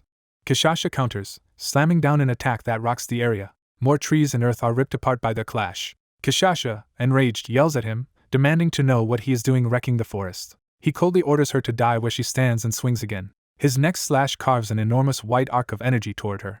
He asks if she really did not expect him to respond in such a ruthless way. While explaining that most facilities in the lobby will regenerate over time, he notes that durability still matters. He adds that if a facility's durability hits zero, it is lost unless reconstructed with gold, implying this beating has real cost. He continues destroying the surroundings with chain slashes, driving her to react. Kishasha rushes headlong into the storm of attacks, shouting that he is insane. Standing on a cliff of shattered ground, he taunts her for crying despite calling herself a warrior. With glowing eyes, he challenges her seriously, promising not to hold back like before. She grits her teeth, struggling with rage and grief. She lunges at him, saying she never thought he was this kind of person. He charges too, telling her to stop spouting nonsense. The two collide midair, roaring as they clash weapons and claws. The impact creates rippling shockwaves that pulverize the ground beneath them. As they lock weapons, he remarks that she finally shows her true face and greets her like an old comrade. Kishasha, crying and furious, demands to know why he is doing this to her. One of her tears lands on his cheek, softening his expression for a moment. He thinks to himself that Adis had also been like this, overwhelmed by grief. But he steels his resolve. He clenches his fist, ready to further pummel some sense into her. He punches her hard, saying she will feel better after a proper beating. Kishasha reels from the blow, blood flying. With glowing eyes, he justifies that he could not hold back because she would not stop talking nonsense. Her eyes narrow with renewed ferocity. She launches a savage kick, and he responds with a blue arc of power. Their duel continues at high speed across the forest clearing. He hurls more blue slashes to keep her at bay. Kishasha charges through them, letting her beastly instincts take over. He counters with precise strikes, wounding her legs and drawing more blood. A system message appears saying Kishasha is bleeding and will steadily lose HP. Han stands ready by a tree, having just thrown a knife or spike into it to stabilize his movement. Kishasha snarls that she is disappointed in him for fighting this way. She dives back down from above with another powerful stomp. She skids across the ground to close in again as he moves to intercept. Their next collision creates an explosion of light and debris. She screams for him to stop while he critiques her lack of training since their last mission and says she is rustier than he remembers. Kishasha swings a blazing punch as he advances to meet it. She declares that if she chooses to, she can kill him with a single attack. Her fiery strikes cut bright paths through the air. The two exchange another explosive clash of blades and claws. Kishasha chains a series of crescent-shaped strikes, pressing him hard. She berates him for provoking her when this is all the strength he has. Han notes that her equipment seems upgraded and that it is fortunate they are fighting safely in the lobby as he too is inflicted with bleeding. He flips and kicks her aside with his sword. She crashes against a tree but immediately lashes back with a sweeping counterattack. The two warriors keep dashing and trading blows across the clearing. Han pauses, confused as she suddenly halts. He asks why she is stopping, but then healing light surrounds them and someone says the fight is enough. Glowing with regeneration, he warns her not to run away because he feels he could win if they continued a bit longer. Kishasha, shaking, begins to voice her resentment. She says that if it were not for him things would be different. Screaming his name, she vows to kill him and unleashes another fiery assault. A system message shows Kishasha activating her powerful skill Savage Revelation and lists her current stats. Another status window shows Han's own stats as he braces himself, thinking he might die if careless while telling her to come at him. She answers his challenge enthusiastically. Her orange energy waves race toward him, tearing up the ground. Kashasha charges through a blue shockwave, claws ready. From afar we see her massive circular shockwave racing toward Han. He is hurled through the air by the impact. As he tumbles, glowing projectiles or orbs streak toward him. He recovers, deflecting countless fiery projectiles with swift sword strokes. He dodges another sweeping attack that carves a huge gouge in the earth. Realizing how deadly her strikes are, he thinks that failing to evade even one will kill him. He analyzes her movements, concluding that by watching how she starts each attack he can predict where she will finish. While dodging her crisscrossing projectiles, he resolves to stay light on his feet. Enormous white and blue strikes rain down from above, blanketing the forest. Han compares her agility and skills to Adasa's, noting that Kashasha's quick movement technique is far superior and that every one of her skills is useful. A detailed skill panel displays Kashasha's arsenal of combat abilities. Another panel reveals her unique seal from the Lion King's bloodline, granting fearlessness and transformation powers. Han decides to counter by using his mind's eye skill to track her movements more precisely. Kashasha, fully feral, prepares another rapid flurry of claw attacks. She slams into him again, their blows clashing violently. Han tightens his grip as he prepares his own decisive counterstrike. The screen fills with orange and blue arcs as he endures her storm of attacks. She accuses him of hiding his true power just as a message again notes. She is suffering bleeding damage. He says he never hit it, and unleashes a massive blue slash that sends her flying. While exchanging blows, he realizes this battle proves that Kashasha's base stats were extremely high even for a 4-star, and that she remains very skilled. He thinks she is also very talented, and that the lobby cannot afford to lose someone like her. Reflecting that he would have lost if he had grown only through normal means, he admits he is willing to rely on dirty tricks to win. He remembers his master's teaching about the most important element in battle. That lesson was to always keep his eyes on his opponent. Using that principle, he blocks her next sneak attack from behind. From above, he channels blue energy to slice through the dense web of her projectile attacks. Kashasha, already bleeding heavily, refuses to back down. She grudgingly admits he is far stronger than before while he answers that he trained intensely. He steadies his stance, asking if she still has more fight left in her. Her eyes ignite again with feral determination. A system message announces she is activating her exclusive transformation skill, turning into a blazing beast and hugely boosting her stats. Han responds by hurling a powerful blue slash against her fiery charge. Amid the chaotic energy lines he curses, realizing he has lost visual track of her. One of her explosive attacks detonates in a blinding blast. He skids across the ground trying to escape the aftermath. Looking ahead, he sees Kashasha tumbling away, also battered by the clash. A status window shows her return to humanoid form with adjusted stats as she charges again. Han notes that she can switch quickly between human and beast forms and says he prefers this fierce version of her to the despondent one hiding in the forest. Kashasha roars again, unwilling to concede. Han dashes forward, readying his final technique. A notice states that Han has entered an exceed state, his body erupting with blue energy. Empowered, he yells at himself to stay focused. His destructive sword spirit skill awakens to level 2, causing a massive blue explosion that shakes the entire area. A character card of Kashasha appears, confirming her as a 4-star half-beast ally. Another panel summarizes her official stats and level.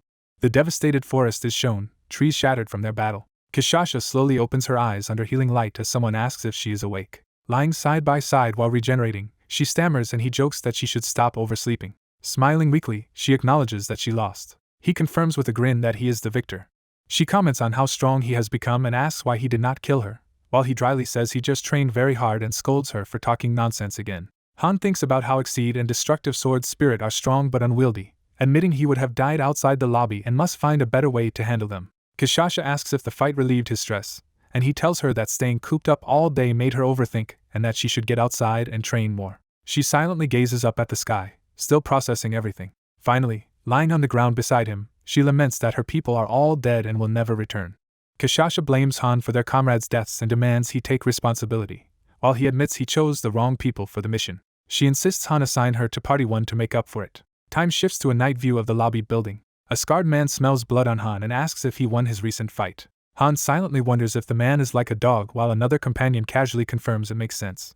Relaxing in the lounge, Han asks about training and hears that because of him they have not sparred lately, though his comrade says he is always ready. The comrade tells Han to prepare to fight again for upcoming selections, which surprises Han. Han explains that a powerful new member will join but there is no free slot, puzzling his teammate. Han warns that only the strong can stay in the party, and he will not go easy on comrades during the selection fights. The scene shifts to the central training grounds where many heroes have gathered.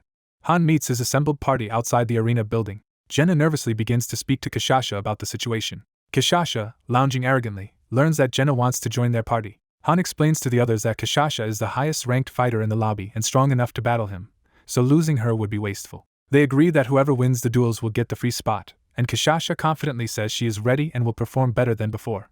Han privately notes that one teammate had previously lost badly to Kishasha and assigns Jenna to fight first, while that man waits his turn. Jenna, bow in hand, steps up as the first challenger, willing to give it a try. Kishasha eagerly confirms that her first opponent is the human archer Jenna, and Han hints there will be more matches afterward. Han internally notes Jenna is not at risk of being removed. He uses this fight to give her experience and gather combat data. He is also letting the remaining two teammates observe this match to study Kishasha in advance. Nerissa watches silently, clearly troubled by the coming tests. She lowers her head, wrestling with her feelings as the duels begin. Han notices her odd reaction and mentally questions it. Jenna launches the fight with a rapid flurry of empowered arrows. Kishasha blitzes through Jenna's barrage with monstrous speed and savagery. Jenna is struck hard in the chest by Kishasha's powerful attack. Kishasha's claws almost land a finishing blow near Jenna's neck. Jenna concedes defeat, and Kishasha acknowledges her speed and skill but warns her not to rely too much on footwork. Jenna asks Han for another chance. Han agrees and Kishasha casually accepts a rematch. Jenna admires Kishasha's incredible speed as they prepare to fight again. Kishasha grins and beckons, eagerly inviting Jenna's renewed challenge. After 30 minutes of repeated bouts, time passes at the arena. Narration reveals Jenna lost all 6 rounds, leaving her exhausted and in tears over losing again. It is noted she survived 5 minutes in the last round but never landed a single hit. Kishasha tells Jenna she is strong and has potential, and Jenna thanks her, asking to fight again someday while Kishasha agrees. Han's blue-haired comrade eagerly asks if he is finally next. He reasons they cannot lose the archer or the mage, so assumes either he or Nerissa will be removed from the team. As he steps forward, he acknowledges Han is still monstrously strong but claims he has been training hard as well, and Kishasha tells him to begin. Kishasha ignites her beastly aura and offers him the first move. He powers up with his own violent aura and vows to prove he now deserves entry to her forest. Both fighters glare at each other with wild, predatory smiles as their auras clash. Their eyes blaze with murderous intensity, signaling a brutal duel. The clash is depicted as a fierce battle between a wolf and tiger-like monster spirits. Spectators, including Han, watch as red shockwaves from their fight explode across the arena. Han stands calmly, arms folded, observing the violent exchange. Han analyzes that the man is stacking skills like hostility, fighting spirit, and wild outbursts to boost endurance, but judges it still insufficient. He notes that Kishasha's nearly 5-star level makes her blows extraordinarily strong. Han recalls using a replay stone to review what happened to other parties during the 35th floor raid. In the replay, Kishasha decapitates a towering merman despite unfavorable battlefield conditions. The record shows her in full beast form annihilating huge enemies with overwhelming power. She is even seen tearing apart a kraken in the chaotic sea battle. Han concludes that ordinary heroes could not even withstand a single one of those attacks. Back in the present, the blue-haired man struggles desperately to defend himself under Kishasha's relentless onslaught. Nerissa watches the match with a conflicted expression. Overwhelmed, she sighs deeply as the duel continues.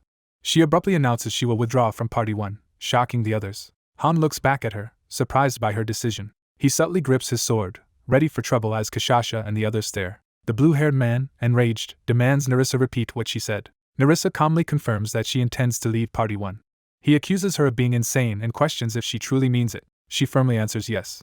Nerissa explains that, for the team's efficiency, it is better for her to leave since others can handle scouting, including Jenna and Kishasha. Han reminds her that if she leaves voluntarily, she can never return, and she says she understands. As he accepts her decision, a massive strike from the duel lands nearby.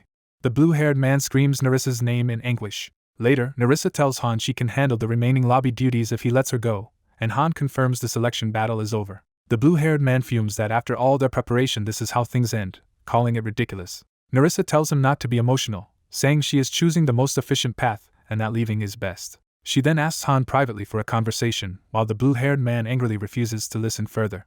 A close-up of his trembling fist shows how hard he is taking her departure. The scene shifts back to the exterior of the lobby at night. Inside, a fresh cup of tea is set down, beginning their talk. Han asks why she decided so suddenly. Nerissa says she has considered it for a long time. Han points out that she once only cared about survival and asks why she changed, assuring her losing to Kishasha was not final because he would have helped with other chances. Nerissa says that when she first came she trusted no one and saw everyone as enemies. Over time she decided she could entrust the princess's fate to Han, believing he could protect her. Standing nervously, she begins unbuttoning her shirt as Han reacts in confusion. She removes her coat, revealing a black top and preparing to show him something. Han silently waits, keenly attentive. Nerissa bears her back, revealing a large glowing magic brand, and explains it is the Haljan secret art seal of Twilight that enforces absolute obedience. She further explains that the seal also boosts intelligence and power, shortens lifespan while preserving youth, and enhances memory. Han asks if she retains memories from a past life. She says she recovered most of them through promotions in the tower. She adds that even very ancient memories have returned to her. Her narration flashes back to a stormy night at her noble estate in Tonia. Images show blood-soaked floors and a fallen sword, hinting at a massacre. Hooded assassins inform a young Nerissa that her parents are dead. They tell her that her older brother has been killed as well, leaving her alone. One threatens her to stay still if she wants to survive. They next show her and other children being transported away in the rain. Time jumps to them being displayed on a stage before a wealthy audience. A powerful man in red, linked to the Haljins, appraises the children from the stands. Ritual fires are lit, preparing a dark ceremony. Hooded cultists begin chanting and casting spells. A terrified young Nerissa screams as the ritual proceeds. She is subjected to a bloody magical ceremony, lying naked within a glowing sigil. The seal of twilight is burned into her flesh as the ritual's result. She is then trained with poisons and strange creatures as part of her assassin education. Her training continues with intense weapons practice until she can bury blades into dummies. Eventually, she becomes a masked assassin, numb and deadly. She is shown among corpses, having slaughtered targets on command. After one mission she kneels, exhausted and soaked in blood. The Haljins present her to the princess, declaring her the princess's assigned shadow and sword. Back in the present, Nerissa summarizes that after her family fell she was sold to the Haljins, raised as a special agent, and then taken in by Princess Friasis al-Lagner as her master. She recalls that the princess never treated her like a slave, though the princess likely no longer remembers those days. Nerissa smiles faintly at the memory of that kindness. Her smile slowly fades as the weight of the story returns. She confirms to Han that he once said this world was made for Princess Taunia's recovery. Han silently reflects on this revelation. He then listens without interrupting as she continues. Nerissa concludes that Han already understands the situation fully. Han asks when others will learn the truth. She says after the 40th floor when 4-star promotion is available, and they gain similar memories. She states that by climbing the tower they are literally rewriting history, which is why events differ from the past she knows. She explains the Haljins were loyal to the king yet secretly backed the order of the goddess that tried to defame the princess. She remembers that in history she was not by the princess's side, who had to journey alone through harsh lands once Nerissa was summoned to the tower. Images of the princess in various eras show that summoning removed Nerissa from that history, preventing duplicates of herself. Nerissa notes at least she did not meet her former self here and admits she used her time investigating these inconsistencies. She reminds Han that he withheld information, forcing her to investigate on her own. Flashbacks show how, during earlier tower climbs, Nerissa often skipped weekday dungeons to question others and gather intel. She tells Han she plans to focus on weekday dungeons again to continue her personal investigation. Another flashback shows her previously brushing off Han's concern with the excuse that she had things to do. She charges that he lied to her, so she wants to leave the party to research independently, believing she will lack time if she remains in Party 1. Han clarifies she feels more research is needed and agrees it could benefit their missions. Narration shifts to other heroes training on the first floor. Han expects they will quickly gain enough strength to reach the 9th floor, and then question things when they meet someone like Nelsa. He explains that only those who keep climbing gain information on the tower while useless heroes are quietly eliminated. An unseen voice asks Han if he is certain about all this. Han's eyes widen as he contemplates the implications. Nerissa introduces the example of Mark Colline, a 2-star climber who reached the 13th floor and now awaits public execution despite climbing to avoid being synthesized. She adds that Mark belonged to Vardia's underground guild and covertly controlled the first floor without revealing his identity. Han recalls that Mark knew a great deal about the tower thanks to selling information, though even he could not have known everything. Han agrees that Mark mixed truths with lies to manipulate others. Han drinks his tea, thinking carefully about what this means. Nerissa asks if Han is requesting that she share everything she knows. He replies he primarily wants to distinguish enemies from allies. Han repeats the word enemy, clearly weighing who truly counts as one. Nerissa explains that no summoned hero in the lobby belongs to the Order. Their real enemy is the Telakar Order, known as the Order of the Goddess. She points out that while many heroes were summoned, none were saints or Order followers, so from their perspective the Order is a monster. Han then asks where that leaves him in this conflict. Nerissa answers bluntly that she herself comes from the Haljins, who are the enemy. She challenges Han, asking if he can still clearly distinguish between ally and enemy given her origins. Han's memories of the 15th floor mission resurface, where they fought zealots of the Order of the Goddess, confirming them as clear enemies. He also remembers learning on the 20th floor that the Haljins were likewise enemies. Narration emphasizes that among all summoned heroes, only Nerissa has ties to the Haljins. Nerissa proposes that the Asinis family, one of the 4 major houses that aided them after obtaining the first key, is likely an ally. She is less sure about the Schuttenberg family that trains mages like Yalka, saying their allegiance is still uncertain. She summarizes that 5 great powers share control of Tonia with the royal family, including these houses and the hostile orders. Han muses that if all those forces turned hostile, their situation would become dire. He asks Nerissa what overall point she is building toward. The conversation pauses with a view of the window outside their room. Nerissa narrows her eyes, clearly considering a difficult possibility. She finally reveals she is preparing for the possibility that a genuine enemy might someday be summoned directly into their lobby. The protagonist begins explaining that someone with his experience should understand something important. He clarifies he is talking about how troublesome it is to face a person who can sway crowds. He says such a manipulator might rely on brute strength, or they might rely on words. Elsewhere, a man angrily shouts at someone, questioning their sanity. Another explains that such a manipulator might also use information to seize control of the lobby. The strategist notes, he had already considered this potential threat. He imagines if such a person came to their lobby and secretly grew in power. He concludes that scenario would place all of them in serious danger. He states that is why he is making a proposal, leaving the other man puzzled. He offers the protagonist a specific role and asks him to state his desired position. The offer is for him to serve as the vice master. The protagonist silently weighs this offer. Time passes, and the scene shifts to an overhead view of the fortified lobby complex. The regular summoning facility activates in preparation for new hero summons. A notice announces 10 consecutive summons for a large sum of gold and asks the master to look forward to new heroes. The summoning completes with mechanical sounds and a flourish as people step out. Newly summoned people appear in a plaza, panicking and questioning where they are and why they have been brought here. A pink-haired girl and staff members remark that 10 people were summoned at once and that summons have become too frequent to track by generation. Staff explain this is the 6th generation of summons and introduce Selena, who will guide them and suggests increasing group size later. Selena reassures the confused newcomers, asks them to follow her, and promises to explain everything. The group is led through the lobby grounds toward a large building. One confused man recaps that they were summoned by a mage called the Master and are meant to protect the world from monsters. Another man reacts with excitement, seeing it as a chance to be a hero and save the world like in a children's story. Selena tells them details are in the documents. Some illiterate newcomers are surprised they can suddenly read.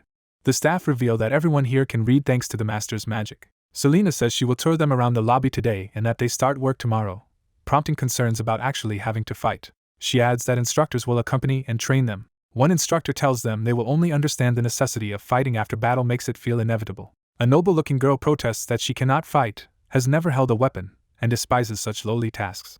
Inwardly she rages about having to sit with peasants, and calls the situation intolerable. The other newcomers stare at her, questioning what is wrong with that woman and if she considers herself a heroine. Staff explain that in the lobby, social status depends on skill or special talent, while the girl insists they recognize her noble identity. She loudly introduces herself as Maribel de Strauss and expects everyone to know the prestigious name. Staff quietly note that her famous paladin brother makes her a noble, then check her hero rank and find she is only 1 star. They record her information and then prepare to show everyone to their rooms. The newcomers are taken to a brick dormitory building. Maribel is horrified by what she has seen so far. She enters a cramped shared bunk room and complains that she is expected to live there. Selena cheerfully says the rooms have improved, now housing 12 instead of 16 people and even adding beds. A roommate lying on a bunk corrects her that there are only 11 now because a girl named Darina died yesterday at age 14. Maribel stammers in shock, while another roommate admits she is new too but offers to answer questions. Bedding is issued to the newcomers. Maribel learns that a man named Han leads the lobby and is so fearsome that even the demon fairy fears him. She resolves to ask this leader to move her to superior accommodations on the 2nd floor, but her roommate warns he would never listen to people like them. Maribel insists she is not just anyone and even orders her roommate to bring her tea. Suddenly a voice from outside summons everyone to come out at once. The scene moves to a courtyard fountain, signaling a gathering. Maribel fumes about the cramped room. Another man says he cannot endure this, and a third wants to lodge a complaint. Maribel stops when she notices something above them. She looks up to see people assembled on a high platform. A soldier loudly accuses Mark Colline and 13 others of horrific crimes including assault, blackmail, trafficking, and worse. He announces that they will be executed, as the kneeling prisoners cry out in betrayal and confusion. A sinister man smiles and pretends not to understand, beginning to twist his earlier promises. He clarifies he only promised they would not be synthesized, not that they would be spared death. He shouts that he never said they would live, as one prisoner screams his name in terror. The captain asks if Mark has any last words, and Mark only laughs darkly. Mark reveals there are countless other lobbies and fallen worlds besides this one. He rants that they are all struggling pointlessly in a world already ended and mocks everyone for resisting. His insane laughter echoes. Witnesses like Maribel tremble, realizing how terrifying this place is. The order is given and the executioners move in violently to kill the condemned. Maribel, shaken to her core, concludes that this lobby is utterly insane. Time skips ahead as the dormitory building stands in daylight again. In an office, staff discuss Maribel's Strauss lineage and her paladin brother. Nerissa dismisses Selena, ending the report. Looking over dossiers like Mark's, Nerissa comments she has many tasks ahead. Alone, Nerissa invokes her authority as Vice Master Proxy to act on these matters. Somewhere else, laughter echoes in an empty office. Nerissa chuckles to herself, remarking in exasperation. Over the bloody execution site, Mark notes that orchestrating the massacre was easy. The scene shifts to the arena's domed building. Kishasha complains to Han about harsh training that lacks automatic healing. Han, blindfolded, tells her to strike him with full force and assures her she will understand. She hesitates about the brutality but agrees, not wanting to waste time. She then fiercely swings her whip to begin the session. The whip tears across Han's back, splattering blood. Han grits his teeth through excruciating pain. As he kneels bleeding, he notes the pain is far worse than expected while Kishasha worries. She raises the whip again for another strike as Han curses in agony. A system window explains that Han's skills destructive sword spirit and exceed greatly boost power but damage his own body and can be fatal. Han recalls he survived the water dragon fight only by luck and awakening bonuses. He remembers that using his powers a bit more against a past enemy would have killed him. Fights against Adis and Kishasha convinced him of this limitation. He notes he survived then only because the battle was in the lobby. Using those skills on a mission would have meant death. He concludes his body is still too weak to withstand his own abilities. Kishasha keeps counting out loud as she whips him repeatedly. Han decides he must raise his endurance to properly wield Exceed and Destructive Sword Spirit, then finally tells her to stop. A system message declares that Han has awakened the regeneration skill at level 1. Despite his protest that it is enough, Kishasha delivers a 10th blow while he screams. Later, he soaks in a red healing bath amid empty potion bottles. Kishasha anxiously asks if he is okay while he insists he is fine. Han explains his training method is simply to get hurt and heal in the arena, using stockpiled healing potions since lobby auto-healing is disabled there. He thinks that if it goes well, his endurance and healing ability will drastically increase. He teases Kishasha for being reluctant to whip him when she never hesitates to fire arrows, and she pouts that he cursed at her. Han decides he must complete at least 10 whipping sets per day. When she doubts the necessity, he says their level is too high for ordinary training and demands something more extreme. Once healed, he calls for the second set, ignoring her exasperated groan. His regeneration skill levels up to 2 after more cycles. Narration explains that by giving the Vice Master title to Nerissa, Han freed more time for intensive training, while she smoothly took over duties. Nerissa improves systems, organizes staff, drafts laws, and oversees many new hero summons, constantly filing reports. Meanwhile, Enning repeatedly plays tactical war games with newcomers to raise her intermediate tactics skill and improve everyone's strategic sense. Training continues as a massive spear-like projectile is launched. Han blocks the incoming battering ram strike with his weapon. The impact slides him back, but he maintains his footing. Bloodied yet resolute, he keeps bracing the heavy practice weapon. A comrade watching asks what this bizarre training is. Han says he is training defense by stopping impacts rather than breaking the device, though his friend still finds it crazy. He notes the drill forces him to withstand huge power without retreating, so destroying it would defeat the purpose. He focuses on sharpening his senses and technique as the device charges him again. Finally, he smashes the mechanism apart with a powerful counterblow.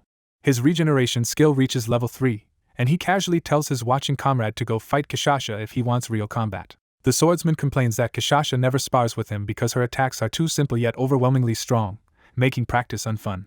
Later, Han meets Nerissa and asks to leave Party 1, saying Velkist would be more useful there now. Nerissa smiles inwardly, thinking she herself would have lost to Velkist after his training and would feel bad if he were removed. Back in the arena, Han invites Velkist to follow him for further instruction, and Velkist eagerly agrees. Han is suddenly contacted by his mysterious patron, who addresses him as Master. He postpones training, saying he has something to handle, drawing Velkist's disgruntled reaction. Walking alone, Han apologizes mentally for disturbing Urnith and initiates contact. Urnith appears and jokingly claims she called just to wish him good night, which Han internally dismisses as a joke. She reminds him he promised weekly contact. He feigns confusion while she pretends she was only clearing her throat. Urnith says she has a serious report she cannot decide on alone. Han wonders if it concerns the Solidarity Association. She confirms, saying rumors say the association's forces are concentrating in one place and that she has investigated it. Urnith reports it is true. Hundreds of airships from across the server are massing for an obvious large-scale operation. She adds that the Solidarity Association is also manipulating media narratives against him. Han thinks of the hostile comments on his NETNG videos and says he has already seen some of that. Urnith insists the situation is more serious than simple online comments.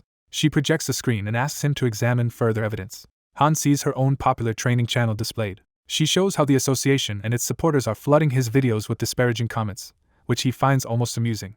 Urnith notes this coordinated smear campaign began a week ago, right after the Barts Union was crushed. She explains the Barts Union was formed to oppose the Solidarity Association. However, they were swiftly destroyed within a week. Han says the details of that defeat are irrelevant. Urnith tells him what matters is that they now need his help.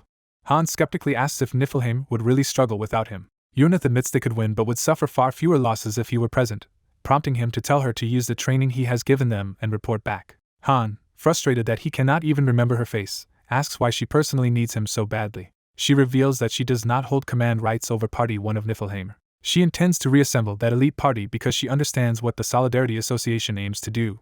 Han realizes this means a full-scale war is coming sooner than he expected. Narration reminds us that Niflheim has never lost, boasting 129 wins in 129 battles. It states that this guild does not avoid conflict, no matter the size or strength of its opponents. Yuna sends a dispatch request to Twinia and tells Han that an airship will arrive in 2 days, asking him to gather members to avoid surprise attacks. Han asks for detailed intelligence on enemy forces and battle records, and Yuna readily agrees. Han looks at the ring known as Proof of Fallen Heaven, recognizing it as the symbol of his position as Niflheimer's master. Accepting his role, he says he will do his job and declares it is time for their 130th war. The next evening, the lobby lies under its barrier as preparations for pickup and deployment begin. A system notification pops up telling the master he has one unread message and asking if he wants to read it. The message from Loki of Niflheim announces extra education for the top trainee, aiming to cover lessons that were skipped during Han Islet's accelerated training. Han sees a dispatch request for himself and thinks the sender is hesitating and uneasy. The system informs his master that hero Han is asking permission to be dispatched. Time passes at the base as the request remains pending. The master finally consents to the dispatch. During a meal, the red-haired girl asks when Han will return from Niflheim. Han says the trip will be short, about a week. His muscular comrade complains he will have no one to spar with and asks if Niflheim is really better, and Han replies it is a good learning place. The girl wishes she could go too, but Han downplays it and tells them to look after themselves until he returns. She insists she is already busy and vows to become strong as well. Han smiles quietly at her determination. A system message announces that Niflheimer's airship Randgrid 07 has asked to land. Landing is automatically approved and a dimensional rift opens. Randgrid 07 appears in the hangar as workers prepare it. Han asks the mechanic lady about the airship repairs, and she replies they are almost finished. She says extra helpers are available and explains that Cadio is currently teaching twin mages. Lady outlines a test flight to nearby ruins with Party 4 and some extra talents, telling Han to avoid bringing anyone likely to cause trouble. A tiny fairy rushes to Han in a panic, asking if he is really leaving. Han reassures the sentient ship or building that he is not abandoning it, and tells it to look after the lobby while he is gone. Randgrid 07 departs into the sky. The airship lowers a boarding ramp. The female officer from Niflheim greets Han with a loud apology for their previous meeting. Flustered, she asks permission to take off, and Han casually grants it while thinking she now knows who he is. The system confirms that hero Han has been dispatched to Niflheim for an indefinite duration. Randgrid 07 begins a dimensional jump, officially taking off from the tower. Resting in his cabin, Han assumes they will arrive by dawn. The airship flies over a barren landscape en route to its destination. Han recalls Yurnitha's detailed briefing on the Solidarity Association, including its ships, heroes, and favorite tactics. He remembers being told that among them is one extraordinarily gifted hero. He visualizes that hero's feat of single-handedly infiltrating the Bart's Union and slaughtering all of its executives with ease. Han reflects that rumors claim this enemy is a 7-star, which does not surprise him since Ceres was spoken of similarly. Dawn light begins to shine through Han's cabin window. The bright flare of light jolts Han awake. Feeling a strong tremor, he wonders what is causing the vibration. He goes outside and demands an explanation. The officer nervously starts to answer. Han realizes something serious is happening and focuses grimly. He sees the emblem of the Solidarity Association on an approaching enemy ship and understands the situation. Enemy airships ambush Randgrid 07, mocking Niflheim and launching explosive attacks against its barrier. The attackers vow death to anyone bearing the Black Goat mark, while the Niflheimer officer apologizes for not foreseeing the ambush and worries because their ship is unarmed. The bombardment shatters their protective barrier as the enemy cackles about killing them all. Beams and explosions pound against the failing shield around their vessel. A group of enemy heroes teleport aboard, happy to see only Han and the officer to fight. The officer resolves to buy time against the invaders. Han instead asks her if she can cast buff spells and is pleased when she says she can. A level 50 enemy warrior charges Han arrogantly, boasting about his strength. As the enemy threatens to mutilate him, Han instantly enters an Exceed state and obliterates the man. The remaining enemies are stunned and terrified by this sudden display. Empowered by Exceed, Han surges forward wreathed in energy. He tells Little to unleash her spell as he rushes the enemy leader. Little responds and begins casting a powerful support spell on him. Han's power spikes further as her buff takes effect. Fully charged, Han prepares a massive strike with his great sword. The force of his blow tears up the deck. He clashes violently with the red armored leader, sending shockwaves across the ship. The red leader, enraged that Han felled the level 50, attacks again and warns him not to get cocky. He grudgingly admits Han is impressive for a low-level opponent. Their duel intensifies as the red leader dives down with another overwhelming strike that Han blocks. The leader strings more attacks together, daring Han to block them as well. Han gauges that his foe is about level 70, and realizes the stat gap is far greater than with the earlier enemy. He concentrates, looking for a way to overcome that gap. Meanwhile, Nihaku's distant airship rains golden lightning toward the battlefield. Little offers again to stall, but Han says it is unnecessary as he continues fighting. The Red leader decides to stop toying with them and threatens to send their heads to Niflheim. A pillar of light descends as Nihaku's attack strikes. The Red leader is engulfed in a massive explosion of blinding energy. Little stares in shock at the sudden intervention. Nihaku's lightning speed attack slams into another enemy while she taunts them about being hit at the speed of light. The targeted foe is obliterated by the blow. She announces her technique, Light Speed Great Punch, as she finishes him. She kicks aside another enemy, electricity crackling around her. Nihaku lands among the fallen enemies, crackling with power as Han and Little watch. Little realizes Han had used his 13th floor power and confirms it, amazed. Nihaku apologetically explains she arrived late because she got lost on the way. She rambles that Yurni gave her wrong directions, causing her to wander in circles for an hour. Composing herself, she decides to introduce herself properly. She declares her name as Nihaku Gasfell, identifying herself as rank 5 in Niflheim. Smiling intensely, she says it is an honor to meet her master in person.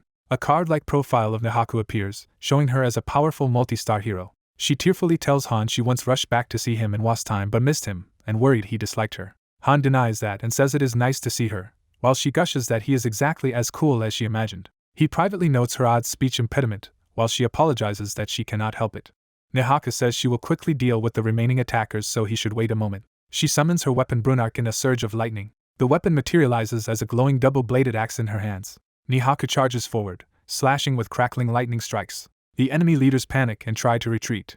She fires numerous lightning projectiles that chase them. Her bolts slam into them, electrocuting foes and their ship. Niflheimer mages on Han's side put up additional barriers to protect their own airship. Nihaku obliterates the main enemy airship with a devastating blast, shearing as it explodes. She casually reports that she has killed 25 heroes and 3 mages, and Han realizes firsthand how terrifying the 13th floor's Nihaku is. Little excitedly praises Nihaku as a legendary hero, while Nihaku modestly claims she is not truly a hero. With the ambush resolved, Han tells them he is going back to sleep and asks to be woken on arrival. Nihaku happily follows Han, asking if she is allowed to accompany him. Han recalls that when he first summoned Nihaku he nearly discarded her as useless before later discovering her hidden talents. As she clings to his arm affectionately, he grumbles that she still does not listen and tells her to let go. Rand Grid 07 continues its journey through bright skies. Day turns to a starry night as the airship flies on. Han wakes when informed they have reached their destination. He notices Nihaku sleeping on the floor of his cabin and wonders when she nodded off there. Han leaves the cabin, fully armed and ready. He focuses on the sight ahead, anticipating what awaits. He sees the emblem of Niflheimer's flagship, Brynhild. Their small ship approaches and docks with the gigantic Brynhild. Little confirms this is Brynhild 01, Niflheimer's most capable airship, and their current destination. Randgrid 07 is drawn into Brynhild's hangar bay. Han's ship lands inside a vast technological dock among other vessels. Little bids him farewell respectfully, saying it was an honor to serve, and he acknowledges her efforts. Inside Brynhild, Han is greeted by a high-ranking officer who welcomes him after a long time apart. She states that she has prepared accommodations for him and invites him to follow. As they ride a lift, she confirms she has received the ambush report and wants footage of the Bart's Union attack. Han asks where they are, and she explains this is an advanced base near the Solidarity Association rather than Niflheim proper. She asks a favor for the sake of his dignity. Han senses trouble, but she pushes him not to refuse. She leads him down a futuristic corridor to show him what she has in mind. Han's eyes widen as he realizes what she plans.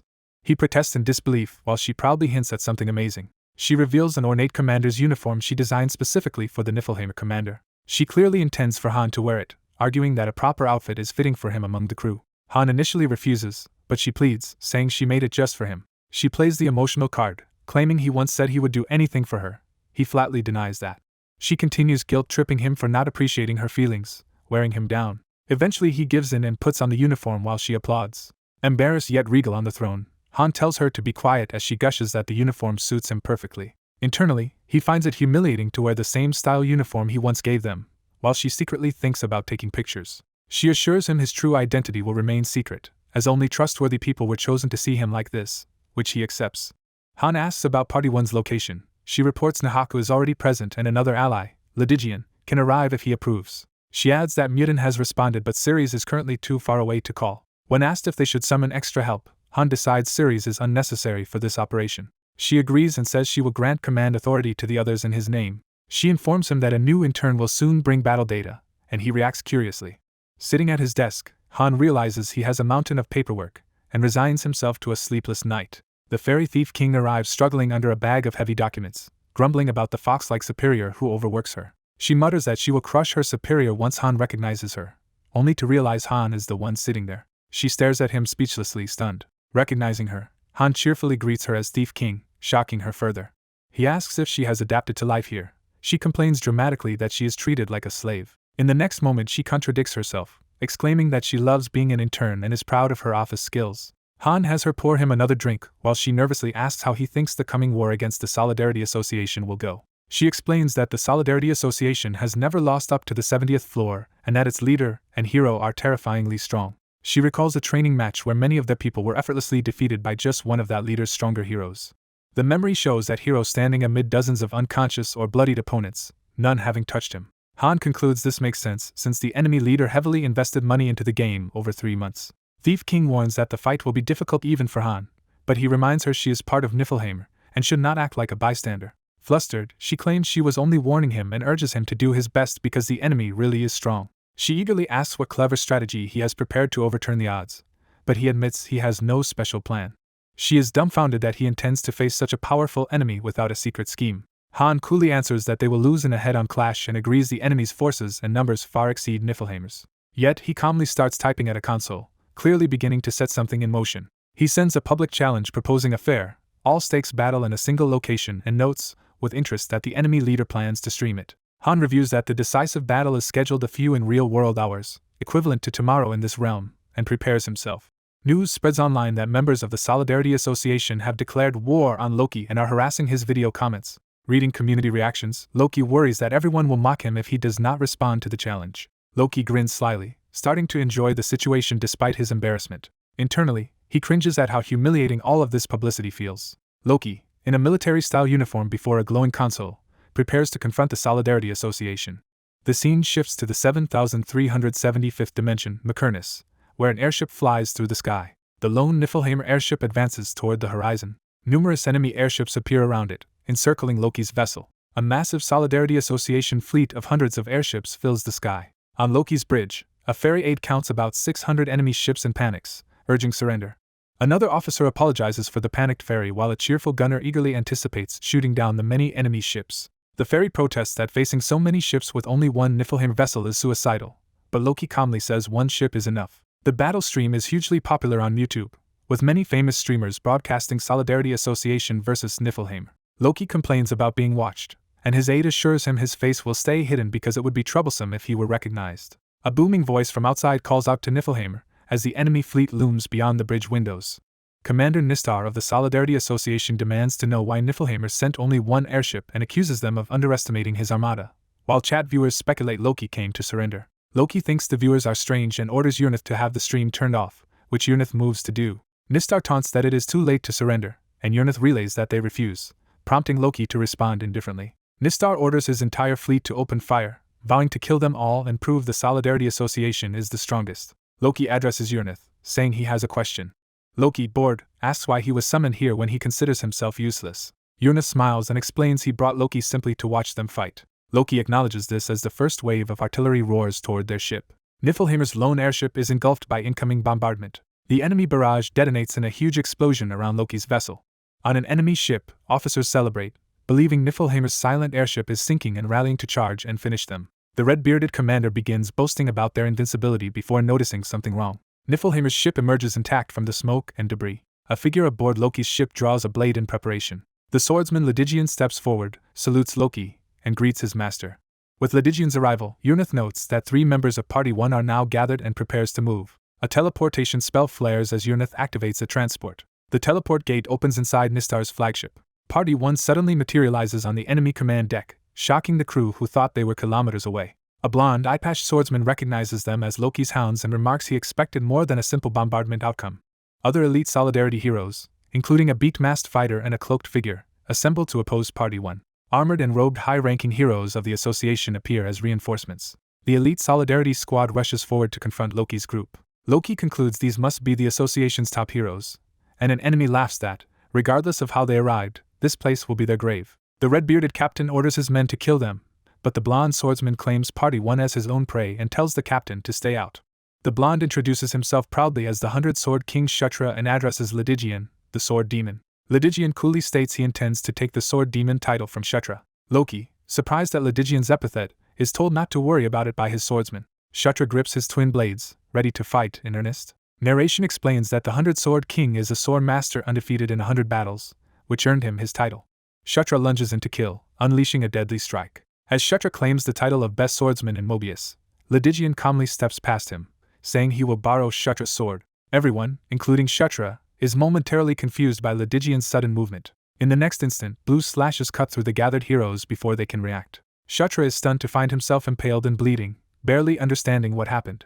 Lydigian thanks him for the quality of his sword, leaving Kshatriya in shock. Kshatriya and the captain both reel in disbelief at how quickly their elites were dispatched. The battlefield is now littered with the corpses of the max-level heroes, and spectators in the stream chat exclaim that Loki's hero wiped out all those top-level opponents. Terrified, the captain is invited by Party 1 to sit as they prepare to interrogate him. Urnith and the others respectfully ask Loki, now seated on the command chair, for his next orders. The three main heroes insist that they cannot move without Loki's command and ask him to order them to victory. Loki gives a single firm order: win. Energized, the girl fighter vows to fulfill the command as Urnith and Lydigian stand ready behind her. Loki reflects that, as a former master in this game, he understands well how masters and heroes operate. Urnith activates a system interface with the command to connect. As he tries to hack the fleet control, system errors appear, and he notes how strong the enemy is while feeling satisfied to be fighting as a hero himself. The system announces that ship control has been reassigned to the master, naming Loki as the current master. Under Loki's control, the enemy fleet's guns receive an order to fire on their own allied ships, highlighting just how overwhelmingly strong his side is. Admiring the weapon, Urnith issues the fire command through the hacked interface. The commandeered cannons unleash massive energy blasts. The redirected bombardment slams down among the Solidarity airships. Explosions blossom across their formation, annihilating vessels everywhere. Other commanders scream over comms, accusing Nistar of madness while he protests that the attack was not his doing. Surviving enemy ships rage and charge toward Loki's vessel. Their gun systems glitch with repeated unknown errors as Loki's hack forces them to misfire. Even more ships start shooting in confusion under corrupted targeting. Crossfire and blasts rip through the Solidarity fleet. The sky fills with overlapping explosions as their formation collapses. From Loki's bridge, they watch the sea of bursting fireballs outside the panoramic window. Urnith types rapidly among red screens, clearly reveling in the chaos he has orchestrated. He smiles darkly, thinking about how entertaining this slaughter is. The self-destruction of the Solidarity fleet continues in a catastrophic chain of explosions. Loki's crew calmly observes the ongoing devastation spread across the sky. Urnith, gleeful, repeatedly orders more firing through the hack system. One of the enemy flagships goes up in flames under the relentless bombardment. An alert warns that enemies have invaded Niflheim's ship, but defenders reassure each other that only a few attackers made it aboard. Multiple Solidarity heroes land on Loki's ship, sprinting toward the core area. Party 1 members teleport in to intercept the boarding party. Lydigian steps forward to face the incoming enemies. He raises his sword, readying another powerful technique. A knight and archer from the Solidarity's side charge directly at him. Their weapons glow as they attempt to use buffs and skills against him. In a blur of slashes, Lydigian shreds the attackers, sending bodies and blood flying. Observing the carnage, Loki describes Lydigian's strike as an attack that ignores walls, barriers, and distance itself. Stunned by his own allies' overwhelming brutality, Lydigian can only say he has no words.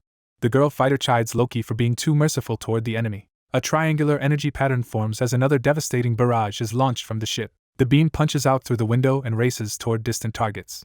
Nehaka Gasfell announces her attack as she rockets forward like a lightning comet. Urnith manifests a mystical eye and begins sharing his enhanced vision.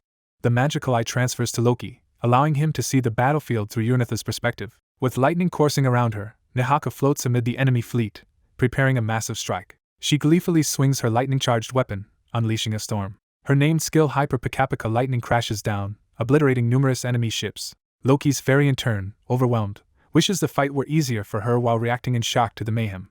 She gasps that it is impossible for just 3 heroes to fight thousands, but Loki replies that this is precisely why tactics are unnecessary. When she points out the enemy's numerous max-level heroes, Loki dismisses level caps as being largely meaningless. Loki notices something significant on the battlefield through the shared vision. A gigantic, colorful meteor-like spell called Armageddon streaks down from the sky. Loki's side explains that Armageddon is an advanced spell cast by 20 mages sacrificing their life force. Urnith, unfazed, prepares to erase the spell since it is merely an annoyance. His barrier magic intercepts the Armageddon blast midair, neutralizing it. The enemy captain is horrified that such a costly spell was stopped so effortlessly. Urnith calmly issues another deadly fire command from his control panels. Outside, precise beams from Niflheimer's guns punch through more enemy ships.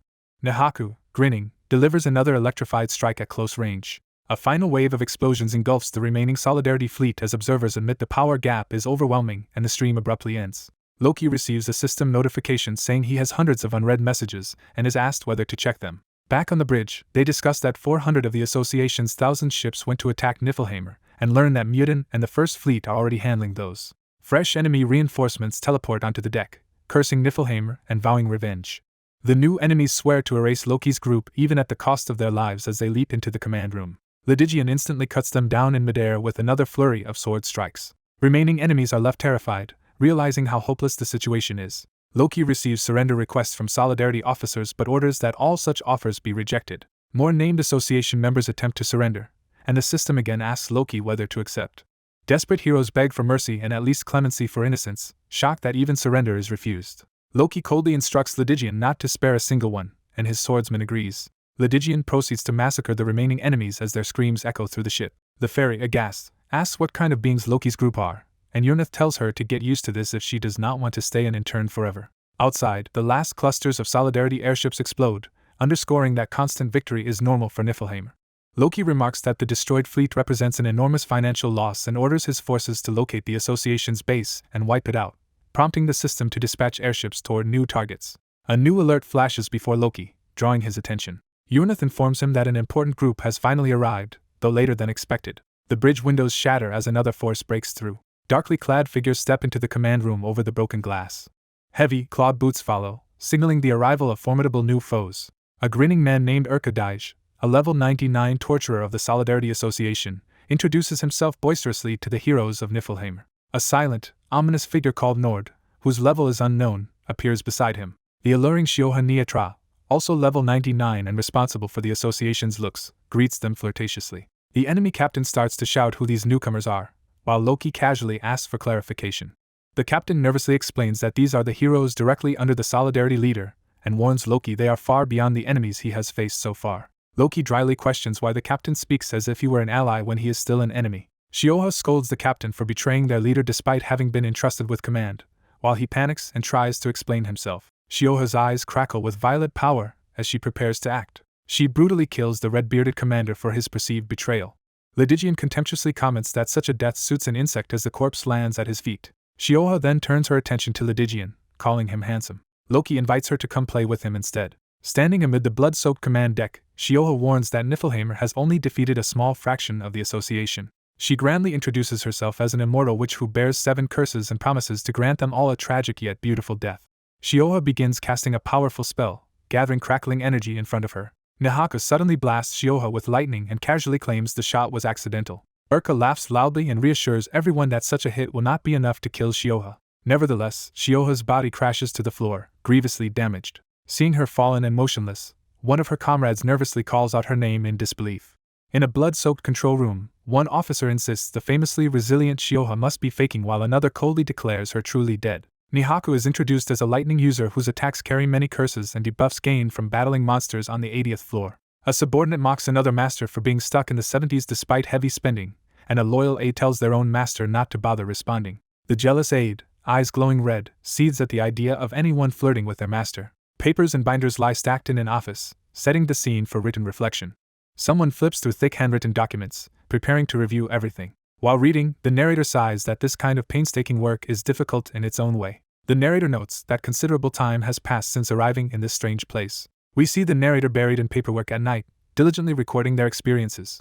They recall first being thrown into a mysterious world where they were forced to hunt goblins and wondered where they were. On the second day, training revealed their abnormal growth rate, which they suspect is related to their seal, prompting a need for more information. By the 5th day they are assigned to Party 3 and decide to ignore a teammate with an awful personality. On the 14th day they meet the so-called leader, a man pretending to be a farmer. His calloused hands, pale skin, and arrogance suggest a former night trainee who lacks proper etiquette. Watching a replay of the 15th floor raid, they see a powerful woman and wonder if climbing the tower far enough might allow them to meet her and discover something important. In the replay, the leader calmly explains that he and his people come from a different world. The narrator's eye widens, stunned by what this revelation implies. They conclude that this man clearly knows more about the situation than they do. The leader explains that everyone is here for a mission and that in his original world failing missions means death, making the narrator wonder when he arrived in this world. The narrator decides that if they approach him, they might be able to learn valuable information. On the 52nd day, they are reassigned to Party 1 to observe him, puzzled by how he always knows what phenomena will occur despite not seeming like a mage. By the 102nd day, the narrator has investigated everyone in the lobby yet found no one else unusual. The story jumps to the 20th floor dungeon, where the raid party emerges before a massive fortress. The narrator encounters Ricardo von Halgirath, Patriarch of Haljan, once again. Ricardo erupts in blazing power, beginning a catastrophic transformation. A brilliant core of light appears within the flames as his change completes. Ricardo becomes a half-black dragon named Halgirath, triggering a danger warning. The narrator notes they saw his face for less than 3 seconds. While Han is away in Niflheim, Adis takes over managing the lobby and recruiting for raid parties. Learning that other lobbies exist shocks the narrator, who also continues to secretly watch Adis. They wonder how Adis regained her drive after losing so many people on the 20th floor and suspect Han provided her with information. Concluding that remaining in the current team will make it hard to obtain answers, the narrator decides they must change groups. Time skips to the 25th floor of the main dungeon, where 25 stages have been cleared. On a harsh battlefield, a white-haired woman kneels and trembles, clearly devastated. The narrator recalls this moment as when they met the princess, referred to as Her Highness. Now, meeting her again, they realize she does not remember them and wonder if the past itself is changing. Later, interrogating a bound man, the narrator admits they still lack enough information while the prisoner protests that silence had been promised. The narrator dismisses the man's story as baseless assumptions, revealing they never intended to negotiate with him. Smiling coldly, the narrator says negotiation requires equal footing and that the prisoner has nothing to offer. The captive warns that stupidity means death here and challenges whether the narrator has forgotten that. The narrator replies that this world has no place for fools like him. Writing again, they lament that all the information they have gathered feels pointless. Even so, they remain intensely curious about Han Islet. Their lingering question crystallizes into a mental demand to know who he really is. We see Han in a uniform and cap, his expression unreadable as his true nature remains in doubt. The jealous aide once more seethes about someone daring to flirt with their master. Elsewhere, a white-haired enemy mage smashes one of Han's subordinates to the floor with brutal magic. The aide steps forward, asking when the opposition will finally display the true power of the Solidarity Association as magic gathers in their hand. The enemy mage, book glowing with purple energy, boasts that his fallen ally was only a pretty face in their group and that he will now show his real strength. He activates necromantic power, shouting for the corpses to arise as purple energy wraps around the slain. Gloating, he says he will add the 4 victims to his collection and combine them into a single perfect being. As he begins to command his immortal army, a voice curtly orders them all to disappear, unleashing a massive pink blast that obliterates his minions. The mage gapes in disbelief as the resurrected bodies disintegrate around him. Nihako panics at the spectacle, demanding to know what sort of sorcery this is, while the aide casually claims it is nothing special. Furious, the enemy mage lunges to kill, cloaked in violent purple power. One of Han's black-clad officers impales him from behind, making him scream in agony. Another ominous figure with long black hair appears behind the mage, intensifying the threat. Han recognizes this newcomer as the Solidarity Association's vice master, infamous for slaughtering hundreds in the Bart's Union. Information windows identify the man as Nord, a 7-star candidate whose exact level is unknown, as the wounded mage begs him to kill everyone. Power surges from Nord as he begins to display the association's might. He savagely attacks, sending bloody shockwaves through the room. Han orders Yurnith to protect the master, warning that the battle is about to turn especially violent. Observing, Nihaka notes that the opposing hero is no ordinary 6-star, explaining that 7 stars can perform synthesis by themselves, which Han realizes is what he just witnessed. The aide reflects that, in the original game, they needed a rare book of reversal to obtain a 7-star, an item they never managed to acquire despite extensive searching. They now suspect this mysterious dungeon and its entities are tied to the Transcendental Advent dungeon, the true reason they ended up in this world. Watching Nord's monstrous form rampage, Han confirms that this really is a 7-star hero, though still unstable. Loki frantically messages Han asking where he obtained this hero and threatens to kill Nord if he does not answer, but Han brushes off the interrogation. Nord laughs at the threat, scoffing at the idea anyone here could kill him. He rants that everyone else is just data and that he holds infinite power, mocking them for thinking they can defeat him. The area shakes as his empowered body slams into the ground, unleashing more destruction. Nihaka and the scarred officer prepare to counterattack, lightning crackling between them. Han and his jealous aide lock eyes, silently coordinating their next move. Nord's level displays as 143 as his chaotic black-purple form surges forward again. He roars that he will devour everyone while looming over the officer. The officer responds with a blinding sword technique, beginning to slice Nord apart. He follows with another devastating strike from above, driving the attack through Nord's body. Nord reels, blood spraying as the blows land. His dark form twists and writhes, still resisting despite the damage. He continues flailing violently, his many tendrils lashing out in desperation. Nihaka rains cursed lightning onto his enormous maw to help restrain him. She jokes that fighting these three monsters feels like facing cockroach musketeers and brags that her lightning is ideal for exterminating such pests. Han tells her to hold back because they may still extract information, disappointing her. The scarred officer charges in again, cutting through Nord with relentless speed. Nord laughs that they're calm now but will soon be digested in his stomach as he endures the assault. He urges them to keep killing, revealing that violence against him fuels his strength. He exclaims that the more they attack, the stronger he becomes. As he tries to complete himself, the aide politely offers Han tea and cookies and asks his beverage preference, which he answers without concern. Han casually sips his coffee while watching the ongoing carnage. Seeing Nord's level rapidly climb, Han mutters in disbelief at how quickly the enemy is growing. A status window confirms that Nord's level keeps increasing in real time. We see Nord's hero card evolving from its old 6-star design into a gleaming high-ranked version. Nord proudly shouts that he is growing stronger, even as the scarred officer continues to bombard him with blue energy.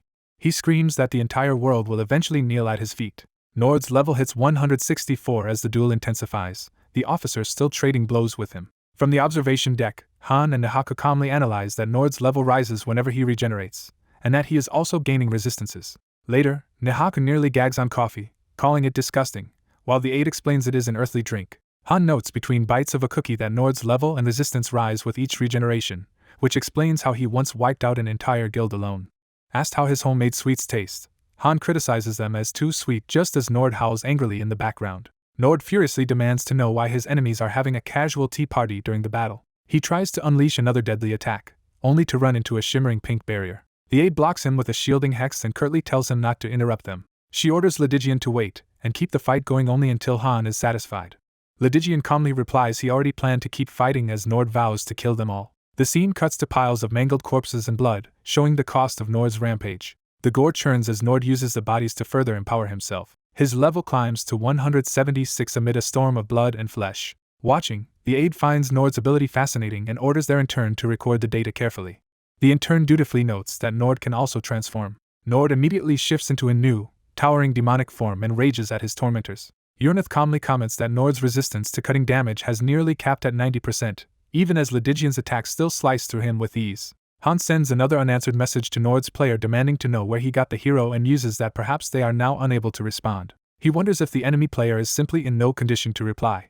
Ledigian continues shredding Nord inside a lattice of blue blades. A massive strike opens a gaping void in Nord's body as the onslaught continues. Nord's level caps at 185, but he is still being mercilessly hacked apart. Han and Nahaka decide that Nord's growth has reached its limit, and Han suggests ending the experiment because he is starting to feel guilty. Nord attempts one final desperate attack, claws outstretched.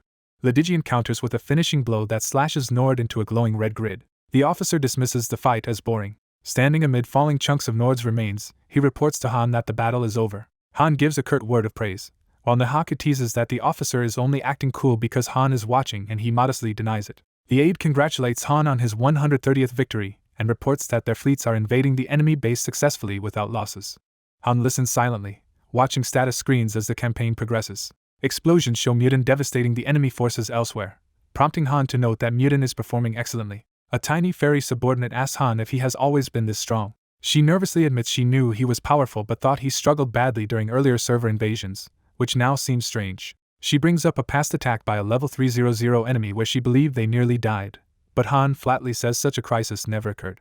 Han reflects on a past 7-star foe who truly was strong. He contrasts that real 7-star with the pathetic pile of flesh that Nord has become. He remembers that even that powerful enemy barely escaped after losing to Ceres, reinforcing his desire to obtain his own genuine 7-star. Looking at his current comrades, Han thinks that if they are already this strong now, reaching 7-star would make them even more incredible. His eyes narrow as he contemplates how to achieve that goal.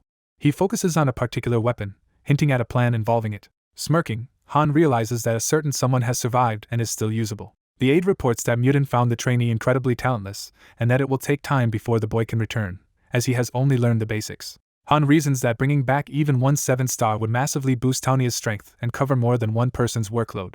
He notes that the disciple will be stuck training for a long while because Mutin never accepts the same student twice, so the boy must learn everything he can now. After cleaning up the battlefield, Han returns to the flying fortress Brynhilde, intending to stay there until Nord's data analysis is complete. While Urnith buries herself in research, Han handles Niflheimer's administrative tasks using master control windows just like he did back on Earth. Whenever he has spare time, he spars with Ledigian to continue honing his skills. After one such session, a scarred subordinate praises his master's overwhelming ultimate technique. The white-haired swordsman modestly says he wanted to compliment the other man instead, admitting he used both his best sword arts, yet the gap remains huge. Still, he is proud that he at least forced his teacher to retreat 5 steps. Han comments that despite Muten lowering his own stats, this progress is impressive, though he personally feels exhausted and near death. A notification shows his swordsmanship skill leveling up. Watching, the Scarred Warrior remarks that Han's skill has huge growth potential and reminds him of a younger Ceres. He explains that Ceres originally had more flaws than he does but overcame them through mysterious powers. Han hints that those powers are not truly mysterious to him, though they seemed so to the warrior. Muten ends the talk and urges Han to continue training. A few days later, Urnith visits Han with the completed investigative report. The report reveals that Kaiser 32 is actually a 32-year-old Korean man named Seo Taejun, partnered with the 6-star hero Nord. Background research shows Kaiser is the 3rd son of a top Korean chaebol family, clearly wealthy from his massive game spending. Han learns Kaiser was once slated to inherit a lucrative branch company but was cast aside and exiled to the countryside with a pile of money instead, setting the stage for his obsessive gaming. To escape reality, he started spending huge amounts of money on games. In those games, he flaunted his wealth and acted like a king since he could not be one in real life. The protagonist reads that Kaiser 32's 5th game was L and that he then moved on to Pick Me Up. He is told all of this information can be checked on the Mobius server. His aide warns that the next information about Kaiser 32's current situation may be shocking, prompting him to ask what she means. She says it concerns what Kaiser 32 is doing right now, and a distorted feed appears. The feed shows someone lying motionless in a hospital bed. The person is identified as 32-year-old Seo Taejun, who was declared brain dead a month earlier. The protagonist learns the footage is from surveillance cameras at Changsan Hospital. Reviewing old chat logs and the mysterious heavenly text, he connects Kaiser 32's silence in battle with that unknown power.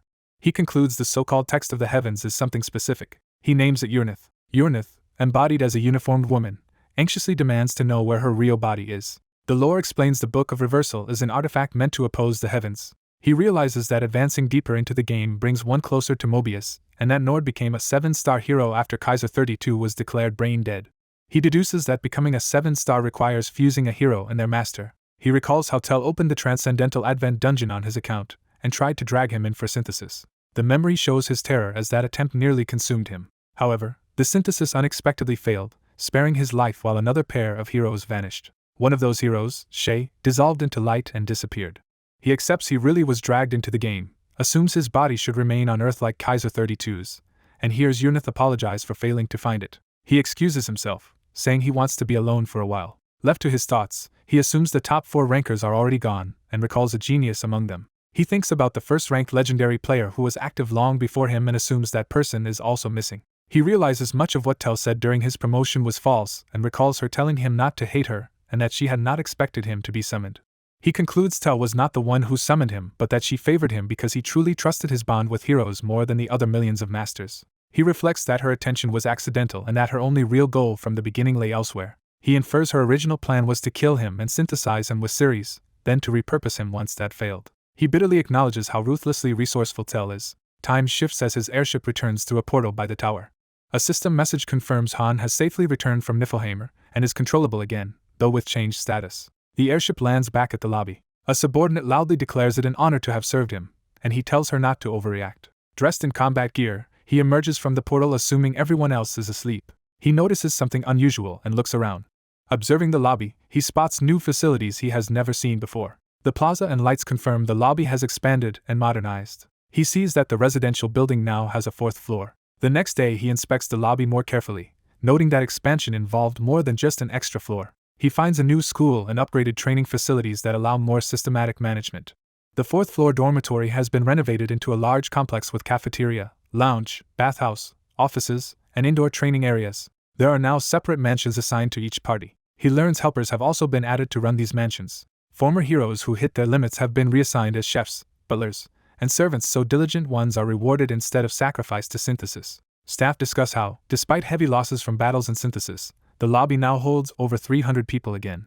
Nerissa reports they are earning much more gold thanks to increased tower climbers and that they perform 10 normal summons daily. He comments that cannot be sufficient income, and she admits there were loopholes in the system. She explains that many nearby lobbies collapsed after Harura's attacks, leaving unused heroes and resources that they scouted with the airship. He notes this is better than plundering and hears that ruined nearby sectors pushed her to adopt this recruitment strategy. He reflects that assigning Nerissa as vice master was wise, since they can keep visiting countless lobbies before the next climb.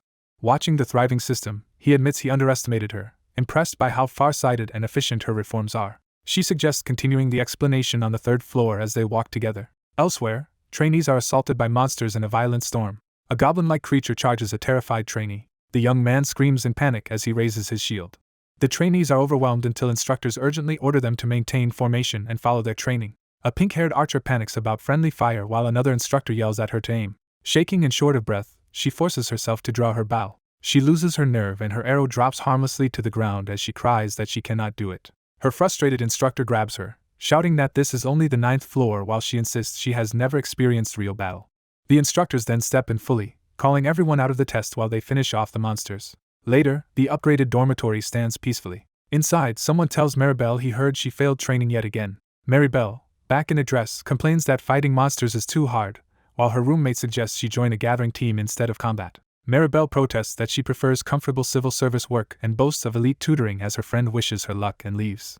When asked where she is going, the friend says she registered on the 2nd floor to study accessory crafting. Hearing talk about reaching floor 12 to move up, Maribel despairs because she has heard that floor requires killing people. Elsewhere, battle-hardened heroes stand ready, showcasing new advanced recruits. More veteran fighters, including older warriors, gather for training. Observers remark that these advanced heroes were summoned 3-star from the start, and that everyone in the newly formed Party 5 began at that rank.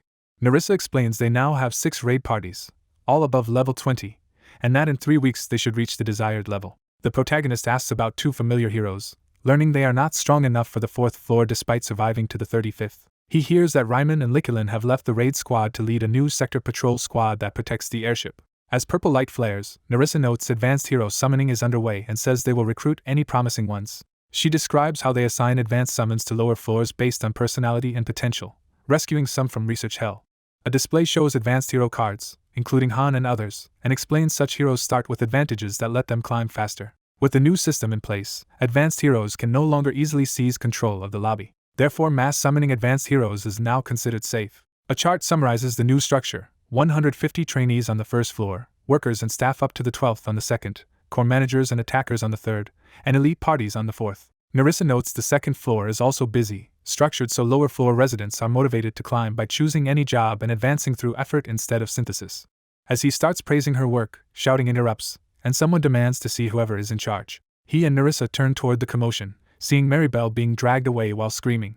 Maribel dramatically introduces herself as Maribel de Strauss and complains about being treated roughly like a noble lady. Narissa dryly explains to the protagonist that Maribel has no skills or class and is merely spoiled, prompting him to question her worth. Narissa adds that even a check for magical talent showed Maribel has none, shocking the girl. Ignoring her pleas, they decide to go train, leaving Maribel running after them. He compares Maribel unfavorably to the capable mage Yalka, thinking Maribel is worthless by comparison. Maribel insists to herself that she is not someone who should rot away in such a place. Meanwhile, the lobby hums like a small town thanks to Narissa's organization as townsfolk go about their work. Yet he notes they still need many more people for future missions, especially given how deadly Taunia's difficulty is.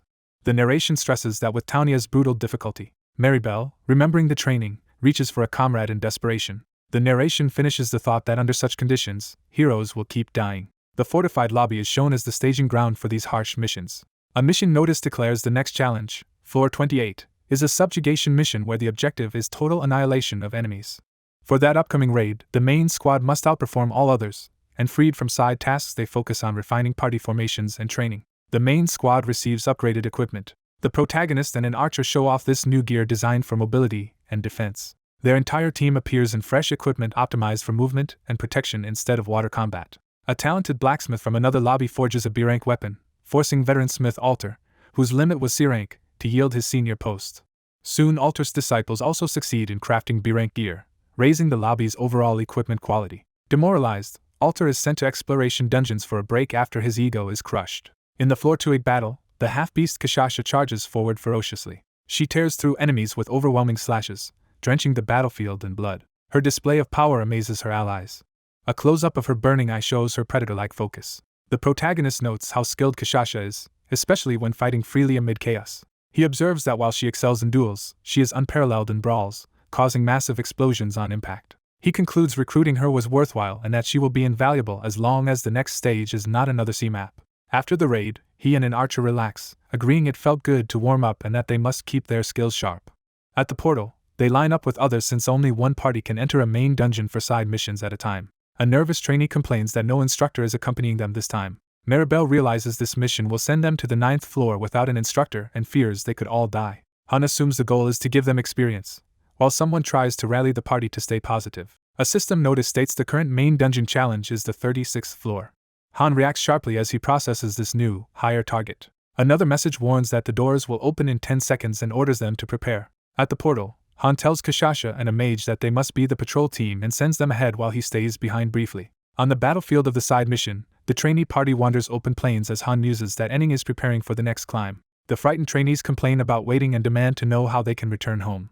When they learn they are actually on the 36th floor, panic erupts as they believe they are doomed. Anxious Maribel takes the lead, shouting at an approaching group to identify themselves. Hoofbeats signal the arrival of mounted warriors. A knight introduces himself as the Silver Paladin Kyle von Strauss and orders them to drop their weapons if they are mercenaries. He levels his sword toward them, clearly ready to attack.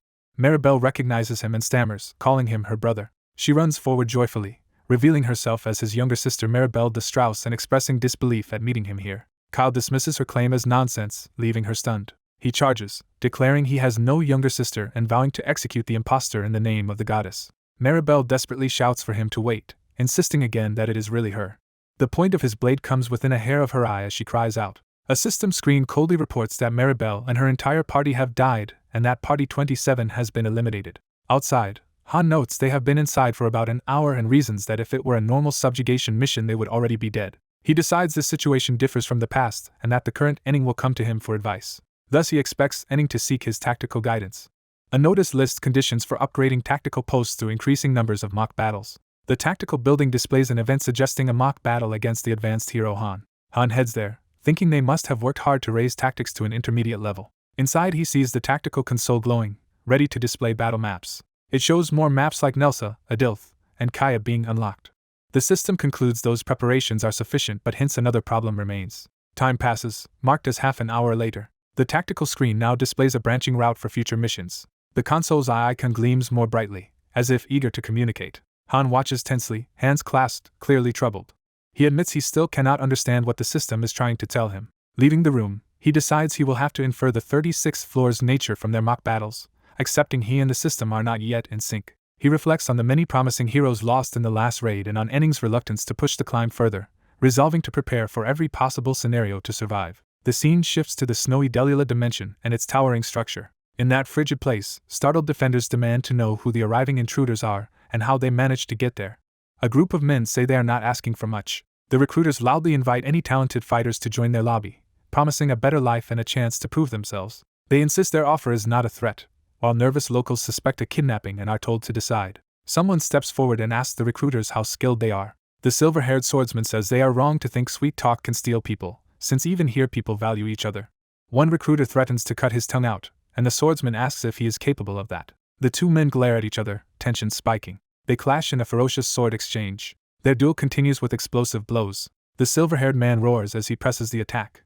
Wounded, he hears that the recruiters believe their tower raiding experience gives them far better training than this place. They announce they will depart for the next lobby in half a day and invite anyone who wants to leave to approach them. A subordinate reports that their next destination is the 2441st dimension. Another officer abruptly rejects that destination. She argues that since the master of this lobby quit recently, the heroes might return, so they should instead head to the 8422nd dimension. The story shifts to a fortified city floating at a cliff's edge. An ancient stone relief of twin figures hints at the twin goddesses' lore. Han's party stands before the glowing main dungeon entrance, showing they have conquered 35 stages. The team comments that it has been a while, notes the dungeon's difficulty is abnormal, and resolve not to panic. A worried teammate asks if they will be alright, and Han starts to reply. He cuts himself off and decides not to reassure with empty words. Han rallies the party to begin the next stage. The 5 heroes step through the radiant portal into the dungeon. Cards briefly present Han, Jenna, and Velkist with their star ratings. Cards then present Katio and Kashasha and their ratings. On the new floor, Jenna nervously jokes about not dying again and says she is trusting Han, who complains about the pressure. Kashasha cheerfully adds that she trusts Han too, despite him telling them not to. They recall that previous floors were extreme environments, and wonder what form the 40th floor will take. Han notes Velkist has been gloomy ever since Narissa left. Han says he has gathered some information and tells everyone simply to perform their roles regardless of what appears. The main dungeon display shows 35 conquered stages as Han tells the party to get ready. A bright flash signals their transition to the next floor. They arrive in a sunny, grassy world with leaves drifting in the sky. Han squints and adjusts to the light. Text explains this is Floor 36 with a capture-type mission whose goal is to seize a target object, as the party surveys the landscape. Jenna asks what a capture mission entails and offers to scout, but Han prefers first securing high ground. Kishasha reports strange sounds and smells ahead. Han asks her what kind of scent she detects. She listens and sniffs, trying to pinpoint it. Her predatory grin shows she likes what she smells. Kishasha sprints off joyfully chanting about steel and blood while the rest watch. The others remark wryly at her enthusiasm and continue walking. Kishasha reaches a cliff edge overlooking the battlefield below. At the cliff she picks up something and Han asks if she found anything. She declares she senses countless humans below just as a massive explosion tears through the armies. She concludes that what they are witnessing is a full-scale war. Banners of two opposing factions whip in the fiery chaos. In the melee, confused soldiers wonder where they are and why everyone is fighting, unable to get answers. Watching, Han thinks that Nerissa might have understood this situation and admits he already misses her. He observes that the side bearing the goddess symbol has far superior numbers and likely belongs to her order.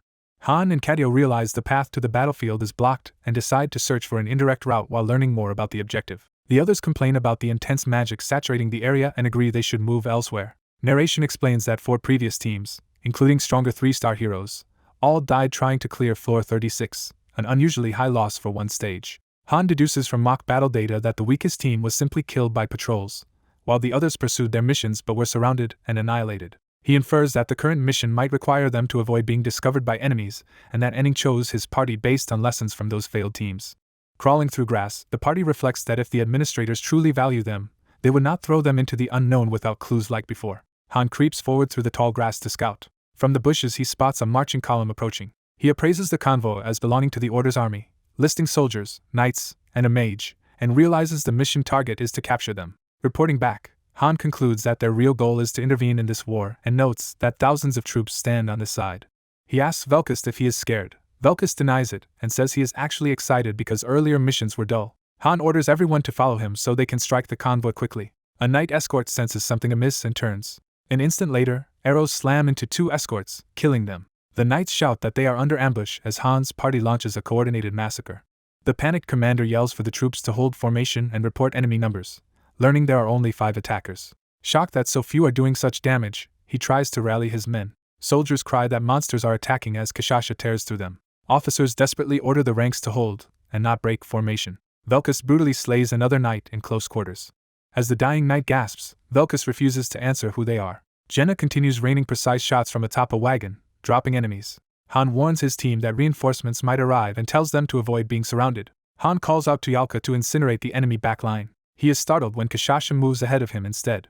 She darts past him at high speed. In a blur she charges ahead while Han grimaces. The knights scream not to panic but are quickly cut down. One tries invoking the goddess protection before Han overwhelms him with a powerful sword skill. A furious paladin returns to find his troops dying and shouts at the attackers.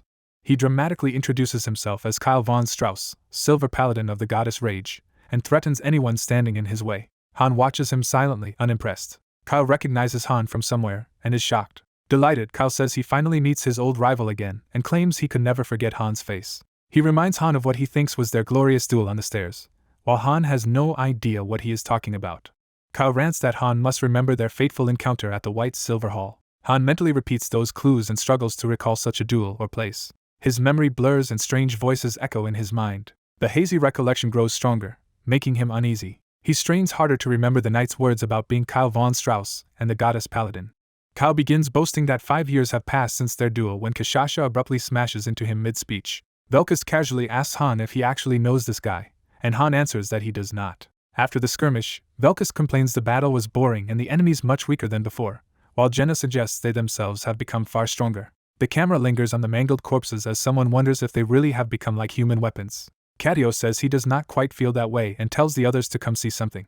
He reveals crates packed with mana potions, numbering in the hundreds.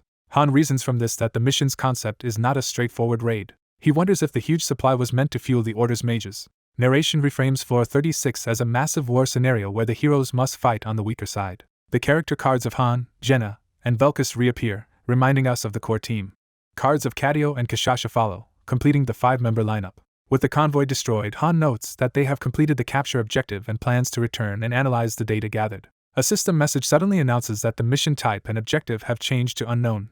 Han looks up, realizing things are not over. Kishasha and Jenna stare at their interfaces, saying the completion notice vanished and the mission is now labeled unknown.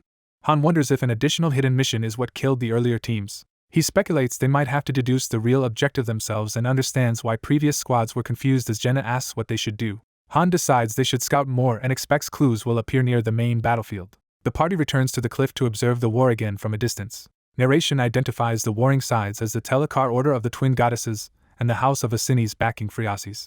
The Order's army is described as far larger and well organized, using classic hammer and anvil tactics to crush the outnumbered Asines forces. Han assumes destroying the mana potions has reduced the Order's magical support. But watching the overwhelming explosions, he realizes that loss barely affects the war. He notes that despite their sabotage, the Goddess Order still holds a huge advantage and Asines' army is badly losing, making the fight extremely unbalanced. Han thinks there seems no solution, since Asines lacks soldiers, has far fewer mages, and their formation is in shambles.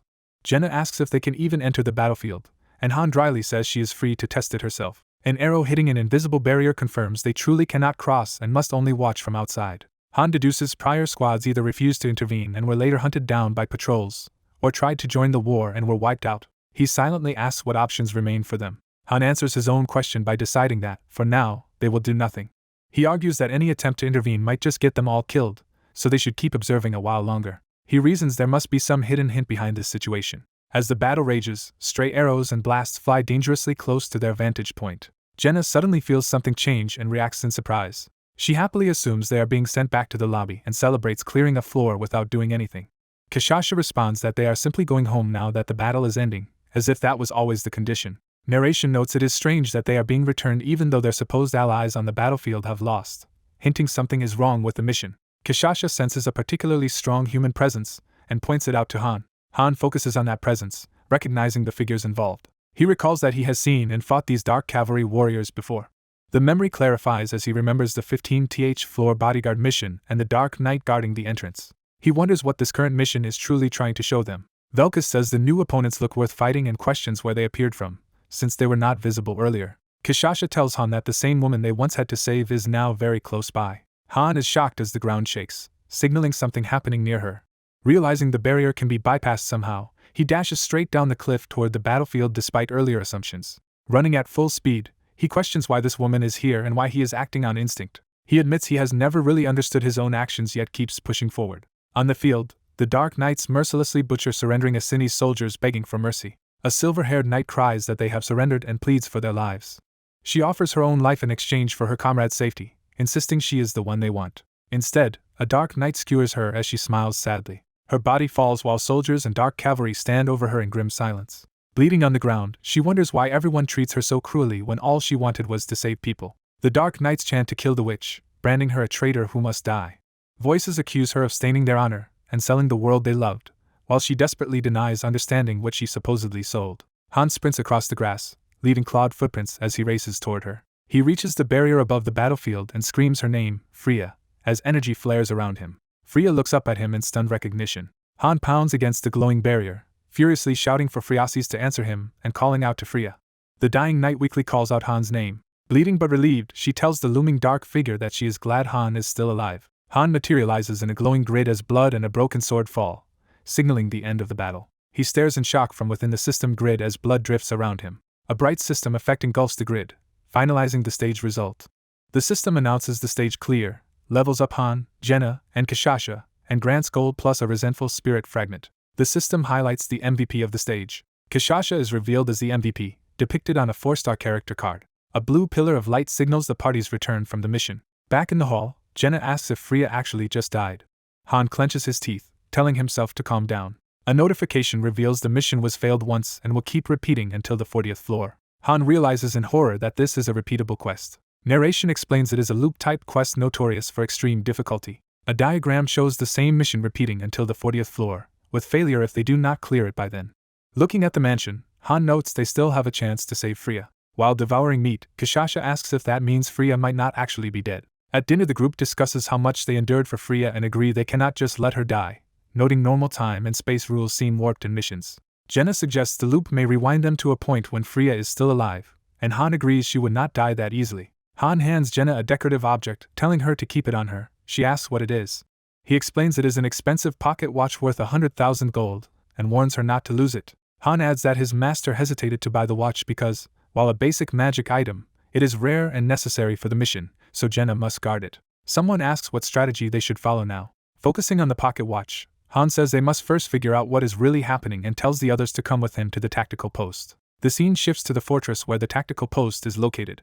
At the holographic map, Han reviews where they were summoned, where they fought the supply squad, and points out unexplored areas. He explains that if they get the same field again, they will push deeper to gradually complete a perfect map. A title card marks the beginning of the second day. In the fortress courtyard, someone calls for Party 1 to assemble. The party is teleported back into the mission field in a burst of blue light. The system indicates they are on floor 37 with both mission type and objective still unknown. Arriving on the familiar battlefield, Kishasha notes the smell of blood and steel and Han confirms they are back where they started. Han orders Jenna to check the time and she eagerly rushes off to begin her role. Narration states Jenna's job is to determine how much time they have in the mission, effectively measuring how long they can endure here. It is further explained that she will track the stage's exact time limit, record battlefield events as timestamps, and stay out of combat.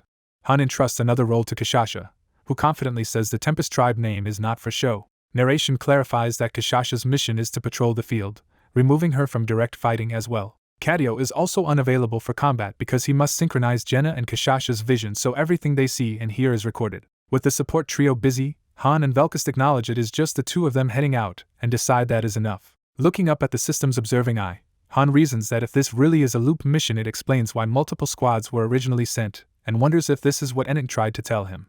Remembering bloodied Freya, he wonders how many times she has already died in the tower, and how many more times she will have to die. A tactical map shows party positions and enemy clusters as the team begins executing their new plan. The scene shifts to a guarded supply convoy moving along a road. Two knights hear something suspicious nearby and begin to talk. Before one can finish describing the noise, both knights are suddenly killed. Another knight draws his sword in panic and demands to know who the attackers are. Karl von Strauss unleashes a devastating attack on the convoy while screaming about monsters and declaring his paladin title. Han reflects that destroying this supply route will weaken the Order's magical forces. He and Velkast dash forward, saying that if they hurry they can delay their allies' deaths. The aftermath shows the convoy guards slaughtered on the ground. Riding away, Han tells Velkast to locate the field barrier on the left side as they continue scouting. A notification pops up that Han has obtained two new heroes, Gandalf and Saruman. At a hilltop, Cadio reports via comms that the large field's communication network is now set up and starts streaming real-time feeds. Han asks to be connected to Kishasha. Han rides while watching the blue screens, monitoring Kishasha's situation. Seeing dark knights chasing her, he recognizes them as the chaotic enemies from the battlefield and identifies them as 13 level 41 dark knights. Over the link he asks if Kishasha is alright, and she replies that the pursuers smell awful. He asks where the dark knights came from, and she answers that they rode out from a distant fortress. Kishasha adds that this is not the only fortress and recalls passing another one during their first attempt. Han concludes there are at least two fortresses and asks if she can shake her pursuers. She confidently says she can. Han decides to leave the right side of the field to Kishasha and heads left himself. His horse sprints along the road toward the enemy lines. He races across a bridge toward a massive formation of enemy soldiers. The enemy archers ready their bows in disciplined ranks. Han identifies them as archers and thinks eliminating them will make things easier for his allies, feeling he is starting to grasp the mission. Narration explains the left side of the field is focused on disrupting reinforcements and supplies. A visual flashback shows those archers guarding crates of potions and other supplies. Narration contrasts that the right side of the field contains fortresses and goddess statues, meaning both sides must be attacked. Han judges this loop mission to be brutally hard, even among such quests, and mutters that it is the worst. A chibi diagram summarizes that under a strict time limit the team must split up to capture multiple objectives while constantly being chased. Han recalls Tel and angrily speculates that she is responsible for making this mission S-rank difficulty just to torment him. He resolves to crush any mission handed to him and thinks that Tel chose the wrong person to mess with. Determined, Han rides hard, planning to cross the bridge, wipe out the archers, then head north to regroup with Kishasha as the goal of this second attempt. Suddenly he notices incoming purple projectiles. His horse is struck and killed mid-gallop, knocking Han off. The dying horse crashes violently to the ground. Han scrambles up only to see a sinister enemy standing between him and the army. The dark figure is revealed as a lone marksman blocking the bridge with the army at his back. A warning window flags this foe as a high-level demon's marksman and a major danger. The marksman lowers his hat, silently sizing Han up. Han grips his weapon, preparing to fight. Jenna's pocket watch continues ticking, marking the passage of mission time. Despite everything, the system announces the stage cleared, granting Velkast and Cadio level UPS and a gold reward. The MVP notice appears again. Kishasha is once more named MVP for the completed stage. On returning, Han thinks the enemy archers are deliberately provoking him to attack whenever he wishes. An arrow slams into the ground near him, confirming the challenge. Han decides to accept and charges forward as they want. He clashes with the marksman at close range amid explosive bolts of purple energy. Han's eyes narrow with fierce focus as the exchange intensifies. He dodges a storm of homing projectiles the marksman fires across the bridge. Han weaves through the bolts, guarding himself with his sword as he advances. Arrows and bolts rain around him, some striking his leg, but he keeps pressing the attack. He assesses that he has avoided fatal wounds but still cannot close the gap between them. Exhausted and bleeding, Han concludes that his Western patrol attempt has failed because of this unusual enemy. He notes that allowing this marksman to live will let the archers freely join the main battlefield. An explosion in the distance shows a fortress destroyed. Han infers Freya must have been there, and that the stage clear means the mission's formal conditions were met. He nevertheless calls the run a failure in his own terms. Jenna reports over comms that the battle seems to be over, and Han asks her for the exact elapsed time. She answers that 183 minutes and 53 seconds passed from the battle's start until the princess died. Han interprets that as a 3-hour limit in which they must seize every base before joining the final battle. Looking at the burning battlefield and the marksman, Han complains that everything would have been easier without this opponent, and vows to face him again on the next loop. The blue return pillar of light activates once more, ending the attempt. A new notification shows mission result fail for the second of 5 allowed failures, reiterating the quest will repeat until the 40th floor. Back in the hub, Cadio despairs at how hard the mission is while Velkus dryly reminds him he had begged to participate. Cadio yells that the mission is far too difficult. Later he vents that previous areas like Harura were much easier and says recent floors, including 35, have all had absurdly hard missions. Jenna admits they cleared the stage but cannot feel happy, though she notes they at least gained information that should help them plan. She then notices Han looks worn out and asks if something happened, but he brushes it off as simple fatigue. Han privately thinks about the annoying realization that he must endure this ordeal all the way to the 100th floor. Narration states that, on top of everything, all missions for him are set to the highest difficulty.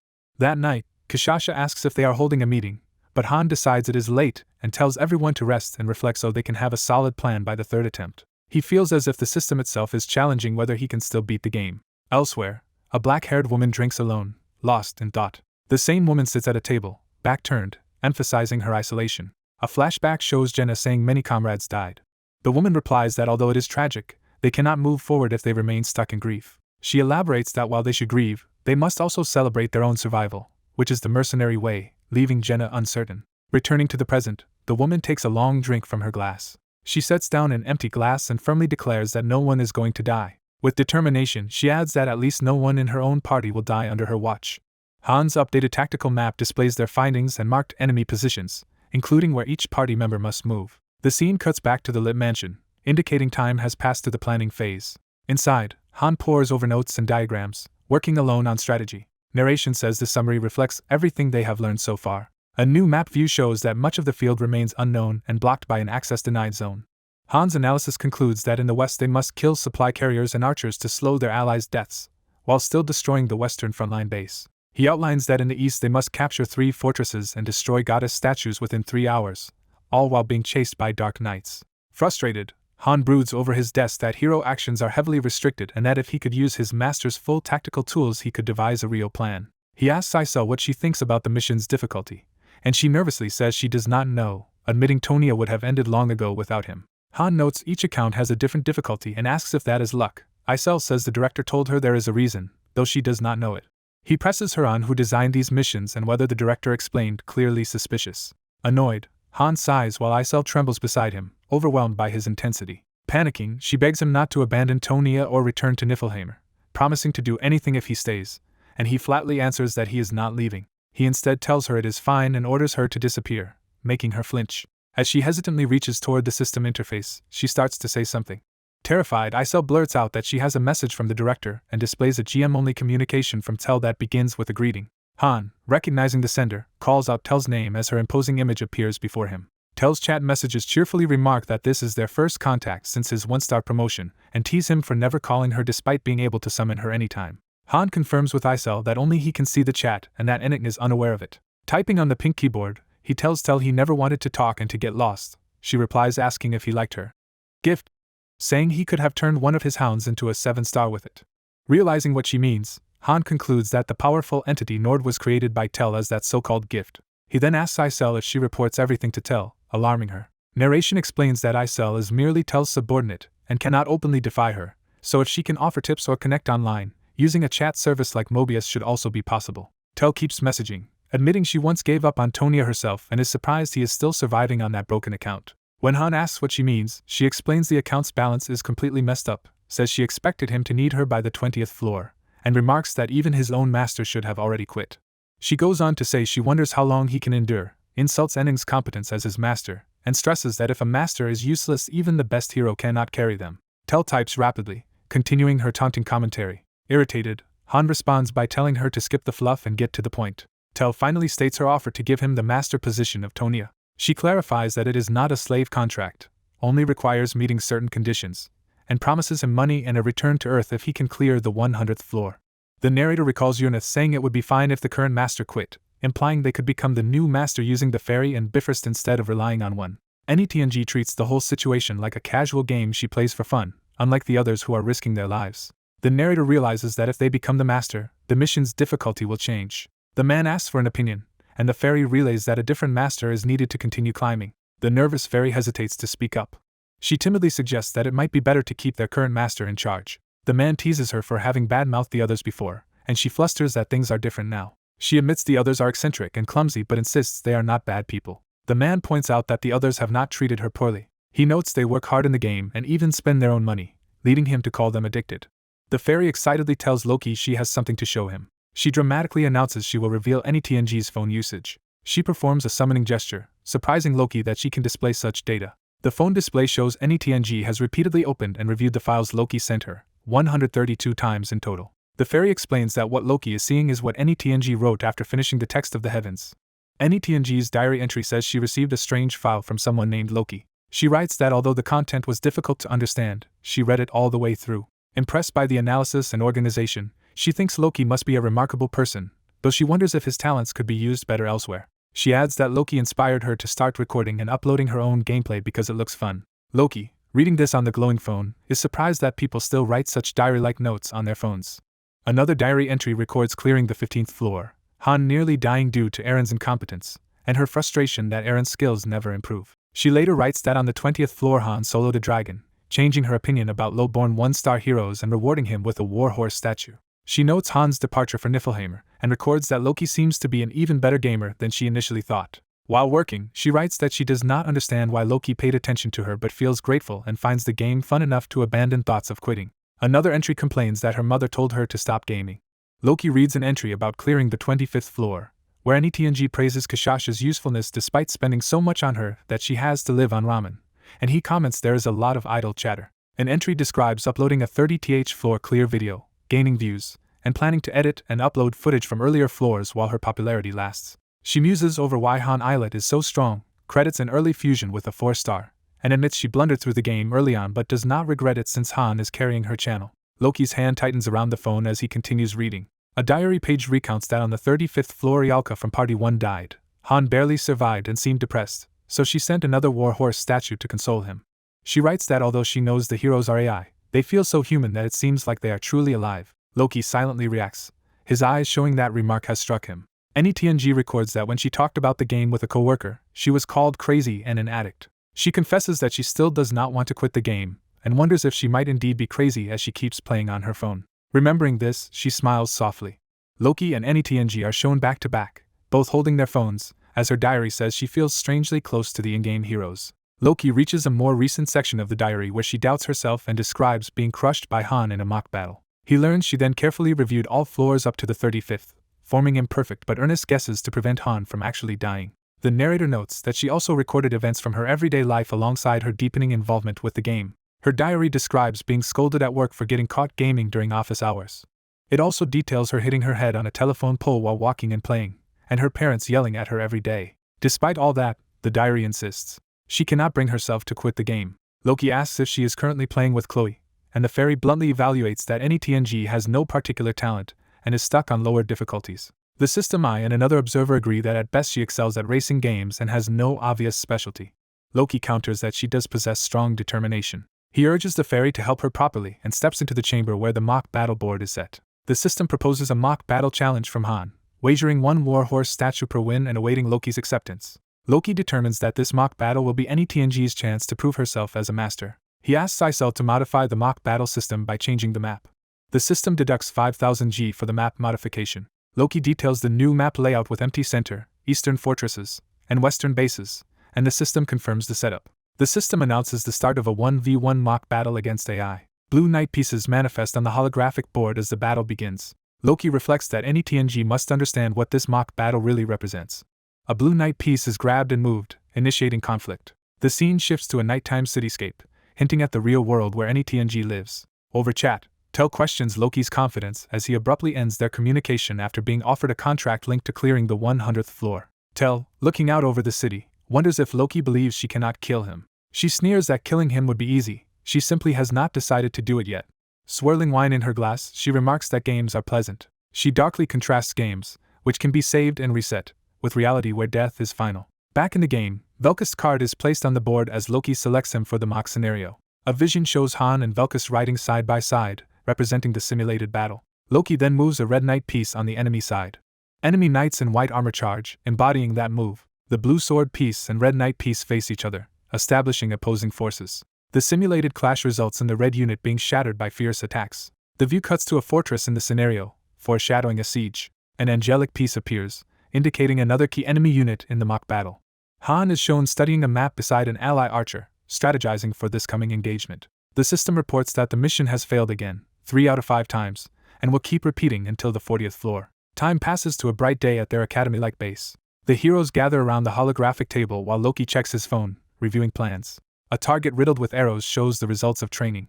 Archers and rogues continue practicing their skills in the courtyard. Adis spars with armored dummies, honing her close combat techniques. Their instructor watches the training field where multiple heroes drill. Han rides his horse at high speed down a track, practicing mounted maneuvers. The cloaked demon's marksman stands ominously atop a cliff, an enemy that previously devastated them. Dark armored knights charge, representing another deadly foe they faced. A memory of Yalka's bloody death flashes, reminding Han of past failures. The system logs yet another failed attempt, now 4 out of 5, with the quest still locked to the 40th floor. Han and his core team materialize in blue light as they prepare for the decisive retry. On the board, another red piece lies shattered, symbolizing their improved performance in simulations. The system eye shines brightly, observing the battlefield. The board now shows many broken red pieces, signifying Han's side overwhelming the simulated enemies. The outside view shifts to the floating Fortress Academy complex where the raid is being organized. A stone relief of twin angels marks the entrance to the 40th floor raid area. The system forms Raid Squad 1 of 5 parties under Commander Adis, totaling 25 heroes. The assembled raid members, including Han's parties, stand before the angelic relief, ready to enter. A warning explains that 5 parties are required, split into 2 groups, with the second group acting only if the first meets specific conditions. Another warning states that failure will lock them out of floors 37 to 40, permanently lowering their maximum floor to 36. The heroes steel themselves, saying this is their final attempt and that they will either succeed together or die together. The system declares the main dungeon challenge on the 40th floor is starting soon and that the mission will be recorded. In a waiting chamber, Tel complains about grueling work while Loki dryly notes it is still better than her previous situation. Later, Kishasha asks Loki not to abandon her if he dies in battle. When she begins to confess she does not want to be alone anymore, Loki cuts her off with a physical reprimand. He scolds her for whining, telling her to act like a proper warrior instead of speaking nonsense. Loki declares firmly that he will not die and that everyone will return alive. Kishasha listens, visibly moved by his resolve. Loki concludes that all preparations for the climb are complete. Addressing any TNG mentally, he says the rest is now up to her as master. Her watching eye fills with tears as she realizes how much is riding on her actions. Loki confirms with Adis that the other parties are ready, and she reports all members are capable. She explains that many raid members come from advanced summonings and have strong leadership, making them reliable for this mission. She adds that another group performed well in training duels and should have great potential as well. She praises the newly formed 5th party of all 3-star heroes as the strongest lineup they have had. The system detects a powerful bond among those 5, announcing a special link called Shadows over the Fate Blood. Loki notes that every member of Party 5 is connected in some way and should naturally have strong synergy, though they do not resemble typical warriors or mages.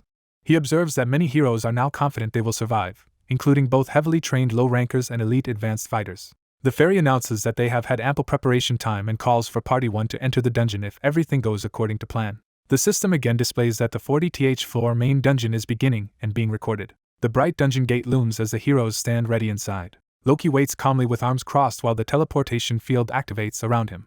He closes his eyes as the light engulfs him. He opens them again inside the dungeon, fully focused. The gate blazes open, ushering them into the 40th floor. Outside, a clear blue sky hints at the peaceful surface world above their deadly mission. Leaves drift in the breeze over grass, marking their arrival on the open plains of the floor. The system labels this as Floor 40 with unknown mission type and objective, while Han urges his party, who have memorized the plan after countless briefings. A countdown timer appears as Kashasha transforms into a flaming beast in response to Han's order to move out. Han assigns the eastern sector to Kashasha and leads the others west. They spot a caravan of wagons and soldiers on the road, the enemy formation that has to be neutralized. The timer counts down as the operation begins in earnest. A startled knight demands to know who is attacking them. The timer ticks again, showing only seconds have passed. Kashasha and the others massacre the front line, terrifying soldiers who scream about a monster. Another second passes on the timer as the slaughter continues. A panicked commander orders his men not to lose composure and to attack, learning that only 4 attackers are devastating them.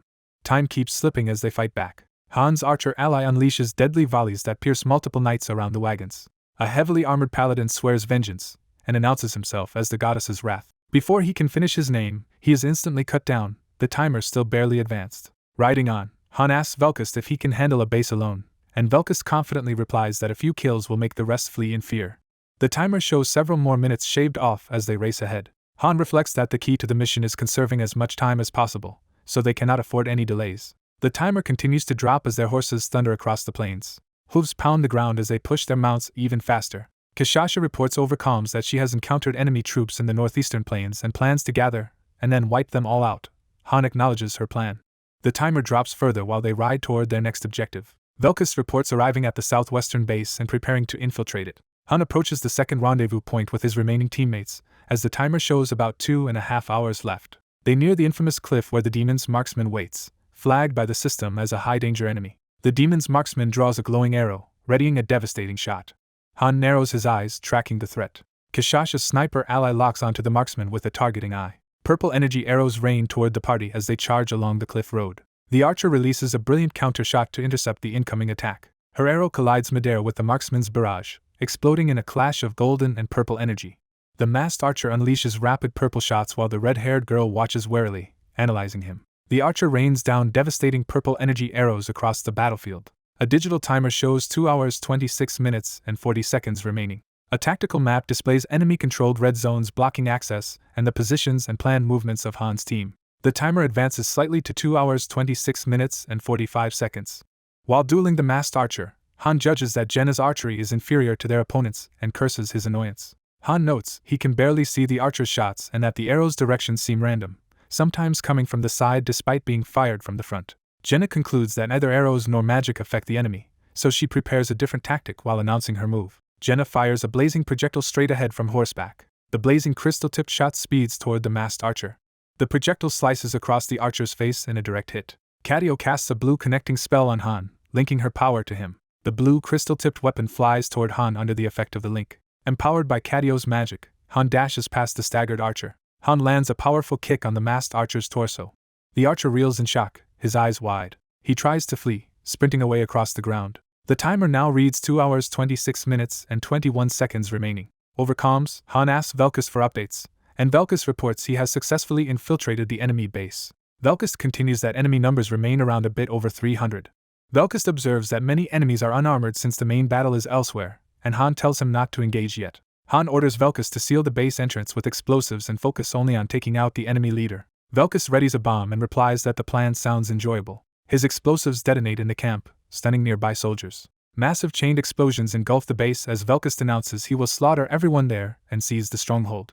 Han reminds him they have Cadio for healing and allows liberal potion use, which Velkist questions. Velkist scoffs that he never needed potions, grinning as the timer below shows 2 hours 25 minutes 11 seconds remaining. Later, Han asks Jenna for the elapsed time. She reports that 40 minutes have already passed and they spent too long transporting. Han calls for Cadio, who stumbles down, saying not to rush her. Realizing there is not enough time for a normal clear, Han decides he must exploit system loopholes. Cadio activates her connect spell again with determination. Kashasha's flaming beast form appears before Han, and she calls out that she has arrived. Han appears beside her via connection and casually remarks that he must have interrupted her fight. Kashasha responds that she has just finished, standing amid the corpses of defeated foes. Han asks if all enemies are dead, and she confirms she smells no more nearby.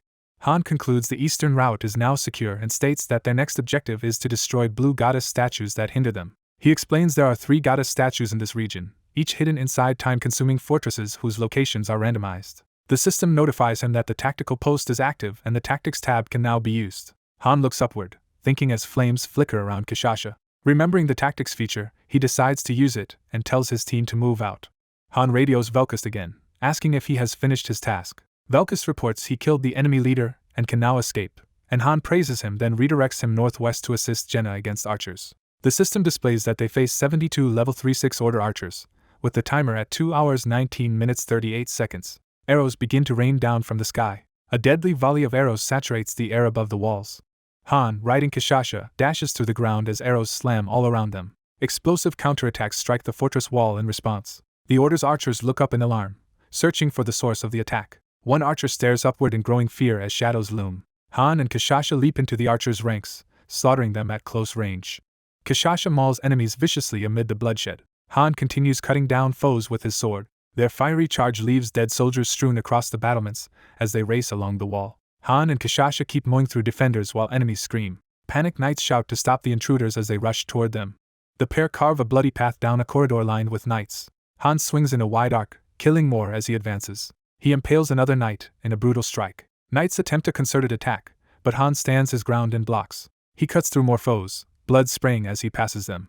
Han's eyes narrow with intense focus as the battle rages. He finally spots the glowing blue goddess statue that summons reinforcement units atop the structure. As he approaches, a huge armored judge of heathens appears, vowing death to the invaders. The enemy is identified as high-ranking Judge Rodvik of monstrous strength, level 46. Han notes they wasted much time on their third attempt on the 38th floor but urges Kishasha to keep going. Han enters an exceed state, massively empowering himself while riding Kishasha. Transformed with white hair and crackling energy, he charges at full power. Kishasha roars fiercely as they rush their target. Han in exceed state executes a devastating combo alongside Kishasha. The timer shows they gain 10 more minutes, now at 2 hours 7 minutes 58 seconds.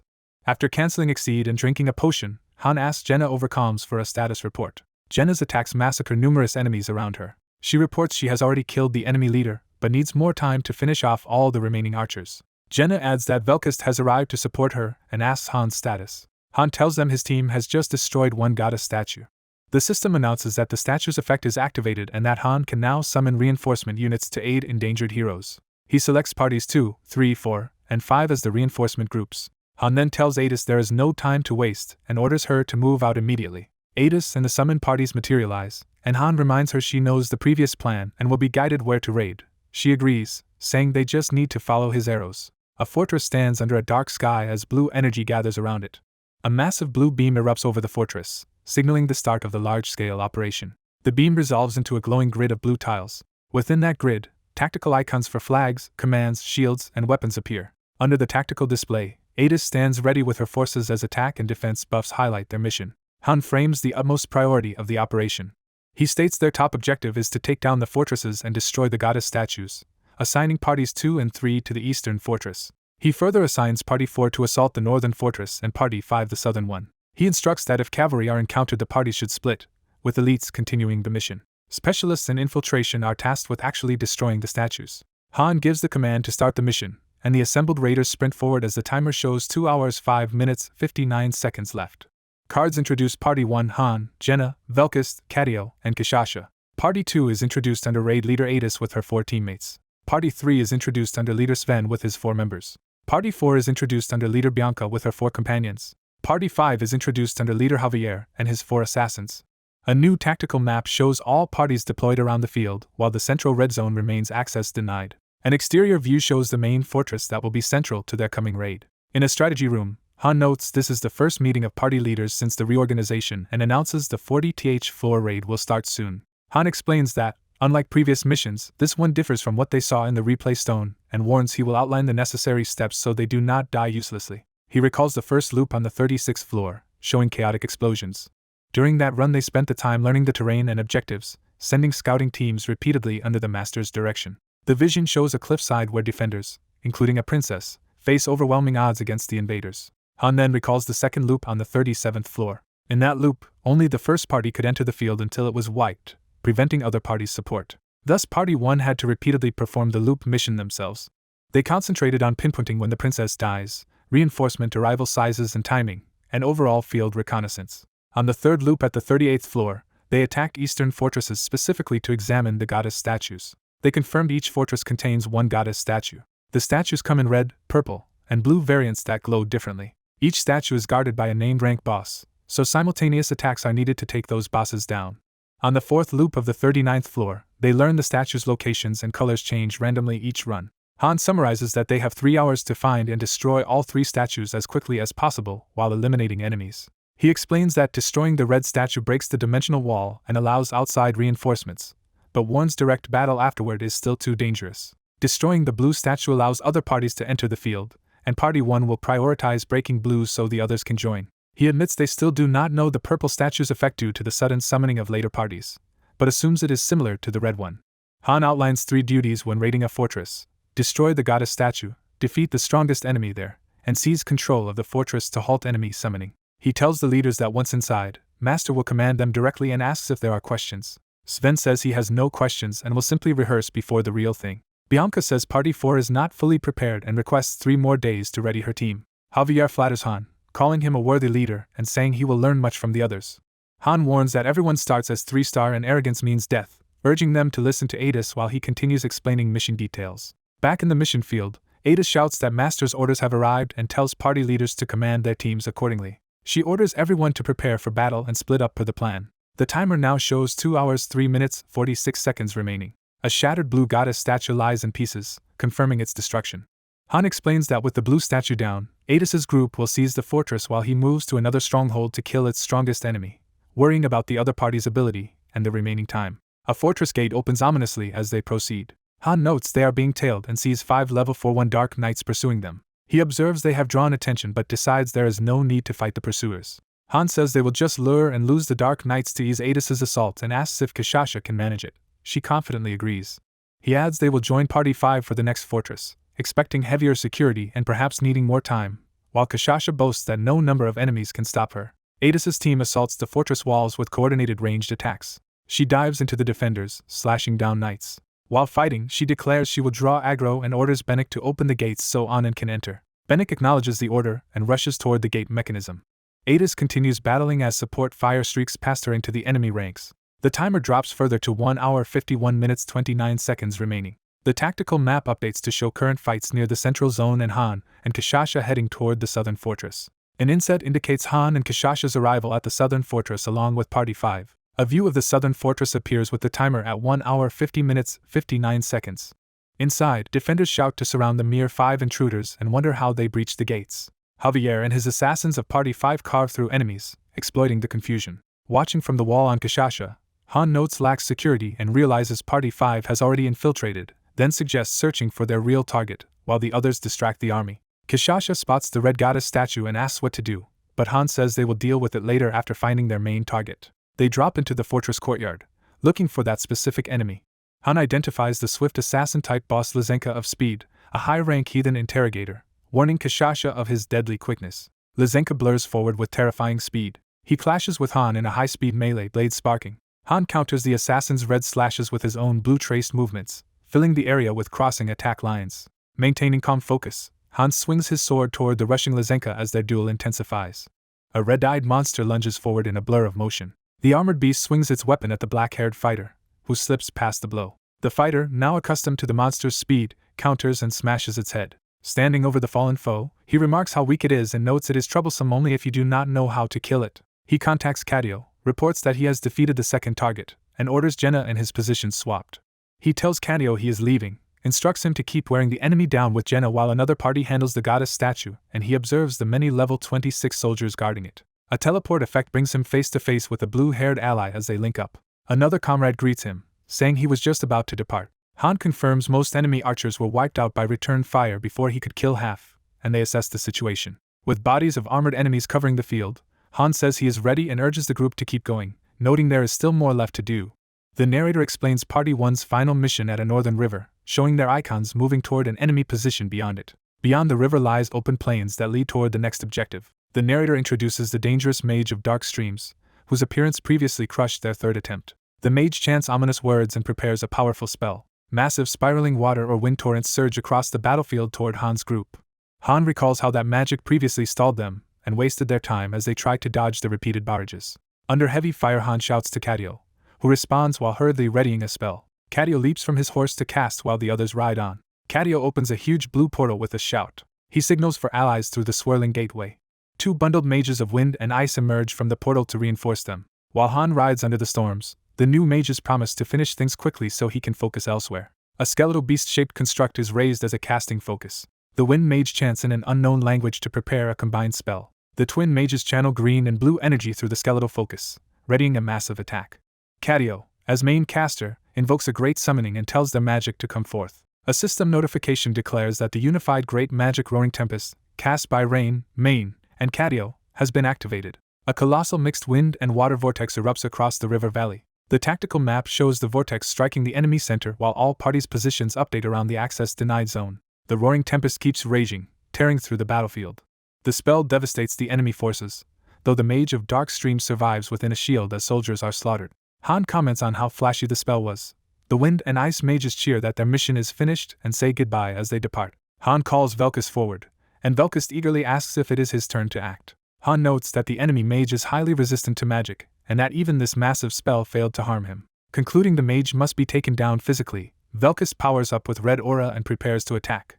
Velkus' eyes blaze red as he fully unleashes his strength. Enveloped in crimson energy, he rockets across the battlefield straight toward the enemy position. From the far side of the river, Han and company watch as Velkus charges through the storm. When the enemy mage tries to respond with his own magic, Cadio blocks him with counterspells, saying he will not allow Velkus to be stopped. Cadio shatters the mage's spell circles, disrupting his casting. A bright golden light forms as Velkus' powered strike is about to land. The golden flash explodes, heralding the impact of Velkus' attack. Velkus cleaves through the enemy mage with overwhelming force. He then turns and begins carving through surrounding soldiers. The enemy knights recoil in fear and shock at his brutality. Velkus looks feral and bloodthirsty as he continues his rampage. His slashes tear bloody red paths through the enemy ranks. Watching from afar, Han reflects that defeating the mage was actually straightforward if they just opened a path and attacked physically. Exhausted, Cadio complains he cannot go on, but Han praises his work, tells him to rest and drink potions because they may need him again. The mission timer updates, showing they have gained 10 more minutes. The map updates to show current positions after the victory at the river. A tactical notification states that Han, Velkus, and Cadio have eliminated the Mage of Dark Streams and are advancing toward the enemy backline. Han notes that the enemy backlines lack defenses and are ideal for an ambush. Velkus confirms he sees the mages at the rear and they decide to wait until their fortress allies finish before striking. Jenna contacts Han to report that her group has destroyed the Red Goddess statue. The system announces that the field barrier is gone and outside reinforcements can now enter. Han remarks that the archer kid worked quickly, orders Jenna and Kashasha to return, and instructs everyone to run so Cadio can rest. As cavalry enemies begin to advance with only one goddess statue left, Han warns his team that mounted troops are approaching and will be troublesome. Elsewhere, Adis decapitates an enemy knight with a powerful swing. Adis reports that Party 2 has captured the eastern fortress and cut off enemy reinforcements. While Sven asks about aiding the northern fortress and Bianca explains she is still searching for the goddess statue, Adis advises the others not to rush and to hold defensively until more support arrives. The timer jumps again, granting the group 20 more minutes. The strategic map shows allied parties gaining time bonuses and moving toward the embattled northern fortress. A caption notes that parties 2 and 3 are now joining the defense of the northern fortress. The narrative shifts focus to the northern fortress itself, where the battle rages around its walls. Adis and his allies charge within the fortress, shouting as they attack. Suddenly a large blast of violet energy erupts nearby, forcing them to retreat. From afar, Han and his team see a giant purple beam shoot into the sky from that direction. The system announces that the object effect Destiny Break has been activated, shattering a vast magical barrier over the battlefield. Another notification declares that the mission objective has changed to a domination battle with the new goal of turning the war's tide. Han, bloodied, looks up in surprise at the sudden change. Seeing the whole war front engulfed in explosions, he questions if their task is now to actually win the war. He admits that although they have done much, the battle remains horribly one-sided and they cannot reverse it alone, yet they must find a way regardless. Han recalls that Niflheim's members became heroes by accomplishing the impossible and resolves that it is now his turn to do the same. He notes that even after extending the timer as much as possible, they still have only about an hour remaining. The timer shows roughly 1 hour left as armies clash under the setting sun. A statement clarifies that the only way to stop Destiny Break is to succeed in this mission. On the map, Han warns that if the enemy drags out the war they will suffer losses like on the 35th floor, so they must act decisively. He sees reinforcements from Ascinis coming from the southeast but realizes there is not enough time to wait for them. Han concludes that Party 1 must be the first to disrupt the situation. He orders Adis to leave direct fighting, move to a tactical post, explain the situation, and maintain the Allies' defensive formations. Han emphasizes that Adis must ensure those formations do not collapse. Adis accepts the task, saying he will do his best since failure means everything is over, and Han informs him that Party 1 will harry the enemy from behind while trusting in him. Han urges Velkus to move faster because the other parties are also working, and Velkus agrees they should engage the foe. Near the rear line of the enemy, Han commands his allies to eliminate the mages quickly. Han and Velkus slam into the enemy cavalry from behind, cutting them down and throwing their formation into chaos. As the enemy commanders shout for calm, Han continues slaughtering them, preventing any orderly response. Shocked enemy priests demand to know who these attackers are and where they came from. Before one can finish repeating a report, he is abruptly killed mid-sentence. Jenna charges in astride a flaming tiger, volunteering to handle the mages herself. Han is surprised at how quickly Kashasha and Jenna have arrived. Velkus tells Han to go assassinate the captain with Jenna while he holds their surroundings. Han instructs Jenna to prioritize killing anyone who appears to be high-ranking and ignore weaker foes, and she confirms that means those in shining armor. Han points out the command base beyond the hills and identifies the enemy tents there as the likely command posts. Realizing the ambush, a knight shouts warnings to fire on the attackers. The enemy archers unleash a dark rain of arrows toward Han's group. Jenna, riding her tiger familiar, orders it to push forward without dodging despite the incoming fire. Magical projectiles from the mages streak across the field like a storm as Han rides through them. A knight commander is stunned by the ferocity of the counterattack. Jenna's arrows tear through his defenses, killing him. A status window displays the large numbers of remaining enemy soldiers and knights as Han charges into their ranks. While fighting, Han checks in with Adis, who reports the allied formation is still holding and asks about the fortress commander. Adis relates that the commander thanked them and wants to withdraw after resting, but Han orders her to stop him from retreating and force him to continue fighting. Adis relays Han's blunt refusal and connects him to the fortress mages as Han demands magical support. Cadio, exhausted but recovered enough, is told by Han to link him to those mages. Through the relay, Han brusquely cuts off the commander's attempt at introductions, saying there is no time for formalities. Han declares that fleeing is not an option and that they must win. The commander protests that remaining is foolish, but Han insists he will personally kill all the high-ranking enemies if that will suffice. Riding with Jenna and Kashasha, Han admits their odds are dire with only 3 of them against hundreds but insists they still must break through the forces and assassinate the command staff. He anticipates elite enemies guarding the command post yet tells Jenna to simply deliver him there while he handles the rest. The timer shows just over an hour remains as the camera pans over the command base atop a cliff at sunset. The fortress commander despairs that Han's plan is suicidal while Adis, following orders, instructs him to mobilize all troops and do their best. Adis returns to the others and says her conversation with the commander is finished. She then orders everyone to move back to the battlefield. Adis tells Rain and Main to intercept enemies from the rear, and the 2 mages cheerfully agree. She charges Party 3 with watching the commander to ensure he does nothing suspicious and to bring any found princess to the command post. Adis explains that Party 4 will confront the enemy head-on, and even take the lead in the coming clash. She reasons that if she dies no one will be left to coordinate the raid and admits that Party 4's direct destructive power surpasses theirs, so they must be the spearhead. Bianca rallies Party 4, ordering them to get ready because they are moving out immediately. The tactical map updates again, placing Party 1 and their allies just in front of the final enemy command position. Jenna's flaming tiger roars as the assault on the mage line begins. She fires rapidly from the tiger's back, mowing down enemies. Enemy mages conjure strong golden magic shields in response to the attack. Jenna's tiger lunges forward through the defensive spells. The radiant barriers smash against the beast, absorbing its charge. Kashasha slams into the ground, using brute strength to break through the magic. Her claws rip apart the defensive structure, opening a breach.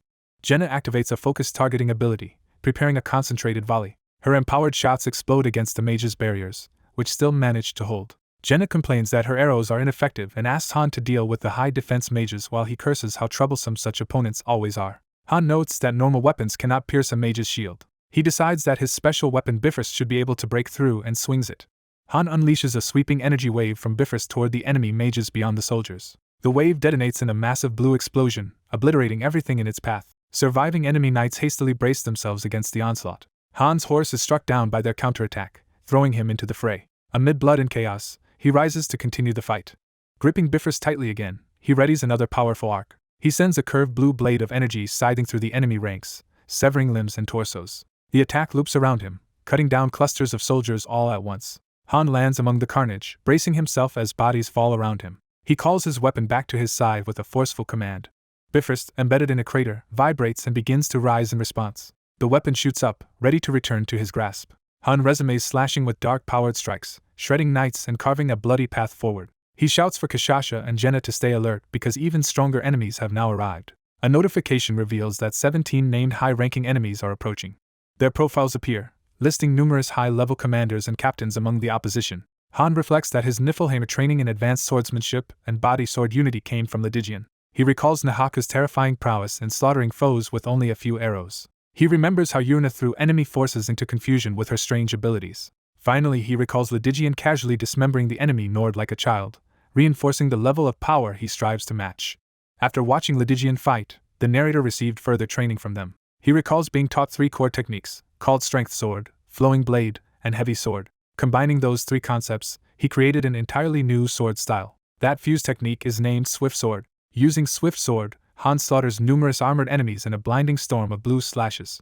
A purple-haired knight moves in while a thorny monstrous arm swings down to strike. Han's eyes blaze as he focuses his power for another assault. He charges through the battlefield, encircled by blue sword auras that knock enemies flying. His rapid slashes carve through the opposing soldiers, leaving bodies and blood everywhere. Enemy knights, including a red-haired commander, rally and rush forward to confront him. Standing among corpses, Han judges that the damage he inflicted so far is insufficient. He decides that merely weakening the enemy is not enough and prepares to unleash more power. A torrent of blue energy erupts behind him as he releases an overwhelming aura. The armored enemy commander readying his sword senses this terrifying surge. Han enters an exceed state, planning to stall the foe until his allies arrive. His unleashed energy forms a brilliant cross-shaped burst in the sky. Resolving to finish things quickly, he pushes his power to the limit. Han activates the skilled destructive sword spirit, sending a colossal blue wave across the field. The wave tears through the enemy ranks, sweeping soldiers away like debris. The destructive blast carves out a massive crater and annihilates countless foes. Han, wreathed in crackling energy and long white hair, stands like a war god after the strike. An enemy commander surveys the devastated battlefield in shock as his troops falter. That commander, trembling, wonders if Han is actually a demon. Jenna rushes to the exhausted Han, and he answers bitterly that he is clearly not all right. Kashasha enthusiastically praises Han's display while he, bleeding from the nose, begs her to restrain her strength. Han notes that their assault has crushed enemy morale, and Jenna half-jokingly calls him a demon for his sinister grin, while he explains they must keep terrifying the foe. Though drained, Han orders Kadio to enter the battlefield and link him to the overall commander, as they still have far to go to reach the enemy command posts. A timer shows there are just under 49 minutes remaining in their operation. Han reports via link that he has already killed all enemy leaders in his sector and presses the hesitant commander to secure victory. The Asini's commander seizes the advantage, ordering his warriors to charge while Party 4 clears the path. Adis directs her subordinates Anand and Bennett to support from the backlands by killing enemies dramatically to boost allied morale, and they agree. The twin mages Rain and Main chant in an arcane language as they prepare a spell. Their magic sends a huge torrent of energy surging out, startling the enemy, who yell to kill the remaining mages. Protected by sparkling shields, the twins easily block arrows and warn their leader after spotting something troubling. They then notice a barrage of massive ballista bolts incoming from afar.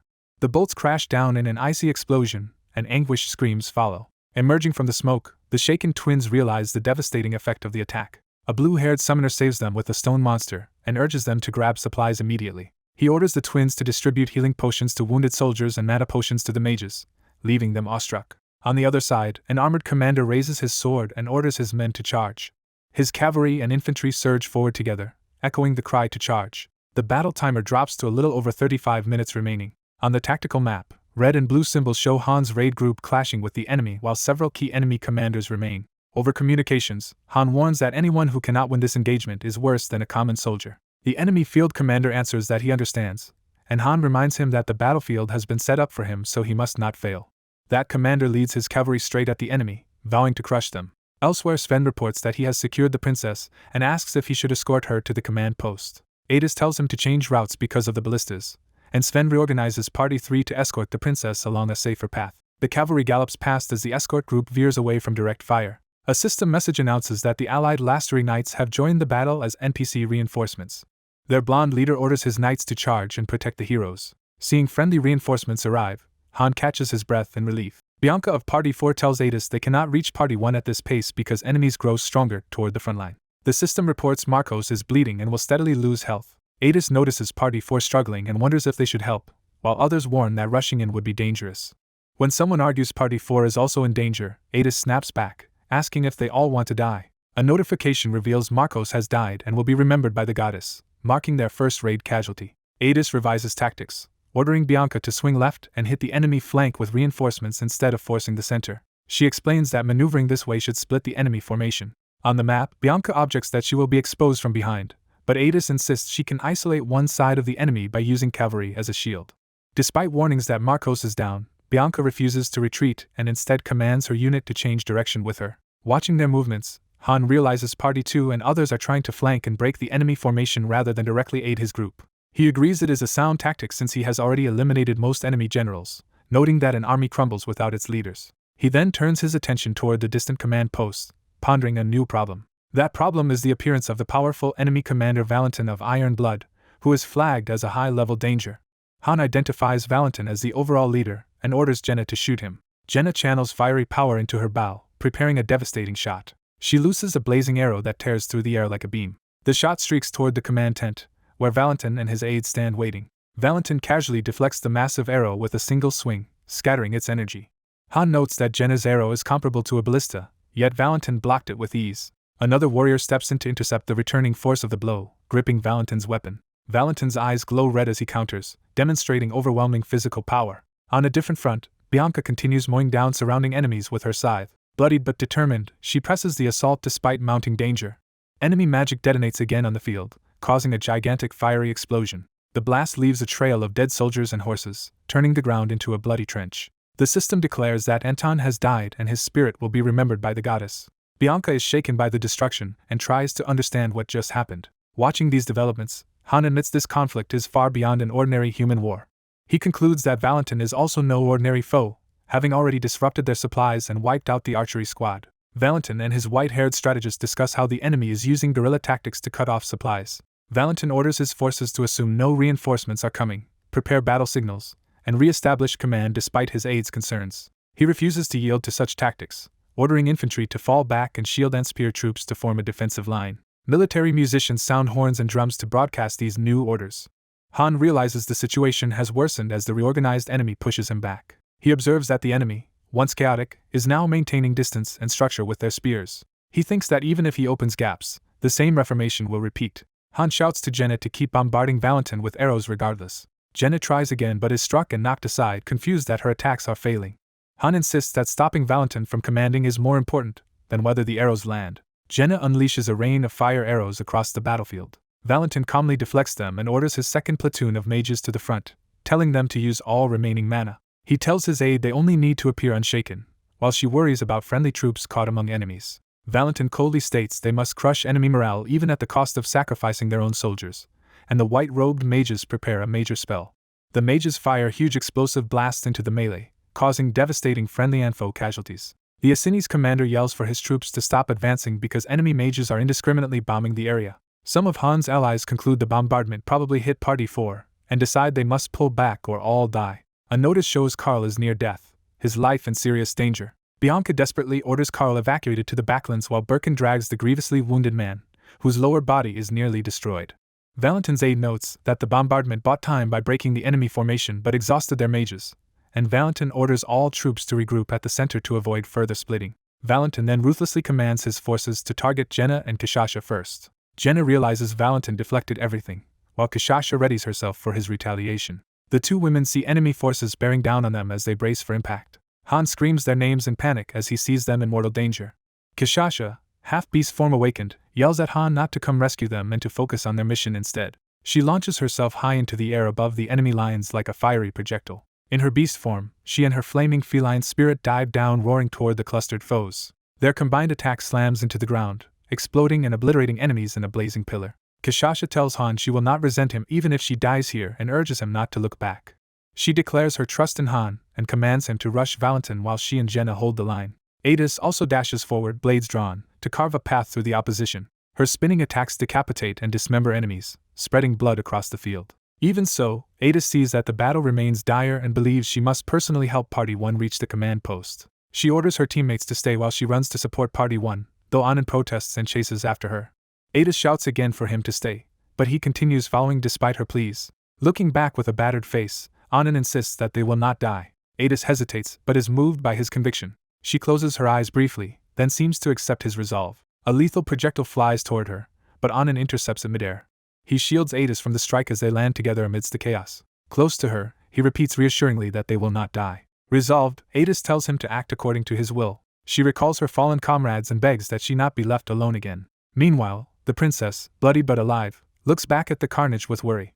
Sven's group realizes the enemy keeps coming and urges everyone, including the princess, to run because they cannot hold their ground. One of Sven's men sacrifices himself by taking a deadly cavalry strike. The system confirms that Charles is now on the brink of death. As explosions erupt behind them and only 9 minutes remain on the clock, the survivors are ordered to run. A status display shows most members of Party 1 are bleeding, indicating the raid's dire condition.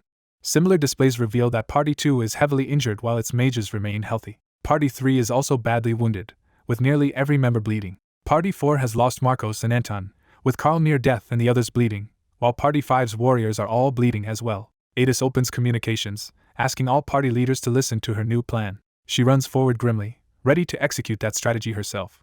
Adis proposes forming a small special team to infiltrate the command post, which Sven initially calls reckless. Sven argues that the unit pursuing the princess is extremely strong, and he cannot spare more people after losing one already. Adis responds by excluding Party 3 from the special team and requesting Parties 4 and 5 instead to help defeat the enemy leader. Birkin volunteers to head for the front while telling the others to fall back, though they call him crazy for such recklessness. Adis instructs anyone who can manage it to join Party 1's assault, and a grinning warrior agrees. That warrior tears through enemies, clearing a path with ferocious speed. Cadio's golem smashes apart the enemy formation, opening an even wider corridor. The rock giant barrels forward, crushing opponents as the line collapses. Cadio vows to clear the path for everyone so they can advance. The golem then hurls Adis into the air toward the densest enemy lines. She soars above startled knights who look up as she descends. Her impact crashes into the ground in a violent red explosion that shatters the terrain. Velkus arrives amid the destruction, joking that all the strong foes seem to be dead and that he is late to the party. Jenna happily fires a volley while calling out to Velkus' arrival. Kishasha, still wreathed in flames and bleeding, remarks from her beast form that Velkus has indeed shown up very late. System warns that Kishasha has a heavy bleeding status and her health will rapidly drop. A countdown timer shows just over 6 minutes remaining. Han, already wounded, charges through enemies on the battlefield. With the timer at about 5.5 minutes, he cleaves through another foe. As the timer keeps falling, he continues his relentless close-quarters assault. He dashes forward with glowing eyes, unleashing a powerful slash. Han rushes toward a line of armored enemies as the battle rages. Gritting his teeth while bleeding, he pushes himself onward with under 5 minutes left. He thinks that he must advance even though every step is becoming exhausting. He notes his grip is weakening and even cutting steel now feels difficult. A knight commander yells at his hesitant troops to attack the evil enemies. Han dives in and cuts down more knights in a sweeping attack. Over comms, Party 1 leader Han asks if everyone can hear him. Han declares that from this point no one else on their side will die, which another member doubts. Hearing Han insist he is truthful, the red-haired ally calls his name in surprise. Han states that he does not lie, his blue eyes blazing. As a decapitated helmet spins away, he reflects that everything here always felt unreal. He realizes he had been deluding himself into thinking this world was reality. The narration clarifies that he had mistaken this situation for real life. Han slaughters another screaming knight, blood spraying. He wonders why he has been so confused up to now while his dark armor pulses. He reflects that to him, this world. The timer shows roughly 4 minutes remain. His thought finishes that this world has always been nothing but a game. Entering an overwhelming powered-up form, he muses that being unmatched feels good. The system announces that Han has entered an exceed state. Empowered, he unleashes a massive blade wave that tears through terrain and enemies. A remaining knight charges him from behind as his powered form crackles. A bright counterattack clashes with the knight's desperate strike. Han blitzes past one knight, while an allied beast man tears through others below. A comrade screams for Han to run as danger looms. Another ally, bloodied but grinning, attacks fiercely with his weapon. Yet another comrade spins and slashes, annihilating surrounding enemies. Cavalry reinforcements in full armor ride in to join the fight. An older warrior shields a shocked white-haired girl in the case. Han, still in exceed, roars as he charges with electric power flaring. He races straight toward the enemy command tent. He sends out an enormous shockwave that devastates the camp and landscape. Smoke and dust billow, framing the aftermath of the blast. The battlefield is torn open by a gigantic ravine, debris and corpses scattered. A red-haired general rages that subordinates of the so-called witch dare oppose him. He glares with one glowing eye as dust swirls around. Han, still empowered, faces the enraged general. The two warriors clash at high speed under the setting sun. Han powers up again, preparing a decisive strike. He continues the onslaught, aura flaring as he swings. The general counters ferociously, refusing to fall. Their blades grind as the general strains against Han's power. Both charge each other for another head-on exchange. The general brings down a massive killing blow. Blood bursts as a surprise strike lands from elsewhere. A comrade impales the general from below, opening him to Han. The dying general, eyes glowing red, still tries to attack. Another ally intercepts the blow, blocking with his sword. Yet another comrade slashes and wounds the general. The general looks down, stunned by his mortal injuries. Han, fully powered, prepares a finishing attack on the reeling general. He grimaces with effort as he unleashes one last exceed burst. A towering beam of energy obliterates the general and nearby foes. Rock and earth cascade down from the massive impact. The general lies motionless, covered in blood. His corpse is shown sprawled in the crater, confirming his death. The mission timer shows less than a minute remaining. Han notes that the general managed to endure the strike and admits he is strong, while also saying he is glad the man survived because it makes things feel more real. He tells nearby soldiers to watch their fallen general. The wounded general marvels that despite thousands of troops and steel armor, Han's side cut through their flesh. A shirtless ally stands over him, dismissing his words and saying he has no time to listen. Han recognizes the man as General Valentian and notes it has been a long time since he saw him. The ally smirks, saying it is natural the general does not recognize him now. Han reminds him that the mission is finished and warns that dying now would make their efforts meaningless, but the ally wants more fighting.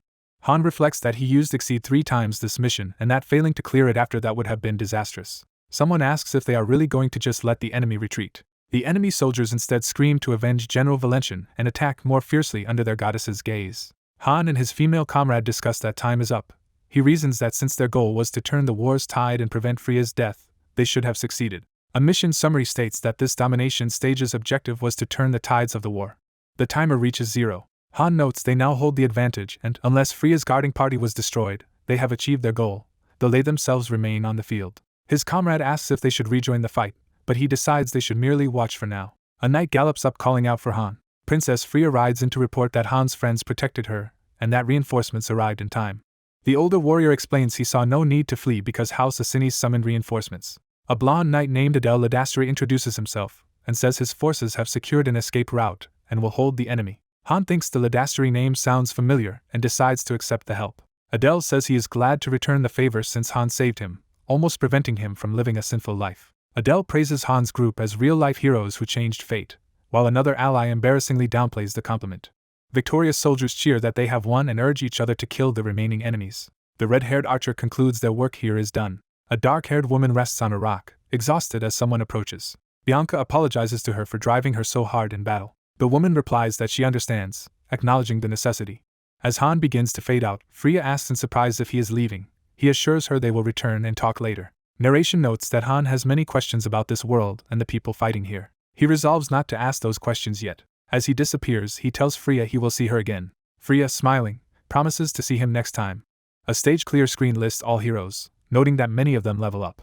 A rewards screen shows the gold, items, and materials earned from clearing the stage. The system highlights the MVP of the mission.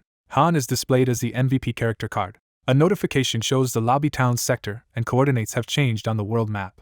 Another notice explains that in the sector, lobby healing and hero death protection will not function during PvP. Deaths there will be permanent. A new bar sign hangs, revealing the addition of a tavern in the lobby. Inside the bar, heroes drink, eat, and celebrate noisily. Jenna is surprised by the fancy drinkware, and Katio explains it is a special gift from their master for the occasion. Some of the men get rowdily drunk as they down large mugs of alcohol. Outside, the administrator congratulates Han and comments that the new second-floor bar is actually nice. She adds that since many heroes like to drink, the bar should help relieve stress. She cautions that this is only true if they drink in moderation, while Bianca sprints off with a bottle, starting more chaos. Han observes that losing only 3 people was a miracle but that they still need time to grieve those deaths. The administrator notes that a 5th exploration dungeon, Arantia, has opened, giving them more resources and a potential vacation spot. She mentions an upcoming promotion to 4-star status, and Han says he wanted to discuss that because things will change. Han tells her not to worry, promising to report anything suspicious he discovers, since there is something he wants to check. He reflects that the information gap between 3-star and 4-star is huge and that what he learns will likely differ greatly from before, just as when he managed Niflheim. The scene shifts back to a tranquil forest. Freya and 2 escorts run along a forest path, pursued. In the current mission, Han moves through the trees as Jenna above calls directions and offers to block the enemy. Arrows fly as his allies fire on targets deeper in the woods. Han explains that instead of resting after the 40th floor, he pushed anything to start the 41 SD floor mission immediately out of curiosity. He adds that he also rushed ahead because he is 1 level short of 40 and expects this mission to fulfill the requirements for his 4-star promotion. The system presents floor 41 as a chase mission where they must track down and kill scattered enemy soldiers, which Han thinks will be easy. He admits he actually wanted to talk with Freya to learn the full context of the 40th floor, but he finds himself here instead, following this new mission path. Han tracks bloodstains through the woods, believing he will meet Freya again once the mission ends and that the enemies cannot have gone far. Seeing the bloody trail, he notes the target was already badly injured and that they only need to finish off someone half dead. A tactical display shows Jenna, Velcast, Kishasha, Han, and Catio spreading out and using detection magic to encircle the fleeing enemies. Over comms, Freya asks if Han can catch the fugitives, and he confidently replies they will not escape. She then requests that he capture the remaining enemy executive alive for interrogation, explaining he is the last high-ranking member of the Order. Han reasons that Freya herself must not know much either, while she tells him she is searching for the final key. Freya explains that the Order's army appeared as if expecting her, and that she wants to learn why they brand her a witch and hate her so much. She apologetically asks Han if he can accomplish the capture, and he agrees to try without promising success. On the field, a low-level Order soldier charges Han with a battle cry. Han swiftly cuts the soldier down, blood spurting. Looking at the corpse, he thinks something about all this feels very strange. He reviews system messages and observes that the so-called goddess seems to aid their missions and that fallen heroes are said to return to her embrace, while all interactable objects are goddess statues. Yet he notes that the enemies in their missions are soldiers of the Order who themselves serve that same goddess, which makes no sense to him. Han locates the injured higher-ranking knight and announces he has found him. Jenna arrives, saying Freya ordered them to keep the higher-up alive, so she has only killed the lesser soldiers. They both consider whether sparing the leader will still allow them to clear the mission, and Han answers that they probably can. Together they order the knight to drop his weapon, kneel, and surrender to avoid being killed. The battered knight's face is shown as he grits his teeth while they speak. He gathers his resolve despite wounds and rising emotion. Revealed as Versace of Silver Lighting, level 47, he readies his swords and tells them to prepare to confess everything. Jenna cheerfully assures him that if he cooperates, he will not be harmed. He laughs darkly, calling her a traitor and rejecting the offer. Jenna is confused and repeats the word traitor in disbelief. The knight vows he will never forgive them, ranting with hatred. Han and Jenna exchange baffled looks, admitting they do not understand the accusation. The knight grips his sword and tells them to stay ignorant. He lunges with a furious shout, promising to make them die. Han or an ally strikes him in the chest mid-charge, blood bursting from the lethal blow. Jenna shudders about how terrifying the defeated enemy looked, while Han calmly puts away his weapon. Han reports to Freya that their target died instead of being captured alive. The Princess Phreasis replies that it is unfortunate but accepts the result and praises them. Han says the battle is over, tells the group to rest, and mentions their 4-star promotion will likely start the next day. The mage explains that undoing a hero's seal, usually through exploration dungeons or other methods, is how they will obtain the needed promotion materials. The dying white-haired woman refuses to become a beast, while someone notes she is a special case and that seals normally extend their skills. The mage silently reaches forward, preparing to do something to the wounded woman. The mage gently touches the unconscious woman's chest, triggering the seal on her rings. A system screen announces the stage clear, shows Han, Velkist, and Jenna leveling up, and lists a gold reward. Another screen declares that an MVP will be chosen. Jenna is revealed as the MVP hero card, now a 3-star archer. The system explains that some heroes are ready for promotion and that promotion stones can be crafted to restore their memories, listing Han, Jenna, and Velkist as eligible. A tip explains that 4-star rank is pivotal for a hero's future and urges the master to care for them. The perspective shifts to a grand temple building where promotions and item crafting occur. The interface shows combining elemental, promotion, and spirit stones with only a 54% chance to create an advanced promotion stone automatically. The 3 elemental stones are placed on a magic circle, and the combination process begins with loud crashes. The system calls upon fairy power to assist in the combination. The circle erupts in swirling light as the stones fuse. The attempt fails, the ingredients vanish, and Han stands before the temple entrance where dark smoke spills out. A mail from Loki rewards Han with 2 advanced promotion stones, an advanced spirit stone, and gold, enough to potentially raise his whole party to 4 stars. Han, expecting at least one success from the fairy's crafting attempts, waits anxiously. Another message reports that the combination has failed and all ingredients were consumed. Multiple fail notifications bombard Han as he realizes every combination attempt has failed. Further failures leave Han sweating and increasingly alarmed. More failure pop UPS confirm all materials are gone.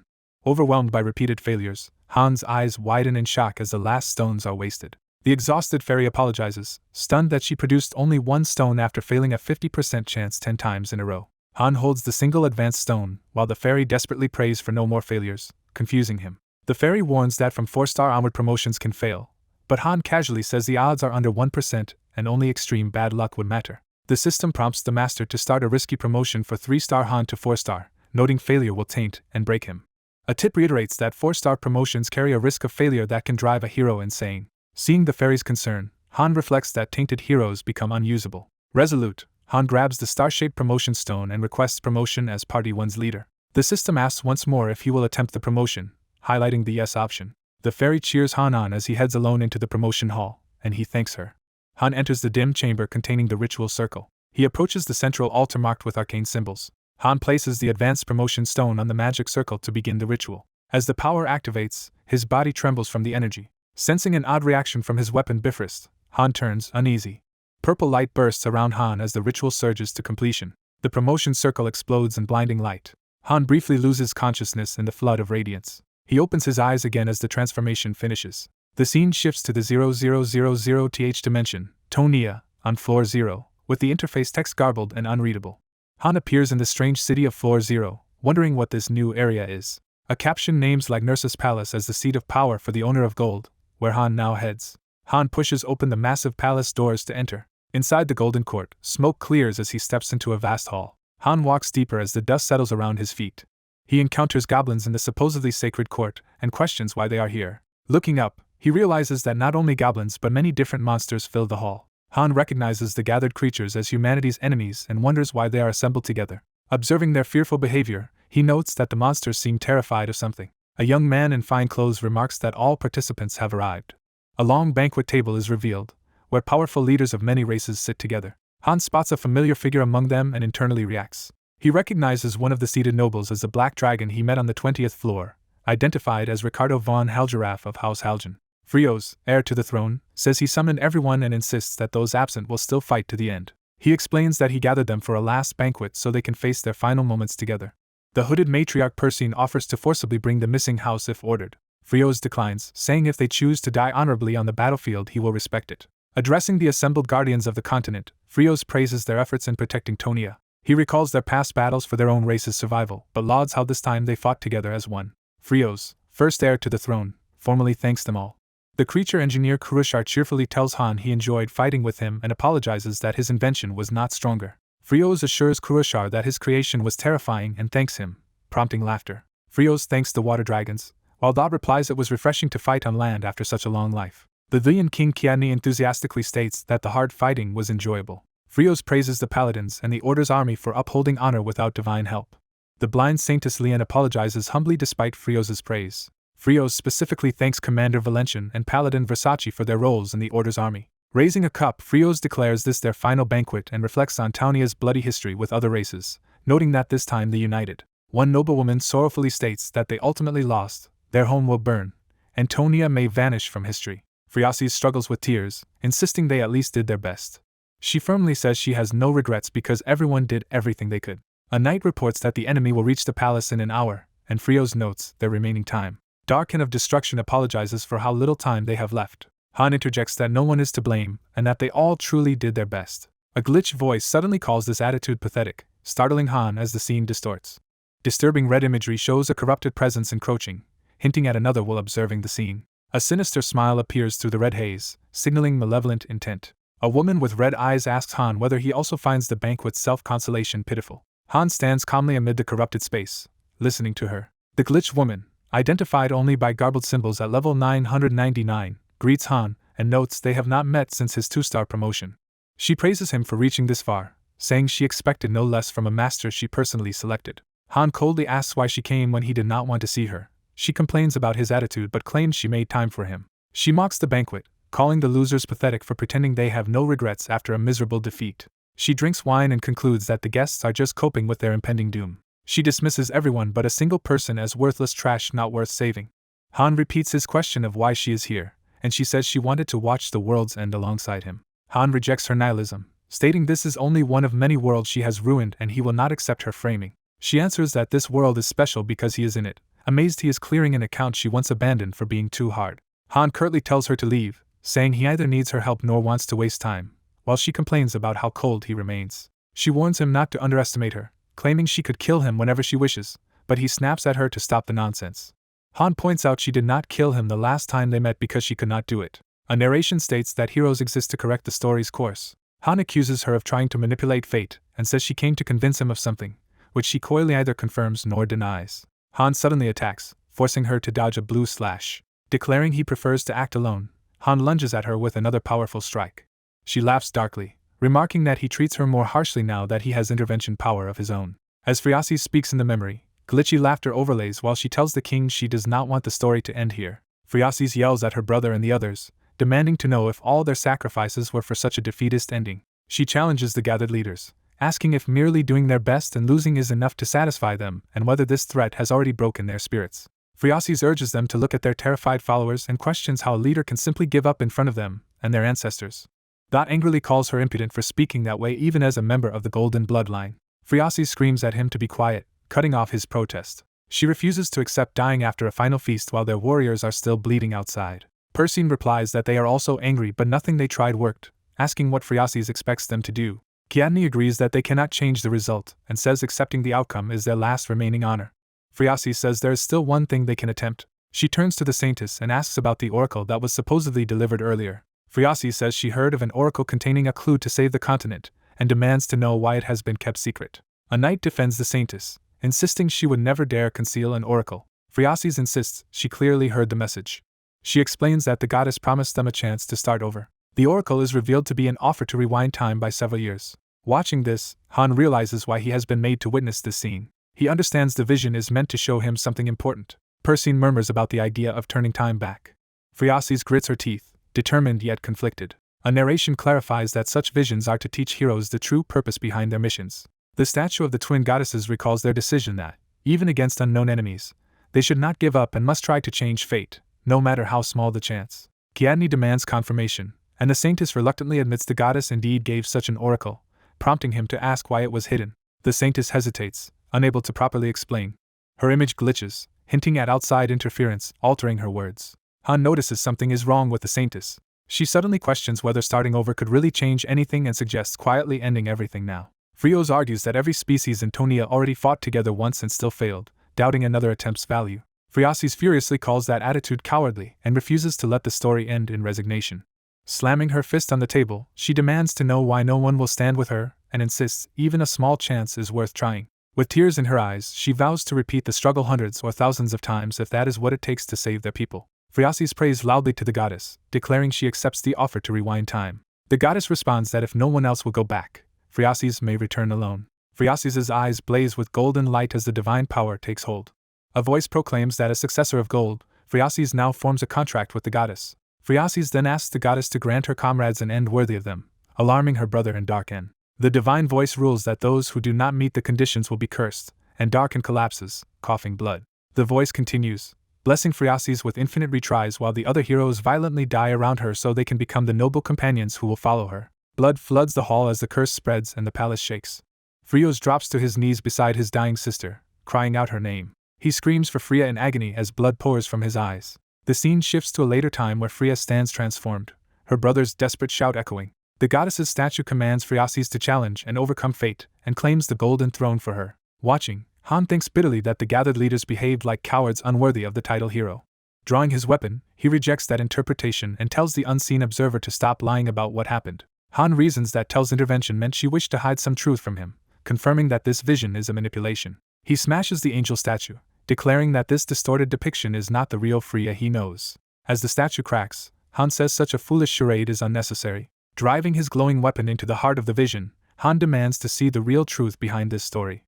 As the crystal illusion shatters, the past scene of the goddess's followers around a table is revealed. The lion-like king bares his fangs in rage as shards float around him. He glares at the blindfolded Saintess and demands to know if the shocking revelation is true. The Saintess admits the goddess gave such a prophecy, and the furious king slams the table asking why it was concealed. The Saintess hesitates and sweats, unable to properly answer his accusation. Freya confronts her brother, saying he must have known about the oracle beforehand. He calmly confirms he knew, and Freya angrily asks why, realizing the immense sacrifice the oracle demands. He challenges her, asking if she can really doom the entire continent to hell just to gain one more chance. Freya, shaken, asks what he means, and the Saintess explains that their goddess is flawed and not an all-powerful creator. The Saintess says miracles require offerings and have limits, and that she foresaw a future where their continent is torn apart, and they suffer eternally. Her vision shows the continent splintering into chaos, time losing meaning, and everyone becoming immortal slaves to others. Freya's brother admits he understands their anger, lamenting that all their efforts seem to lead only to this ruin. He reflects that nothing lasts forever, that all beginnings must have an end, and theirs has simply come in their era. He urges them not to risk everything for fleeting self-satisfaction, implying they should accept their fate. Alberto Lengridia, Patriarch of Lantia, objects and asks if the prince truly plans to end things so passively. The prince replies that of course not, asserting they still have pride as he draws his sword. Standing tall with his glowing blade, he declares they must at least make a final glorious stand. The Beast King enthusiastically agrees, thrilled that the long-awaited last battle is finally here. The prince confirms the civilians have evacuated, orders the underground gates closed, and vows they will fight to the bitter end. He rouses the assembled heroes, saying they will not fall easily and asking if they are ready to die defending the land they love. Raising his sword before the army, he promises to stay with them until the very end. The Beast King stomps forward, asking if any death could be more honorable than this. He proclaims that everyone dies someday and challenges them to choose between dying as cowards or as heroes. The prince tells the soldiers not to fear, promising to die first and clear a path to hell for the rest. Freya cries out to her brother, distraught by his suicidal resolve. A knight reports that all Asini's knights have already perished, and the prince says their turn to die has come and they must prepare. The prince apologizes to Freya for failing to ease her anger, addressing her affectionately as his beloved sister. He adds that if she remains angry even at the end, she may still accept the goddess's offer. Leaning close, he quietly tells Freya she is free to accept that offer if she wishes. Freya is confused and protests, but he insists he is on her side and starts to walk away. The prince turns his back to face the invading monsters now filling the hall. Addressing the enemy troops, he calls this their final battle and urges his side not to disgrace themselves. Freya relents, telling her brother she will stop mentioning the oracle and addressing him respectfully. He smiles and thanks her, satisfied that she will no longer oppose him over the prophecy. With lightning crackling behind him, the prince shouts for his comrades to charge into battle. As he begins the war cry to lead Taunia's charge, a massive explosion interrupts and smashes the hall. Amid the dust and glitching noise, an unknown silhouette scoffs at the idea of them charging. The newcomer, a darkly dressed woman, calls all the heroes losers for rejecting their last hope. She mocks them further, asking if they are simply afraid, and says their behavior is pathetic. One knight angrily attacks her, demanding to know who she is and how she dares speak to them so insultingly.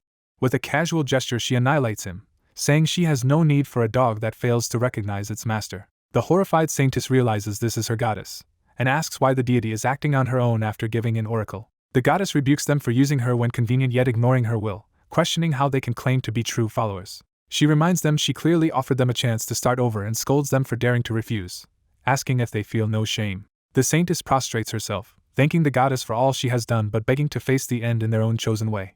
The goddess places her heel by the saintess's head and coldly asks when a dog ever earned the right to question its owner's orders. Looming with glowing eyes, she snarls that they have no permission to die with honor and pride. Her voice echoes that Taunia must not end here, indirectly pushing Freya to reconsider the oracle. Suddenly appearing again in her more human-like guise, she tells them to move their foot off the saintess. The prince states that while he acknowledges the goddess's help, they still have the right to choose their own fate.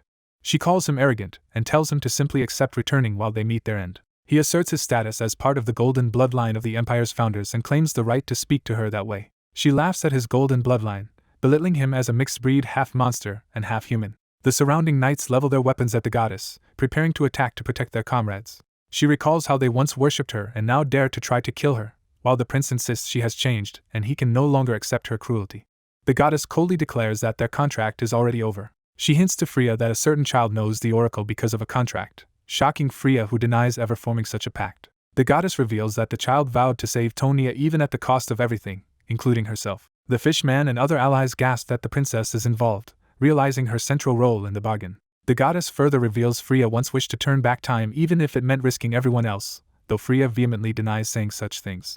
Declaring herself the goddess of purity she swears by her soul that she is telling the truth. She emphasizes again that her words are true, reinforcing the weight of her divine oath. Freya screams for her not to lie, unable to accept that she would sacrifice others like that. Tell explains that even she would vanish if she broke this oath and reminds Freya that she knows how binding such divine vows are. She urges Freya to remember the dream in which she herself spoke those selfish words. Turning away from the suffering heroes, Tell announces that the rest of them are unqualified to be heroes at all. She commands them instead to become sacrifices for what she calls the true heroes, leaving them confused and horrified. She casually compares their world to a game and orders them to become experience points for others. Dark energy erupts from her and surges through the hall, engulfing every hero. Several heroes convulse and bleed as the corruption grips their bodies. All around, companions choke and gasp as the black-purple miasma corrupts them one by one. Tell addresses the saintess specifically, expressing disappointment in her lack of obedience. She proclaims that no worshipper of hers will ever be free and sentences them to eternal suffering in hell for betraying her. Tell tells the broken Freya that she should feel honored to have been chosen as Taunia's main character in this cruel narrative. Outside the vision, Han's system warns that he is being tainted by the same dark power. Han cleaves through the corruption with his sword, realizing this must be how Tell disposed of heroes who learned the truth and why promotion attempts failed. Tell lectures that a true hero must be willing to sacrifice everything for their goal and taunts Freya with this twisted ideal. She torments the fishman and others further, accusing Freya of having sold them out and demanding she admit it. Freya shrieks that it is all lies, unable to accept responsibility while surrounded by screaming souls. Tell insists it is not a lie and says Freya uttered those words herself in her dream bargain. Tell opens a magical book, preparing to formally record and manage the hero candidates of this ruined world. Reading from the book, she complains that this world is ruined and hero candidates are scarce, listing Taunia's few high-ranking prospects. She looks at the bloodied prince and notes that thanks to the troublesome mutt, this place is now beyond saving. Tell muses that perhaps things would have gone better if she had contracted with the Beast King instead of the unstable princess. As the prince writhes in agony, Tell whispers that if he resents her he should grow stronger, become the ultimate enemy, and conquer the world. She adds that only by becoming such a powerful foe might he one day earn a chance to take revenge on her. Back in the present dungeon, a blue portal opens behind Han, startling him. Realizing Tell is ejecting him after letting him witness everything, Han walks into the portal. Narration states Han does not know why he was shown all this or whether Tell meant him to. Only that one thing is certain. That certainty is that the truth he just witnessed is utterly revolting. The vision of Freya ends with her screaming in madness, unable to bear the guilt and betrayal. The scene glitches into an abstract red distortion filled with her tormented face. Through the distortion Han glimpses the distant future desert where the Dark Prince now roams. Han's eye flashes red as that image imprints itself in his memory. Back on floor 80, Han recognizes that the interference is connected to what he just saw. He is transported to the Crimson Wasteland and sees the Dark Prince standing far away. The Dark Prince Frios Al-Lagner introduces himself at level 354 and vows to wait for Han. Han solemnly promises to meet him again and grant him peace soon. Light engulfs everything as the promotion process finishes. The system announces that Han's forgotten memories have awakened, his promotion succeeded, and he has become a 4-star hero.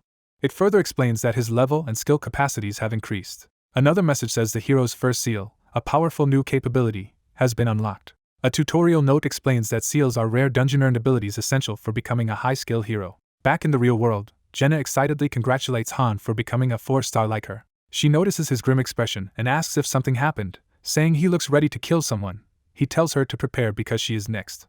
Worried, Jenna asks what she should do for her promotion, having heard failures are possible. Suddenly Han smashes the wall to vent his anger, startling her. As he walks away, Jenna calls after him, and he curtly says there was a bug there, downplaying the outburst. His system then warns of unread GM messages on the exclusive line he refuses to negotiate through. Jenna's promotion completes, awakening her memories and raising her to 4-star status as well. Velka's promotion also succeeds, making him another 4-star in their party. Han combines various elemental and promotion stones to create a higher grade advanced promotion stone. He chooses to proceed despite the only slightly better than half success rate. The system dramatizes the crafting process with sound effects. Fairy magic kicks in to boost the outcome. The combination succeeds and Han obtains the advanced promotion stone. Using that stone, Adis is promoted, her memories awaken, and she becomes a 4-star too. Later that night their group gathers in a mansion-like base, lights glowing within. Adis addresses the team, assuming that everyone saw the same disturbing vision she did. The others sit tensely in the lounge, each processing what they learned about Tell and Tonia.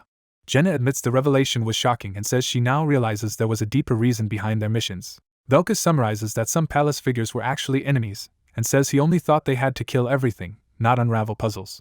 Harura explains they heard a mysterious voice, agreed to a contract, and then their homeland was devoured by darkness. The young strategist says some heroes like herself were born as 4-stars, but generally those who agree to contracts become heroes. She complains about how inconvenient the system is and wishes the gods would simply explain everything, promising to clarify matters slowly for the others.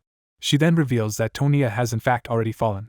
She explains that the heroes must now restore Tonia before it collapses again in the same way. She states that they contracted with the Saintess because their goals align and stresses that the princess is central to this plan. Jenna still struggles to grasp it, saying she does not remember signing any such contract.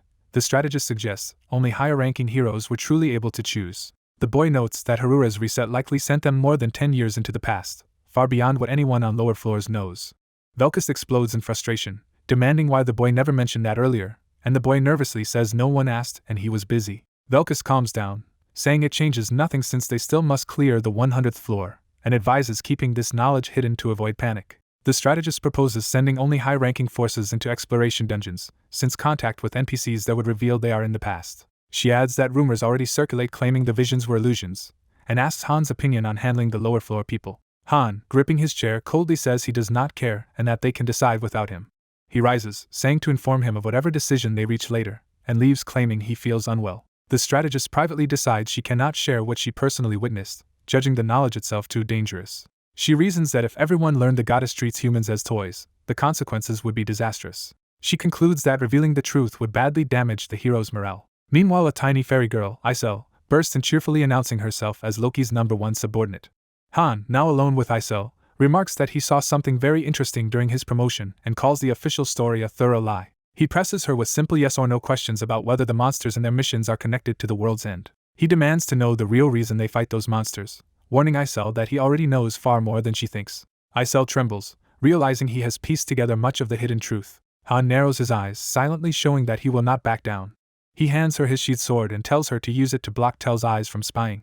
Isel panics that she will die if caught betraying the goddess, but Han assures her he will stop Tel and urges her to trust him. She nervously grips the weapon, activating a hidden function. A torrent of red lightning erupts from the blade, filling the room as Han channels the strange power. The system blares unknown error messages while Han holds the crackling weapon, calmly staring ahead as he breaks Tel's control.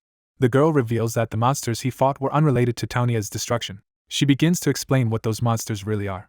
A surge of red power erupts, shaking the room. Han confirms that all the humans and other beings they killed are included in what she means. She clarifies that every so-called monster was once a true hero or guardian who sacrificed themselves for Taunia. Han asks why it was set up that way, and she says game creation has constraints. A narration explains that 2 goddesses made the game pick me up to save doomed worlds by borrowing intervention from higher dimensional earthlings. She states that a game needs both heroes and enemies, leading Han to conclude that ordinary people were turned into enemies, while she adds that real enemies could not be used. She implies that using true enemies would have made the game impossibly hard. Han says he understands and grips his weapon. His power flares violently around the bed where they sit.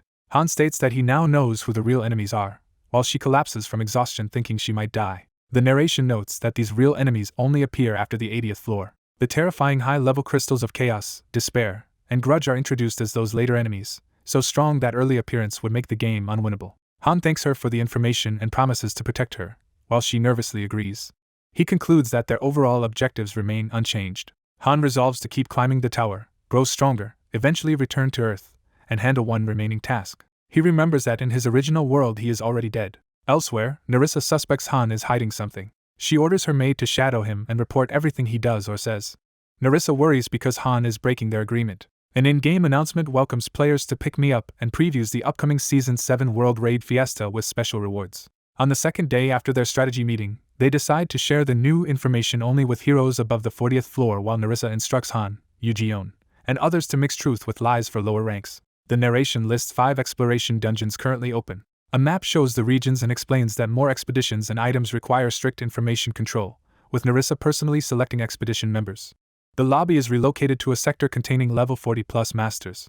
A tactical map notes that other masters are now much more active than before. Han reflects that unlike the easily controlled Sununu, these paying masters are attached to the game, that rapid tower climbing demands significant resources and strong heroes, and that the 45th floor mission will be harsher than the 40th while they still lack a breakthrough for explosive growth. He concludes that they need more advanced heroes. Promotional images ask players if they want to become stronger or test their limits.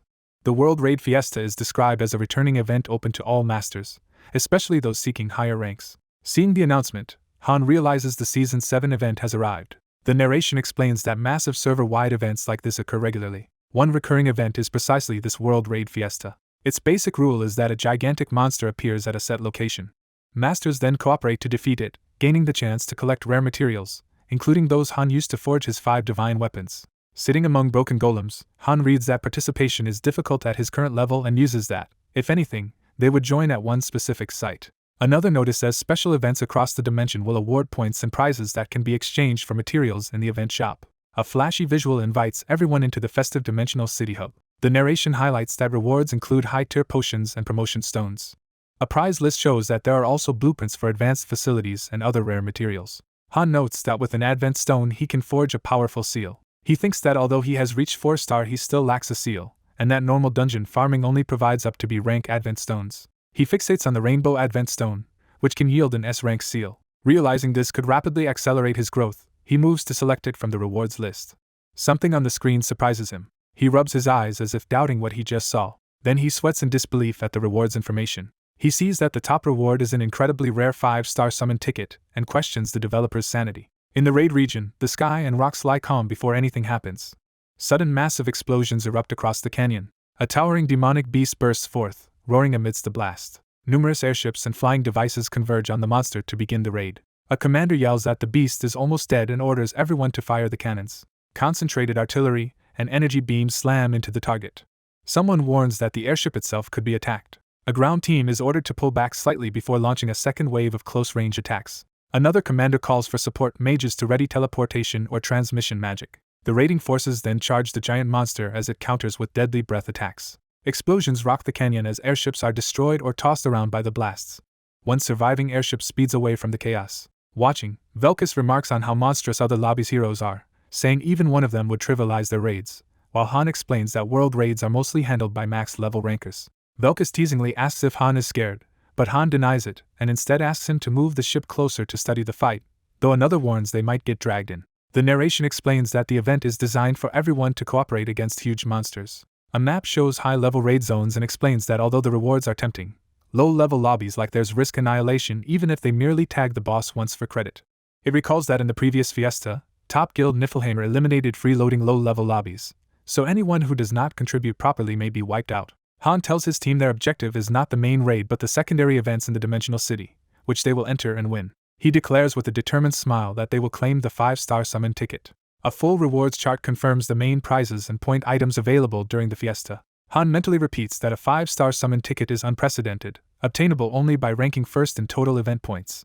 He reasons that since points both by items and determine ranking, they must win at least 3 different event categories to take first place. He studies the 6 dimensional cities, deciding he must choose their destination carefully because certain star-level cities would bar them from competing or pit them against unbeatable foes. A forum-style screen notes that rankers do not know which cities their rivals will select and speculates that many may ignore sub-events to focus on the main raid. A cash shop window offers a pricey Fiesta package that boosts event point gain along with gems and other bonuses. Han is shocked by what this implies. He realizes a certain whale player is buying the largest bonus package, guessing she is serious about ranking high. Another screen shows a slightly cheaper bonus package also being purchased. A third purchase completes a stack of point boost packages, giving the buyer a total 30% bonus to all event points. Back in the tower, Han receives several warhorse statues as gifts and incredulously complains that he is expected to secure the 5-star ticket with such meager support. An infographic states that hundreds of thousands of masters compete, that each dimensional city grants only 1 ticket, and that earning it requires winning various competitive events. Numerous warhorse statues rain down on Han's account as further small gifts. He clarifies that his personal objective is actually the Rainbow Advent Stone, since the first seal will define his hero's long-term growth. Nonetheless, he keeps staring at the 5-star ticket while clutching the gifted horse statues. He formally organizes his 12-member party under the name Get Me That Ticket. Assignments are set, with Han taking the Battle Royale, Velkus handling the 1v1, and Anand plus Bennick entering the 2v2. The remaining lineup of powerful allies is selected for the 5v5 team event. Their airship sails toward the desert region and the distant dimensional city where the Fiesta will be held.